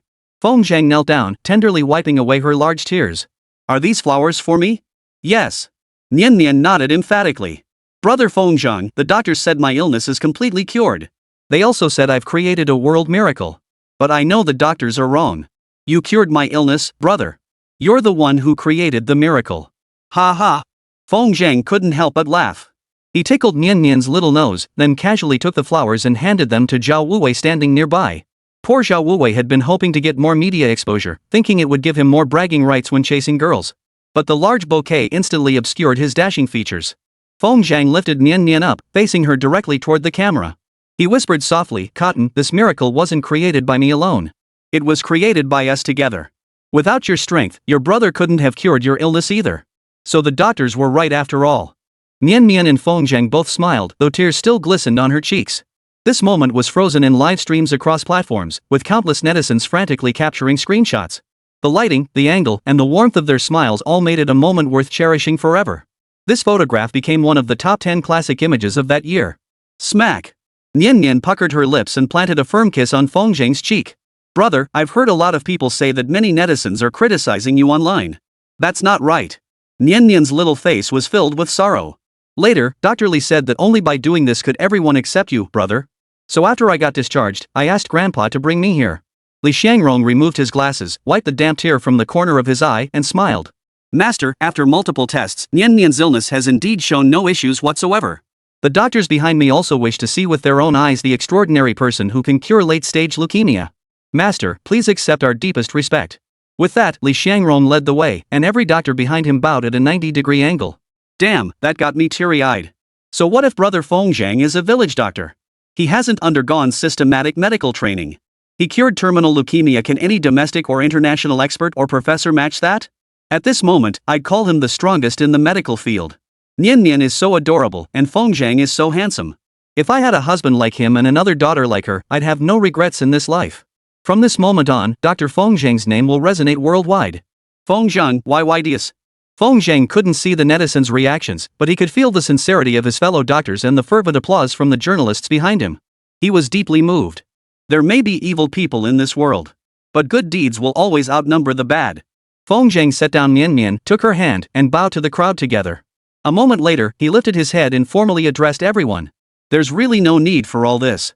As Feng spoke, the room of over 100 people fell completely silent. As a doctor, I've simply done what I should do. I want to tell everyone that the knowledge passed down through thousands of years in our Chinese civilization is certainly no less than foreign medicine. The wisdom of our ancestors, passed down through generations, has culminated in a complete system of traditional Chinese medicine theory. And what I've learned is but a drop in the ocean. I hope this incident will help everyone truly recognize the wonders of our traditional Chinese medicine, appreciate its profound depth, and inspire more people to join me in promoting the medical arts of China. These words were not mere pretentious boasts from Feng Zhang. Rather, they were heartfelt reflections born from his profound experience of the power of the Taiyin aging. Perhaps ordinary individuals without cultivation could never reach Feng Zhang's level of medical mastery. But if Li Xiangrong truly mastered the Tai finger technique and the divine needle of Tai, treating common yet stubborn ailments would pose no challenge at all. Damn it, I'm tearing up again. So many people worship foreign things these days, always thinking the grass is greener on the other side. Look at this, what Western medicine couldn't achieve, our traditional Chinese medicine has accomplished. This is transcendent, damn it. Feng Zhang is so young, yet he's already mastered the essence of great masters. May I ask where you learned traditional Chinese medicine? I intend to switch schools and study. May I ask where you learned traditional Chinese medicine? I'm considering switching schools to study Chinese medical arts alongside Master Feng. I can't explain it. My mom asked why I was kneeling while watching the live stream. So, does Master Feng take apprentices? Following Feng Zhang's remarks, the venue erupted once more in sustained applause. These media professionals had witnessed Nian Nian's condition transform from critical to recovery with their own eyes. Who could have imagined that just 3 days ago, Nian Nian was a patient whose life hung in the balance? Now, Nian Nian could return to her hometown and enroll in school alongside her peers. Brother! Nian Nian pumped her little fist and exclaimed, I want to study traditional Chinese medicine too, and become a doctor just like you. That's wonderful. Feng Zhang pinched her little cheek affectionately. Then you'd better study hard. Mouth. Heart. At that moment, a doctor stepped out from behind Li Xiangrong. An elderly man, his face unrecognizable even behind a mask. Li Xiangrong solemnly introduced him, Master, this is Dr. Yang Guiyuan, who also serves as the director of the first hospital. A hospital director, no less. Having heard about the subsequent events, Feng Zhang felt a strong sense of admiration for this hospital director he had never met. Dr. Feng. Yang Guiyuan extended his hand to shake Feng Zhang's, saying sincerely, on behalf of all leukemia patients in the world, I thank you for bringing them hope. Behind them, a doctor approached carrying a tray. Lifting the red cloth covering it, what lay beneath was an invitation letter. On behalf of Provincial Capital First Hospital, I sincerely invite Mr. Feng to join us. Staring at the 3 gold embossed characters invitation letter, Feng Zhang froze. Previous online skepticism toward him had primarily stemmed from his lack of a credible, convincing identity. Now, things were different. By accepting this invitation, he would instantly become an officially recognized practitioner of traditional Chinese medicine. Feng Zhang desperately wanted it would greatly facilitate his future medical practice. But if he were tied down at the provincial hospital, what would become of the development and construction of Santu Village? Chapter 115, I'll be your little sidekick. No, it wasn't just about Santu Village. Feng Zhang was a free spirit. Even at the clinic, he only worked half-day shifts. Though he was a doctor, he cherished his freedom. Working at a hospital meant a 9-to-5 routine, a life Feng Zhang didn't desire. just as he was pondering how to decline. Yang Guiyuan seemed to read Feng Zhang's thoughts and hurriedly explained, "Dr. Feng, don't overthink it. This invitation is for you to serve as a visiting professor at University." The moment these words were spoken, the entire world was abuzz. Netizens couldn't believe First Medical University would hold Feng Zhang in such high regard. A visiting professor is still a professor. In the public's understanding, reaching the rank of professor as a physician typically required decades of dedication. Moreover, the term visiting was particularly intriguing. Essentially, Feng Zhang's acceptance meant he would serve as a seconded staff member at First Medical University. He wouldn't be required to hold regular clinic hours at the hospital, he'd simply return when the first hospital needed him. He's been granted the title yet given absolute freedom. Netizens felt a sense of unreality. In fact, this invitation was approved after thorough discussion at an internal meeting of First Hospital. Out of caution, Yang Guiyuan even called his old friend Lu Shichuan for advice before making this decision. Lu Shichuan's exact words were, "Forget about your provincial hospital, even at the capital medical university, Brother Feng has the credentials for this." So what was there to hesitate about? A single invitation to become a visiting professor secured the services of this highly sought-after young doctor.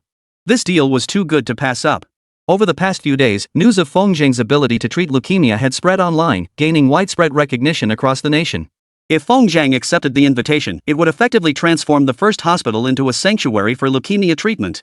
Seeing Feng Zhang still hesitating, Yang Guiyuan reiterated, "Dr. Feng, rest assured we won't disturb you with routine cases. Moreover, I formally requested Li Xiangrong's transfer to our hospital as the lead hematologist. He is your disciple and possesses years of clinical experience in leukemia treatment. Therefore, we won't trouble you unless absolutely necessary." Feng Zhang felt troubled. It seemed he couldn't avoid taking on Li Xiangrong, his star pupil. "I have one request." Feng Zhang's words instantly drew everyone's rapt attention. To everyone else, it seemed only natural to try and gain some advantage at this moment. Yang Guiyuan couldn't help but feel uneasy. This was already the utmost sincerity the First Medical Institute could offer at this stage. If Feng Zhang made any further unreasonable demands, he would have to submit a request through multiple levels of approval before responding. Feng Zhang cast a faint glance at Li Xiangrong and smiled. The First Medical Center must grant Li Xiangrong a year-long sabbatical. While netizens were still pondering the connection between the leave and accepting the invitation, Li Xiangrong's face lit up with delight. Had he not been surrounded by so many people, he might have let out a triumphant cheer. The underlying implication of this statement was Feng Zhang's recognition of Li Xiangrong's status as his foremost disciple. Moreover, he intended to personally mentor his disciple for a full year. Yang Guiyuan laughed heartily. "Xiangrong, you must study diligently under Dr. Feng and master the complete art of traditional Chinese medicine. When the time comes, share your knowledge with the doctors at our hospital. I guarantee I'll complete the task." Li Xiangrong's carefree smile vanished as he stood ramrod straight. This was a solemn moment that brooked no disrespect. Only then did Feng Zhang formally accept the invitation letter from the hospital director. This scene was broadcast live online. At the hospital where Mian Mian had worked, the old director slammed his pen down on the rosewood desk in fury. Thud. The thunderous sound silenced everyone else in the room. That Pan fellow has betrayed me. Originally, all this glory was meant to be his. Yet through Director Pan's baffling maneuvers, not only did he gain nothing, but he suffered heavy losses, both personnel and resources, while the hospital's credibility sustained irreparable damage. The more triumphant Yang Guiyuan felt. He was that devastated. If only I had known back then, I should have personally handled Mian Mian's treatment. But what good does regret do now? What's done is done. Inside the villa, Feng Zhang, now restored to calm, sat on the sofa, staring blankly at the invitation in his hand. Now he had an official status. Next time something like this happened, he wouldn't have to endure so much doubt. This was a good thing. Mian Mian had already been taken by Old Su to return to Linping with the Huang Batian couple. With this couple's help, Mian Mian's enrollment and accommodation would be taken care of. As for Mian Mian's mother, that would have to wait until Feng Zhang returned to handle personally. He hadn't mentioned this matter. Humans and spirits followed different paths. Feng Zhang was still pondering how to handle this matter gracefully, so that neither mother nor daughter would be left with regrets. Incidentally, Mian Mian has become a minor internet sensation. Her daily life and studies would undoubtedly be closely followed by netizens. This posed no real problem as long as Mian Mian remained steadfast in her resolve. She would remain undisturbed by the outside world. Li Xiangrong received Feng Zhang's formal recognition. Still, in his heart, he felt a proper initiation ceremony was necessary. Feng Zhang had never done such things before, so he let Li Xiangrong handle it however he wanted. While Feng Zhang was still in the provincial capital these next few days, Li Xiangrong could tidy up everything at home and then return with Feng Zhang to Qingping town. Feng Zhang had already made up his mind. The health clinic would be Li Xiangrong's next workplace and place of learning. With him there, Feng Zhang wouldn't have to be tied to the clinic all the time. Everything was going smoothly for now. Even the Xiantu incident, though the true culprit remained unidentified, had a contingency plan in place. The only source of concern was that unfathomable city god from the provincial capital. He seemed to harbor goodwill, yet his intentions were far from pure. What problems might arise? That would only become clear once Feng Zhang was fully prepared and faced him in a genuine conversation. Now was not the time. Cousin, don't be silent. Zhao Wuwei called out. Are you even listening to what I'm saying? Ha? You spoke? Zhao Wuwei nearly fainted from anger as darkness clouded his vision. After entering the room, he had been talking non-stop, pouring out a torrent of reasoned arguments. Little did he know Feng Zhang had been deep in thought, missing every word. Zhao Wuwei flopped onto the sofa and asked weakly, cousin, do you need a bodyguard? Maybe you could consider me. You? Feng Zhang struggled to suppress a chuckle. A frail, pampered rich kid, where would he find the courage to be a bodyguard? Cousin, your skepticism really hurts my feelings. Zhao Wuwei sat up straight, indignant. Don't let my slim build fool you, I've got explosive strength, you know. With that, he shed his jacket, rolled up his sleeves, and revealed muscles too painful to look at. Honestly, there wasn't much to show off. Well, if it really doesn't work out, I could be your driver instead. Feng Zhangshan nodded in agreement. I already have a driver. Ah, well. I could be your little sidekick. Help carry bags or whatever, no problem at all. After this incident, Zhao Wuwei was determined to stick with Feng Zhang no matter what. But he had no interest in studying medicine, so naturally, he wasn't thinking about becoming an apprentice or anything like that. Feng Zhang sighed helplessly. Bro, you're turning down a promising life as a rich kid just to tag along with me? Why? That's not how it is. Being a rich kid is actually pretty boring. Hanging out with my cousin is way more exciting. Feng Zhang would never agree to let Zhao Wuwei tag along. If Zhao Jinkui found out he'd lured away his sole corporate heir, he'd likely be furious enough to spit blood. Let's go. Feng Zhang glanced at the call from Xiantao on his phone screen and hung up immediately. He stood up and teased, Driver Zhao, take me to school first? Chapter 116, The Alleyway of Farewell. By the time Zhao Wuwei drove Feng Zhang to the university, dusk had already settled over the sky. Bathed in the fading glow of the setting sun, the provincial capital's university campus appeared breathtakingly beautiful, tinged with a touch of solemnity. Not being able to attend university was Feng Zhang's greatest regret in life. Yet, having reached his current position, even if given the chance to enroll, he couldn't settle down to become an ordinary student again. Since the regret could never be truly remedied, Feng Zhang decided to let it go. The two did not head straight into the university grounds to search for the immortal peach. Several days were wasted, and Feng Zhang became entangled in trivial matters. The hidden culprit behind the scenes would inevitably be tempted to step forward. Yet Feng Zhang found it odd that the killer seemed remarkably patient. So let's see who cracks first. Since waiting any longer was futile, Feng Zhang decided to bid Xian Tao farewell today and casually invite all the students to gather that evening. To draw a perfect conclusion to this brief provincial capital trip. After waiting idly for over 10 minutes, they finally saw Xian Tao emerge with all her girlfriends. Cousin. A short-haired girl, seemingly the liveliest among Xian Tao's friends. She had been absent from their last gathering due to a prior commitment. She had been disappointed not to meet the internet-famous miracle doctor, but unexpectedly received an invitation right after school. The short-haired girl greeted him with her usual easy familiarity. Just us girls tonight? Cousin, you're being a bit biased, you know. Feng Zhang smiled. We had trouble getting Lu Fan and the guys together the other day. I wanted to invite them too, but their basketball team has a game tonight. So, we'll have to wait until next time to invite them. So many girls. Zhao Wuwei dared not sneak glances around as usual, feeling guilty and anxious, as if Xian Tao might catch him at any moment. This wealthy second-generation playboy eagerly took the lead. The group soon arrived at the same food court restaurant where they'd dined last time. The idea to treat everyone to dinner had been Feng Zhang's spur-of-the-moment decision. So they didn't start ordering until they were inside the restaurant. This time, Feng Zhang hadn't even notified Nian Nian, precisely to let Xian Tao's friends completely relax and not be as stiff as last time. The girl with short hair was Li Qingqing, whose looks weren't as stunning as Xian Tao's. However, her lively and energetic personality made her hit it off surprisingly well with Zhao Wuwei. Even ordering the food was handled by Li Qingqing, who dragged Zhao Wuwei out to take care of it. Feng Zhang was spared the trouble, sitting at the far end of the private room, leaning against Xian Tao. Whispering to each other. Are you okay? Xian Tao was referring to her earlier fainting spell. I came twice, but you were asleep both times, so. I know. Feng Zhang felt a wave of emotion wash over him. So many people had been quietly looking out for him without him even realizing it. Truthfully, he felt a slight pang of regret.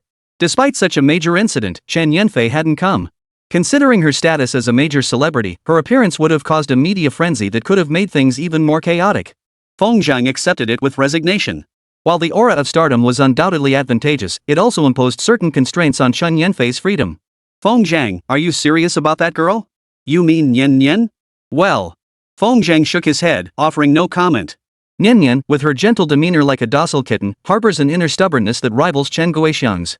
This time back in Linping, he planned to visit the county hospital himself. If he could help alleviate her father's suffering, it would ease some of the guilt he felt over his own shortcomings toward Nian Nian.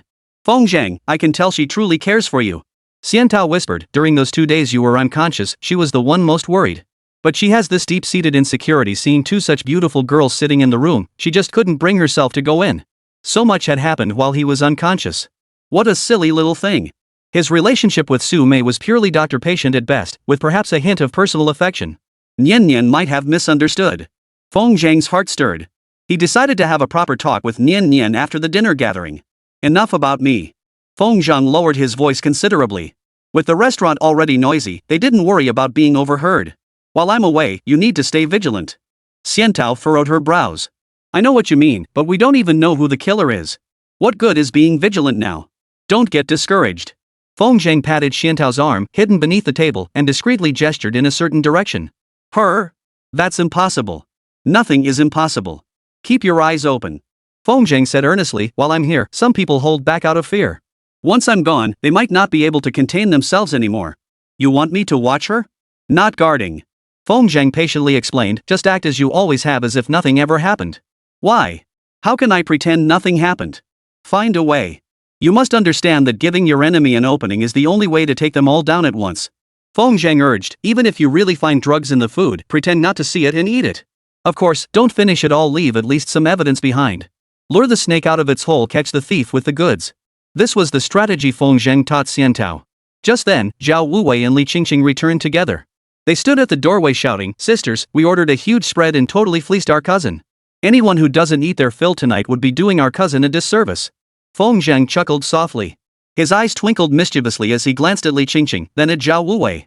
His mind began to race. Though there were fewer men to liven things up, with Li Qingqing present, the dinner atmosphere remained just as lively. On the contrary, Zhao Wuwei, who couldn't handle much alcohol to begin with, was thoroughly outmatched by Li Qingqing. He ended up downing several bottles on the spot. The meal stretched past 9 o'clock. Standing by the doorway, Xiantao and her group of girlfriends bid farewell to Feng Zhang. Cousin, remember to visit often, or we'll miss you.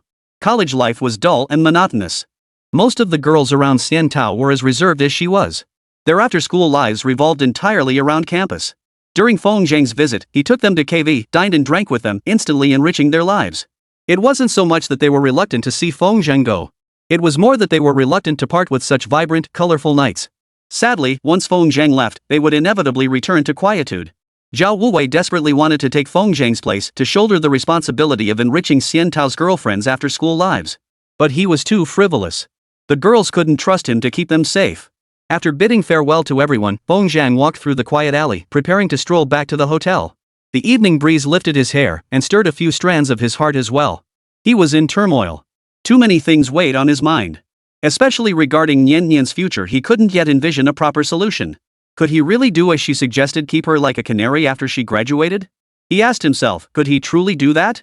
A few hundred meters from the hotel, Feng Zhang felt a sudden stir within him. He sensed a gaze watching him from the darkness. He looked up.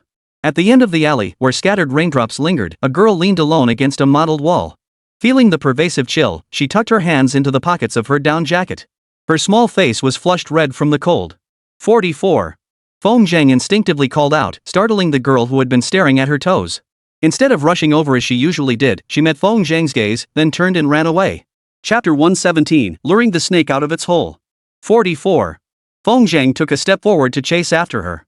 Since his cultivation had advanced, it wasn't just his spiritual awareness that had grown. When channeling his qi, he could distinctly feel the lightness beneath his feet. Such speed would astonish the world if he competed in the Olympics. In an instant, Feng Zhang embraced Nian Nian as she ran beneath the dim streetlight by the roadside. What's wrong? Feng Zhang asked softly, what happened? Why did you run away when you saw me? You? Nian Nian's body trembled slightly. Suddenly turning around, she pounded Feng Zhang's chest with all her strength. Weren't you leaving? Didn't you abandon me? Why are you chasing after me now? The rapid-fire triple barrage left Feng Zhang utterly flummoxed. What kind of logic was this? Feng Zhang let Nian Nian vent her frustration. Her fist seemed heavy, but landing on him felt no different than tickling. Who said I don't want you anymore? Wah! Exhausted from her tantrum, Nian Nian pressed her flushed little face against Feng Zhang's chest. I heard you're going back to your hometown tomorrow. You didn't contact me, so I thought you didn't want me anymore. I'm so angry. I almost deleted your phone number in WeChat, but I just couldn't bring myself to do it. If you don't want me anyway, why should I still be sad for you? Who knows? I kept walking, but I just couldn't help hiding at the corner to catch a glimpse of you. Feng Zhang, sniffle sniffle, you won't abandon me, right? Feng Zhang placed his hand on Nian Nian's frail shoulder, letting the girl in his arms cry her heart out. It seemed that after the last gathering, Nian Nian had added Xiantiao's best friend as a contact. The dinner plans that night must have been arranged by her friend too. This was all a misunderstanding. If Feng Zhang truly intended to leave, how could he possibly not bid Nian Nian farewell? Perhaps it was precisely this unintentional misunderstanding that allowed Feng Zhang to see his true standing in Nian Nian's heart. I won't abandon you. Feng Zhang said firmly, I didn't intentionally avoid you to dine with them tonight. I genuinely had arrangements I couldn't explain at the moment. Nian Nian. Please remember that. No matter what happens, as long as you don't leave me first, I'll wait for you forever. Whoa whoa. Nian Nian burst into tears once more, but this time they were tears of deep emotion. After a moment, Nian Nian finally cried herself out and lifted her head from Feng Zhang's embrace. Her face, streaked with tears like pear blossoms drenched in rain, looked heartbreakingly sad. Nian Nian wiped her tears, raised her fist as if to strike, but as it descended, it softened into a palm, gently smoothing the slightly wrinkled fabric. Sweetie? Even if I leave, you won't chase after me anymore? Yes. Feng Zhang uttered the syllable earnestly, instantly making Nian Nian both cry and laugh. He really is a straight-laced guy. Would it kill him to say a few more sweet nothings? As they walked toward the hotel, Nian Nian instinctively pulled out a mask and placed it over Feng Zhang's face, leaving Feng Zhang utterly bewildered. She'd never taken the initiative to put one on him before. Giggle giggle giggle. Only after stepping into the elevator did Nian Nian chuckle softly, you're an internet-famous miracle doctor now. If anyone saw us together, who knows how many young girls would be heartbroken. Feng Zhang's recent popularity rivaled that of top-tier celebrities. As more content creators chased traffic, the nearly forgotten mountain village of Santu reappeared in major livestreams. Simultaneously, Feng Zhang's past experiences were laid bare for all to see, including his love story with Chen Guixiang. Some streamers had already dug up old footage, editing it into a dozen short episodes with voiceovers narrating the story. And let's be honest, it's been incredibly popular. Twice in a row, he found himself passively appearing on camera during live streams. But this provincial capital incident clearly had a much greater impact than the one in Santu village. Nian Nian was a smart girl. Even after entering the room, she didn't mention Chen Guixiang's name. This rendered Feng Zhang's original explanation pointless, so he simply let it go. Nian Nian's thoughts were simple, as long as Feng Zhang didn't abandon her, that was all that mattered. Everything else? Who cares? They spent another night together until the next morning, when Nian Nian had to go to school. Having witnessed the power of Feng Zhang's medical skills, Nian Nian's passion for her studies burned even brighter. As for Feng Zhang, he didn't even leave the house.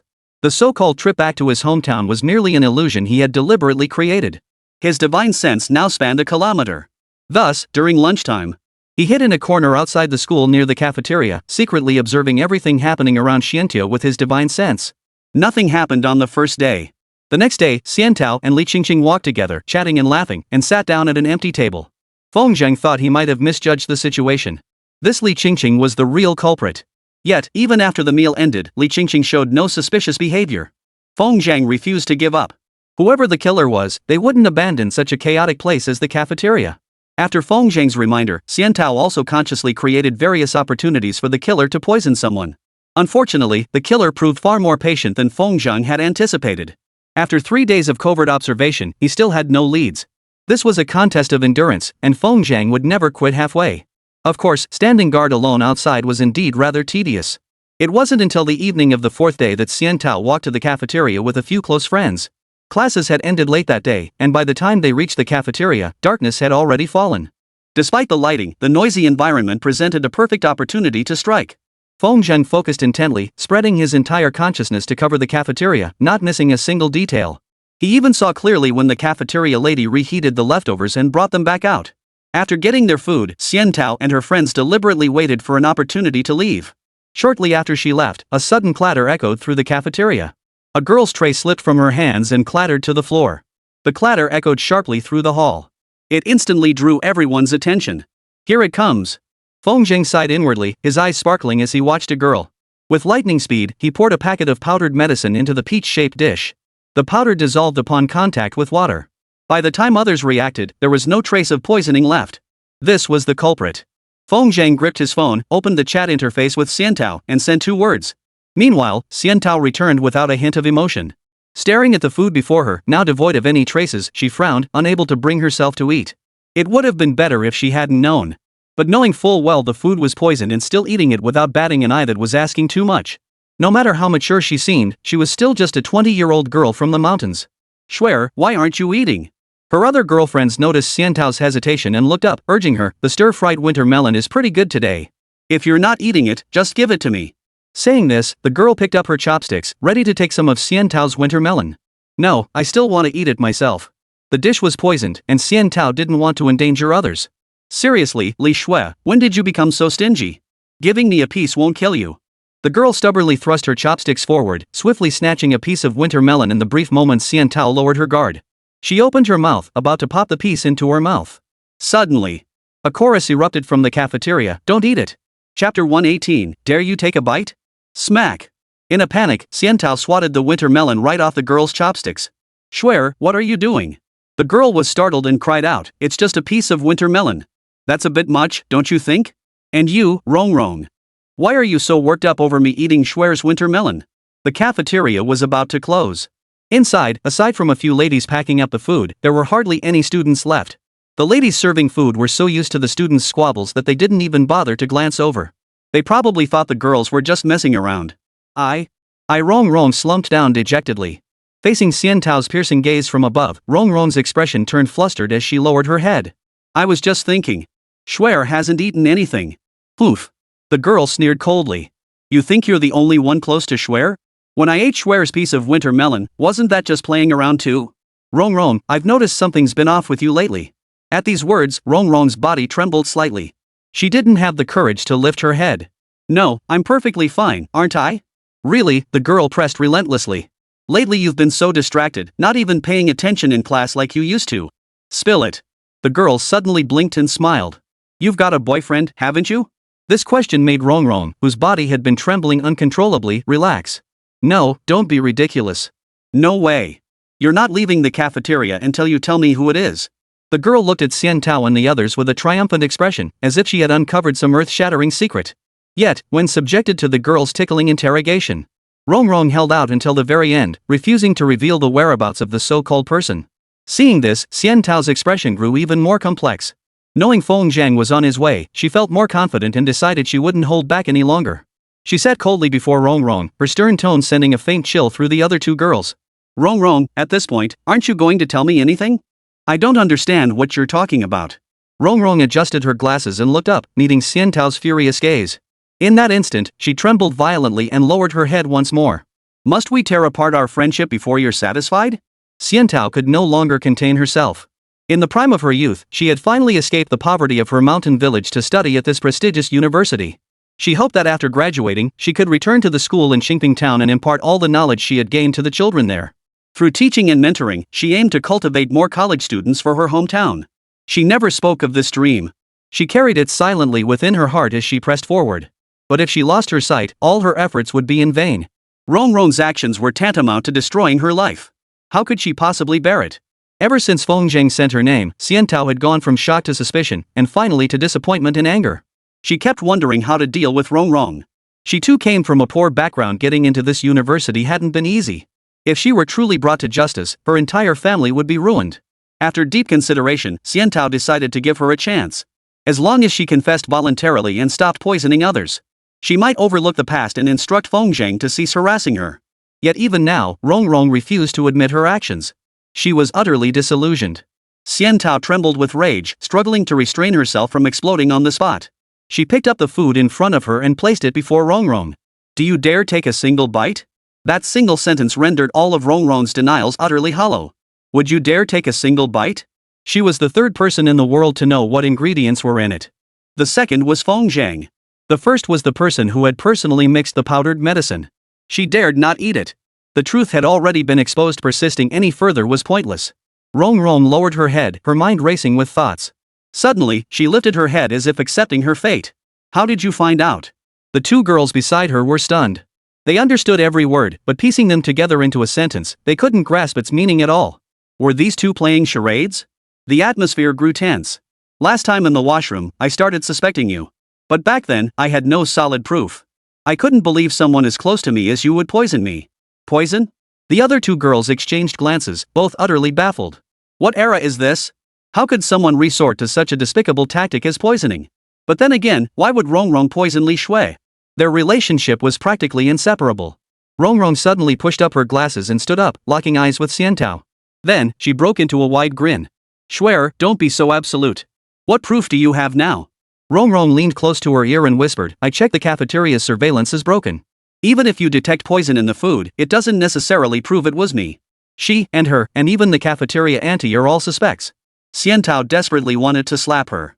How could Rongrong, who looked so frail, harbor such a vicious heart? Xiantao held back. As Rongrong said, if the cafeteria surveillance was broken, she truly had no way to prove that Rongrong was the killer. But she knew it in her heart. Though she didn't know how Feng Zhang had figured it out, he must be right. Xiantao stared wide-eyed at Rongrong, who was smiling with a slight lift of her lips. A sense of utter helplessness washed over her. How could she possibly identify her under these circumstances? Clap clap clap. Light footsteps echoed through the air. At the cafeteria entrance, a tall, slender figure appeared. Feng Zhang. Xiantao, as if finding her anchor, called out plaintively. Feng Zhang approached the four girls, staring blankly at Rongrong. Her face was blank with bewilderment, like that of an innocent little girl. Cousin, so you didn't leave after all? Rongrong exclaimed in exaggerated tones, so that means we sisters can go out and play again. Cousin, you know what? We've all missed you so much while you were gone. Feng Zhang had only been gone for 3 days. There was absolutely no need for such over-the-top dramatics. The other two girls were genuinely bewildered. They couldn't quite figure it out. The stark contrast in Rongrong's personality, usually quiet and insecure about everything, was astonishing. Though she wore a faint smile now, there was an indescribable quality to her appearance. It was like a hostess at the Crown Club, utterly fake. Feng Zhang chuckled softly. Do you really think I have no evidence? From the moment I arrived here, there are at least 2 ways to reconstruct your past actions. Rongrong froze for a moment before laughing. What are you talking about, cousin? I don't understand. Do you genuinely not understand, or are you pretending not to? Feng Zhang pressed forward relentlessly, his imposing presence forcing Rongrong to retreat step by step. Her mental defenses were on the verge of collapse. Cousin, I genuinely don't understand. I was just eating my meal properly, listening to them discuss how incredibly beautiful Shuer is. Rongrong stubbornly denied everything, pointing at the 2 bewildered girls and shouting, it was them. They were jealous of Shuer's beauty and deliberately poisoned the food. We didn't. The 2 girls turned ashen, frantically shaking their heads in denial. Of course they hadn't. But Rongrong, standing before them, had truly reached the point where he wouldn't believe it until he saw the coffin. Ah! Feng Zhang sighed softly, reluctantly pulling the phone from his pocket. Chapter 119, You Must Forgive Me. Back then, it took sheer tenacity to squeeze through the gauntlet of the college entrance exam, a narrow bridge crossed by countless warriors. Students who made it to this institution were destined to become pillars of the nation. Their mental resilience is far stronger than that of ordinary college students. Even after Feng Zhang pulled out his phone, Rongrong maintained a faint smile. Through meticulous verification, she confirmed the surveillance here was malfunctioning. Feng Zhang had entered from outside. It was impossible for him to have recorded video at the scene. However, when the phone screen clearly played back the scene of her poisoning, Rongrong finally paled slightly. She stumbled backward, waving her hands frantically. Impossible. How could you have recorded this? Rongrong's voice cracked with desperation. Were you hiding in the cafeteria the whole time? But that doesn't make sense either. Rongrong couldn't comprehend it. The camera angle in the video looked as if someone had been standing right in front of Rongrong. Xiantao wasn't there at the time. Her seat was empty. It was impossible for a living person to appear right in front of her, filming with a phone, without her noticing. Feng Zhang said calmly, just because you think it's impossible doesn't mean I can't do it. To record this video, Feng Zhang had expended the qi he had painstakingly accumulated. Manipulating qi to film, recapturing the scene. The difficulty of this feat was no less than the energy expenditure required for the surgery he performed on Nian Nian. However, Feng Zhang had now reached the qi manipulation realm. Such a level of depletion could no longer cause him to lose consciousness. Rongrong's pupils dilated, her expression under the lights looking utterly monstrous. You're framing me. I didn't do this. I didn't do anything. At this critical moment, you still refuse to admit it? Feng Zhang roared, his voice carrying the weight of his aura. Speak. Why did you harm Shuer? The other 2 girls were stunned into silence by this sudden turn of events. They stared at Feng Zhang in terror, inwardly marveling at how harmless their cousin seemed normally, yet how terrifying he became when enraged. It felt like one glance could shatter one's very soul. Xiantao felt that same eerie sensation. Feng Zhang's back, facing away from her, was imposing and towering, like a mountain. To force Rongrong to confess her actions, Feng had unconsciously unleashed the imposing aura of the Qi control realm. Facing a cultivator whose power far surpassed that of ordinary people, it was only natural for them to feel terrified. The three of them were already terrified to this extent. Rongrong was no exception. The commotion in the cafeteria drew the attention of the food ladies and cooks inside, who all rushed out to see what was happening. "Young man, what's going on? You shouldn't scare the girls like that." An elderly auntie offered a stern yet well-meaning admonishment, about to step forward to help the collapsed Rongrong to her feet. But when she looked up and met Feng Zhang's furious glare, she shuddered and stood silently to the side. That young man is terrifying, like some bloodthirsty general. Feng Zhang's gaze bore into Rongrong, determined to crush the last shred of resistance in her heart. Under his intimidating glare, Rongrong held out for only a moment before completely breaking down. She knelt on the ground, sobbing uncontrollably, utterly disregarding her dignity. "Don't blame me, I had no choice." Suddenly, Rongrong crawled on her knees toward Xiantao, clutching her legs. "Swear, you must forgive me. I'm my family's only hope. If I fall, my family is finished. Swear, I beg you, please." Her pitiful appearance made Xiantao's tears flow uncontrollably. She couldn't understand if Rongrong was so vital to his family, why would he commit such a heinous crime? "Swear, as long as you don't call the police, I'll do anything you ask. I'll kowtow to you." As she spoke, Rongrong slammed her head hard against the greasy floor. The other two girls, pale-faced, clung to each other. They had pieced together the reason from scattered words. Rongrong had actually poisoned Li Shui, trying to kill her. What kind of hatred could drive someone to such an act? This was a crime one punishable by imprisonment. They looked at Li Shui with sorrow, offering no defense for Rongrong. You can't tell others to be kind unless you've suffered yourself. Had Li Shui not discovered it in time, the consequences of Rongrong's poisoning succeeding would have been unimaginable. Tears as big as beans streamed down her face. Xiantao could no longer make out Rongrong's face. Instinctively, she reached out to help Rongrong, who was bleeding from a head injury. But her hand froze midair, unable to descend for a long moment. Was Rongrong worthy of forgiveness? No, she didn't. Without Feng Zhang, she might have lost all hope by now. Rongrong was the family's hope. And Xiantao, wasn't she the same? "Rongrong, tell me, why did you harm me?" Rongrong stopped kowtowing, her body trembling as she gazed toward the cafeteria entrance. A cold wind swept in, sending a shiver through her. "Swear, I can't tell you." Rongrong clenched her teeth, her voice hollow and defeated. "If I tell you, I'll surely die." "You're still playing dumb at this point?" Smack. Xiantao, frustrated beyond belief, slapped Rongrong across the face. Then, covering her mouth, Xiantao fought back the tears. She desperately wanted to know why. Who had she offended to deserve such poisonous harm? Through blurred vision, she saw Rongrong sitting on the ground in despair. The slap had been quite hard, her cheek was already red and swollen. She gritted her teeth, refusing to utter a single word. Feng Zhang silently stepped forward and crouched down before Rongrong. His tone regained a thread of calm. "When you said death, were you referring to the tumor inside your body?" Rongrong's body trembled as she stared at him in disbelief. She had never told anyone about her secret. How could Feng Zhang have known? Could it be he saw the test results she'd hidden under her pillow? "I can cure you." Feng Zhang's words gave Rongrong a glimmer of hope. "Your tumor is benign. With consistent medication, it can be eliminated. Although you're taking Chinese medicine, its effects aren't significant. In other words, continuing treatment as you are now will only alleviate symptoms, it won't eradicate the tumor. Once the tumor develops drug resistance, it will erupt into an advanced stage." Feng Zhang was not only a wildly popular online celebrity doctor but also a visiting medical expert at the provincial capital First Hospital. His words left no room for Rongrong to doubt. Rongrong's lips trembled. "You can really cure me?" Actually, a benign tumor can be treated even at a regular hospital. Feng Zhang had roughly pieced together the sequence of events. It must be the person behind her who concocted the poison. Seeing Rongrong's condition, they likely thought she was using her illness as leverage to force Rongrong into poisoning someone. He knew exactly who that person was. Now he just needed Rongrong to identify them. Rongrong was a pitiable soul, driven mad by the specter of cancer. But if Rongrong persisted in her stance, Feng Zhang wouldn't show any mercy. Of course, Feng Zhang had no intention of treating her himself. Instead, he would provide her with a more comprehensive prescription, allowing her to procure the herbs and manage her own treatment. She cannot escape the legal responsibility she must bear. As long as her body could be cured and she no longer had to live in fear of cancer. What reason did Rongrong have to persist?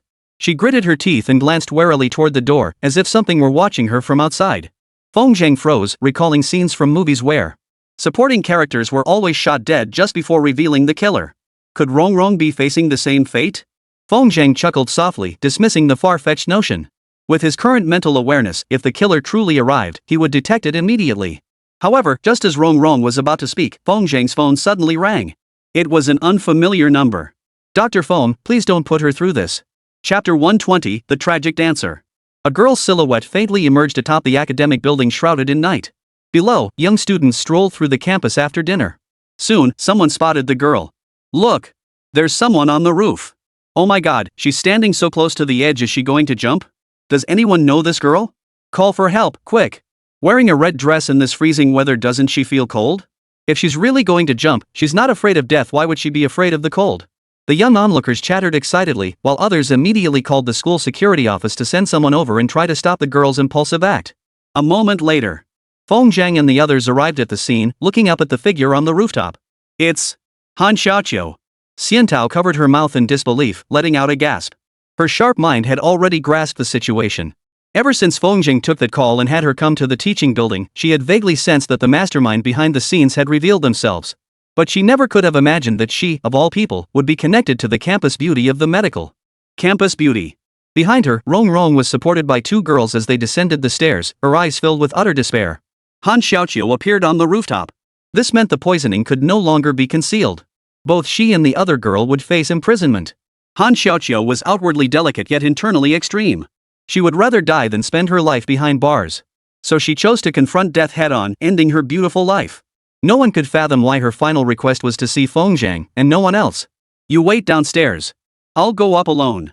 Feng Zhang recalled the request from the phone call, a bitter taste lingering in his heart. Han Xiaoqiu had told him that if he wanted all the answers, he must come to the rooftop to talk. Only he was allowed to go up. Otherwise, she would leap, leaving no chance for anyone to save her. Tap tap tap. Feng Zhang climbed the stairs with heavy steps until he reached the rooftop. The winter wind was biting, yet the rain fell softly. Han Xiaoqiu stood in a red, form-fitting dress, looking tragically beautiful. Such a young girl, effectively burying her own life with her own hands. Feng Zhang stood on the rooftop, halting 5 meters away from Han Xiaoqiu. He had been pondering how to approach her. Master Feng, may I call you Feng Zhang? It's presumptuous of me. Han Xiaoqiu's voice was faint, tinged with self-doubt. Call me whatever you like. Han Xiaoqiu smiled. It must be said, she was beautiful. Even her despairing smile was breathtaking. This beauty was visceral and overwhelming, intensely aggressive. Her aura could only be matched by someone like Chen Yanfei or Su Mei. I've learned to dance. Would you like to see it? Han Xiaoqiu's skirt billowed in the wind as she stood at the edge of the rooftop, a sight that made one's heart clench. It felt as though a gust of wind could send her tumbling down at any moment. This dance, and the dress I'm wearing, were meant to be shown to everyone on my wedding day. But alas, I won't live to see that day. Han Xiaoqiu had made thorough preparations, leaving Feng Zhang no chance to speak. She pulled her phone from her pocket, tapped play, and a melodious, flowing tune began to play. To the gentle music, Han Xiaoqiu danced gracefully, like a breathtaking butterfly in the night, stirring hearts with her grace. How beautiful! Calling her the most stunning woman in the university town wouldn't be an exaggeration. Why? Why would such a beauty choose to jump? Give me a chance, I'd care for her for the rest of my life. I just can't understand why anyone would want to break her heart. Han Xiaoqiu's dance captivated not only the live audience. Online, someone opened a live stream on their phone. The most sensationalist caption drew tens of thousands of viewers to the live stream. The divine healer Feng Zhang saves lives. Can he rescue the campus beauty attempting suicide this time? At this point, Feng Zhang's popularity hadn't waned. Any mention of him instantly drew crowds of netizens. Netizens flooded into the live stream, witnessing Han Xiaoqiu dancing atop the building. Whoa, this is what real dancing looks like. What a beautiful girl, so much more captivating than those online streamers. Her aura is unmatched. Can someone tell me why she's jumping off the building? Did Dr. Feng hurt her? Within mere minutes. Hashtag Feng Zhang and the girl who jumped. This topic shot straight to 9th place on Weibo. Such massive traffic put even the biggest celebrities chasing views to shame. Inside the Kyoto villa, Lu Kuei scrolled through her phone and witnessed the live stream scene. While worried for the girl, she also found it utterly baffling. Turning to Chen Yanfei, who was watching the live stream beside her, she remarked, "This Feng Dagua seems to have a natural talent for trending topics." Chen Yanfei didn't respond. She studied the girl on screen intently, along with the close-up drone footage. Feng stared intently at the dancer before him, his face utterly expressionless. Phew! Chen Yanfei's tense thoughts eased slightly.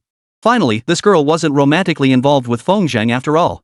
Except for his innate ability to trend on social media. Feng Zhang's popularity with women left even a superstar like Chen Yanfei feeling helpless. 5 minutes passed. The topic about the two of them had already surged to the top 5 on the charts. The rooftop music abruptly halted and jarringly. Before the onlookers could react, the dancing girl stood up straight. Only then did everyone notice she had been dancing barefoot the entire time. Rainwater from the cave had soaked the ground, sending a faint shiver through her. It wasn't that she wasn't cold. But her heart was colder still. Han Xiaoqiu stood awkwardly in place, knowing that the slightest shift would send her beautiful body tumbling down. Hurry! Call the police! Has the ambulance arrived yet? Wind doctor, please save her! The chaotic shouts from below echoed up to the rooftop. The two remained utterly absorbed, undisturbed. Is it beautiful? Han Xiaoqiu looked like a little girl who had done something good and was waiting for praise from an adult, her eyes so pure they tugged at the heartstrings. Feng Zhang closed his eyes slightly, thought for a moment, and didn't answer Han Xiaoqiu's question. Instead, his lips moved slightly as he countered, is it worth it? Han Xiaoqiu lowered her head with a self-deprecating smile. What's worth it or not? My family was very poor. I was so thin when I was in school, and I had to climb several kilometers of mountain roads just to get to class. I studied relentlessly, overcoming every obstacle to finally attend high school in the county seat. I believed my life would only get better from there. But you know what? At school, I was constantly bullied by the other girls in my dorm. Sometimes after class, they'd corner me in a schoolyard and beat me up. As Han Xiaoqiu recounted her past, she could no longer hold back the tears she'd been suppressing. They streamed down her face uncontrollably. Back then, my body was covered in bruises. Even after my father passed away from illness, I considered giving up my education. Then he appeared. On the playground, he beat up all the girls who bullied me and told them, Han Xiaoqiu is mine, Lu Fan's. Anyone who dares to bully her again will face my vengeance. Ha, what a nice story. I looked at that sweaty boy in the sunlight and was suddenly moved. From that moment on, I remembered one thing, I, Han Xiaoqiu, belong to Lu Fan. Chapter 121, she once existed in this world. Han Xiaoqiu stubbornly wiped the tears from her face. Taking a deep breath, she continued to immerse herself in her memories. I deliberately gave up the chance to study in the capital just to be with him all because I heard him say his grades might not get him into a top school. Medical school was his last resort. But fate had other plans. I intentionally scored low on my college entrance exam and ended up in medical school. But he performed exceptionally well and got into this university. It didn't matter though. We were both in the same place. Whenever I missed him, I'd come visit. All I had to do was head to the sports field and I'd always see him running with a basketball in his arms. Feng Zhang, after all I've sacrificed, do you think it was worth it? This rhetorical question left everyone speechless. Her story wasn't finished. By all logic, she should have continued. But the events that followed, she had no intention of sharing them. This girl's background was indeed tragic. But that didn't justify her becoming a threat to others. What happened later could be guessed without saying. After entering university, Lu Fan met Li Shui, became consumed by her, and thus neglected Han Xiaoqiu. Love turned to hatred. Unable to bring herself to harm Lu Fan, she resolved to destroy Xian Tao's life instead. That was the entire reason behind what happened. Han Xiaoqiu's voice grew sharp. Your lives are so perfect. Why must I alone bear so much suffering? He was my entire world. How could he abandon me? So many times, I wanted to ask him myself, where did that little boy go, the one who once declared so boldly that I, Han Xiaoqiu, was his? But I dared not. I feared my last shred of hope would turn to despair. Born into this world, all people suffer. Was Han Xiaoqiu's experience truly more tragic than Feng Zhang's past? Feng Zhang desperately wanted to ask, have you ever experienced the despair of having your outstanding grades stolen by someone impersonating you on the college entrance exam? That feeling is more helpless than love itself. This matter was the deepest pain buried in Feng Zhang's heart, and he had always sought an opportunity to demand an explanation. But the time wasn't right yet. After Han Xiaoqiu finished speaking, she had nothing left to say. She waited expectantly, staring blankly at Feng Zhang, craving a simple word of acknowledgement. If Feng Zhang nodded, she would leap without hesitation. Silence hung heavy on the rooftop for 2 minutes. After 2 minutes, Feng Zhang stepped aside, revealing Lu Fan behind him, his eyes filled with anguish. His consciousness had been scanning the area, and he'd long since witnessed Lu Fan sprinting toward them, phone in hand, eyes glued to the live stream. Xiaoqiu, why are you here? Han Xiaoqiu's face drained of color, her voice rising to a shrill scream. Go! Leave now! I don't want to see you. Her heart was torn.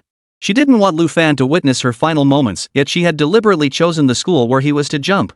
Wanting to see him yet too afraid to do so, that was Han Xiaoqiu's deepest torment. Thud. Lu Fan dropped to his knees. Xiaoqiu, I'm sorry. Please come down. I promise I'll never neglect you again. Let's spend the rest of our lives together. For a fleeting moment, Han Xiaoqiu's heart stirred. Her left foot involuntarily took a step toward Lu Fan. Yet, in the end, she never truly stepped down. Xiao Fan, you don't understand. Han Xiaoqiu shook her head painfully. I can't go back. I can't go back, do you understand? It was all too late. Had Lu Fan spoken these words to her before she poisoned him, Han Xiaoqiu would never have reached such an extreme end.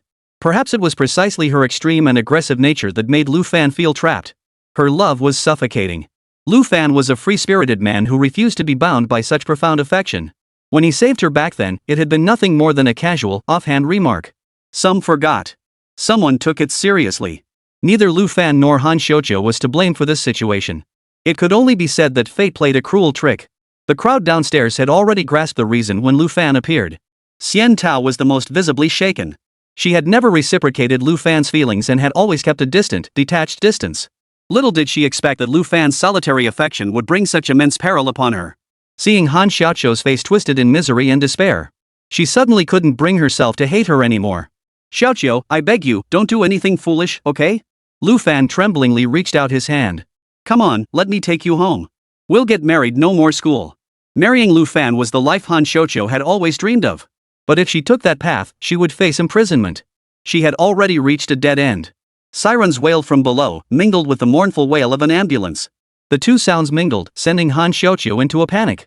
She cast a desperate glance at the crowd below, biting her lip as she studied Lu Fan, as if etching his image into her heart forever. Xiao Fan, if there is a next life, please don't reject my love again.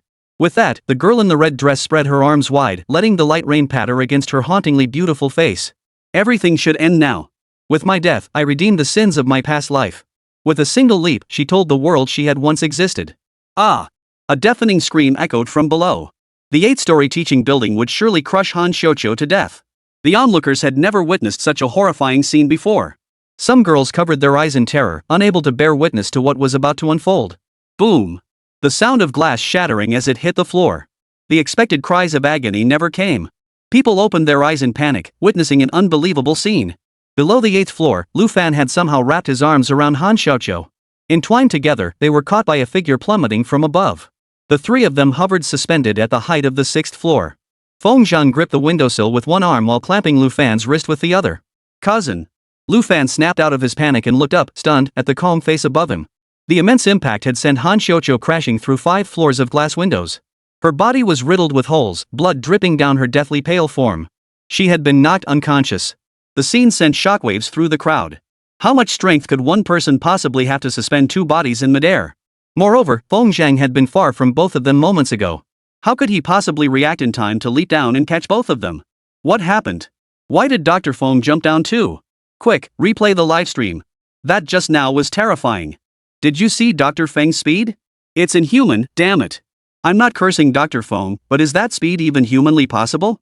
The livestream was still ongoing, and no one could bear to leave the feed to check the replay.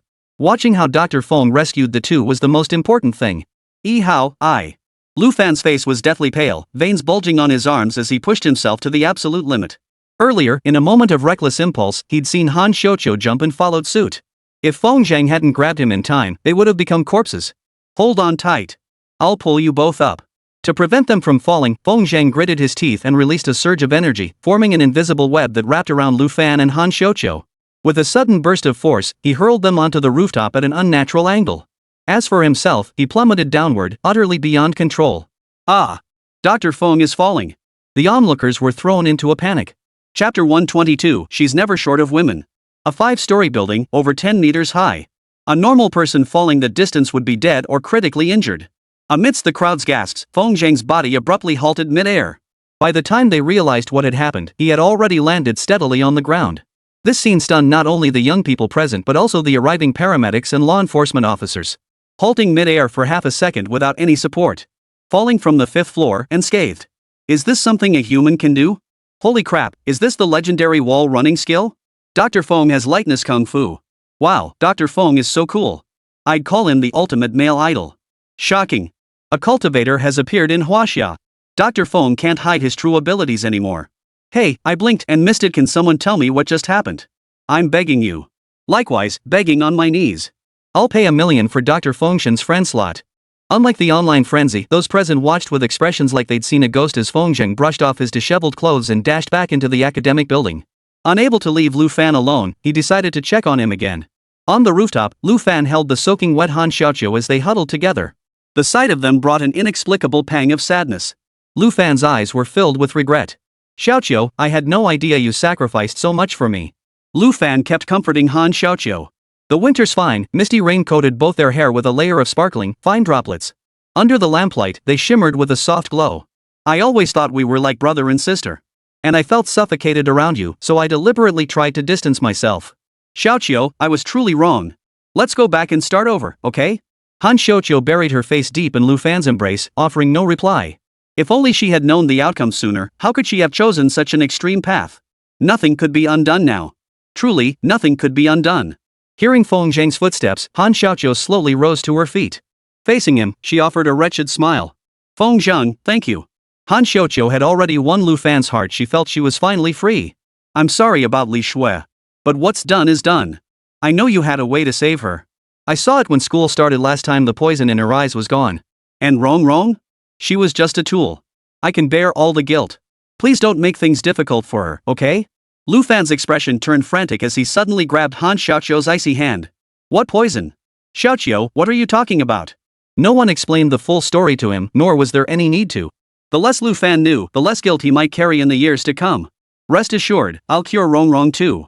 As for whether she'll be spared, that's not up to me. Feng Zhang walked to the edge of the rooftop, standing shoulder to shoulder with Han Xiaoqiu as they looked down at the crowd below. Actually, you truly have a gift for medicine, Feng Zhang said suddenly. If you hadn't gone to such extremes, I might have been able to teach you something. It's just such a pity. Han Xiaoqiu's actions constituted attempted murder. Once the Bureau of Law Enforcement filed the case for investigation, she would inevitably face justice.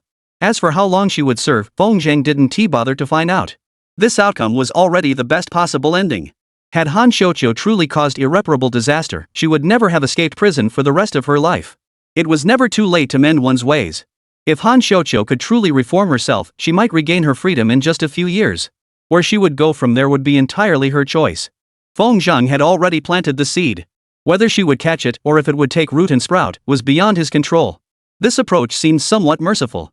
But Feng Zhang genuinely did not wish to see a girl with such extraordinary medical talent lose her entire future. That was that. The trip to the provincial capital had already exhausted Feng Zhang. Now an even more complex situation lay before him. What exactly was the Tai sect? And what purpose did the city god of the provincial capital have in seeking him out? All these mysteries tangled like a knotted ball of yarn, impossible to untangle. After escorting Han Xiaoqiu downstairs, the enforcement bureau agents took her and Rong away. The most urgent matter before Feng Zhang, however, was to completely purge the toxins from Xiantao's body. After this ordeal, Xiantao seemed to have matured considerably. The look in her eyes when she gazed at Feng Zhang had grown steadier, no longer evasive as before. From the crowd, Nian emerged with a worried expression. She publicly took Feng Zhang's arm and cried out in reproach, "You scared the life out of me. Why must I live in constant fear whenever I'm with you? But I'm fine now, aren't I?"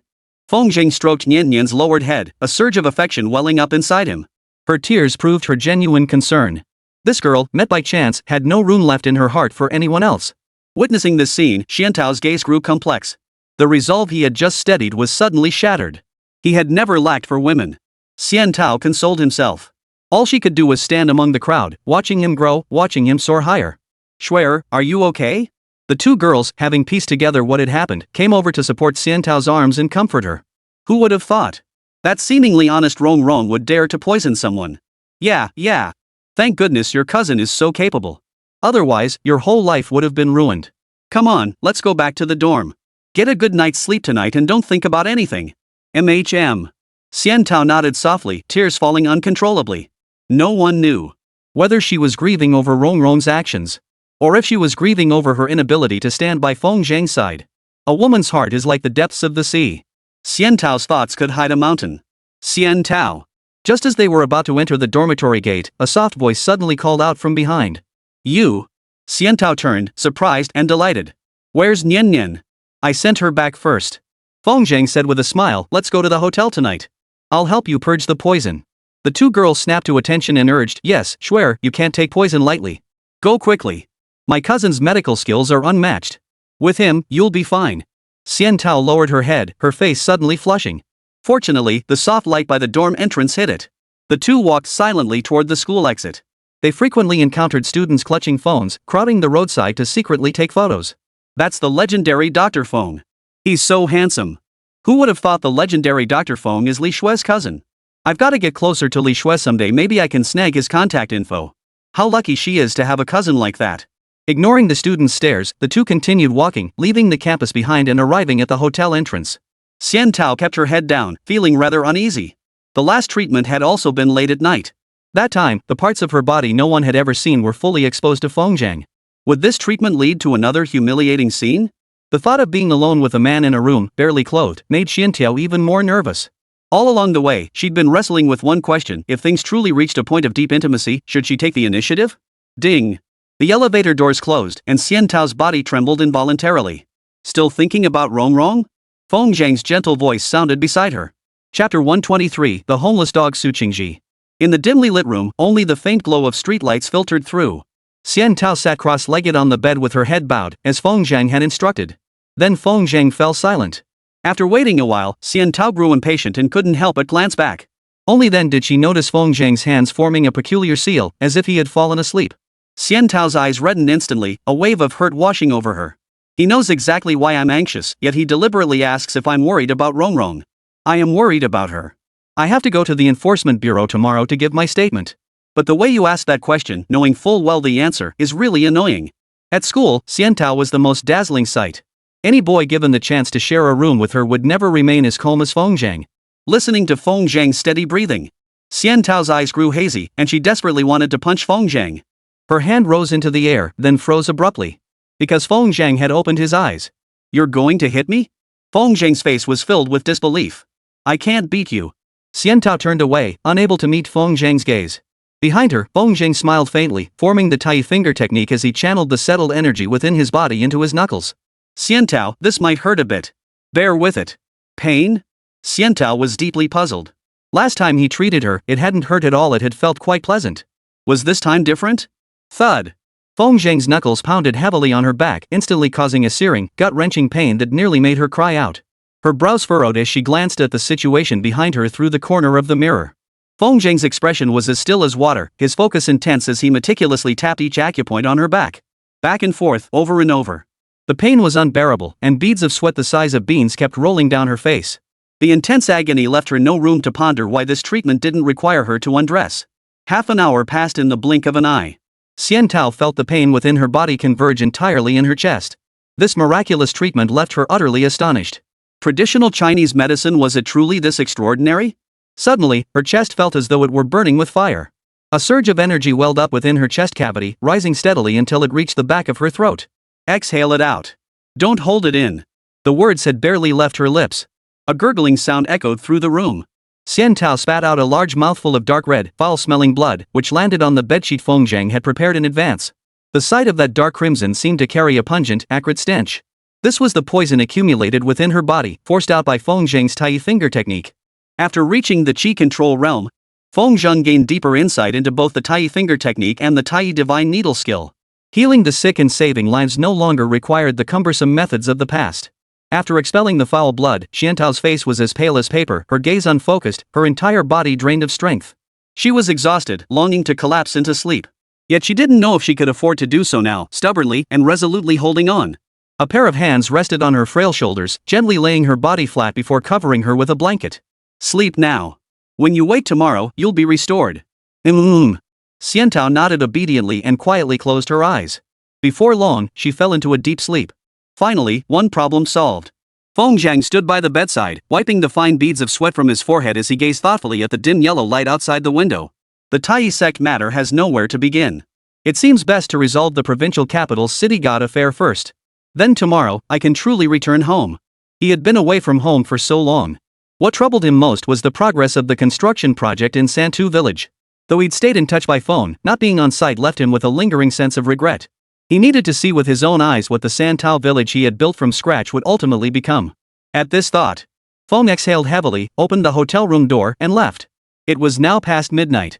Feng Zhang walked along the rain-drizzled road, deliberately seeking out quiet side streets to navigate. He had a feeling.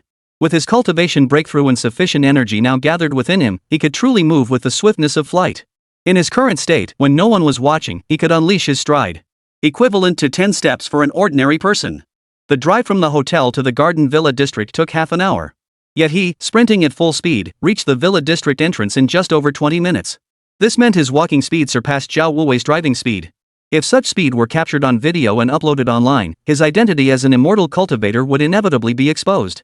Even his identity as a divine physician had already caused a tremendous uproar. Feng Zhang had no desire to shock the world any further. Only by keeping a low profile could he conceal himself. Scanning the villa district, Feng spotted an unattended courtyard wall. He drew in a breath, propelled his feet forward, and rolled over the barrier in an instant. The nearly 2-meter-high wall was no different to him than stepping over a rock. Once inside the villa district, without even releasing his divine sense, he could sense the location of the city god's villa through the city god's order. It seemed as though the city god had been waiting for Feng all along. As Feng approached the villa's entrance, the tightly shut doors slowly swung open. Inside, it was pitch black, not a single glimmer of light.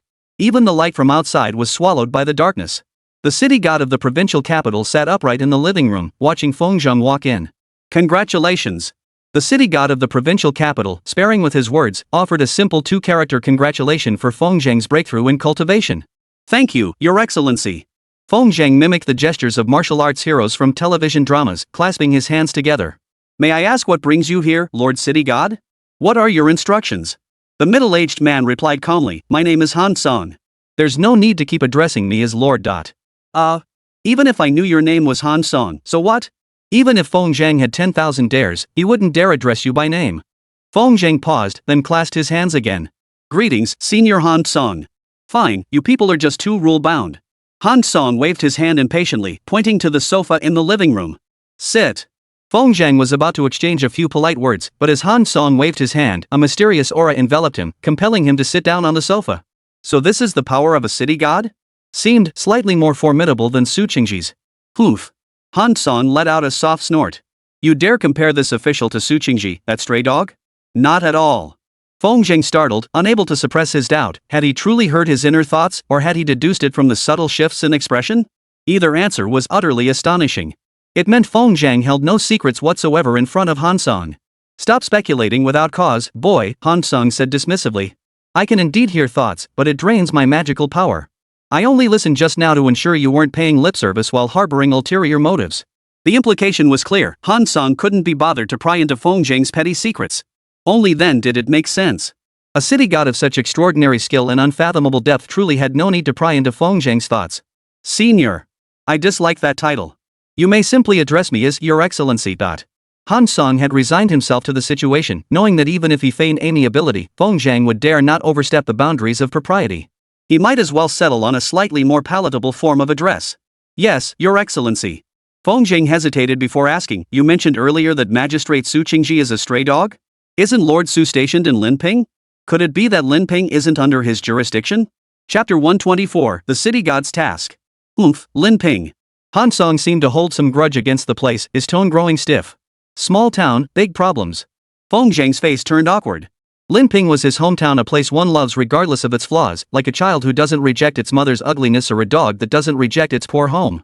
Deep down, Feng cherished this humble place. Besides, if Mountaiyun counted as part of Leping, surely it wasn't that insignificant? This official is busy with duties. I shan't engage in idle chatter with you. Han Song stated bluntly, since you've met Su Qingji, you must know something about the underworld. Feng hastily replied, I've only met Magistrate Su once and know very little. No need to interrupt. Listen to this official. Han Song cast a cool glance at Feng, its warning implicit. City gods are officials appointed by the underworld to oversee the mortal realm, though they cannot interfere in human affairs. Only after death, when one becomes a ghost, does one fall under the city god's jurisdiction. One criterion for evaluating a city god's performance is whether spirits within their jurisdiction harm the living. Su Qing is timid by nature. Unable to bear the sight of those who died unjustly, he turns a blind eye to the wandering spirits within his jurisdiction. This would normally pose no issue, as ghosts have a limited time in the mortal realm, no more than 7 days. After the night of returning souls, they are forcibly reclaimed by the underworld. Of course, some slip through the cracks, encountering fortuitous circumstances that allow them to evade the 7-day deadline. Precisely because of Su Qingji's timidity and lax oversight of the ghosts within his domain, the lingering spirits and malevolent ghosts in Linping have become the most numerous in all of Huaxia. Feng nodded thoughtfully. How long had he been cultivating? Yet he had already encountered 2 lingering spirits. Nian's mother was one thing, her resentment unresolved, unwilling to depart. But that ancient woman who had haunted Lu Fuxing's wife? She had lingered within Linping's borders for at least a century. And from what that woman had said back then, she wasn't the only fierce ghost in her domain. This was the consequence of Su Qingji's indulgence. Han Song's voice drifted over. Su Qingji is merely a subordinate city god under the provincial capital's jurisdiction, so naturally he falls under this official's oversight. However, Su Qingji has grown accustomed to laziness and cowardice.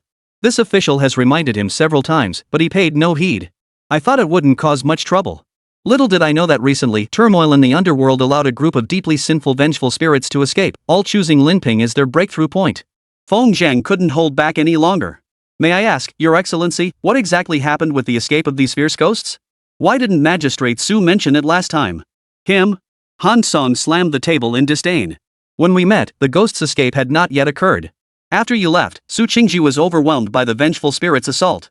Severely wounded, he fled leaping. Now, who knows where he's hiding, recuperating in some remote corner. I rushed there afterward to subdue all the vengeful spirits, but these entities seem to know the limitations of the city god. They've all possessed living humans, hiding themselves deeply. Even this official cannot locate them swiftly. Han Song's face clouded with difficulty. Bound by the city god's authority, I cannot lay a hand upon the living. Now, you should understand why I summoned you, shouldn't you? Facing Su Qingji's piercing gaze, Feng Zhang's thoughts became chaotic. These were malevolent spirits escaped from hell. As a mere chi control realm cultivator, how could he possibly handle them? Your Excellency, my cultivation is too weak. I fear I cannot live up to your expectations. Don't try to fob me off with such excuses. Han Song spoke bluntly, piercing Feng Zhang's hesitation with a single sentence. As the deputy city god of Linping, you bear the responsibility of managing Linping in Su Qingji's absence. Of course, this official won't send you to your death for nothing. Han Song analyzed, those vicious creatures are indeed formidable at night. But during the day, suppressed by the yang energy of heaven and earth, their power is greatly diminished. If you choose to act, do so during daylight hours. Furthermore, the jade token I gave you contains 3 strands of my divine consciousness. In times of peril, it can save your life 3 times. Feng Zhang instinctively pulled out the city god's order to examine it. Little did he know that Han Song had already laid everything out the moment he first met him. He was but a fish hooked on a line, utterly powerless to resist. Refusal would be tantamount to defying the heavenly laws. The sin of reviving the dead alone would warrant the city god's direct intervention. The city god may not govern the living, but that did not mean he could not govern cultivators. Seeing Feng Zhang still silent, Han Song's brow furrowed. Don't think you're getting the short end of the stick. Since this official has entrusted you with the Linping jurisdiction, you won't be working for nothing. Until Su Qingji returns, all the city god's stipends shall be yours. Furthermore, the merit gained from slaying fierce ghosts will also be yours to claim. Take this. Han Song tossed an object over casually. It was the uniquely shaped phone Su Qingji had held earlier. Research the specific perks of being a city god yourself, Han Song teased. Don't act like you're being shortchanged after getting such a sweet deal. Ordinary mortals face unimaginable hardships trying to become city gods. If you prove yourself worthy, this official wouldn't mind revoking Su Qingji's rank outright. Why not pass it on to you? For Feng Zhang, this truly was an opportunity of immense magnitude. Becoming a city god meant gaining official status within the underworld, with benefits beyond imagination. Only Feng Zhang remained clueless, unable to fully grasp its significance. With the offer laid out so plainly, refusing now would make him seem heartless. He picked up his phone, stood up, and bowed with clasped hands. Your Honor, this humble official will spare no effort. Go. Han Sang rolled his eyes inwardly, secretly admiring Feng Zhang's cautious nature. He wouldn't let go until he saw the rabbit. Cultivators, after all, needed to be self-serving to go far. Someone like Su Qingji, always meek and submissive, had ultimately been undone by his own nature. When Feng Zhang emerged from Han Song's villa, the sky outside had already brightened. Without delay, Feng Zhang tucked the ancient phone into his pocket and strode swiftly back to the hotel. The moment he opened the door, he woke the sleeping Xian Tao. She had no classes this morning and could sleep in without worry. The moment the door swung open, Feng Zhang saw Xian Tao greedily inhaling the lingering scent of hormones on the duvet. He was utterly speechless. This bed wasn't just his. He and Nian Nian had also rolled around on it several times. The scent lingering on it was, well, indescribable. Feeling Feng Zhang's questioning gaze, Xian Tao shyly pulled the quilt over her head. How embarrassing.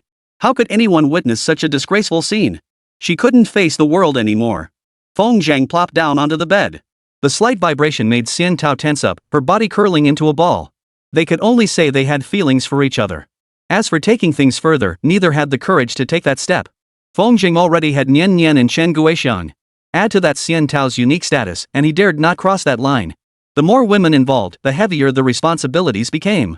Feng Zhang understood why Xian Tao was so shy. It was like a young girl caught in the act of puberty by an adult. To help Xian Tao calm down quickly, Feng Zhang had no choice but to find an excuse to step outside for a walk. Xian Tao, sleep a little longer. I'll go get you some breakfast.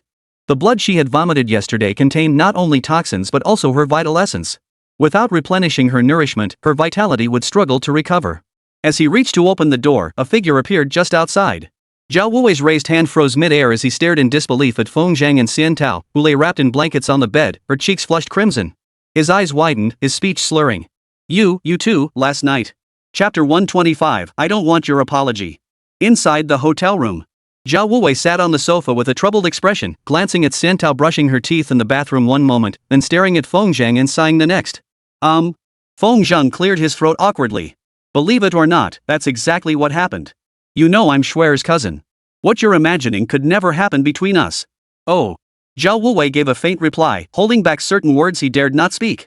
If they hadn't slept together, why was Schwer's face so flushed? And besides, though cousins are relatives, who knows how many generations apart? Zhao Wuwei solidified his thoughts. Feng Zhang and Xian Tao definitely had something going on before. Seeing Zhao Wuwei's expression, Feng Zhang knew the guy still didn't believe him. He had no intention of explaining further.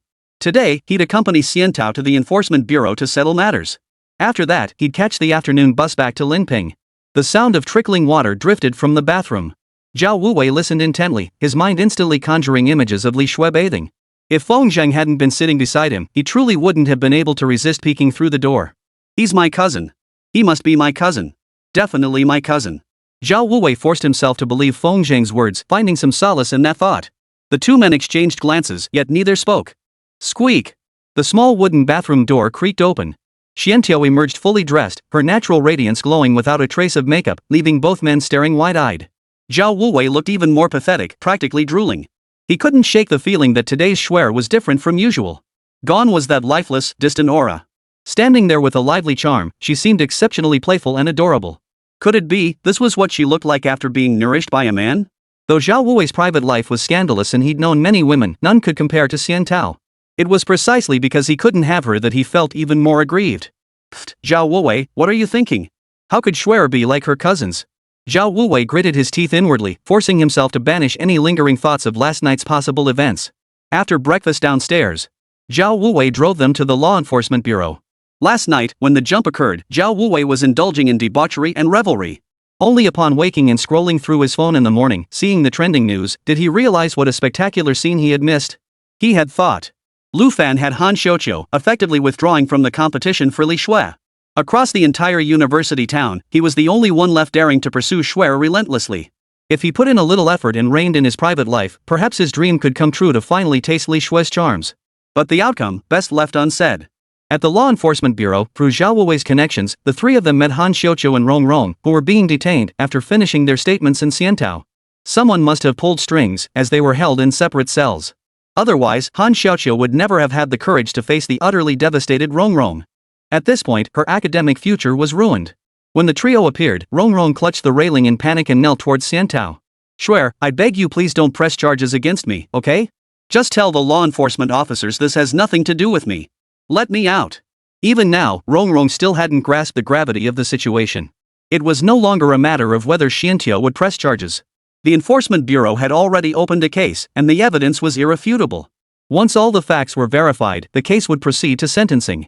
Even if Xiantao dropped the charges, it might reduce her prison sentence, but it wouldn't secure her release. Xiantao, also leaning against the railing, faced the distraught Rong Rong, now sobbing uncontrollably. Rong Rong, I'm sorry. There's nothing I can do to help you. I don't want your apology. Rong Rong cried out in anguish, you must have a way. I really can't go to prison. I need to get out. I need to continue my studies. My family finally produced a college student. If I go to prison, my entire family will be ruined. Rong Rong's pitiful state made even the gloating Zhao Wuwei feel a twinge of unease. But the path she had chosen herself, how could she blame anyone else for the price of ruining her life? Feng Zhang sighed, pulling out a prescription he'd written long ago and slipped it quietly into Xiantao's hand. He couldn't bear to face a woman who had nearly lost her mind. Leaving the two behind, he walked deeper into the house alone. Han Xiuqiu sat in the corner of the room, head bowed, her disheveled hair obscuring her expression. Hearing footsteps approach, Han Xiuqiu shifted slightly but did not look up. She knew who had come. Yet she lacked the courage to face him. Nor did she consider begging anyone for forgiveness. She was more rational than Rong Rong, yet her thoughts were more extreme. Feng Zhang had originally intended to speak with Han Xiuqiu once more, attempting to help her confront reality and serve her sentence properly. He hoped that after serving her time, he could offer her a chance. But seeing Han Xiuqiu like this, he suddenly felt there was no point in speaking. Han Xiuqiu understood her situation and saw the path ahead. It seemed she had anticipated this outcome from the very moment she began poisoning others. Her only regret was that Feng Zhang's intervention had prevented her from dying. Imprisonment and death seemed to make little difference. In the end, Feng Zhang said nothing, simply taking the tear-stained Xiantao and leaving the enforcement bureau together. Feng Zhang had no intention of meddling in Han Xiaoqiu and Rong Rong's fate. What good was being a medical genius? When the heart dies, the spirit fades away too. Feng Zhang had much more to accomplish. There was no need to waste his thoughts on a girl. Xiantao knew Feng Zhang was leaving today. After lunch, she had someone help her take leave and accompanied him to the bus station with Zhao Wuwei. Her problem was resolved. There would be no lingering concerns in the future. All of this was thanks to Feng Zhang. But facing her disgruntled hometown neighbor, she suddenly felt it unnecessary to use the word thanks and make their relationship feel too distant. Zhao Wuwei, on the other hand, had spent the morning adjusting his mindset and had returned to his usual carefree self. While waiting for the bus, Zhao Wuwei bought a large bag of snacks, wrapped them up, and handed them to Feng Zhang. "Cousin, I've thought it through," Zhao Wuwei said earnestly. "You're the only friend my old man has ever approved of, so I have to treasure that. I was planning to tag along with you, but the old man issued a strict order. If I don't manage to get my college diploma, he'll really stop giving me money. So, cousin, you'll have to wait for me to graduate." Nian Nian also made him wait until she graduated. The trip to the provincial capital yielded a young girlfriend and a somewhat unreliable rich kid. Not a bad haul. As departure time approached, Feng Zhang stood at the bus station entrance, 2 bags slung over his shoulders, waving goodbye to the two of them. For some reason, Xiantao, who had prepared herself, couldn't hold back the tears as she looked at Feng Zhang's gentle smile. "Feng Zhang." Xiantao instinctively ran toward Feng Zhang, shouting his name. Feng Zhang froze, rooted to the spot, watching the figure sprinting toward him. Thud. Xiantao ran so urgently she practically crashed into Feng Zhang's arms. She clung tightly to the boy she'd grown up with, sobbing as she said, "Fair winds. It's not that serious, is it?" Feng Zhang was utterly baffled. "It's only a 4-hour drive from the provincial capital to Linping. Why are you acting like this as a final farewell?" Behind them, Zhao Wuwei stared blankly at the scene. "You still don't admit there's something wrong?" He was utterly flustered. Chapter 126, The Challenges Facing Santao Farm. Sitting in the car, Feng Zhang kept pondering what Xiantao's final embrace and farewell meant. A woman's thoughts are the hardest to fathom. Someone like Xiantao, who habitually kept her emotions bottled up inside, was even more elusive. Unable to fathom it, he simply gave up trying. This time in the provincial capital seemed relaxed on the surface, but mentally, it was exhausting. Sitting in the car, he soon drifted off to sleep. When I awoke, the car had already entered Linping. Returning after more than half a month, Feng Zhang's state of mind had changed significantly. It seemed that after the incident with Han Xiaoqiu, he too had come to understand the truth that life is short and one should seize the day. Stepping out of the bus station, he immediately spotted several people waiting at the entrance. They were simply too conspicuous. Li Bin and Feng Hui appeared relatively normal, but Huang Beixian's imposing stance, coupled with the adorable little girl in his arms. The scene was decidedly incongruous. Spotting Feng approaching, Nian Nian eagerly jumped down, waving her. Her little hands, bouncing excitedly all the way to him. "Big brother, Yinin missed you so much." Feng Zhang bent down to pick up Nian Nian and gave her a gentle pinch on her little nose. "We've only been apart for a few days, and you missed me that much?" "Of course, brother. I have great news. Nian Nian started school." "Is she that amazing?" Feng Zhang was genuinely delighted. "Then you'd better study hard." Mouth cause. Heart. Nian Nian nodded firmly in response. The big and small figures soon arrived before Huang Beixian. Feng Hui appeared relatively normal, but Huang Beixian wore a sour expression, trailing close beside Feng Zhang. "Welcome, brother." Feng Hui smiled. "You're now a renowned doctor in our Linping. The clinic in Qingping town has had its doorstep practically worn down by the crowds." Feng Zhang had already learned about these developments during his phone call with Chen Guixiang. Since becoming an internet-famous miracle doctor, numerous media outlets had latched onto him as a traffic magnet, constantly stationing themselves outside the clinic and in Santu village to livestream his daily life. Others were patients who had traveled long distances, some not even from Linping, all now staying in the dilapidated hotels of Qingping town. They were waiting for Feng Zhang to return so he could examine and treat them. Once Feng Zhang appeared in Qingping town, he would be busy for at least several days. Saving lives and healing the sick. This is precisely what Feng Zhang aspires to do now. The more patients there are, the more energized he becomes. Moreover, healing itself was a form of cultivation. The more complex and challenging the ailment, the greater the benefit to his own cultivation after successful treatment. "Brother, don't rush back tonight. I have something important to formally report to you." "No need to be so formal, Sister Hui." Feng Zhang chuckled in jest. "Anything Brother Huang decides, I'll wholeheartedly support." "That won't do. Even close brothers keep clear accounts. No matter how good our relationship is, we can't be sloppy in business matters." The group walked together toward the Land Rover parked by the roadside. Strangely, Huang Beixian remained sullen and silent, standing guard beside Feng Zhang. Noticing something was off, Feng Zhang couldn't help but ask, "Brother Huang, what's with you? I have to keep an eye on you, make sure you don't drop my daughter." "Daughter?" Feng Zhang glanced at Nian Nian in his arms and his expression shifted to one of realization. "No way, you adopted Nian Nian as your goddaughter? Is that a problem?" Huang Beishan's eyes widened in nervousness. "Of course it's fine." Feng Zhang was genuinely pleased. Nian Nian was truly pitiful, and with Huang Batian and his wife looking after her, she wouldn't have to worry about her future. "I knew it. Brother Feng is a reasonable man. I knew you wouldn't object." Huang Beishan's eyes crinkled into a wide smile at Feng Zhang's approval. "Your sister and I don't have any children of our own, and Nian Nian is such a sweetheart. We figured we'd strike first and claim her as our daughter." Feng Zhang halted, scrutinizing the couple from head to toe. Both were approaching 40 and still childless. Clearly there was an issue. Feng Zhang had previously assumed they simply didn't want children and hadn't pressed the matter.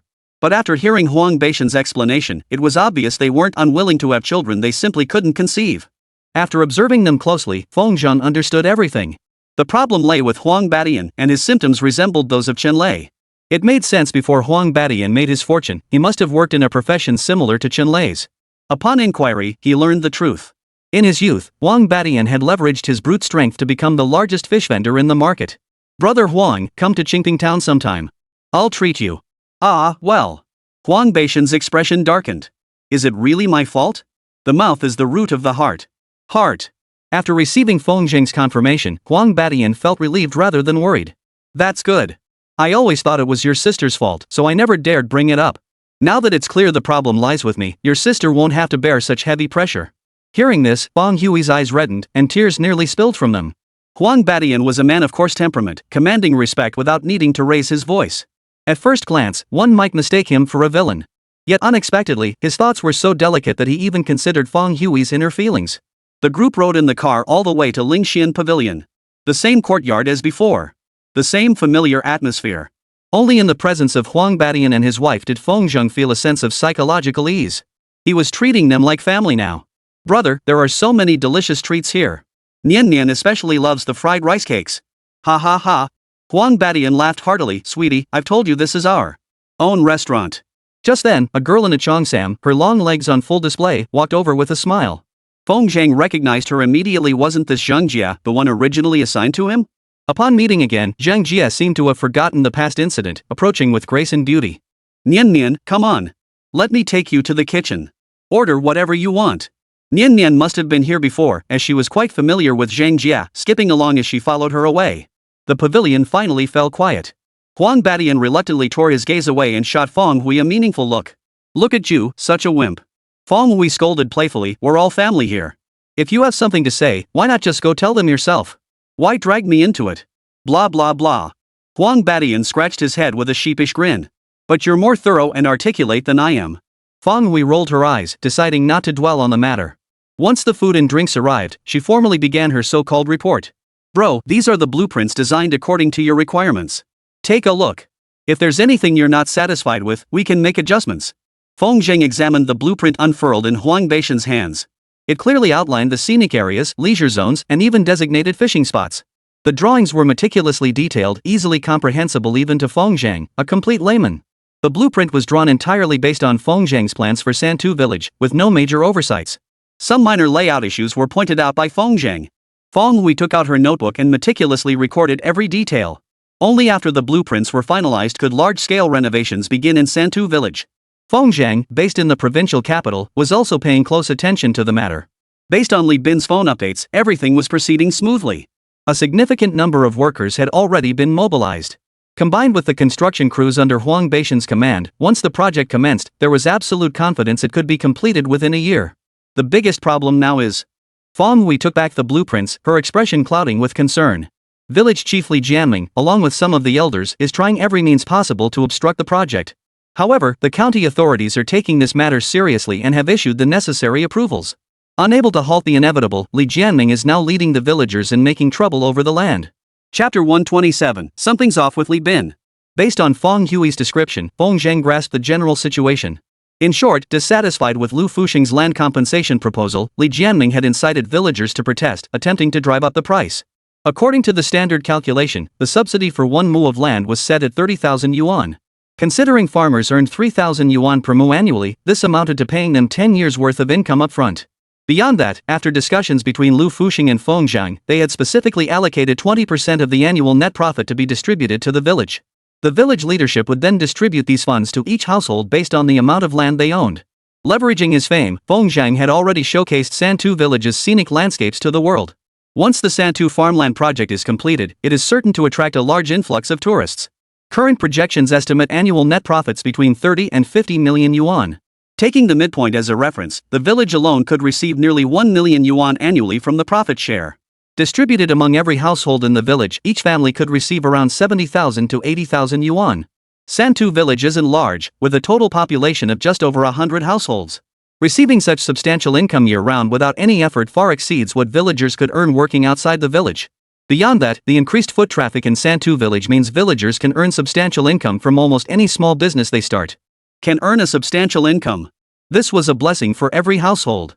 However, under the influence of propaganda spread by Li Jianming and others, it became a story of unscrupulous merchants deceiving the villagers. When there's profit to be made, envy follows. The villagers suddenly got carried away and followed Li Jianming in stirring up trouble. As of now, Li Jianming's proposed terms are a subsidy of 100,000 yuan per mu of land, paid in a lump sum covering 10 years. He also demands a 50-50 split of the year-end net profits. Represented by Santu village, they would take half of the profits. The remaining half would constitute the total earnings for Lu Fuxing's group company, Feng Zhang, Wang Badian, and others. Implementing this proposal, it would definitely result in losses. Lu Fuxing might as well just give the money directly to the villagers, at least he'd gain some goodwill. Of course, Lu Fuxing wasn't going to sit idly by. He had already sought a solution by involving the county authorities. However, approval won't come quickly. For now, the situation remains deadlocked. Fortunately, the blueprints haven't been finalized yet, so there's no rush to start construction. It's Li Jianming again. He sure knows how to stir things up. Feng Zhang took a sullen sip of wine, pondering how to resolve this matter as quickly as possible. The situation. Li Jianming could be replaced. But the villagers who'd already seen the benefits wouldn't be so easily placated. Official matters would be handled by Lu Fuxing and Huang Badian, but the villagers were Feng Zhang's responsibility alone. These matters would have to wait until they returned to the village. Brother, let's not dwell on these troublesome matters. Feng Hui sensed the heavy atmosphere and quickly changed the subject. Since we met, haven't you noticed the changes in me? Changes? Feng Zhang froze, only then noticing that Feng Hui's once bulky appearance had vanished. In her place stood a voluptuous, middle-aged beauty. And honestly, now that she'd slimmed down, Feng Hui still possessed a certain charm. No wonder Huang Badian was so fixated on her. Haha, brother, your medicine is truly miraculous. Feng Hui said excitedly, I've only been taking it for a little over a week. If I hadn't run out, I'd definitely keep taking it. Standing nearly 5 feet 7 inches, her height hadn't been particularly noticeable before her weight loss. Now that she'd slimmed down, her energy and spirit seemed to soar. That was my first time mixing the medicine, so there was indeed a dosage discrepancy. Feng Zhang chuckled, once we get back to the clinic, I'll make you another batch. That's wonderful. I've been waiting to hear you say that. Feng Hui stood up and twirled around to show off her figure, saying with satisfaction, I used to weigh nearly 180 pounds, but in just half a month, I've slimmed down to 130 pounds. This medicine must be some kind of elixir, right? How else could I lose weight this fast? The weight loss formula Feng Zhang had concocted based on the Tai secret art was indeed worthy of being called a miracle drug. Most crucially, the side effects were negligible, virtually non-existent. Once marketed, this formula would become a must-have weight loss supplement for everyone, provided it could be promoted effectively. Brother Feng, have you decided on a name for the weight loss medicine? Huang Badian suddenly asked. I've already contacted the pharmaceutical factory in Lin County. They've tested the formula you provided and witnessed Xiao Hui's transformation firsthand. They're itching to start production. If you don't return soon, I was ready to take the factory owner with me to find you in the provincial capital. The formula would never be shown to the factory until the partnership was finalized. Huang Badian and his wife were business geniuses themselves, so they naturally understood the importance of the formula. It could be said that only the three of them knew the formula in the world today. Even Li Bin only knew the weight loss drug's effects were extraordinary, he hadn't seen the formula either. We can arrange a meeting. We can arrange a meeting. Feng Zhang nodded earnestly. The construction of Santu Farm wouldn't happen overnight, and who knew when they'd start making money. But the Yueba weight loss pills were tangible goods. Production, packaging, and market launch, the entire process, if everything went smoothly, wouldn't take more than a month. Feng Zhang had little money left. Because of Nian Nian's situation, he was still 2 million in debt to Huang Badian and his wife. Huang Badian had long said the debt didn't need to be repaid. But Feng Zhang couldn't exactly ignore the debt. Reciprocity is the essence of human relationships. It wasn't right to be the one who only gave. Once the weight loss pills hit the market, if they sold well, Feng Zhang could make money immediately and resolve his current financial crisis. Great! You won't believe it, but if I call the drug company right now, they'll send someone over immediately. Huang Badian actually pulled out his phone, but Feng Hui tapped his hand away in annoyance. You're awake. Feng Hui scolded him with exasperation. Our brother just got back from the provincial capital. Told him to rest for 2 days before calling anyone. Fine. The three chatted and ate, and before they knew it, over 2 hours had passed. Overall, aside from a minor hiccup with Li Jianming, everything else was unfolding exactly as Feng Zhang had envisioned. The profits from the weight loss pills could potentially crush Santao Farm's earnings, freeing Feng Zhang from poverty and transforming him into a powerful, influential figure behind the scenes in Linping. But all this still needed time to unfold. Nothing could be considered final until the contract was signed. Feng Zhang had drunk quite a bit and was starting to feel a little tipsy. Only in front of his wife and husband would he refrain from cheating with his cultivation, drinking earnestly as an ordinary person. Here, to celebrate brother Feng soon becoming a wealthy man in Linping, let's drink to that. Huang Badian raised his cup and clinked it loudly with Feng Zhang's. Feng Hui had already drunk her fill and couldn't take another sip. Li Bin, however, sat with his head bowed, lost in thought, appearing distracted and unfocused all evening. Feng Zhang set down his cup and slapped Li Bin on the shoulder. What's up with you? Ha! Li Bin snapped out of his daze, fumbling to pick up his cup but accidentally knocked it over. Even Feng Hui looked at him in surprise. The Li Bin of old wasn't this quiet. Had something happened? Aren't we supposed to be drinking? Why are you all staring at me? Li Bin's face flushed slightly, his hands fidgeting restlessly. Little Bin, you're acting weird. Huang Badian teased with a grin, haven't heard a word from you all night. Did you get into another mood swing with Xiao Bai? Chapter 128, The Mother-Daughter Pact. Li Bin lowered his flushed face without a word. He's acting a bit off. Huang Badian leaned close to Feng Zhang's ear and whispered, try to get some information out of him tonight. See what's really going on. It's probably related to Xiao Bai. He hasn't been coming to work these past few days. Feng Zhang understood immediately. Watching the dejected Li Bin, he couldn't help but find it amusing. This kid used to be the village bully, fearless and reckless, yet now he was so consumed by anxiety over a woman. After dinner, as Feng Zhang prepared to leave, he picked up the sleeping Nian Nian and carried her away. He didn't explain much to Huang Badian and his wife, only telling them he had important matters to attend to. Humans and spirits walk different paths. It was best to keep Nian Nian's mother's situation from them. Arriving at the hotel where he had once stayed, Feng Zhang felt a flood of emotions. That night seemed to hold so many events. Li Bin's life trajectory had changed forever, while he himself had encountered Su Qingji, that city god of Linping, who had revealed the depths of cultivation to him. Where was he hiding now, nursing his wounds? He had departed with remarkable grace. Leaving behind the mess that was Linping, Feng Zhang was at a loss. Even a profoundly mysterious powerhouse like Han Song had bestowed a jade pendant upon him for protection, a testament to the sheer peril lurking within. Having come this far, even if Feng Zhang wanted to back down, he couldn't. He was different from ordinary people and couldn't leave Qingping town. Even if he refused Han Song's mission, those vengeful spirits would discover his presence and come for him. There was no escape, only to face them head-on. Feng Zhang was no cowardly rat. As the heir to his ancestors' medical legacy, he felt compelled to do something for his hometown. I wonder if Nian Nian's mother might know something about the situation here. After placing Nian Nian on the bed and tucking her in, Feng Zhang opened the window and leapt out. After more than half a month, he returned to the low, fenced-off cottage. Nothing seemed to have changed. This place had been sealed by Su Qingji's magical power, preventing the woman from easily revealing herself. After breaking through to the Qi control realm, Feng Zhang's vision and perception far surpassed those of ordinary people. Standing at the entrance, he could vaguely make out a woman waiting alone in the dark room. The woman seemed to sense Feng Zhang's arrival. She looked up with surprise and delight, and their eyes met. Feng Zhang nearly vomited. Her face had rotted beyond recognition. Fragments of flesh hung from stark white bones, creating an utterly horrifying sight. Fortunately, Feng Zhang had prepared himself mentally. If Li Bin had been here, he might have died of fright at the sight. It was truly horrifying. My lord, you've returned? The woman was visibly delighted to see Feng Zhang again. As she spoke, fragments of flesh fluttered down from her face. She remained sealed within the square by Su Qingji's magical power, unable to step outside. Feng Zhang sensed Su Qingji's magical fluctuations. A wisp of energy rippled from his fingertips, instantly shattering the seal and pulling the woman out. I still don't know your name. My name is Zhu Xiuwen, Your Excellency. You may also call me Zhu Xiaohua. Feng Zhang suddenly recalled.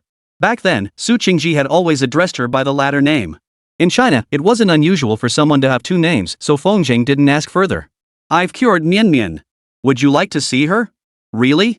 Zhu Xiaohua was overcome with excitement, her face practically beaming. Sir, I want to go see her. All right, Feng Zhang's expression turned stern as he said, "You must promise me that once your wish is fulfilled, you will report to the underworld." "Yes, sir." With Zhu Xiaohua's promise secured, Feng Zhang used his qi to pull her along as they raced back to the inn in an instant. Having reached the qi mastery realm, Feng Zhang could indeed traverse walls and roofs with ease. A 4-story height posed no challenge to him. He anchored his qi in his dantian, stomped the ground with force, and launched himself skyward. Zhu Xiaohua's method was simpler. Her body drifted effortlessly through the window and into the room. Inside the room, Nian Nian's breathing was steady. Dreaming of something amusing, the corners of her mouth lifted slightly, and she even let out a soft chuckle. As a wandering spirit, Zhu Xiaohua couldn't control the cold energy emanating from his body. Upon entering the room, the temperature plummeted rapidly. Fearful that the cold might wake Nian Nian, Feng hastily gathered the lingering energy from his fingertips and wrapped it around her. After doing all this, he walked over and sat down on a nearby chair, coldly observing the scene of mother and daughter reuniting. "Nian Nian." Zhu Xiaohua reached out, wanting to stroke Nian Nian's small cheek. But just as her fingers were about to touch Nian Nian's skin, she froze. Her hand had lost all flesh, reduced to bare bone. After a moment's hesitation, Zhu Xiaohua abruptly stood up, looking at Feng Zhang with a hint of pleading. "Ah!" Feng Zhang sighed softly and nodded silently. He understood what Zhu Xiaohua intended to do, disperse the yin energy surrounding her body to briefly condense a complete form. This would weaken her spirit. If prolonged, it could even cause her to vanish entirely from this world. No descent into the underworld, no more reincarnation. Feng Zhang carefully timed it, ensuring she wouldn't truly vanish. Though wounded, her spirit was still better than not seeing her daughter at all. Only with Feng Zhang's permission did Zhu Xiaohua dare to envelop her entire body in the dark energy, gradually coalescing into a flesh and blood face, shoulders, limbs, and a complete form. She sat silently at the bedside, moving with utmost care, afraid to disturb Nian Nian's sleep. Bending down, her icy cold hand touched Nian Nian's cheek. 2 streams of tears flowed uncontrollably. The tears were red. "Nian Nian, mommy's here to see you." Zhu Xiaohua bore not a trace of the ghostly ferocity. Her deathly pale, unsettling face was filled with tender affection. This was her child. Her sole obsession after death. Now she finally saw her, yet separated by the veil between life and death, worlds apart. "Nian Nian, my dear daughter, without your mother now, you must live your life to the fullest, okay? Promise me you won't think of me too often. I want you to be happy. Mommy will wait for you in the afterlife. This is our promise." Even Feng Zhang couldn't help but sigh deeply after uttering these words. When a departed soul journeys to the underworld, traversing the path of the Yellow Springs, it can indeed linger at the Manhwa bridge for decades, even centuries. These are known as wandering souls of the underworld. The longer the wait, the weaker the spirit grows, and the more remote the chance of reincarnation becomes. Moreover, they face the constant danger of being devoured by their own kind. Zhu Xiaohua had essentially abandoned everything to wait at the Manhwa bridge for a century, hoping to reunite with her daughter in the underworld. This was a truly great mother. In her sleep, Nian Nian's brow furrowed tightly, a sight that tugged at the heartstrings. Zhu Xiaohua knelt by the bedside, gazing at that face with lingering affection, never tiring of looking at it. Before she knew it, most of the night had passed. Feng sighed as he rose to remind her, "It's time for you to go." Heart. Zhu Xiaohua's dried blood tears flowed once more as she rose slowly, still striving to maintain her composure. She bowed gracefully toward Feng Zhang. "Your Excellency, Nian Nian has told me everything. Thank you for all you've done for her." "You're welcome." Feng Zhang waved his hand dismissively, pulling an ancient mobile phone from his breast pocket. He tapped it lightly, and an eerie black glow instantly filled the room, slowly enveloping Zhu Xiaohua. "Nian Nian." Zhu Xiaohua stood within the shadowy glow, unable to let go, sobbing uncontrollably. "Nian Nian, promise Mom you'll be good. Nian Nian, Mom loves you." Zhu Xiaohua's body gradually faded away with the light. The room's temperature instantly returned to normal. Huff. Nian Nian, who had been quiet all along, suddenly began struggling in her sleep. Mommy, don't go. Don't leave Nian Nian behind." Chapter 129, Changes in Xingping Town. Cotton. Feng Zhang held the panicked Nian Nian in his arms. "Brother, I saw Mom." Nian Nian buried her face in Feng Zhang's shoulder, her tears soaking his clothes. "Mommy doesn't want me anymore. She's gone." What should we do, brother?" Old Su had never mentioned Zhu Xiaohua's death to Nian Nian. Everyone had tacitly agreed to keep it hidden. Fortunately, her father had rushed back from out of town, so Nian Nian wasn't truly an orphan. After all, no matter how kind Huang Batian and his wife had been to her, they could never replace the blood ties of her birth parents. "Nian Nian, do you remember the promise you made with Mom?" Feng Zhang whispered gently. Nian Nian froze, her tear-filled eyes blurring as she recalled the dream. Her mother had indeed spoken of a promise. But she hadn't understood. A child's comprehension wasn't as sharp as an adult's. She couldn't grasp what the bridge of despair meant. "Nian Nian, as long as you're good, one day you'll see your mother again." Ko-in. Heart. Nian Nian nodded firmly. A seed of promise took root in her young heart. After calming Mian Mian and helping her fall back asleep, Feng Jing finally pulled out that old-fashioned phone to examine the merit system displayed on its screen. He now held Su Qingji's position, temporarily managing the affairs of the underworld within the Lingping region. It was clear that Han Sung's authority surpassed Su Qingji's. Back then, Su Qingji had only granted him the nominal title of Deputy City God, with no corresponding records in the merit system. This time, however, was different. Entering the system interface revealed Feng Zheng's name, suffixed with Linping City God acting. Beyond gaining this title, Feng Zheng had also fulfilled Zhu Xiaohua's final wish by escorting her into the underworld, accumulating some inexplicable merit in the process. Of course, such things couldn't be viewed only sensed. Feng Zheng pressed the merit extraction button displayed on the interface. Instantly, he sensed a profound, mysterious energy entering his body, merging with his original qi within his dantian. It seemed that cultivating as a city god was indeed simpler than his own cultivation path. This merit system might seem mystical, but it functioned much like the official online store that existed back then. This showed that even the underworld kept pace with the times, following the development of the mortal world step by step. Having stayed awake all night, Feng Zheng felt no trace of fatigue. Instead, having absorbed that thread of merit-converted spiritual energy, he appeared vibrant and radiant. His entire being seemed more ethereal than ever. Morning arrived. Li Bin sneezed repeatedly, dragging his feet listlessly as he walked. "Bro Zhang, wake up." Achoo. Li Bin was puzzled. He had left the heater on all night, yet it seemed to have done nothing. Living next door to Feng Zhang, he was affected by Zhu Xiaohua's cold energy, and catching a cold was the least of his worries. Feng Zhang didn't bring it up either. He took Mian Mian downstairs to breakfast, handed her off to Huang Batian and his wife waiting at the door, then hurried to the town clinic with Li Bin. Not having seen Chen Guixiang for over half a month, he found himself missing her. The closer he got to home, the more his heart raced with excitement. However, the journey took at least an hour. Still mindful of Huang Batian's request, Feng Jing sat in the passenger seat and casually asked, "Li Bin, how are things between you and Xiao Bai?" There were no outsiders here. Li Bin felt no need to be shy.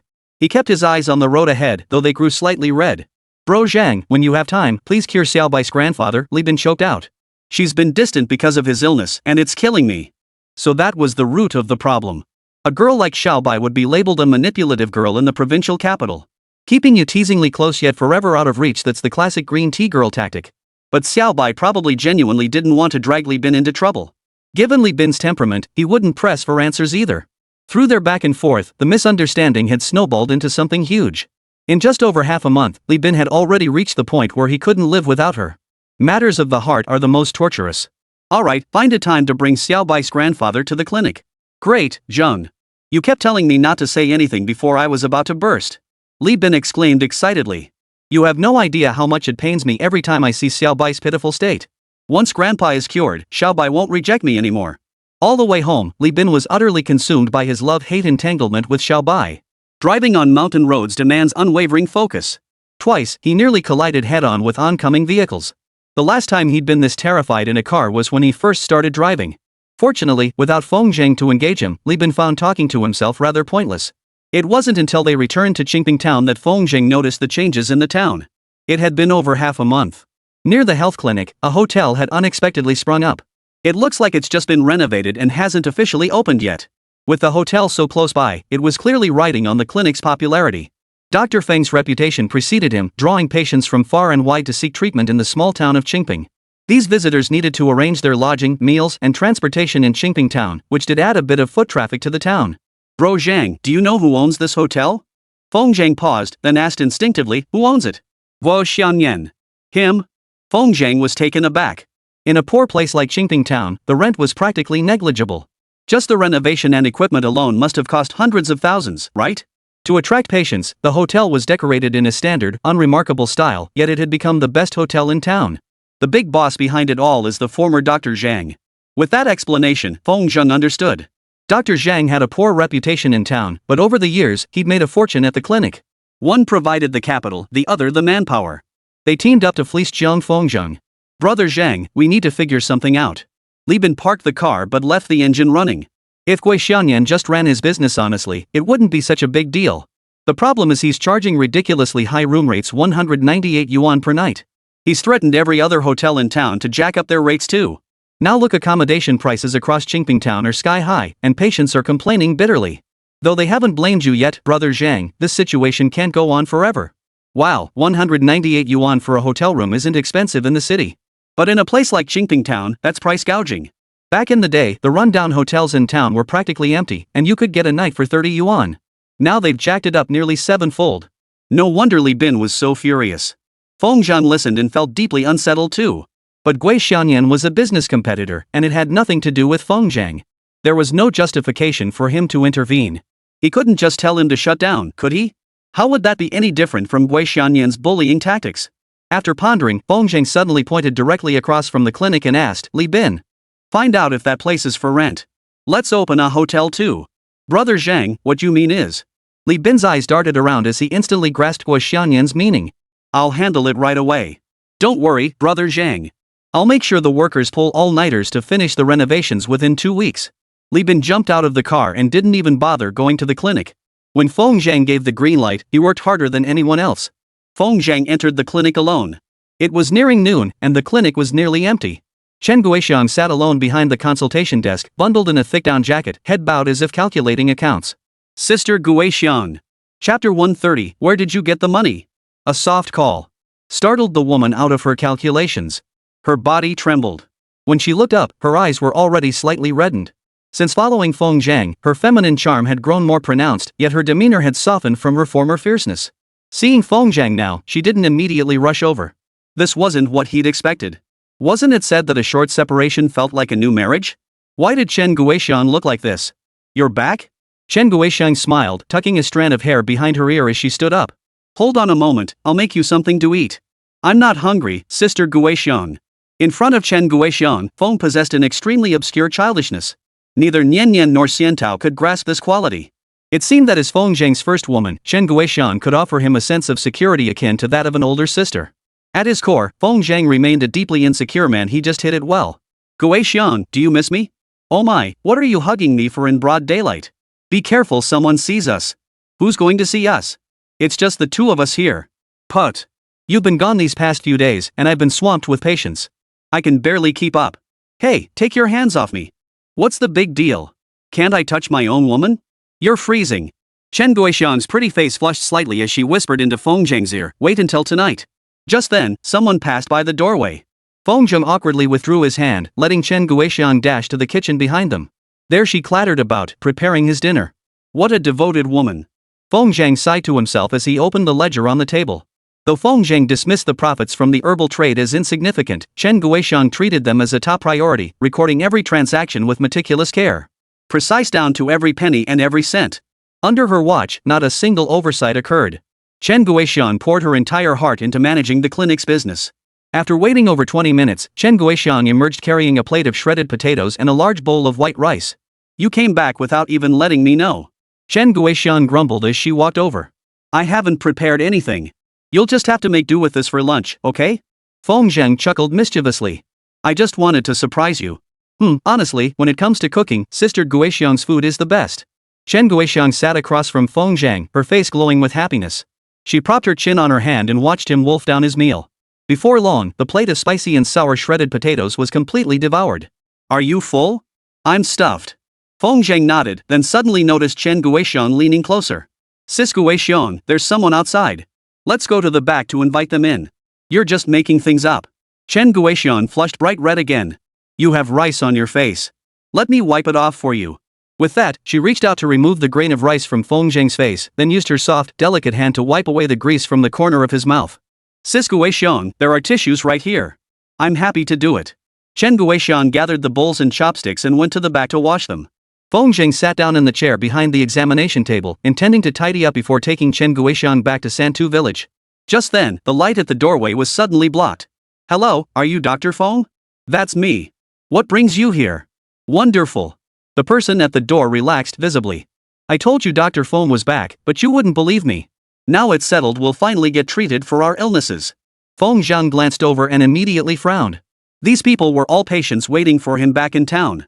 Their conditions weren't complicated, and treatment would be straightforward. The problem was the sheer number of them. In just a short while, the clinic was completely filled with patients. If this kept up, Feng Zhang would be stuck at the clinic all day with no free time at all. Chen Guixiang finished washing the dishes and hurried out, grabbing a plastic stool from the corner and setting it up. Everyone, please take a seat and wait patiently. We can treat everyone. Chen Guixiang had now grown accustomed to the clinic's atmosphere and was fully prepared for any situation. After calming the patients, she arranged them in an orderly line to await Feng Zhang's diagnosis. The busy work continued until the sun sank below the horizon. Feng Zhang didn't even have time to take a sip of water. As night fell, the number of patients inside the clinic not only failed to decrease but continued to grow. Feng Zhang didn't treat everyone with the supreme finger technique. While it offered some benefits, it felt like using a sledgehammer to crack a nut. For simpler ailments, he primarily relied on herbal medicine. Of course, this was limited by Feng Zhang's understanding of traditional Chinese medicine. Besides readily available Western and Chinese medicines, he had stockpiled numerous authentic, sun-dried Chinese herbs. Feng Zhang blended the herbs with meticulous precision, ensuring no errors occurred. As long as patients took their medicine on schedule, it might take longer, but it could achieve a complete cure. Naturally, all medicinal herbs were still supplied by the county town's Ji-owned pharmacy. Keeping up this pace indefinitely wasn't sustainable. Watching Feng Zhang toil all afternoon, Chen Guoxian felt deeply concerned. After treating one patient, Chen Guoxian stepped in front of Feng Zhang. "I'm sorry, it's getting too late today. Dr. Feng needs to rest. Everyone, please come back tomorrow." "That won't do." An old man clutching the queue number Chen Guoxian had handed out spoke anxiously, "I've been waiting all afternoon. It's finally my turn, how can I not get treated?" "Sir," Chen Guoxian patiently persuaded him, "come back tomorrow morning. You'll be the first one I see. The same goes for everyone else. Come back tomorrow and we'll treat you in the same order as today's queue." Seeing Chen Guoxian speak this way, and with night indeed falling, the patients had no choice but to disperse for the time being. Feng Zhang finally caught his breath, stretched lazily, and stood up. "Sis Guoxian, I never would have guessed your organizational skills are top-notch. It's just because I care about you." Chen Guoxian's charming gaze sent a surge of warmth through Feng Zhang's heart. "While you were busy, Li Bin called. He'll be here soon." No sooner had she finished speaking than Li Bin burst through the door. "Brother Zhang, great news. Let's talk on the way back." Feng Zhang really didn't want to be stuck in the clinic any longer. Wasn't the air outside? On the way back, Li Bin regained his energy, chattering excitedly, "Bro Zhang, after a whole afternoon of hustling, I've got it sorted. All 8 shops across the street, from the first to the 3rd floor, they're all ours." "That many?" Feng Zhang was taken aback. "I think it's quite a lot too. Guoxianyan and his crew only got 5. Li Bin added, "But we're going head-to-head with them, so our scale has to be bigger. And it's not expensive, the original rent for one shop was only 20,000 yuan a year. When I saw some people hesitating to rent, I just waved my hand and offered 30,000. Ha! That's a much sweeter deal than what Guoxianyan offered. When I left, several shop owners were still asking me if I wanted their spaces. 3,000 yuan a year for rent isn't expensive." The problem was Feng Zhang was broke as a joke and couldn't come up with that much cash all at once. As if reading Feng Zhang's mind, Li Bin took charge. "Brother Zhang, don't worry. I've already paid the deposit. They've agreed to let us start renovations first." "Where'd you get the money?" "Well, since the building isn't finished yet, I just took that 200,000 out to use." Chen Guoxian pondered. "Are you planning to open a hotel?" "That's right." Li Bin said excitedly. "Brother Zhang's idea is to steal Guoxianyan's thunder. Mouth causes heart." Chen Guoxian nodded. "I agree that Guoxianyan is out of line. Xiao Zhang, if you need money, take what's here for now." Feng Zhang looked down and saw Chen Guoxian holding a bank card. Chapter 131, The whole village welcomes them. Feng Zhang accepted the money offered by both of them without hesitation. He might have felt a twinge of guilt accepting Li Bin's money. But Chen Guoxian was different. Both had gone to such lengths, refusing would only hurt her feelings. That afternoon, while Feng Zhang was seeing patients at the clinic, villagers from Santu village spotted him and spread the news throughout the village. Before the car even reached the village entrance, lights were already visible from afar. Every household in the village had gathered at the entrance to welcome Feng Zhang's arrival. Feng Zhang was startled. He genuinely intended to improve the living conditions of Santu village's residents. But nothing had been finalized yet, all the plans were still being revised on paper. Receiving such a grand welcome from the villagers at this stage made Feng Zhang feel uneasy. However, when Feng Zhang spotted his parents standing at the very front of the crowd, along with village chief Li Jianming, his expression darkened instantly. No need to guess. This commotion was definitely orchestrated by Li Jianming. That guy always wore a cheerful smile on his face, but who knew what mischief he was scheming behind the scenes? Feng Zhang wasn't afraid of Li Jianming, but he simply didn't want to get entangled with him too much. Having come this far, Feng Zhang wasn't about to turn back now. The car came to a smooth stop in the open space at the village entrance. Feng Zhang stepped out first. The moment he appeared, the villagers burst into applause. "Welcome home, Feng Zhang, the miracle doctor of Santu village. Welcome. Welcome. A warm welcome." Surrounded by so many villagers, Feng Zhang's parents wore excited smiles, their faces glowing red in the torchlight. Regardless of Li Jianming's motives. At least in this moment, his parents felt genuine pride for their son. "Old Feng, Wen Feng, what's gotten into you two? Seeing his parents still standing in the crowd, smiling foolishly, Li Jianming couldn't help but urge them. Big dog, Dr. Feng is back. Aren't you happy? Of course we are. Old Feng laughed heartily. Faced with such a grand village-wide welcome, his composure paled in comparison to Su Wenfeng's. Xiao Sheng, Guixiang, you must be exhausted. After what happened that time, the village had tacitly accepted the relationship between Chen Guixiang and Feng Zhang. Outwardly, no one said anything. But behind closed doors, the backbiting was relentless. Of course, the criticism was mainly directed at Chen Guixiang. They said she was a shameless widow, deliberately seducing an unmarried young man. Chen Guixiang had overheard bits and pieces of these rumors. But she had come to terms with it. This was fine. When the time was right, she would bear Feng Zhang a child. Her life from now on would likely revolve around the child. Auntie, I'm not tired. Chen Guixiang turned away, refusing to let Su Wenfeng take the bundle from her hands. Come on, let's all go home. Su Wenfeng smiled warmly as she hooked her arm through Chen Guixiang's. Auntie cooked a feast today. Let's all head over to her place for dinner. After Feng Zhang got off the bus, he was immediately surrounded by villagers. For someone they'd watched grow up suddenly become a renowned miracle doctor, they found it nothing short of magical. They took the chance to touch Feng Zhang's clothes and pat his shoulders. As if it could carry a touch of divine energy, a cure-all for every ailment. The short walk took over 10 minutes to complete. Upon returning home, 2 large tables laden with food and drink immediately greeted them in the courtyard. These two were Li Jianming's idea. With the return of the village's renowned healer, Li Jianming had gathered the elders to host a welcome banquet. The villagers didn't understand what an internet celebrity was. All they needed to know was that Feng Zhang was now famous and could bring significant benefits to the village. As the group entered the courtyard, Li Jianming began waving people away, dismissing all non-essential villagers. The remaining guests were invited into the courtyard by Li Jianming. Santao village had strict rules. Especially at the banquet table, seating was strictly determined by seniority and status. In the past, a junior like Feng Zhang would never have been allowed to sit at the table when there were many people present. Tonight, however, was different. Li Jianming had several village elders escort Feng Zhang to the central seat of honor. Seated on either side were men Feng Zhang would address as grandfathers. At another table, Chen Guixiang was also surrounded by several women. Only Li Bin was overlooked, squeezed into a corner of the table, head bowed, silent. What exactly is going on here? Watching Li Jianming smile as he poured wine for everyone, Feng Zhang felt a sense of foreboding. Fortunately, he had gone to the provincial capital first and discussed the situation with Huang Batian and his wife. Had he returned directly to the village, swept up in this gathering, he might have made decisions that violated his principles. His parents and Li Bin's mother were busy in the kitchen, apparently not planning to join the table. Feng Maozuan had installed a lamp in the courtyard, so it wasn't dark. After everyone had taken their seats, Li Jianming stood up, holding his wine cup, and said with a smile, "Today, I'll take the lead. As the village chief of Santu village, I feel deeply ashamed that I haven't contributed enough to our village's development." Although Feng Zhang didn't make it into university, he taught himself and became our village's miracle doctor. Moreover, he genuinely cares for our village. The Santao farm he plans to build is a great blessing for everyone. I propose we all raise a toast to Master Healer Feng. Li Jianming didn't have much formal education. Having served as village chief for most of his life, he certainly knew how to speak and act effectively. With just a few words, he instantly lifted the mood. Everyone rose to their feet, raising their cups in toast.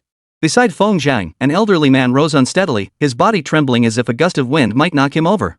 Feng Zhang hurriedly supported the old man. "Third uncle, please don't stand up.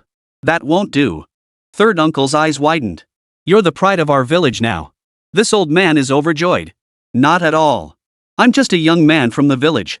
"Well, I'm going to have to scold you for that." Third uncle grinned, revealing his missing front teeth. "Don't think just because you've made something of yourself now, you can ignore what third uncle says. Don't forget, when you were little, this cane of mine gave you quite a few whacks." At this, everyone burst into laughter. Feng Zhang laughed too, though contempt stirred within him. Third uncle had beaten him for real and without mercy. It was blatant bullying of an outsider. Now that Feng Zhang had made something of himself, he recounted the incident as a joke. It was nothing more than a subtle reminder: always remember your outsider status, and don't go picking fights with the Li family over nothing. He was already in his 70s or 80s, and Feng Zhang had no intention of holding it against him. Tonight's dinner was anything but relaxed. It could be said that under Li Jianming's arrangement, every turn held a hidden danger.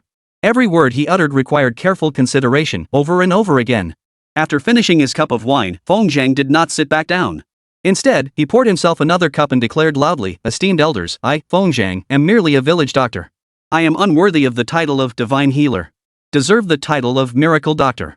From now on, just call me Big Dog or Little Zhang, it sounds more familiar." No sooner had he finished speaking. A voice cut in, I object. Li Jianming frowned sternly. Master Feng, this title was unanimously agreed upon by the entire village. You now represent our Santu village. To use internet slang, you're our village's calling card. Your every word and action reflects on Santu village. That's why we call you Master Dr. Feng, so outsiders won't dare question your medical skills. Who would have thought a simple title could involve so much drama? Feng Zhang stubbornly accepted the title, though reluctantly. But constantly being called Divine Doctor felt a bit awkward. Seeing Feng Zhang accept the title, Li Jianming narrowed his eyes and raised his cup. Master Physician Feng, your second uncle offers you another toast. This one, you absolutely must drink. Chapter 132, Need to Add Money. Feng Zhang studied him with an amused smile. Second uncle, if you don't explain what you mean, I won't drink. After all, things had already reached this point. Feng Zhang was curious to see what Li Jianming's true intentions were. Likely, it had something to do with the land compensation. Ha ha ha. Li Jianming burst into laughter. You youngster, you've certainly seen the world. Daring to put your second uncle on the spot like that. The first cup was to welcome you on behalf of our villagers. This next cup is my personal toast to you. Li Jianming spoke with genuine sincerity. I want to thank you for bringing such a major project to our village. When the day comes for me to retire, I'll definitely recommend to the leadership that you be considered as my successor. No prompting from Li Jianming was needed. Applause erupted spontaneously. Everyone knew. The sale of their land was entirely thanks to Feng Zhang. Men no longer had to work away from home, looking up to others, but could now run businesses and earn money right in front of their own homes. That too was Feng Zhang's doing. This toast, Li Jianming would offer. If he truly was a good village chief, this achievement alone could serve as a stepping stone for his political career. Feng Zhang smiled, raised his cup, and drank it in one gulp. Excellent! Li Jianming exclaimed in admiration, continuing to pour wine for Feng Zhang. Uncle, won't you have some food? No rush, haha. Li Jianming, his face flushed and radiant, filled Feng Zhang's cup once more. This third cup, I raise on behalf of our entire Santao village, to thank you for leading us down the path to shared prosperity. Cheers! Feng Zhang grasped the deeper meaning behind these 3 cups of wine. The first cup was for welcome. The second was gratitude. As for this third cup, it was a trap set for Feng Zhang. The problem was, even knowing it was a trap, Feng Zhang had no choice but to jump in under the watchful eyes of everyone present. That was Li Jianming's shrewdness. It was an open and obvious scheme, and Feng Zhang had no way to break free from it. After finishing the 3 cups of wine, only then could Feng Zhang sit down and take a proper bite of his fortune. The banquet officially commenced. Led by Li Jianming, men, women, and children all rushed over to toast Feng Zhang with wine. This was clearly an attempt to get him drunk. They clearly intended to get him drunk. Unfortunately, no matter how much Li Jianming had planned, he never imagined that Feng Zhang was no ordinary man. As long as he didn't want to get drunk, no one could force him to drink himself into a stupor. An hour passed. The dishes on the table were nearly finished, and over a pound of liquor had been consumed. This was mountain folks' homemade liquor, potent stuff. Its alcohol content matched 1.5 bottles of the stuff sold outside. Based on that conversion, Feng Zhang had actually consumed over 2 pounds. The kid could really hold his liquor. Li Jianming shook his head. As the village chief, he hadn't drunk much less than Feng Zhang. His vision was blurring, and his head was spinning. But he was no stranger to banquets and had long since mastered the trick of staying lucid even after getting drunk. He stole a glance at Feng Zhang and saw that his eyes were glazed over too clearly. He couldn't drink anymore. Only then did Li Jianming shake his head again, squeezing over to Feng Zhang's side with a sigh. Ah! Uncle! Uncle, what's wrong? We're all family here, so second uncle will just call you Xiao Zheng privately. Li Jianming used the alcohol to build rapport. Xiao Zhang, everyone's grateful you brought projects to our village. But you don't know that Lu Fuxing is a crooked businessman. He's devalued our land to practically nothing. As the village chief, how could I stand by and watch our villagers get cheated? Of course not. Grandpa San tapped his cane angrily in agreement. 3,000 yuan subsidy per moo? How dare Lu Fuxing even suggest such a thing? If he dares show his face in the village again, don't stop me, I'll beat him with my cane. With that opening? It was the issue that concerned the villagers most. Everyone perked up, gathered around, and began voicing their grievances in a cacophony of voices. 3,000 yuan per moo is far too little. If we farmed it ourselves, we'd earn more than that. Yeah, Xiao Zhang, you're close with Boss Lu. See if you can talk to him. We're not asking for much, just 10,000 yuan per moo per year for 10 years. The rest can be split as shares. What do you think? Sharing the profits isn't that simple. Someone shouted, my nephew studying at university told me our village can't distribute by household, it has to be per capita. I agree. Why should a family of 2 get the same share as one with 5? That's not fair. Xiao Zhang, be firm when you talk to Lu Fuxing. Tell him if he doesn't agree, we won't sell our land, we'll keep it and farm it ourselves. A sharp crack silenced the entire crowd. The one slamming the table was Feng, naturally. Being surrounded by so many people arguing in the center was simply too much. He stood up and scanned everyone gathered around him. Surprisingly, every person qualified to eat here bore the surname Li. No one from another clan was present. Feng was the sole exception. Feng chuckled softly and said, "Since everyone is so opposed, I'll tell Mr. Lu that our village won't be selling the land after all." "What?" Li Jianming paused, then patted Feng on the shoulder and explained, "Little Zheng, you've got it wrong. It's not about not selling, it's about negotiating a higher price." Feng waved his hands repeatedly. "I haven't misunderstood. Before coming here, I stayed overnight in the county seat and heard some things." This statement successfully piqued the curiosity of all the villagers. Feng wasn't one to speak without reason. Whatever he said must be related to the village project. The crowd of nearly 20 people fell completely silent, each craning their necks, waiting for Feng to speak. The scene looked both eerie and comical. "Everyone, relax. It's nothing major." Feng chuckled. "Mr. Lu mentioned that our land is priced too high.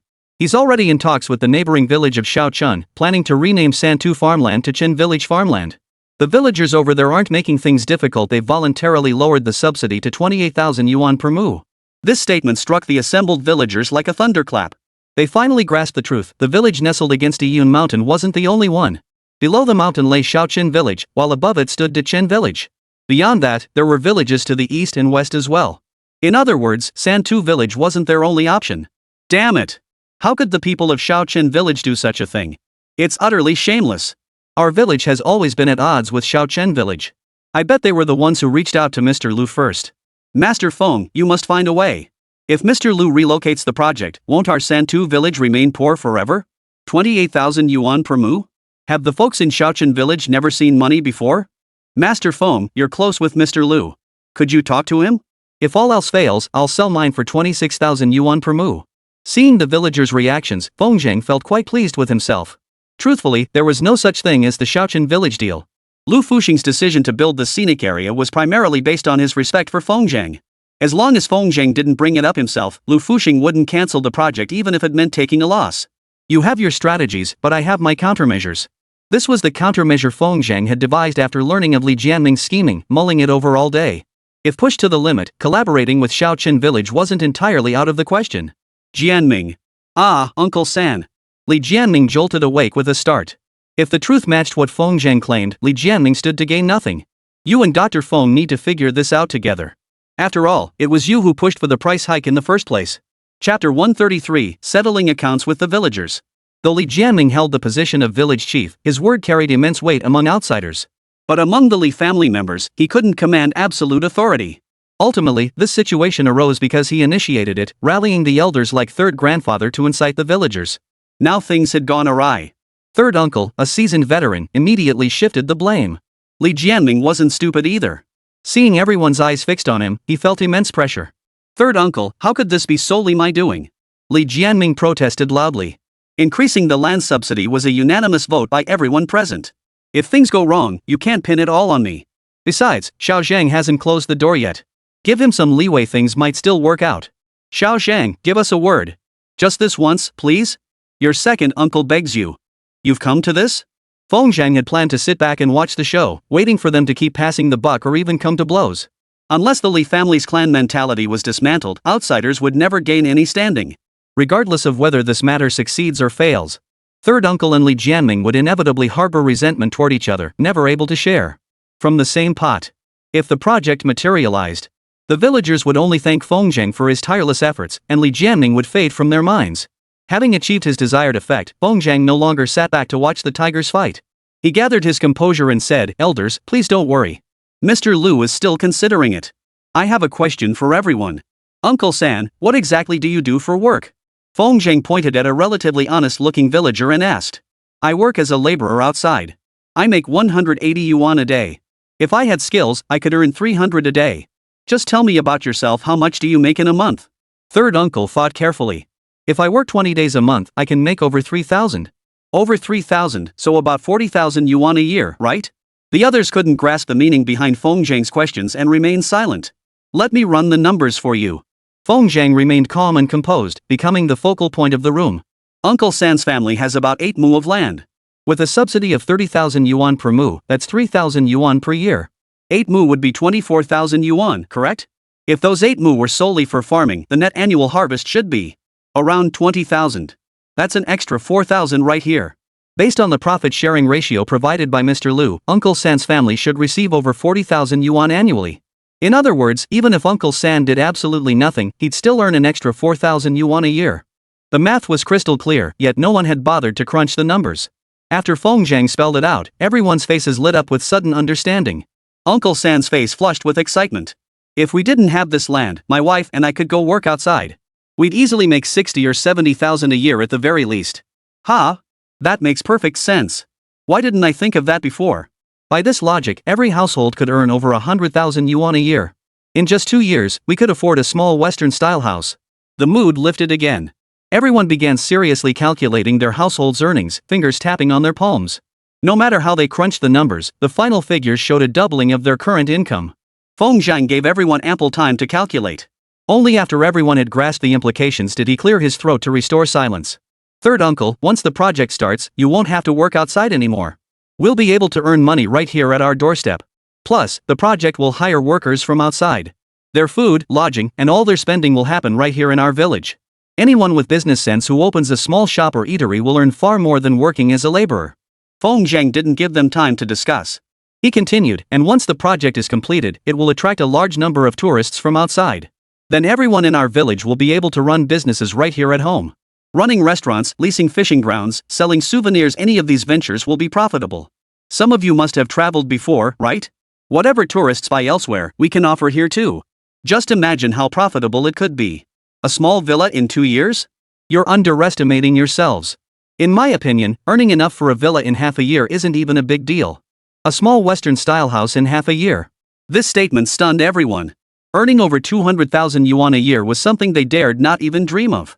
Yet under Feng Zhang's plan, it seemed poised to become reality. Third uncle, the first to react, couldn't contain his excitement. Covering his mouth, he exclaimed, "Master Feng, tell us what it would take for Mr. Lu to build the project in our village. Third uncle will do whatever it takes to help you." "That's right, me too. Whatever you say, Xiao Zhang, we'll follow your lead." Everyone shouted at the top of their lungs, except for third uncle and Li Jianming, whose faces darkened. All the spotlight had been stolen by Feng Zhang. If this continued, Feng Zhang's prestige would crush Li Jianming's before the latter even retired. They had to find a way to rein Feng Zhang in. They couldn't tamper with the project, it was the village's collective interest, and no one could afford the consequences if it went wrong. Li Jianming glanced at Feng Maozuan, who was squatting by the kitchen door, smiling and smoking.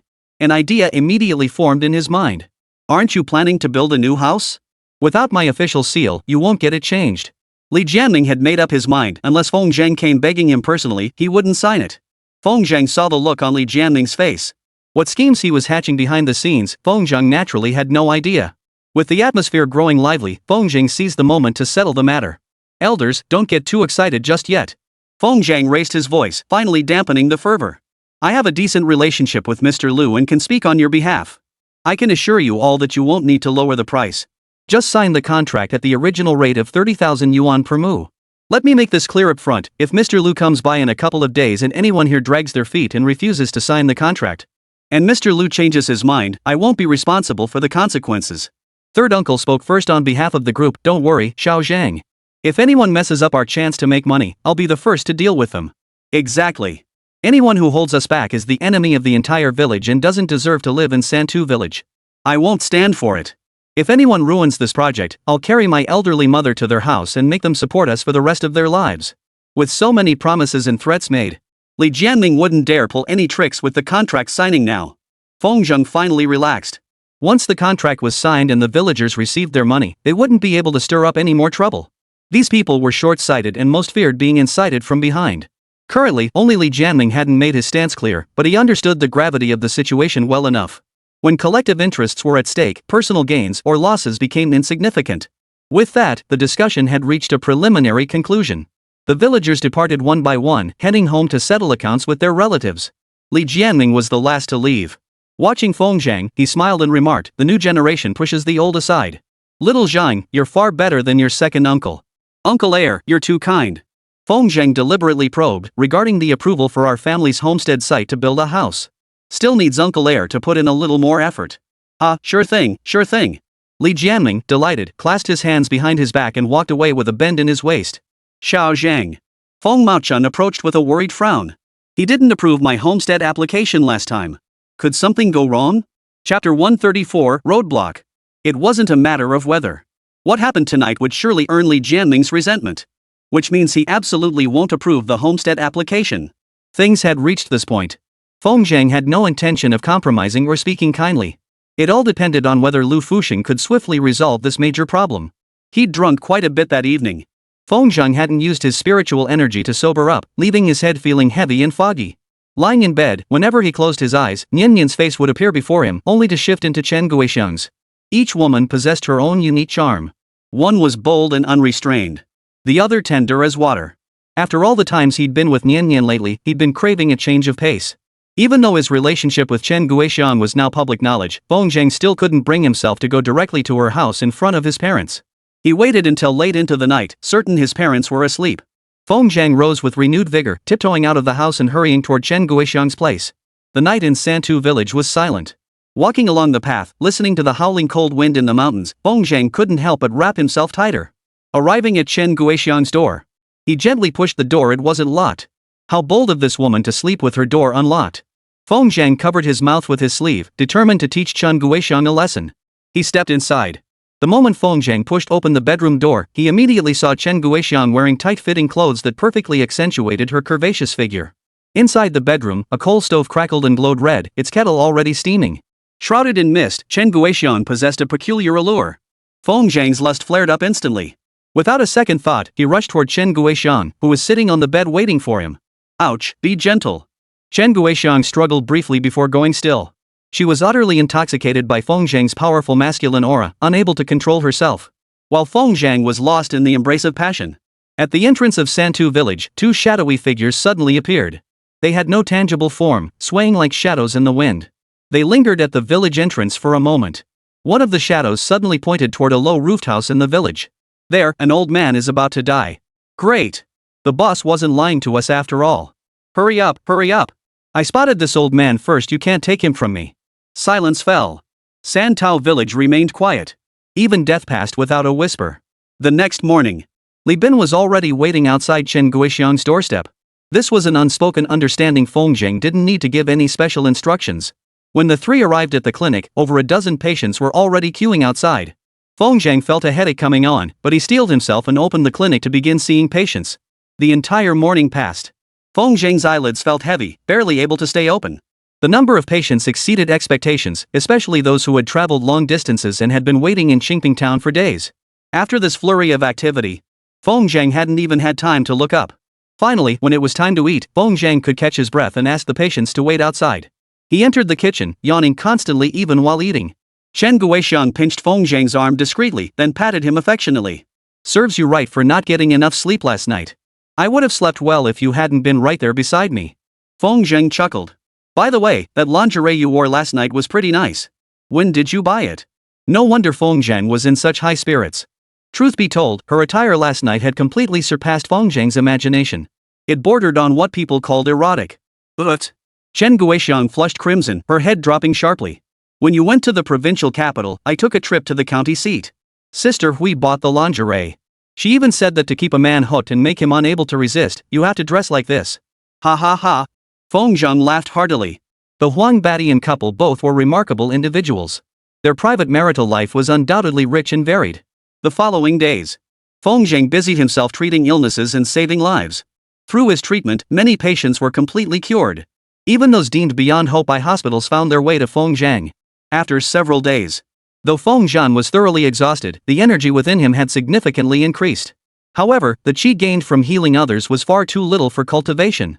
Feng Zhang estimated that under current circumstances, he would need to work non-stop for at least 3 months to accumulate enough energy for a breakthrough.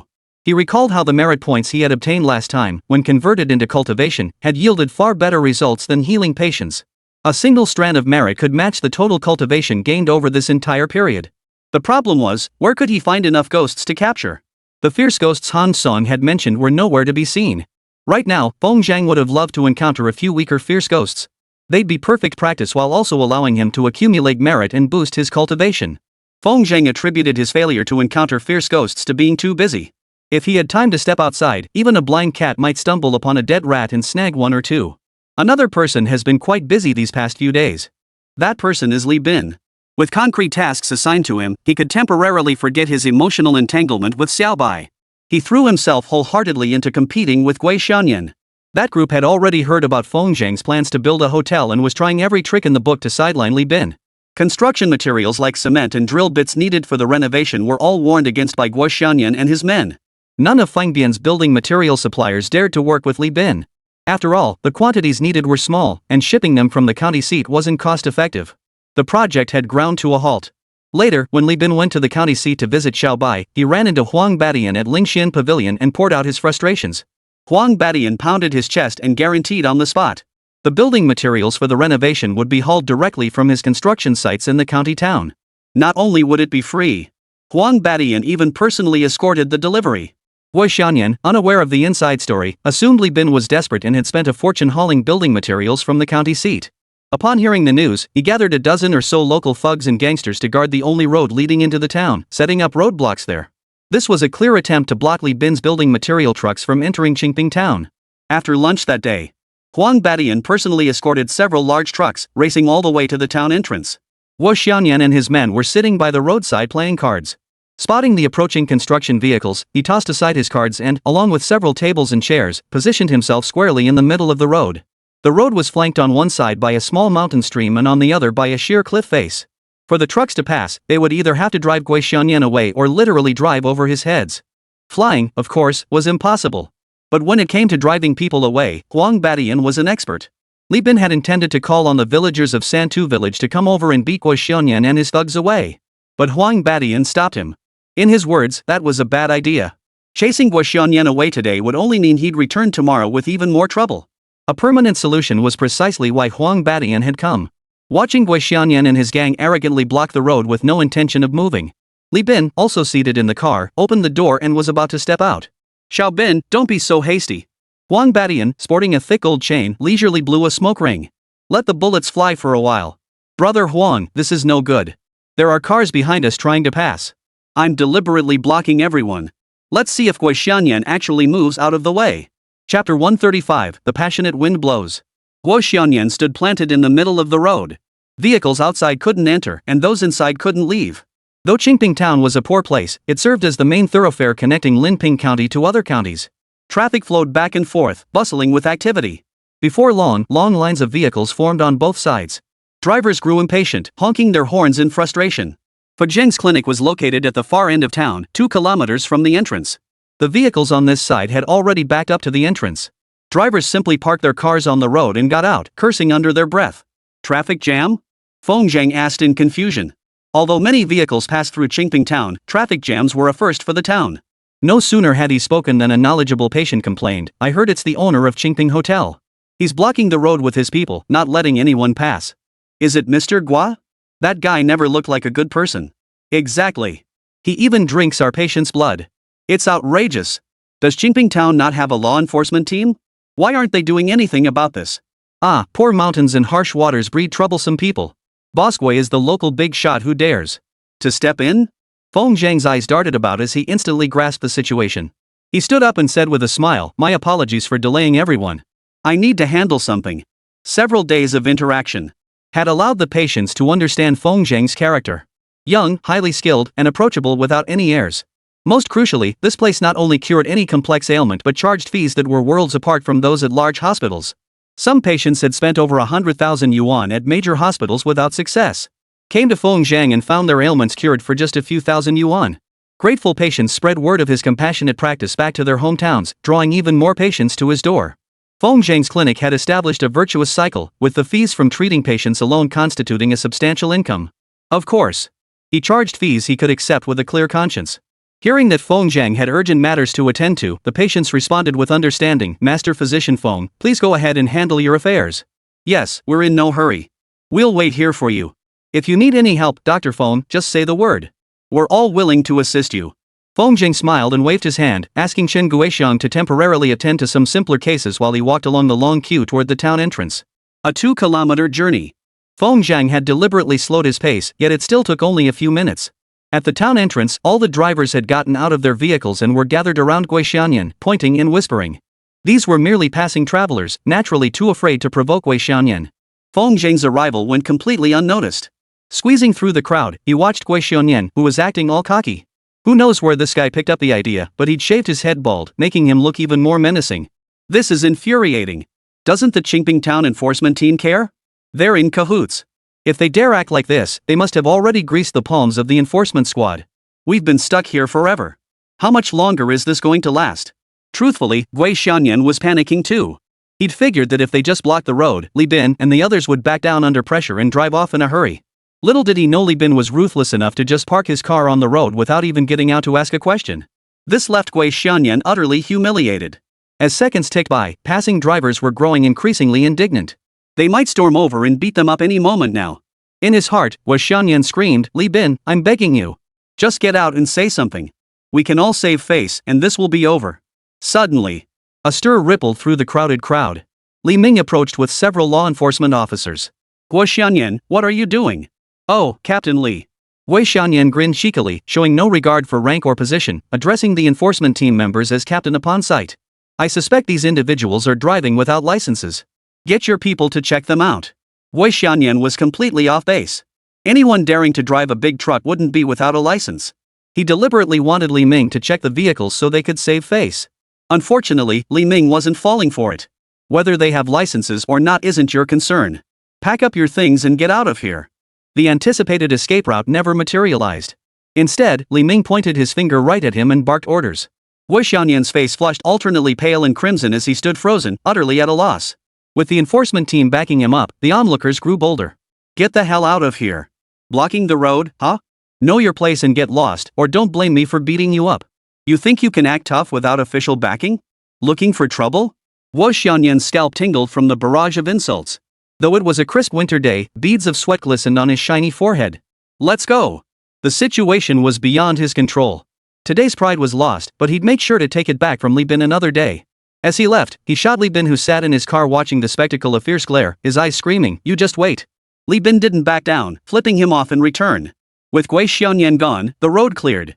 From start to finish, Huang Badian never showed his face, yet he had cornered Gui Xianyan with nowhere to turn. That kind of audacity truly earned Li Bin's admiration. "Brother Huang, I'm truly impressed." Li Bin chuckled. "What do you call this, killing without spilling blood? You're useless at getting things done, and your education is utterly pathetic. That's called winning without bloodshed." "Ah, ha ha." Li Bin didn't feel the slightest bit ashamed after being scolded by Huang Badian. The big truck started up, carrying the construction materials he needed, and arrived at the rented storefront. Laborers were readily available. He could simply call people from Santu village. Santai village and Xiaocheng village had never gotten along, so Gui Xianyan dared not give the workers from Santai village. The workers from Santu village.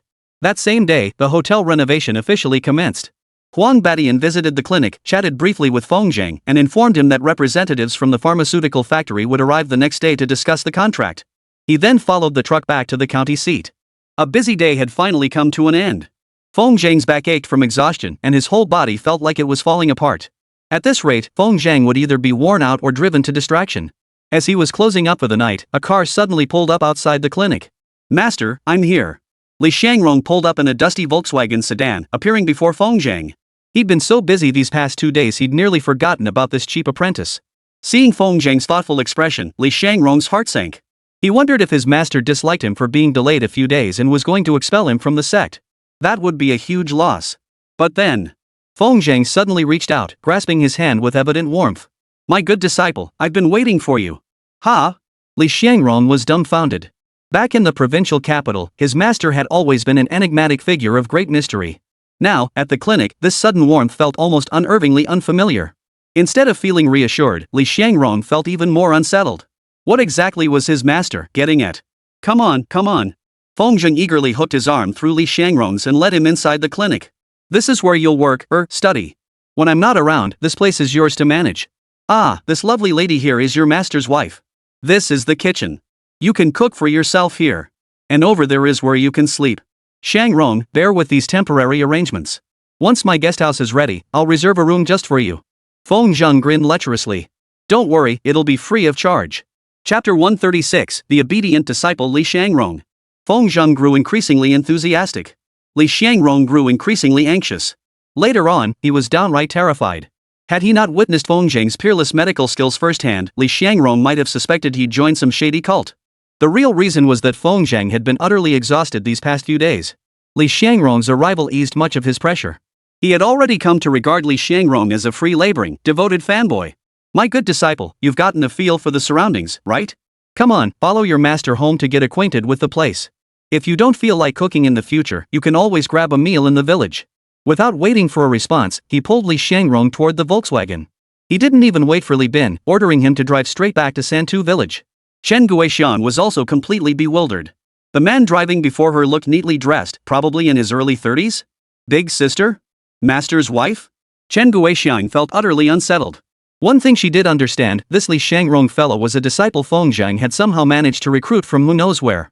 Because of Feng Zhang and Chen Guixian's special relationship, the elderly couple in Fengmo village felt guilty toward Chen Guixian.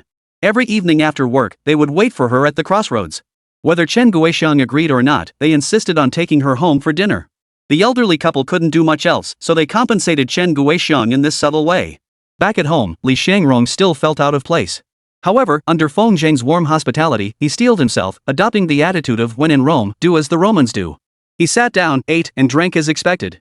Xiangrong. In front of the elderly couple, Feng Zhang held back somewhat and no longer addressed him as his good disciple. You need to grow quickly. There are many patients waiting for you to treat at the clinic. Li Xiangrong still had to drive, so he dared not drink. But drinking only water made him feel uncomfortably bloated. Hearing this, Li Xiangrong hastily set down his cup and stammered, Master, I haven't even begun learning from you yet. I'm afraid I can't shoulder such a heavy responsibility. What are you afraid of? Feng Zhang glared, slamming his hand on the table, a master's commanding presence. Snap. Suddenly, his hand stung as Su Wenfang, unable to bear the sight, tapped him with her chopsticks. Speak kindly to Xiangrong. All right. Feng Zhang gave a slightly aggrieved smile before formally stating, all my medical knowledge comes from a single medical text called the Tyrants. Getting down to business. Li Xiangrong's eyes lit up instantly, as if he wanted to pull out a notebook and record every word Feng Zhang said. Feng Zhang's parents, including Chen Guixian, were hearing him speak of medicine for the very first time. They all set down their chopsticks and bowls, listening intently, afraid to miss a single word. Don't be so tense, everyone. Feng Zhang smiled, downed his wine in one gulp, and then said with solemnity, the Taiyin aging is a closely guarded secret of the Feng family. However, since you are my foremost disciple, passing it on to you should pose no issue. Upon hearing these words, Feng Maochen nearly leapt to his feet. Wasn't this nonsense? If the Feng family possessed the legacy of the Taiyin aging, why was he, the father, completely unaware? Out of respect for his master's authority, Feng Maochen managed to suppress his urge to protest. Feng Zhang continued, the Taiyin aging is currently divided into two parts, which are also my reliance for treating illnesses and saving lives. They are the Tai finger technique and the Tai divine needle. No need to record this. Tomorrow I'll transcribe the foundational techniques for both. For you to study on your own. In the coming days, I'll guide you personally. If you encounter anything unclear, feel free to ask me anytime. Feng Zhang's expression turned serious. Xiangrong, remember this, once you've mastered the Taiyin aging, you are forbidden from passing it on to others. Failure to comply will result in expulsion from my discipleship. It wasn't that Feng Zhang was stingy or unwilling to share methods for healing the sick. The main reason was the Tai sect hanging over his head, forcing him to be cautious. The Tai sect members hadn't appeared yet, likely because they hadn't noticed him. But that Huang Tianhua knew some of the inside story. Perhaps he had already made contact with the Tai sect. Within Feng Zhang's territory, he had little to fear. No matter how formidable the Tai sect might be, could they truly be more dangerous than the fierce ghosts haunting Linping? As the acting city god of Linping County, could he really be bullied by a bunch of ordinary mortals? But outside of Linping, things were different. Feng Zhang had lost his city god powers, and his combat effectiveness was greatly diminished. Thank you, master. Li Xiangrong rose with utmost respect and bowed deeply to Feng Zhang.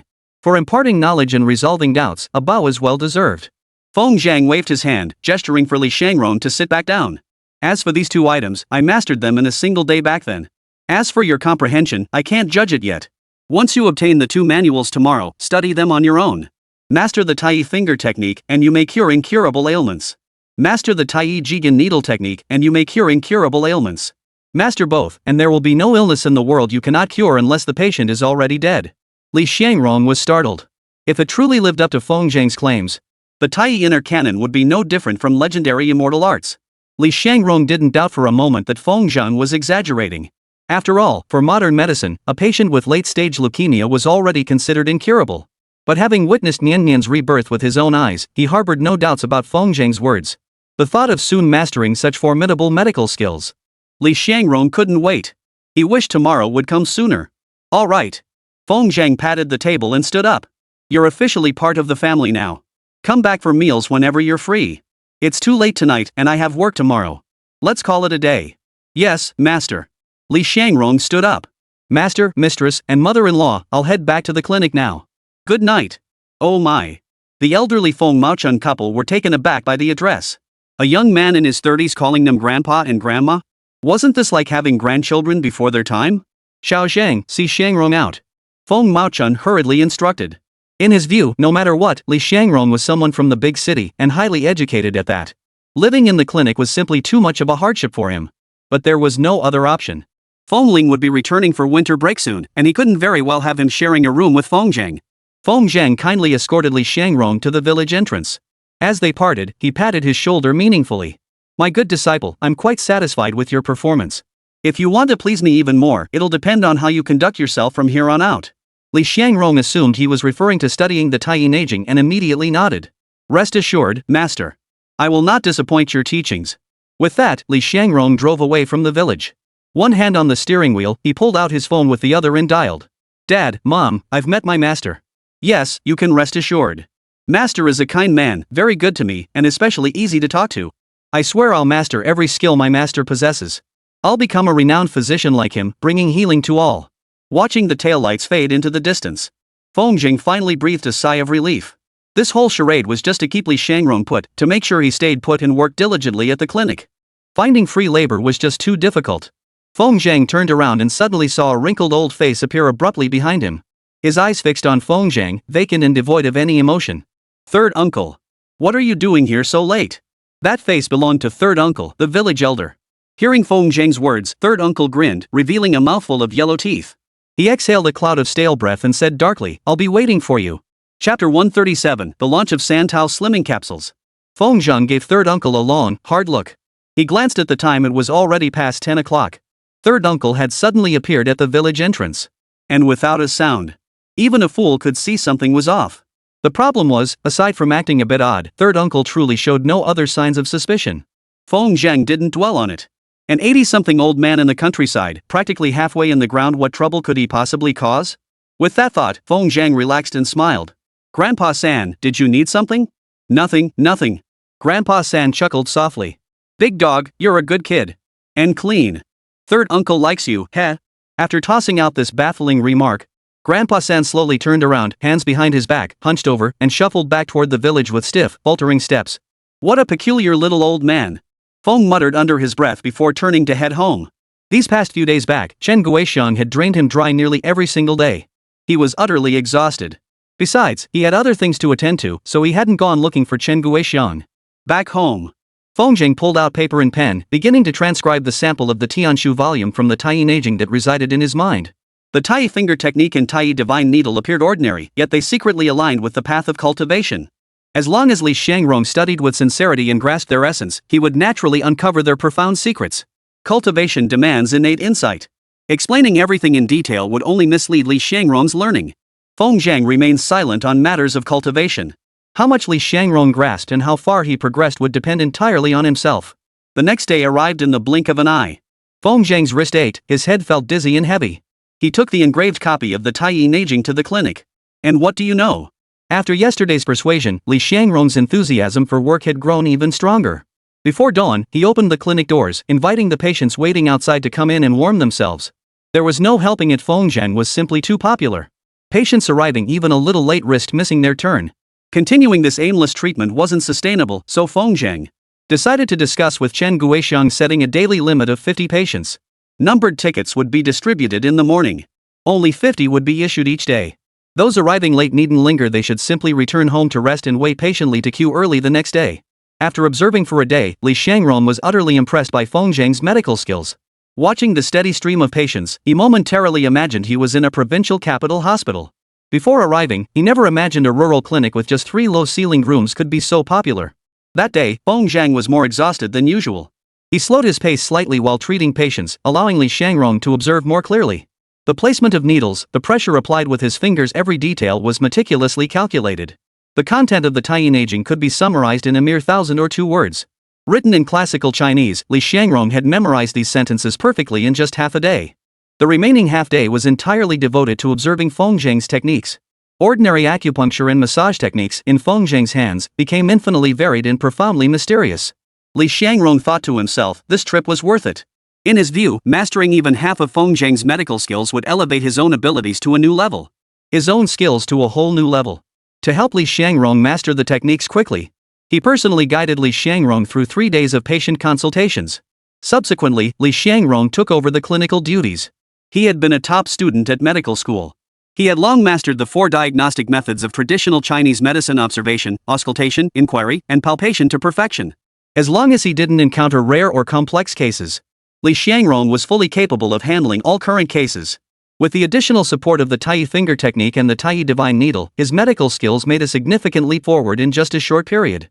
Thus, a week later, Feng Zhang casually tossed out a parting remark: if you encounter any patients you can't treat, contact me. From that day on, Feng Zhang was no longer confined to the cramped space of the clinic every day. He no longer had to rise early to open the clinic. Of course, Li Xiangrong couldn't manage everything alone. Chen Guixiang continued working at the clinic from dawn till dusk as usual.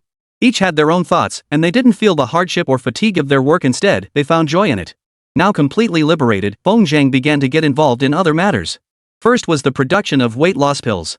To ensure efficacy, Feng Zhang personally visited the production line at a pharmaceutical factory in the neighboring county with Huang Batian, pointing out several issues they faced. With only half a month left before the new year, for now, only small batch production was possible to create samples for testing. Regarding packaging, Feng Zhang had no specific requirements, leaving the decision to the factory. The biggest challenge was naming the weight loss pills. The factory suggested following market trends and giving the pills a high-end sounding name. They proposed Osiliv Jianueba capsules. While this name sounds sophisticated, it also feels like a foreign product and lacks distinctiveness, making it hard to differentiate from other weight loss pills on the market. After consulting Feng Zhang, the name was finalized as Santao weight loss capsules. It carried a distinct Chinese flavor. The pharmaceutical company was initially reluctant, but upon reflection, they realized this name would stand out in the market. Moreover, the company was highly confident in the product's market potential, aiming for an immediate hit. This name truly stood head and shoulders above the rest, instantly differentiating itself from other weight loss products on the market. Once the name was finalized, the company rushed to trademark not only wind-edged peach but also every possible combination involving the character for peach, along with any names related to Feng Zhang. This move maximized protection against name imitations. If the factory worked overtime, the first batch of finished products could be ready before the new year. This venture, in which Feng Zhang held a major stake, was something he had his eye on. Additionally, the blueprints for the 3 peach fields had been finalized. Lu Fuxing had already sent people to the village to sign contracts, aiming to finalize agreements and secure the land before the new year. Construction would commence immediately after the new year. With both major ventures quietly progressing, Feng Zhang, as the person in charge, found himself unexpectedly at ease. Feeling restless at home one day, he wandered over to the hotel across from the clinic to check on the renovation progress. It must be said, when Li Bin had a goal, he worked with tremendous passion. The complex hotel renovation was being handled with remarkable efficiency under his leadership. When Feng Zhang arrived, Li Bin was carrying a bag of cement upstairs. His body was caked in grime, hardly resembling a young man anymore. Feng Zhang called out to him, "Mr. Li, still rolling up your sleeves yourself?" "Oh, Zhang, what brings you here?" Li Bin set down the cement with delight, rubbing his hands together and chuckling. "Bro Zhang, no offense, but give me 3 more days and this hotel will be ready to open." "That fast?" Feng Zhang was taken aback. He had thought finishing it in half a month was a joke, but now it seemed it could even be done a day or two early. To bring down Gui Xianyan, Li Bin was working overtime with all his might. "And I still think it's too slow." Li Bin cautiously asked, "Brother Zhang, should we set up a separate room for you and Sister Guixiang? There's still time." "Get lost." Feng Zhang snapped irritably. "Getting a room at the hotel? If word got out, people would talk behind their backs. That's how it is in the countryside. Even if they were truly married, people would still gossip about them." "Well then." Li Bin grew uneasy. "Brother Zhang, I've renovated a room for myself. You won't hold it against me, will you?" Chapter 138, Think Before You Speak. All this beating around the bush was just for himself. And he'd even learned to act first and ask for forgiveness later. Feng Zhang stiffened his expression and snapped, "Well done, Li Bin. You've grown bold, haven't you?" "Brother Zhang." Seeing Feng Zhang's expression, Li Bin immediately panicked and hastily apologized. "I'm sorry, Brother Zhang. I won't dare do it again. I don't want that room anymore." "No." Feng Zhang snapped angrily, "You must honestly explain why you wanted to keep that room." "Huh?" Li Bin froze in confusion. He glanced up at Feng Zhang with a look of grievance, only to catch a triumphant smile on the man's face. Relieved, he lowered his head, his cheeks flushing slightly. Brother Zhang, here's what I was thinking. Now that our hotel's open, we'll need a front desk staff, right? I want to bring Xiao Bai and her grandmother over. They can work here while you help treat her illness. I've been to Xiao Bai's home, it's in such disrepair it's uninhabitable. Her grandmother is only in her 60s. If she gets better, she could help out at the hotel sweeping floors or something. This kid sure knows how to plan things. But getting a front desk job is probably just to cover his real intentions lie elsewhere. The hotel hasn't even opened yet. 2 rooms have already been rented out. That doesn't add up, it's a bit of a loss. But Feng Zhang has always been generous to those close to him. Since Li Bin had made up his mind and was willing to spend his life with Xiao Bai, Feng Zhang certainly wouldn't stand in his way. He gave Li Bin a meaningful look and chuckled. Li Bin, proximity brings opportunity. If you can't win Xiao Bai over within 6 months, you're out of my crew. Li Bin was indeed a capable man when it came to getting things done. But when it came to love, he was as immature as a child. A whole month had passed and the two hadn't even held hands properly. The main issue was Li Bin's extreme shyness. He'd listen to whatever Xiao Bai said. This couldn't go on. He needed to give Li Bin a challenging task to push him to take that step when they were alone. Li Bin hoisted the cement with excitement. I'll get it done. He knew Feng Zhang wasn't joking. If he couldn't win over Xiao Bai within 6 months, he wouldn't have the face to follow Feng Zhang anymore. The hotel was set to open in 3 days. Originally, Li Bin had hoped to choose an auspicious date, but after checking the calendar, the nearest available good days were booked solid until the new year. During the hotel's renovation period, Guo Xiaoyan new competition had emerged. He couldn't suppress Li Bin, but he could suppress the other 2 hotels. The 3 hotels colluded to raise room rates to 298 yuan per night. Patients coming for treatment were already grumbling, and some were even cursing under their breath. Li Bin was furious. Every time he saw Gui Xiaoyan sitting cross-legged at the hotel entrance, observing the renovation progress, Li Bin felt his blood boil. Opening a day earlier would mean he could put pressure on Gui Xiaoyan sooner. So, after discussing it with Feng Zhang, they set the opening for noon 3 days later. He didn't care about auspicious dates anymore. Running the hotel wasn't about making money anyway. After walking around the hotel once more, Feng Zhang walked home with his hands behind his back. For the next 2 days, he settled into village life, occasionally visiting that hidden cave during his free time. The wild ginseng inside had already reached several decades in age. Such rapid growth astonished Feng Zhang. However, he had no intention of harvesting it for profit. Since he had no particular need for money anyway, he decided to leave the ginseng to grow, curious to see what it would eventually become. Half a year passed, and the spiritual essence in the soil had nearly vanished. Feng Zhang deliberately added some spiritual essence to the soil, and the wild ginseng's growth became even more astonishing. After this discovery, Feng Zhang visited the medicinal herb cultivation site. The first batch of herbs had already been harvested and transported away by the Jian people. At the time, Feng Zhang was still in the provincial capital and hadn't been involved in the process. He only learned that the sale of these 3 acres of herbs had fetched over 100,000 yuan. This figure included a significant element of goodwill from Jiang. Beyond that, it also stemmed from the herb's exceptional potency. The medicinal properties of the herbs Feng Zhang cultivated, whether consumed directly or used in preparations, were several times stronger than those of ordinary herbs on the market. In short, the herbs were worth every penny. In contrast, the peach trees on the ruined field had only sprouted branches and buds, with no fruit yet in sight. It is not the season for peach trees to bear fruit. Typically, peach trees bloom in April, bear fruit in July, and are ready for harvest by October. However, the peach trees Feng Zhang cultivated with the spiritual elixir were exceptional. He estimated they would bloom by March next year at the latest, bearing fruit ready for consumption by April. Feng Zhang was quite eager. If the peaches turned out delicious, he planned to plant them on a large scale, adding a beautiful site to Santao Village. Santao Village, a village without peaches, hardly lives up to its name. It took him 2 days to survey his newly cultivated kingdom, much like inspecting a domain. After the new year, Feng Zhang would achieve true takeoff. His influence would no longer be confined to Santu Village but would spread across all of China. The foundation for a towering edifice had been solidly laid, awaiting the thunderous impact it would make in the coming year. Feng Zhang, the mountain village youth, captured the world's attention. Filled with boundless anticipation, Feng Zhang turned back with a cheerful heart, preparing for tomorrow's grand opening. Li Bin had made quite a spectacle of the occasion, even inviting the Huang Batian couple to attend. The hotel bearing Feng Zhang's name. It was his first venture beyond the clinic, and the entire village took it seriously. They planned to gather every man, woman, and child tomorrow for the celebration. It had only been half a year since the clinic's opening. Feng Zhang no longer felt quite so averse to such grand occasions. As he swayed his way home, he had barely reached the crossroads when a passing villager suddenly cried out in panic. "Dr. Feng, hurry to the village chief's house." "What's wrong?" Feng Zhang sensed trouble. Old Feng and the village chief are about to come to blows. "You bastard, Li Jianming." Feng Zhang's anger flared, and he sprinted toward Li Jianming's house. Before he even reached the house, he heard Li Jianming's furious shout, "Today, even if it's not just you, Feng Maochun, even if the King of Heaven himself came down, I won't approve that homestead. What gives you the right to refuse?" Feng Maochun's voice brimmed with suppressed fury. "I'm rebuilding on my existing plot without expanding it. Your refusal is pure bullying. Mr. Feng, think before you speak." Li Jianming sneered, "The approval for homestead land involves too many factors. It's not something a lowly village chief like me can decide. Besides, with your son being so accomplished, how could I dare to bully you?"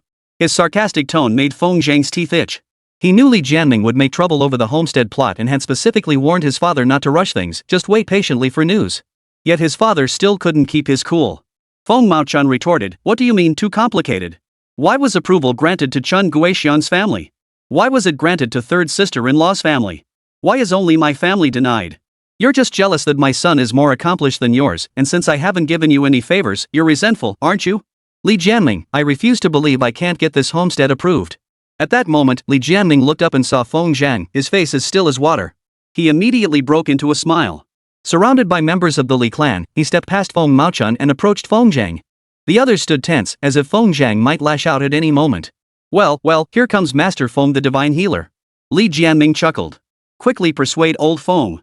He's been stubborn all his life. Surely you, the renowned Dr. Feng, can see through his tricks? It's not that I don't want to approve your family's homestead application, it's just that even second uncle is powerless to help." Chapter 139, Give My Grandfather Back His Life. Feng Zhang suppressed the urge to punch someone, narrowing his eyes as he demanded, "Uncle, explain this. How is it beyond your control?" "Ah." Li Jianming sighed dramatically, "You wouldn't believe it. When the government heard we wanted to build a scenic area, they specially allocated funds to construct a road for our Santu village directly connecting the county seat to our village. Before, it took us over an hour to get to the county seat, right? Once the road is finished, it'll take no more than 40 minutes. Plus, it'll be wider and smoother." Li Jianming sounded so convincing that Feng Zhang almost believed him if he hadn't known some inside information. The road construction was real. But it was Lu Fuxing who funded it out of his own pocket. On top of that, he also opened a highway interchange where the expressway passes through Qingping town. All this was done to make it easier for tourists to visit Santu farmland. They wouldn't choose other destinations just because the journey was bumpy. Li Jianming frowned and said, "Your house happens to be right by the road, and unfortunately, it falls within the highway's planned route. So half of your homestead will be taken. I was just about to explain this to old Feng when you arrived. Xiao Zhang, you're a respected figure in our village. If there were any way around it, your second uncle wouldn't deliberately make things difficult for your family." Feng Zhang's house was indeed conveniently located by the roadside. But that was only the minor road leading to Qingping town. The new route wouldn't pass through the village at all. Instead, it would run along the Shishui River, leading directly to the entrance of Santu farmland by the riverbank. Li Jianming explained. This proved he only knew a road was planned, not the specifics. He seized upon this to deceive the Feng Maochun family. Feng Zhang watched him finish his show of authority with a cold gaze, then nodded in deep agreement. "This really is a troublesome matter." "Exactly. But don't worry, Zhang. Your second uncle will definitely find a way to appeal to the higher-ups. We can't let the village's famous residents suffer injustice, right?" His true intentions were exposed. Ultimately, Li Jianming wasn't genuinely opposed to Feng Zhang's family building a new house. His main issue was envy over the clinic's profits. In such a short time, Feng Zhang had invested in a hotel and was now building a house. Just how lucrative must that clinic be? He wanted to squeeze some benefits out of Feng Zhang, and it wouldn't be a small sum. The more difficult he made the situation sound, the easier it would be to ask for money later. Feng Zhang understood but didn't say it outright. "Then I'll trouble you, second uncle. Once this is settled, you won't be shortchanged. Now that's where I must criticize you." Li Jianming's face broke into a broad smile. As the village chief, working for the villagers' welfare is only right. How could he possibly accept your reward? What kind of person do you think I am? Yes. Second uncle is an upright and noble official. Feng Zhang offered a few half-hearted compliments before leading Feng Maochun, his eyes reddened, home. All the way home, Feng Maochun felt more and more aggrieved. This was clearly an attempt to extract favors. "Xiao Zhang, how could you agree to give him something?" Feng Maochun demanded angrily, "Don't you know Li Jianming? He's a vulture who devours his prey whole. Give him 5,000 today, and tomorrow he'll demand 10,000. Where does it end?" "Dad." Feng Zhang halted, glanced around to ensure Feng Wei was out of earshot, then lowered his voice. "Don't feel wronged. Li Jianming won't be able to act so high and mighty for much longer." "What do you mean?" Feng Maochun was an honest man, but that didn't mean he lacked insight. Hearing Feng Zhang's words and reading his expression, Feng Maochun immediately understood. "You mean, take him down?" "Exactly. It should happen within the next few days. Feng Zheng's composure stemmed from intelligence leaked by Lu Fushan. The higher-ups had concluded their investigation into Li Jianming's case. The decision to cover it up had been approved, it was just a matter of when to execute it. Dad, keep this between us. Don't breathe the word to outsiders. Feng Maochuan's eyes widened. Now you're lecturing your old man? Feng Zheng froze, about to apologize, when he noticed Feng Maochuan smiling with narrowed eyes. My son has truly grown up more capable than his old man. Haha, we should have a few extra drinks tonight. Feng Maochuan felt genuine joy. He'd always known his son was skilled in medicine, but never imagined he'd excel in another field too. What was there to worry about? His son was making something of himself. Should he, the old man, feel jealous? Watching Feng Maochuan act like an old child, Feng Zheng couldn't help but chuckle.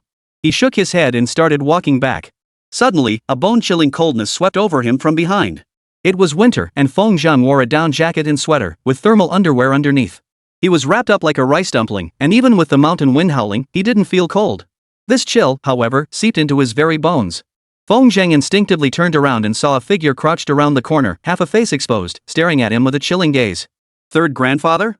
Feng Zheng's mind filled with confusion. As he took a step forward, he suddenly noticed third uncle hurrying away.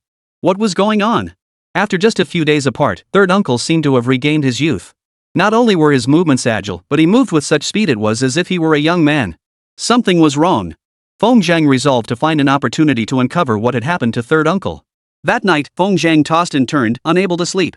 Every time he closed his eyes, the old man's wrinkled face would appear before him. Feng Zheng dared not entertain the thought of a vengeful spirit. If a vengeful spirit could possess third uncle without him noticing, it can only mean that spirit's power far surpassed his own. He still regarded third uncle as an ordinary person, analyzing his situation from that perspective. This wasn't the first time he'd been watching him like this. Could it be that third uncle also sought to gain something from Feng Zheng? With this question weighing on his mind, he finally endured until dawn. Feng Zheng, dressed in clothes specially bought for him by Chen Guixiang in town, sat energetically in Li Bin's car as they headed toward Qingping town. Today was opening day. Several prominent figures were expected to attend. After all, Feng Zheng still had to navigate life in Santu village and wouldn't deliberately snub these local authorities. Therefore, he arrived early at the clinic to wait. That way, he could greet any important figures the moment they arrived.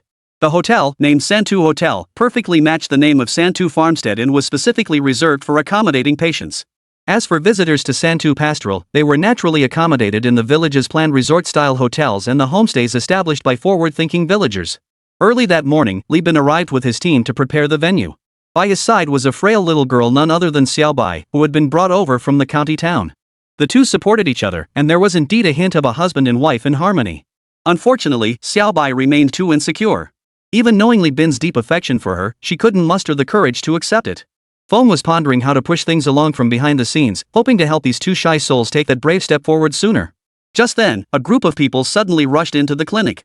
Feng Zheng narrowed his eyes and saw that the stretcher they carried held a gravely injured, dying old man. Could they be here to cause trouble? Feng Zheng instinctively glanced at Guo Xiaoyan standing by the entrance of the Qingping Hotel.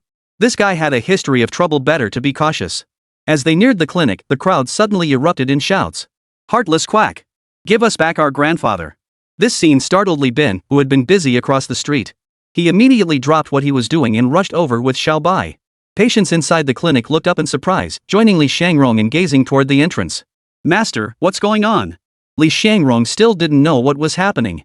Chapter 140, Who says I can't save him? The group were locals from near Qingping town. They had absolute faith in Feng Zheng and came to the clinic for treatment. Unfortunately, upon arriving at the clinic, Feng Zheng was no longer on duty. They distrusted Li Shangrong's medical skills and decided to wait until Feng Zheng was on duty to return. Later, seeing how skillfully Li Shangrong treated patients from other areas, and with the elderly man's condition worsening, they reluctantly agreed to let Li Shangrong treat him. It wasn't a particularly difficult case to begin with. Following the finger techniques taught by Feng Zheng and the Taiyin aging, Li Shangrong cleared the thick phlegm from the elderly man's body, and the patient soon recovered. Unexpectedly, 3 days later, the patient's family discovered that not only had the old man's condition relapsed, but it had also deteriorated rapidly. It took only 10 minutes to carry him from home to the clinic. The old man was barely clinging to life, his face ashen, his breaths coming in gasps. Spotting Li Shangrong, the leader grabbed him by the collar and punched him. Caught off guard, Li Shangrong took the blow squarely on the nose, blood gushing forth. Still unsatisfied, the man lunged forward, leading his group to beat Li Shangrong. What are you doing? Li Bin rushed over to shield Li Shangrong, his body instinctively leaning toward Feng Zheng. In his heart, Feng Zheng's safety mattered more than anyone else's. What are you doing? The man was seething with rage. Pointing at Li Shangrong, who was cowering behind Li Bin, he shouted, "Ask him. This unethical quack doctor messed up my grandfather's treatment. If my grandfather dies today, I'll make sure your clinic shuts down." Li Bin's temper flared, and he slapped the man hard across the face. "He Gao Chao, don't think I don't know what you're implying. Your grandfather's surname is clearly He. When did he become a resident of Lianhua village?" It turned out Li Bin recognized this man. He was one of the thugs who followed Guo Xianyan around. Perhaps the old man's condition really had worsened. After Guo Xianyan saw this, he had He Gao Chao come along to stir up trouble. Guo Xianyan dared not show up in person. But unwilling to see the Santu Hotel open smoothly, he devised a scheme to fan the flames. This was different from the previous fake illness. This time, the illness was genuine. Wei Xianyan had personally taken Dr. Zhang to see the old man, whose life was hanging by a thread. Even a divine being would be powerless to help. In other words, only after confirming the old man was out of harm's way did Guo Xianyan encourage He Gao Chao to come and cause trouble. Faced with such opportunistic troublemaking by a patient's family, reputable hospitals could only compensate them and find ways to settle the matter quietly. If Feng Zheng couldn't come up with a solution, the clinic would indeed suffer repercussions. Intimidated by Li Bin's imposing presence, He Gao Chao stammered timidly, "He's my distant relative's grandfather and also my grandfather." "What? Am I not allowed to look after him?" Li Bin genuinely didn't know the nature of He Gao Chao's relationship with the elderly man. Hearing this, observing the expressions of the other family members, he instantly realized He Gao Chao was telling the truth. This old man was indeed his distant relative. This was trouble. Li Bin looked up at Feng Zhang, who had remained silent throughout. With such an incident unfolding, the patients in the clinic were all discussing it. Yet Feng Zhang remained calm, ignoring all the commotion. His gaze fixed intently on the elderly man on the stretcher, yet a sense of foreboding settled in his heart. He could tell at a glance that this wasn't simply a relapse of the illness. Perhaps there was something else at play.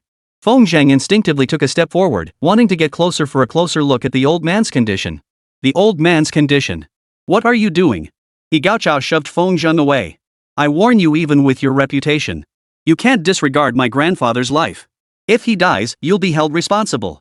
Mr. He, show some respect to my brother Feng." "Why should I?" Seeing Feng Zhang remain silent, He Gao Chao grew bolder. "Everyone, judge for yourselves. Feng Dagua is incompetent at medicine. He let his subordinates botch the treatment of a patient. Shouldn't he be held accountable? He's the head of this clinic.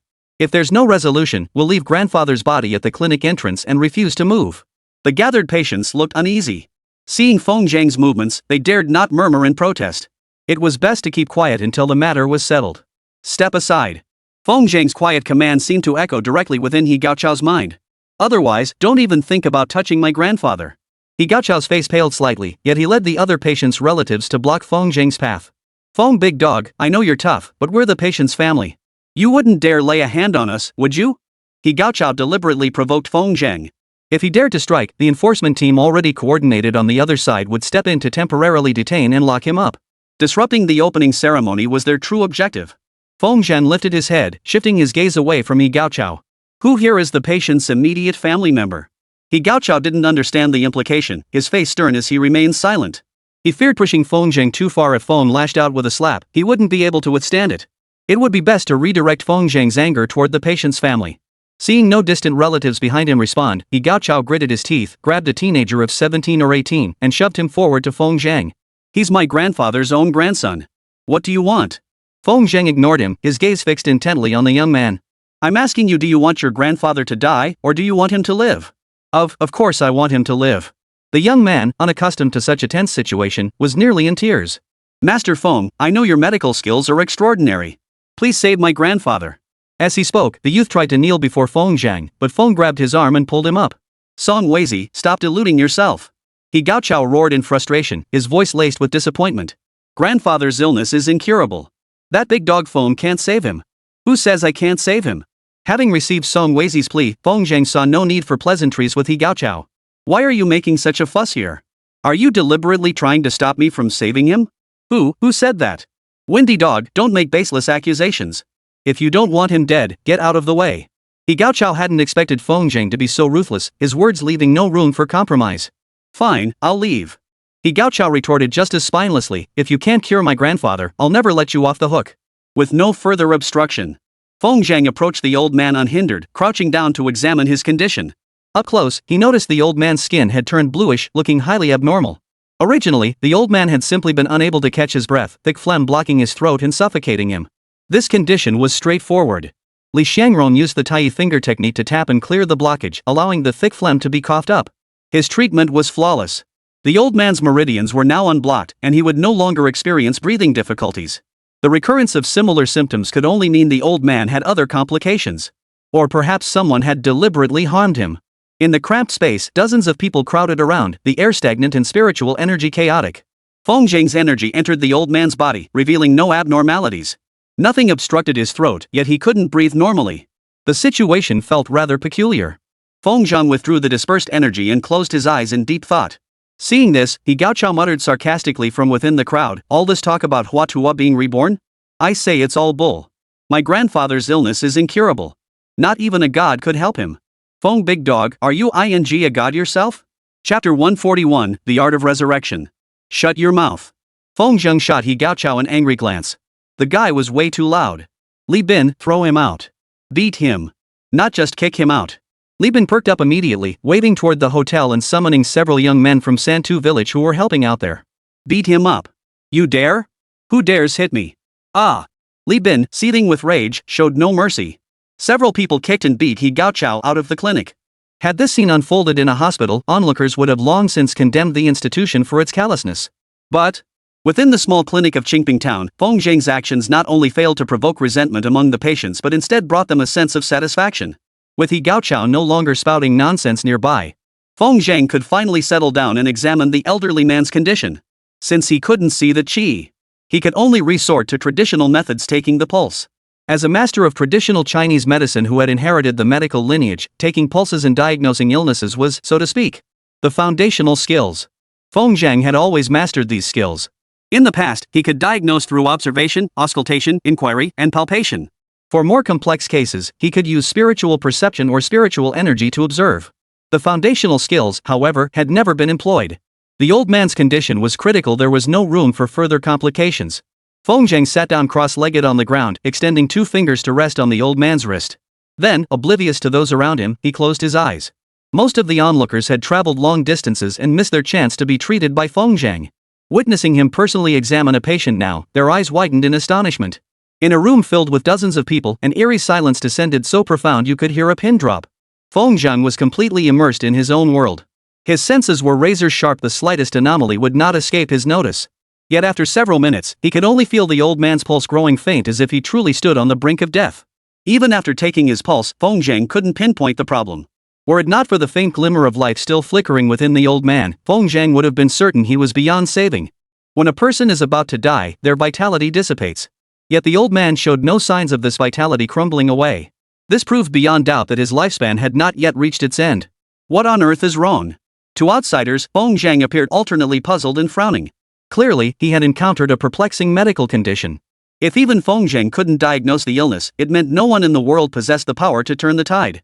Suddenly, everyone saw Feng Zheng open his eyes. His gaze flashed like lightning, his 2 fingers shot out with astonishing speed, pressing against the old man's chest. 1 minute passed. 2 minutes passed. Feng Zheng maintained this peculiar posture for a full 5 minutes. After 5 minutes, Feng Zheng's expression shifted to one of sudden realization. So it was this all along. The heartbeat is off. So this thing is the culprit. Everyone watched as Feng Zheng sat cross-legged directly before the old man, his hands forming a strange seal. In an instant, his index finger touched the old man's forehead. No one understood what Feng Zheng was doing. This method of healing was unheard of. Could a single finger pressed to the forehead truly cure illness? If it were truly that simple, the art of medicine would not exist in this world. Wispy threads of energy flowed along Feng Zheng's index finger, entering the body through the brow. That energy traveled through the old man's body. Soon it reached the heart chamber in his chest. There, a drop of black substance, barely visible to the naked eye, clung to the faintly beating heart chamber. With a clatter, the breath condensed into a tiny figure, no larger than a fingernail, with features identical to Feng Zheng's. This was Feng Zheng manifesting his qi. His gaze fixed intently on the tiny black speck, he suddenly grinned and barked, "Get out here already!" The black speck trembled, then abruptly coalesced into a human face of similar size. Panicked, it stared at Feng Zheng, scrambling to its knees. "Spare me, great sage! Spare me, I beg you! Speak! Why did you harm him?" Reporting to the great sage, this lowly one knows not. "I was drifting along when suddenly a force pulled me into the old man's body. And then? This humble servant is merely a condensed spirit, possessing little magical power like a newly departed soul. This is why Feng Zhang could subdue him with a mere wisp of energy. Then I heard a voice telling me to occupy the old man's heart chamber. Once the old man died, I could borrow his corpse to be reborn. Newly departed souls, not yet transformed into vengeful spirits. They drift aimlessly in a dazed state. This spirit's ability to enter the old man's body clearly indicated someone was behind it. Feng Zhang immediately recalled the rumors of fierce ghosts rampaging in Linping. He had never witnessed one himself, but that did not mean such spirits were not wreaking havoc upon the living. This spirit had likely been lured by a vengeful ghost. A question arose. What benefit did the vengeful ghost gain from commanding a soul to possess a body? Suppressing his doubts, Feng Zhang barked harshly, "Do you want to live or die? Great immortal, this humble one wishes to live. If you want to live, don't resist. I'll take you to report to the underworld." Feng Zhang held the position of city god of Linping, and the system had also granted him the authority to claim souls. With a subtle flick of his finger, he silently guided the tiny figure out of the old man's heart chamber, where it dissolved into a wisp of green smoke and vanished. Simultaneously, the old-style cell phone in Feng Zhang's pocket flashed, absorbing the entire wisp of smoke. This was his method of reaping souls. Far more efficient than traditional soul reaping. Bystanders, unaware of what transpired, only witnessed a wisp of smoke rising from the old man's brow, following the path of Feng Zhang's finger. Then, the old man suddenly opened his eyes, gasping for breath, his expression utterly terrifying. This eerie spectacle startled everyone present. Feng Zhang opened his eyes and gave the old man a casual glance. "Your body is too weak. I'll write you a prescription. Just get the herbs yourself, boil them, and take the decoction." With that, Feng Zhang rose, swiftly scribbling down several tonics for strengthening yang energy and replenishing qi on paper before handing it to Li Shangrong. Though frail, the old man managed to sit up with Song Weizi's support. "Master Feng, I thank you on behalf of my grandfather for saving his life." Song Weizi knelt down with a thud. Behind him, the relatives who had come with Song Weizi all knelt down as well. This was how rural folk expressed their gratitude. Feng Zhang had healed their grandfather, and with no money to offer, they could only express their gratitude through the most ancient means. "Rise." Feng Zhang smiled. "Remember to boil the herbs exactly according to the prescription, not a gram more, not a gram less." "Yes, yes, yes. I'll go home and prepare the medicine right away." Song Hua turned and followed Li Shangrong to collect the medicine. At that moment, a burst of enthusiastic applause erupted. The gathered patients spontaneously clapped, expressing their respect for Feng Zhang. This could no longer be described as mere medical skill. Feng Zhang's methods were beyond comprehension, yet they brought the dead back to life. Such medical skill truly deserved the title of divine healer, didn't it? The clinic was bustling with activity. Yet the lobby of the Qingping Hotel presented a starkly different scene. He Gao Chao sat on the sofa with a worried frown, complaining to Guoxianyan beside him, "Brother Nian, it's not that I'm incompetent. That Feng big dog is just too damn terrifying. You have no idea. I just watched him bring old Song back from the dead right before my eyes. Even Dr. Zhang said he was a goner, but Feng Degu managed to save him. What else could he be but a miracle doctor? Brother Nian, maybe we shouldn't keep crossing paths with Feng Degu. We just can't beat him. Get lost." Guoxianyan, furious, flicked his half-smoked cigarette onto He Gaochao's chest. The latter jumped up and brushed it off. Suddenly, a piercing crackle of firecrackers erupted. Looking out the window, they saw a luxurious car radiating sheer dominance parked at the entrance of the Santu Hotel. A guest had arrived. Chapter 142, A Bit of Common Courtesy. Guoxianyan stared at the bustling scene across the street with a dark look in his eyes. His hands clenched into fists without his conscious control. "I can tolerate Feng Dagua, but Li Bin? What gives him the right to be on equal footing with me?" Guoxianyan roared. "In Qingping Town's hotel business, it's either him or me. I refuse to believe I can't take him down. Brother Nian, how are we gonna do it?" He Gaochao asked tactfully. "Then, we'll wage a price war." Guoxianyan was a shrewd man. He knew that unconventional methods were no longer viable against Li Bin. Time to go head to head. Li Bin's hotel was lavishly decorated, right? Desperate for revenue, he'd surely set rates at his own predetermined level. By lowering prices now, Guoxianyan aimed to outmaneuver Li Bin on opening day. Go. Hurry and find someone to draft an announcement. When Li Bin announces his prices, we'll post ours lower. Got it. He Gaochao agreed, then couldn't help asking, "Brother Nian, how much should we lower it?" Follow Li Bin's lead. His hotel is brand new, and he's desperate to recoup his investment. His prices won't be low. Guoxianyan chuckled smugly. But I'm different. My rooms have been fully booked every single day for over half a month now. I've already made a fortune. I can easily hold out until the new year. Brother Nian, you're the smart one. The first guest to arrive at Santu Hotel. It was none other than the big shot Lu Fushan. By his side was an elegant and sophisticated beauty, several years younger than him, dressed fashionably and youthful. No wonder Lu Fushan was so attentive to her. In her 50s, she looked like she was in her 30s. With such remarkable preservation, how could Lu Fuxing not be attentive? Congratulations! Lu Fuxing had his men carry the congratulatory gifts out of the car, causing the crowd to erupt in astonishment. That toad is huge. Ignorant. It's not a toad, it's a golden toad, symbolizing wealth and prosperity. Is this golden toad made of real gold? It looks so dazzling. Feng Zhang had already left the clinic the moment Lu Fuxing's car appeared, heading to wait outside the Santu Hotel. Lu Fuxing walked over and immediately grasped Feng Zhang's hand. Mr. Feng, this is my wife, Wen Qing. Lu Fuxing then turned to introduce, Madam, this is Mr. Feng I mentioned to you. He even saved your life. Wow, Mr. Feng looks so young. Wen Qing covered her bright red lips, her coquettish giggle sending shivers down one's spine. If a girl in her teens or 20s laughed like that, everyone would find it adorable. But coming from a woman who looked her 30s but was actually over 50, it felt deeply unsettling. After Feng Zhang had saved her back then, they hadn't seen each other again. At the time, Wen Chang was still in a dazed state and naturally couldn't remember Feng Zhang's true appearance. This was their first proper meeting. Since she was being so gracious, Feng Zhang couldn't let her down either. He smiled and complimented her, Mrs. Lu, you truly possess astonishing beauty. No wonder Mr. Lu often worries about you and feels restless when he stays out too long. If I had such a beautiful wife at home, I wouldn't feel at ease either. Wen Qing laughed so hard she shook like a willow in the wind. Mr. Feng, you have such a way with words. In the distance, a Land Rover drove boldly through the crowded streets. It seemed that every time Feng Zhang opened a new business, Jingping Town would buzz with excitement. Feng Zhang gestured invitingly, signaling Li Bin to escort the two distinguished guests to the prepared restaurant. After this period of development, Jingping Town had finally opened a proper hotel. Though its facilities still couldn't compare to those in the county seat, it was at least a respectable place to dine. At least they wouldn't have to dine outdoors anymore.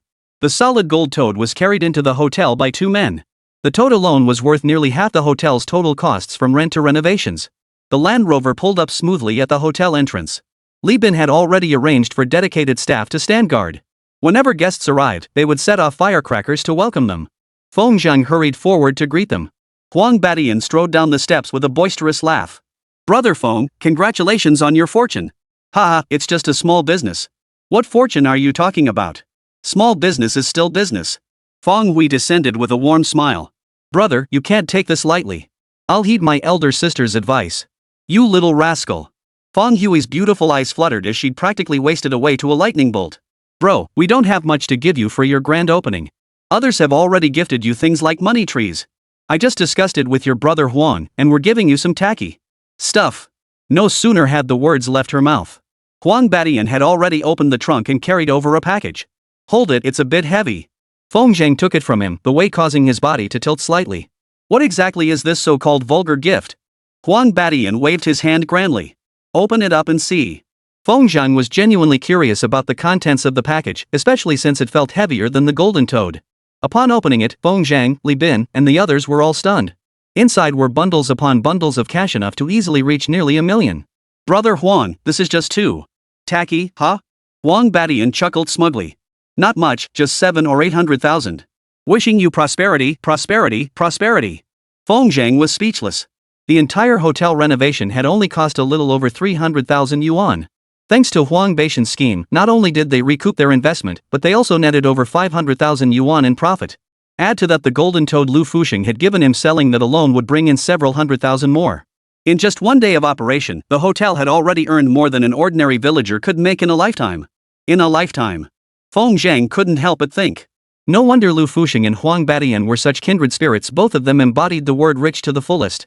Brother Feng, Brother Huang will keep you company while we wait. A few important figures are still on their way. Though they called it waiting, it was merely a brief chat by the entrance before one vehicle after another pulled up. Among them, only the arrival of the chairman and general manager of the neighboring county's pharmaceutical factory failed to stir any commotion. Each of the others, however, drew a stir whenever they appeared. These were powerful figures, the kind usually seen only on the county television station. Feng Zhang, accustomed to dealing with VIPs, remained composed in their presence. Li Bin, however, couldn't keep up.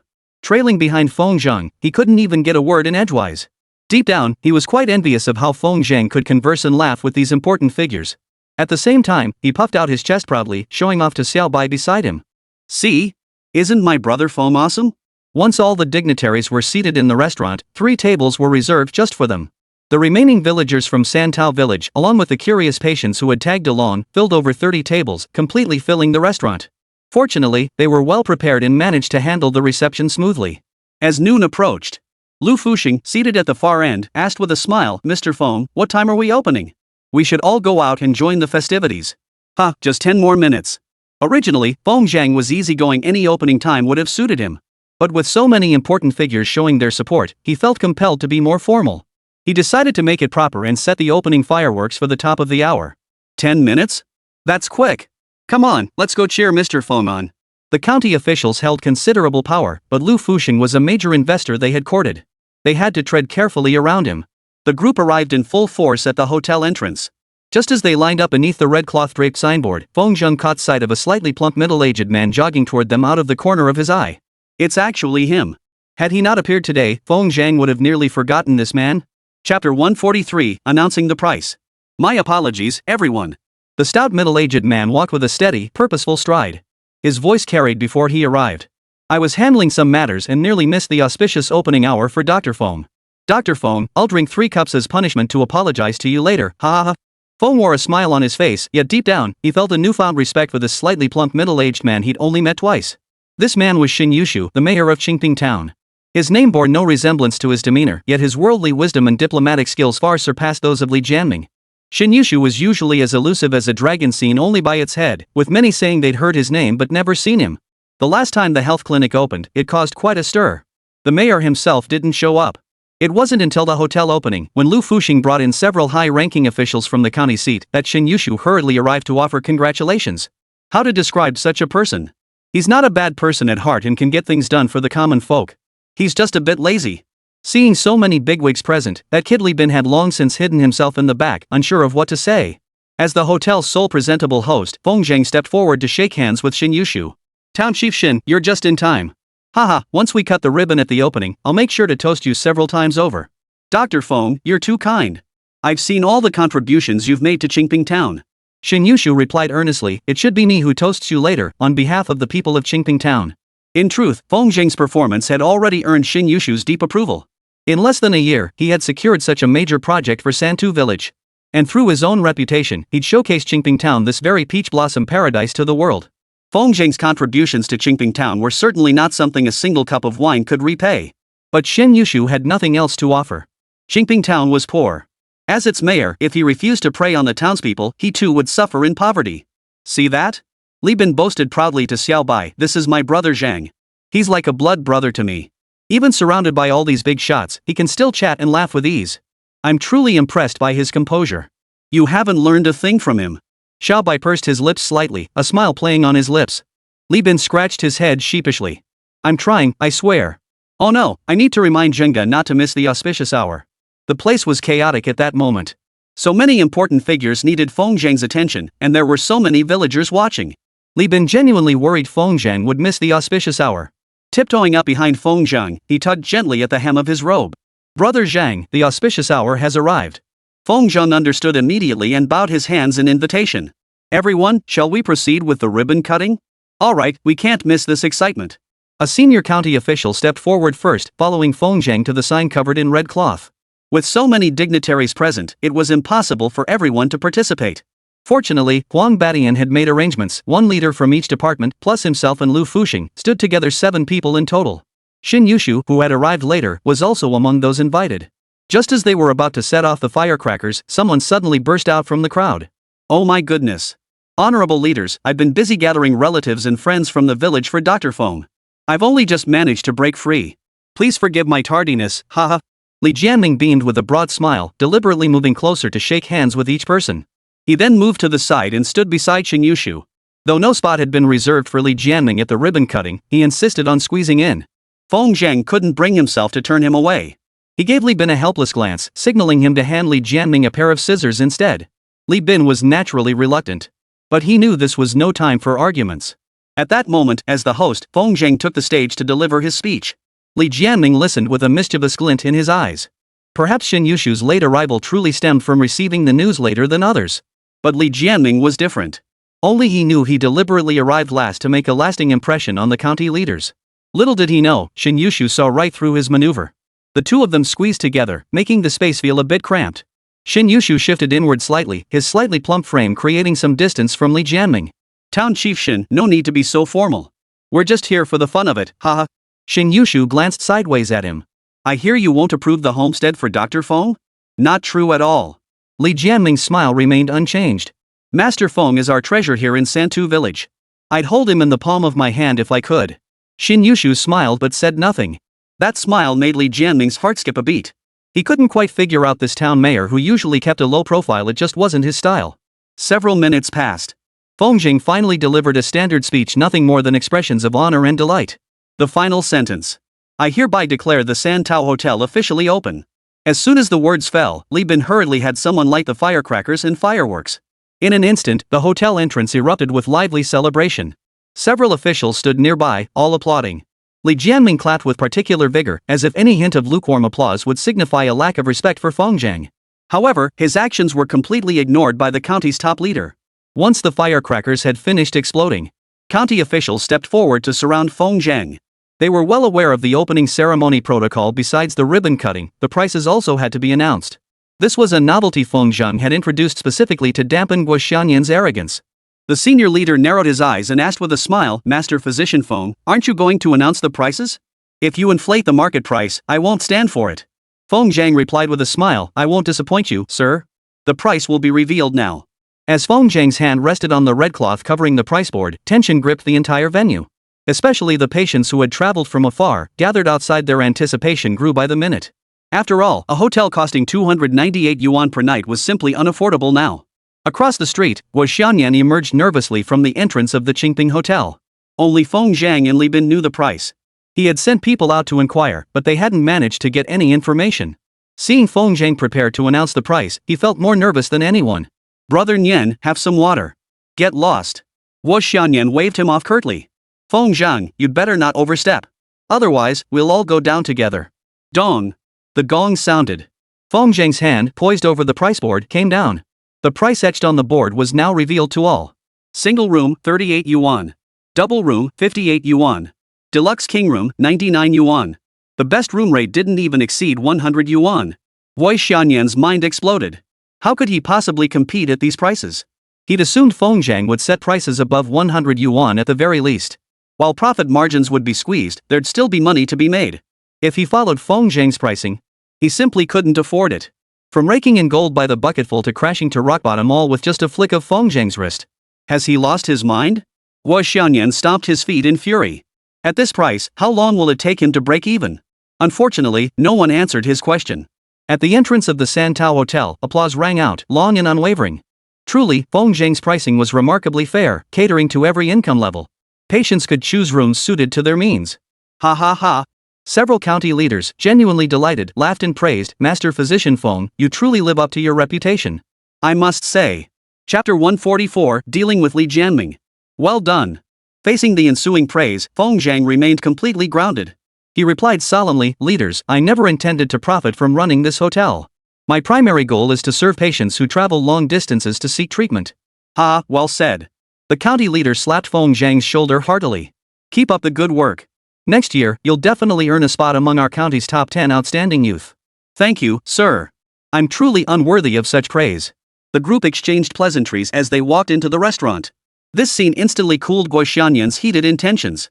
Just moments ago, he genuinely felt the urge to lead his men in a confrontation. Feng Jiang's connections with those leaders would ensure he'd never recover. Feng, we'll see about that. Guo Xianyan returned to his hotel with a dark expression, contemplating ways to deal with Feng Jiang. Inside the hotel, Feng Jiang's spotlight had been stolen. The only person capable of such audacity besides Li Jianming was none other than. He wandered around with a wineglass in hand. He engaged every leader he encountered in lively conversation. In his words, it seemed as though Feng Jiang was his protege. Without his earnest guidance, the peerless divine physician Feng would not exist today. Li Bin, who had no place at that table, watched coldly the entire time. Several times, he nearly couldn't resist the urge to pull Li Jianming away. Fortunately, Xiao Bai was by his side and pulled him back. Xiao Bai, Uncle Li is just infuriating. Don't get worked up. The restaurant was noisy, so Xiao Bai leaned close and whispered into his ear. Inhaling the sweet, lingering fragrance of his breath, Li Bin felt instantly intoxicated. Xiao Bai said, didn't you see how calm Zheng Gu and the others are? Even Huang Gu, with his fiery temper, managed to hold back. Can't you tell? Oh. Li Bin suddenly understood. His gaze drifted over and sure enough, he saw Huang Batian drinking with his head down, showing no sign of anger at all. Xiaobai, why do you think that is? What else could it be? Xiaobai chuckled softly, her delicate face breaking into a captivating smile. My guess is, Brother Huang and the others must have a plan to deal with Li Jianming. Xiaobai, you're so sharp. Li Bin passionately grabbed Xiaobai's hand. Their little gesture hidden under the table didn't escape Feng Zheng's watchful eyes. Xiaobai instinctively pulled her hand back, a gesture that left Li Bin feeling a hint of disappointment. Feng Zheng shook his head in frustration, as if lamenting iron that wouldn't become steel. He could see that Xiaobai harbored feelings for Li Bin too. But her thin skin and worries over her grandmother's illness kept her from opening up. Brother, look at them. Huang Batian also noticed the situation over there and discreetly pointed with his hand. We need a plan. That kid Li Bin is useless. Don't worry, Brother Huang. I've got a plan. You've got it all figured out? Huang Batian perked up with interest. Pretty much. Feng Zhang gave a mysterious smile. Why do you think I've been dragging my feet on treating Xiaobai's grandmother? This question had long puzzled Huang Batian. Logically speaking, Feng Zhang should have started treating her grandmother as soon as he returned from the provincial capital. But he hadn't made a move, leading Huang Batian to assume Feng Zhang simply wasn't ready. But now it seemed the situation was far more complicated than he'd imagined. But what kind of shady dealings could possibly arise from an old woman's illness? Huang Batian couldn't make heads or tails of it. Feng Zhang had no intention of explaining. He could only suppress his doubts for the time being. Thanks to Li Jianming's brilliant performance, the meal stretched on until 2 in the afternoon. The senior leaders drank sparingly, remaining perfectly sober. After Feng Zheng escorted Huang Batian and his wife to the door to see them off, he invited the couple to the hotel to discuss the details of their upcoming collaboration. Meanwhile, Li Jianming prepared to ride his motorcycle back to the village. He had consumed a considerable amount of alcohol today, yet his heart was filled with joy. From the satisfied smiles of the county leaders, he seemed to glimpse the moment 2 years hence when Santu farmland was completed that he would be promoted to town mayor. Smack! A heavy thump landed on his shoulder. Turning around, he was surprised to see Xin Yushu, his face glowing with a ruddy flush.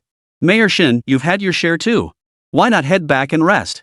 I'd love to rest, but certain matters left unresolved won't let me.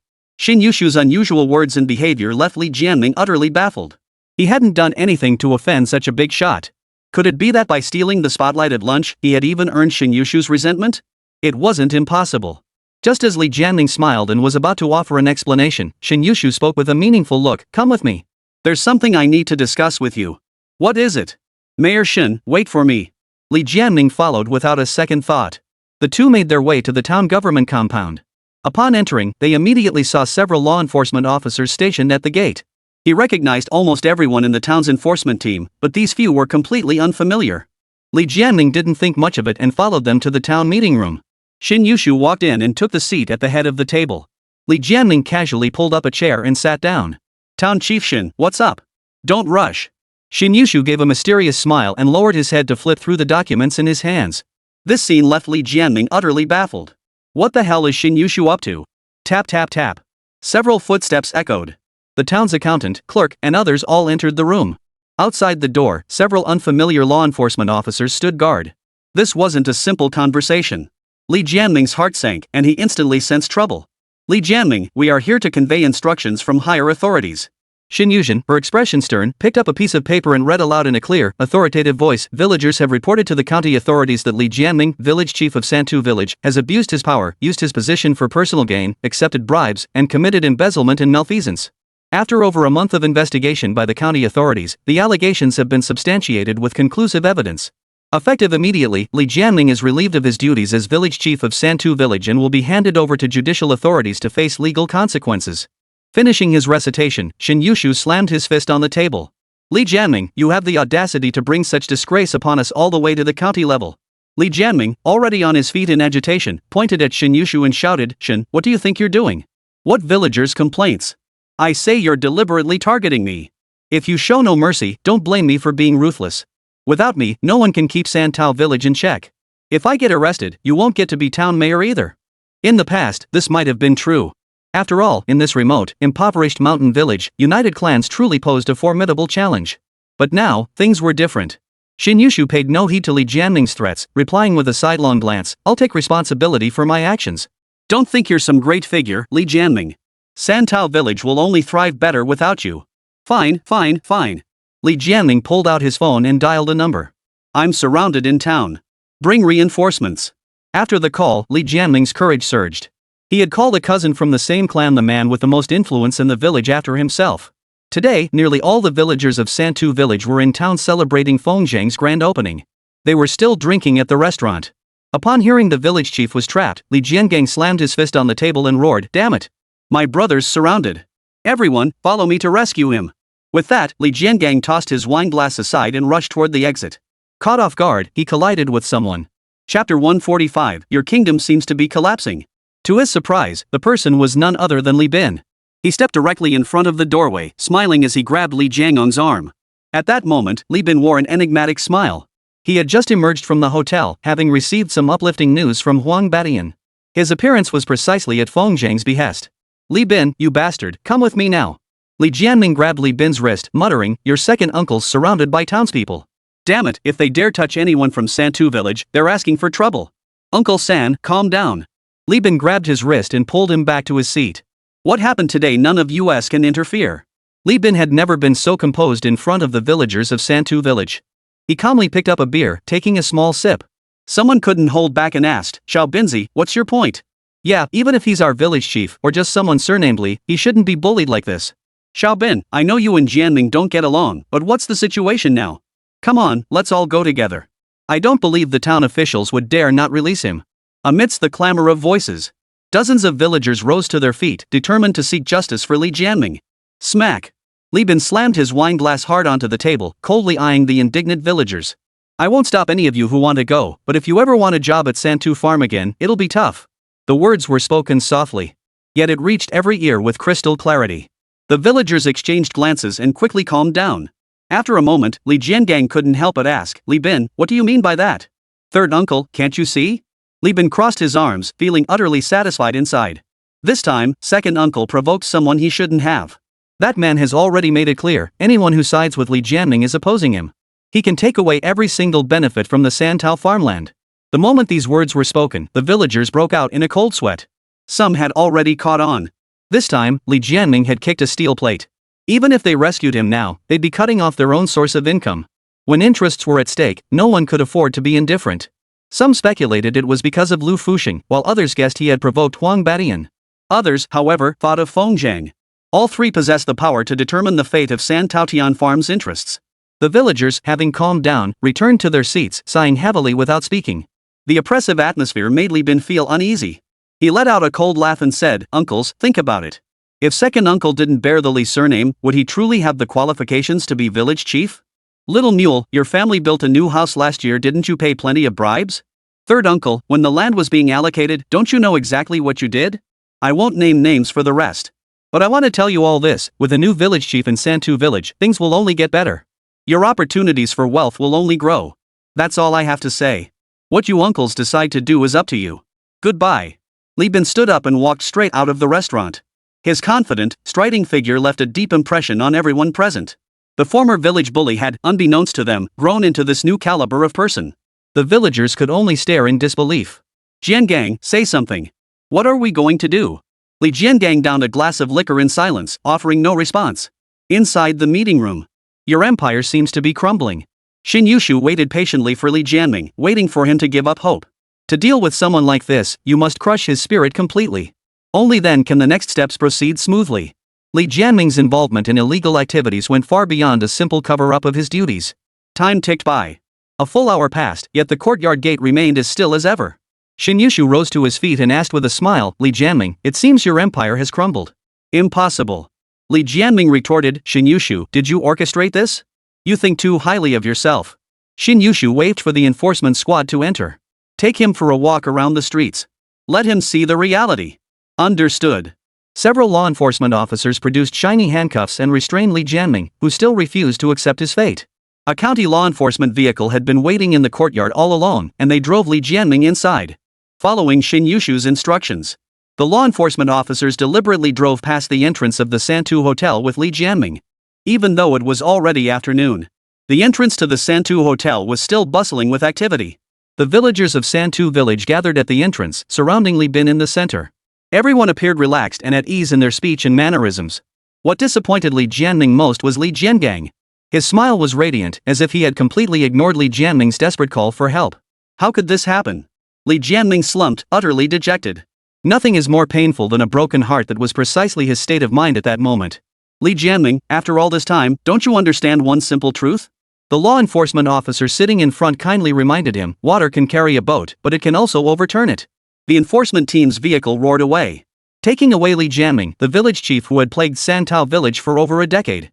Until the new village chief arrived, the villagers spontaneously rallied around Li Bin as their leader. No one dared disturb Feng Zhang. After all, in their eyes, Feng Zhang had already risen above the common folk and naturally wouldn't stoop to covet the position of a mere village chief. Uncles and elders, since everything is settled, please return home and rest. Li Bin patted his chest and assured everyone, rest assured, our Santu village will surely achieve common prosperity in the future. Haha, little Bin's really made it now. Xiao Binzi, drop by my place sometime when you're free. Let's have a drink together. Little Bin, you still don't have a wife, right? I know a girl from a distant relative's family, she's absolutely gorgeous. If you're interested, I'll go talk to her family tomorrow. Li Bin felt light as a feather. But he quickly regained his composure, knowing that others respected him only because he controlled the flow of wealth. Without the lure of profit, no one would truly take him seriously. The path to becoming a figure truly revered by all was still long. After seeing off the villagers, Li Bin hurried back to his office at the hotel. Zhang, it's settled. Li Bin exclaimed excitedly, now it's settled. No one will stop you from building the house anymore. Feng Zhang remained composed. Even eliminating a sworn enemy seemed insignificant to him. It's not over yet. Feng Zhang rose and walked to the window, gazing at the Qingping Hotel across the street. There's one more. It'll be satisfying to take care of them all at once. Li Bin followed closely, standing beside Feng Zhang as he spotted the town enforcement team's vehicle parked at the entrance of the Qingping Hotel. Could it be Feng Zhang was pulling the strings behind the scenes again? That would be terrifying. Inside the Qingping Hotel, Li Ming led the law enforcement team to Guo Xianyan, who was sitting on the sofa drinking tea. Sipping tea on the sofa. Well, Captain Li, what brings you here?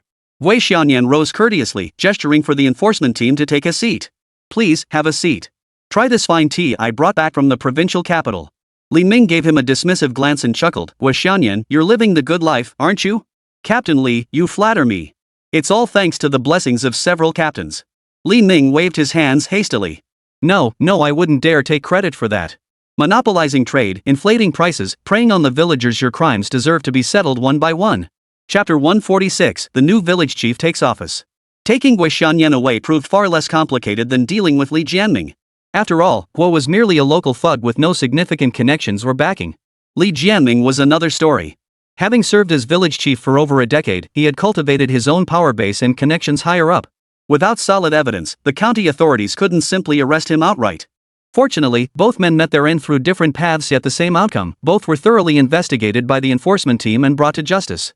After returning home, the villagers of Santu village tacitly avoided mentioning Li Jianming. When officials came to investigate, they cooperated fully. After Guo Xianyan's arrest, Dr. Zhang lived in constant dread, gathering all his belongings to flee. Unfortunately, the enforcement team had anticipated this move. Before he could make his escape, they had laid a tight net, ensuring Dr. Zhang could not evade justice. The merchants in town rejoiced at the capture of both men. While they weren't exactly the worst of criminals, they had certainly bullied the merchants quite a bit. Especially in recent times, Guo Xianyan had resorted to increasingly devious methods to extort protection money. Merchants who refused to pay found it impossible to run their businesses in peace. After their capture, Qingping Hotel was promptly sealed off. As the investigation results were announced, Feng Zhang learned that Director Zhang and Guo Xianyan had secretly engaged in drug trafficking. They operated a small circle within the town. Late at night, they would gather people at the hotel for group drug use. This single charge alone was enough to send the uncle and nephew to prison for life. After the Qingping Hotel was sealed, all patients residing there were transferred to the Santu Hotel. Despite Li Bin having renovated numerous rooms, he still underestimated Feng Zhang's influence. There were simply too many patients. The Santao Hotel simply couldn't accommodate them all. With no other options, Li Bin proactively approached the owners of the other two hotels, persuading them to lower their rates. They had already made plans. Back then, it was Guo Xianyan's threats that had forced them to inflate prices to absurd levels. Now that Guo Xianyan had been brought to justice, there was no reason for them to persist. The day after Li Bin's visit, both hotels posted new rates and accommodated a large wave of patients. Feng Zhang didn't inquire about these matters again. The events of opening day remained etched in his mind. In fact, to investigate the cause, Feng Zhang personally visited the old man's home to meticulously inquire about events preceding the illness. Unfortunately, the old man's memory was hazy, and after much questioning, he couldn't provide any clear answers. Feng Zhang felt that all the evidence pointed to one truth. The vengeful ghost that had escaped from the underworld could no longer contain itself and had begun to strike in secret. Feng Zhang was not one to sit idly by and wait for disaster. Having accepted the position of acting city god, he intended to treat it as a serious responsibility. Thus, after spending several days at the clinic teaching Li Shangrong medical skills through both instruction and demonstration, he found himself with ample free time. He spent his days at home, studying how to deal with the vengeful ghost lurking within the borders of Linping. Since they dared not reveal themselves, then, he would find a way to lure them out. The only question was how to do it. Feng Zhang still had no concrete plan.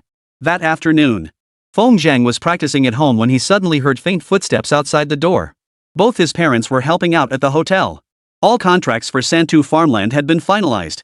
With the new year still over 10 days away, no one should be disturbing him at this hour. Feng Zhang stepped outside and saw a scholarly young man wearing glasses and carrying a bundle standing by the courtyard gate. The young man immediately adopted a humble demeanor upon seeing Feng Zhang. "Hello, may I ask if you are Dr. Feng? Go to the clinic for medical treatment. I don't see patients here." Thinking the man was a patient, Feng Zhang tossed out the reply and turned to go back inside. "My apologies for the misunderstanding." The young man said anxiously, "Master Feng, I'm the newly assigned village chief from the county. I just arrived in Santu village today and thought I should pay my respects to our village's renowned healer first." Feng Zhang looked at the young man in surprise. He looked to be in his 20s, probably not long out of college. So young, and already a village chief? Though Feng Zhang harbored doubts, he opened the courtyard gate and invited the young man inside. "Have some tea." Feng Zhang poured a cup of plain water and placed it before the young man. "Why would the county transfer such a young person here?" The young man hesitated awkwardly. "Let me introduce myself first. My name is Jin Changman. I previously worked at the county government. In recent years, our country has been strongly promoting college graduates to serve as village officials, leveraging their knowledge to boost the rural economy. I was assigned this position on short notice and rushed straight here." Jin Changman was a humble man, speaking with careful restraint. After all, those who had come from the county had seen the world and wouldn't easily adopt an arrogant attitude. "Before coming, I specifically researched our village's situation. Santu village has a major project currently under development, and county leaders are paying close attention to it. Master Feng, I'll need your help during my tenure in Santu village." Feng Zhang understood. Jin Changman had come to pay his respects. In today's Santu village, Feng Zhang had earned the full recognition of the villagers. He was their hope. With his backing, Jin Changman could securely hold the position of village chief in Santu village. No one had expected that Santu village, with its deeply rooted clan culture, would ever elect an outsider as its village chief. Feng Zhang narrowed his eyes, offering no response. He didn't care who became village chief. To earn his backing, the new village chief must earnestly serve Santu village. Jin Changman misinterpreted Feng Zhang's silence, thinking he refused to back the candidate. His heart sank, and he hurriedly pulled out a document. "Master Feng, this is the approved document for self-built housing on your homestead. The village has already stamped it. Please take a look." Feng Zhang's eyes lit up as he picked up the document and glanced at it. Li Jianming had been using this matter to extort favors all along.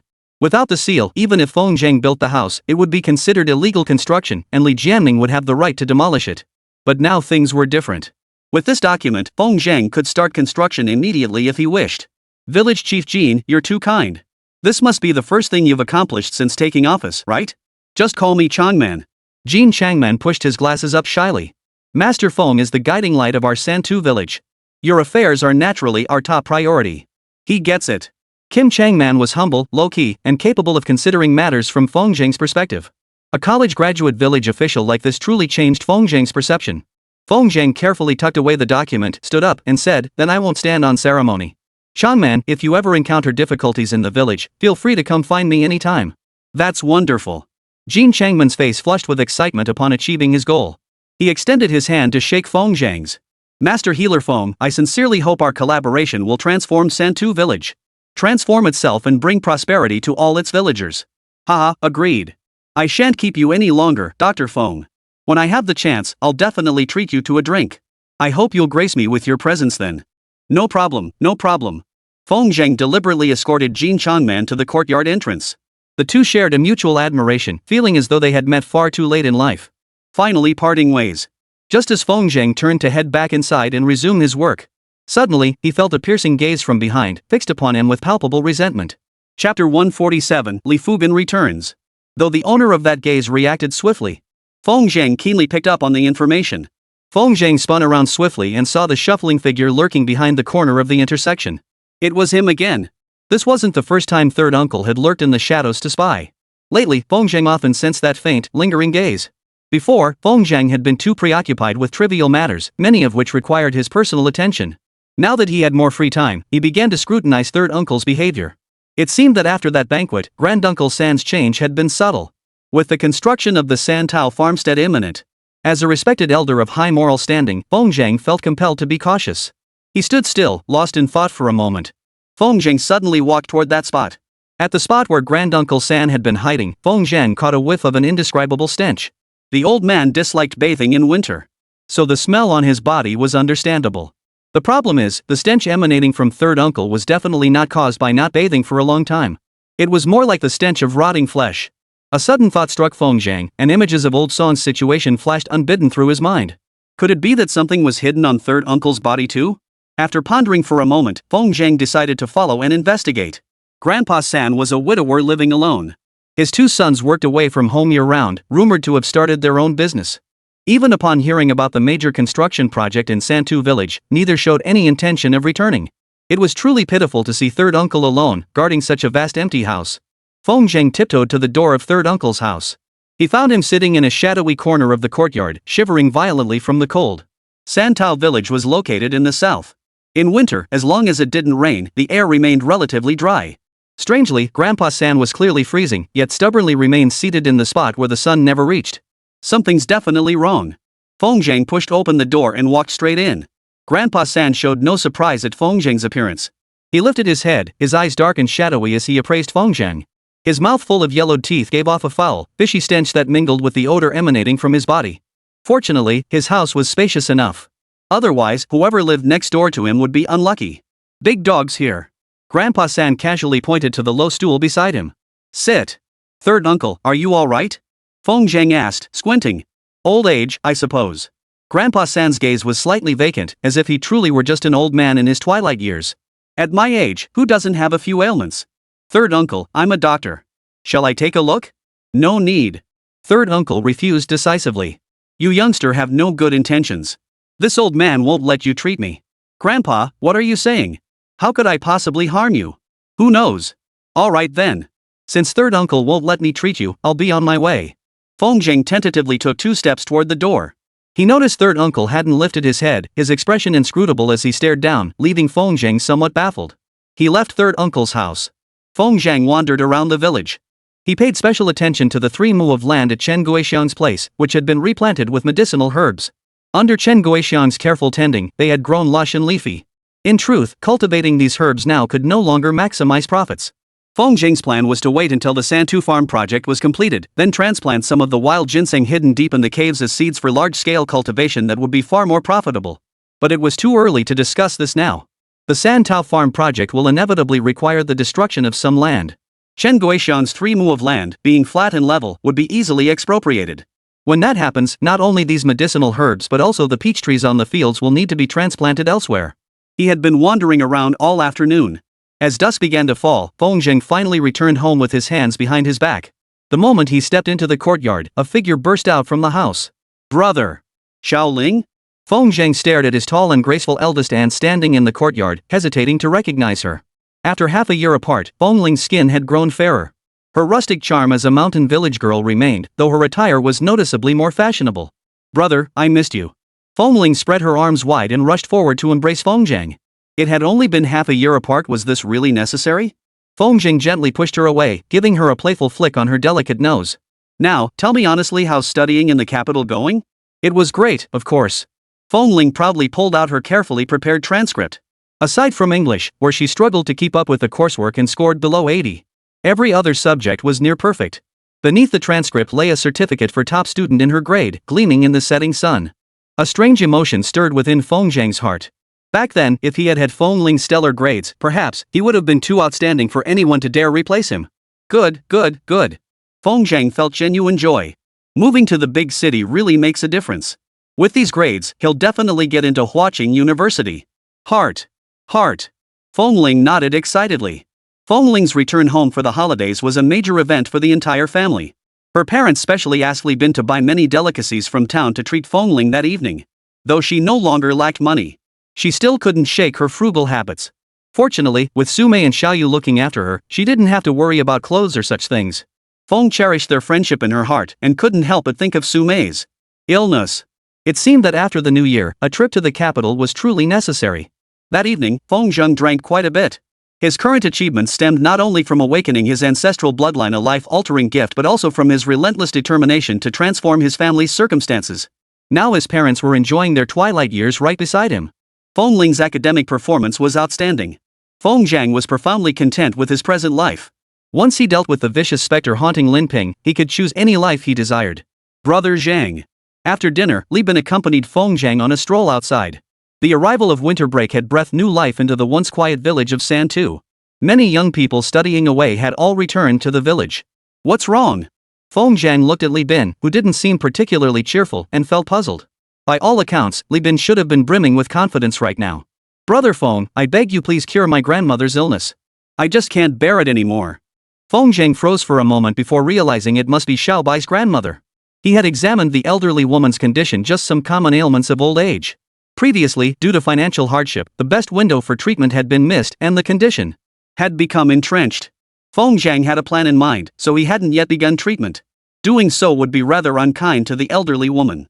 But for the sake of Li Bin's future happiness, he had no choice but to endure. The time hasn't come yet. Li Bin frowned upon hearing this. He knew nothing about medicine. Whatever Feng Zhang said went. Ah. Li Bin sighed, pushing his worries aside. By the way, Zhang Ge, have you met the new village chief? I have. Is there a problem? No, not at all. The guy looks refined, but he's got a sharp mind. Li Bin mused, with him as our village chief, things might get a bit easier for us. But? Seeing Li Bin hesitate, Feng Zhang froze again. These days, Li Bin doesn't speak his mind freely anymore. Just say what's on your mind. Stop being so jumpy. Li Bin's face flushed slightly.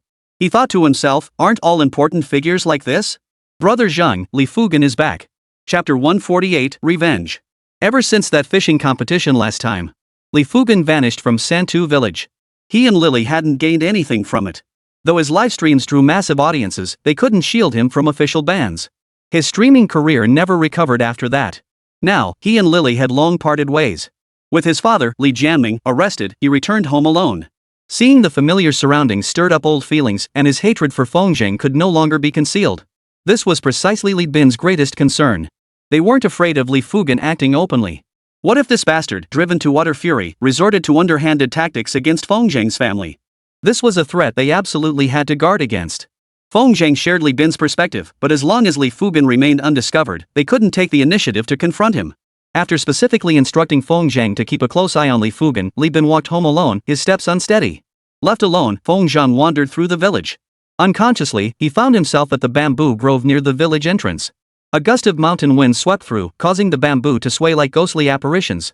Beneath a bamboo stalk as thick as an arm, a figure stood, startlingly lifelike. Feng Zhang startled. Only after sobering up did he recognize it was Xiantao. So late at night, what are you doing here? I was bored at home, so I came out for a walk. What about you? Xiantao lowered her head. Even in the darkness, her expression remained hidden. But it was clear her cheeks were flushed. Perhaps the bamboo grove stirred up some inexplicable memories for both of them. I came out to sober up. Drinking again? Xiantao's tone was hard to place. Was it reproach or something else? This puzzled Feng Zhang. Men drink a little. Wasn't that natural? Back in the provincial capital, Xiantao never seemed to object to his drinking either. Are you and Nian Nian still okay? Xiantao suddenly asked out of the blue. We're okay. We talk on the phone often. That's good. Treat her well, the girl really likes you. With that, Xiantao turned and walked out of the bamboo grove. Feng Zhang stood rooted to the spot for a long while, watching Xiantao's lonely retreating figure. A complex emotion he couldn't quite name welled up inside him. Their relationship, both close and distant, sometimes left Feng Zhang unsure of where they stood. Confidants? Or just ordinary friends? Oh, right. Xiantao halted outside the bamboo grove, turning to face Feng Zhang. There's a class reunion coming up in a couple days. Qian Wenbin will be there too. Qian Wenbin. The name made Feng Zhang freeze in place. If Xiantao's guess was right, Qian Wenbin was the most likely candidate to take his place at university. Otherwise, how could a low-level troublemaker who consistently ranked near the bottom of the class, consistently ranked at the bottom of his class, suddenly gain admission to one of the nation's top 10 prestigious universities? Add to that Qian Wenbin's wealthy and influential family, they certainly had the means to change Feng Zhang's name. Class reunion. Feng Zhang unconsciously clenched his fists, his eyes flashing with cold intensity. If it really was Qian Wenbin, he wouldn't hold back. Now, he too had the right to say those words. The night in Santu village was unusually quiet. The sudden news of the class reunion forced Feng Zhang to alter his carefully laid plans. Not being able to attend university. It remained a heavy burden on his heart. If he couldn't overcome it, Feng Zhang would harbor resentment over this matter for the rest of his life. He must uncover the truth and make the villains pay the price they deserved. As Feng Zhang tossed and turned in bed, another person in Santu village also lay awake.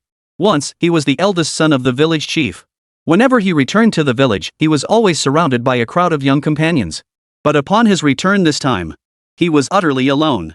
Not only did no one come to find him, but even his former playmates hurriedly avoided him when they saw him. He was like a bad omen, shunned by everyone. All of this was brought upon him by Feng Zhang. Sitting at the desk in his room, Li Fugan wrote the characters for Feng Degu before pulling out a small dagger. He stabbed it into the name over and over. Feng Degu, may you die a miserable death. Just you wait. My downfall is all thanks to you. You made my life miserable, and I won't let yours be peaceful either. Hiss. Li Fugan suddenly began to tremble.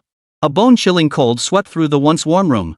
He looked up blankly at the tightly shut doors and windows, unable to comprehend where the chill had come from. Chapter 149, Power. Knock knock knock. A faint knocking sounded at the door, eerily piercing the silent night. Li Fugan stood up and called out loudly, "Mother, who's knocking?" His elderly mother seemed to be in a deep sleep, offering no response. Steeling himself, Li Fugan shakily opened the door. Outside the door, a face covered in deep wrinkles appeared, its eyes glowing with an eerie, predatory light in the darkness. Li Fugan's hair stood on end with fright. By the dim lamplight, he finally made out the man's face. Third grandfather, it's so late. Why aren't you sleeping? Fugan, your third grandfather can't sleep. Third grandfather entered without invitation. The room was filled with a nauseating stench. Li Fugan wrinkled his nose in disgust, covering his nostrils as he looked at the old man standing before the desk. Third uncle, is there something you need? Granduncle San's laughter sounded strangely forced, as if squeezed from his throat. Fugan, boy, you harbor quite the grudge against Feng Degu, don't you? Third uncle was an elder of the Li family. He was family. Li Fugan felt no need to reveal his true thoughts in front of him. Upon hearing this, Li Fugan's face twisted into a hideous grimace as he gritted his teeth and declared, "That bastard Feng Degu ruined my reputation and destroyed my family. This grudge I, Li Fugan, will see it avenged." As if anticipating this, third uncle stared at him and asked, "How do you plan to take revenge, Joe?" Ah! Li Fugan looked at the old man with surprise. Could it be that he had come in the dead of night to help him seek revenge? Lowering his tone, Li Fugan inquired, "Does third uncle have a way?" "A way? Well, there are a few." Third uncle pulled out a fist-sized oil paper packet. It gave off a stench similar to the one clinging to his body. It felt quite substantial in his hand. Feng Degu made you a lonely man. You can make him a lonely man too. Was he asking him to kill someone? Li Fugan had only thought of revenge, not murder. Third uncle, what is this? Just a little something. Granduncle San's gaze held an indescribable strangeness. Put this in the Feng Degu family's food. The rest won't be your concern. Thank goodness. Li Fugan breathed a sigh of relief. This big sack of black stuff probably wouldn't kill anyone. Besides, Feng Degu was a doctor. If his family got food poisoning, couldn't he cure them? Besides, he was just an old man from a mountain village, how could he possibly be bold enough to kill someone? Reassured, Li Fugan placed the oil paper package on the table with a hint of distaste and transferred its contents into a new plastic bag. After seeing off the enigmatic third uncle, Li Fugan sat at his desk for a full half hour, hesitating. Finally, reason was drowned out by hatred. He picked up the plastic bag and, as dawn began to break, sneaked into Feng Zhang's courtyard. He dumped the entire contents, the black, foul-smelling substance wrapped in oil paper, into the well. Only after completing this did he return home, his heart pounding with fear. Morning. Feng Zhang stretched lazily, finally waking up. After encountering the immortal Peach last night, his chaotic thoughts had settled into calm, and he had fallen into a deep sleep on his bed. Since beginning his cultivation, he had rarely slept so soundly. No sooner had he sat up than Feng Ling's cheerful voice rang out from outside the door. "Brother, get up for breakfast." Feng Zhang's parents had left before dawn, rushing to town in the dark without even a sip of water. Although the hotel was registered under Li Bin's name. Chapter 150, You Want to Hit Your Elders? It was, after all, their son's first venture where they could lend a hand. Feng's parents, along with Wu Chui, treated the hotel as their own business, tending to it with utmost care. Their enthusiasm truly freed up Li Bin's time. At home, Feng Ling was alone. She quickly cooked some congee and prepared some pickles and such. By the time Feng Zhang rose to wash up, Feng Ling was already seated at the table. A book lay beside her as she read while eating her bowl of porridge. By the time Feng Zhang finished washing up, Feng Ling's bowl of porridge was nearly empty. "Brother, come taste it." See if my cooking has improved. Seeing Feng Zheng enter, Feng Ling quickly put down her book, batting her big eyes like a child waiting for praise. Feng Zheng shook his head helplessly. He doted on his only sister. He sat down, rubbing his hands together, and scooped a spoonful of the dark, black rice porridge to his lips. The delicate fragrance carried the distinctive aroma of black rice porridge. He took a careful sniff. Feng Zheng's expression changed instantly. The porridge tasted off. Though the faint fishy stench was incredibly subtle, it couldn't escape Feng Zheng's keen sense of smell. What's wrong, brother? Doesn't it taste good? Xiaoling, what did you put in the porridge? Just red beans and black rice. Seeing Feng Zheng's stern expression, Feng Ling was on the verge of tears. Brother, don't scare me. Is there something wrong with the porridge? Feng Zheng scooped up another spoonful and sniffed it carefully. No doubt about it. The putrid, fishy stench assaulted his nostrils, nearly making him retch. Xiaoling, did you eat a bowl? Feng Ling also sensed something was wrong. Just as she was about to speak, a wave of dizziness washed over her. It felt as though something inside her was corroding her internal organs. Everything went black before her eyes, and Feng Ling collapsed onto the ground. Xiaoling. Feng Zheng hurriedly rose and scooped Feng Ling into his arms. He placed 2 fingers on her icy wrist. Soon, a faint pulse began to beat, steadily growing weaker. Feng Zheng frowned, urgently channeling a stream of energy into Feng Ling's body. He felt his way to her stomach, where a black aura had taken root within her flesh and blood, slowly corroding her stomach. Feng Zheng felt a chill run down his spine. If this black energy wasn't expelled quickly, Feng Ling's body would be completely consumed. Snap! Feng Zheng sat cross-legged, extending a finger to touch Feng Ling's forehead. He continuously channeled energy from his consciousness chamber into Feng Ling's body. Yet, the black aura clung to her like maggots on rotting bones, utterly impossible to purge. With no other choice, Feng Zheng could only temporarily envelop the black energy with his own qi, sealing it within Feng Ling's stomach. This was merely a temporary fix, not a cure. He must find the source of this black energy to discover a true solution. Feng Zheng rose with a grim expression. He laid Feng Ling on the bed inside the room and pulled the quilt over her. By now, a faint bluish-purple hue had appeared between Feng Ling's eyebrows. As the acting city god of Linping County, he knew exactly what this signified. Feng Ling's life force was slowly draining away. Once the purple streak thickened to the width of a finger, even a great immortal would be powerless to save her. Who the hell did this? Feng Zheng's low, furious roar echoed through the room. He picked up the bowl of porridge once more and slammed it onto the floor. Sizzle, sizzle, sizzle. A wisp of green smoke rose from the black rice porridge, mingling with a foul, fishy stench that lingered in the air. Black rice is fine. The red beans are fine too. Could the problem be with the water? Feng rushed to the well and indeed saw the water in the well emitting the same foul, fishy stench. This scent was imperceptible to ordinary people, only those with cultivation could detect its subtle hints. You actually tried to harm my family? This time, I won't let you off. Feng Zheng's eyes flashed with malice as he flung open the door and stormed out. It was early morning, and the villagers of Santu village were just waking up. With the new year approaching and farming not yet in full swing. With little to occupy their time, villagers gathered in open spaces throughout the village to discuss the latest news. Have you heard? Many people came to interview Master Feng, the divine doctor, but he turned them all away. The Feng family's ancestral graves are smoking green smoke. They produced a divine doctor who's brought so many blessings to our Santu village. Little one, stop playing around. Learn from your big brother Xiao Zhang and grow up to be a great doctor. Hey, isn't that Master Feng the physician? Why is he so furious? Who upset him? Master Feng, what's gotten into you? Usually, when villagers greeted him, Feng Zhang would respond with a smile. But this time, his rage was boiling over. He had no patience for polite chit-chat with the villagers. Seeing Feng Zhang striding toward the villagers' curiosity was piqued. Come on, let's go see what's happening. Master Feng's going to teach someone a lesson who's got the guts to cross him? Quick, call old Feng and the others. We can't have anything going wrong. Word spread like wildfire. Before long, the entire village, young and old, men and women, knew that the Feng family's son was out to cause trouble. By the time Feng Zhang arrived at his destination, dozens of villagers had gathered behind him. In the past, villagers would have stepped in to dissuade him long ago. But now, Feng Zhang not only possessed extraordinary medical skills but also had formidable connections. Hadn't he already dealt with the former village chief Li Jianming and the local bully Gui Xianyan? What was surprising, however, Feng Zhang actually walked up to third uncle's door and kicked it to pieces without hesitation. Yes, not just kicked open. The sturdy wooden door turned to splinters beneath his foot. This scene left the villagers utterly stunned. This Feng divine doctor, not only was he a master healer, but he also possessed martial arts skills? But why was he seeking out third grandfather, a lonely old man? People couldn't help but peek inside, where they found third uncle sitting in the dimly lit main hall. Behind him, Li Fugan stood with vacant eyes, bowing respectfully. A stiff look of regret spread across third uncle's face as he forced an eerie smile toward Feng Zhang.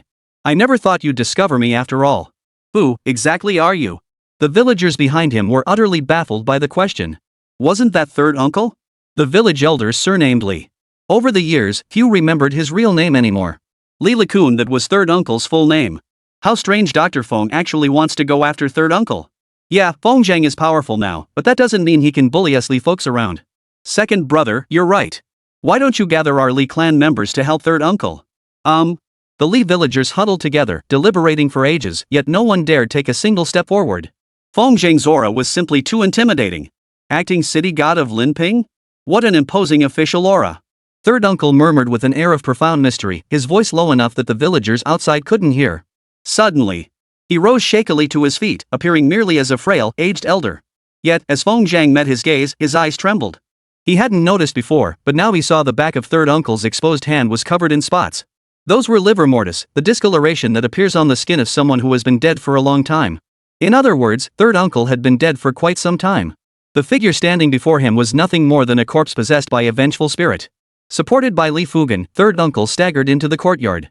He cast a meaningful glance at the pointing villagers outside before suddenly feigning fear. Who am I? I am Li Likun, your elder. Feng Daegu, do you dare strike an elder? No way. Has Feng Zhang lost his mind? He actually wants to hit an old man. Someone should step in. Third uncle is over 80, he couldn't withstand a blow from Dr. Feng. What should we do? None of us can stand up to Dr. Feng. Just then, a figure pushed through the crowd and charged into the courtyard without hesitation. Feng Zhang, what are you doing? Xiantao's voice carried a hint of panic. On her way over, she'd already seen villagers pulling out their phones to film. Despite Feng Zhang's current status as an internet-famous miracle doctor, if he actually laid a hand on an elderly man, even if he was in the right, his reputation would be ruined. Xiantao refused to watch Feng Zhang, who had fought so hard to get where he was become a pariah everyone wanted to see punished. She had to stop him. Third uncle is a respected elder of the village. You can't hit him. Xiantao spread her arms wide, shielding Li Likun and Li Fugan behind her. Feng Zhang clenched his fists, seething with rage. Xiantao, get out of the way. I won't. Feng Zhang, do you know what you're doing? I know. Feng Zhang struggled to suppress the rage boiling within him. Xiantao, look closely. He's not Li Likun anymore. The real Li Likun died long ago. How could that be? Xiantao's heart stirred. She decisively glanced back, only to find third uncle's eyes filled with terror, trembling violently alongside Li Fugan. The traces of their disguise were slipping. Xiantao, with her mortal eyes, couldn't see the mockery hidden deep in their eyes.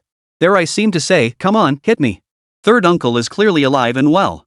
Xiantao patiently admonished, Feng Zhang, even if third uncle truly did something to wrong you, we can talk it out properly. Let's not resort to violence, okay? For Xiantao, with her innate pride, to speak so humbly and conciliatorily showed just how deeply Feng Zhang held a place in her heart. But this wasn't something that could be resolved through calm discussion. Unless the substance within Li Li's body was dealt with, Feng Ling would still face a life or death crisis. Time ticked by. Xiantao's earnest plea still echoed in her ears. But Feng Zhang could no longer bear to listen. Especially after Li Likun, hiding behind Xiantao, flashed him a mocking grin. Feng Zhang erupted completely. Xiantao, get out of the way. Feng Zhang suddenly grabbed Xiantao's arm and flung her behind him. They harmed Xiaoling. I must make them pay with their lives. With that, Feng Zhang lashed out, kicking toward third uncle. Though Xiantao hadn't witnessed Feng Zhang kicking the door earlier, she'd heard bits of the story. It's over. Xiantao froze in place, watching helplessly as Li Likun was sent crashing to the floor by the kick. He really did it. What should we do? Xiantao can't hold him back alone. Look, there are so many viewers in my livestream. Some savvy villagers had already mastered the tricks of live streaming. Simply using the title Wind God Doctor could attract decent traffic. And indeed, that proved true. The villagers' livestream quickly gathered over 10,000 viewers. Netizens froze upon seeing Feng Zhang's kick. What's going on? Feng the Divine Doctor hitting an old man? This is unacceptable. Even if he's a miracle doctor, he can't just hit people like that. This is outrageous. After all these years of admiring him, he turns out to be such a shameless person. How could you bring yourself to hit an elderly person? Feng Zhang's reputation rapidly crumbled online. But Feng Zhang couldn't care less at that moment. His entire focus was on Li Likun and Li Fugan. He hadn't held back at all with that kick. A full-force kick could shatter steel plates. Yet Li Likun merely collapsed to the ground, bearing only a gray imprint of the kick on his body. Lying where he fell, Li Likun wailed pitifully, help! Someone help me! You bastard Feng, you're not human. You're trying to kill this old man. Feng, I don't know what I did to offend you, but if you've got the guts, come hit me. I'll see if you dare kill me. Li Fugan feigned tears, wiping his dry eyes with reddened hands, his voice filled with feigned grievance. Feng Degu, I know you've never liked my family. My father's been arrested, and my live streaming career is ruined because of you. You've ruined my entire family. Why won't you leave us alone? Yes, I wronged you before, but I've learned my lesson. What more do you want from me? Should I kneel and beg your forgiveness? No sooner had the words left her mouth. Li Fugan knelt with a thud before Feng Zhang. Feng big dog, I beg you. Spare my family. If that's not enough, I'll even kowtow to you. As he spoke, Li Fugan genuinely prepared to prostrate himself.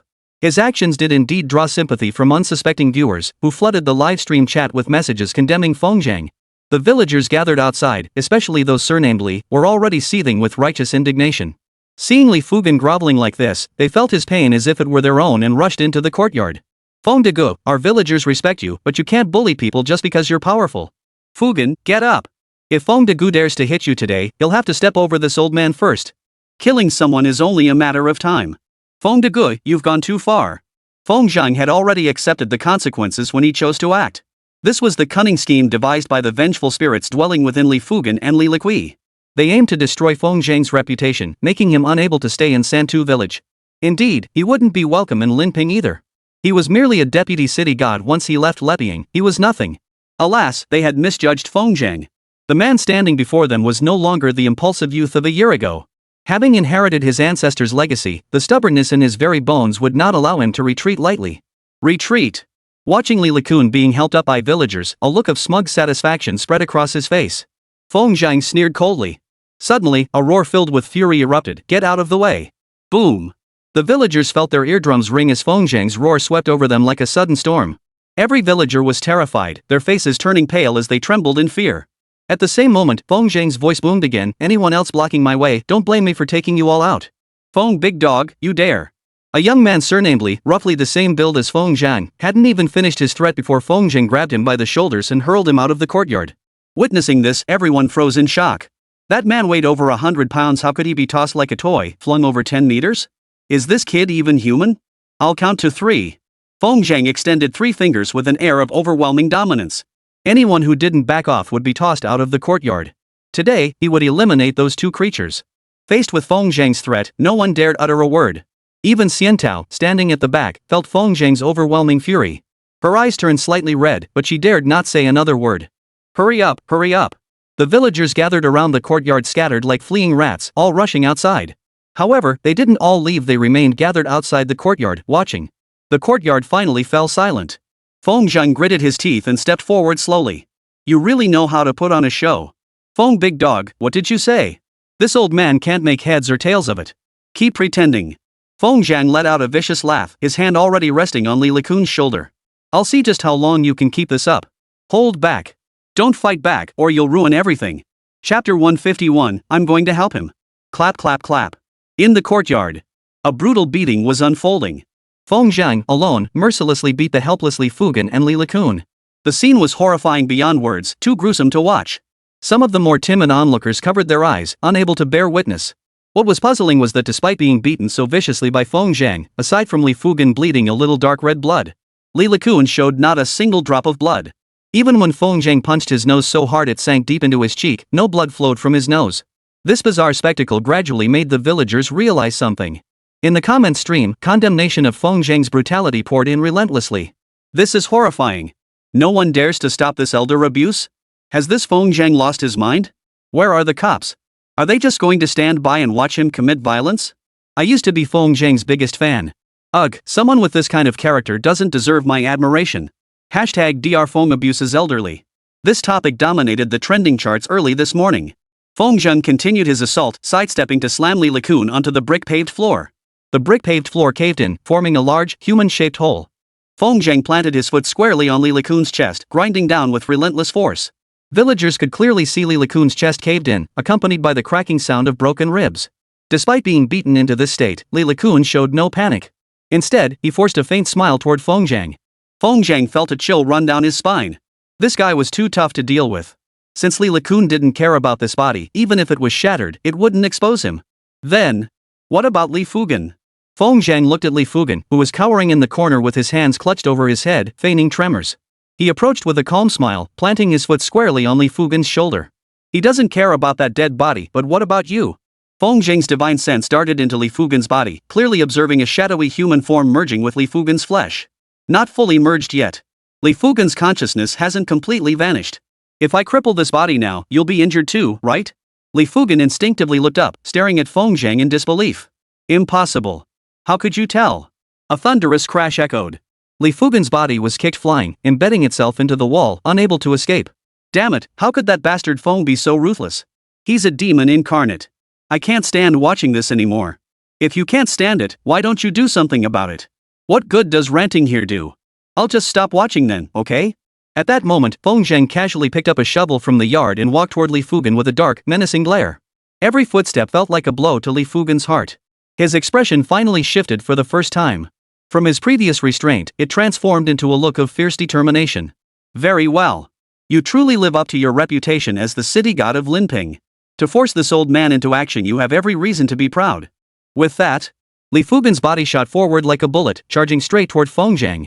Clang! Feng Zheng, anticipating this, swung his iron shovel forward. The shovel collided with Li Fugen.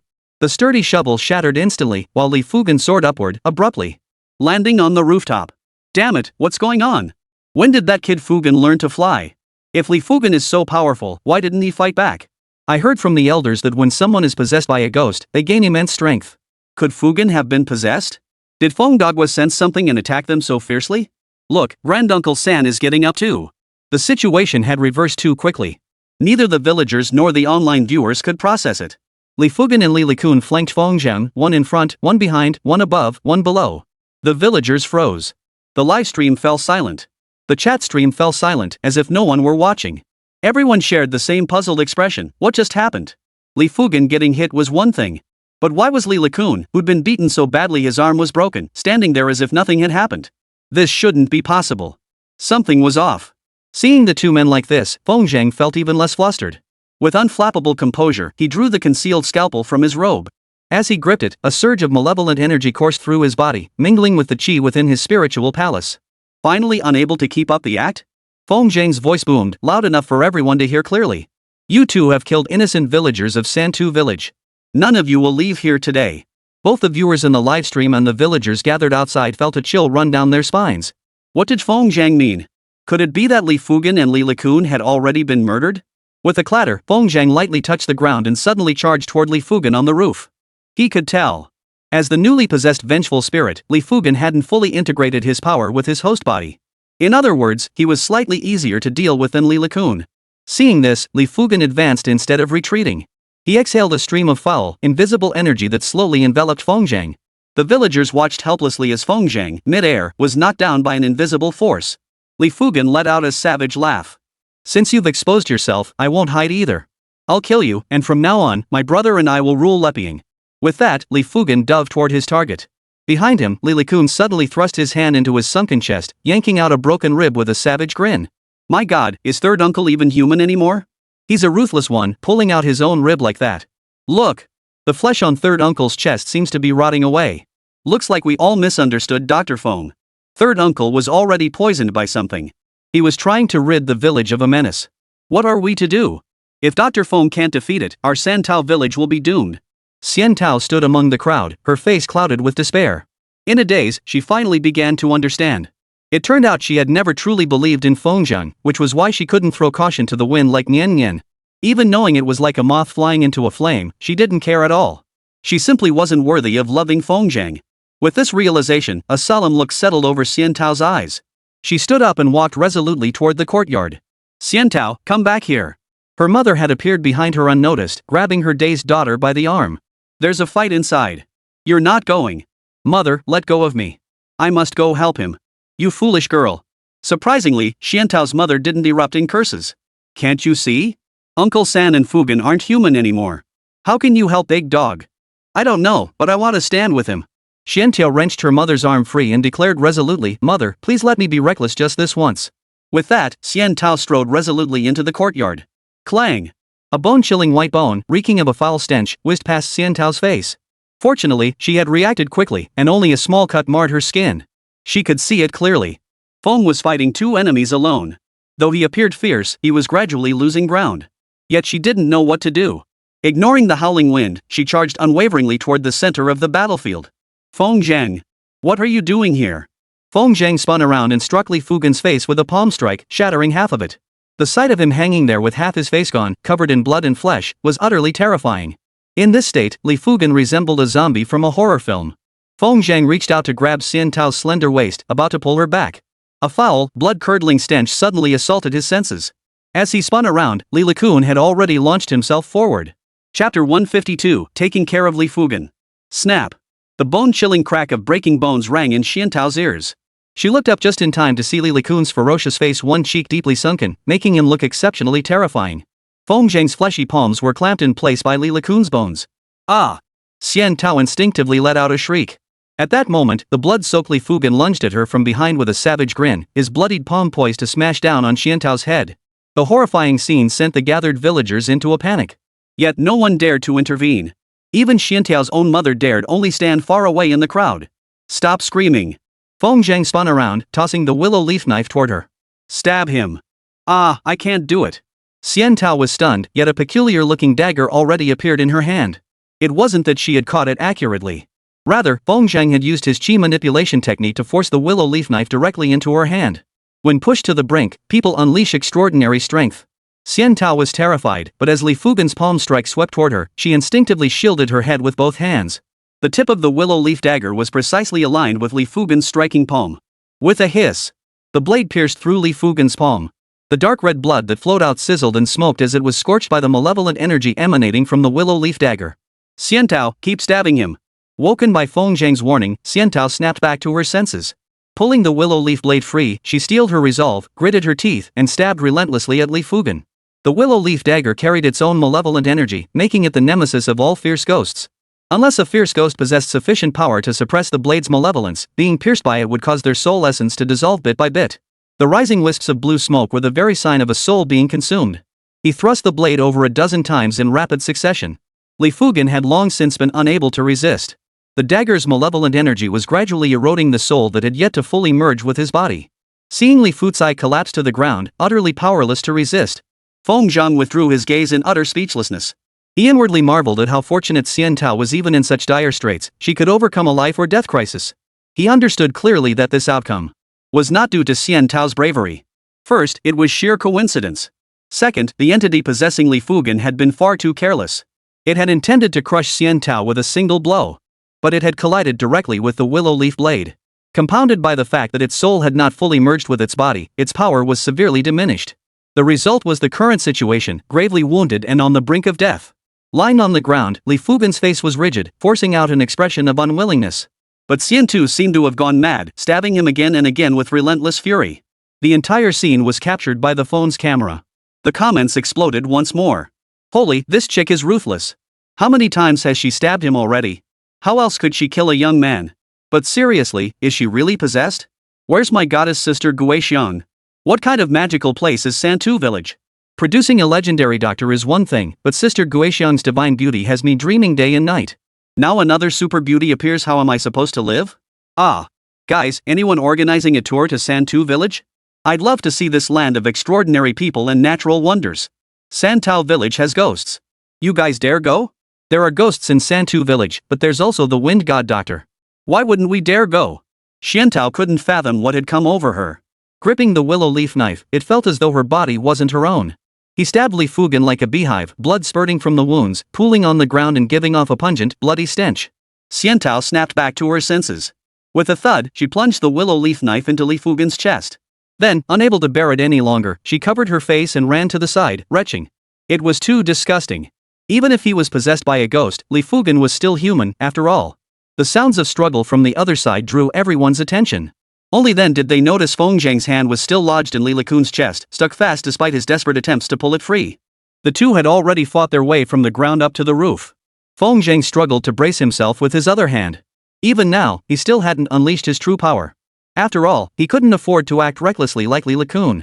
If his identity as a cultivator were exposed, he would never know peace for the rest of his life. Though the situation was dire, everything remained within his control. Seeing Li Fugen dead, Li Likun did indeed feel a flicker of panic. His soul had fused perfectly, allowing him to unleash his full power.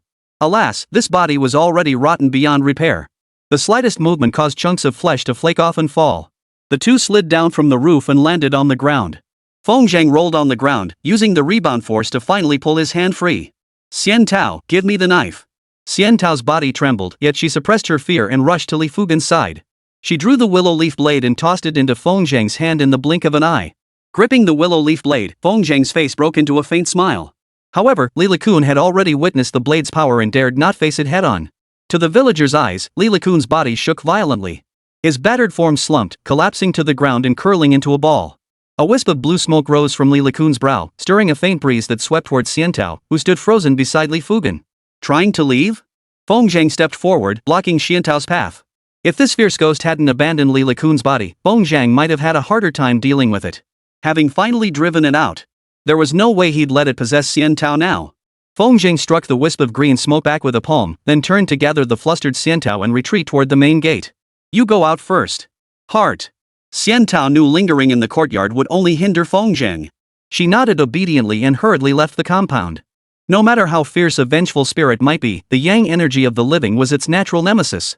This was precisely why malevolent spirits rarely possessed the living unless driven by immense resentment. Their essence couldn't withstand the relentless erosion of yang energy. Outside the gate, nearly 100 villagers radiated such potent yang energy that the vengeful spirit dared not approach. Therefore, once she stepped outside the courtyard, Xian Tao was safe. Only a wisp of green smoke remained, yet it proved far more elusive. Its main weakness was its ethereal nature. Feng Zhang's willow leaf dagger could only strike tangible forms against this drifting wisps of smoke. It proved largely ineffective.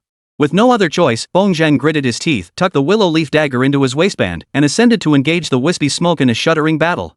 The scene looked exceptionally eerie. Even those who disbelieved in spirits and ghosts found themselves breaking out in a cold sweat when they saw the wisps occasionally coalesce into shadowy human forms. What else could it be but a ghost? No wonder Feng Zhang had been so determined to kill Li Likun earlier, despite everyone's accusations. He was merely a corpse possessed by a ghost. Without Feng Zhang, who knows how many villagers would have perished. Ghosts fear humans far more than humans fear ghosts. The villagers, now realizing the truth, murmured among themselves. How terrifying. I spoke with Uncle San just yesterday and didn't notice anything unusual. Big Dog isn't just a skilled doctor, he even knows ghost hunting magic. Truly the grandson of Feng Chun. You remind me when Feng Chun was alive, he did have ways to deal with unclean spirits. But he wasn't as skilled as Feng Zhang. Our entire village owes Dr. Feng an apology. He's done so much for us, and we just misunderstood him. Ugh, I'm so embarrassed. Oh no. Look. Chapter 153, The Taiyin Aging, Volume 2. As the villagers discussed, the situation in the courtyard shifted once more. Feng Zhang transformed his palm into fingers, employing the very techniques used to heal and save lives. As the Tai finger technique emerged, the green smoke could no longer withstand it. Thrusting left and right, it suddenly shot skyward. The vengeful spirit sought escape. Feng Zhang had specifically identified it. The foul, fishy stench emanating from the well matched the odor clinging to Li Likun's body. Perhaps the specter had blended its own yin energy with the putrid flesh of a decaying corpse. If consumed by the living, it could prove fatal. Feng Zhang had already discovered a method to rescue the wind spirit. It could be expelled through medical techniques. But if the vengeful spirit were slain, wouldn't that also eliminate the hidden danger in the well, making things far more convenient? Therefore, Feng Zhang could not allow the vengeful spirit to escape. As the vengeful spirit surged into the air, poised to escape the courtyard, Feng Zhang abandoned all pretense of concealment, reaching out to pull at the void as if drawing a curtain across the sky. The light within the courtyard dimmed slightly. The green smoke collided with an invisible barrier and was knocked straight back to the ground. Feng Zhang hurried forward, gathering the last remnants of energy within his consciousness palace to envelop it completely. Wrapped around my foot, I stepped right into that cloud of green smoke. Sizzle, sizzle, sizzle. The green mist coalesced into a sallow, iron-gray face, a sight that was utterly terrifying. Feng Zhang, you dare kill me? The lord of the manor will never forgive you. The faint voice was as unpleasant as a child's wailing. Feng Zhang remained utterly unmoved. He slowly applied pressure with his foot, crushing the smoke beneath him. With a flick of his wrist, he drew a sliver of malevolent energy from his willow leaf dagger and struck the smoke. A piercing scream echoed through the courtyard. Then a gust of wind swept through. The green mist dissipated. Having finally dealt with both vengeful spirits, Feng Zhang felt no sense of relief. He chewed on the vengeful spirit's final words. Lord Magistrate? In the hierarchy of the underworld, that title ranked one level higher than City God. Though vast, the underworld held only 81 Lord Prefect positions in total. Essentially, each Yen Jun had 9 Fu Jun under his command. Who would have thought that a vengeful ghost who escaped from hell would be connected to a lord of the underworld? The question was, why would a noble lord of the underworld need to keep a vengeful spirit to torment the living? Could it be that something was amiss in the underworld? Feng unraveled the threads of the mystery, quickly grasping the crux of the matter. Add to that the question of where Su Qingji had fled. It was clear that a massive storm was brewing. I bowed down to Dr. Feng. Seriously, my mom asked why I was kneeling while watching the livestream, and I couldn't explain it. Just saying, calling Dr. Feng a god, no objections, right? Unparalleled medical skills plus ghost hunting Taoist arts? Holy crap, Dr. Feng makes me feel so secure. Guys, I've already booked my flight. Don't try to stop me, I'm going to beg Dr. Feng to take me as his disciple. Wake up, bro. Not just anyone gets to be his disciple. Feng hadn't realized that his confrontation with the two vengeful ghosts had already sparked a massive online sensation. As many watched the livestream, they also realized something. It turned out ghosts truly existed in this world. Meanwhile, in a luxurious villa at the foot of the capital's mountains, a young man with an intellectual demeanor watched the livestream on his phone, unconsciously clenching his fists. Well done, Dr. Feng. The young man's voice was eerily calm, his condescending gaze concealing a hint of disdain. In the realm of traditional Chinese medicine, who within the borders of China could possibly rival my Wu family? His finger techniques are somewhat elusive to me, bearing. I must meet him in person to uncover his true nature. Feng was unaware he had already caught someone's attention. This live stream exposed the Tai finger technique, allowing many reclusive medical clans to glimpse its secrets. They had noticed Feng online fame before. However, to these low-key clans, an internet-famous miracle doctor was nothing more than a flash in the pan. They paid little heed to a young man with some medical skill. But the Tai finger technique was different.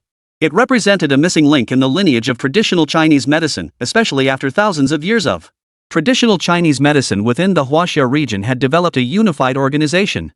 That organization is the Tai sect. Legend holds that the founder of the Tai sect was a divine healer.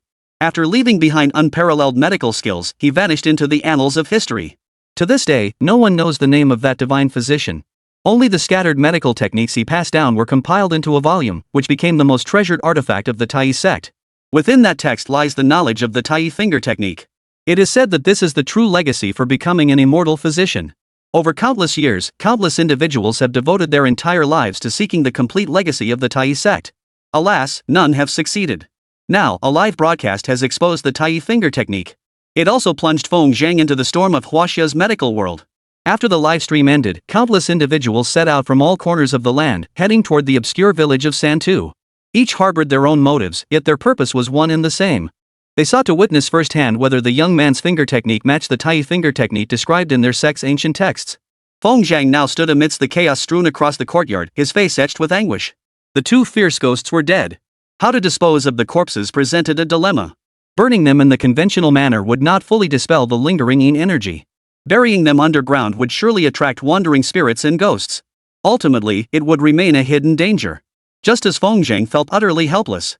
The dormant inheritance within his mind suddenly materialized as an ancient book, slowly turning to a new page. The Tai Inner Canon, Volume 2, Earthly Branches. Feng's heart stirred.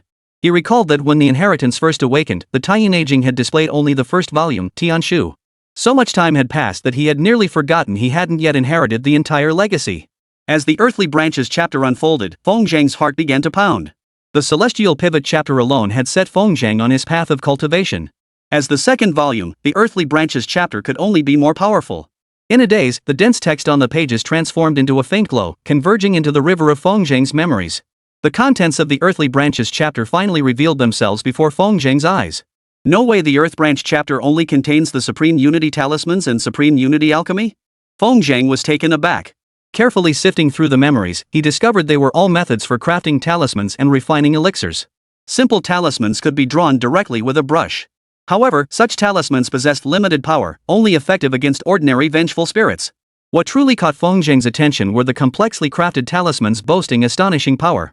Among them, the 9th tier talisman named the Great Transformation Blazing Sun Talisman, once successfully crafted, a single sheet could shatter mountains and overturn seas.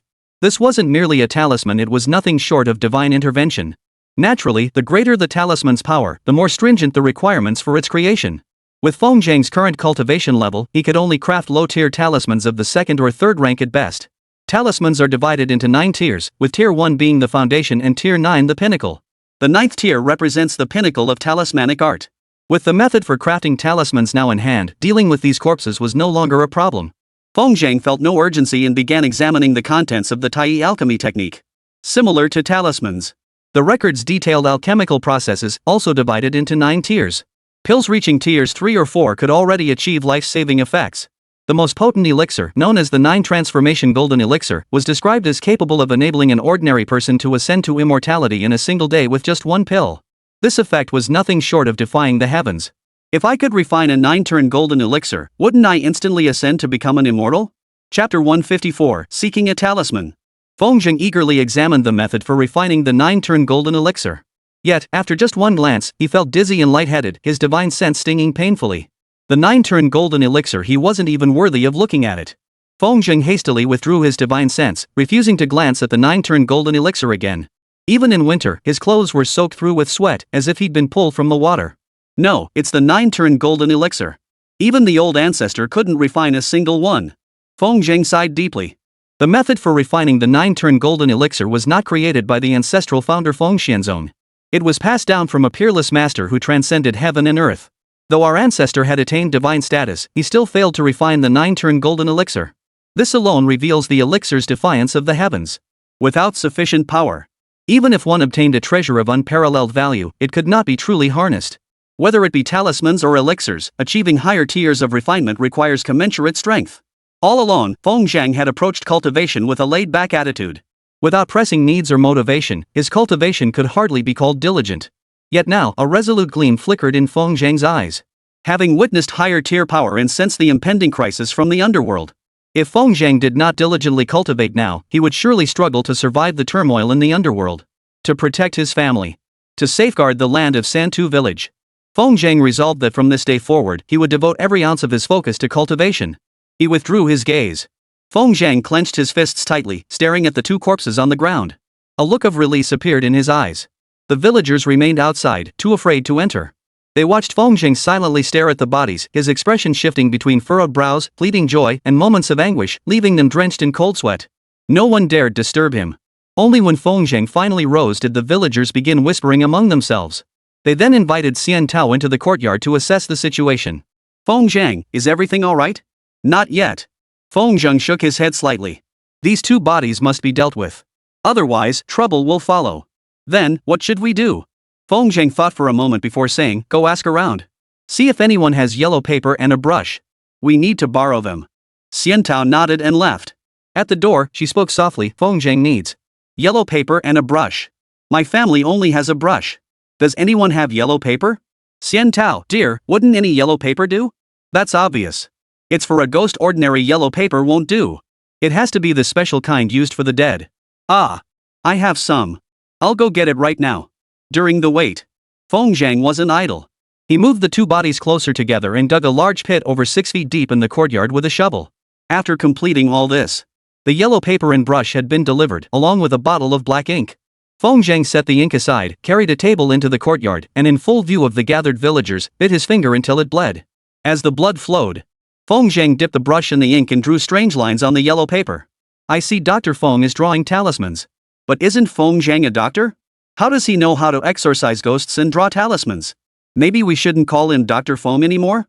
He's a cultivator now, after all. In the villagers' eyes, Feng current identity was complex. A college dropout. He was also a peerless divine healer. He also practiced the mysterious Taoist arts of ghost hunting and talisman drawing. In short, Feng was the village's hope. Calling him Hope Feng seems a bit awkward though. The villagers all wore worried expressions. Some shrewd individuals had already tiptoed into the courtyard, watching Feng from several meters away. Only after he finished drawing the talisman did someone whisper, Master Feng, what kind of talisman is this? Can it ward off evil spirits? It turned out that after such events had occurred in the village, the villagers were filled with dread and anxiety, fearing they might become the next Li Fugan and Li Likun. They desperately wanted a talisman, one that could protect their homes from evil spirits and bring them peace of mind. But no one dared to speak up first. Feng held 2 talismans in his hand as he kicked the 2 corpses into the large pit. No one found this disrespectful to the dead. Instead, they all wore expressions that seemed to say, that's exactly what should be done. Feng tossed the talismans casually, each landing on one of the corpses. Whoosh! The talismans ignited, setting the corpses ablaze with ghostly blue flames. It took over 10 minutes for the flames to finally die down. Both bodies had been reduced to ashes. Some of the bolder villagers volunteered to pick up shovels and help Feng bury the bodies. They had expected that such a massive fire would at least leave some residual heat. But approaching the edge of the pit, they discovered not only was there no warmth at all, but it felt like an ice cellar, chilling them to the bone. This eerie scene left a deep shadow in the villagers' hearts. They vowed silently that they would demand a talisman no matter what, or else they wouldn't be able to sleep. With the villagers' help, Feng Zhang's task became considerably easier. At that moment, several elderly villagers gathered around Feng Zhang, their faces plastered with fawning smiles. "Young Feng, could you spare an amulet for this old man? We old folks, if we ever encounter something unclean, we're not afraid of dying, but we dread causing you trouble." Feng Zhang looked up in surprise. Sure enough, he saw expectant looks on every villager's face. Even Xiantao's mother, forgetting to confront Feng Zhang for publicly holding her daughter, bounced up and down, ready to ask for one herself. Feng Zhang smiled faintly. Truth be told, drawing talismans for every household in the village was indeed necessary. After all, the underworld was unsettled, and traces of vengeful spirits had appeared within the borders of Linping. Feng Zhang couldn't guarantee constant protection for the village. Having talismans to protect their homes would at least offer some measure of protection. "Xiantao, I'll head back first. Have the villagers line up at my house to receive the talismans." With that, Feng Zhang departed, carrying his brush and yellow paper. Back home, Feng Ling had already woken up, holding her forehead. "Brother, where did you go?" Feng Ling was still unaware of what had transpired, feeling only that she had slept for a while. Upon waking, her entire body felt limp and utterly drained of strength. Without a word, Feng Zhang dabbed the blood from his finger onto Feng Ling's forehead. "Brother, what are you doing? Don't wipe it off." Feng Zhang's sharp command halted Feng Ling's attempt to wipe it away. Feng Ling froze, suddenly sensing the warmth radiating from her forehead. As it entered her body, a wondrous transformation occurred. Her limp body regained a little strength. Uncertain of the cause, Feng Ling was about to ask when a human-shaped dragon appeared outside the door. Led by Xiantao, everyone formed an orderly line and approached swiftly. "What's going on?" Feng Ling stared blankly, wide-eyed, as Feng Zhang silently moved tables and chairs, then dashed to the vegetable garden. He picked the roots and stems of greens, placing them in a basin to be crushed. A few minutes later, Feng Zhang placed a basin of bright green liquid on the table, then bit his finger to let a few drops of fresh blood drip into it. "Everyone, please be patient. Xiao Zhang said every household will receive some." Xiantao kept the villagers outside the courtyard, preventing them from disturbing Feng Zhang as he drew talismans. Feng Zhang gripped his brush, his mind focused and calm, his energy anchored deep within his lower abdomen. When he opened his eyes again, a mysterious aura seemed to emanate from his body. The villagers watched Feng Zhang at that moment and found him unusually imposing. They couldn't quite put their finger on what fell off, but it was strange. Roar! Roar! Roar! A dust-churning SUV sped up, skidding to a halt by the roadside. Its occupants scrambled out, their faces pale and their steps unsteady, nearly stumbling. Feng Maochun and Su Wenfan were pale-faced, stumbling as they walked and nearly falling. Li Bin shouted as he ran, "Whoever dares touch my brother Zhang today, I'll fight them to the death." Chapter 155, Let's Go Home. Li Bin rushed recklessly into the courtyard. Seeing the scene before him, he froze in shock. What the hell? Villagers queuing up to watch Brother Zhang practice calligraphy? Come to think of it, what the hell was Brother Zhang writing anyway? Could he even read it himself? Spotting Xiantao there too, Li Bin sidled over and asked, "Hey Xiantao, what's going on? Didn't you see the live stream?" "Nope," Li Bin admitted honestly. "I heard Zhang got into a fight and rushed home. No time to check my phone." "Then hurry up and watch it. There should be videos online." Li Bin opened his phone. He randomly tapped a video platform, and the top trending topics that caught his eye were all about Zhang. Hashtag is Feng Shini a martial arts grandmaster or a cultivator? Hashtag. Hashtag Feng the divine doctor abuses and beats elderly man. Hashtag. Hashtag how many secrets does the mysterious Santao village still hold? Hashtag. What earth-shattering, soul-stirring deed has Brother Zhang pulled off this time? Curious, Li Bin scrolled through every video online. The more he watched, the more energized he felt. Especially when he saw third uncle Li Likun literally pulling out his own ribs. Gritted his teeth and sucked in a sharp breath. It felt as if Li Likun were confronting him personally. Damn, big brother Zhang, you're so badass. Li Bin understood the situation and stood up, about to help Xiantao distribute the talismans. The phone tucked in his chest began to vibrate violently. Xiao Bin, it's bad. My grandmother is convulsing all over. What should I do? Li Bin froze. Wasn't she fine when we arrived? Though frail, the elderly woman had no trouble cleaning the hotel rooms. After spending so much time together, Li Bin had long treated her as his own grandmother. Hearing something was wrong, he didn't even wait for a response, rushing headlong out of Feng Zhang's home. He got in the car, started it, and drove off in one fluid motion. Feng Zhang, who was drawing talismans, looked up. A faint smile touched the corners of his mouth. Finally, the old man's illness had flared up. It seemed he'd still be able to pair Li Bin and Xiao Bai together before the new year. Li Bin rushed frantically to Qingping town, only to find the old man already carried into the clinic by concerned patients. Li Xiangrong approached calmly, taking his pulse and asking questions as he usually did when treating patients. After a moment, Li Xiangrong's brows knitted together. He stood up with a heavy sigh. Brother, how is he? Say something. Li Xiangrong glanced at Xiaobai, who was covering his mouth and sobbing, shook his head slightly, and deliberately pulled Li Bin toward the doorway.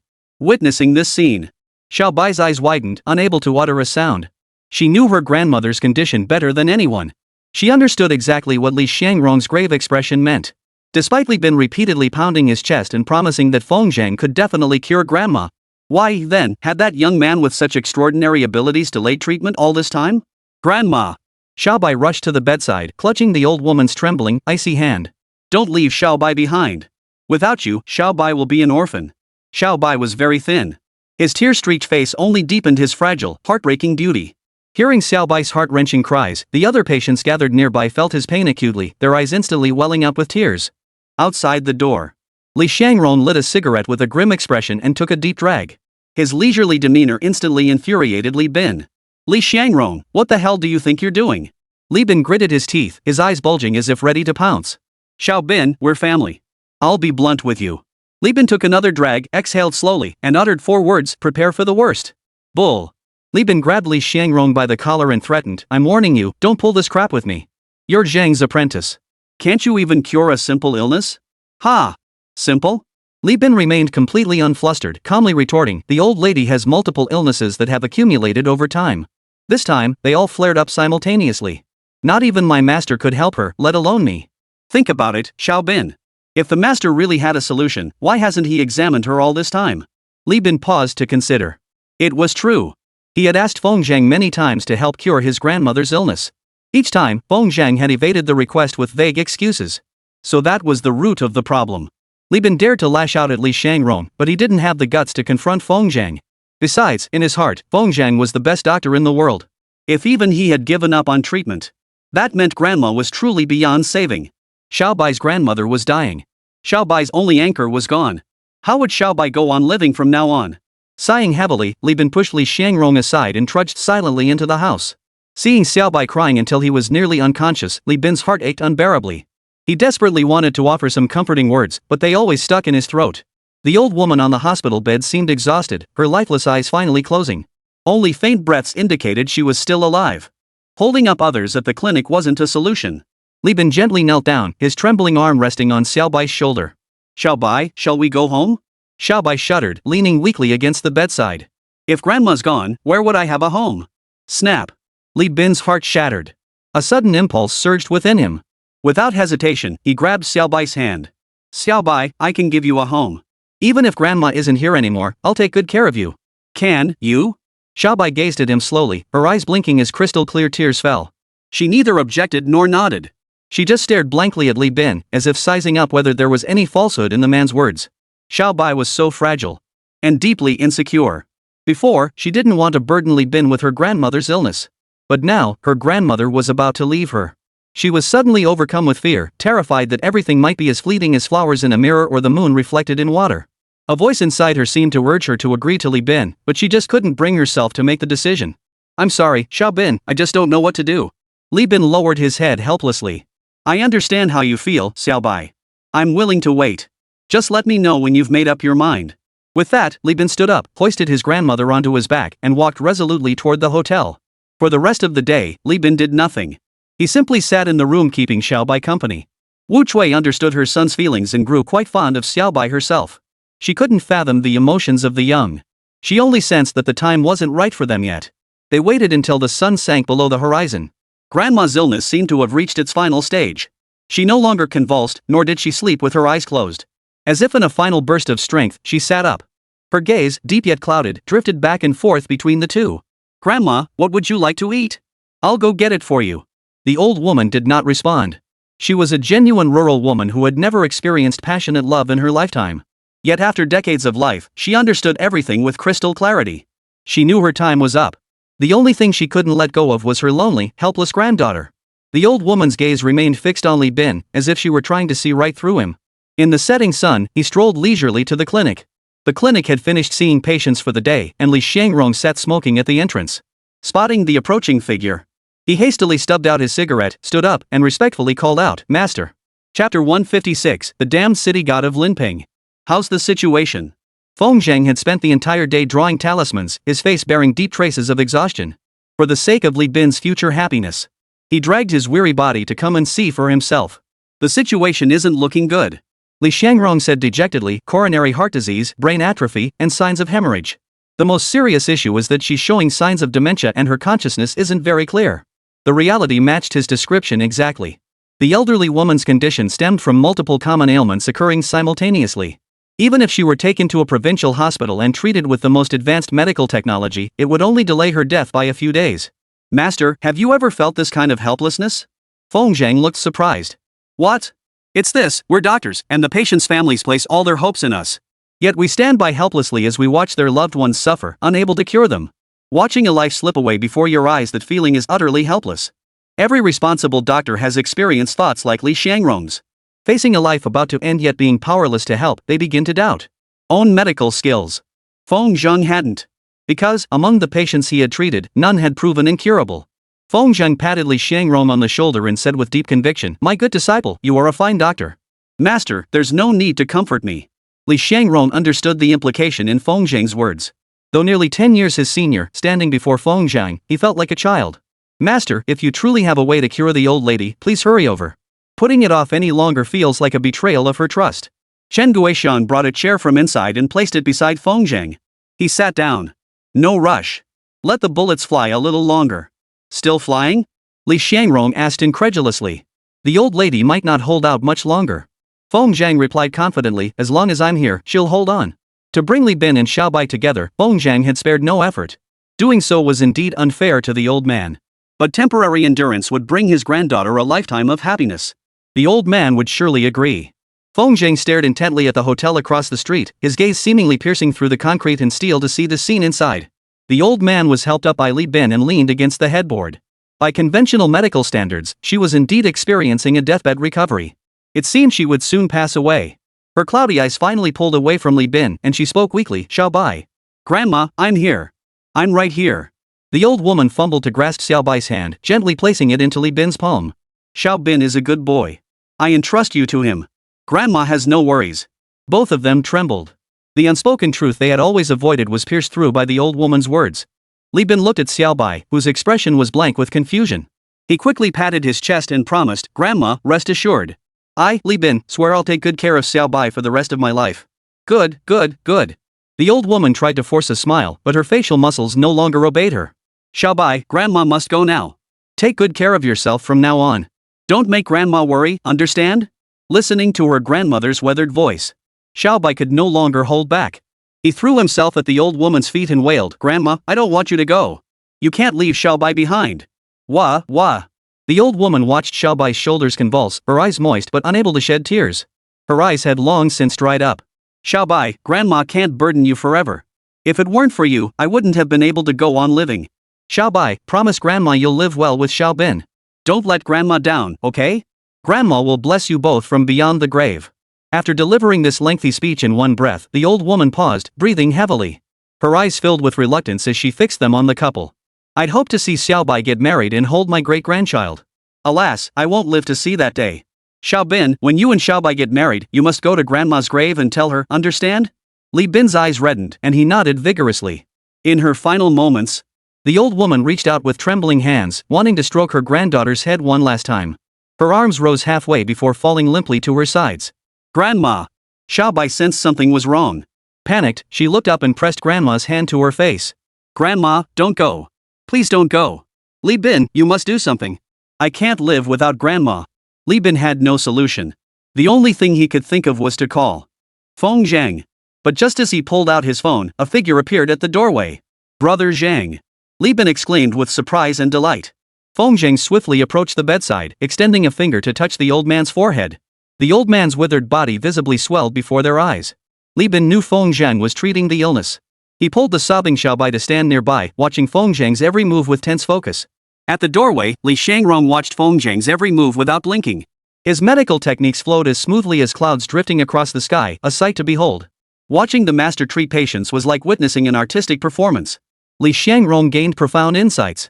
Every technique Feng Zheng employed was documented in the Taiyin aging, yet no matter how he performed them, he could never match Feng Zheng's mastery. Given the old man's physical condition, his bodily functions had reached their absolute limit. Medically speaking, death could have been declared. Yet Feng Zheng, through sheer willpower alone, managed to pull the old man's lingering breath back. No one knew what Feng Zheng was experiencing at that moment. He clearly saw the old man's soul being pulled by an inexplicable force, sliding into an endless abyss. That must be the underworld. The place where ordinary people must go after death. What Feng Zheng must do is pull the old man's soul back and seal it within his withered body using spiritual energy. This would not be a permanent solution. Yet it could extend the old man's life by at least 10 years. In the words of the cultivation world, Feng Zheng was defying heaven itself to seize life. That abyss was, in truth, the passageway connecting the souls of the deceased in the mortal realm to the underworld. Feng Zheng used his spiritual energy to pull the shadowy figure from the abyss, feeling a powerful tugging force struggling with him for control over the soul. As a newly departed soul, the old woman's instinct for survival kept her thoughts anchored to the mortal realm. This was precisely why Feng Zheng could hold on to her. Had he been a moment later, once the soul had fully descended into the abyss, even a powerhouse like Feng Zheng would be powerless to wrest it from the underworld. Splash! Feng Zheng manipulated his spiritual energy with his divine sense, transforming it into a rope as thick as an arm. He coiled it around the soul, preparing to pull it out of the abyss. At that moment, furious roars erupted from the depths of the abyss. One by one, faces as dark as iron and filled with authority appeared at the bottom of the abyss. Eyes as large as fists stared coldly at Feng Zheng. How dare you? Are you rebelling? You, a mere acting city god of Linping, dare not send the souls back down? Do you know what you're doing? You're defying the laws of heaven, forcibly keeping souls bound to the mortal realm. Knowing the law yet breaking it, your crime is compounded. City god of Linping, you deserve death. Countless voices of intimidation exploded within Feng Zheng's consciousness. Those voices were the furious roars of the powerful beings from the underworld. Feng Zheng's divine sense shattered, causing his mind to tremble violently. Suddenly, his mouth opened wide. With a pft, he spat out a large mouthful of foul-tasting blood. Those voices had actually shaken him to injury. Chapter 157, Grandma Needs a Lucky Marriage. Brother Zhang. Master. Li Xiangrong and Li Bin's voices trembled with panic. They couldn't understand. In their eyes, Feng Zheng had merely performed a series of medical procedures before taking the old man's hand and standing motionless beside the bed. His eyes remained closed the entire time. Li Xiangrong assumed his master was contemplating a countermeasure. No one knew the terrifying battle Feng Zheng was enduring at that moment. Within his consciousness, the roars from the abyss echoed relentlessly. Feng Zheng coalesced his form from his divine consciousness and suddenly fixed his gaze upon the massive faces emerging from the abyss's depths. Blood streaked the corners of his mouth as he burst into laughter. How dare you? I am the Lord of the Underworld. How dare you mock me? Do you not fear me revoking your title as city god of Linping? Feng Zheng, release the souls, and I shall remove that acting from your title. Only then did Feng Zheng notice that 9 massive faces had coalesced at the bottom of the abyss. Each represented a different lord of the underworld. These were legendary divine beings. If confronted directly, any one of them could tear him to shreds. The cosmic order and moral principles follow their own eternal cycles. Though the Yama lords of the underworld were powerful, they could not defy these rules by personally intervening in mortal affairs. Though enraged, they could only stand at the bottom of the abyss, threatening and bribing Feng Zheng from afar. Understanding the reason, Feng Zheng grew calm instead. The underworld and the mortal realm are separated by an uncrossable chasm they cannot emerge. If that is the case, what is there to fear? Your Excellencies. Feng Zheng spoke coldly, this departed soul I claim it. Anyone who dares to interfere will face my wrath. Ha ha ha ha. 9 derisive laughs echoed from the depths of the abyss. A mere mortal at the lowly Chi Master realm dares threaten the lords of the underworld? Truly laughable. You worthless dog, no better than an ant. Had you been in the underworld, I would have imprisoned your soul in the 9 hells, condemning you to eternal torment without rebirth. Xiao Feng, is it worth offending all 9 Yama kings of the underworld for a mere mortal soul? Is it worth it? Feng Zheng pondered this question inwardly. A flicker of distraction crossed his eyes. As a cultivator, he valued mental clarity and the ability to bend reality to his will. Had he not intended to save the old man, he could have stood by and watched him die. But since he had chosen to act, he would see it through to the end. Otherwise, fear would take root in his heart. A cultivation mindset that cannot charge forward without hesitation will ultimately achieve only limited results. Therefore, the question of worthiness was never a consideration. A flash of enlightenment flickered in Feng Zheng's eyes. Gazing at the giant face flickering below, Feng Zheng burst into laughter. Gentlemen, if you don't let go now, don't blame me for no longer intervening in the rampant ghostly violence within Linping's borders. You dare! Why wouldn't I? Feng Zhang retorted, those of the underworld cannot arbitrarily interfere in human affairs. Even the city gods are chosen from among mortal cultivators. With the world's spiritual energy now so depleted, how many cultivators remain in the entire mortal realm? The heavenly way imposes constraints. The more rampant the malevolent spirits become, the greater the karmic entanglement for your underworld. You will inevitably face punishment under heaven's laws. I won't meddle in Lin Thing's affairs. If you can't find a suitable candidate soon, who will suffer the consequences? Need I explain further? Feng Zhang dared to do this. He exploited a loophole in the heavenly code. The problem lies in the word acting. He was not wholly under the jurisdiction of the underworld. Traces of the mortal realm still clung to him. Thus, his actions straddle the boundary between mortal realm and underworld. A rare, liminal being, a once-in-a-millennium anomaly. Once, Feng Zhang had longed for the day when he could shed the title of acting and formally become a true city god. But after gaining full understanding of everything, he grew fond of the title acting. The advantages of this liminal position were beyond imagination. He could meddle in the affairs of the underworld while also scheming over the karmic entanglements of the mortal realm. This sensation was truly peculiar. Now, anyone who suggested removing that acting title from his position must harbor a grudge against him. It would be an act of retaliation. Of course, all this was merely Feng Zhang's own thinking. After uttering those words, he appeared utterly unconcerned, yet inwardly, his nerves were stretched to the breaking point. What if he'd misunderstood? If the Lord of the Underworld could bypass the laws of heaven and earth to strike him directly through the abyss, he would be doomed. Fortunately, his gamble had paid off. The cold stares of the 9 underworld kings shifted slightly. Not only did their earlier anger vanish, but some even wore expressions of approval. You audacious acting city god of Linping, this lord remembers you. You insignificant insect, be warned. The voices from the bottom of the abyss faded one by one. Immediately, the abyss was filled with pitch-black darkness, transforming into tangible darkness. Feng Zhang suddenly opened his eyes and glanced outside. So, it had already grown dark. Brother Zhang, how are you?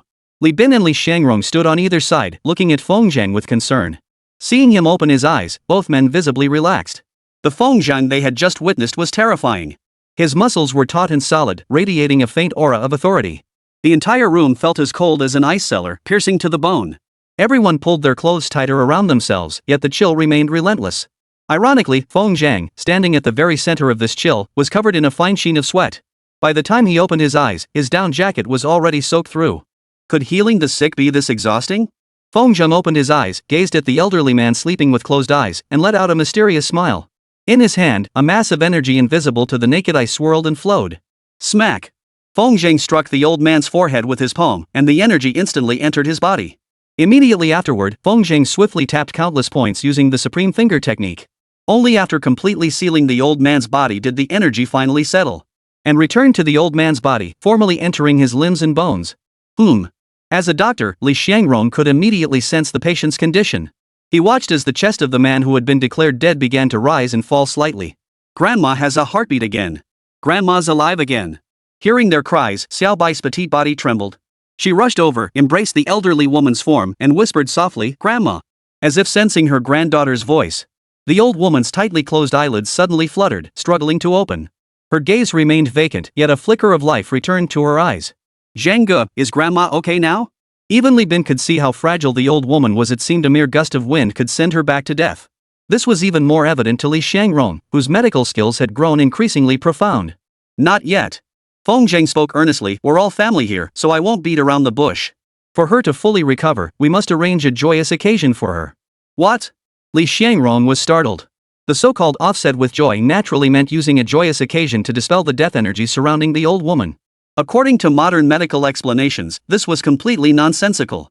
He never imagined his master, whose medical skills were beyond compare, would propose such an absurd solution. After a moment of astonishment, he caught sight of Li Bin's equally bewildered expression. He realized the joy-bringing ritual was a pretext. Seizing this opportunity to arrange Li Bin and Xiaobai's marriage was precisely what Feng Zhang intended. Li Xiangrong nodded in deep agreement. Not only must we perform the ritual, but the sooner the better. Brother Zhang, how exactly do we arrange a wedding for good luck? Hearing this, Xiaobai also stood up, a look of confusion on her face. Feng Zhang chuckled. A happy omen, naturally, comes from a joyous event involving someone related by blood. For instance, events like marriage or childbirth can count as auspicious events. But the old man only has one granddaughter. Whether we can bring good fortune depends on whether Xiaobai is willing to do it. Chapter 158, You two should get married. Zhang Ge. Xiaobai rose shakily. Clever as she was, she had already grasped the meaning behind Feng Zhang's words. Just tell me. Whatever it is, I'm willing. That's right, Brother Zhang, Li Bin chimed in, pounding his chest emphatically. I'd climb mountains of knives or plunge into seas of fire. Li Bin wouldn't bat an eyelid. Feng Zhang surveyed the two men with satisfaction. That peculiar look in his eyes only made them feel baffled. Especially from an impatient soul like Li Bin. Seeing Feng Zhang feigning profundity, he grew impatient and urged, Bro Zhang, what is it?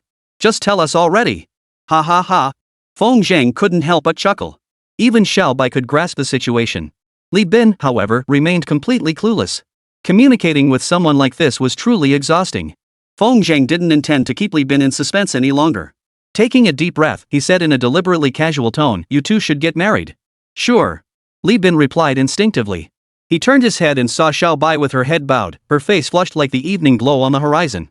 Only then did he realize. What? What did you say, Zhang? Feng Zhang couldn't help but roll his eyes. He thought to himself, are you seriously that cute? At this point, asking such questions was pointless. Feng Zhang turned away with his hands behind his back, leaving the room with an air of casual ease. The matter had been settled. What came next required giving this couple, about to enter the marriage hall, some time alone. Having dealt with the troublesome Li Likun and Li Fugan. And now Li Bin's lifelong matter was settled. Feng Zhang felt completely at ease.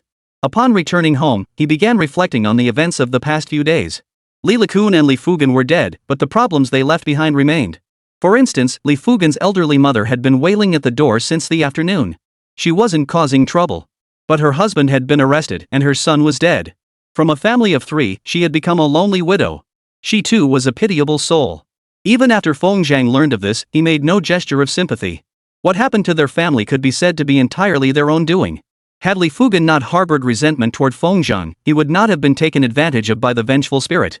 As for third uncle Li Likun, Feng Zhang speculated that perhaps after drinking that night, his body suddenly succumbed to illness and he passed away. The two vengeful spirits found their way into the village, discovered Li Likun, and possessed him. Word has it that Li Likun's 2 sons have been notified and will be rushing back in the next few days. While he was alive, they never once thought to visit him. Now that he's dead, they're rushing home in a hurry. This matter would inevitably involve Feng Zhang as well. Being fellow villagers, they all knew each other's temperaments to some degree. Feng Zhang merely finds it troublesome. He felt no fear. He faced each challenge head-on. This had always been Feng Zhang's approach to life. He never provokes trouble himself. But when trouble comes, I'm not afraid to face it. What truly troubles Feng Zhang lies within the vengeful spirits themselves. Only 2 had appeared, yet they had already caused such immense trouble. Who knows how many vengeful spirits lurk within Linping's borders? Unless they reveal themselves, finding a suitable corpse for each one to possess would be impossible. Otherwise, hunting them down one by one would be too difficult. Another source of unease came from the underworld. Despite Feng Zhang's forceful rebuff of the 9 Yama kings that afternoon, he knew full well that if they stood on the same plane, Feng Zhang would be no more than an ant, a mere nuisance to be crushed underfoot. Fortunately, his current status was unique, so no immediate problems would arise. Yet the 9 kings' attitude was deeply unsettling. It seemed there was a rift between them rather than harmony.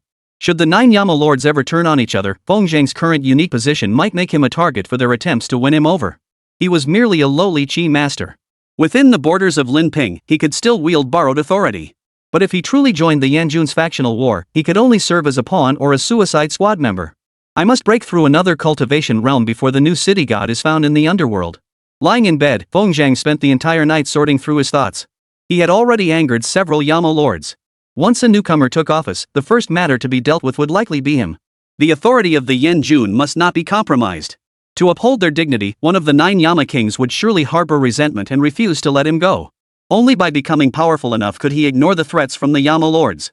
Thus, cultivation became the most urgent matter at hand. The next morning, Feng Zhang had barely stepped outside when he saw a disheveled woman approaching with a mournful expression. It was Li Fugan's mother, Tan Rong. Perhaps due to yesterday's events, Feng Zhang's standing in Santu village had grown even more revered. Villagers passing by greeted him with smiles. When Tan Rong approached, a villager kindly advised, Master Feng, perhaps you should step outside for a moment. Yes, Dr. Feng, we know you're as straight as an arrow and have nothing to fear. But Tan Rong has suffered a blow, let's not hold it against her. Dr. Feng, heading to town? I can give you a ride. Feng Zhang politely declined the villager's offers and walked straight toward Tan Rong. What must come will come. Avoiding it was never the solution. Seeing Feng Zhang appear, a flash of viciousness flickered in Tan Rong's vacant eyes. She pointed at him and screamed curses. You bastard Feng. You destroyed my family. I'll fight you to the death. With that, Tan Rong lowered her head and charged at Feng Zhang. Though only in her 60s, Tanrong was tall and sturdy. Years of hard labor had made her stronger than most young men. Seeing Tanrong charging forward with all her might, the villagers rushed to intervene. Sister-in-law, please stop. What happened to your family wasn't the wind doctor's fault. Exactly. That boy Fugan was killed by a vengeful spirit. What sense does it make to blame Dr. Feng? Tanrong's eyes flashed with fury as she ignored their pleas. Gritting her teeth, she screamed, "Feng, big dog. It's all your fault. You killed my son. You killed my husband too. Give me back my son's life." Feng Zheng frowned. This old woman was utterly unreasonable. Considering the tragic state of her household, Feng Zheng fought to suppress his anger.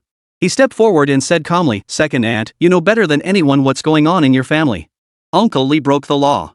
It was only a matter of time before he got caught. As for Li Fugan, I can't say I had absolutely nothing to do with it. But everything has its cause and effect. I, Feng Zhang, never harm others without provocation." In truth, Tan Rong understood the root of the problem. But with her home suddenly emptied, this old woman had lost all hope. If she couldn't channel her hatred toward Feng Zhang, she wouldn't even have the courage to go on living. Now, she broke free from the villager's grasp, covered her face, and crouched down, weeping bitterly. Her appearance was particularly pitiful. The villager who had been trying to console her opened his mouth, then suddenly didn't know what to do. After all, she was just a rural woman. She had lost her husband, lost her son. The fact that she hadn't completely lost her mind was already a testament to her strength. "Auntie." Feng Zhang crouched down, his voice softening slightly. "Your family's situation, it really can't be blamed on anyone else. I know you're filled with hatred, and I don't mind if you continue to hate me. But I hope you can move on sooner rather than later. After all, people may pass away, but life goes on." Feng Zhang had intended to leave Qin Rong some money to secure her future. But after fumbling around for a while, his pockets were completely empty. He couldn't very well pull out his phone to transfer money, could he? After a moment's thought, Feng Zhang tucked his phone away. "Auntie, when suitable work becomes available in the village, I'll find a way to arrange a position for you. I can't promise you'll get rich, but the money you earn will be enough for you to live on comfortably." With that, Feng Zhang stood up and walked away. Chapter 159, You really don't know how to comfort people. The matter was settled. Feng Zhang had also made promises about providing for Qin Rong's livelihood. He felt he had done everything he could in good conscience. With nothing pressing that day, he wandered over to the cave to check on the wild ginseng's growth.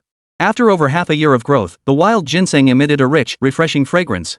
Even standing at the foot of the cliff, one could detect its distinctive aroma. This can't go on. Feng Zhang frowned in deep thought. It seems we must find a suitable location for the wild ginseng to be planted. To plant them. Otherwise, they'll surely be discovered by passers-by. Ha! A spirit sealing talisman? Feng Zhang cautiously scanned the surroundings. Seeing no one nearby, he swiftly flew up into the cave. He pulled out the brush and yellow paper he carried with him, then drew a complex and obscure talisman according to the records of the Tai talisman script. This was the spirit sealing talisman he had suddenly conceived. Affixed to the cave entrance, it could seal everything within. Though its power was minimal, it proved perfectly suited for protecting the wild ginseng. After affixing the talisman to the smooth stone wall inside the cave and returning to the entrance, the faint fragrance of wild ginseng had indeed vanished. It was as if tailor-made for the task. The spirit sealing talisman not only blocked the wild ginseng's fragrance but also sealed off the spiritual energy within the cave. This also slowed the rate at which the soil's spiritual essence dissipated. The only flaw was that the spirit sealing talisman could only seal energy, not people. If someone discovered this cave and crawled inside, they could still stumble upon the wild ginseng within. But nothing had happened in over half a year. How could it be such a coincidence that someone discovered the cave's existence? After completing all this, Feng Zhang returned home and immersed himself entirely in cultivation. Through these 2 days of drawing talismans, Feng Zhang discovered that talisman drawing was also a way to enhance one's cultivation. It was just a very slow process. The Tai inner canon passed down 4 cultivation methods. The Tai finger technique could be used as massage to heal and save lives, or as a martial art for combat. Next came the Tai divine needle, which proved remarkably effective against intractable ailments. The Tai talismanic script follows the path of talismanic cultivation, with each type possessing unique effects. All 3 methods have been verified. Only the Tai alchemy remains. Feng Zhang now yearned to test what extraordinary effects might manifest after refining the elixir. After reviewing the records of Tai alchemy, Feng Zhang's face immediately clouded with worry. The reason was simple: alchemy demanded an overwhelming number of ingredients. Even the simplest youth-preserving pill required over 100 different herbs. Once refined, a single pill could grant eternal youth and slow the aging process of the skin. Such a pill was far more effective than any face mask or similar product. If one could successfully refine it and bring it to market, it would undoubtedly cause a frenzy. A pill that grants eternal youth once its value is realized, no one could resist its allure. beyond the vast quantity of herbs required. The most crucial element is the alchemy furnace. An ordinary alchemy furnace won't suffice. It must be forged from spiritually infused materials to withstand the potent properties of the elixir. Such a furnace would be no less than a legendary artifact. Where on earth would Feng Zhang find one? It seems alchemy will have to be put on hold for now. Feng Zhang felt a pang of regret. But it was an unavoidable situation. The next afternoon, Xiantao called punctually. Her reminder made Feng Zhang recall that today was the scheduled class reunion. Gathering. If not for Qian Wenbin, Feng Zhang would never have attended. After all, several of his high school classmates had gotten into prestigious universities. Those were the ones considered the pride of heaven in the eyes of ordinary people. Class reunions were nothing more than a stage for young people to show off. Feng Zhang had nothing worth flaunting, so naturally he had no desire to attend. But with Qian Wenbin in the picture, things were different. He desperately wanted to know if it was that person who had stolen his academic achievements back then. He called Li Bin over and had the SUV returned. He decided to drive himself, taking Xiantao to the county seat. Since getting his license, he hadn't touched a car. The two waited at the village entrance for a while before spotting the black SUV cruising down the road at a steady pace. Even when it spotted Feng Zhang, it didn't accelerate toward them as it usually would. Feng Zhang couldn't help but wonder, what kind of nonsense is Li Bin up to now? The SUV was moving too slowly for such a short distance. Squeak! With a soft sound, Li Bin brought the vehicle to a smooth halt. Brother Zhang. What's going on? Xianto's here too. Li Bin beat around the bush, clearly acting a bit off. When greeting Xiantao, he even acted shy. This shy, timid demeanor was impossible to reconcile with the image of the former village bully. Li Bin. Feng Zhang raised his voice. Ah, Brother Zhang, what's up? Spill it. What's going on? Nothing's wrong, Li Bin replied blankly. Brother Zhang, Xiaobai and I have decided to get married before the new year. After casually uttering those words, Li Bin's face flushed crimson. He was so embarrassed he covered his face, unable to look up.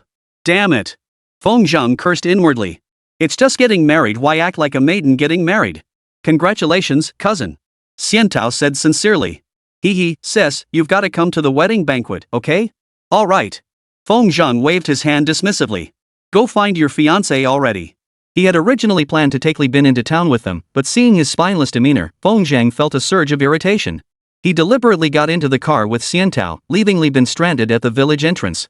Seated in the passenger seat, she watched Li Bin's figure grow smaller in the rearview mirror as he waved with a silly grin plastered across his face. Xiantao's eyes sparkled with amusement, tinged with a hint of envy. Who would have thought Li Bin was about to get married? Ahem. Feng Zhang cleared his throat. College students can get married these days, right? Yeah, the country has policies allowing it. If you're jealous, go borrow one, no one's stopping you. Xiantao's expression froze for a moment.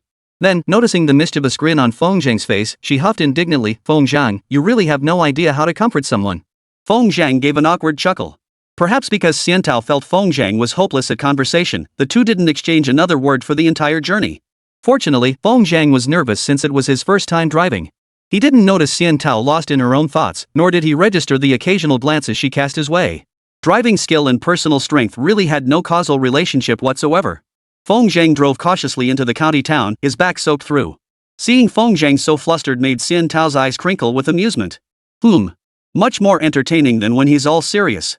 Once they entered the county town, Feng Zhang's driving gradually became more confident, at least he wasn't nearly as tense anymore.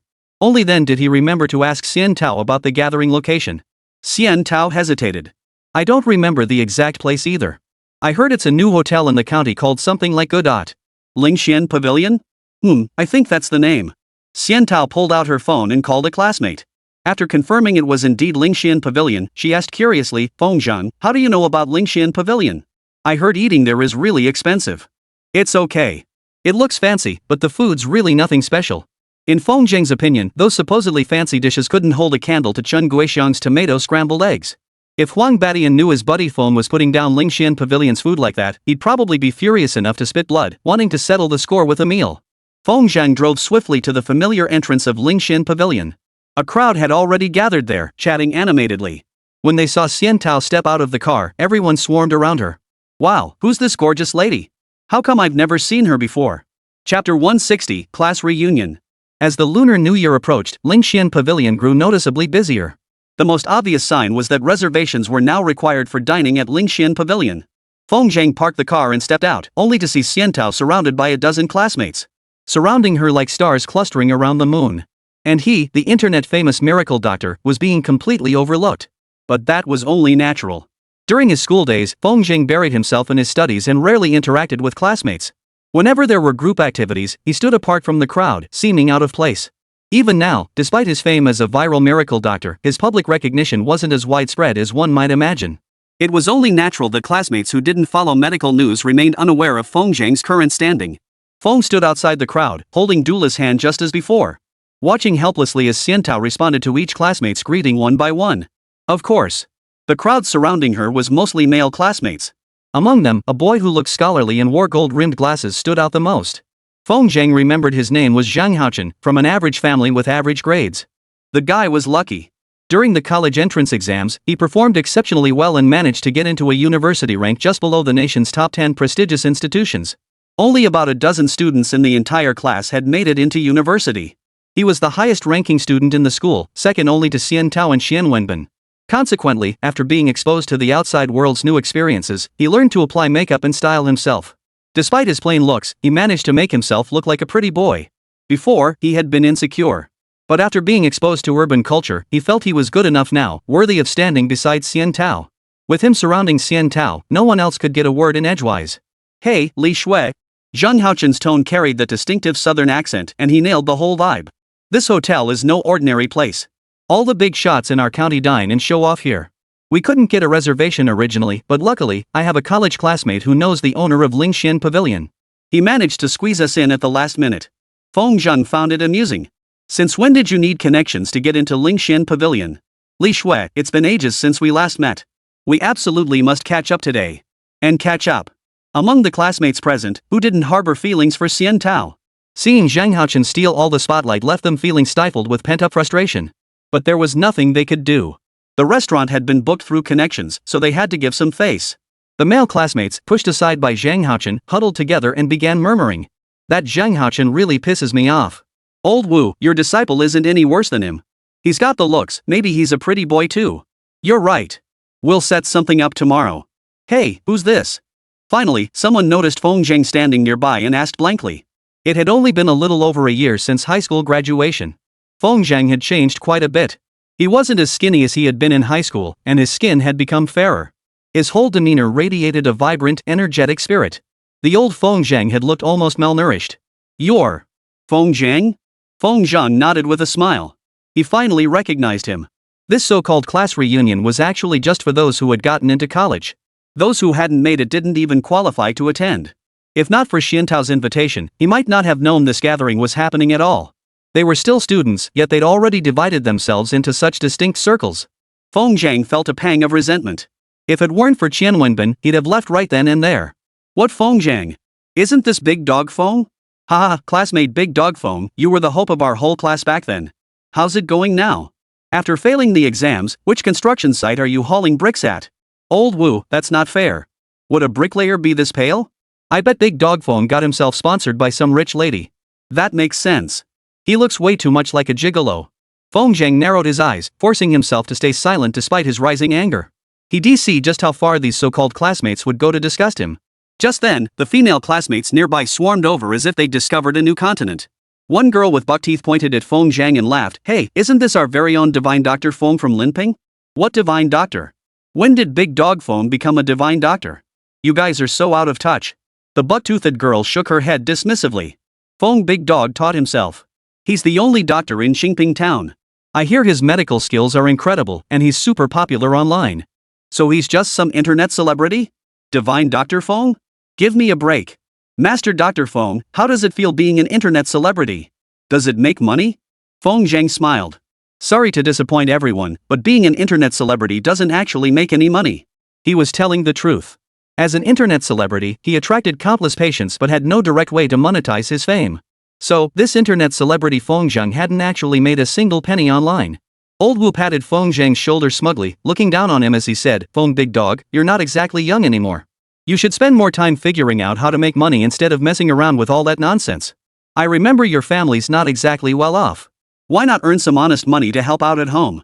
Seeing the lively conversation over there, Zhang Haochen and Xiantao joined in. Hearing her classmates ridicule Feng Jing, Xiantao's expression darkened instantly. She was about to speak up in his defense when she noticed him discreetly shaking his finger at her. Xiantao didn't understand his meaning but held her tongue. Zhang Haochen chuckled, the internet-famous divine Dr. Feng? I've heard of you too, Feng Big Dog. Where'd you learn your quackery? You're not some legendary con artist, are you? Ha ha ha. The other students joined in with well-timed laughter. Feng Zhang gave an awkward chuckle, his gaze fixed on Zhang Haochen. Hardly a quack, I'd say. Treating headaches and fevers? No problem at all. Well, that's something. When I catch a cold someday, I'll definitely come find you. Zhang Haochen deliberately emphasized his words, don't you dare refuse to treat me then, Dr. Feng. Of course not. Seeing Feng Zhang show no sign of annoyance, the classmates instantly lost interest. Old Wu craned his neck to look, then grumbled, what's with this Qian Wenbin? Does he think just because he got into a fancy university, he can ignore us? Exactly. We've been waiting forever and he still hasn't shown up. It's getting dark and we're starving. Zhang Haochen, why don't we go inside first? Zhang Haochen pondered for a moment before replying, everyone who should be here is already here. It won't make a difference if we wait inside. Right. It's freezing out here. Let's get inside. Led by Zhang Haochen, the dozen or so people filed inside one after another. Feng Zhang brought up the rear. Just as he was about to step inside, he suddenly caught Zhang Haochen turning back in the crowd, eyeing him with surprise. Big Dog Feng, what are you doing following us? Don't tell me you're a Lingxian Pavilion attendant? Attendant? What do you mean? Feng Zhang froze for a moment, then his eyes turned cold as he considered the possibilities. Isn't this a class reunion? It is a class reunion, but ours is a university reunion. Feng Zhang's heart felt painfully constricted. These people were so snobbish. He was already at the door, yet still barred from attending his own reunion. What kind of nonsense was this? Chapter 161, so it was young Master Zhang. Wu Chao, what's wrong? Xian Tao, surrounded by the crowd and walking ahead, turned back to ask. The Lingxian Pavilion was too noisy. She hadn't heard the mention of the university reunion. Seeing Xian Tao shake off Zhang Haochen and the others' clinginess, he approached with a stern expression. Wu Chao quickly broke into a sheepish grin. Nothing, Schwerer. I was just joking around with Feng Dagua. Right, Big Dog? Each of them harbored feelings for Xian Tao, so they were extremely conscious of their image in her presence. Wu Chao eagerly hooked his arm through Feng Zhang's, acting as if they were old friends. Feng Zhang, is that right? That's right. Feng Zhang smiled. Old Wu was telling me stories from college. I heard 3 female juniors liked him at the same time? Wu Chao's expression changed. Feng Big Dog, don't go spreading rumors. It's their choice to like me, but I've never had any feelings for them. Though he said this, his eyes never left Xian Tao's reaction. Seeing her look doubtful yet showing no sign of interest, Wu Chao's face betrayed a hint of disappointment. With Xian Tao's attention diverted, Wu Chao dared not stop Feng Zhang. As Xian Tao turned to walk back, Wu Chao leaned close to Feng Zhang's ear and whispered a threat. I'm warning you, Feng Big Dog. This is a university reunion. You know better than to get involved. Just leave. What if I refuse? Feng Zhang snapped back, if you don't want me here, I'll make sure I attend this reunion today no matter what. Wu Chao, you dare start something here at Lingxian Pavilion? What kind of place was Lingxian Pavilion? It's the territory of Huang Batian, the notorious local tycoon. Picking a fight here is practically suicide. Seeing Feng Zhang completely unfazed by the threat, Wu Chao curled his lip, shot him a menacing look, then left Feng Zhang behind to catch up with Xian Tao. He walked alone at the back of the crowd, watching the scene of over a dozen people huddled together. Feng Zhang's heart was filled with mixed emotions. Is this what a class reunion looks like? Cliques, competition, looking down on others. Human nature's worst traits were already on full display before the gathering had even begun. Feng Zhang felt a tinge of anticipation. What other low-class antics could these so-called classmates possibly pull off next? The finest dining experience at Lingxian Pavilion featured pavilions and towers within private courtyards. But those seats weren't available to just anyone. Those who dined there were invariably either wealthy or noble. They were merely a group of students, naturally lacking the means to dine in a private courtyard. The next tier down were private rooms, which could be booked with money. Unfortunately, the private rooms were already fully booked, requiring reservations made days in advance. The least desirable option was dining in the main hall, where nearly 30 rustic tables stood arranged in rows, separated by antique-style partitions. The table Zhang Haochen had supposedly secured through connections was tucked away in an inconspicuous corner. He proudly led the group to their seats. Perhaps sensing their discomfort with the crowded hall, Zhang Haochen deliberately raised his voice, "Don't underestimate this table. Without connections, we wouldn't have gotten it." Exactly. Wu Chao perked up immediately, flattering Zhang Haochen right beside him. Rumor has it Haochen's family has a construction business partnership with Boss Huang, which is how we got this reservation. Tonight, we all owe Haochen a toast. Ah, Brother Haochen really is impressive. Even though it's just a table in the main hall, it's still way more classy than those shabby eateries outside. Lingxian Pavilion, what a great name for it. Dining here feels like stepping back in time to an ancient tavern. Listen to this bustling noise, doesn't it sound just like the vivid scenes in movies? Look at the ambience around the table, doesn't it feel like the lavish feasts of wealthy families in ancient times? Smell this aroma. Ugh, holy, what a stench of alcohol. The man sniffed the nauseating, pungent alcohol fumes. When he opened his eyes, he happened to see a burly, bald giant, drunk out of his mind, opening his mouth and vomiting at his feet. Oh dear, how uncultured. How uncultured. What did you say? The bald giant stood up, his towering 6-foot frame casting an intimidating shadow over him. The drunk man, hearing someone mocking him in a falsetto voice beside him, instantly lost his temper.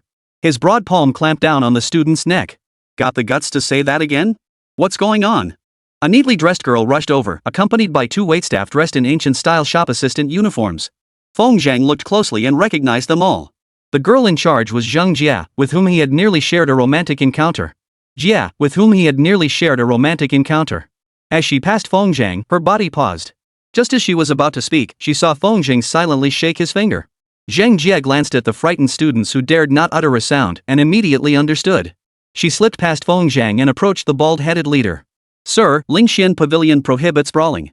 If you have personal grievances, please settle them outside before returning to dine. The bald-headed leader, aware of Lingxian Pavilion's rules, grabbed the student and began to lead him outside. Just then, the bald leader's companions rose one after another, preparing to teach the student a lesson. But after taking only a few steps, they suddenly caught sight of a familiar figure. Feng? Someone recognized Feng, but seeing his cold demeanor, they dared not approach to greet him. Feng, too, felt the world was a strange place. The county town was a small circle, and the group who bullied the weak seemed to be all familiar faces. The man who recognized Feng was none other than Huang Qin's husband, a fellow known as Old Su. After recognizing Feng, Lao Su dared not let the bald-headed big shot continue pestering him. He hurriedly pulled him close and gave Feng an apologetic bow in his direction. From Xian Tao and the other's perspective, Zheng Jia and the student with the crimson neck happened to be standing in the way, seemingly blocking Feng. Seeing Feng didn't respond, Old Su didn't even dare to continue eating his meal. He hurriedly gathered his men and left. Zheng Jia turned back with an apologetic smile. Please continue your meal. To express our regret, we'll give your table a 10% discount today. Thanks, manager. Zheng Haochen sauntered over with an air of self-importance. My dad is Zheng Gang. He's in business with brother Tian. Oh. Zheng Jia feigned sudden understanding, though she had no idea who Zheng Gang was. So you're Mr. Zhang. Enjoy your meal. Zheng Jia walked away. The flushed student ran back, eyes brimming with envy. Is that beauty the boss of Lingxian Pavilion?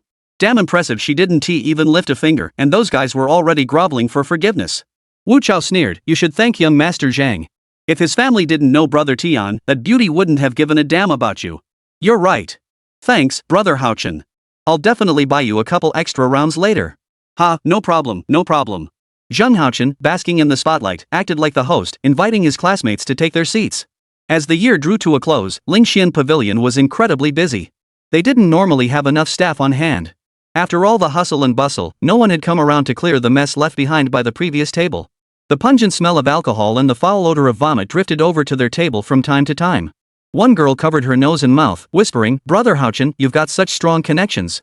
Could you ask that beautiful manager to move us to a private room? It's too noisy here, and the smell is overwhelming. We finally got together for this class reunion. We need a quieter place to catch up properly. Don't you agree? Chapter 162, The Liquor Sent by Brother Tian. Exactly. Brother Haochen, you gotta figure something out. We rarely come to Lingxian Pavilion. If Brother Haochen weren't here, it wouldn't matter. But since we have this opportunity, why not upgrade to a better private room? Seeing everyone nodding in agreement, Zheng Haochen's expression shifted slightly. He thought to himself, are you guys deliberately trying to embarrass me? To avoid losing face in front of his classmates, Zheng Haochen steeled himself and stood up. I'll go ask. Lingxian Pavilion is so busy, it might not work out. Just then, Zheng Jia returned with her staff. The 2 waiters behind her swiftly cleared the mess from another table. Zheng Jia herself came over to Feng's table. Here she comes. Zheng Haochen assumed Zheng Jia had come for him. With a smile he thought was cool, he smugly glanced at his classmates, whose eyes were filled with admiration. Hello, manager. Hello. Zheng Jia had intended to inform Feng of something, but Zheng Haochen unexpectedly intercepted her. Since they were Feng's classmates, Zheng Jia dared not be disrespectful, maintaining professional smile as she faced Zheng Haochen. The thing is, it's too noisy here. Manager, could you please change our table to a private room for my dad's sake? Zheng Jia glanced at Feng, who sat in the corner with his head bowed, and suddenly understood. If changing seats was all it took, Feng could have just asked. There was no need for this nobody student to step in. This reunion was clearly up to something. Feng Zhang preferred to keep a low profile. But Zhang Jia, having worked under Huang Batian, had picked up some of his habits. She wouldn't let Feng Zhang be looked down upon. Hearing this, Zhang Jia replied awkwardly, well, that might be difficult. All the private rooms are fully booked and there's a long line outside waiting. There is one spot available in the courtyard. If any of you can present a Lingxian Pavilion black gold card, you may dine there. Black gold card? What the hell is that? Zhang Haochen looked utterly baffled, though he knew the courtyard was Lingxian Pavilion's finest dining area. A meal there was nothing short of an imperial-level experience. Manager, does my dad have a black gold card? If he does, I can have someone bring it over. In his view, the hotel's black gold card was issued for dining purposes. His father and Huang Batian were business partners, surely he could get his hands on one? Zhang Jia chuckled softly and explained, Lingxian Pavilion's black gold card is a symbol of status. To date, only 10 have ever been issued. The 10 individuals who hold these black gold cards are among the most prominent figures in our entire Linping district. Zhang Haochen's face flushed slightly. His father certainly didn't count among the foremost figures. Which meant his family didn't have a black gold card. Suddenly, Zhang Jia shifted her tone, turning to Feng Zhang with a smile. Among those present here, there is actually someone who possesses a black gold card. If they are willing to present it, they may proceed to the courtyard for the meal. The moment she spoke, the entire room erupted in commotion. A black gold card was so precious, didn't possessing one mean you were among the most prominent figures in Linping? Zhang Haochen and Wu Chao were the most anxious. They scanned each face in turn, urging impatiently, whoever has the black gold card, please don't hide it. Bring it out now. Wherever their eyes fell, people shook their heads. Only Feng Zhang, who had been sitting quietly in the corner with his head down, hesitated briefly before slowly rising to his feet. Zhang, you did this on purpose, didn't you? My apologies, Mr. Feng.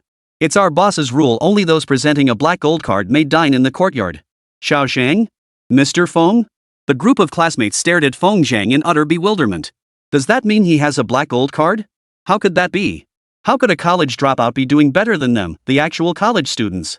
Zhang Haochen stared in disbelief as Feng Zhang helplessly pulled out a card and casually tossed it to Zhang Jia. So cool. So handsome. Zhang Haochen was practically drooling. If he had that black gold card, he could be even more effortlessly cool and handsome. Such a precious thing in Feng Zhang's hands? Wasn't that a waste of a treasure?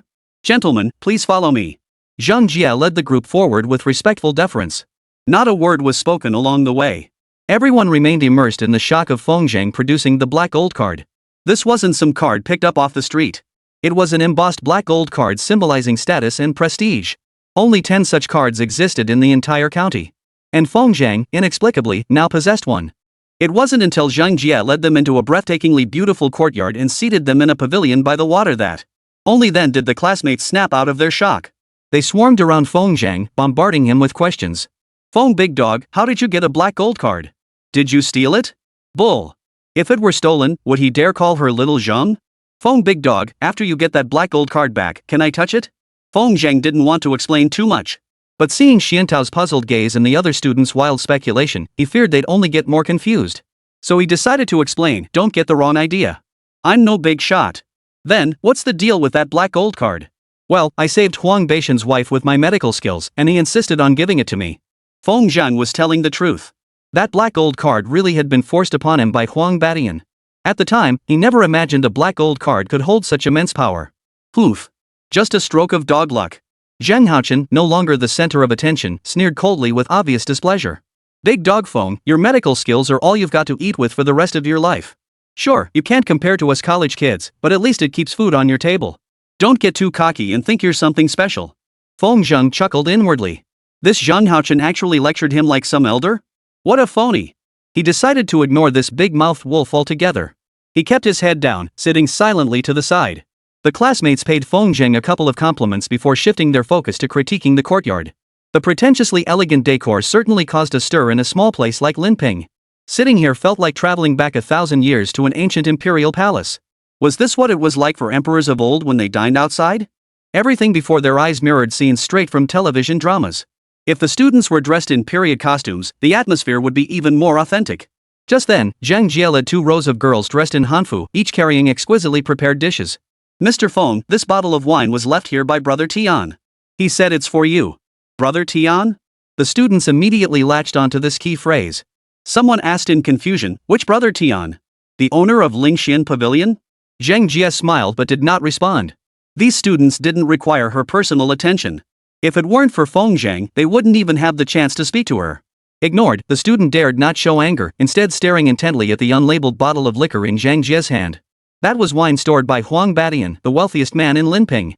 A single sip might grant immortality, right? Wu Chao could no longer contain himself. He frantically signaled to the oblivious Feng Zhang. If Zhang Jie hadn't been present, he would have roared in frustration, "Feng Zhang, stop showing off, kid. Just take it already." Delivering the liquor was Huang Batian's explicit instruction. If Feng Zhang refused, she wouldn't be able to face her boss back at the office. Put it down. Feng Zhang nodded absently, then suddenly asked, "Brother Huang is here too?" Chapter 163, Qian Wenbin's arrival. "Yes, Mr. Feng." Zhang Jie's tone was deeply respectful, not the slightest bit of insincere formality. "Brother Tian is entertaining guests at the moment. He asked you not to leave in a hurry and will come over shortly to discuss some matters with you." "Understood. You may go." Feng Zhang specifically added, "Xiao Zhang, there's no need for you to come over to entertain him." "Understood, Mr. Feng." Zhang Jie had the dishes arranged before leading her staff out of the courtyard. In the courtyard, the students watched Feng Zhang with extremely complex expressions. Was this really the same Feng Degu who had failed the entrance exam? He was acquainted with Brother Tian, that alone was enough to make him proud in Linping. Hoof. Zhang Haochen exhaled the pent-up resentment in his chest and sneered sarcastically, "Feng big dog, you sure know how to show off." "Brother Haochen, what's that supposed to mean? Can't you guys tell?" Zhang Haochen stood up and declared, "This whole thing? I bet Feng Degu. Show off at the class reunion. Feng Degu, come clean, how much did you pay that manager to treat you like this? And you claim to know Brother Tian? Like I'm his blood brother or something? Who'd buy that?" This explanation was full of holes. Anyone with half a brain could see through it. A place like Lingxian Pavilion couldn't possibly be bought off with money. Besides, even if money could solve it, it wouldn't be cheaper than dining in the courtyard. If Feng Zhang had that kind of money, what couldn't he do to show off? But human psychology is a strange thing. These so-called prodigies can't stand seeing a failed examinee doing better than themselves. So even when flaws are glaringly obvious, they'd rather believe it. "Damn you, Feng big dog, you actually fooled me. Spill it, how much did you spend? That beautiful manager, she can't be his girlfriend, right? How else could he afford to have her play along with his charade? He's just a college dropout, not even worthy of tying her shoes. Girlfriend? Dream on." Feng Zhang remained silent. He had completely lost all hope in this so-called group of classmates. Pointless excuses were futile. All he wanted now was for Qian Wenbin to arrive. Once he got to the bottom of what really happened with those college entrance exam scores, he would sever all ties with these so-called classmates. Slam! Xian Tao, who had remained silent all along, could no longer hold back. She slammed her hand on the table and glared angrily around the room. Unfortunately, she was never one for words. After a long pause, she finally murmured softly, "You've gone too far." "Swear, it's not us who's gone too far," Zhang Haochen shouted back.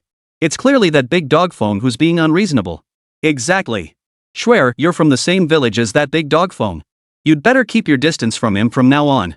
He's nothing but a shameless, scheming little bastard." Wu Chao was about to continue his tirade when a figure appeared at the doorway. His eyes lit up instantly. If Zhang Haochen was the most successful among their group, Qian Wenbin was the one who had made it biggest in all of Linping High School. In terms of family background and status, he could crush anyone. Qian Wenbin's father was the one who had once competed with Huang Batian for Lu Fuxing's major project. Had Feng Zhang not intervened, the top tycoon of Linping today would bear the surname Qian. The moment Qian Wenbin appeared, he instantly captured the attention of every student. His status and background spoke for themselves. Had it not been for the desire to strengthen ties with rising stars like Qian Wenbin and Xian Tao, this so-called class reunion might never have taken place. A year and a half into university, his grades hadn't improved, but he'd gained insight into the ways of the world. "Brother Bin, you finally made it." Wu Chao was the first to dart over, standing beside Qian Wenbin with a fawning expression, looking like a complete sycophant. "Ha ha ha." Qian Wenbin deliberately fanned himself with a black gold card. "You guys changed the venue without even telling me. Made me beg my dad for a black gold card just to treat you guys. The finest hospitality our Linping district has to offer. Who knew you'd all check in early? Classmates, who got the black gold card?" Qian Wenbin's eyes darted around the crowd, searching for the person who might possess the black gold card. Could it be Li Shui? Qian Wenbin knew better than anyone what kind of people these classmates were. If anyone could have gotten the black gold card, it would only be Li Shui, a stunning beauty whose looks couldn't be hidden even in a big city. Swear, it couldn't be you, could it? Xian Tao knew some inside information. Feng Zhang's failure to make the list was connected to Qian Wenbin, though it hadn't been confirmed yet. In Xian Tao's mind, he'd already branded Qian Wenbin a despicable villain. I'm afraid I've disappointed young Master Qian. The black gold card belongs to Feng Zheng. Who?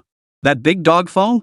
Qian Wenbin finally spotted Feng Zheng hidden in the crowd, his expression shifting inexplicably.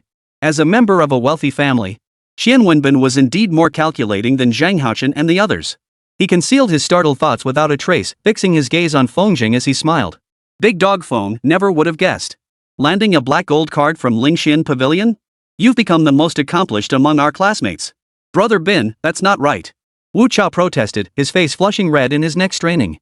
That black gold card is fake. Feng Zheng bribed Lingxian Pavilion's beautiful manager just to show off in front of our classmates. Yeah, Brother Bin. Zhang Haochen hurriedly chimed in. Don't fall for Feng Big Dog's tricks. Frustrated by Feng Zheng's dominance, Zhang Haochen deliberately slandered him. But having his spotlight stolen by Qian Wenbin didn't bother Zhang Haochen in the slightest. He even felt it was only natural. Bribe the manager of Lingxian Pavilion? That's going too far. Qian Wenbin exclaimed dramatically, the manager of Lingxian Pavilion is Zhang Jia. When I came to dine with my father, we even exchanged phone numbers. That woman is Huang Beishan's most trusted lieutenant. Bribing her takes more than just money. Alright, everyone sit down. The food is getting cold. Qian Wenbin approached and immediately a classmate stood up. Brother Bin, you sit here. Ha, everyone, sit down. Qian Wenbin's gaze fell on the unlabeled bottle of liquor on the table. Ha?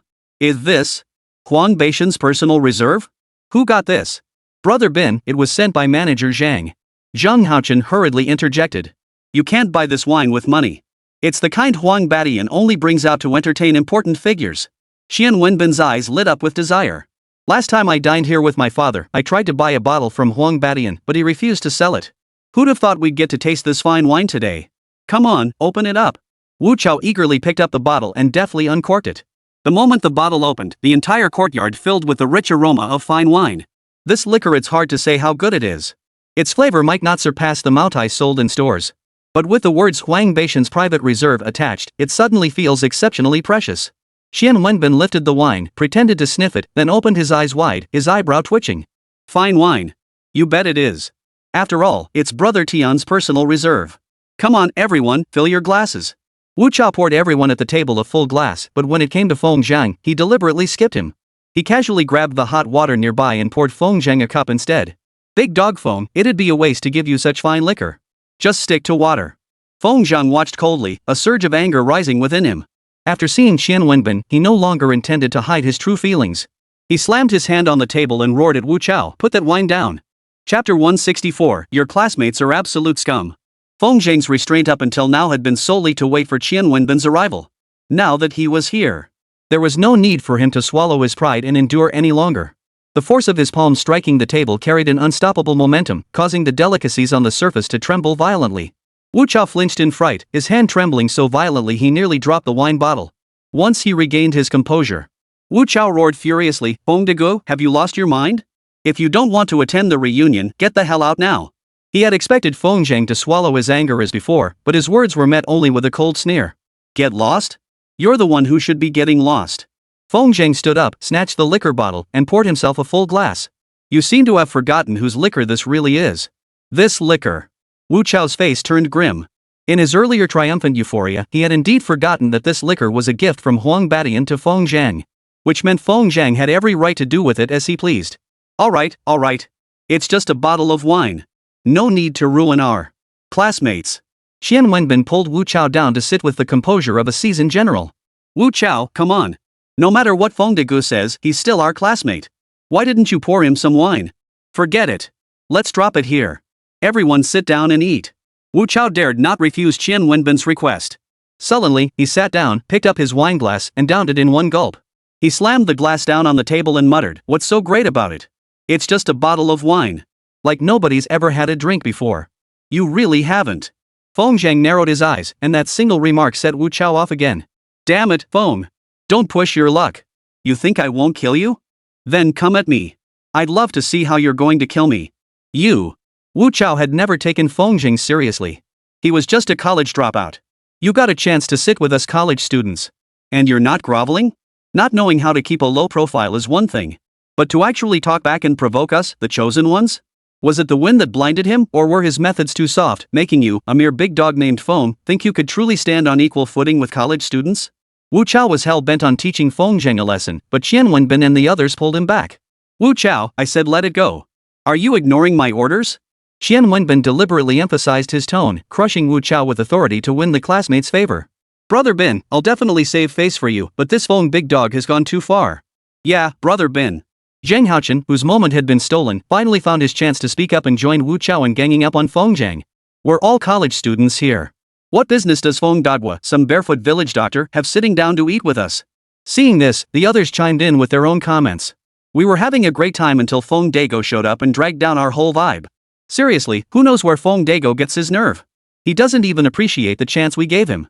If you ask me, we should just kick him out. Besides, Brother Bin has a black gold card. We can still dine here without Feng Dagu. Some people think that traitor Shi Yun did Huang Batian a favor and now he actually thinks he's someone important. It's laughable. Feng Zheng's face turned ashen as he stared at each of their haughty expressions. Only now did their deep-seated contempt for him fully erupt. With Qian Wenbin present, they felt no need to hold back.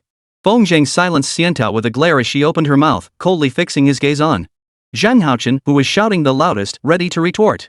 Suddenly, footsteps echoed through the room. Hey, isn't that Brother Tian? Zhang Haochen instinctively abandoned Qian Wenbin and rushed over. This was Linping's top tycoon, with connections reaching high places far more useful than Qian Wenbin, a mere second-generation rich kid. True, they were college students. But once they graduated and wanted to put down roots in Linping, Huang Batian was an unavoidable figure. Countless people were eager to curry favor with Huang Batian but couldn't find a way in. Now he was coming to them. Wasn't this a golden opportunity? Zhang Haochen felt heaven had opened its eyes, granting him a chance to draw close to Huang Batian. Brother Tian, what brings you here? Zhang Haochen bowed and scraped like a sycophant, lowering himself completely, not a trace of arrogance on his face. And you are? Huang Batian's imposing presence, accentuated by his thick gold chain, sent a shiver down Zhang Haochen's spine. Forcing a smile, he stammered, "It's only natural Brother Tian wouldn't recognize me. My father is Zhang Gang, he has business dealings with you." Zhang Gang? Huang Batian looked puzzled, thinking for a moment before suddenly recalling that within his own enterprise, one of the minor supply chains he barely paid attention to was indeed managed by a man named Zhang Gang. Old Zhang's son? Yes, that's old Zhang. Zhang Haochen's face flushed crimson with excitement. Brother Tian, my dad keeps talking about you at home. He says you gave us the chance to build our fortune. My dad has mentioned many times that he wants to treat you to a meal, Brother Tian, but unfortunately you've always been too busy. True, I do have a lot of business engagements. Huang Batian waved to the two men following behind him. Go check if old Zhang has any issues with our business. If there aren't any, shut it down. Got it, Brother Tian. One of them responded and left. Zhang Haochen's mind hadn't processed the shift until the man had left the courtyard. Only then did he grasp the situation. His face twisted in distress as he looked up, panic in his voice. Why, Brother Tian? Are you trying to get my dad a better deal? How did old Zhang end up with a piece of trash like you? Huang Batian slapped Zhang Haochen's cheek. A sycophant, full of himself, you've got every trait I despise. Like father, like son. Old Zhang's character can't be much better either. Zhang Haochen was too stunned to utter a word. As for the other classmates who had intended to approach and curry favor, they all sat frozen in place, their faces drained of color. Only Qian Wenbin maintained his composure, offering Huang Batian a faint smile. Uncle Tian. Old Qian was quite the tyrant himself. How did he end up with a pretentious little thing like you? True to his name, Huang Batian's words sent a flicker of unease across Qian Wenbin's face. Since losing the competition against Huang Batian, the Qin family's situation grew increasingly dire. Linping was only so big, and all the lucrative projects were snatched up by Huang Batian. The scraps left for old Qian offered little profit. Old Qian refused to accept defeat, still scheming to outmaneuver Huang Batian through business rivalry. Alas, his efforts ultimately came to naught. He poured in countless sums of money, yet not only did he fail to secure the projects, but he also plunged his family into a debt crisis. Old Qian's failure could only be attributed to bad luck. As the victor, Huang Batian didn't look down on him. It was only upon meeting old Qian's son today that Huang Batian realized old Qian's downfall was not accidental, but rather inevitable. The son's heart was corrupt. How could the father remain unscathed? Upon Huang Batian's arrival, he immediately severed ties with Zhang Gang and berated the two young, arrogant scions. Their faces flushed crimson under his scolding, yet they showed not a trace of shame. The others didn't even have the privilege of being scolded by Huang Batian. They kept their heads bowed, afraid to meet his gaze. Then Huang Batian approached Feng Zheng, patting his shoulder and saying, "Brother, your classmates are real scumbags." Chapter 165, I'll drink 3 cups as penance. Ha, Brother Huang speaks the truth. Feng Zheng stood up, surveying his trembling classmates from above.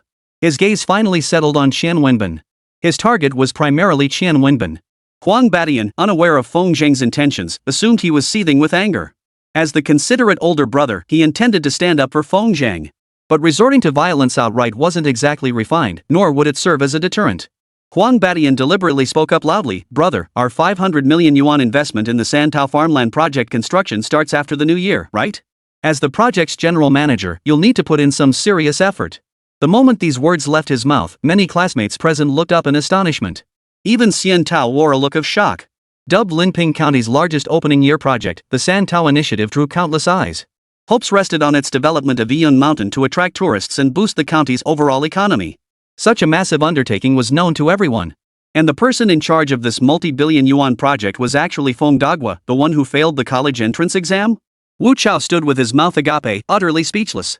He had once discussed it with his family, planning to leverage connections after graduating from university to land a junior management position at the Santao project. With a project of such scale, Santao Pastoral was bound to be short on talent. As a college graduate, his perspective and knowledge far surpassed those of local farmers. He believed landing a management position wouldn't be difficult. Yet before the project even began, Feng Degu, whom he had looked down upon, had become the project leader? Didn't that mean that no matter how hard he, Wu Chao, worked in the future, he'd still be working under Feng Degu? How could it be? Xian Tao stared at Feng Zhang with a complex expression. In that moment, she suddenly felt a sense of release. No wonder he remained unfazed by his classmates' constant teasing. The ones truly not on his level were those self-important college students. The mere fact that he was the overall manager of Santu farmland was shocking enough. Little did she expect Huang Badian to keep dropping bombshells, each more astonishing than the last. And listen, bro, our Santao slimming capsules aren't even on the market yet, but word's already out from the pharmaceutical plant. Under their management, the capsules have already caught the attention of the industry. Someone's offering 80 million for a 10% stake in the Santao slimming capsules. What do you say, bro? As the chairman, how should we handle this? What? Everyone was utterly dumbfounded. They didn't know what the Santao slimming capsules were. But they caught the key points, 80 million yuan for only a 10% stake. As the major shareholder, Feng Zhang must hold more than 10% of the shares, right? Could it be that Feng Zhang's personal net worth had already surpassed 100 million? He was clearly a college entrance exam failure. And he was just a village barefoot doctor. How could he be worth so much? 100 million yuan. That's the career goal for us college graduates after graduation. Feng Zhang answered without batting an eye. Who exactly is unworthy of dining with him? Huang Badian, never one to mince words, pressed on, "Brother, I know you care about money, but these matters no one else can decide them but you. Whether it's possible or not is entirely up to you. Oh, and Lu Fuxing has discussed it with me many times. He and his wife want to treat you to a meal to express their gratitude. I've turned down all the other dinner invitations for you. But Lu Fuxing is different. He's the biggest investor in our county, even I have to give him some face. So, little brother, see when you're free. I'll give Mr. Lu a call." The students were utterly stunned, slumped in their chairs like zombies, overcome with shame. Look at that. That's what status looks like. The county's biggest investor, his net worth must be at least a few billion, right? If someone wanted to treat Feng Zheng to a meal, they'd have to pull strings to get an introduction and still ask if he was available. Feng Zheng attending this reunion was purely out of camaraderie, lowering himself to give them face. And this big shot, they actually pushed him to the brink of storming out? Zheng Haochen stared blankly at Feng Zheng. He'd been scheming to curry favor with Huang Badian. Now it seemed the real hidden powerhouse was right beside him, yet he'd been pushing him away with all his might. Wasn't this putting the cart before the horse? He had been observing Huang Badian's mannerisms and expressions while speaking. On the surface, he appeared carefree and casual, yet the deep-seated respect hidden in his eyes was unmistakable. A figure even Huang Badian treated with caution. Just how high was Feng Zheng's status? Who can tell me why this is happening? What the hell did I just do? At that moment, Huang Badian stared at the half-empty bottle of liquor on the table and frowned. A class reunion? How could one bottle be enough? Come on, bring out all my special reserves. Let my little brother drink his fill. Oh, and little brother, Ting is picking up the tab tonight. If you dare try to pay, watch out, I'll have your sister come over and give you an earful. Huang Badian tossed out the line half-jokingly, his gaze carrying a hint of menace as he swept it over everyone present before chuckling softly. Oh dear, I forgot you were having your reunion. I won't disturb you any longer. Have a great time, little brother. Watching Huang Badian jog away, everyone felt a sense of utter unreality. How could Huang Badian, the notorious tycoon of Linping, appear so charmingly like a next-door neighbor in Feng Zheng's presence? Could this be an imposter? The thought sent a chill down their spines. Who was Huang Badian? A big shot who ruled both the underworld and the legitimate world. Who'd be crazy enough to impersonate him on his turf? How the hell was he supposed to explain this? A dozen people sat in the pavilion, yet now it was dead silent, so quiet you could hear a pin drop. Ahem. Xian Tao cleared her throat at just the right moment, her eyes sparkling with unhidden amusement. She'd long found these classmates unbearable. Overwhelmed by Feng Zhang's status, she felt even more delighted than he did. Xiao Zhang, who would have thought? You're practically a super rich tycoon in Linping now, huh? After Xian Tao's deliberate reminder, the crowd finally snapped out of their shock, nervously glancing at Feng Zhang. He was still that quiet teenager. Yet now, an unusual radiance enveloped his entire being, making him seem almost dazzling. Xian Tao, who was usually cold to everyone, picked up a glass of wine and walked over to Feng Zhang. Pouting, she said, "Let's have a drink together." Don't refuse me, okay? Feng Zhang paused, then raised his cup to clink with Xian Tao's. Given Xian Tao's aloof nature, she would never deliberately seek closeness with him. She did this solely to provoke those classmates. You all looked down on Feng Zhang, didn't you? Now, who has the right to look down on him? Xian Tao silently used her own closeness to provoke those classmates who had once mocked Feng Zhang. It was the stubbornness and sly cleverness hidden deep within her bones, and it looked kind of adorable. Big dog Feng. Ugh, I mean brother Zhang. Wu Chao steeled himself to stand up, then slapped his own face hard. My bad, I judged you wrong. Don't hold it against me, okay? Saying this, Wu Chao picked up his cup and downed it in one gulp. Brother Zhang, I'll punish myself with 3 cups. You just relax. Chapter 166, 200,000 buys Feng Zhang's future. Feng Zhang remained expressionless, showing no intention of touching his cup. Wu Chao paid no mind, finishing his 3 cups on his own. When he saw Feng Zhang's expression soften slightly, in that instant, he felt his confidence return. Pointing at the still-dazed students, he declared, "You lot have no sense of propriety. Brother Zhang may be magnanimous enough not to hold it against you, but that doesn't mean you're off the hook for apologizing. Everyone follow my lead, 3 cups of self-punishment each." Prompted by Wu Chao's reminder. The other students finally snapped out of it. They picked up their cups and began drinking on their own. At that moment, 2 waiters carried in a large crate of liquor, each bottle a personal treasure from Huang Baishan's collection. Seeing how much Huang Batian valued Feng Zhang, Chen Wenbin's expression shifted. He desperately wanted to slip away. But with so many eyes on him, he truly dared not leave on his own. Mainly, he didn't know if doing so would directly provoke Feng Zhang. After everyone had downed 3 cups as punishment, Chen Wenbin suppressed his inner dread and walked over to fill his own cup. Brother Zhang, I never imagined you'd be doing so well now. For the sake of our school ties, let's consider today's incident settled. We're all classmates. Look out for each other in the future. Just as Chen Wenbin lifted his cup to drink, suddenly, a cup flew through the air, shattering the one in his hand. Chen Wenbin seethed inwardly but feigned surprise. Brother Zhang, what's this about? Everyone else took the penalty drink, why should I be exempt? Feng Zhang stared coldly at Chen Wenbin. After failing the exams that year, he had sunk into despair for an entire year. During that time, he endured countless hardships, torment, and the scornful glances of the villagers. All of it was thanks to Chen Wenbin. Before, Feng Zhang hadn't dared to be certain.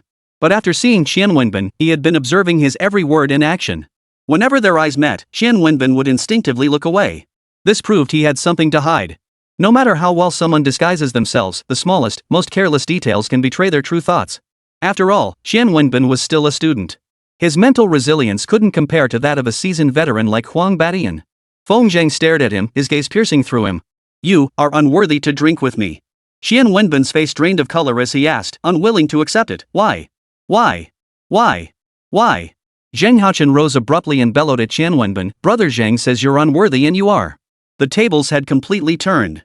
Chen Wenbin, once the center of everyone's attention, now faced the same treatment Feng Zhang had endured earlier.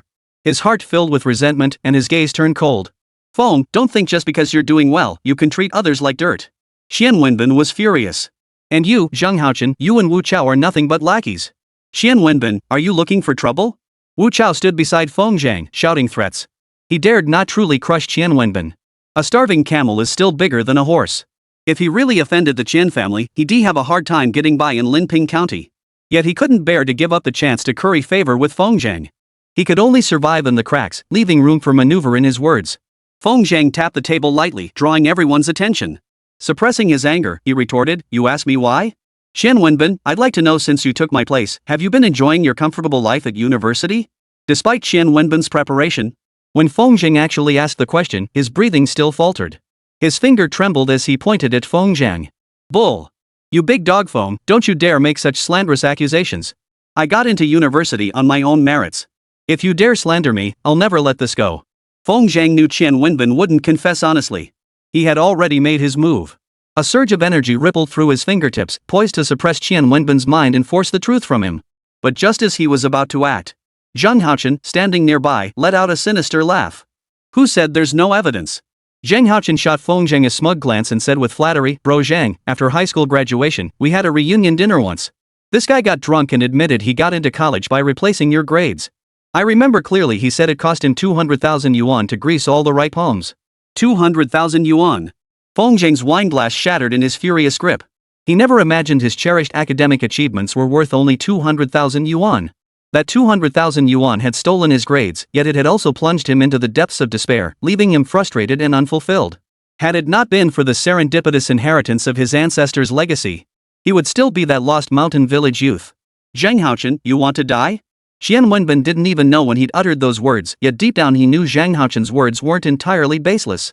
Otherwise, how had the rumors of identity substitution spread among their classmates? Xian Tao had also only learned of this rumor by chance during a conversation with classmates. But without proof, all she could do was warn Feng Zhang. You dare slander me? You and that bastard Feng Zhang will both die. Qian Wenbin, looking like a madman, pointed at the two and roared.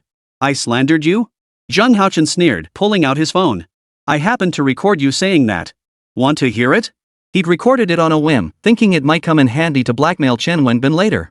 He couldn't care less about Feng Zhang's fate and had no intention of voluntarily handing the recording over to him. Times had changed. Feng Zhang now held far too high a position. Currying favor with him offered greater benefits than blackmailing Qian Wenbin ever could. Qian Wenbin's expression shifted slightly, yet he still roared in defiance, You're bluffing me. Let it out, damn it. If you can't, you won't leave Lingxian Pavilion alive today. Fine, I'll play it.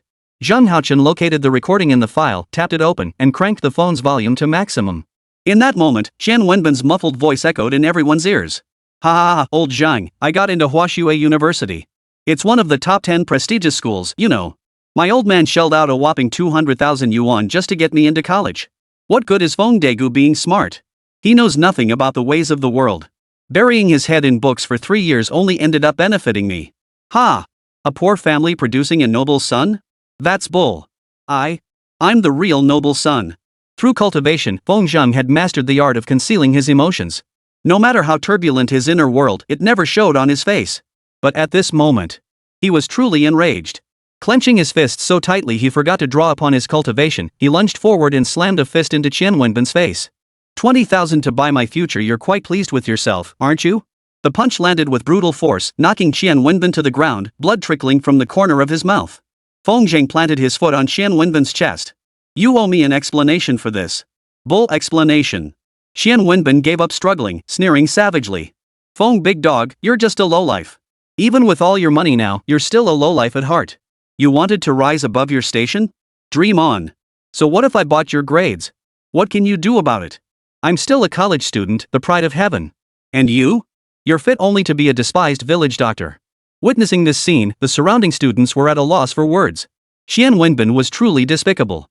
But now, as he raved like a madman, there was a hint of pity mixed in with the contempt. Zhang, why don't we just let it go? A female classmate who liked Qian Wenbin tried to persuade him. It's all in the past. Beating him up won't change anything.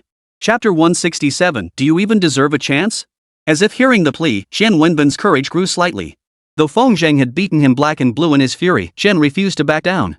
Feng big dog, if you've got the guts, go ahead and kill me. Ha!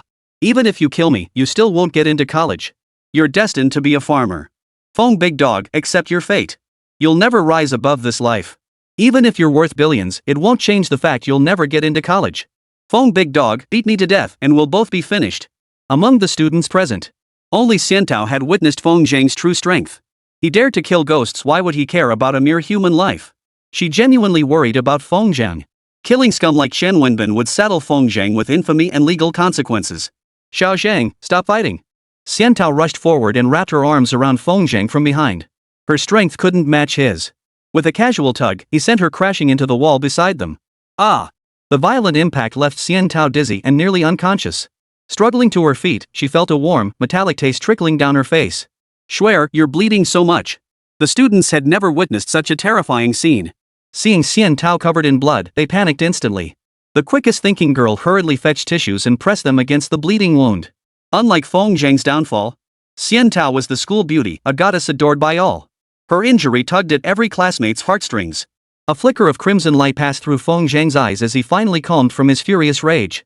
Gazing at Xiantao's pitiful state, an overwhelming sense of guilt welled up within him. Xiantao, I. Xiantao smiled weakly, as long as you're okay. With those words, her head tilted sideways, and she truly slipped into unconsciousness. Someone's been injured. Quick, get her to the hospital. Call an ambulance. What's the rush? Zheng is a doctor. The frantic classmates finally calmed down, staring at Feng Zhang in panic. Feng Zhang, treat Xiantao now. Feng Zhang could care less about anyone else. But Xiantao was different. She genuinely cared about Feng Zhang. If this collision left her with any lasting complications, Feng Zhang would carry guilt for the rest of his life. He bent down, cradling Xiantao in his arms, and placed 2 fingers on her wrist. Thankfully. Though her pulse was slow, it wasn't life-threatening. Xiantao's unconsciousness was entirely due to the pain. It was obvious to anyone that Feng Zhang, as a cultivator, possessed immense strength when enraged. Xiantao had been flung aside and slammed against the wall. That she had managed to hold on long enough to utter those words to Feng Zhang was nothing short of remarkable.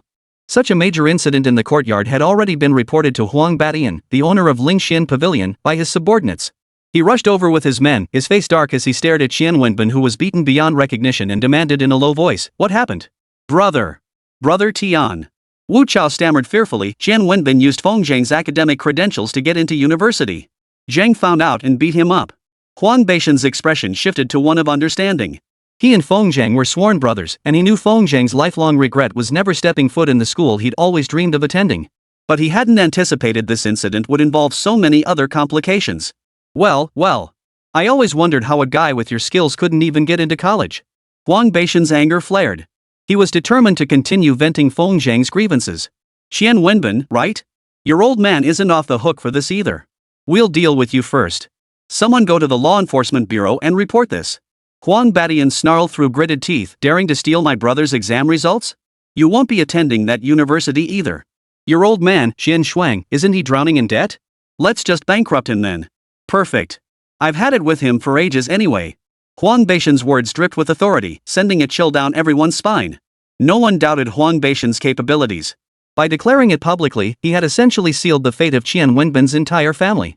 Qian Wenbin's earlier arrogance stemmed from his belief that Feng Zhang couldn't touch him even if the matter reached the school, it wouldn't disrupt his studies. But with Huang Batian stepping in, the situation changed instantly. If he said Qian Wenbin couldn't continue his studies, then he absolutely couldn't. Uncle Tian, you can't do this. Qian Wenbin, finally coming to his senses, threw himself at Huang Batian's legs, clinging desperately. My dad's business is already on the brink of bankruptcy. If you take away my education too, our family will never get back on its feet. Uncle Tian, you and my dad used to do business together. If not for my father's sake, then for mine, please give your nephew a chance, okay? Get lost. Huang Batian impatiently kicked Qian Wenbin away. You think you deserve a chance? You're nothing but a spoiled, good-for-nothing brat. Even if you went to college, you'd still be nothing but trouble. Know your place and leave. Don't make me force you. Qian Wenbin threw himself to the ground, sobbing uncontrollably. Uncle Tian, Zhenga, I beg you give me a chance. I promise, I'll study hard. When I graduate, I'll come back and serve our Linping. Zhang good, doesn't your Santao farm need top students? I'll work for you after graduation without pay. Zhang Ge, I beg you. Feng Zhang stared at Qian Wenbin without a word. How thick-skinned can this guy be? Doesn't he have any idea how he's actually doing? Waiting for you to come back after finishing your studies to wreak havoc on Santu village? Feng Zhang couldn't be bothered to glance at Qian Wenbin again. He carefully used the gauze brought by the hotel staff to bandage Xiantao's wound. Brother Zhang, Uncle Tian, I beg you. I'll kowtow to you. You're bloody well noisy. Huang Batian couldn't bear to watch any longer. He waved his hand. Get him out of here. Yes, Mr. Huang. Several attendants rushed in, hoisting the barely ambulatory Qian Wenbin and dumping him directly onto the roadside outside Lingxian Pavilion. The courtyard finally fell silent. Huang Batian turned, concern flashing in his eyes. Brother, is that girl okay? She's fine. Just superficial injuries. Even if she had internal injuries, with you around, she'd be fine. Huang Batian stood up and called Zheng Jia over. Go book a room for this girl to rest, he instructed. Turning back to Feng Zhang, Huang Batian continued, Brother, if you're still hungry, I'll have someone bring you something to eat later. No need. Feng Zhang scooped up Xiantao in his arms, not glancing back at the so-called classmates behind him, and followed Zheng Jia out of Lingxian Pavilion. By the roadside. Qian Wenbin lay lifelessly by the roadside. Passers-by pointed and whispered at him, but at that moment, he couldn't care less about his image. His studies were gone. His family was bankrupt. It's easy to go from frugality to extravagance, but hard to go from extravagance back to frugality. He pondered how he would manage his life from now on. Feng Zhang sat unnoticed in Zhang Jie's car. Otherwise, this guy would surely come running over to beg. As they passed each other, Feng Zhang sighed silently and lowered the silver needles in his hand. He had originally planned to drive Qian Wenbin completely insane, or what is commonly known as mental illness. But seeing Qian Wenbin in this state, it seemed that keeping him lucid would make his torment even more brutal. With that thought, Feng Zhang stowed away the silver needles. Behind him, his classmates remained in a state of shock. This was the very Feng Daegu they had looked down upon. After just over a year apart, he had transformed into someone they now looked up to in awe. Wu Chao and Zhang Haochen exchanged a glance, each reading the other's intent. They seized the moment to catch up, hoping to curry favor with Feng Zhang. But before their feet could move, a commanding voice cut through the air. Anyone who dares disturb my brother Feng again, don't blame me for being rude. Chapter 168, Trouble at the Clinic. Inside the hotel. Feng Zhang carefully placed the peach on the bed, fetched a warm, damp towel from the bathroom, and gently wiped the bloodstains from her face. A towel soaked in lukewarm water from the bathroom and gently wiped the bloodstains from her face. The truth was exactly as Feng Zhang had said. Xian Tao had only suffered superficial injuries. The bleeding had stopped, and all traces of blood were wiped from her face. Within her body, the spiritual energy released by Feng Zhang sustained her already robust vitality. The problem was, why hadn't Xian Tao woken up yet? Feng Zhang frowned deeply, his eyes filled with guilt. Had he not been overcome by rage just now, Xian Tu would never have suffered such injustice. Under the lamplight, Feng Zhang studied her breathtakingly beautiful face with intense scrutiny. Xian Tao's beauty lay in its serenity. She possessed the simplicity of a village girl, yet carried a serenity unmatched by city girls. Sitting beside her, Feng Zhang felt moved, sensing that profound, innate stillness radiating from her very core. Suddenly, Feng Zhang noticed a dark red stain behind Xian Tao's ear.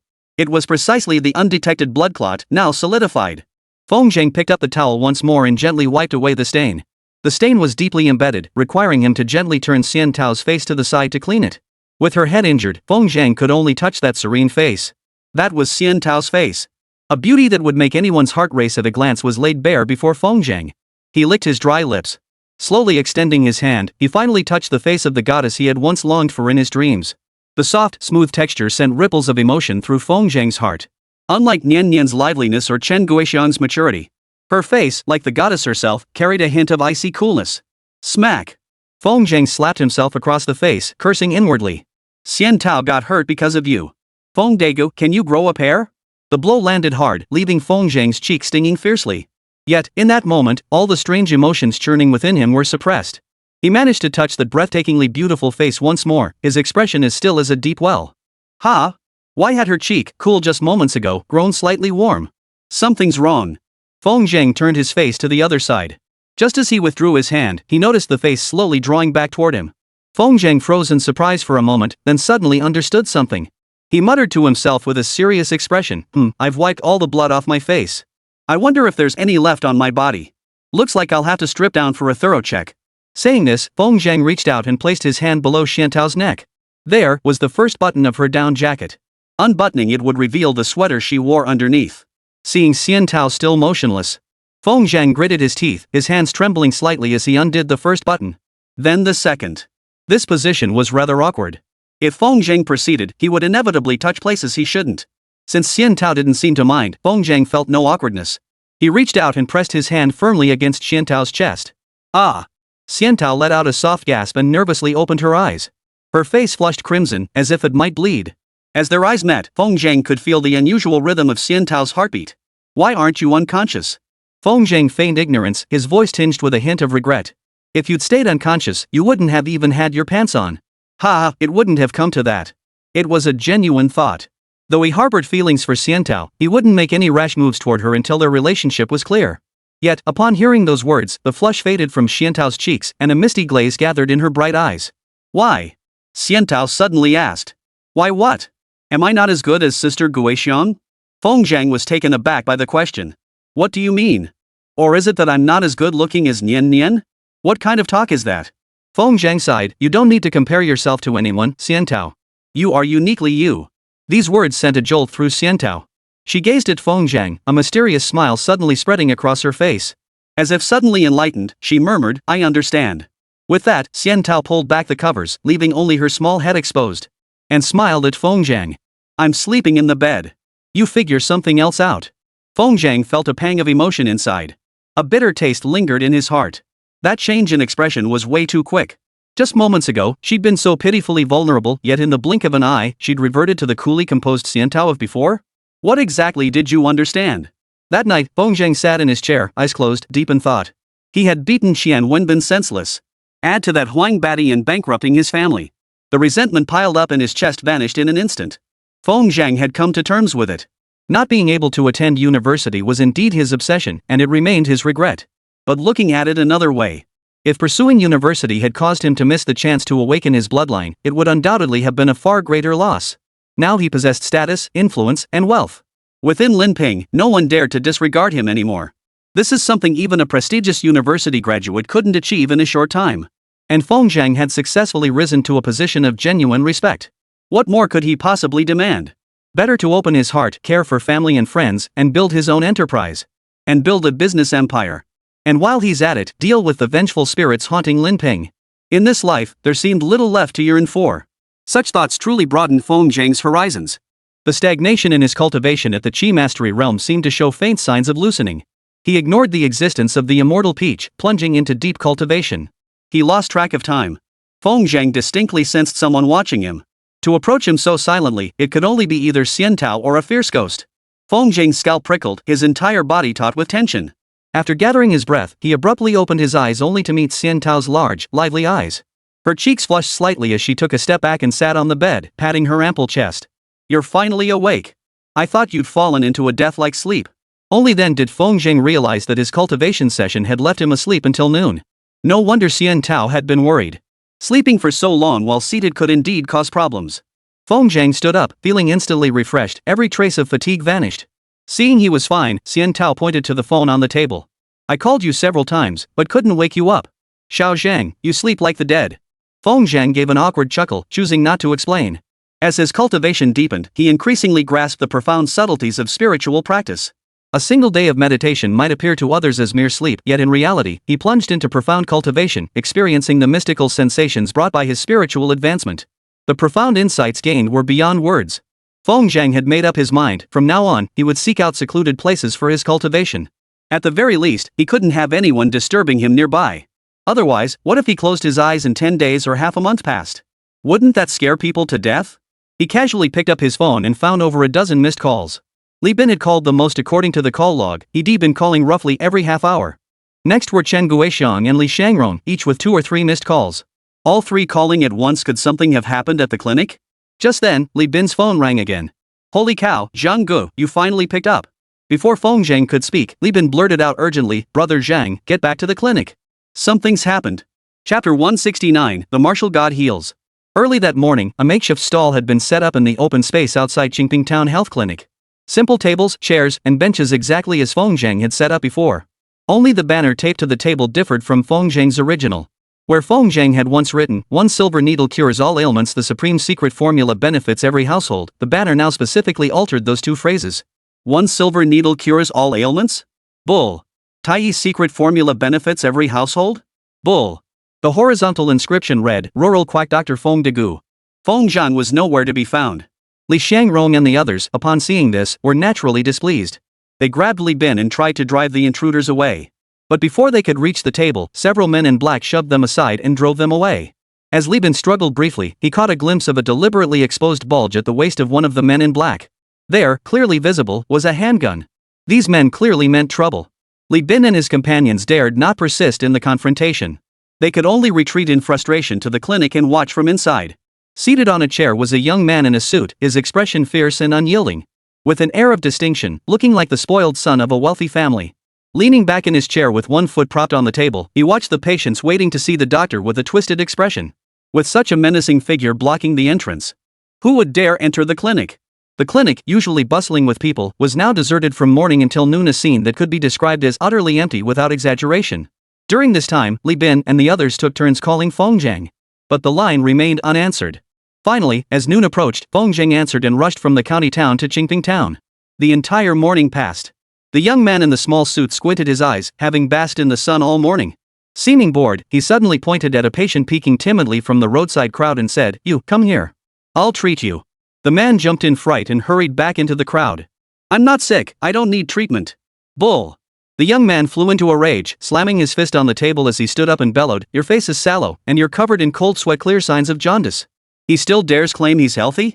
Grab him for me.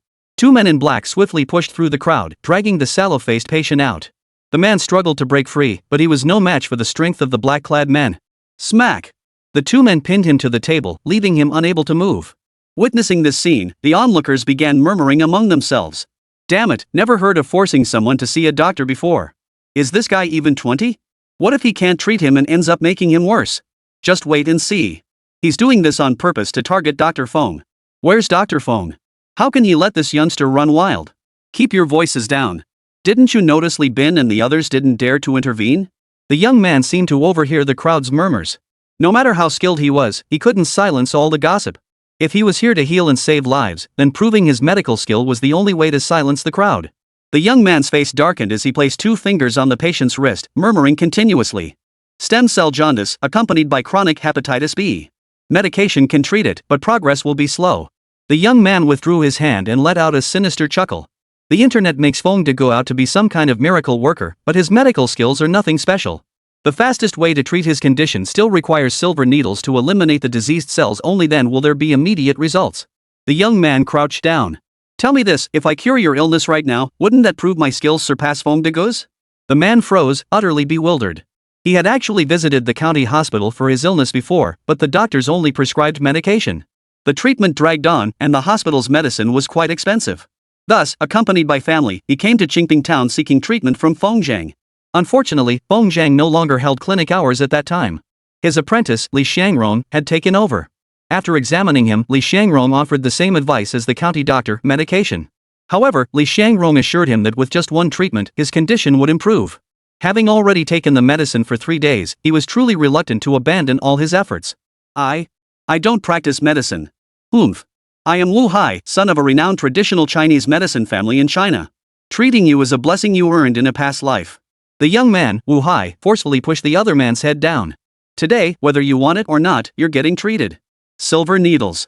A man in black opened the medicine chest, took out a silver needle, and handed it to Wu Hai with great care. Wu Hai felt his way to the patient's acupoint, then without looking, swiftly. Ah!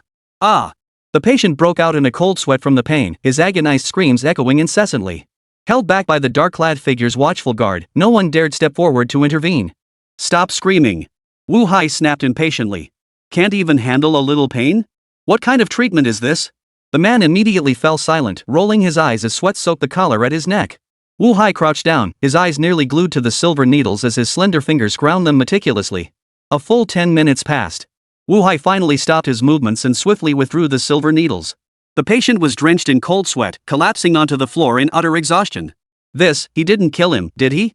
If this Wu Hai actually killed someone, would that count as murder? Has anyone called the police? We can't let him keep this up. Wu Hai coldly eyed the most vocal complainers and snapped, "What do you know? His sweating is because I used silver needles to expel the toxic qi from his body. His jaundice has been cured. Give it 3 more minutes at most, and you quacks will witness the wonders of my medical skill." As he spoke, the 3 minutes passed in an instant. The patient, who had been in such agony he was nearly unconscious, suddenly perked up and stood up from the ground. A cold wind swept through. The patient shivered and pulled his collar tighter. The onlookers saw clearly that the waxy pallor on his face had indeed vanished in an uncanny way. "Master Wu, thank you for healing me." The patient could feel the transformation within his body. The agony he had endured vanished completely. Now, he felt refreshed and invigorated, his body light as a feather. All signs pointed to one thing: his illness had indeed been cured. "Dr. Wu, how much is the treatment fee?" "It is unnecessary." Wu Hai waved his hand dismissively. "I treat illnesses and save lives to demonstrate my medical skill, not to seek wealth. A modest consultation fee is unnecessary." With that, Wu Hai rose to his feet and declared in a clear voice, "Today I am in a good mood. All treatments shall be provided free of charge. Anyone with an ailment, come forward now. No waiting. I'll say this plainly. I, Wu Hai, am no one seeking empty fame. What wind big dog can't cure, I, Wu Hai, can heal and in less time, with quicker results." The gathered patients looked at Wu Hai. Lured by the promise of free treatment, some quickly raised their hands and rushed forward. "Me. Master Wu, please examine me." "Me too." Inside the clinic, Li Bin watched the unfolding scene with a heavy heart. After all the commotion Wu Hai had caused, there were no patients left in the clinic. Li Bin was puzzled and asked Li Xiangrong beside him, could Wu Hai's medical skills really be that extraordinary? Li Xiangrong shook his head dismissively. Master always said the worst thing in medicine is rushing for quick results. Take the jaundice patient. Traditional Chinese medicine gradually clears the inflammation while also regulating the body. Wu Hai's approach might yield immediate results, but it could lead to uncontrollable side effects. Chapter 170, The Way of the Physician. Feng Zheng practiced medicine to heal and save lives, never to prove his own skill. He approached each case entirely from the patient's perspective, putting himself in their shoes. Why are illnesses categorized as slow or acute? Acute illnesses demand urgent intervention, necessitating special measures and potent treatments. As for the chronic illnesses commonly seen in the world, through generations of medical research, it has been discovered that using appropriate medications for gradual treatment allows chronic conditions to heal slowly without harming the patient's body. This process also serves as a form of physical conditioning for the patient. Why does traditional Chinese medicine appear less effective than Western medicine? The answer lies here. Western medicine emphasizes scientific treatment methods to rapidly cure patients' conditions. Traditional Chinese medicine, however, emphasizes nourishment and regulation as its primary approach. This is why Chinese medicine has been increasingly recognized as a wellness-oriented practice in recent years. Yet traditional Chinese medicine is profound and extensive, clearly distinguishing between primary and secondary approaches in treatment. The ignorant masses could never comprehend its intricacies. Wu Hai's approach is even more short-sighted than Western medicine, focusing solely on targeted treatment while disregarding the patient's physical tolerance and potential complications. This approach isn't necessarily wrong. But as the saying goes, he who walks by the river often will get his shoes wet. When treating patients with multiple underlying conditions, problems are bound to arise. Li Bin asked anxiously, Xiangrong, are we just going to stand by and do nothing? What can we do? My plan is to wait until the master returns before addressing it. This was Li Xiangrong's first time facing such a situation. He'd heard of martial and literary contests, but this was his first time witnessing a showdown in medical skill. Li Xiangrong panicked momentarily, hastily pulling out his phone to call Feng Zheng again. Don't call him. Chen Guixiang, who had been tidying things inside, came over to stop him. Your urgency won't help. Xiao Zhang just got his driver's license. Pushing him now could lead to trouble. Li Xiangrong paused, put away his phone, and stood with Li Bin, both frowning as they watched Wu Hai treat the patient. As Wu Hai inserted each silver needle, stubborn chronic ailments were indeed cured in an instant. So the onlookers began to murmur. Who would have thought? This Wu Divine Doctor's skills are actually superior to Feng Divine Doctor's. Who wouldn't agree? My jaundice Dr. Feng's apprentice said it would take a week to cure, but after Dr. Wu treated me, it vanished instantly. Dr. Wu's medical skills are extraordinary, and he has the compassionate heart of a true healer. He treats us poor old folks. He treats us all for free. By this measure, he's far superior to the divine physician Feng. You know what? That young Dr. Wu sure looks sharp. Wonder if he's married yet. Listening to the murmurs of the crowd, Li Bin and Li Xiangrong turned pale with anger. Chen Guixiang remained silent with a stern expression, feeling utterly disappointed in these patients.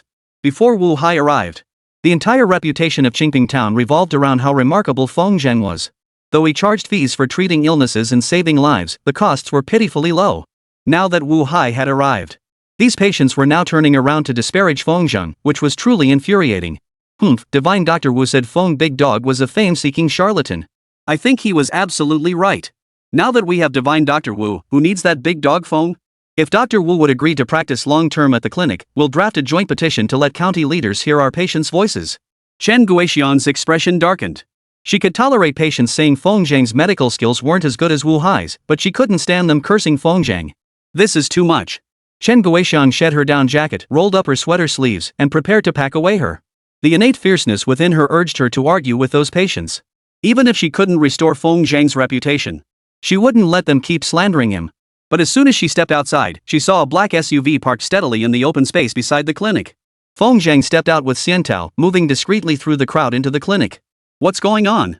Master, that man is called Wu Hai. No one knows where he came from, but he's trying to take patients away from us. Yeah, Brother Zhang. He even claimed his medical skills are better than yours and offered free treatment to patients. Oh? Feng Zheng raised an eyebrow, showing no sign of anger. Everyone was stunned. Feng Zheng wasn't usually this composed. Back when he dealt with Dr. Zhang, his actions were no less ruthless than Wu Hai's. What was going on now? Facing Wu Hai's provocation, not only did he remain unmoved, but he formally pulled up a chair and sat down with a smile. Sister Guixiang, I'm thirsty. Oh, I'll go pour you some tea. Chen Guixiang hurried to the kitchen in the back to boil water, busily preparing tea for Feng Zheng. Feng Zheng was her world. No matter how angry she felt inside, nothing mattered more than Feng Zheng's thirst. Xian Tao watched Chen Guixian's busy figure with a complex expression. As a rural woman, she truly could disregard everything else. But she couldn't do it. She had received a higher education. No matter how much she loved someone, she couldn't make that person her entire life. Deep down, she envied Chen Guixian's simplicity. Those who are easily satisfied also find happiness more readily. Brother Zhang, if you can't swallow your pride, I'll gather every man in the village right now. Li Bin retorted angrily, even if Wu Hai has a gun, I don't believe he'd dare kill someone. Master, I agree with Li Bin's approach. Li Xiangrong pondered for a moment. If we let Wu Hai keep causing trouble, we might as well shut down the clinic altogether.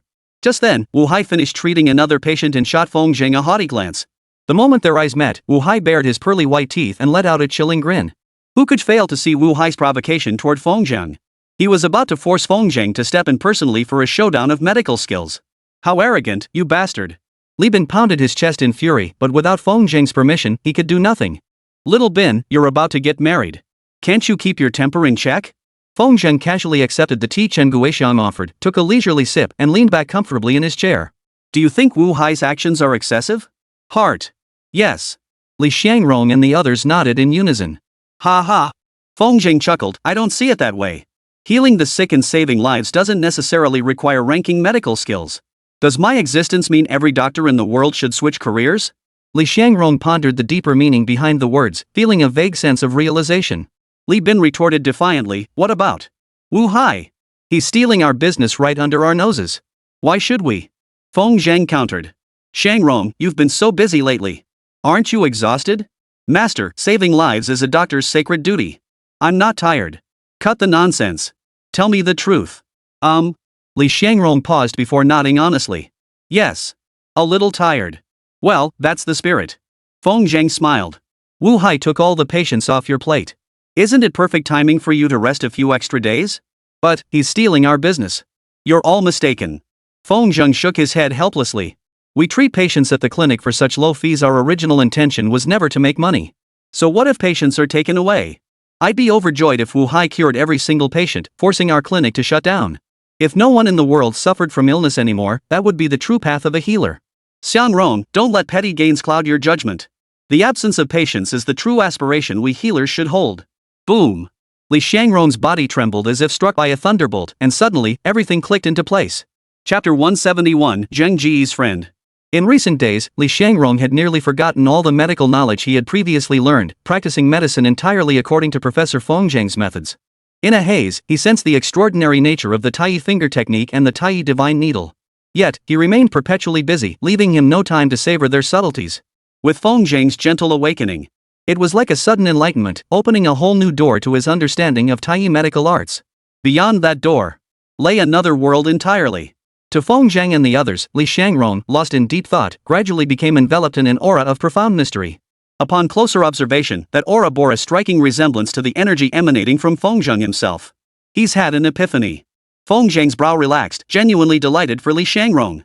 The Taiyin aging inherently contained cultivation techniques, requiring practitioners to possess exceptional insight to penetrate the profound truths and embark upon the path of cultivation. The aura emanating from Li Xiangrong was slowly transforming from mortal to cultivator. The seed of cultivation had been planted within Li Xiangrong's body. Once it took root and sprout, he will formally become a cultivator like Feng Zheng. How long this process would take, even Feng Zheng did not know. After all, his path to cultivation began when his ancestor directly awakened him. The two women, Xian Tao and Chen Guixiang, cared little for the great way of medicine. However, through Feng Zheng's words, they had come to understand how to handle Wu Hai's attitude. That was to let Wu Hai do as he pleased. The best outcome would be to cure all the patients in Qingping town. Only then could Feng Zheng and his apprentice Li Xiangrong close their clinic and enjoy the new year in peace. Li Bin couldn't care less about the noble path of medicine. What concerned him were the words Li Xiangrong had spoken earlier. Brother Zhang, Xiangrong said Wu Hai's approach to treating illnesses is too eager for quick results. It could backfire. What if something really goes wrong, and Wu Hai can't fix it? Wouldn't that harm those patients? Feng Zheng's eyes narrowed as he watched the murmuring patients. Even a clay Buddha has its limits. While Feng Zheng understood the patient's desperate desire for healing, he resented their deliberate attempts to flatter Wu Hai by belittling him. Let them suffer a little.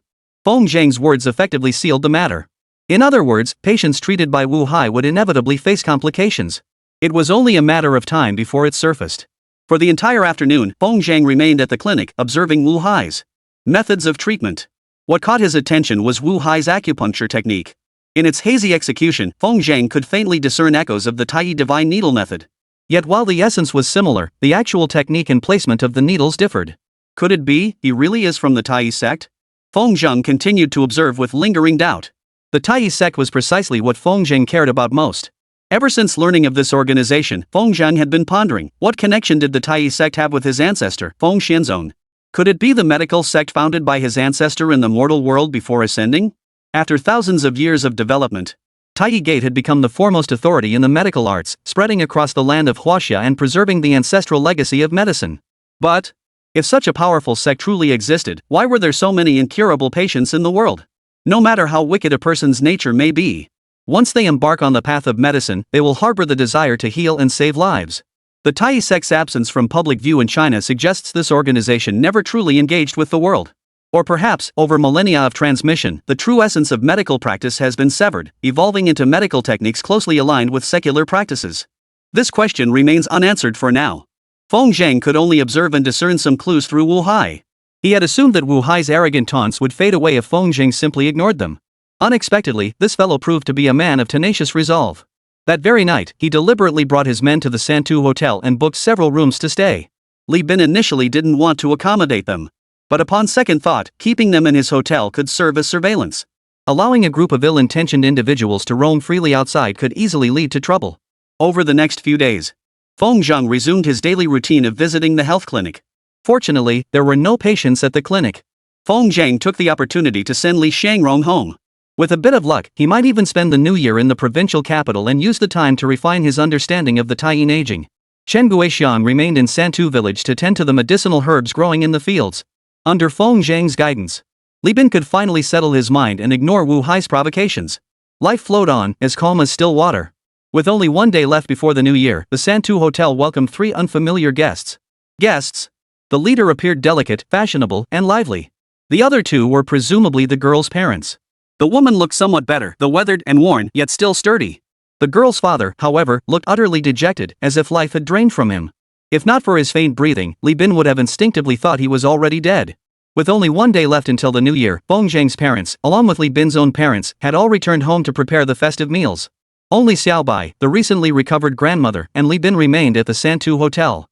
Li Bin was accustomed to hanging around Xiaobai, yet even though their wedding date was set for the 8th day of the new year, he still felt nervous whenever they were alone together. As the 3 approached, Li Bin was still pondering the wedding ceremony details. "Hey, are you Li Bin?" A girl stood at the bar counter and asked in a crisp voice. "Yes, I am. And you are?" With Xiaobai present, Li Bin dared not look at the girl for too long.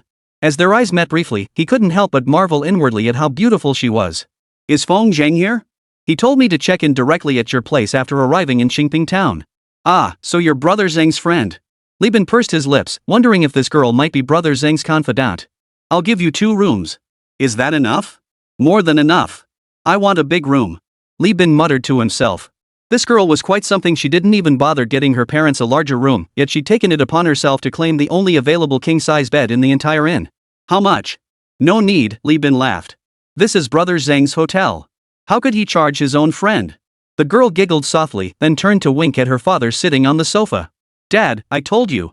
Coming to Qingping town for treatment won't cost us much at all." The weathered woman voiced her concern. "Even if he's your friend, we can't just stay for free. Owing someone a favor is never good." "Oh, Mom, I told you Feng Zhang owes me a huge favor. Staying at his hotel for free is just giving him a chance to repay it." The girl waved dismissively. "I'll take you upstairs to rest. I'll go see where Feng Zhang is first. With any luck, we might even get your illness treated before the new year." Watching the family of 3 walk away, Li Bin couldn't help but curl his lips. This girl didn't give him the same feminine charm as Chen Guixiang, nor was she as quiet as Xiantao. In fact, she seemed almost overly lively. "Xiaobin, should we go call Zhenggu?" "Probably not. Since she even knows my name, she must have been in touch with Zhenggu beforehand." A gust of wind blew, and Xiaobai instinctively wrapped her delicate arms tighter around herself. "Xiaobai, why aren't you wearing the down jacket I bought for you?" Xiaobai lowered her head, like a budding flower. "I couldn't bear to." Li Bin felt a pang of pity. He took her hand gently and said softly, "Don't feel bad about it. It's such a waste not to wear something you bought. Don't worry, once we're married, I'll make sure you live a life of comfort and abundance." Xiaobai nodded, her face flushing red. Just then, footsteps approached. It was the girl from earlier, returning. Chapter 172, Get Out of My Way. Are you Xiao Bai? The girl approached Xiao Bai with an air of familiarity, studying her fair features closely. You're really pretty. Xiao Zhang told me about you. Honestly, I'm pretty jealous of you landing a guy as great as Li Bin. Both of them handled their feelings with extreme caution. Neither was as blunt as this girl. Hearing this, Xiao Bai's face flushed even redder. Li Bin also looked extremely uncomfortable, lowering his head and avoiding Xiao Bai's gaze. You two are so cute. The girl laughed heartily. You two carry on. I'm off to find Xiao Zhang. With that, she dashed out of the hotel like a whirlwind. Out on the street, she gazed at the bustling crowd. She pulled her cotton coat tighter around herself and squeezed into the crowd with a smile on her face. No wonder you never answer your phone, you're this busy. As the new year approached, the weather in Xingping town, nestled near Yun Mountain, brought biting winds that seeped through cotton-padded coats. These patients, seeking treatment, seemed utterly indifferent to the cold. The girl empathized deeply. When passing by patients with severe symptoms, she deliberately huddled closer to herself, trying not to crowd them. After finally pushing through the crowd to see the doctor treating patients, the girl froze. Why isn't Feng Zhang treating patients? Her gaze drifted over the young man with his arrogant posture, then wandered into the clinic nearby. There, a serene young man sat, cracking melon seeds and sipping tea, observing everything before him with a lazy expression. Feng Zhang. The girl ran inside excitedly. Nian? Why didn't you even give me a heads up? Feng Zhang was startled. They had agreed to wait until after the new year for Nian to bring her father for treatment. Instead, she appeared unexpectedly less than a day before the festival. After so long apart. To say he hadn't missed her would be self-deception. After all, Nian and Chen Guixiang were on entirely different levels. Mouth to mouth. Nian's face lit up with excitement as she suddenly threw herself into Feng Zhang's arms. I wanted to wait until the new year too, but I couldn't bear the longing. Plus, with my father's illness dragging on, we couldn't even celebrate properly. So I thought, why not just come find you? Xiao Zhang, my father doesn't believe you can cure his illness. What should we do? Feng Zhang was utterly speechless. When it comes to healing, what does belief matter? Could even the most severe illness withstand the power of the supreme divine needle? Feng Zhang gently stroked Nian's head, soothing him softly. Don't be sad. I'll just go cure our dad, won't I? Put. Who said anything about our dad? Nian retorted angrily, I never intended to marry you. Why not? For the first time, Feng Zhang asked the question himself. He understood why Chen Guixiang didn't want to marry him. But Nian was a pure-blooded college student. Even with that unsavory KV episode, it hadn't caused any real harm. Nian still belonged solely to Feng Zhang. So why wouldn't such an unblemished girl want to marry him? Feng Zhang couldn't fathom it. Nian lowered her head, thought deeply for a moment, then said solemnly, Feng Zhang, don't doubt me when I say this, I feel I'm not worthy of you. You're overthinking it. No, let me finish. Nian spoke with emotion. Truthfully, I never really wanted to marry. And with someone as exceptional as you, just being by your side feels like heaven's blessing. Xiao Zhang, don't feel guilty toward me. Really? Just remember your promise, if I can stay by your side forever, I'll be perfectly content. Truly. Feng Zhang gave a bitter smile. What kind of logic is that? Are you trying to force me into being a jerk? You're not a jerk at all. Nian countered, your talent defines your uniqueness. Trust me, I'm good at reading people. That girl who showed up at the villa that day is the one you truly belong with. The girl at the villa. Wasn't that Sumei? Having already learned about Sumei's family background, Feng Zhang furrowed his brows deeply. If Nian felt she wasn't worthy of Feng Zhang, he felt he was the one unworthy of Sumei. By that logic, was Feng Zhang destined to live a lonely life, never to marry? This situation was something Feng Zhang could never have anticipated. Fortunately, time was still on his side. He had ample opportunity to contemplate the path ahead. Absence makes the heart grow fonder. Nian, like a pile of dry kindling, collided once more with Feng Zhang's blazing fire, unable to contain the turmoil within her heart. If only there weren't so many people watching outside. Nian would have devoured Feng Zhang right then and there. The two clung to each other in an embrace, about to pour out their longing, when suddenly, the crowd outside stirred. Feng Zhang released her, his piercing gaze cutting through the crowd to spot a patient being carried in. That man was none other than the first jaundice patient Wu Hai had treated. Lying on the stretcher, his face had turned a complete waxen yellow, devoid of even a hint of blood color. He clutched his lower abdomen, the very spot where Wu Hai had once inserted needles. His belly was swollen, as if he were 10 months pregnant.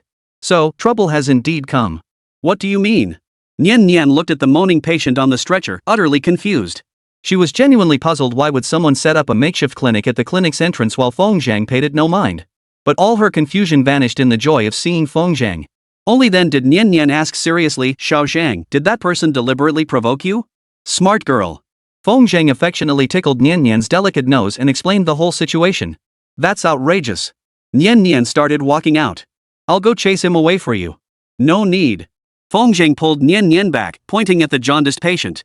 If he can't handle this properly, he won't be able to stay here either. Hearing this, Nian Nian obediently stood at the doorway, watching intently as the stretcher was carried before Wu Hai. Wu, give me back my brother's life. After you treated him, his jaundice cleared up, but now he's suffering from sudden abdominal bloating at night. How do you plan to fix that? What kind of quack doctor are you? I think you're just harming people. At that moment, 2 more stretchers were carried in. Similar to the jaundice case, all patients suffered from internal bloating blocking their meridians, leaving them on the brink of death. The gathered patients instinctively parted to make space, allowing 3 stretchers to be placed before Wu Hai. All 3 wore expressions of agony. One, in critical condition, was already rolling his eyes back, foaming at the mouth, clearly on the verge of death. What's going on here? Isn't Dr. Wu renowned for his extraordinary medical skills? Surely he must have a solution? These guys, aren't they trouble sent by that brat Feng Daegu? The onlookers murmured among themselves, voices filled with speculation. Wu Hai stood surrounded by bodyguards, shielding him from the enraged relatives of the patients. His face hardened with fury as he roared, "What's the commotion? It's just a bit of gas. I'll fix it with 1 needle. Anyone who continues to make a scene and delays the optimal treatment window will bear the consequences themselves." Threatened by Wu Hai, the patient's relatives immediately fell silent. The room fell silent for a moment before one relative suddenly knelt before Wu Hai. "Master Wu, please forgive my rudeness. I beg you, you must cure my elder brother. Get out of the way, you're blocking my path." Wu Hai snapped curtly, then moved to the patient in the most critical condition. He knelt down and placed 2 fingers on the man's wrist to take his pulse. This pulse is abnormal. Why is it so chaotic? Wu Hai froze. Chapter 173, Wu Hai's shock. According to Wu Hai's previous treatment, the patient's original condition had indeed improved. The problem lay in the complications. When Wu Hai administered the acupuncture needles, he eliminated the original condition but inadvertently triggered other latent causes within the body. Furthermore, during the acupuncture session, not all diseased cells were expelled from the body. Within 2 or 3 days, multiple ailments erupted simultaneously, leading to the current situation. Bring the silver needles. Coming from a family of traditional Chinese medicine practitioners, Wu Hai quickly regained his composure in the face of this complex condition. Grasping a slender silver needle, he lifted the patient's clothing and aimed it at the navel. One insertion would allow the trapped gas to escape through the navel. However, just as the silver needle hovered poised to strike, sudden footsteps echoed through the room. Wu Hai looked up in surprise to see Feng Zheng appearing beside him. The latter spoke with grave expression, "If you insert that needle, he'll lose his life. Mind your own business." Wu Hai snapped angrily. "I know how to treat him. I don't need meddling from a self-important show-off like you." "Oomph. What's with the attitude? If you kill the patient, see how you'll clean up this mess." Nian Nian stepped in front of Feng Zheng, her voice tinged with indignation. "Xiao Zheng, he told you to mind your own business. Just leave it alone." No matter how much Wu Hai targeted him, the patient remained innocent. Feng Zheng couldn't bear to watch a perfectly healthy person die before his eyes. Yet, blocked by Nian Nian and Wu Hai's bodyguards, he couldn't intervene. He watched helplessly as Wu Hai gathered his qi in his lower abdomen, clutching the Ingmen needle as he plunged it down. "It's over." Feng Zheng's heart ached, yet he could only watch as the patient's body curled up in agony. "Ah!" The patient's agonized scream startled all the onlookers. They turned toward the sound. They saw the patient's once swollen belly deflate like a punctured balloon. Wu Hai's face lit up with joy, believing that resolving the bloating would restore the patient's health. However, though the belly returned to normal, the patient was now writhing in unbearable agony, his screams growing even more wretched. As the trapped gas escaped, the patient's vitality visibly waned. His already pale pupils shrank further, a clear sign of life slipping away. "What's happening?" Wu Hai frantically felt over the patient's body. "I've already expelled the gas. Why does he still look so messed up? This doesn't make sense." Witnessing this, the patient's family snapped into action, tugging at Wu Hai and pleading, "Dr. Wu, what's happening to my father? Please do something." "Father? Wu Hai looked down in bewilderment. The patient's entire body convulsed in agony, his spasms terrifying to behold. If they waited any longer, even a divine immortal would be powerless. Impossible. This can't be happening. Wu Hai stared at the silver needle in his hand. "My acupuncture technique is inherently unconventional, a legacy passed down through my family. It simply cannot go wrong. Then why has his condition worsened? Keep needling him. It will work." A grim determination flashed in Wu Hai's eyes as he gripped the silver needles and thrust them once more into the patient's vital acupoints. After this flurry of activity, a thin sheen of sweat appeared on Wu Hai's forehead. He was arrogant and tyrannical, his behavior erratic. But he had inherited the art of medicine. He could never tolerate personally killing a patient. That would be a grave insult to his medical skills. His nervousness also stemmed from a sudden lack of confidence in the medical skills passed down through his family. He withdrew the final silver needle. The patient's wail ceased, but his pupils dilated, and all signs of life had vanished. Father! The patient's son collapsed onto the stretcher, clutching his father's body and weeping bitterly. The wails were heart-wrenching. No, it can't be. He can't be dead. Wu Hai stood frozen in place, utterly helpless. In that moment, his pride in his medical skills began to crumble. Could it be that he had actually killed a patient with his own hands? He can't be dead. Wu Hai rushed to the patient's side, testing for breath with his hand. There was still some warmth, but it was steadily fading. No matter how unwilling he was to admit it. The patient showed no vital signs, laid starkly before him. Why? Wu Hai's face turned purple, his lips trembling. As the most outstanding young member of his family, he had pored over the obscure medical texts treasured by his household. Medical texts passed down through generations. Yet why, upon entering the world, had he caused a patient's death? Why? Your acupuncture placement was correct. A voice sounded beside him. Your medical skills were flawless. Wu Hai turned to see Feng pushing aside the bodyguards blocking his way, approaching with deliberate, heavy steps. A hint of reluctance flickered across his face. In Feng's view, Wu Hai was indeed an exceptional physician. The problem lay in his excessive confidence and aloofness, which led him to overlook the complex underlying conditions within the patient's body. Treating the symptoms was indeed correct. But when multiple underlying causes coexist within the body, one cannot focus solely on treating the symptoms that manifest. Are you pitying me? Wu Hai retorted reluctantly. Indeed, in his eyes, the reluctance on Feng's face was pity directed at him. It was the same kind of reluctance an elder feels when they can't bear to see a gifted younger generation go astray. What else could it be but pity? Wu Hai was too proud. He simply wouldn't tolerate someone he looked down on treating him with that kind of expression. Feng sighed inwardly. You can be proud. But he couldn't stand by and watch the patient actually die. A physician's heart is compassionate. Without an unwavering conviction to save lives, one is unworthy of being a doctor. Feng crouched down, gently patting the sobbing young man. He's not dead yet. What did you say? The young man sprang to his feet, staring at Feng. My father isn't dead? Dr. Feng, I beg you, save my father. If you can bring him back to life, I'll be your servant for the rest of my days. Feng reached out and lifted the young man from his kneeling position. He is not dead yet. But if you delay any longer, he truly will be. Hearing this, the young man recoiled in shock and quickly released Feng. Once free, Feng crouched down and lifted the patient's eyelids. His pupils were dilated. By conventional medical standards, he was indeed dead. But Feng was a cultivator and the acting city god of Linping. Even without using his divine perception, he could see that the patient's soul still lingered within his body. As long as the soul remained, death could not be declared. Sighing, Feng extended a finger and touched the patient's forehead. Strands of spiritual energy flowed into the patient's body, shielding that faint soul. Only after completing this did Feng carefully examine the patient's condition. The cause of death was indeed bloating, compounded by toxic fumes assaulting the heart. The source of these toxic gases stemmed from the complications arising after Wu Hai administered multiple acupuncture treatments. Feng bent two fingers and tapped the patient's entire body using the Tai finger technique. Under everyone's watchful gaze, a bulge gradually formed on the patient's abdomen. As Feng continued tapping, the swelling grew larger. What is this? Wu Hai's eyes narrowed slightly. Legend has it that the ancestors of the Tai sect once healed the sick and saved lives with miraculous finger techniques. But over the millennia of Tai sect's lineage, the practice methods for that finger technique have long been lost. Could Feng be using the Tai finger technique? Impossible. He doesn't even bear the Tai gate's markings. How could someone not of the Tai gate have mastered such finger techniques? Unlike Wu Hai's shock, the onlookers were utterly captivated by Feng's intricate and rapid finger techniques. Watching Feng treat illness was like witnessing a captivating performance art. Who knew healing could be so elegant? With his final finger tap on the patient's navel, Feng's other hand seemingly out of nowhere pinched a Ingzhen needle and swiftly thrust it in. Chapter 174, There's Hope. Ah! The needle sank in. The patient, who had been declared dead, let out a wretched cry and began breathing again, though irregularly. He's alive. He's alive. He's truly come back to life. Unbelievable. Master Physician Feng can revive the dead. Who else in this world could possibly match such medical skill? That so-called divine Dr. Wu? He's not even fit to tie Dr. Feng's shoes. Dr. Feng, I beg you, save my eldest brother. Wu Hai listened to the patient's murmurs, his face darkening as rage boiled within him. He desperately wanted to order his bodyguards to drive away these fickle patients like weeds, but doing so would plunge his already tarnished reputation into a whirlpool of public outrage, making him the public enemy of Qingping Town. This wasn't the capital.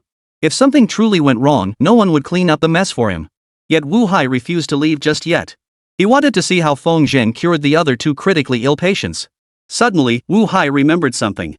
He pulled out his phone and began openly filming Feng Zheng's medical procedures. He had been live-streamed before. But back then, the live streamers were far away, and no one could see the details of Feng Zheng's healing process. Wu Hai was different. He didn't even film Feng Zheng himself, instead focusing the camera solely on Feng Zheng's hands. The Tai finger technique and the Tai divine needle were both captured with crystal clarity. Feng Zheng saw this. Yet he did not stop anyone. He wondered if Wu Hai might have connections to the Tai sect. If this filming could draw out the Tai sect behind him, bringing this folk medical organization officially into the open, it would be advantageous for Feng Zheng to grasp all the information. The Tai sect. If it was truly founded by his ancestors, then, as the one who inherited the complete lineage, he should be the master of the Tai sect. Several minutes later, the other two patients were successively cured by Feng Zheng. Following Feng Zheng's instructions, the patients' families went to the clinic to collect the prescribed medicine for their subsequent recuperation. After completing all this, Feng Zheng looked up and noticed that Wu Hai had left at some point. After this incident, it was clear he was no longer fit to challenge Feng Zheng.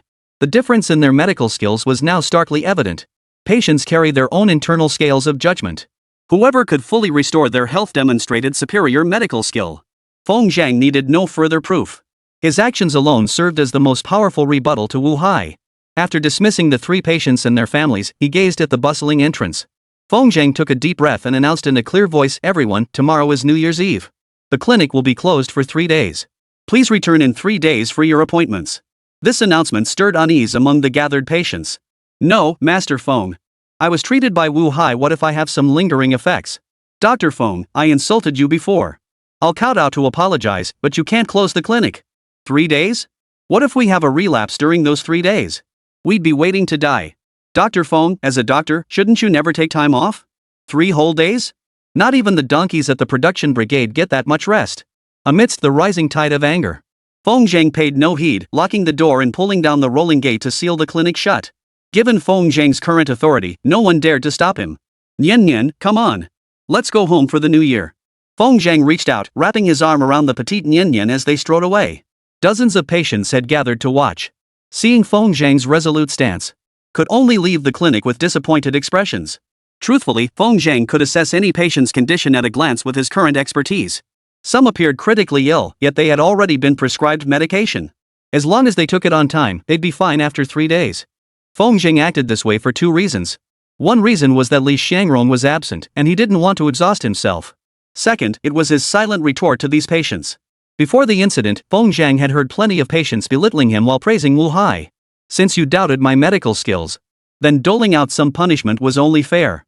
Instead of returning directly to Santu village, Feng Zheng went to Santu Hotel to check on Nian Nian's father. Nian Nian's father, Yu Kuei, had been a lifelong smoker, leading to tumors developing in both his throat and lungs. The throat tumor was manageable and not immediately life-threatening. However, the lung tumor had progressed to an advanced stage, with cancer cells spreading throughout the entire lung.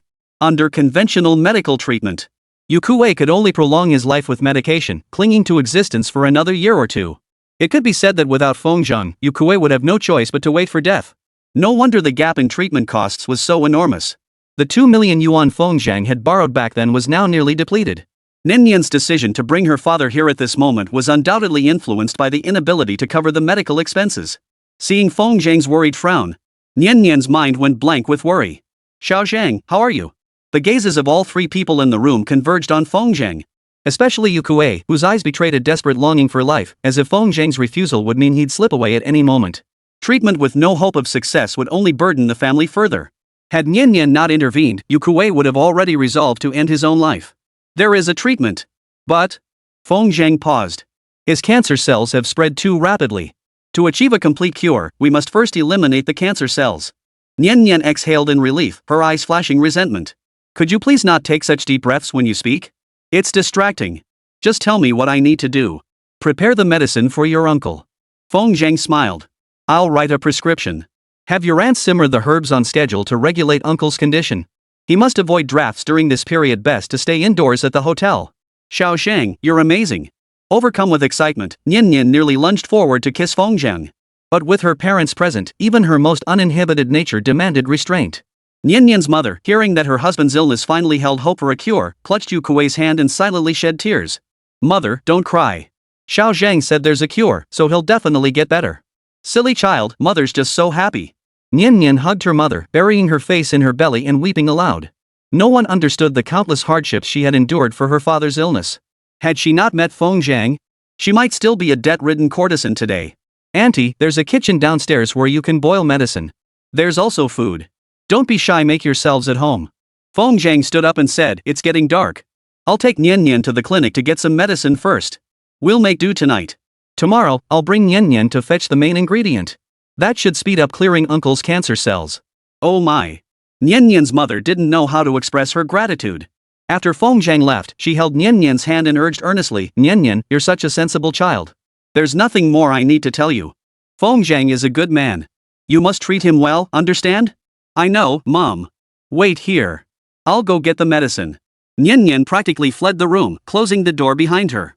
How heartbroken her parents would be if they knew she had no intention of marrying. But then again, should she reconsider the life she'd meticulously planned? Before, it was because her father was ill, and she didn't want to burden others. If his illness were cured, did that mean she could finally have a complete life? But Nian Nian arrived at the hotel lobby on the first floor and saw Feng Zhang had already gone to the clinic, busily rummaging through medicinal herbs inside. Nian Nian's eyes blurred. He truly is wonderful, but how could I possibly deserve someone so good? Chapter 175, The New Bride Arrives. The next day was New Year's Eve, the most important holiday in the hearts of the Chinese people. After spending most of the night with Nian Nian at the hotel, Feng Zhang had barely slept. Nian Nian, free of any mental burdens, went wild, leaving Feng Zhang completely out of the picture. She was the complete opposite of Chen Guixiang. One was tender as water, the other fiery as flame. This shift between two distinct flavors left Feng Zhang both utterly exhausted and thoroughly delighted. Early the next morning, while Nian Nian was still fast asleep, Feng Zhang had already quietly risen and ventured alone into the mountains. At the Qi Mastery realm, he traveled at full speed when unseen, moving faster than a car. The primary herb Feng Zhang spoke of was the wild ginseng cultivated within the mountain cave. Nourished by spiritual energy, this ginseng transcended ordinary medicinal herbs, becoming a true treasure of heaven and earth. Such ginseng could even aid the cultivation of practitioners who consumed it. Needless to say, it could eradicate the deeply entrenched cancer cells within Yu Kuei's body. Seeing Feng Zhang emerge covered in mud, carrying the wild ginseng, Nian Nian was moved beyond words. Beyond words. At this moment, she wouldn't hesitate to give everything she had. Even if it meant giving her life to Feng Zhang, she would do so without hesitation. Under the gentle sunlight, Feng Zhang held the mud-covered ginseng and placed it before Nian Nian. This is the main ingredient I mentioned. Nian Nian didn't reach for the ginseng. Her expression was complex as she looked at him. You disappeared early this morning. You went into the mountains to gather herbs? Feng Zhang scratched his head.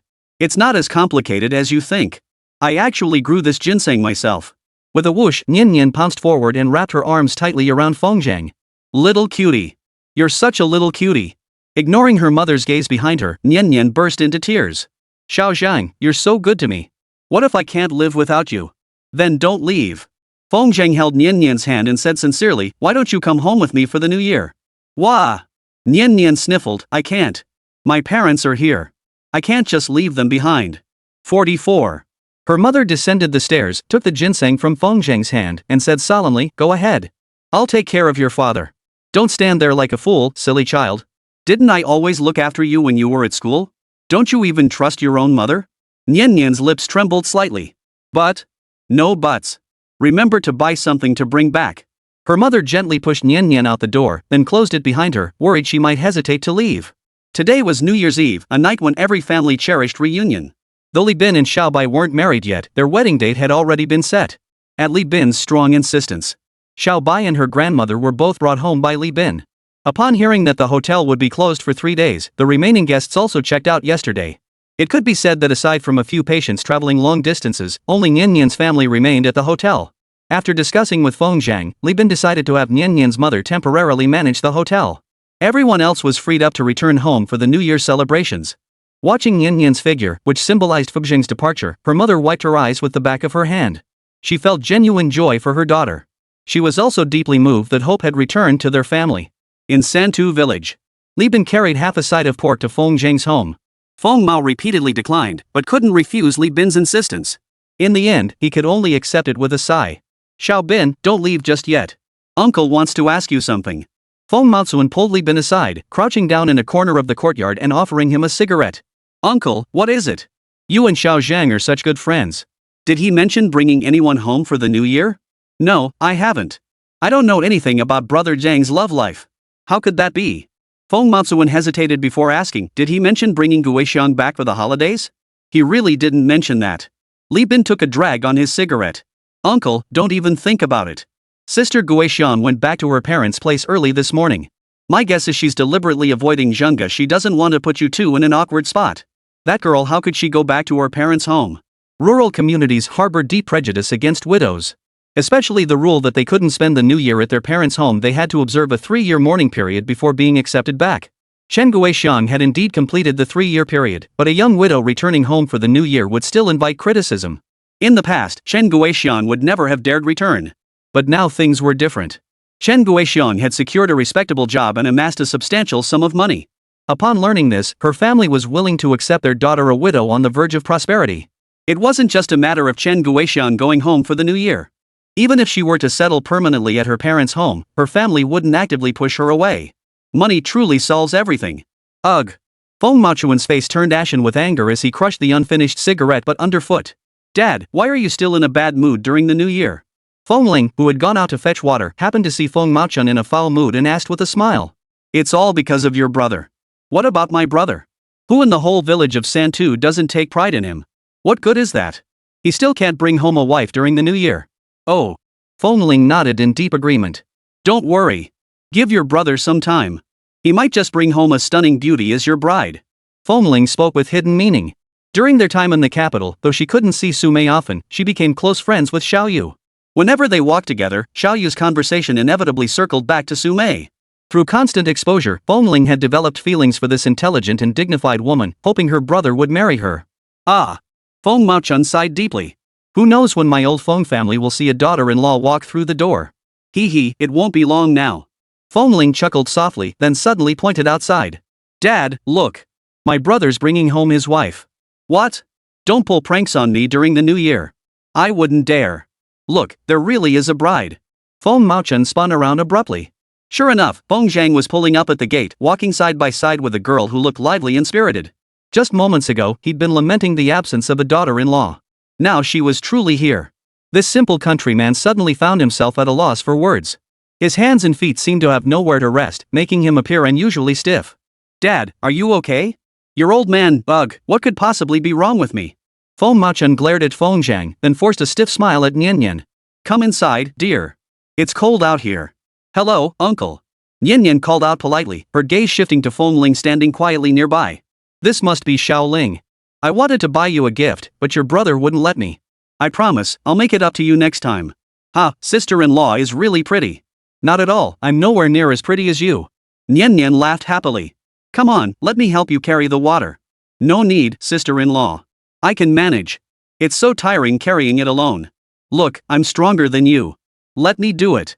No. You're our guest. It's not right to make guests do the work. Oh, stop calling me sister-in-law all the time. Just call me Nian Nian. The two insisted, and together they managed to lift the bucket of water, carrying it into the kitchen. Su Wenfeng still had no idea what was happening. Seeing the girl suddenly appear, she was so startled she dropped the spoon she was holding. Mom, this is my sister-in-law. Her name is Nian Nian. Feng Ling hurriedly introduced. Oh, hello sister-in-law, Nian Nian. You're quite the looker. Hearing the voices from the kitchen, Feng Zhengdu was speechless. As the son, was he being selectively ignored by the entire family? Feng Machuan watched with a smile for a moment before suddenly fixing his gaze on Feng Zhang and bellowing, "You little brat, get over here." Chapter 176, Li Bin's Wedding. Feng Machuan summoned his son to the main hall, his expression stern as he demanded, "Now tell me, where did this daughter-in-law come from?" Kidnapped. Feng Zhang replied gloomily. What? Feng Machuan's eyes widened, his expression threatening to fight his son if he didn't come clean. I surrender. It's the new year, why scare me like this? Feng Zhang understood Feng Machuan's meaning. He was terrified by the Chen Guixiang incident. Without knowing Nian Nian's background, he didn't know how to handle the situation as her father. After Feng Zhang recounted Nian Nian's situation word for word, Feng Machuan showed no trace of worry. Instead, a satisfied smile spread across his face. She's a good girl. Her family might be struggling, but ours isn't exactly wealthy either. Feng Machuan lectured earnestly, she's a college student. If she takes a liking to you, it's your good fortune. You mustn't let her down. Oh my, now you're even using the word disappoint. Feng Zhang grinned cheekily, grabbing a candy from the table and popping it into his mouth. Dad, who says you're uneducated? You're clearly a man of letters. You little brat, you dare mock your old man? Feng Machun raised his hand as if to strike, but only after his son dashed out of the main hall did he slowly. His arm and gazed at the candy on the table, murmuring to himself, she's only a sophomore. We'll have to wait 2 more years before they can marry. But Zheng's been busy with his career these past 2 years. Maybe it's better to wait a bit longer.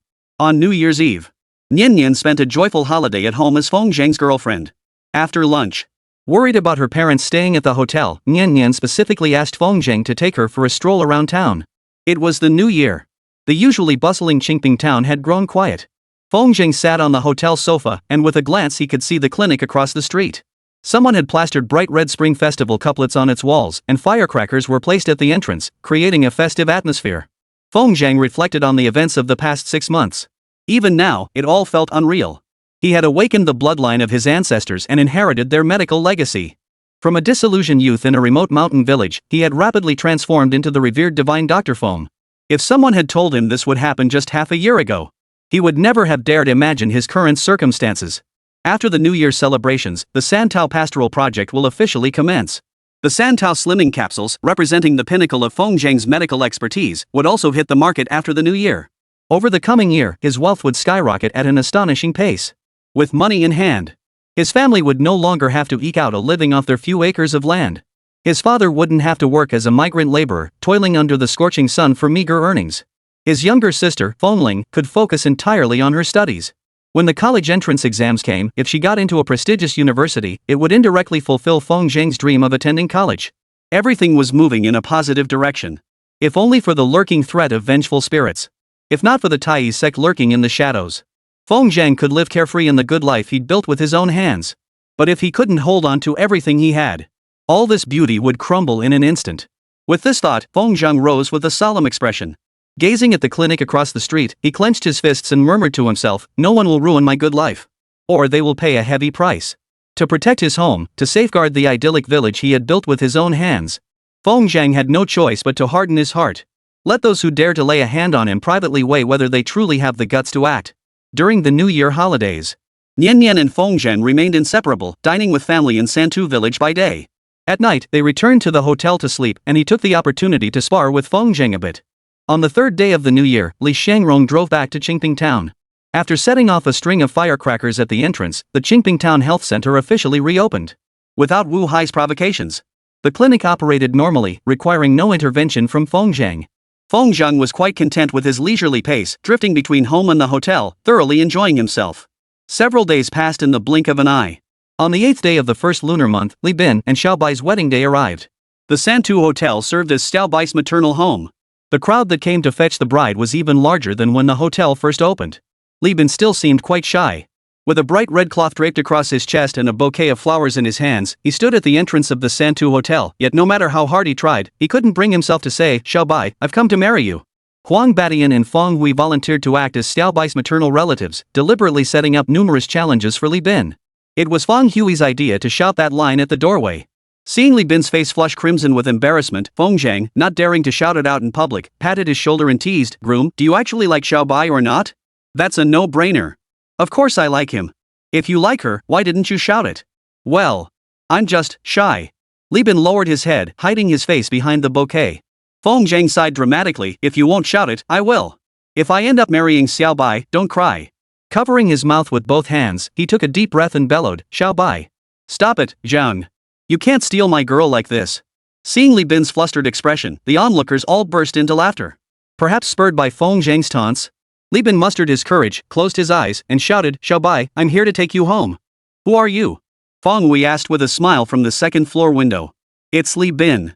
What's Li Bin doing here? Li Bin came to take Xiaobai home. Suddenly fearless, Li Bin opened his eyes and shouted at the top of his lungs toward Feng Hui's room, Xiaobai, it's me, Li Bin. I've come to take you home. Xiaobai, Li Bin. He hadn't dared to shout at first.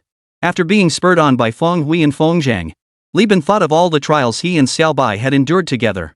Without the help of his friends, he would never have been able to marry such a wonderful girl as Xiaobai in his lifetime. Now, he was finally about to walk down the aisle. What was there left to fear? By the third line of his shout, tears welled in Li Bin's eyes, and his voice cracked. But at that moment, no one laughed at Li Bin. The resolve in his voice revealed how much he cared for Xiaobai. Thunderous applause erupted outside the door of the Sansui Hotel. At that moment, Feng Hui on the second floor wiped her eyes, about to speak, when she suddenly saw Xiaobai dressed in a pristine white wedding gown jump up, fling open the door, and dash out. Hey, Xiaobai, don't be so proactive. I don't care, Sister Hui. I'm going to see him.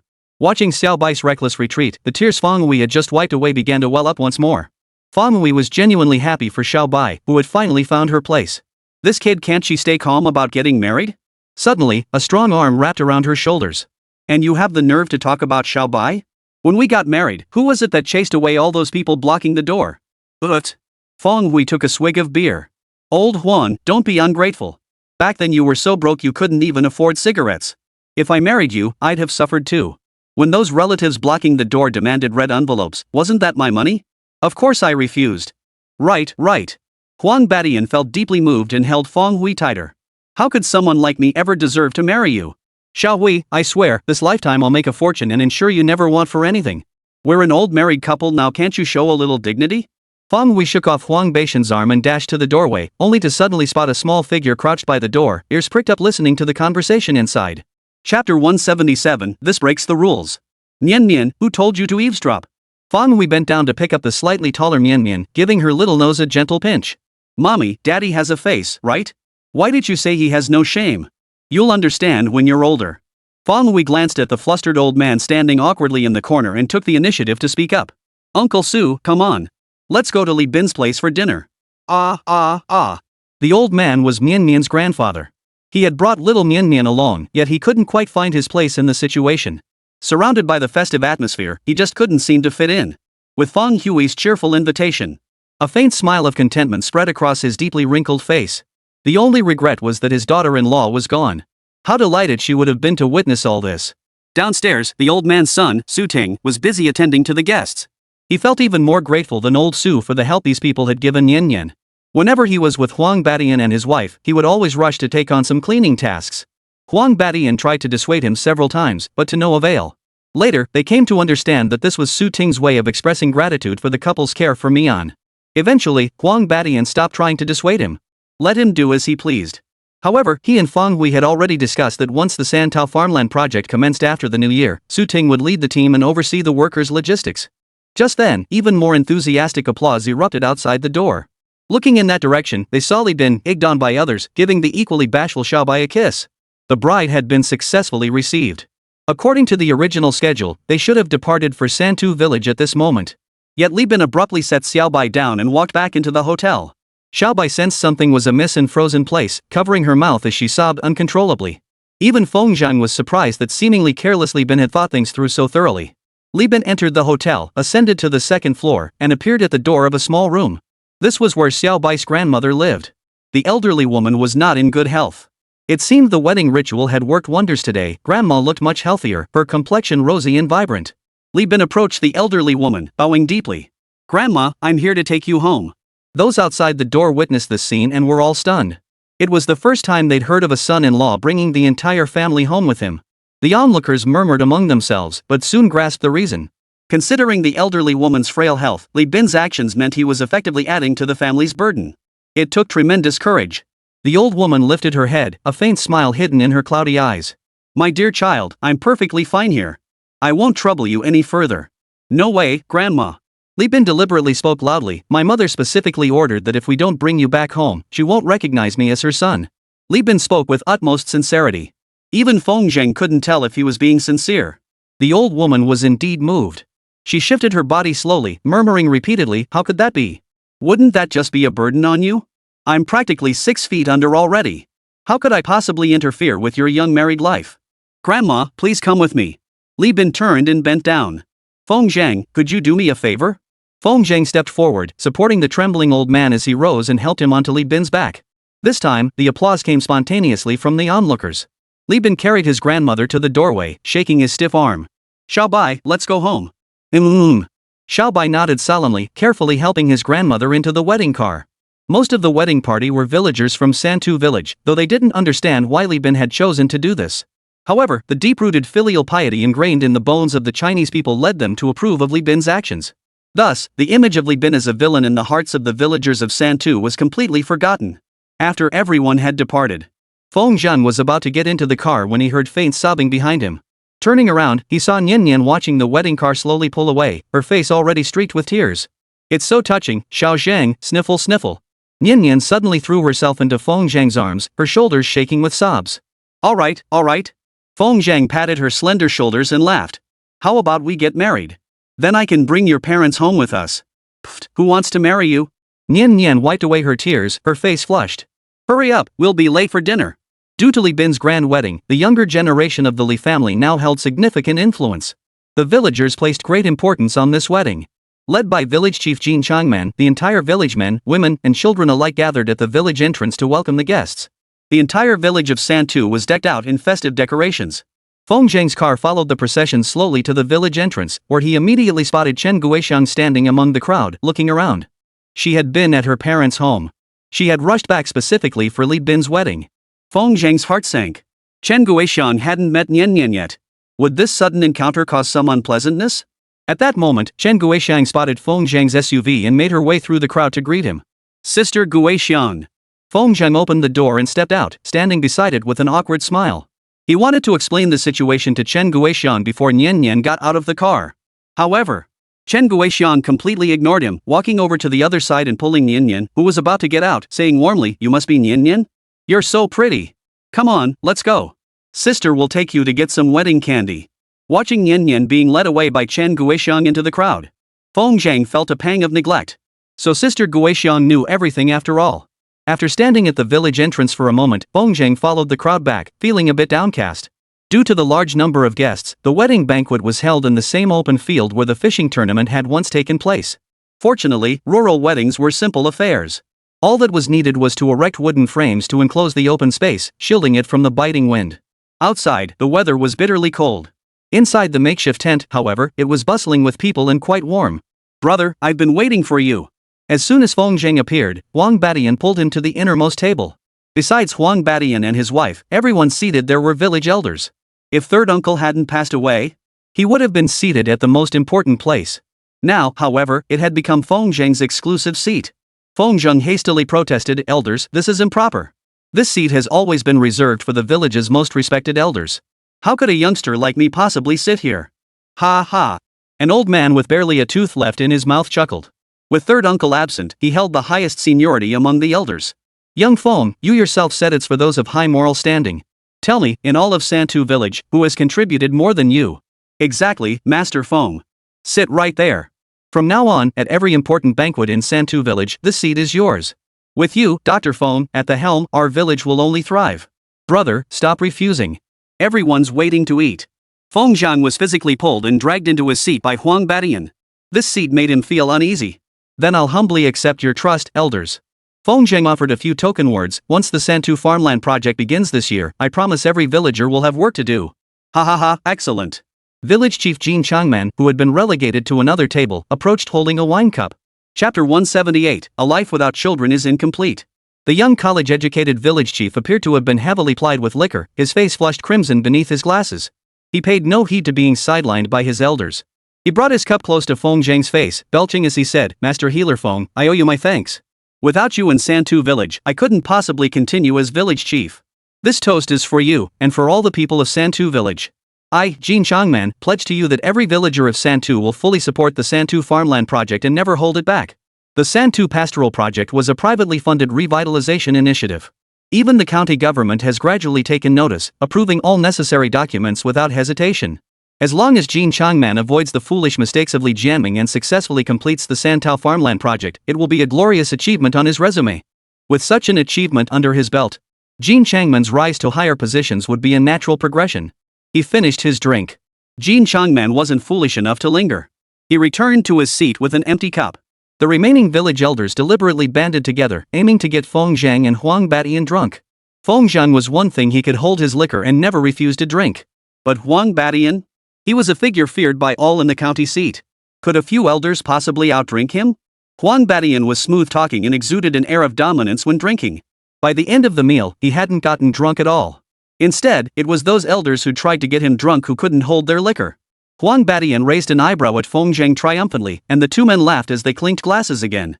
The wedding banquet stretched on until dusk fell and night descended. Feng Zhang and Huang Batian proved to be evenly matched opponents, drinking without restraint. By the time most guests had departed, only the closest relatives of Li Bin's family remained. Both men were slurring their words and nodding off.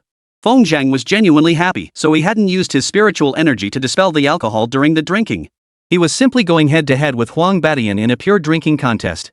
Huang Batian, however, was genuinely drunk. Feng Wei couldn't bear to watch him anymore. She pulled Nian Nian, Chen Guixiang, and the others aside to sit and talk. Finally, evening arrived. The wedding banquet officially drew to a close. Huang Batian was driven home by Feng Wei, leaving Santao village along with Nian Nian's family. Feng Zhang stood up, but after looking around for a while, he couldn't find Nian Nian or Chen Guixiang. Upon inquiry, he learned Nian Nian had been taken home by Chen Guixiang to rest. Inside the tent, only Li Bin's family remained, cleaning up the aftermath.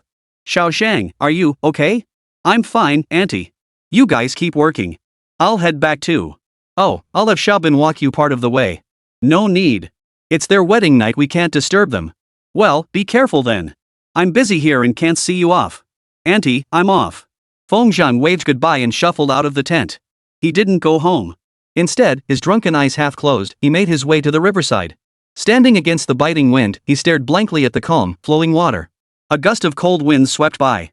Feng Zhang's drunkenness had faded somewhat.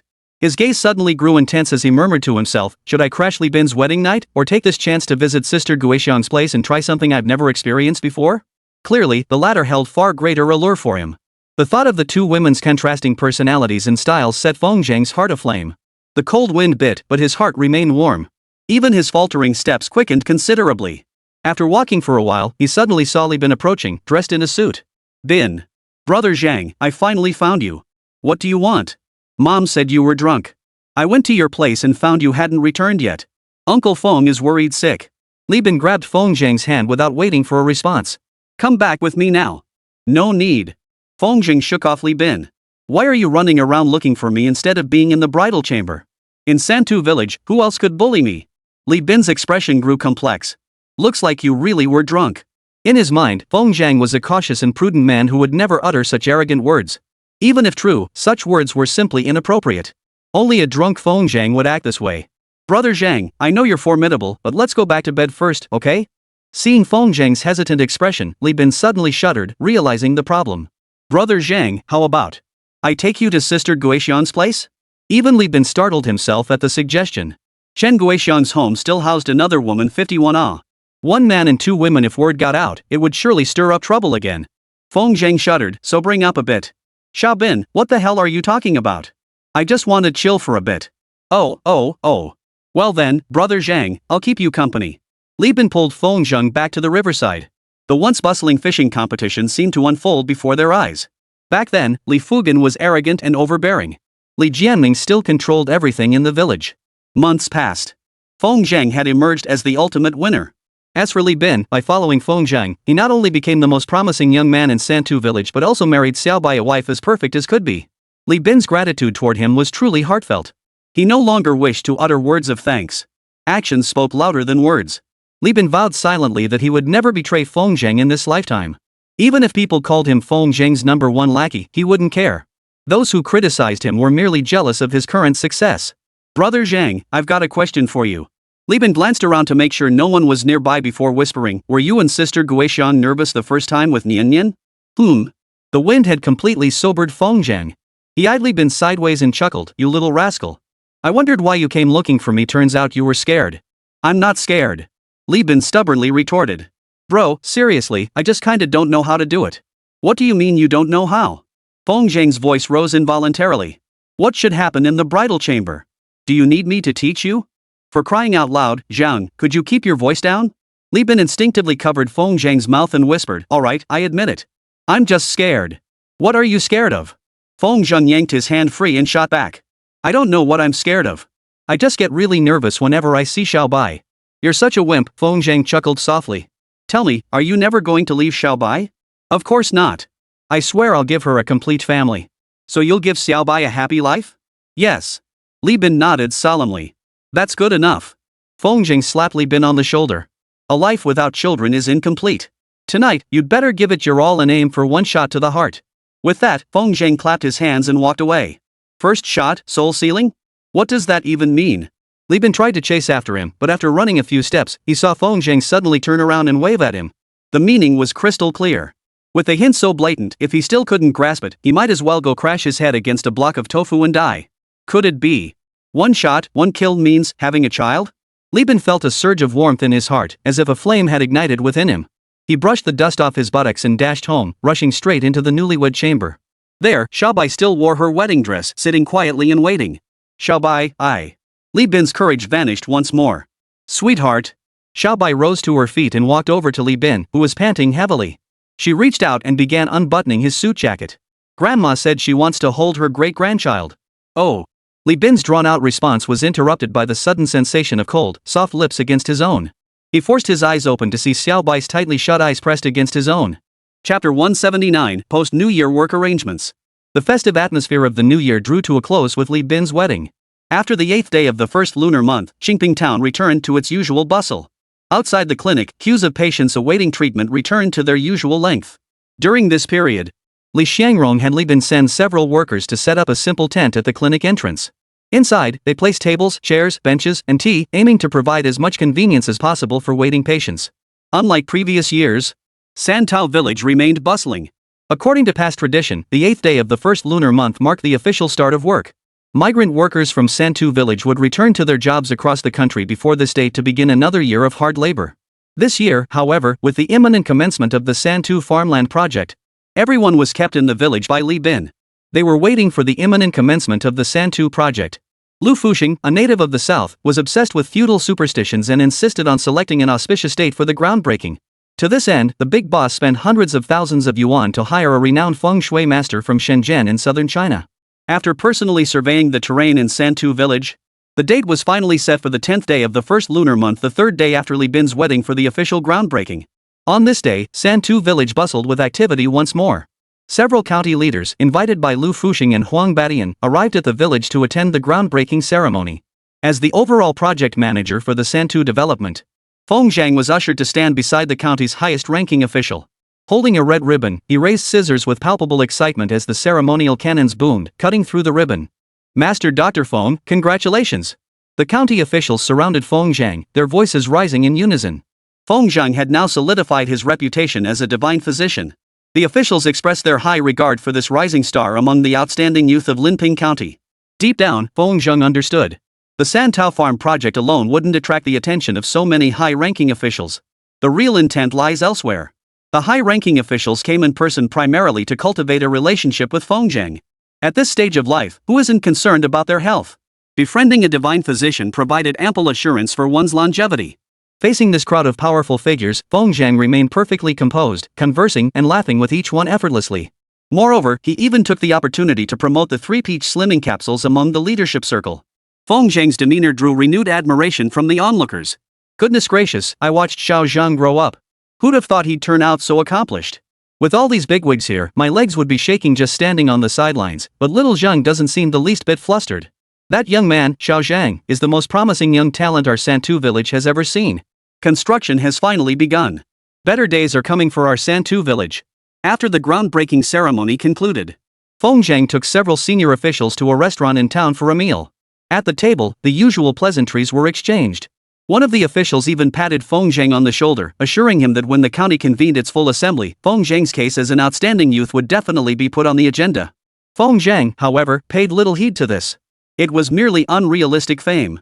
Having it would certainly be a nice addition. But he wouldn't feel regret if it didn't happen. Still, in response to the senior leader's assurance, Feng Zhang made a symbolic gesture, pledging that those who prosper first would lead others to prosperity. He vowed to leverage the projects at hand to drive employment and economic development across the entire county. Linping was a poor county. There were only a handful of projects worth over 100 million yuan. Feng Zhang held the construction project for Santu farmland in his hands, and he also had the rising star of Santu slimming capsules. His own status rose accordingly, truly establishing him as the foremost figure in Linping County. Such changes would make any young person feel a bit inflated. Yet Feng Zhang carried himself as if nothing had changed. After lunch with his superiors, he returned to the village in the afternoon, sitting at the village entrance playing with children and genuinely enjoying himself. After the Santao project broke ground, nearly every villager, young or old, male or female, found suitable work. This was largely due to Li Bin's careful planning. After all, he was a native son of Santu village. He knew every villager inside and out, and he understood perfectly who was suited for what kind of work. With the additional support of workers brought in by Huang Badian, The narrow village road was now bustling with a constant stream of large trucks, truly a scene of intense activity. Perhaps the only person left idle in the village was Feng. As the overall supervisor, he was proving rather inadequate. After the project began, he never once visited the construction site. But with Li Bin, a man who attended to every detail on hand, any questions or issues that arose on the project were promptly reported to Feng. Even the chief engineer sent by Lu Fuxing took Feng's opinions seriously. Often, Feng would relay a single message through Li Bin, and the entire plan project would be altered. Though it was officially Lu Fuxing's project, the real decision-maker was Feng.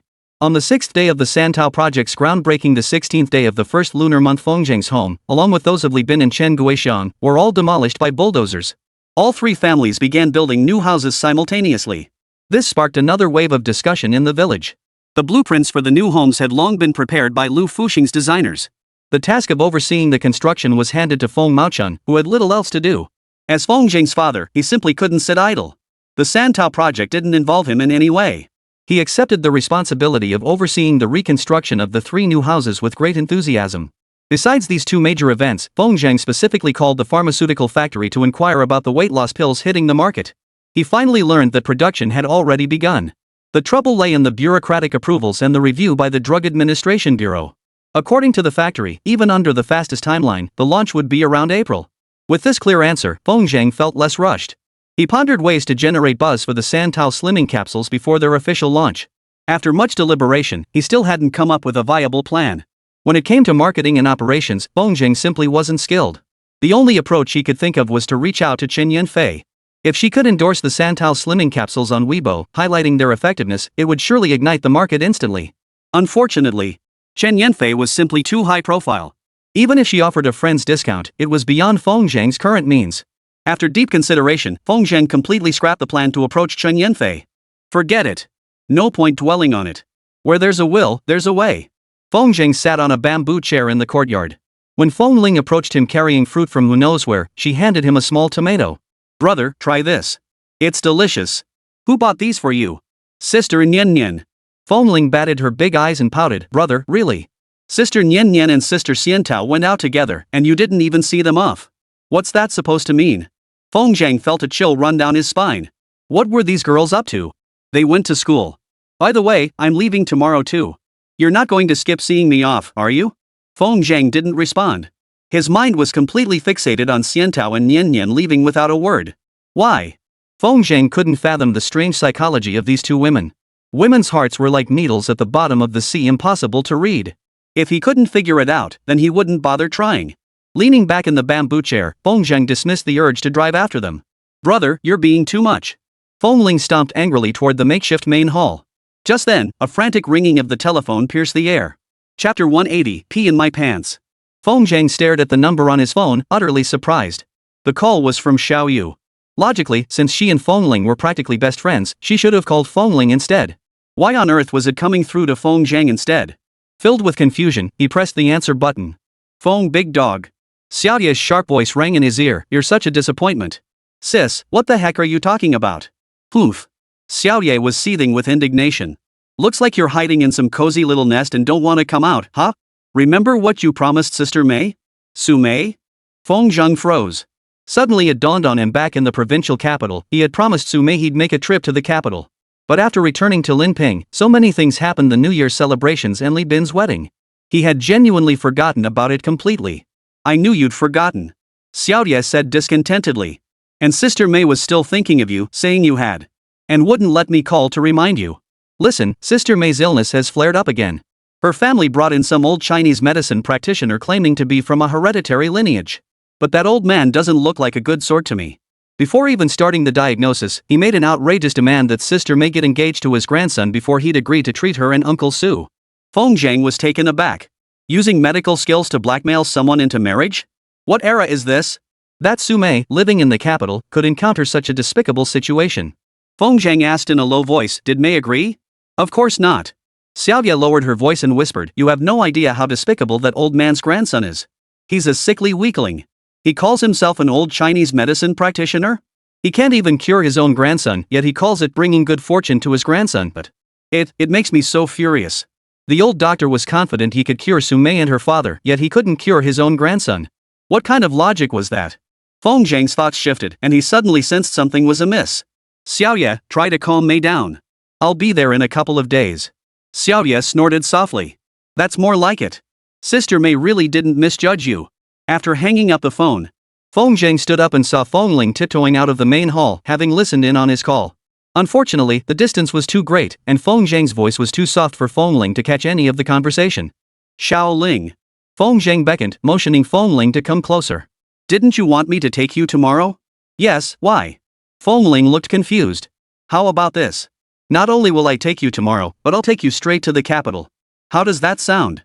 Really? Fengling cheered, jumping up to wrap her arms around Feng Zhang's neck. I knew it. You're the best, big bro. Brother, you have to come with me to school when we get there, okay? Feng Zhang frowned. Why? Oh, don't ask. You'll see when the time comes. Fengling scurried mysteriously into the main hall and returned to her room to pack her luggage. The thought of Feng Zhang joining her on the journey filled Fengling with joy.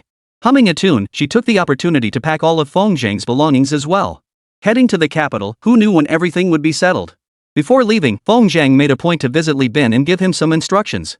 He especially emphasized the construction progress of Santu Farm, instructing Li Bin to call in daily with updates. Li Bin readily agreed. With his beloved wife at home, he basked in success. As one of Santao Village's rising stars, he held absolute authority over all the workers. At this moment, Li Bin was utterly content and cherished his present life deeply. After arranging all matters at home, early the next morning, Feng Zhang drove to the county train station with Xiaoling. It was his first time traveling so far, and logically, he should have felt some unease. Yet the moment he boarded the train, Feng Zhang felt a deep sense of calm wash over him. Lingping was a poor county town. There was no high-speed rail to the capital city. They had to take a bus to the provincial capital first, then transfer to a high-speed train bound for the capital. The entire journey took over 10 hours. Feng Zhang wasn't short on money. When transferring in the provincial capital, he simply bought a sleeper ticket. Had Feng Zhang been this extravagant before, Fengling would have rolled her eyes at him. But after witnessing her brother's capabilities, Fengling now felt it was only natural to ensure he traveled to Kyoto in comfort. With money no longer an issue, Fengling naturally stopped being so stingy. Having risen too early that morning, Feng Zhang sank into a deep sleep the moment he climbed into his berth. Sleep. He slept for hours on end during the journey. Only when his lower abdomen ached unbearably did he open his eyes. He glided down the aisle and headed to the restroom at the carriage junction to wait. Unfortunately, the restroom was occupied. Feng Zhang endured his urge to urinate while waiting at the door. Truthfully, with his cultivation level, he could easily use spiritual energy to transform the urge into gas and expel it. But it was still urine. Even if it became air, the smell might not be pleasant. He waited at the restroom door for nearly 10 minutes. Not only did the occupant not emerge, but faint knocking sounds began to echo from within. Feng Zhang, suffering from the discomfort, knocked lightly on the door. Could you please hurry up? No one answered from inside the bathroom. Instead, the knocking grew louder and louder. What was going on? Glancing around and seeing no one paying attention, Feng Zhang sent a thread of his divine sense into the bathroom. Directly prying into someone else's privacy was certainly wrong, but Feng Zhang, overcome by the urge to urinate, couldn't care less at that moment. Besides, who takes over 10 minutes to finish their business? The instant his divine sense entered the bathroom, he witnessed a scene that made his blood boil. Feng Zhang stared speechless at the naked man and woman inside, engaged in a shameful act. What the hell? This was outrageous. Feng Zhang's blood boiled with rage. Though doing such a thing in a high-speed train bathroom was indeed utterly bizarre, it was undeniably thrilling. Why should you get to enjoy yourselves, while I have to suffer the agony of holding it in out here? Thump, thump, thump. Feng was pounding on the door with his fists. Can't you show some public decency? I need to use the bathroom. Damn it, I'm using the bathroom. Knock again and I'll kill you. The man opened his eyes, glaring fiercely at the bathroom door. Yeah, right. I don't believe you. If the man had spoken politely, Feng Zhang might have found a way to endure it a little longer, or even walk through the carriage to use another bathroom. But with such hostile words, Feng Zhang wasn't having it. Clickety-clack. Don't think I don't know what you're doing in there. If you don't come out now, you better believe I'll call the cops. You have 1 minute to get dressed and get out. Feng Zhang's loud shouting had already drawn the attention of passengers in other carriages. The man and woman inside panicked the moment they heard Feng Zhang threaten. The man and woman inside panicked upon hearing Feng Zhang threaten to call the police. The woman hurriedly bent down to pick up her clothes and put them on, then yanked the door open. The man behind her, now fully dressed, blocked the doorway with a menacing glare. Kid, you wanna ruin my fun? You wanna die? Move aside, I need to use the bathroom. Damn, you've got some nerve. The man leaned against the doorway, blocking Feng Zhang's path. Or crawl under my legs. Or piss your pants right here. Heaven be my witness. Feng Zheng truly wasn't one to stir up trouble. But this man's actions were practically forcing Feng Zheng to lose his temper. Chapter 181, trying to swindle me out of my money? I'm giving you a chance, get the hell out of here. Feng Zheng's face was stretched tight. Those who knew him well understood that such a look meant he was on the verge of losing it. I won't let you. The man wore a cocky, infuriating smirk. Go ahead, try it. Smack. Before the words had even finished echoing, a crisp slap rang out against the man's face. Clear fingerprints were imprinted on the man's clean, pale face. You dare hit me? I'll kill you today. The man was big and burly, towering half a head taller than Feng Zheng. After taking the slap, he was instantly furious and swung a punch straight at Feng Zheng. Whoosh. Feng Zheng moved with lightning speed, dodging the man's full-force punch. The fist didn't miss its mark. Instead, it slammed into the steel plate behind him. Blood trickled from the man's hand as he clutched it, crouching on the ground and wailing. You've got a death wish, kid. What? You hit me, but I can't dodge? Damn it. As the man rose to strike again, the conductor's stern voice suddenly echoed from behind him. What's going on here?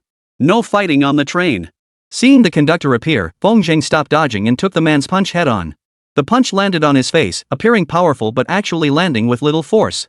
To make himself look more pitiful, Feng Zheng deliberately channeled his spiritual energy into his cheek, causing it to swell up prominently. What's going on here? Sir, I was using the restroom and took a little longer. This guy came over and started banging on the door. When I came out, he hit me. The man played the victim first, holding his injured hand in front of the conductor. Look, he did this to me. Feeling the officer's gaze, Feng Zheng spread his hands and chuckled. Officer, seeing is believing, hearing is deceiving. He was trying to hit me, but he accidentally hit the steel plate and got hurt instead. You saw it too, this punch to my face left me badly injured. The man roared angrily, You clearly started it. Feng Zheng scoffed, who can prove it? I. The man was silenced by Feng Zheng's retort. There was no one around when the fight broke out, so indeed, no one could prove who struck first. Even if someone had seen it, it would only prove that he had initiated the attack. The situation was highly unfavorable for the man. But since no one could prove it, it was a case of each side having their own version of events. With both parties sticking to their stories, the trained police officer couldn't resolve it. Sir, he definitely started it. The man said with a sense of injustice. What did I do to deserve this? I just went to the bathroom. And I get beaten up? Is there no justice in this world? Feng Zheng knew how to handle such situations. Without resorting to his cultivation, Feng Zheng could only try to gain the upper hand. Boss, do you really think someone as weak as me could beat him? And I have proof that he wasn't using the restroom, he was.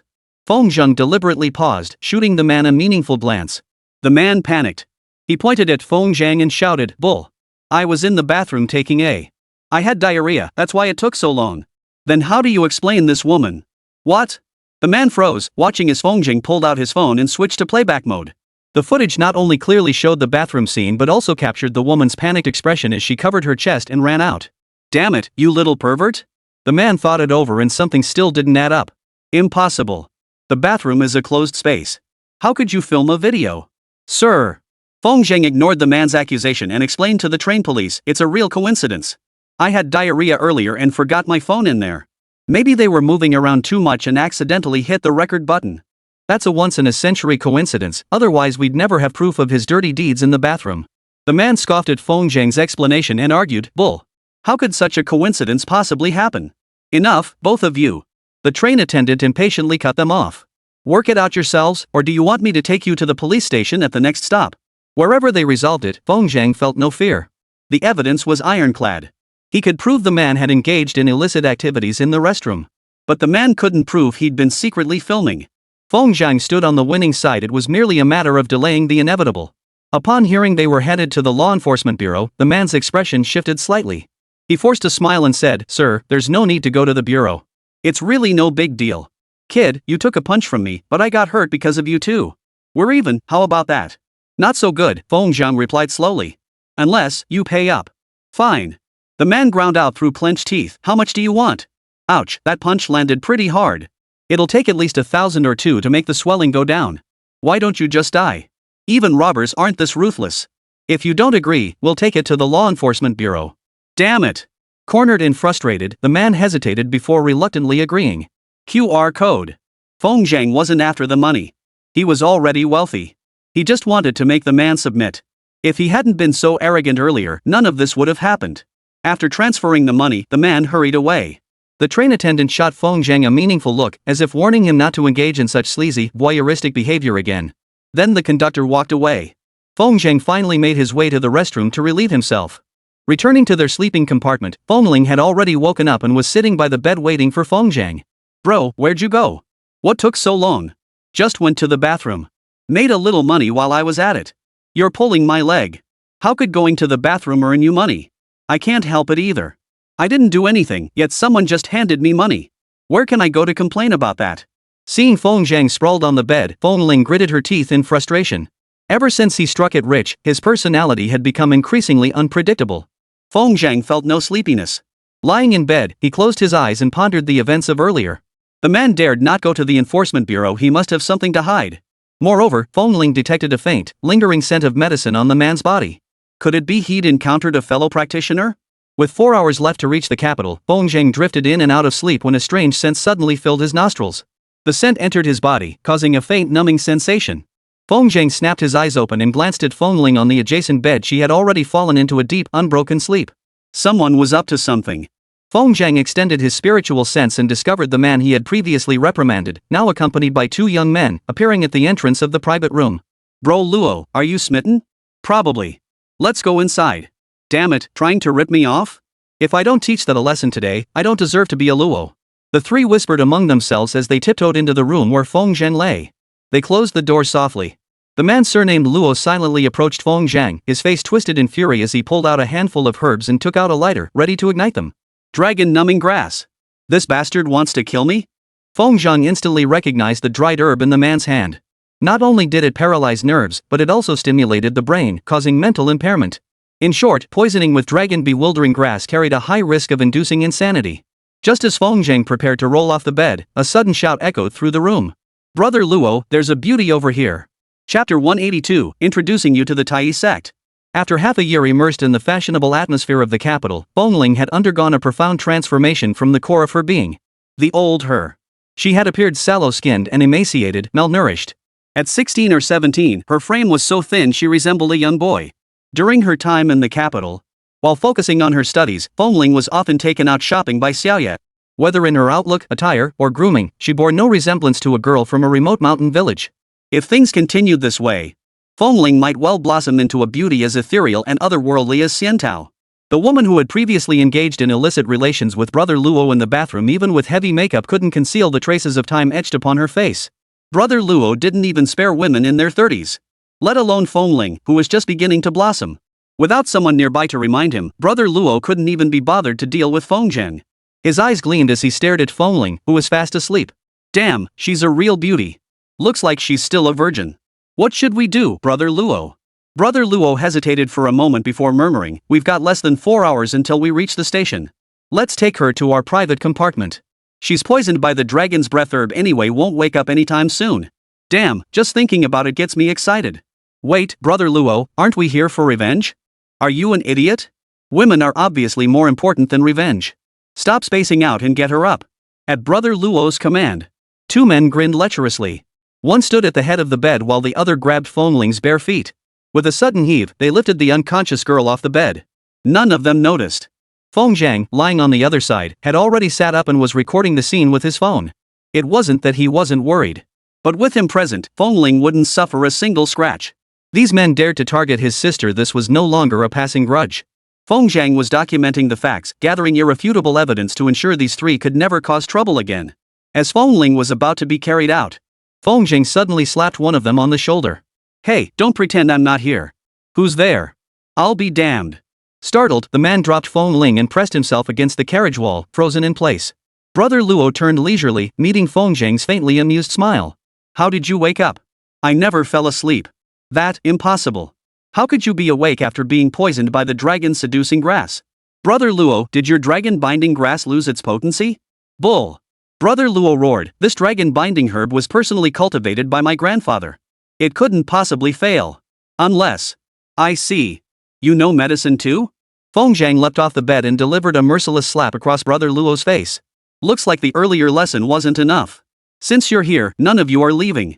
Feng Zhang spun around, slipping through the gap between the 3 men to block the private room's doorway. Brother Luo and his 2 accomplices were truly birds of a feather. Once they snapped out of it, their voices merged into one. Let's take him on together. He's just one man, no matter how skilled. We'll take him down. Panicked, Brother Luo had completely forgotten they were on a high-speed train. A fight would attract the attention of the onboard police. Brother Luo led the charge, punching straight for Feng Zhang's face. A sharp crack echoed. His wrist was seized tightly by Feng Zhang, who then yanked it to the side. A punch, built up with full force, slammed into the face of the man beside him. Damn it, Brother Luo, you're attacking your own man. Are you blind? Brother Luo cursed, suddenly feeling a bone-piercing, searing pain. When he finally came to his senses, his face turned ashen. His arm bent at an unnatural angle, clearly snapped by Feng Zhang. Damn it, this hurts like hell. Kill him. Seeing this, the other two men lunged at Feng Zhang from both sides. Unfortunately, they had underestimated Feng Zhang's prowess. No matter how confined the space, Feng Zhang's masterful footwork allowed him ample room to maneuver. The two men lunged left and right, yet couldn't even touch Feng Zhang. After a dozen seconds, both men let out agonized cries and slumped to the ground, their expressions defeated. Their arms, like Brother Luo's, were all bent at unnatural angles. Crack! Feng Zhang kicked Brother Luo, who was still standing, to the ground, then stepped on his chest and slowly applied pressure. Ah! Luo Ge was terrified by Feng Zhang's cold, ruthless expression. He actually dared to kill. If he didn't surrender now, the pressure on his chest alone would suffocate him to death. Spare me! The words were forced out from deep within his throat. You can't kill me. I'm a member of the Luo family, a lineage of traditional Chinese medicine practitioners. If you kill me, the Luo family will never let you off the hook. The words renowned family of traditional Chinese medicine struck a chord with Feng Zhang. He withdrew his foot and stared sternly at Brother Luo. The Luo family of traditional Chinese medicine practitioners are all men of righteousness and integrity. How could you, a good-for-nothing like you, possibly come from such a family? Luo Ge shifted into a slightly more comfortable position with great effort, gasping for breath. Brother, you don't understand. The rules of traditional Chinese medicine families are strict, especially in my Luo family. The medical arts are passed down to sons, not daughters, and to the eldest, not the younger. I'm not the eldest son of the Luo family, so I can't learn the family's peerless medical techniques. Feng Zhang studied Luo Ge's expression. Seeing no deception in his words, his tone softened slightly. So your Luo family's medical skills are passed down to only one person? Not exactly. Brother Luo replied earnestly, I simply cannot learn the most profound techniques. But I still know some minor medical skills. Feng Zhang gave a grim smile. Like using dragon binding grass to harm others? Brother, I truly made a mistake. Brother Luo turned and knelt before Feng Zhang. Seeing this, the other two followed suit. Brother Luo wept bitterly. Because I'm not the eldest son, the family doesn't value me. I could only watch that sickly brat of an older brother master the Luo family's medical arts. I just don't understand why should I, born only 2 years later, have to yield to him, Luo Yu, in everything? Sickly brat? Feng Zhang froze for a moment. He thought to himself, could it be that coincidental? I ask you, what are you doing in the capital? My grandfather arranged a marriage for my brother, but the other party wasn't keen. So grandfather called me to deliver a medicinal ingredient to the capital to secure this crucial union for my brother. Feng Zhang's heart stirred. Is your brother's betrothed from the Su family? You know about this too, brother? Brother Luo jumped to his feet excitedly. I knew there was a reason the dragon bewitching grass couldn't charm you. Seems we're kindred spirits after all. Alright then, let's forget about this matter for now. Once we reach the capital, I'll have grandfather introduce you to our organization of medical practitioners. What do you say? The medical lineage organization? That was a lot to process. Feng Zhang's heart pounded wildly. He never imagined that a single unexpected move would uncover the very secret he'd been chasing all along. Feng Zhang felt a surge of delight, though his expression remained impassive. What kind of organization? Brother, have you heard of the Tai sect? Brother Luo spoke with pride. The Tai sect is the greatest organization of healers. In ancient times, it was a sect, but by now it has scattered. Only by joining the Tai sect can you truly step through the threshold of becoming a healer. Otherwise, no matter how skilled you are, you'll remain nothing more than a wandering spirit. So it was the Tai sect after all. Feng Zhang was overjoyed by this discovery. The organization he had long pursued finally appeared before him in earnest. It seemed this so-called Tai sect truly was the most important sanctuary for healers. Suppressing the flutter in his heart, Feng Zhang asked in a subdued voice, how much do you know about the Tai sect? Do you know who the current sect master is? Chapter 183, Why are you going to the Enforcement Bureau? Brother Luo looked troubled. Seeing this, Feng Zhang's heart sank. Could it be that Brother Luo knew nothing about the Tai sect? Brother Luo kept watching Feng Zhang's expression. Seeing his impatience, he hurriedly said, I wouldn't dare deceive you, brother. I really don't know much about the Tai sect. In my family, only my grandfather was a member of the Tai sect. And my brother, I heard he's been recommended to join and is currently undergoing the assessment period. He knew nothing at all. And from the sound of it, getting into the Tai sect requires more than just a recommendation. Brother, listen to me. To pass the Tai sex assessment, besides needing a sponsor, you must also possess extraordinary medical skills. If even the dragon confusing herb couldn't affect you, brother, you definitely have what it takes to join the Tai sect. This guy was definitely spouting nonsense. Given that, Feng Zheng abandoned all hope in him. Asking him more would only yield more of his wild imaginings, utterly worthless as reference. He had already confirmed the Tai sect's information and knew where to find its members. That was sufficient. Feng Zheng fixed Luo Ge with a cold stare. What kind of medicinal catalyst did your grandfather send you to deliver? Well, given the gravity of the matter, Brother Luo dared not produce the item. Brother, we're strangers here. You've beaten me and questioned me. Why don't we just call it quits? Rest assured, once we reach the capital, I promise not to bother you. Feng Zheng shook his head slowly, reaching out directly. Hand it over. Brother, you're putting me in danger. Brother Luo clutched his pocket protectively. If my grandfather finds out I showed the medicine trigger to an outsider, he'll kill me. Feng Zheng wasted no words. With a flick of his finger, a needle pierced Luo Ge's neck. Instantly, Luo Ge's veins bulged violently, the agony like tens of thousands of ants sucking blood from his veins. Bro, stop. I'll give it to you. Luo Ge was genuinely terrified. Especially that silver needle. He knew a bit of acupuncture himself, but he'd never imagined silver needles could be used as weapons. He had truly witnessed Feng Zheng's extraordinary skill. Trembling, he fumbled a warm porcelain vial from his pocket, only for Feng Zheng to snatch it away. The porcelain bottle was not transparent. Feng Zheng pried off the stopper and an acrid odor immediately wafted out. Feng Zheng stepped back and used his divine sense to examine the contents inside. To his surprise, it contained a plump little maggot. The pungent odor emanating from within was a mixture of medicinal herbs and blood. Feeding the little maggot with fresh blood. Feng Zheng instinctively thought of the legendary goo poison. If Brother Luo's grandfather truly intended to cure Sumei, using a bug to consume the poisonous blood within her body would indeed be a symptomatic remedy. But that was all it could do. No matter how potent the poisonous insects were, they would be powerless without identifying the root cause of Sumei's illness. Gazing at the eerie insect, Feng Zheng felt an unsettling sensation. It seemed to possess an overwhelming pull, tempting him to extend his finger and feed it with his own blood. Such an odd bug. If I really put it inside Sumei, will she even survive? Feng Zheng released a wisp of spiritual energy into the porcelain bottle, silently killing the little worm with a flick of his finger. After returning the porcelain bottle to Brother Luo, Feng Zheng smiled. The debt for offending me is settled between us. Thanks, brother. Luo Ge hastily stowed the porcelain bottle and stood up. You're quite skilled, brother. When we reach the capital, let's become friends. We won't bother you any longer. We'll be on our way. Feng Zheng cast a cold glance at the three men. A single look was enough to freeze them in place. Did I say you could leave? Brother, didn't you say we were even? Our accounts are settled, Feng Zheng replied with a chilling smile. But what about the debt you owe for offending my sister? Feng Ling remained unconscious, as if even the sky falling couldn't rouse her. Feng Zheng held no concern for her safety. It was merely the dragon bewildering herb. Removing the poison would take some effort, but nothing more. Luo Ge and his two companions' faces darkened. Brother, what exactly do you want? I only wanted to know about the Tai sex affairs. Unfortunately, your answers didn't satisfy me. So, I called the police. Brother Luo eyed the phone in Feng Zheng's hand, wondering when he'd managed to dial the emergency line from the car. Knock knock knock. The knocking echoed through the car. Brother Luo's expression changed abruptly. Bro, this is getting a bit out of hand. Ha. Feng Zheng stood up, gripping the doorknob as he smiled. Did you ever think about the word excessive when you were offending my sister? Clatter. Feng Zheng casually pulled open the door. Outside stood several railway police officers. Who called the police? Feng Zheng pulled out his phone and opened the video he'd recorded earlier. The police officers glared at Brother Luo and his two companions, their faces turning ashen. You really dared to cause trouble, they gritted out. Come on, we're taking you to the law enforcement bureau.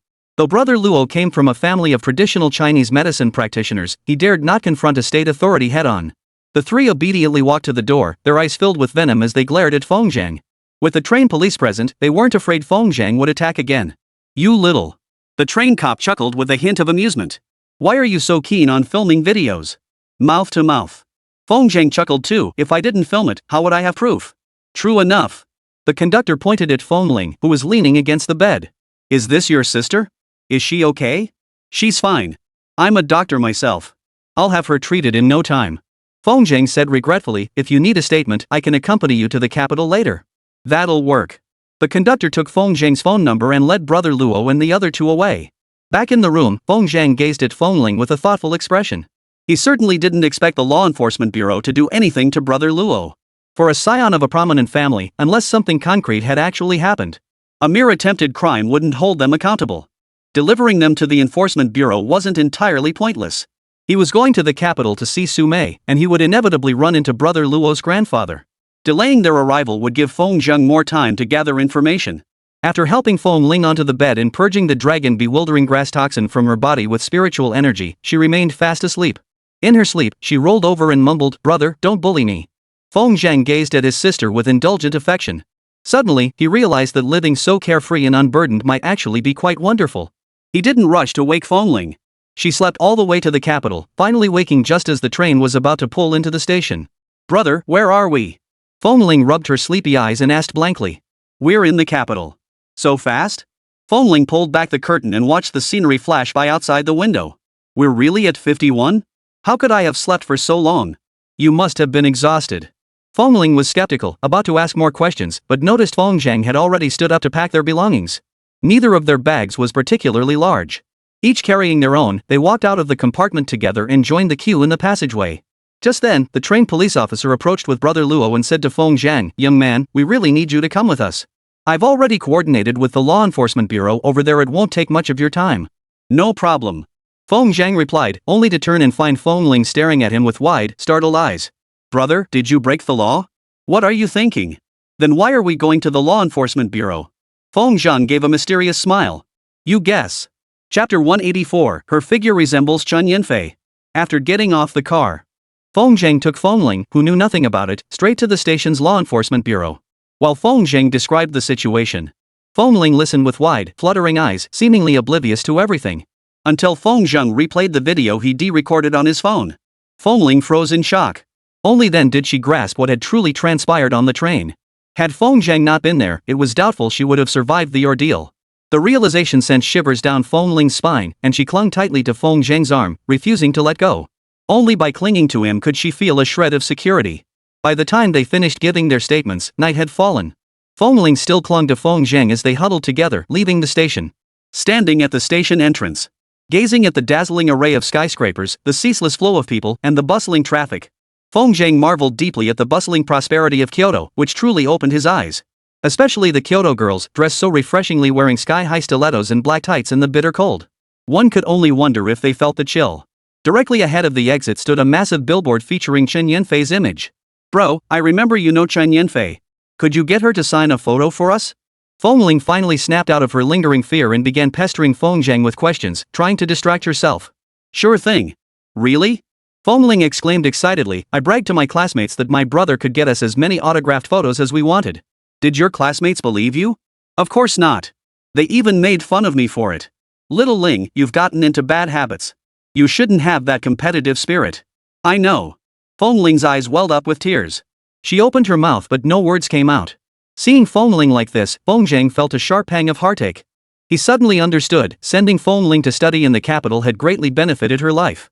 But for a mountain village girl to integrate into a new circle in the big city, how incredibly difficult that must be. Feng Ling probably wasn't showing off on purpose. Rather, she was desperately seeking her classmates' approval. Deep down, she harbored a sense of inferiority. Coming from a poor mountain village, she truly struggled to adapt to her new surroundings. Feng Zhang sighed inwardly, gently stroking Feng Ling's head as he smiled. "Do you believe me if I say I could call Chen Yinfei over with just one phone call? How could that be possible?" Feng Ling's eyes widened in astonishment. "Chen Yinfei is an international superstar now. You have to wait in line just to see her. I have a classmate who's a top fan here in the capital. She knows Chen Yinfei's schedule inside out, but even she can't guarantee a meeting every time." "Brother, I get it. You're just bragging." In Feng Ling's insecure mind, Chen Yinfei had mysteriously appeared in Santu village and even spoken for Feng Zhang. But that could just be a coincidence. There was no doubt her brother knew Chen Yinfei, but to think he could summon her with a single call? Even her own parents probably couldn't manage that. Feng Zhang smiled without explanation, hailing a taxi to take Feng Ling to her school. New to the capital, Feng Zhang also wanted to see the environment where Feng Ling studied. After lunch, Feng Ling gave him a tour of the campus. Feng Zhang felt a wave of emotion wash over him. He thought to himself, if only he had studied at an institution like this back then, perhaps he could have gotten into Huaqing. Times had changed. His mindset had changed. He no longer felt regret over not attending university. "Bro, the dorms are about to close. Why don't I stay with you at the hotel tonight? That's not appropriate. Feng Zhang shot Feng Ling a stern look and sent her back to campus without mercy. He booked a room across from the school, freshened up, and lay down on the bed. After much hesitation, he pulled out his phone and sent 2 messages. The first went to Xiaoyu, arrived in Kyoto. Can meet tomorrow. The second went to Chen Yanfei, containing only 2 simple words, are you there? Ding. Before Feng Zhang could even put his phone down, the reply came through. He opened it to find it was from Chen Yanfei. Feng Zhang was flattered and surprised. For such a busy superstar to reply instantly. That was no small feat. Chen Yanfei, what made you think to text me? Feng Zhang, I miss you. Chen Yanfei. Chen Yanfei, you've changed after half a year apart. Feng Zhang, no way. I didn't say anything. Chen Yanfei, it's just a feeling. Come on, what do you want? Feng Zhang, can't I text you for no reason? Chen Yanfei, of course you can. But knowing you, you wouldn't come out of the blue for nothing. Am I that kind of person? Feng Zhang started questioning his life choices. Feng Zhang, I need a favor. Could you come with me to school tomorrow to meet my sister's classmate? Chen Yanfei, I knew it. But I might be busy tomorrow, so I need to think about it. Feng Zhang, if it's really important, we can reschedule. This time, Chen Yanfei didn't reply instantly. After a long pause, she finally responded with a single hum. Putting down his phone, Feng Zhang felt deeply melancholy. Looks like superstars really are that busy. Otherwise, she wouldn't need to think about it. Oh well. If she really couldn't make it, he'd just have to disappoint Feng Ling. The next day arrived in the blink of an eye. After the morning assembly for the new semester, the school gave students the afternoon off. This also served to help freshmen acclimate to the school environment. With nothing planned for the afternoon, Feng Ling stayed in the dormitory organizing her clothes. Suddenly, the dorm door swung open. Several fashionably dressed girls walked in, arms linked. Feng Ling, you bragged your brother could get Chen Yanfei's autographed photo, right? Where's the picture? Sis Mao, you said it was just bragging. Why ask her about it? Ha! A girl from some small county claiming her brother knows Chen Yanfei? That's laughable. Enough, enough. Let's not give her a hard time. It's not easy for her to study here. She was just bragging to get our approval. Come on, let's go shopping this afternoon. I heard the new bubble tea shop near campus has great flavors. Ignored by the other girls. Feng Ling sat on her bed, head bowed, silently shedding tears. Near graduation last year, Feng Ling had indeed mentioned in passing that her brother knew Chen Yanfei. The girls had teased her relentlessly back then, demanding she get autographs no matter what. Feng Ling had never forgotten that. But Feng Zhangtai had been too busy during the New Year holidays to sit down for a proper chat with her. When she finally managed to bring it up, her brother's response was vague and non-committal. What could she do? She didn't even know how to defend herself. Was she supposed to tell them her brother was too busy to get autographed photos? Such an explanation would be even more feeble than silence. Forget it. She might as well just swallow her pride. Once the girls had walked out the door, Feng Ling wiped the tears from her face and returned to her work. Below the dormitory building, a red sports car suddenly sped up. Out stepped a woman wearing a baseball cap, oversized sunglasses, and a mask. Wow, that girl has such class. Wonder what she looks like though? Covered up so much, probably not that pretty. With a figure like that, I'd accept it even if she wasn't pretty. Doesn't her figure kinda remind you of Chen Yanfei? She does look a bit like her, but stop daydreaming. Someone as curvy as Chen Yanfei would never come to our school. But she really does look like her. At that moment, the passenger door opened and a plainly dressed man stepped out. Chapter 185, Chen Yanfei, living up to her reputation. Sis Fei, you're still the most recognizable celebrity around. The plainly dressed man teased with a playful grin. Even wrapped up this tightly, people still recognize you. The woman's bright eyes fluttered behind her sunglasses as she replied with a hint of reproach, no matter how famous I am, I'm still no match for Dr. Feng. Several sisters in the industry heard I know Dr. Feng and are pestering me to introduce them. The plainly dressed man Feng Zheng shrugged indifferently. He too had fame as an internet-famous doctor, but in the vibrant, youthful campus atmosphere, he clearly couldn't hold a candle to Chen Yanfei's appeal. They were all still minors who worried about illness. Idol worship and studying were the true rhythms of these teenagers' lives. Ignoring the students' murmurs, the two walked side by side downstairs. Chen Yanfei looked up and asked, Xiao Zhang, which dorm is your sister in? Feng Zheng froze. He had brought his sister to school but had never been to the dormitory, which meant he didn't know which room she was staying in. Seeing Feng Zheng awkwardly pull out his phone to call his sister, Chen Yanqi bit her lip and chuckled softly. Never mind. I'll ask her myself. With that, Chen Yanfei glided over to a group of girls pointing and whispering, Excuse me. Could you tell me which dorm Feng Ling is in? Oh, you're looking for Feng Ling? She's in 403. A girl wearing glasses answered mechanically. She couldn't understand why. As a fellow girl, She felt like she couldn't even lift her head in front of Chen Yanfei. Was this the legendary aura? Even without seeing her face, just her voice and figure alone made these ordinary students feel suffocated. It was no wonder Chen Yanfei had become such a sought-after international superstar. Wow! Not only does she look like Yanfei, but her voice sounds just like her too. No way. No way. Chen Yanfei is so busy. She works so hard at dancing, even pushing through colds without going to the hospital. How could she possibly have time to come to our school? Even if she's not Chen Yanfei, I'd still love to see what she looks like. She must be gorgeous. Chen Yanfei, who had been about to turn away, suddenly stopped upon hearing this remark. She turned back, removed her sunglasses, and gave the girl who'd spoken a knowing wink. Thanks for the compliment. Want an autograph? Ah! The girl shrieked, her voice piercing through the floors and echoing across the campus. Yanfei, it really is you. Yanfei, Yanfei, oh my god, it really is Chen Yanfei. I'm going crazy. Yanfei actually smiled at me. Wow! Yanfei is so beautiful. And she's so kind, not a trace of celebrity airs about her. Wow! So many classmates are coming over. Quick! Yanfei fans, let's protect her together. As they spoke, under the direction of several girls, a human wall formed around Chen Yanfei. Any student attempting to approach was firmly blocked by the girls. Thank you all. Could you please take me to room 403? Chen Yanfei's request instantly sent the girls into a frenzy. They swarmed around her, cheering as they charged into the hallway. The dormitory entrance became instantly gridlocked. From above, countless students could be seen rushing toward the scene. Hey, what's the rush? A clueless classmate grabbed a running chubby kid and asked, "Don't hold me back. I'm going to see my goddess." Goddess? Our school's campus beauty? Bull asterisk asterisk asterisk asterisk. She's not even worthy of carrying my goddess's shoes. The chubby kid shook off the person indignantly. My goddess is Chen Yanfei. Hurry up. Hurry up. Chen Yanfei is at our school. If you're late, you won't get to see her. Don't miss this chance to see the goddess up close. Oh, my Yan, here I come. Dormitory entrance. Feng stared dumbfounded at the surging tide of people. The world felt utterly mad. He'd imagined Chen Yanfei's popularity, but never anticipated that her appearance on campus would draw such a massive crowd. He was the one who brought Chen Yanfei here. Yet at this moment, Feng Zhang was pushed aside outside the dormitory entrance. Watching Chen Yanfei grow increasingly distant, he could only stand from afar and gaze after her. Sir, could you please move aside? Feng Zhang froze. Uncle, are you a Yin fan too? You're so old. You can't push in with us kids. Yeah, uncle. This is the high school dorm. Could you please wait outside? Feng Zhang helplessly realized he was being pushed aside by the students. Unable to bring himself to fight for entry into the hallway, he followed the surging crowd until he could finally catch his breath outside. This is insane. Feng Zhang crouched under a tree by the playground, gazing up at the dormitory building swarming with people. This was his first taste of the power of a fanbase.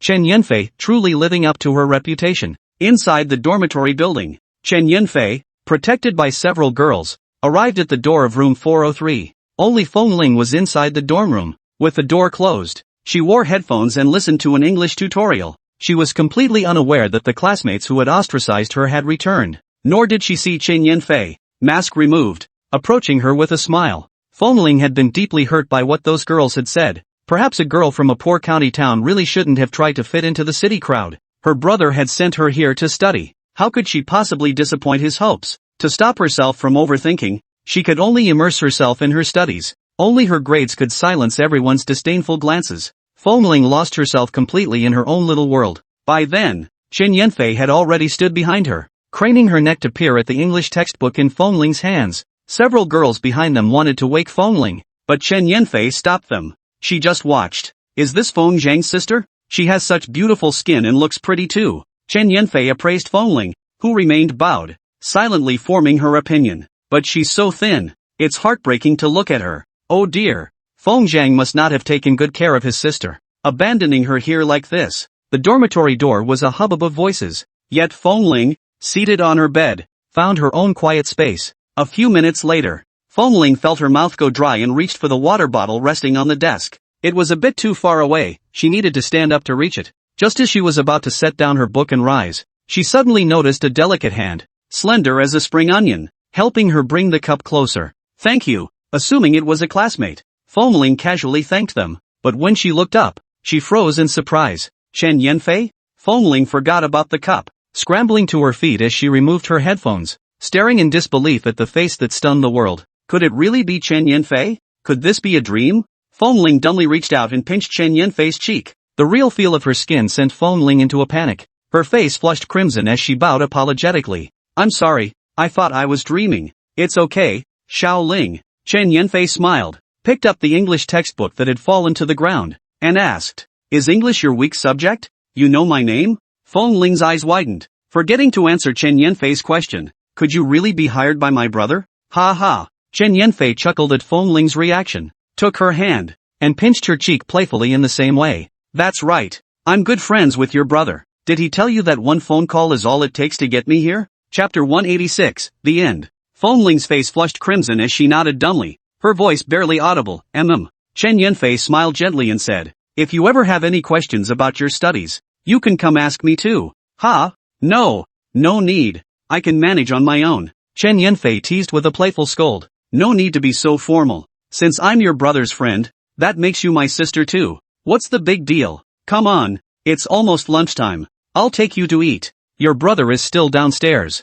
Feng Ling's cheeks flushed crimson as she shyly agreed. The two walked away as if no one else existed. Now the girls in room 403 were even more stunned. This country bumpkin from the countryside actually knew Chen Yanfei. Snapping back to reality, the trio immediately rushed to escort Chen Yanfei and Feng Ling downstairs, their earlier arrogant, overbearing aura completely gone. It really takes one like you to set every corner ablaze. Feng teased from behind the wheel. Fame only brings money, it can't buy health, right? People only think about getting better when they're sick. Most of the time, it's just about having fun. The two chatted sporadically for a while before Chen Yanfei turned her gaze to Feng Ling beside her. Feng Ling still seemed a bit reserved, her hands clasped together. Chen Yanfei smiled silently and took her small hand. Let me tell you, girls, the most important thing is to take good care of your face. Never neglect it, or else it'll get sick easily. Look at your face now, it's improved a lot, but you probably haven't researched the brands you use. Later, I'll take you to explore some options. There's a lot to consider with these things. I know there are lots of great places to eat around here. I'll come find you to hang out when I get my break. After Chen Yanfei got Feng Ling talking, the girl chattered away sharing her insights. Feng Zhang noticed Chen Yanfei giving him an okay sign. After leaving Feng Ling with Chen Yanfei, Feng Zhang drove to the agreed meeting spot. Xiao Yu arrived right on time. What's the latest on Su Mei and Tai Yi sect? Xiao Ye, the intelligence officer, handed Feng Zhang a file directly. It's all about Su Mei. She's been targeted by numerous medical factions lately. Due to her unique physiology, many claim to want to treat her, but their real goal is to study her body under the guise of treatment. Feng Zhang paused, then asked, What are our chances of successfully stealing Su Mei? Less than 50%. Feng Zhang clenched his fists. Regardless, we move tonight. Su Mei is visiting the Luo family today and will likely stay overnight. Track her movements, don't let anyone throw you off the trail. Night. Feng Zhang had already infiltrated the Luo residence by tailing a servant. After concealing his presence, even the old patriarch of the Luo family detected no signs of intrusion. As everyone settled down for the night, Feng Zhang moved with bated breath. Today, he had seen Su Mei. Her so-called unique constitution was nothing but a ruse. Only upon close inspection did he realize her constitution was nothing special, merely a minor trick to alter the aura within her body. Utterly useless in reality. Put plainly, Su Mei was being exploited to fetch a high price. The cruel irony was that Su Mei herself remained unaware, truly suffering for it. Sneaking into Su Mei's room, he found her sitting on the tatami mat by the floor-to-ceiling window, her arms wrapped around her knees, looking utterly pitiful. Do you need help? Feng Zhang spoke slowly. Su Mei recognized the voice as familiar and asked, Are you him? If you're referring to the physician who made an appointment 2 days ago, then yes, it's me. I only came to check on your condition. You must have had no choice but to come to the Luo family. Su Mei nodded gloomily. This so-called internal dysfunction is just a term my father made up. He injected me with all sorts of drugs, deliberately turning my body, which only had a minor ailment, into a serious case. That way, when he sells me off, he can get a better price. How could he do such a thing? Feng Zhang flinched, then quickly composed himself. Don't worry, I'll help you clear up this confusion. When the Luo family examines you tomorrow, the truth will come out. Then, you just need to tell them what you know. They won't make things difficult for you. Su Mei shook her head. I'm not worried they'll trouble me. I just don't want my body used as a test subject by those people. My body is already frail. It can't endure such manipulation. Feng Zhang patted her shoulder, channeling a strand of spiritual energy into her body. After offering comfort and administering a systematic treatment, Feng Zhang vanished. The next day, Su Mei clashed with the Luo family. The examination results show nothing wrong with your body. What on earth is going on? Sume rolled her eyes dramatically and collapsed onto the floor. I'm being framed. I know nothing about this. When the doctor first examined me, he didn't mention any ailments. But the more he looked, the more symptoms appeared. It was quite shocking to me too. I believe someone is secretly manipulating this. I humbly request Old Master Luo to help investigate who is responsible. And the one who uncovered the cause this time? It was him. Sume pointed at Feng, who promptly stepped forward, startling Brother Luo beside him. Sume finished her impassioned statement in one breath before lowering her head, unable to meet anyone's gaze. Old Master Luo frowned. At that moment, Feng stepped forward. Grandfather, I'm telling you, he's the one who framed me in the train compartment back then. Old Master Luo's eyes darkened. So you possess such skill, manipulating Luo Guan and the others' hands into that state. Truly impressive. Feng bowed respectfully. I merely sought Old Master Luo's recommendation to gain entry into the Tai sect. If word got out that Old Master Luo had befriended such a talented young man, it would surely attract more business to the Luo family. If you grant me this favor, I shall naturally overlook his earlier attempt to assault my sister. Old Master Luo snorted coldly and waved his hand in agreement. Of course it's settled. An old man like me always keeps his word. With his request granted, Feng withdrew his hand, thoroughly satisfied. Though Luo Guan's hand had been reattached, it hadn't been fully healed. The injury was too severe, and no one knew how to properly treat it. Feng strode forward in 3 quick steps, snapped his arm twice with a sharp crack, and Luo Guan let out a piercing scream. It's fixed now. Luo Guan stared at him in terror, then glanced at his seemingly reattached arm. Overwhelmed with joy, he exclaimed, "Holy crap, it really is fixed." Old Master Luo's heart leapt. This man, if he could truly be admitted into the Tai sect, he would surely achieve extraordinary things in the future.